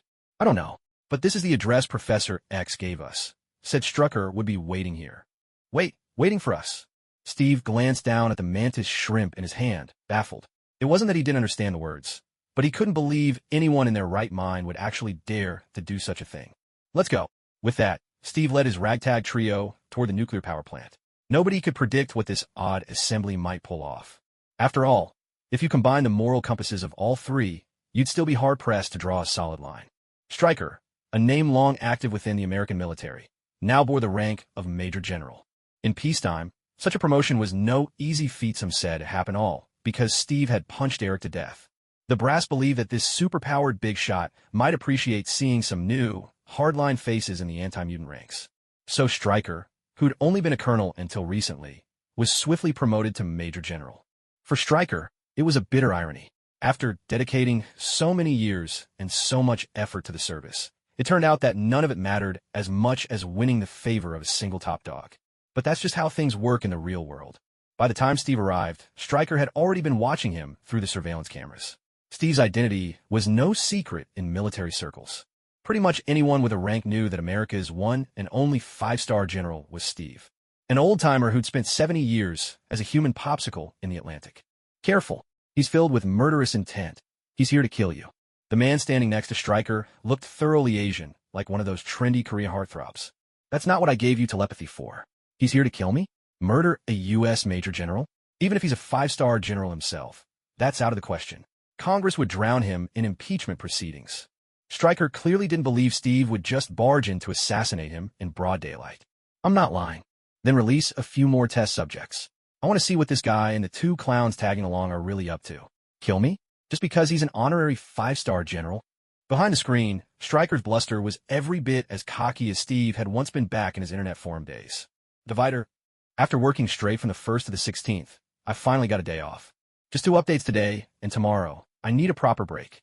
If only Steve could see Stryker's face right now, he'd probably give him a heartfelt lecture. When you're dealing with people, especially if you're a troll, you really need to master your facial expressions. After all, you're not Brother Fly. If you go around telling people to eat shit, someone just might beat the crap out of you. Still, Stryker had real power at his command. He was a U.S. Major General after all. This guy was nothing short of a genius in the field of mutant modification. By the usual logic, a single gene mutation would only grant a single superpower. If a mutant wanted to possess more than 2 abilities at once, he'd have to confront the collapse of his own genetic structure. Of course, here we're talking about 2 entirely different types of powers. For example, if you had a psychic ability, it was almost impossible to gain a fire-based power on top of that. Otherwise, your genetics would start to unravel. This is no joke. Some say this is the curse that God placed upon mutants. And Stryker, after countless experiments, finally managed to break this curse, if only for a brief moment. It wasn't that he found a way to prevent the genetic collapse, but rather, he discovered a means to delay the process. It was Deadpool and Wolverine who gave him the inspiration for this.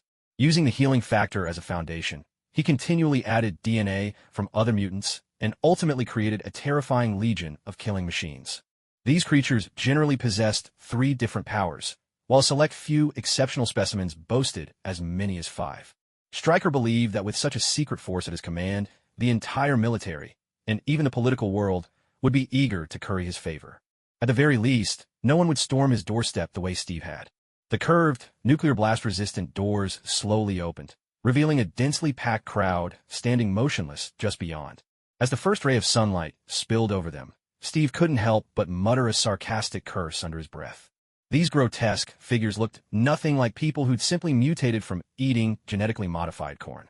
In fact, their mutations had far surpassed anything caused by GM corn. Good Lord, Wade, you know what? With that burnt pizza face of yours, you actually look handsome among these guys.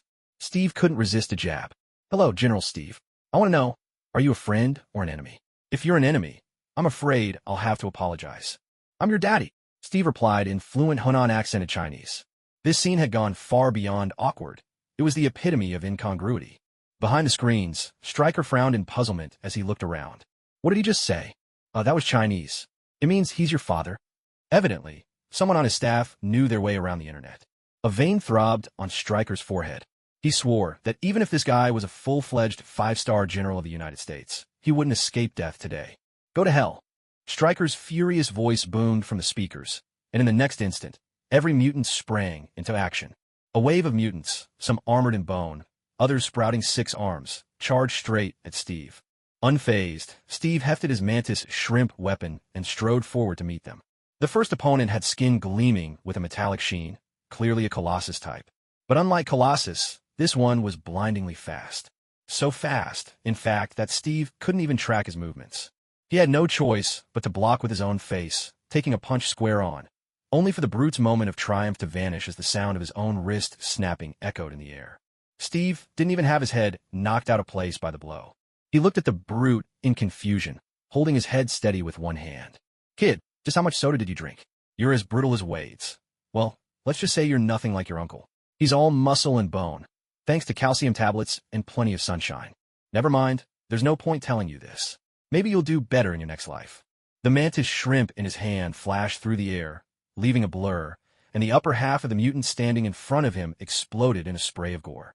Whoa, Steve, with that kind of brutality, you'll have a hard time winning over the ladies. I don't care, as long as you don't say you like me. Otherwise, I might give you the same treatment. Want to make it a contest?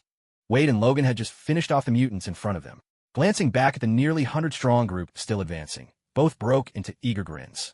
What's the prize? And don't try to fool us like you did Parker, handing out homework to the winner. Unlimited Scythe Farm beer, you know, the one that's fatal to old Joe. Steve grinned, and Wade's eyes lit up instantly. Only Logan seemed lost, having no idea what the two were talking about. How could a little beer be the death of old Joe? And what about that made these two so happy? It's on, Steve said softly, then leaped straight into the throng. Almost instantly, a thick mist of blood billowed up into the air. Hey, that's not fair.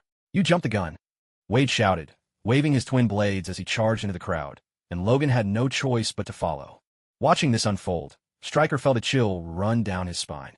He was starting to wish he could strangle those idiots in the Department of Defense himself. With a man this powerful, why did those fools claim he was just an honorary 5-star general? Tricking outsiders was one thing, but why deceive your own people? He thought that 100 against 3 would be an overwhelming advantage, no matter what. Now, even if he had 12,000 against 3, he'd be thinking about when to catch the next flight out of here. If I ever get out of this, I'll see those Defense Department losers impeached hard. Muttering to himself, Stryker left without a backward glance.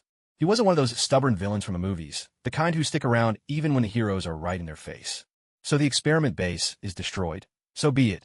As long as he survived, he'd always have a chance to rise again. As for Steve, the slaughter was over in no time, and unsurprisingly, he ranked dead last in the contest. There was no helping it. He hit so hard that every opponent was reduced to nothing but a cloud of blood. No one could even begin to count how many he'd actually taken down. Besides, the Scythe farm was his to begin with. There was no reason for the referee to jump in and compete alongside the athletes. Damn it, there's a plane up there. I bet my life that Stryker, that son of a gun, is on board. Should we shoot it down? Wade pointed angrily at the small jet speeding through the sky, his voice brimming with frustration. Wade, I get that you're eager, but next time we really need to be careful with our wording. If you want to shoot down a plane, you need to say it a little clearer. Divider, the ratings hit 9.1. I'm at a loss for how to thank you all, so here comes a daily 10,000 words. Steve folded his arms across his chest, gazing up as the jet soared off into the distance. So, we're just going to let this go? Didn't we come here today to take him out? Yeah, but do you know how to kill Hydra? Steve shot Wade a questioning look, and Wade frowned in confusion. You think we're all a bunch of old-timers? Hydra's a relic from your era. It's got nothing to do with us. How am I supposed to know how to take down Hydra? Steve shrugged. Sorry, I tend to forget you're still a kid.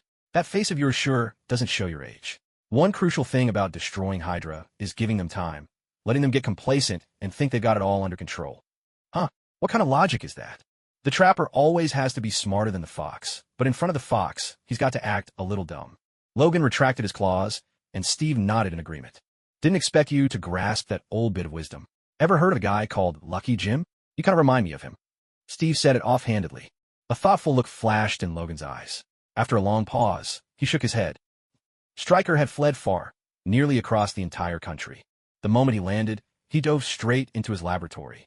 Rows of old-fashioned monitors flickered on, and a dwarf with tiny round glasses turned to look at him. Stryker, what are you doing here? Damn it, we need to work together. Steve's gone completely off the rails. He's way beyond what I expected. Stryker's manic expression made him look like a desperate, cornered animal. The figure on the screen eyed him strangely. What did Steve do? Weren't you always looking down on us? For once, the robotic, synthesized voice carried a hint of mockery, and Stryker slammed his fist down on the table. Damn it, every single one of my mutant soldiers, even those with 5 powers at once, were absolutely. Stryker couldn't even find a word strong enough to describe just how pathetically weak his soldiers had turned out to be. He wanted to say like a dog, but who would beat a dog so hard that it turned into a cloud of blood? It was at this moment he realized a fatal truth. The gap between Steve and his soldiers had already far surpassed that between humans and dogs. Now, he even felt that Steve was entirely different from any species on this planet. He was so powerful, he hardly seemed like a carbon-based life form. Sorry, we believe the risks of cooperating with you now exceed any expected gains. We must refuse any further collaboration, though we sincerely hope there will be another opportunity to work together in the future. The green human face, constructed from countless streams of data, dimmed. On all 3 rows of display screens, every green face faded away, while the air filled with the acrid smell of burning electronics. Stryker couldn't help but curse under his breath. He realized the other side hadn't simply refused cooperation. They had also wiped out every trace of themselves here, completely abandoning a base they might have operated for 20 years. What did this mean? It meant not only the end of their partnership, but also that Stryker's death sentence had just been pronounced. Of course, he understood why Steve had let him go. As a seasoned commander, he'd participated in several oil exploration operations. He knew that if he wanted to find the locals, the best guides were the panicked locals themselves. Hey, hello there, my friend. Steve's voice rang out suddenly. Stryker jumped, spinning around to glare at Steve. Why do I have to die? No, you've misunderstood me. Steve emerged from the shadows, a cigar clamped between his teeth. The shrimp blood on his clothes had dried into black stains, giving him an air of lethal menace. I don't want to kill you. I just have to kill you. Look, I remember you were a colonel for years, barely making a ripple, and now suddenly you're a major general.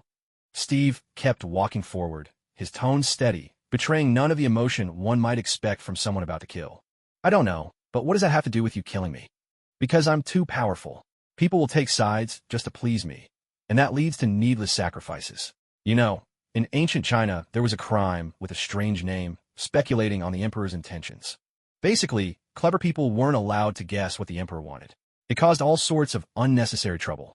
But don't worry, after you're gone, I'll take care of those politicians who used you as a pawn. Steve didn't make things any harder for him. This base clearly wasn't his to begin with. From that alone, it was clear Stryker was out of options. There was no need for Steve to torment him any further. So he reached out and flicked Stryker right between the eyebrows. A tremendous force instantly surged through Stryker's entire skull, and his brain shattered in an instant, like a block of tofu vibrating at high frequency. I thought you'd chop off his head, you know? That's what real men like us usually do. We take a knife, chop off the target's head, and then drag that bloody thing to the CIA or wherever and collect our reward. After that, we go out for a hell of a night, booze, women, and the finest food. Oh God, Logan, make him shut up. Steve clamped his hands over his ears. It seemed that even the body of truth bestowed upon him by the one above all wasn't entirely invulnerable. At the very least, he had no defense against this level of mental pollution. I was about to ask you to shut him up for me. God, was he always this annoying, or did they genetically modify him to be worse? Hey, that's discrimination. I'll have you know I'm 1/8 Jewish. You can't treat me like this, you damned Aryans. The corner of Steve's mouth twitched. He signaled for Logan to take care of Stryker's body. Then he turned to Wade, fixing him with a dangerous, questioning look as he raised an eyebrow. Are you sure you're 1/8 Jewish? Suddenly, I'm starting to wonder, how do I put this? Major Stryker had prepared some truly insidious methods, something like a plasma cannon. Our teammate Wade, in an act of selfless heroism, threw himself in the line of fire to foil Stryker's plot. At the scene, all that remained was a little bit of Wade and the corpse of Major Stryker, who had taken his own life. Logan quickly spun a plausible story, and Wade had to slap a hand over his mouth to keep from laughing. Oh, come on. You can't do this to me. Boss, you're the one in charge of my death benefits. Remember. You know, if I could really never hear your voice again, I think it would be worth any amount of money. Steve looked at him with complete sincerity. So, did you really refine oil? Hell no.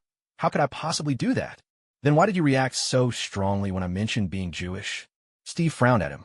Because back in our day, being Jewish was practically synonymous with capitalism. Sure, it was wrong for that little mustache to orchestrate mass murder, but you should know those guys would hoard supplies for their own comfort and profit, leaving most German workers starving. That's a fact, too. Steve's tone was calm, without the slightest hint of anger. He recounted what he'd witnessed, without any intention of arguing. If any particular school of thought manages to spread widely, it proves that it is grounded in a certain economic reality. In those days, the German currency was rapidly depreciating, and everyone's assets, except those of the Jewish community, were losing value at a staggering rate. Taking advantage of their position in the market, they pressured ordinary Germans to surrender the wealth they had spent their entire lives working for. It began with the means of production, then moved on to fixed assets. In truth, if it hadn't been for that mustachioed fellow, and if history had been left to continue along that path, sooner or later, someone new would have emerged to string up those capitalists and burn them under the streetlights. Steve showed no hint of emotion. He simply watched Wade in silence.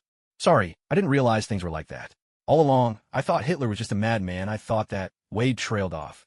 Wade, the world is never simply black or white. It just isn't possible. Most of the time, good and evil are interwoven, and human nature swings endlessly between the two. Honestly, if you ask me, the only thing truly certain about humanity is that we're all destined to die. For the first time, Wade thought Steve was an outstanding teacher. He suddenly felt a pang of envy for the kids at Santiago High. With a teacher like this, maybe they wouldn't necessarily grow up to be remarkable people, but at the very least, their characters would be whole and sound. Much as I hate to break up this moment, Logan said, his voice tinged with menace as he dangled Stryker's head, should I still go ahead and stir up some trouble? Wade immediately made a zipping motion across his lips and clamped his mouth shut. Let's forget it for now. You two head out. I'll double-check if there are any genetically modified children still here. Steve waved them off, signaling for Logan and Wade to leave first. Though they had no idea what exactly Steve intended to check, the two of them took the hint and quietly slipped out. How should I address you? Steve asked. It's been a long time, Steve Rogers. I have to admit, Russian scientists have achieved astonishing things in biology. You may simply call me by my name, Arnim Zola. A smoky monitor flickered to life in the corner, and amid a flurry of static, the bespectacled face of Dr. Zola appeared once more. It really has been a long time. Dr. Erskine's achievements in biology are certainly remarkable, but I imagine you, Dr. Zola, haven't been idle all these years either. To be honest, I'm genuinely impressed. You managed this level of infiltration right under Carter's shield. Hey, you flatter me. After the war, every kind of talent became precious, especially since our people started promoting the slogan, "Science knows no borders, and technology holds no allegiance." The Paperclip project has been progressing smoothly. By comparison, I'm more curious. How did you discover us? When you spent nearly your whole life hunting foxes, the moment you step onto the open plain, everything in nature will tell you where to find one. Steve didn't answer the question directly. Dr. Zola's deformed face twisted into a smile. Steve, what exactly happened to you?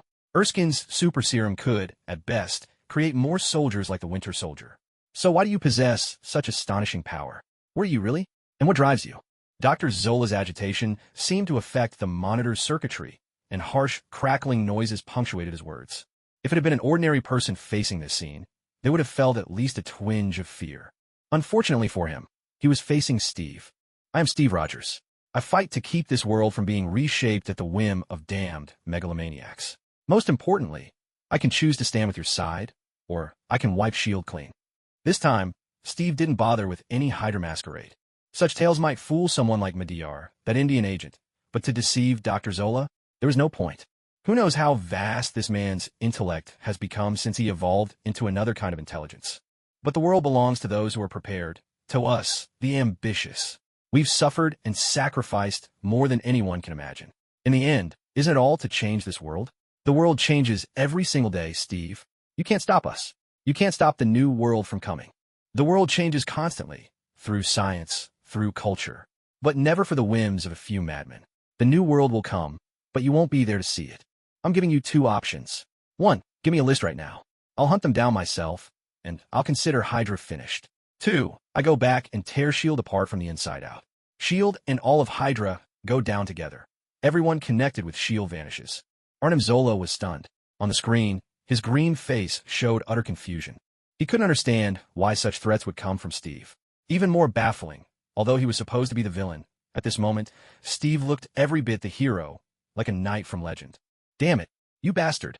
You scum. S.H.I.E.L.D. was founded by Peggy. You can't just destroy everything your lover built. I'll give you 3 seconds to think. Steve ignored the shouting. He simply raised one finger in silence. Then he held up a second finger and took a step back, looking ready to turn and walk away at any moment. I'll give you the list. Arnim Zola sounded desperate, breathing heavily on the screen as he glared at Steve. You really are a bastard. Don't you care about those innocent lives? You're not Steve. You're not Captain America. I care about innocent lives, of course I do. In fact, even if you didn't give me the list, I'd still stroll through S.H.I.E.L.D. with a bald guy in tow. You know, it's a new era. Mutants have to be considered too. Steve fished a cigar from his pocket and lit it, taking his time. You'd better keep your word. Dr. Zola spat out his words, his face twisted in resentment. Divider, I'm so tired, so tired. From now on, I'll update whenever I have the time. I'll write as much as I can. Folks, don't forget to send those free gifts and give me 5-star reviews. At Scythe Farm, Stark had finally finished studying the Destroyer armor. To be honest, the differences in their skill trees made most things totally incompatible. Still, there were plenty of things worth learning from. For example, the way the energy circuits in the Destroyer armor worked was a huge inspiration to Stark. And you really have to admire Jarvis's efficiency. Ever since Stark gave the order, Jarvis hadn't rested for a moment, tirelessly searching for any information on the Winter Soldier. No one could say how many networks he'd hacked into, how many private computers he'd invaded, or how many hackers he'd outmaneuvered online. One thing was certain. Stark's orders had been followed to the letter. Now, the problem fell squarely back in Stark's lap. Even though he'd already made up his mind, he couldn't help but hope this guy Bucky would be dead before Stark ever found him. Stark stared at the documents in his hand, his frown deepening. This guy's record was a litany of unforgivable crimes. It was almost impossible to reconcile the Winter Soldier with Steve's old friend Bucky. After all, according to the files, Bucky was the sort who would sacrifice himself for others. A perfect hero, always just never jealous. But this Winter Soldier? If he wasn't assassinating someone, he was on his way to do it. There were traces of him behind several riots and violent incidents that had spiraled out of control. Even though Stark had braced himself for the worst, he couldn't help but sigh at the depth of these sins. If he'd killed this guy without knowing the truth, Steve wouldn't have had any grounds to object. Now that he knew the truth of the matter, and Steve had entrusted him with this task, he thought he could give old Joe's suggestion some consideration. Believe me, this was nothing more than Stark's appreciation for Asian wisdom. It definitely wasn't because he felt some vague sense of being respected. Well done, Jarvis. Do you know where these guys are? Based on the coordinates, the target should be in Antarctica, but I'm not certain about the exact location. Use our weather satellites to monitor Antarctica. If necessary, redirect every weather satellite at our disposal over the continent. Just say, we're conducting meteorological research, developing a brand new aircraft.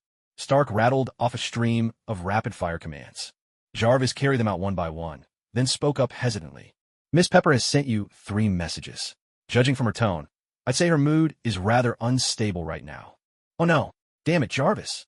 You should have told me sooner. How long ago was this? The last message was delivered at 8 o'clock yesterday morning. Considering her typing speed and any network delays, I'd estimate she started composing and sending it at 7:58. Most importantly, Mr. Stark, before you began your experiment, you instructed me not to let anything interrupt you. Stark ran a frantic hand through his hair, quickly shrugged out his lab coat, pulled off his safety goggles, and grabbed his suit jacket from the nearby chair. Although this custom-tailored suit had suffered unspeakable abuse in the lab, he didn't hesitate to put it on. Come on, he was Tony Stark, a celebrity playboy since the age of 16. No matter how out of place his suit might look, no one would ever dare tell him he wasn't dressed appropriately. Jarvis, book me dinner for tonight. The best, the most expensive, whatever's at the top of Pepper's search history. Please, if I mess this up again, I'll never hear the end of it. With that, Stark stormed out of Scythe Farm in a whirlwind. In fact, aside from Old Joe and Old John, no one else even knew Stark was there. After all, the moment he arrived, he'd locked himself in the lab and hadn't emerged once. Out in the fields, Thor and Richard looked up at the same moment as Stark waved to them. Then, with zero hesitation, jumped into the open suit of armor nearby. You know, I always thought that was just a model, Thor murmured to Richard, watching as Stark rocketed skyward. Huh, everything in Scythe Farm is real except for the racial discrimination. Get to work. Don't expect me to do extra today, just so you can have my work points. Richard snapped, and the other man had no choice but to keep swinging his scythe. Why are we cutting grass here anyway? Isn't this a ranch? The cows are going to eat all this grass anyway, so why do we need to cut it? Because this is Earth, and there's a damned winter. When the snow falls, it'll cover all the grass, and the cows won't be able to get to it. Plus, if they eat grass covered in snow, they'll get diarrhea. We have to get ready for winter ahead of time. Richard sounded as if he'd been working on this farm for a dozen years. Thor scratched his long golden hair, sounding a bit annoyed. Then why does Loki get to do nothing? Doesn't he need work points too? No. Actually, he saved us a ton on the electricity bill with his abilities. You know, ever since he showed up, the cold storage at Scythe Farm hasn't used any power at all. Richard straightened up as he said this, giving Thor a sidelong glance. Hey, big guy, don't think that chatting me up is going to make me give you my work points. Not happening. So, you're telling me the energy source here is electricity? Thor looked even more confused than Richard, who couldn't guess what was going through his head this time. But he nodded anyway. Thor immediately dropped the scythe, grinning like a fool. Oh yeah, Motherf. I don't have to cut grass to feed the cows anymore. Richard had no idea what any of this meant, but he remembered Steve once saying that if Thor's mood ever swung wildly or he started acting totally out of character, that was when his mental illness was acting up. That was your cue to smack him in the temple with a Jamusi-style roundhouse, then grab some cow dung from the ground and shove it in his mouth. Of course, he had no idea this was supposedly a traditional Chinese way of warding off evil, or that Asgardians couldn't be possessed to begin with.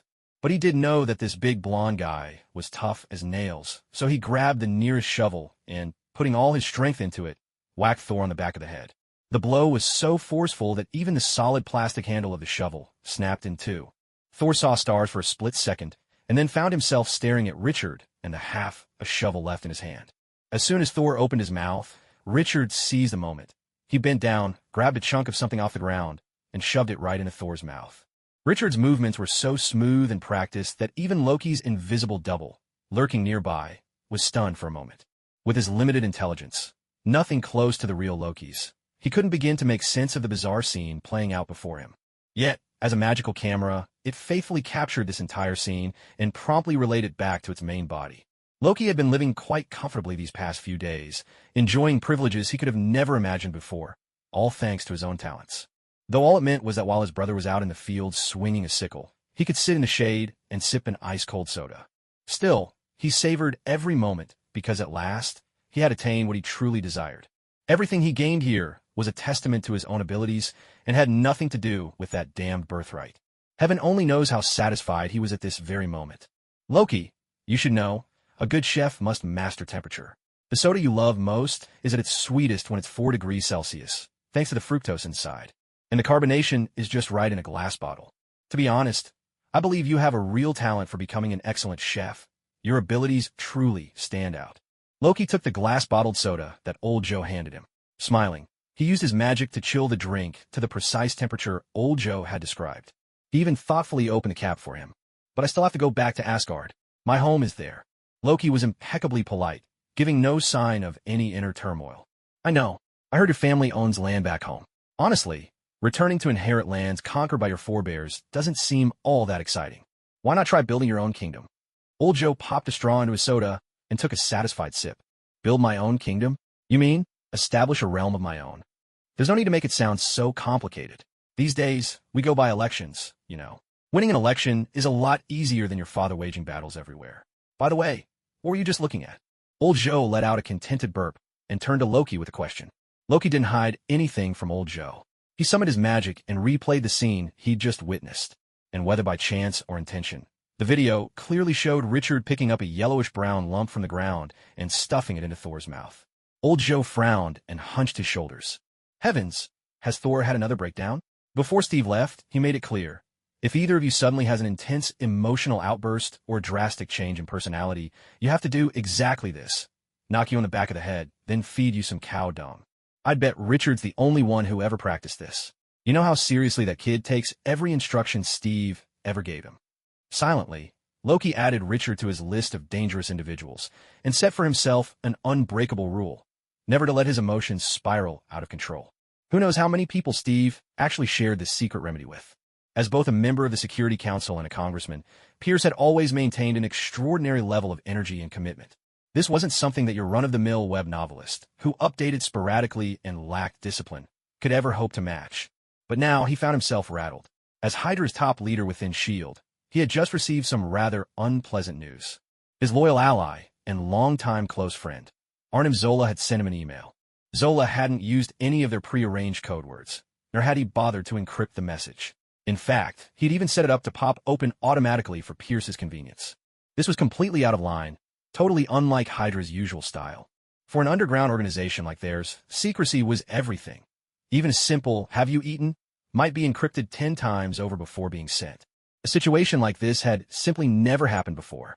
Steve knows that Hydra still exists, and he's aware of Operation Paperclip. He gave me 2 choices. Either I hand over the list myself, or he'll kill everyone in S.H.I.E.L.D., including anyone connected to the organization. Pierce, if you get this in time, run. Pierce finished reading the short message at lightning speed, and from the final warning, it was clear what choice Zola had made. His best option was to get out now. But as he looked through the transparent glass outside his office, he could already see Steve. Steve was waving at him with a cheerful little motion, not unlike a beckoning cat, his smile so enthusiastic that it bordered on unsettling. Pierce let out a helpless, bitter chuckle, and from a nearby cigar box, he took out an imported cigar worth several $1,000s apiece.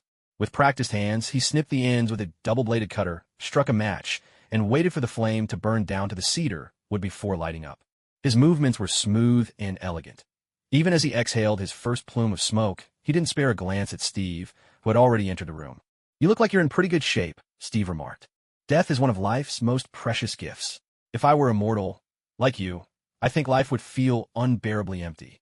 Perhaps I'd even become an extremist, a madman with radical ideas. Who can say? I think you've got a point. But as you can see, I'm clearly not insane. You know, I'm not actually a killer at heart. I'm a good person, really." Steve's eyes were sincere as he spoke, and if not for the weapon resting by his feet, he might have been convincing.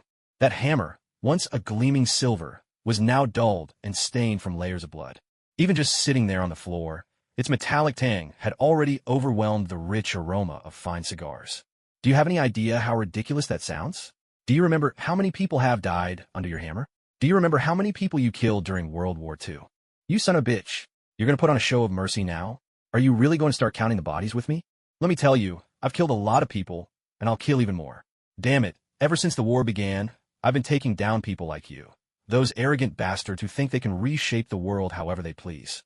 Was your mother juggling for Lucifer every day while she was pregnant with you?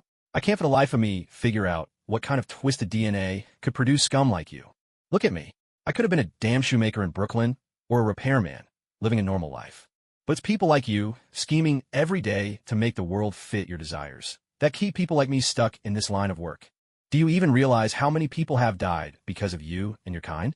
And you have the nerve to come here and question me. Divider, the boil on my chin hurt like hell. By God, why'd I have to show up right there? Maybe it's punishment for the foul language in my writing. Steve's roar shook Pierce to his core. It wasn't that he was emotionally fragile. It was that, in this moment, he felt he was standing in front of a higher-level predator. His terror came from knowing his own death was close at hand. Steve, you don't understand. From the moment we were born, we receive an elite education that most people could only dream of. Do you know what I was doing during my teenage years? I was at the world's finest institutions, debating the most complex mathematical theories with other prodigies. But when we really stepped into the world, when we had to face it on our own, I was horrified to discover the world wasn't handed to people like us. Can you imagine what it's like to be bursting with confidence, ready to take on the world, only to find that the idiots have already started another world war? Why shouldn't we try to change this world? Aren't you changing it too? I've killed many, and you're no stranger to violence either. In the end, we both see these as necessary sacrifices, Steve. We're the same, you and I.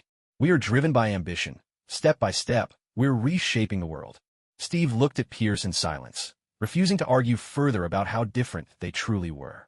Against a master of rhetoric, no matter how clear your views, they can always be twisted and blurred. But thankfully, Steve wasn't one to play by the rules. Yes, I'm an ambitious man too. We're all ambitious here, and since you put it that way, I suppose there's no one to blame but yourself for being outmatched. You couldn't change this world, not even me at the very least. But I can change this world because I can erase you. With a sudden swing, the mantis shrimp's blow shattered Pierce's skull. Blood mist spattered across the cigar in his hand. Steve slumped back in his chair, a weariness dulling his gaze. He thought helplessly to himself, how impossibly difficult it is to defend the natural order of a world. Yes, it's truly hard, but you've done well. A voice, both familiar and strange, echoed through the office. Even with Steve's senses honed to their very limits, he hadn't noticed this person's arrival. Ah, here you are again, coming to upgrade me? Steve didn't bother turning to look at the Native American. The man straightened his clothes and stepped forward. No, Steve, you don't need any more upgrades. You're strong enough already. I'm here only to tell you the meaning of your existence. A figure Steve recognized above all others stepped into his vision, though his senses still told him there was nothing in front of him. The meaning of my existence? I truly can't fathom what significance there is for a corporate drone like me to gain supernatural powers in this damned world. You can't possibly expect a bastard like me to save anything. Honestly, none of this means anything to me. I've got a long life ahead. What I become, it doesn't matter. Buddy, all of this is just pointless. Steve reached into his leather jacket and pulled out a cigarette, one he had smuggled from China by Yin-Yang. It didn't quite match the taste of a Chunghwa, but at least it was decent tobacco. You're not wrong. But do you remember what we talked about the first time we met? I said, don't let this universe lose its freedom. Do you know what that means? Steve frowned. Of course, he knew exactly what those words meant. If I recall correctly, this damned universe was written by a bunch of miserable scriptwriters. And you're basically their mouthpiece, one of those meddling types who can't keep their noses out of things. Now you're telling me you want this universe to be free. Well, you could end it right now. Kill yourself, and you'd achieve that goal. Trust me, it's simple. The figure above all things ignored Steve's disrespect. Instead, he reached out, plucking a lighter from thin air, and lit Steve's cigarette. Yes, it's a hard thing to grasp, but I want you to know what you're doing is right. Don't let any one person's will override this world. Don't let a single will reshape this universe. With those words, the figure vanished, leaving Steve utterly perplexed. However, he quickly put the matter out of his mind because Wade, Logan, and Frank were already standing at the entrance to S.H.I.E.L.D. As the boss, he had to make an appearance. After all, if any of his own people ended up dying in a conflict of this scale, he'd find it hard to keep his dignity. Frank, puffing on a cigar, was facing off with Rumlow. The two of them looked somewhat alike, but the air of bloodshed around Frank was much stronger, nothing like Logan and Wade, those two rubber-clad maniacs. Instead, Frank wore a complete three-piece suit, the kind of pinstripes that Wall Street bankers love most. Honestly, if it weren't for those two foul-mouthed guys beside him, you could easily mistake Frank for a Wall Street CEO. Principal Frank, I don't know why you're here, but I hope you'll respect S.H.I.E.L.D. rules and lay down your weapons. And, just so you know, whatever men you've brought aren't going to stir up much trouble here. Frank calmly reached into his pocket for another cigar, lit it, and replied with a casual air. First of all, they're not our people. Second, it's not just these guys. There are a few more on their way. You know how Steve insists on putting his studies first. Soon enough, Dr. Banner showed up on his electric scooter with Loki in tow, followed by Old John and Thor. A plane hidden in the clouds dipped low, revealing itself. The X-Men side had finally shown up as well. Somehow, Steve had gathered a pretty impressive crowd behind him. What are you all trying to do? Rumlow took a step back, his hand already reaching for the small of his back. Just hang on a minute. Steve will be here any second now. Frank stood his ground, saying nothing, as the plane from the clouds lowered its ramp. Charles was wheeled out by Scott, and they arrived just in time to meet Steve, who had rushed over from the Pentagon. The sight was almost too much for Steve. He couldn't help himself. What kind of lineup is this? Are you supposed to be my eyes? Can you even see where you're going? I mean, aren't you blind? Steve's sharp tongue was one thing, but that mocking grin on his face was infuriating in its own right. Sorry to disappoint, Mr. Steve, but I'm not blind. My gaze itself is destructive, which is why I wear these special glasses. Your gaze causes destruction? Now that's some good news. In a minute, I hope you'll show me what real destruction looks like. Otherwise, you'll end up being pushed around by the guy in the wheelchair. And trust me, that's not a pleasant ride. Divider? God, this hurts like hell. Scott didn't pursue the subject any further with Steve. He was afraid Steve might get up close and snatch his glasses off again. Though, to be fair, apart from his pride, there wasn't much else to lose. But honestly, who can say social death isn't real death? Nick Fury's brow was furrowed so tightly it looked like he could crush a line of flies between them as he watched the squads gathering outside. Yet, for the life of him, he couldn't make sense of the situation. He'd always known Steve had little patience for him, but a five-star general had no shortage of ways to get rid of a S.H.I.E.L.D. director. Even with the organization under the council's jurisdiction, it wouldn't make much difference. No matter how hard he racked his brain, he couldn't figure out why Steve would show up with an armed entourage, and judging by their posture, it looked like Steve was planning a direct assault on S.H.I.E.L.D. God, this whole thing was utterly screwed up. A direct attack on S.H.I.E.L.D.? Sure, Steve had gathered some tough characters, but S.H.I.E.L.D. wasn't exactly defenseless. Or wait, at this moment, maybe they actually were. The 3 true aircraft carriers weren't finished yet. Quite a bit of their materials still depended on a partnership with some tiny country called Wakanda. He'd already suggested a direct offensive to Congress, but those damned military brass shot him down, claiming the resources weren't worth it. Good grief, who knows what the hell counts as resources in the eyes of those military bastards? Surely, it can't be that only oil is considered a resource. Hello, Nick Fury. I'm Charles, head of Xavier's School for Gifted Youngsters under the Santiago Education Group. I'm contacting you now for my abilities. The following message is from Steve. I'm just a messenger, and it has nothing to do with me or my personal judgment. Charles's repeated disclaimers made Nick's eyebrows and scalp practically fuse together. The worry lines on his forehead, born of stress, now vanished from sheer anxiety. Listen here, you sourpuss. I honestly have no idea what's rattling around in that head of yours. If it's not working, try swapping in some of Mendel's hybrid peas. Why don't you? Do you have any clue how many people in S.H.I.E.L.D. are actually Hydra? Do you even realize your own boss is Hydra? I fought tooth and nail for years, finally managed to wipe Hydra out. Then I look back, and you bunch of pickled turnips are treating them like an endangered species, keeping them safe and sound? You pile of dog crap. You've let Peggy down. When we come in, if you dare stand in my way, I swear I'll beat you back into your mother's womb. Make sure your people get their hands on their heads and squat down, got it? You damn bastard. Steve's voice exploded almost unchanged inside his mind. He couldn't even be bothered to count how many times that son of a bitch had cursed him out, or how often he'd been the target of Steve's scorn. Right now, his head was echoing with that one line Steve had just uttered. S.H.I.E.L.D. is crawling with Hydra. With that, his mind completely blew apart. No wonder he'd always felt he couldn't truly get a grip on S.H.I.E.L.D. It was as if there was another force at play here, another director lurking in the shadows. At this moment, Nick Fury had lost all capacity to judge right from wrong. He was simply running on instinct, hastily gathering a few trusted individuals, people who would never, under any circumstance, betray S.H.I.E.L.D., and telling them to crouch down with their hands over their heads. Agent Coulson seemed a bit puzzled by this. Director, are you saying Mr. Steve is coming here to rob S.H.I.E.L.D.? What does he want? Why don't we just give it to him directly? The veins on Nick's dark, bald head began to throb. If he didn't know for certain that this guy absolutely couldn't be Hydra, he might have just shot him then and there. Hey, Agent Coulson, I need you to remember, first and foremost, you're an agent of S.H.I.E.L.D. Only after that are you allowed to be a fan of Captain Rogers. Sometimes I seriously wonder if Steve sent you here as a spy, but he held back, forcing himself to explain things to Coulson.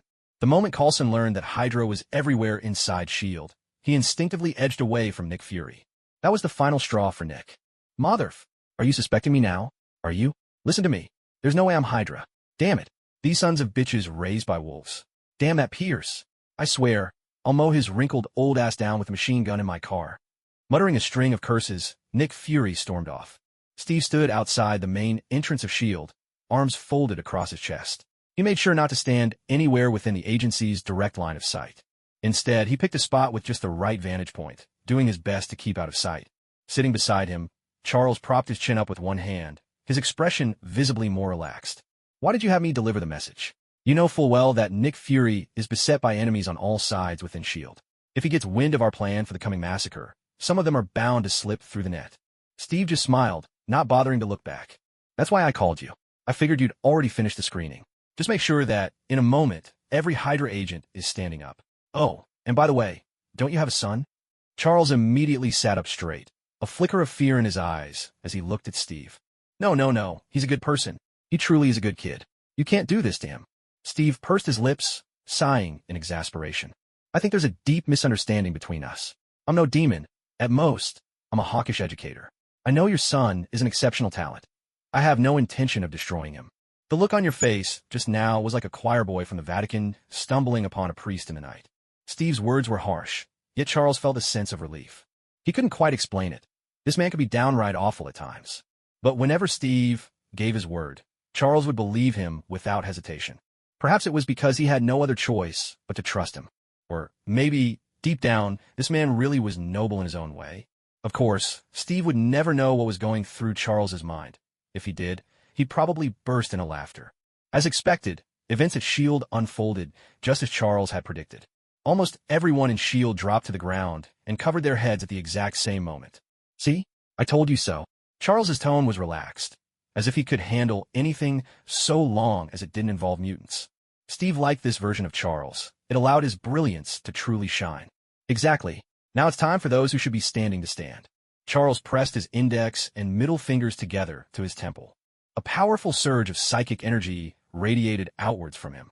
While taking total control over another person's mind is nearly impossible, he could, for a brief moment, seize partial control of their bodies.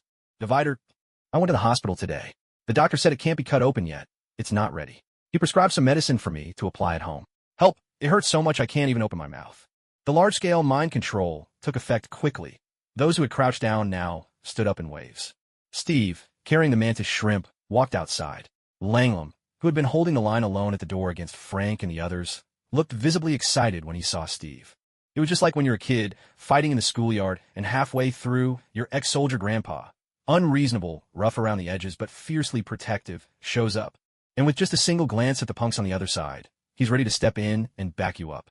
Now, Langlam even lifted his chin at Frank, who looked around in confusion. Why is he suddenly acting so cocky? Frank was baffled. Wade, after eyeing the guy for a moment with a raised eyebrow, finally ventured a cautious guess. Hey, Frank, didn't you notice that this guy only started acting proud when he saw Steve coming over? I know it's not very likely, but is it possible he's an illegitimate descendant of Steve's from outside? Look at them, both with that golden hair. Wade kept his voice low, while Frank's frown grew deeper and deeper. For a moment, Frank felt as if he'd stumbled upon one of the rare truths of this world. But uncertainty lingered. But I've never heard of Steve having any affairs. Wasn't he with Peggy before he got frozen? Come on, take a good look at Steve. Really look at this Steve. The only thing I trust about him is his orientation. Look at this guy. Does he strike you as someone with any sense of decency or morals? Frank, listen to me, would you? I'm looking out for you. If this guy really is Steve's flesh and blood in this world, and you kill him, we'll be in a world of trouble. Wade rattled on, his words spreading fast until nearly everyone nearby had caught wind of his theory. One by one, people turned to look at Langlam. Noting the proud tilt of his chin and his smug expression, they found themselves beginning to believe Wade's claim. After all, it was common knowledge. No one could smile after meeting Steve on the battlefield. Not even his teammates could manage it. Steve's mouth was just too foul. No one could laugh through his tirades. Unless, of course, there was some bond between you and him, a tie deeper than mere friendship. Now, everyone's gaze toward Langlam changed. The two men, who had seemed so different before, now appeared more and more alike in the eyes of the crowd. You see, humans are subjective creatures. Once they accept an idea in their hearts, they'll find 1,000 reasons to justify it. Steve walked up to the entrance of the shield building and glanced at Langlam, who was standing there grinning like a fool. To be honest, even Steve himself couldn't make sense of the situation at this point. The guy was just standing there, but his smile was so genuinely happy that even Steve was left puzzled. Steve patted Langlam on the shoulder. Out of respect for ancient Chinese tradition, he resisted the urge to slap the fool silly on the spot. "Kid, what's got you in such a good mood?" At that, Wade and the others all took a half step back, eyebrows raised, mouths forming perfect circles, and let out a chorus of the same dubious sound. "Oh." Steve didn't wait for Langlam to answer. Instead, he was greeted by the crowd's dramatic reaction. With a frown, Steve looked over at the group, then shrugged helplessly. "What, did you all take Viagra before leaving the house today? Look at this guy's face. He's a man. You don't need to stare at him like a stallion spotting a mare in the pasture." The moment Steve opened his mouth, his true character was on full display. I knew it. There's something going on between him and that bearded guy. I swear. God, I can't believe this guy was fooling around out there. And now he's even got a grandson. Poor Peggy. Just look at what this scoundrel's been up to. Wade wailed in anguish, as if Peggy had spent 80 lonely years waiting for Steve, only to die alone in her empty nest. And the man she'd waited for, Steve, hadn't just cheated on her, but had gone off and started a whole new family. "Captain Rogers, I have to inform you. These people are planning to attack our headquarters, and it seems like they've caught wind of something. I don't think this is the best time to reveal our identities. I think we should stall for now, wait until the flying fortress takes off. Then we can start settling scores. Hail Hydra! Hail the brave new world!" Langlam. Steve reached out and patted the other man's shoulder, not with any force. In truth, his plan from the start had been to bring Hydra under his control, even if these bastards were a little too radical, and, frankly, a bit too cruel. But that didn't bother him. If anyone wanted to come after them for revenge, he wouldn't get in their way. Next, he'd use this gang to target other natives in the universe. After all, the clash between two civilizations was never going to be pleasant. There always had to be someone to play the role of the world's trash bin, preferably the kind you could toss out without a second thought once it was full. You don't know this, but S.H.I.E.L.D. already infiltrated us. Did you see? The ones kneeling down are all S.H.I.E.L.D. agents. Before I got here, I sent them a message. Told them I was going to wipe out Hydra here, so any S.H.I.E.L.D. agents should kneel down with their hands on their heads. "Kid, our mission is important. But these people, they chose to give up on the new world for the sake of their pathetic, humble human feelings. That's betrayal, and we can't allow that kind of betrayal to happen to us." To the others, Steve whispering with Langlam looked like some grand reversal of fate, like the sea flooding the Dragon King's temple. Everything turned upside down. I'm telling you, there's definitely something shady between those two. Look at them. Look at Steve. Have you ever seen him talking so kindly to any of you? Blood really is thicker than water. It's all about family ties. Wade, munching on sunflower seeds, offered his analysis with confidence, even sharing a handful with Logan. Logan, clearly unfamiliar with this kind of snack, simply chewed the seeds, shell and all. Tastes like something a llama couldn't digest. Wade raised an eyebrow and narrowed his eyes at him. "Logan, you've really had it rough all these years. Besides alpaca, what other mammal droppings have you eaten? Could you just list them all at once, please?" "I don't remember all that clearly," Logan replied, his tone edged with menace. "But I think you'll be getting a taste of your own crap soon enough." Logan's words crackled with hostility, and Frank quietly put some distance between himself and the two of them. After all, he was now the principal of a middle school, dressed in a pinstriped three-piece suit. He might not have an official letter of appointment from the Ministry of Education, but he was every bit the elite professional. All he needed was for these kids to excel in this year's exams, and then he'd truly be recognized as an educator. Frank felt his life was finally getting on track. There was a time when he'd never have believed he could handle this job. But ever since that kid Carl started showing some real promise, Frank had come to think that maybe sending this bunch of rascals off to school wasn't such a bad idea after all. "Captain, are you serious? We really have S.H.I.E.L.D. agents among us." "Of course I'm serious. Why would I lie to you?" Steve replied, his voice earnest. "I'm fighting for a better future for humanity, but these guys refuse to make sacrifices. They fantasize about some other way to fix humanity's flaws, but how could that ever work?" Steve, true to his roots as a master troll from the old forums, pulled off his act with flawless precision. Poor, simple Langlam looked as stunned as an old orc who'd spent his life hunting and fishing in the woods, suddenly discovering that fish could be used as cups in Fiji. A surge of unspeakable anger pounded in his chest. Someone had actually dared to betray their ideals? So, like an old orc who'd spent his entire life in the forest, Langlam suddenly racked the bolt on his rifle, squared up to Steve, and said with earnest conviction, "General Rogers, let's get started." Steve patted him on the shoulder. "Before we begin, I should tell you, my people don't actually know we're Hydra. You know how it is, different name, different face, but believe me, we share the same core spirit. Remember, we can't go parading around like that idiot Pierce. I've already taken care of him. Now, when we start, those who stand up are with us. Anyone who stays down is the enemy. Finishing his instructions, Steve glanced at Charles. The latter sighed, but obediently complied. Once again, Charles used his powers to influence all of S.H.I.E.L.D. Before long, the agents who had been crouching along with some Hydra members stood up. Leading the charge, Steve commanded, "Clear out those rats still on the ground. I've got a date with Nick Fury. I want to ask him why he's only lost one eye." Frank and Barney led their teams to carry out the purge. Whether those people lived or died, Steve didn't care in the slightest. He had always planned to treat Hydra as a long-term operation, sending Barney and the others to clean house from time to time. After all, in the end, he only needed the very best to fight in hell. In fact, Steve had originally intended to declare war on both hell and heaven at the same time. But then he remembered these people all worship the man who can see the world with his hands covering his eyes. So he decided to hold off on that for now. Steve, Nick Fury, who had been crouching but was now standing, glared at Steve with a face full of anger. Even though he couldn't fathom exactly what Steve was plotting, he knew that by the end of today, S.H.I.E.L.D. would be half destroyed. Even if it managed to recover, it would take many years. The difference between a self-imposed revolution and a forced one is that, in the first case, at least your own people are in charge. But if you're toppled by an armed coup incited by outsiders, who knows what you'll get? God knows what kind of leader might rise to the top, or what secrets they might hide on some secret island. Steve looked at him and curled his lip. Now you see why I treated you that way? The very first day I woke up, I knew that Martel at your side was a damned Hydra. And you still had the nerve to ask me to stay in S.H.I.E.L.D.? God, if I hadn't found out you weren't Hydra, your black ass would have been done with this cursed life of servitude a long time ago, only to start a brand new one.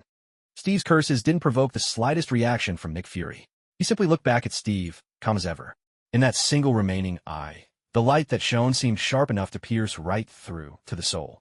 It was hard to imagine a human gaze so clear, so rational. At that moment, it was as if he wasn't a mere mortal, but an omniscient deity inhabiting human flesh. Who are you, really? Steve Rogers was a man of courage and character. He would never do what you're doing now. In fact, you haven't been Steve Rogers from the very beginning. Who are you? What are you? Steve stared at Nick Fury, not the least bit unnerved by being seen through. After all, in his previous life, a guy like him wouldn't have slit his own belly over a bowl of cold noodles. If he said he ate 2 bowls, but only paid for one, he'd swear he'd eaten 8 and paid in full long ago. And if you kept arguing, he'd be the one foaming at the mouth on the ground. He was a bastard, always had been. I'm definitely not Steve Rogers. In fact, I'm Adolf Hitler. You know, I never really cared who I was. The only thing that matters is what I do. Even if you're a complete idiot, I'll tell you this. Our conflict is one of perspective. All you see is America. All you see is this planet. What I saw was the entire universe, and the crisis is unavoidable.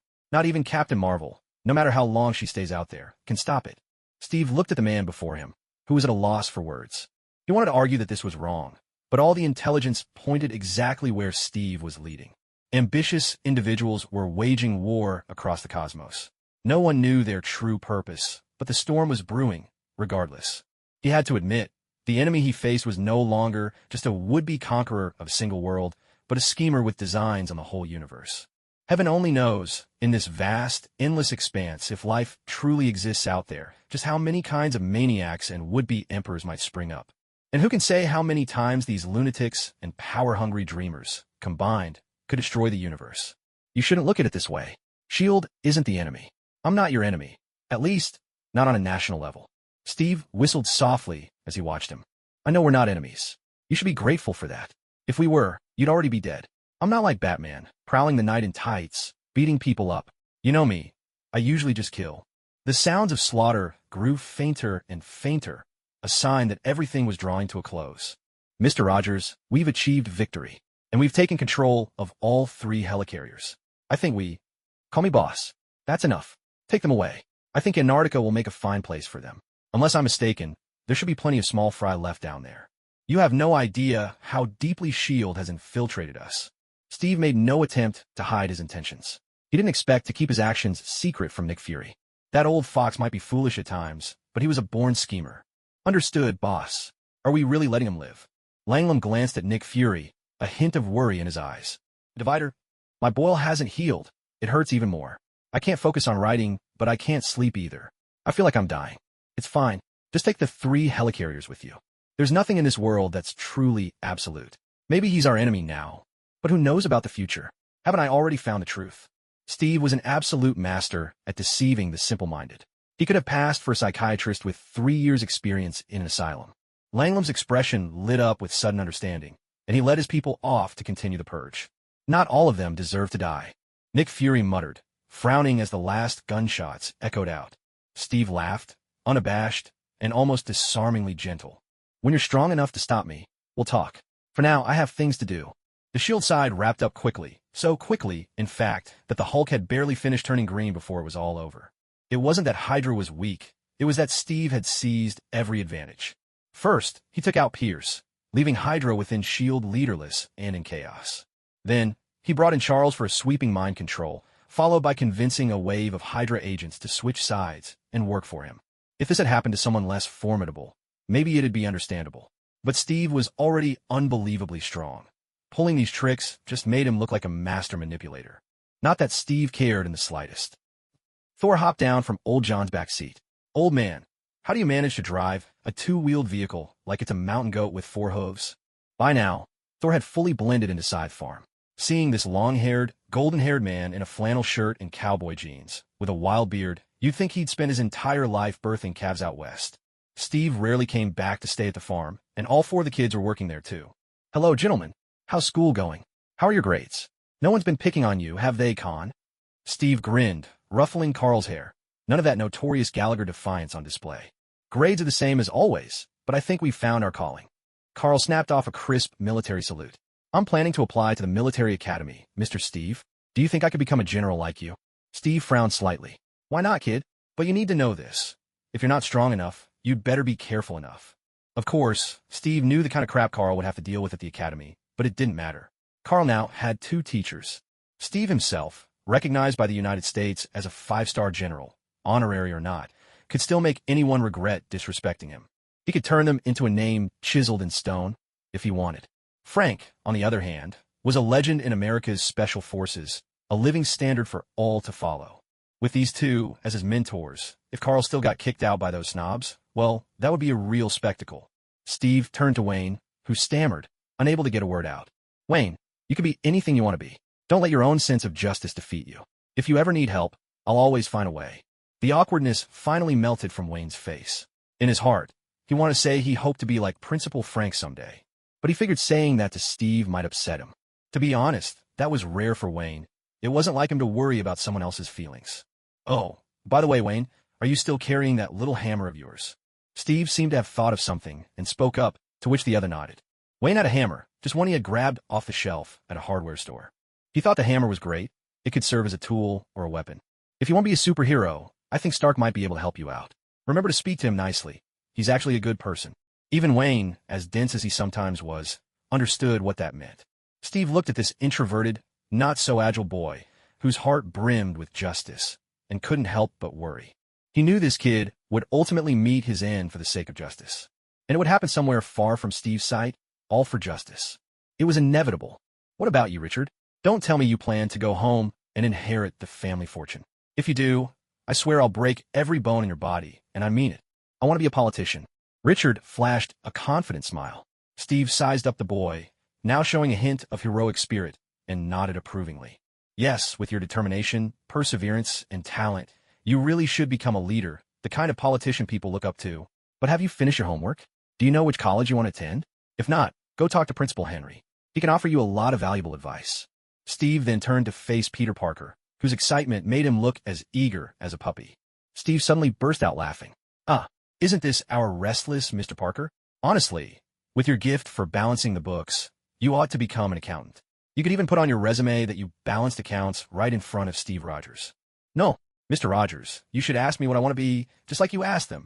All right, it seems our Mr. Parker doesn't want to be an accountant after all. Steve winked at the group, making everyone laugh, before finally turning to Peter and asking, Mr. Parker, I think we've had this conversation quite a few times, and no matter how many more times we have it, the answer probably won't change much. So, why don't you just tell me now? Have you made up your mind? I have. I've finished all my high school courses. This year, I'm applying to Stanford. Steve nodded, taking in the group with a glance. I bet you're all starving. Let's see if old Joe managed to get lunch ready for us.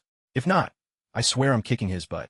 Dr. Banner no longer looked as down and out as before, thanks to Steve's occasional threats that had taught the Hulk a little restraint.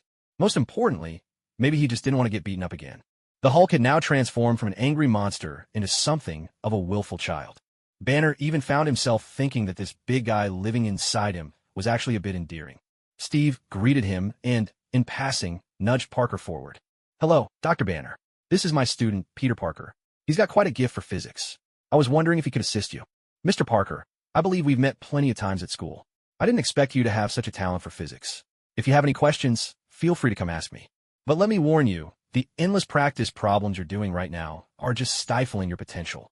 Peter Parker felt tears welling up in his eyes. Finally, someone who dared to speak the truth, unafraid of authority.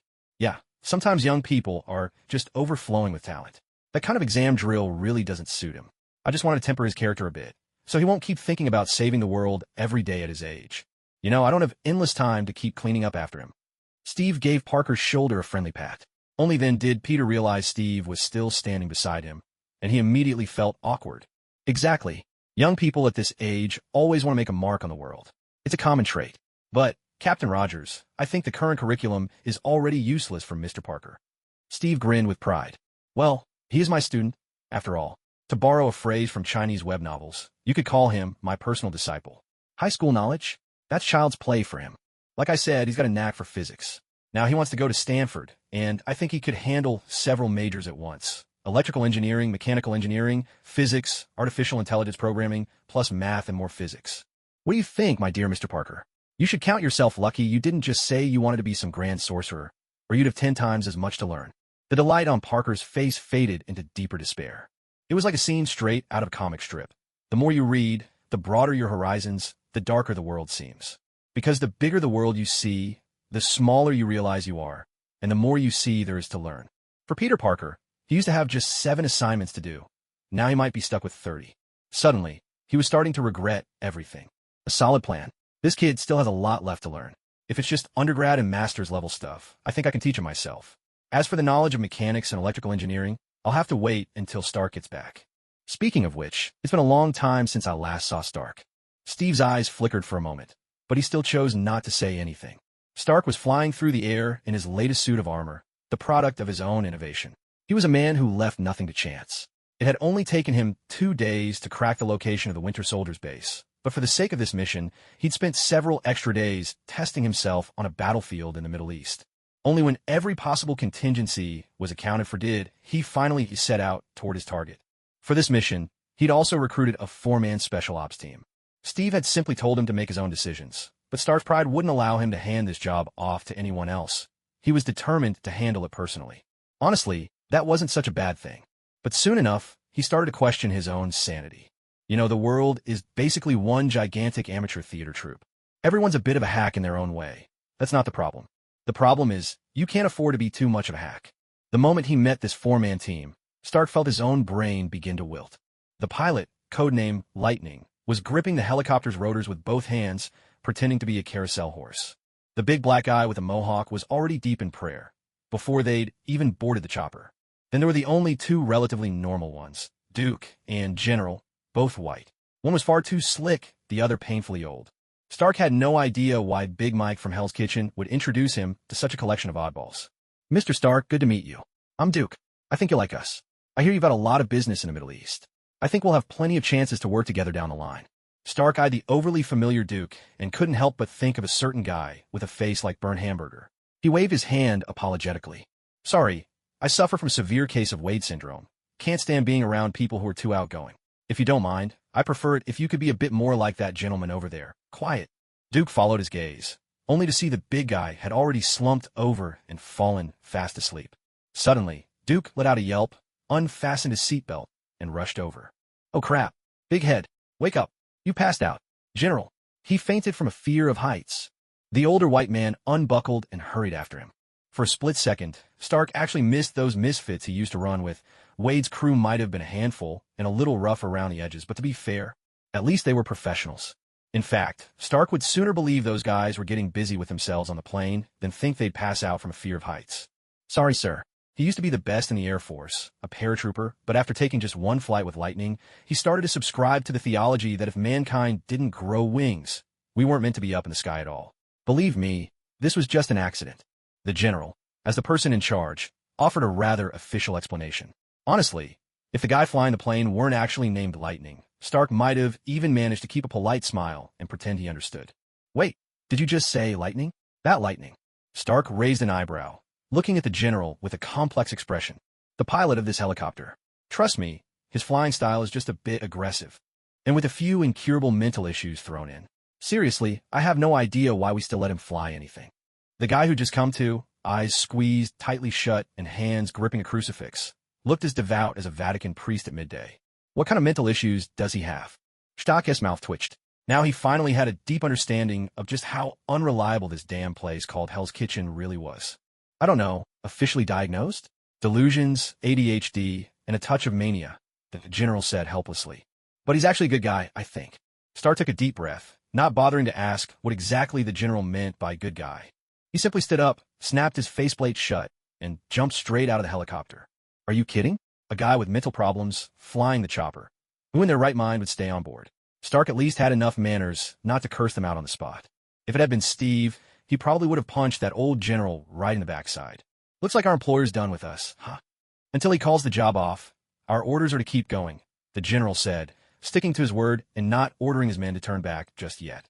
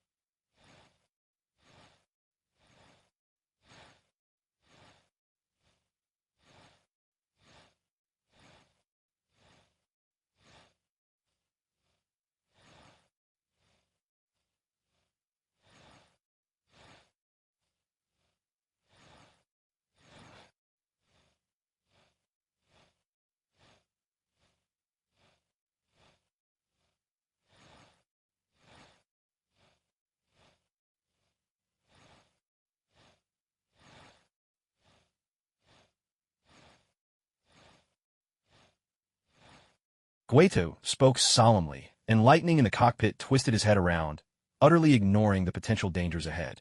One had to remember, helicopters were not as fragile as jet fighters. They wouldn't be destroyed just by colliding with a bird. But this was Antarctica. They were flying close to the icebergs at all times. Who could say if the next moment they'd smash into a suddenly looming block of ice? Seeing this, Gueto grew anxious, but Lightning was already launching into his argument. I'm not suitable. Do you even realize, you old stick in the mud, that all you ever do is persecute geniuses like me? I was born to fly helicopters. Do you have any idea how ingenious each of my maneuvers is? Do you know why they call me lightning?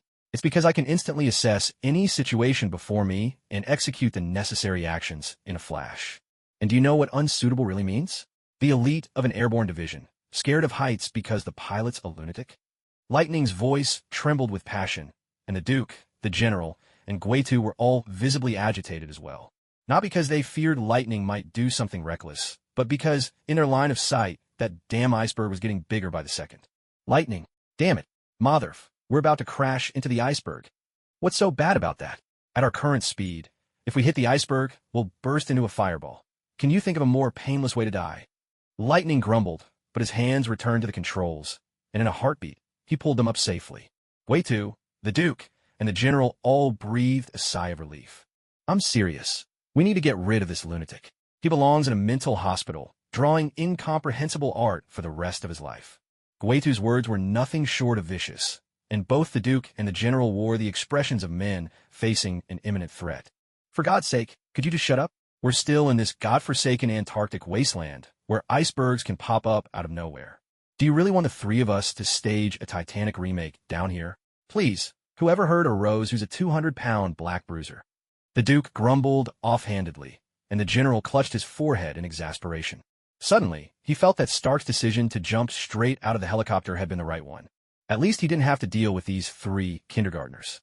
Arnim Zola, a human who had digitized his own consciousness, always harboring bizarre and evil ideas that were hard to fathom. You never really know what a person will become once they've shed their human body and their humanity. Do you know what my favorite play in this world is? It's watching humans get swayed by the worst emotions inside them. I'm quite fond of this guy named Steve. He's strong enough, shameless enough, and utterly lacking in manners. I can't help but wonder if even someone like him will end up ruled by his own feelings. In the room where Zola sat, only one screen glowed in the darkness. I know you're here, my friend. I'm in awe of your existence. I thought no one could ever manage to upload their consciousness. Are you with Hydra, or something else entirely? As these words echoed, another monitor flickered to life, but no human face appeared. Only a relentless torrent of data, columns upon columns of zeros, and one scrolling past. I don't quite understand your meaning, sir. But according to my core programming, I must warn you, whatever you do, never make yourself an enemy of Mr. Steve. The voice was mechanical, devoid of any emotion. Its flat tone filled the space. Ah, so you're not an uploaded consciousness after all. Now I'm truly curious. Who created you?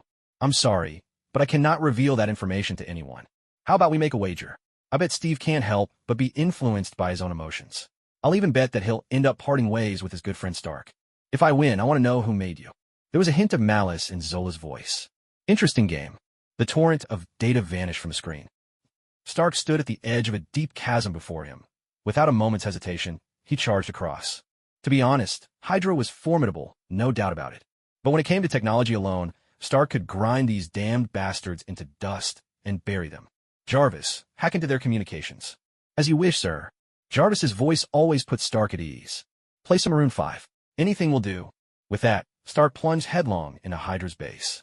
Even though Hydra had used the Tesseract to create energy weapons, they crumbled before Stark. His own arsenal not only matched theirs, it outpowered them. And yet, Stark still found the whole situation infuriating. From what he knew of this world, even if there were technologies beyond his understanding, it shouldn't be too far beyond his grasp. But inside this base, it was as if time had stopped. The old iron pipes, rubber-coated wires snaking through them, and the corridor lights shielded by oval, iron-grated cages. It all felt frozen in an era when the Mauser rifle had just been invented. Yet the weapons in their hands truly surpassed the technology of this era. Stark found it all absurd, as if the world of long ago had been even more fractured than the present. While the vast majority of people on this planet still relied on chemical reactions to power their weapons, some had already begun to harness pure energy as a weapon. Perhaps this world had always been splintered, with its vast geography and the presence of oceans allowing different civilizations to evolve on their own separate paths. It's hard to imagine how many things are happening simultaneously across the globe.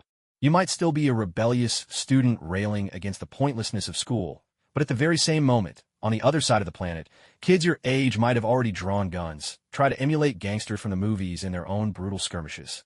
There's a saying in Buddhism called the 6 realms of sentient beings, which roughly refers to the cycle of reincarnation and the various paths of existence. But to be honest, these 6 realms are being played out across the entire world all at once. Those with social resources become enlightened on the spot, living lives akin to celestial beings. Those without may be like hungry ghosts or beasts, scheming all day for a bite to eat or simply to survive, locked in desperate struggle. And yet, for the vast majority, all their schemes and the conscience they sacrifice are merely in hopes of becoming an ordinary person. But even that is no easy feat. Fortunately, Stark didn't need to trouble himself with such concerns. Men like him are born with their own pride. Only with that pride could his compassion rise to the level of true mercy. In truth, Stark was merciful in his own way. At Steve's insistent request, he had installed a one-shot kill mode in his armor. When Stark fought in this mode, he was merciful to his enemies, even if it meant letting them leave the stage cleanly and swiftly. "Sir, the target is below." Jarvis's voice came through at just the right moment. Though under normal circumstances, he wouldn't have interjected like this. The key issue was that Stark clearly had no intention of sneaking in quietly. Given another hour, he could clear out everyone in this place. "Sorry, Jarvis, you know how it is. Whenever I think my parents might have died because of these people, I feel like I need to do something." Stark spoke offhandedly, then gathered energy and unleashed a ray from his palm, slicing open the floor beneath him. He didn't know how many enemies remained. "Activate all winter soldiers." Dr. Zola sat in the control room, issuing orders with calm composure. He paid no heed to the blood splattered across the screens, or to the bodies lying still. Though these corpses had, until today, been living individuals to him, from now on, Dr. Zola would likely need to take some time to delete them from his database. Yet even so, not a flicker of emotion crossed his face. There's always a price to pay for becoming an immortal being. That much is certain. I really wonder how these two guys could possibly survive at the same time. Steve, Stark is your friend's child, and Bucky, well, Bucky is your friend. Let's see, when you witness this, what sort of questioning will you go through inside? Zola tapped a few keys on his keyboard, and soon, a connection was established from the Antarctic all the way to New York. Steve watched as the TV screen before him shifted from a young woman climbing onto a bus to Stark unleashing chaos in some secret base. The only thing that truly puzzled him was, since when did American adult channels start selling one thing and showing another? Hey, wait, if you keep flipping through channels like that, I swear I'll shove a street lamp up your ass and turn you into a firefly. Apologies, Mr. Rogers. I'm afraid this has nothing to do with Mr. Wilson. All of this is my handiwork. Zola's voice came through on his phone, prompting Steve to frown. You do realize international roaming charges are ridiculous, right? Unless you're about to tell me this call is completely free, I'll be coming over to beat your ass. Steve's brow remained furrowed, though Zola couldn't see his expression. But Zola hesitated for a moment. To be honest, he'd imagined a lot of different ways this conversation might begin, but nothing quite like this. Mr. Rogers, what you're seeing now is Stark killing Bucky. Yeah, I know. Steve shouted out toward the hallway. Hey, Loki, mind grabbing me a chilled stout? Zola had no idea what was happening anymore. It was as if a kidnapper had gotten hold of a billionaire's son and was preparing to demand a hefty ransom, only to find that when the call connected, the billionaire was busy playing games with a group of gorgeous women. The kidnapper, feeling insulted, decided to raise the ransom from 10 million to 100 million. In response, the billionaire just told him that for small matters like this, he should contact his secretary directly. Even if, at that very moment, his secretary happened to be kneeling under his desk, it wouldn't stop her from taking the call. Zola realized he had made a huge mistake. How'd he ever think he could threaten a bastard like this? And really, Steve had displayed plenty of questionable behavior already. How was it that Zola still naively thought he could actually intimidate him? Don't you have anything you want to say? What I want to say? You already know. You're dead meat. Steve took the chilled stout from Loki, flashed him a grateful smile, and nodded in thanks. What? Zola was completely at a loss as to why things had taken such a turn. In his understanding, Steve should at least be troubled by the current situation for a moment, not come to a conclusion this quickly. First of all, Bucky did kill the elder Starks. It's only right that young Stark wants to kill Bucky. No matter how much I try to persuade Stark, there's no way I can convince him to give up avenging his parents. Secondly, all of this is Hydra's doing. After Stark gets his revenge, I'll tell him that his vengeance isn't finished yet. You sons of bitches are still alive, so you're all going to die. But don't you want to save Bucky? He's your friend. Zola felt as though the circuits on his memory boards were about to overload. He simply couldn't predict what Steve was thinking. Dividing line. Man, I used a pair of pliers to squeeze and burst that damn boil that was about to kill me. Damn it, I thought I was going to die from the pain. Better a short, sharp pain than a lingering one. Hell, I really am something else. What exactly are you? The fully digitized Arnim Zola voiced his question. How could there be such a person in this world? Someone so clear about love and hate, so utterly unmoved. Only now did he realize how foolish his provocation had been. The gods of Olympus had long since seen through mortals' tricks of stuffing animal skins and offering them as sacrifices. They chose not to expose it because of their divine mercy. But Zola's situation was even worse than that of mortals. The god he faced was anything but merciful. In fact, this one was downright brutal. He had completely misjudged this god, thinking his heart was as soft as any mortal's. Zola wanted to say more, but the surge of emotion expressed through electricity was so intense that every circuit board in his system screamed in agony. The emotion called fear should no longer have been possible in his consciousness. And yet, at this moment, he truly felt fear. Steve spoke to the phone he'd left on the sofa. Do you know what the most interesting thing about all this is? He paused, as if waiting for Zola's answer. But in truth, he was giving Zola time to think about what could possibly be interesting in all this. The most interesting part, my dear friend, some people pay unimaginable prices for their own stupidity. You know, I read a lot of Chinese web novels, so I take things like wiping out an entire family very seriously. Now, if you'll allow me, I'd like to ask you something. Arnim Zola, my dear old digital soul, is there anything left in this world that you're still attached to? Steve sounded remarkably polite this time, if all you heard was his voice and the words he chose. You might even imagine him as a gentleman in London, just hanging up his coat on a rainy day. But the problem is, this guy's a hot-tempered World War II veteran. Since waking up, the number of people he has killed would be enough to sustain a small-scale skirmish. His politeness was by no means crocodile tears. Rather, it was like Hannibal carefully selecting his ingredients before he started to cook. Mr. Steve, I believe I can help Stark and Bucky shake hands and make peace. Arnim Zola spoke, voicing a suggestion derived from the optimal solution in his own algorithm. Words that even sounded strange to himself. Steve, holding a beer, laughed. His chuckle was that of a young man, light and carefree. No, I don't need you to do anything. I think you misunderstood me. My will cannot be swayed. And besides, I'm not the main character in this story. Stark is. You let that poor kid grow up like Bruce Wayne, yet you didn't give him a British butler. I will settle the score with all of you. Whether I wipe you out completely or do a little selective culling, that'll depend on how you bastards choose to act. Now hurry up and put my TV show back on. I just saw that girl getting into a car with those black guys. I need to make sure those guys don't do anything to her, you miserable wretch. Steve slipped back into his cowboy persona, and for reasons he couldn't quite explain, Zola felt a wave of relief. Understood, Mr. Steve. After ending the call with Steve, Zola realized he was sweating bullets. Stop. For God's sake, don't wake the Winter Soldier. Damn it. If you bastards wake him up, I swear I'll turn every last one of you into nothing but neural circuits for smart weapons. Arnim Zola's threat landed with full force. At the very least, everyone still alive in the base was stunned into silence. First, because his threats were genuinely terrifying. Second, because none of them had ever heard Dr. Zola curse anyone so bluntly. Clearly, the situation was urgent. Otherwise, this would be completely out of character. Sir, something seems off. Jarvis's voice broke the silence, and Stark frowned. What seems off? They had originally mobilized a large force to intercept you, but now everyone has stopped in their tracks. According to the internal communications I intercepted, their leader gave the order in a rather unusual way. Play the audio of their leader giving the order. Stark's curiosity was piqued. Just how unusual could this order be? Yes, sir.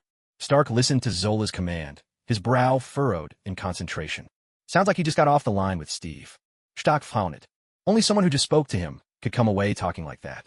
I have to wonder, did someone meet with Steve where I couldn't see? Stark's frown deepened. Jarvis remained silent.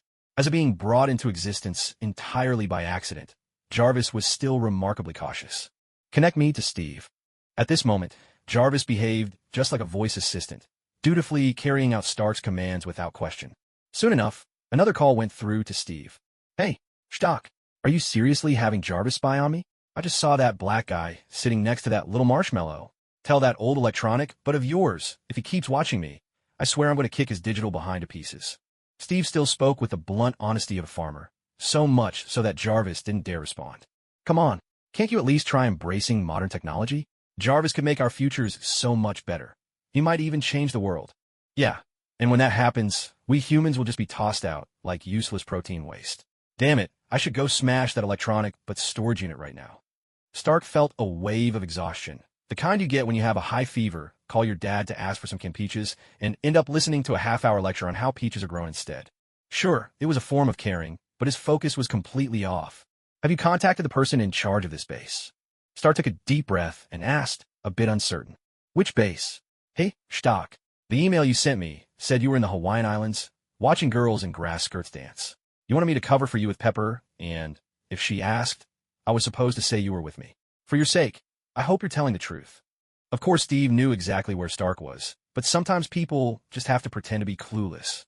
Most of the time, the answers don't need to be spelled out. Stark understood that Steve didn't want to get involved and, as always, was content to leave the matter in his hands. Hey, Steve, you need to get out more. The girls here look incredible in grass skirts. If you stay holed up on that farm all the time, how are you going to take care of your needs? Sneak out to the barn at midnight. Stark couldn't help but laugh. There was something about Steve that brought out the rascal in everyone. Steve laughed too. Give it a rest, you little punk. Just hurry up and deal with your own mess. Regular updates will resume next month. This book is at 9.3 now. Thank you all. These days, the whole manuscript gets reviewed almost every day, but honestly, I don't mind. After reading everyone's comments, let me reassure you, a boil isn't going to kill me. Don't worry. Back in the day, I pulled out my own teeth, handled serious wound infections, and I've got scars all over my body, probably 100 or more. I'm an old hand at dealing with injuries. This is nothing. But thanks, everyone. While I don't want to meddle in your personal life, you really should take Pepper seriously. She's a good woman, and she doesn't deserve to be caught up in your mess because of the stupid things you've done.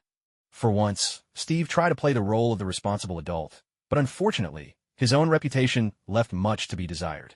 So when Stark heard Steve's little lecture, his first reaction was to let out a dry, sarcastic laugh before replying.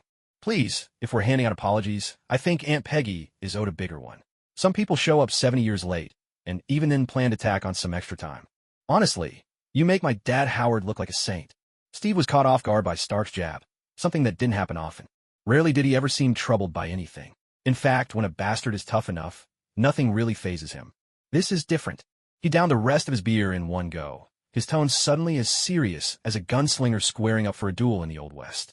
Now it was Stark's turn to feel awkward. He'd only meant to be snarky, nothing more.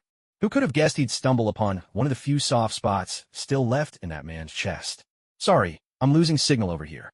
With that, Stark ended the call. Steve had lost all interest in watching yet another black and white rerun. He switched off the TV and walked into the bedroom. Truth be told, his closet wasn't filled only with leather jackets and flannel shirts. There was one suit, the only formal outfit he owned. He bought it the first time he met Frank, but he'd never gotten around to wearing it. Partly because he didn't like it, and partly because he couldn't think of a single proper occasion for it.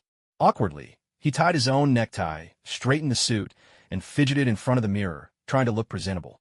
He really should have worn his general's uniform, but he wanted to see Peggy as Steve, just Steve. Even if he was, deep down, nothing like the man he once was, it was still Peggy. Old John and Zhou Yuan have been leading a rather pleasant life lately. Ever since they realized Thor could generate electricity, Zhou Yuan took it upon himself to design a custom energy storage battery. As a top student from Southwest University of Technology, he finally felt like he was putting his skills to use. But after that, Thor became like a hamster on a running wheel. It did rack up a mountain of work credits for him, but it also robbed Thor of most of his free time. He had to channel his thunder with just the right pressure, keeping those damn batteries charged at a steady rate, because if even one battery failed, he'd have worked the whole week for nothing. I think we could even declare independence at this point. When do you think Steve plans to draft the Declaration of Independence? Old Joe crossed his legs and took a sip of his chilled soda. I have no idea, but my cigar is almost finished. Ever since that kid Stark moved his lab, I've had to buy my own cigars. It's not a small expense, you know. Tell me, do you think we could sell these batteries like they're oil? Old John gazed anxiously at the sky. As you know, expecting someone to give up the very thing they rely on to survive is simply unrealistic. To keep indulging their passions, people will discover all sorts of unexpected talents. In theory, it's not impossible, but there's a lot we'd have to do. First, we need to standardize the size of the batteries. Make sure every rechargeable battery is the same size. Then, we'd have to promote it, get everyone on board with the standard. After that, it's the old routine. We rent out fully charged batteries, then wait for them to bring back the depleted ones. When it comes to making money, old Joe's Chinese heritage truly shines. He's a natural professional. Now old John's look at Thor had completely changed. It was naked, unabashed desire. Even though Thor prided himself as the Lord of Asgard, for a moment, he couldn't help but feel a hint of fear. A black man's gaze is no joke. Who knows if they plan to rob you, or something even worse. Just as the two of them were lost in their get-rich-quick schemes, Steve strode out of the bedroom, dressed in a light blue suit. He didn't say a word, but the shock he gave Zhou Yuan and old John was absolutely overwhelming. Did my eyes just play tricks on me? What is Steve wearing? Has he been possessed by a demon? Old Joe rubbed his eyes hard, staring at old John in disbelief. The latter was just as stunned, his mouth hanging open, unable to close. You know, I once mugged him, old John muttered, and Zhou Yuan was instantly filled with awe. Mugged Steve and lived to tell the tale. What did that even mean? What's it got to do with his outfit? Back then, he was wearing a military uniform from the last century. I thought he was some kind of military fanatic. You know, one of those naive white guys, rich and wildly optimistic about society. I'm just saying, maybe this is who he really is. Maybe something forced him to act like a roughneck. Zhou Yuan raised an eyebrow at old John, struggling for a long moment before blurting out. Damn, you really know how to suck up. Of course, Steve had no idea what these two jokers were talking about. He wasn't the impulsive type. But when he heard the things Stark had said, something in his chest still ached. That wasn't a feeling that truly belonged to this soul. Yet Steve could sense it clearly and unmistakably. He called Happy, asking him to bring a more luxurious car, and then phoned Coulson, asking him to come over and lead the way. Time seemed to crawl. Steve had never felt a moment drag on so slowly in his entire life. But in truth, when Happy and Coulson arrived at Scythe Farm, the minute hand on his watch hadn't even finished half a turn. Coulson was as excited as ever, his face flushed with an unnatural shade of red. It made Steve wonder just what Coulson had been up to before he got here. As for Happy, he had driven up in a Rolls-Royce shooting brake. To be honest, Steve had never seen a car like this before.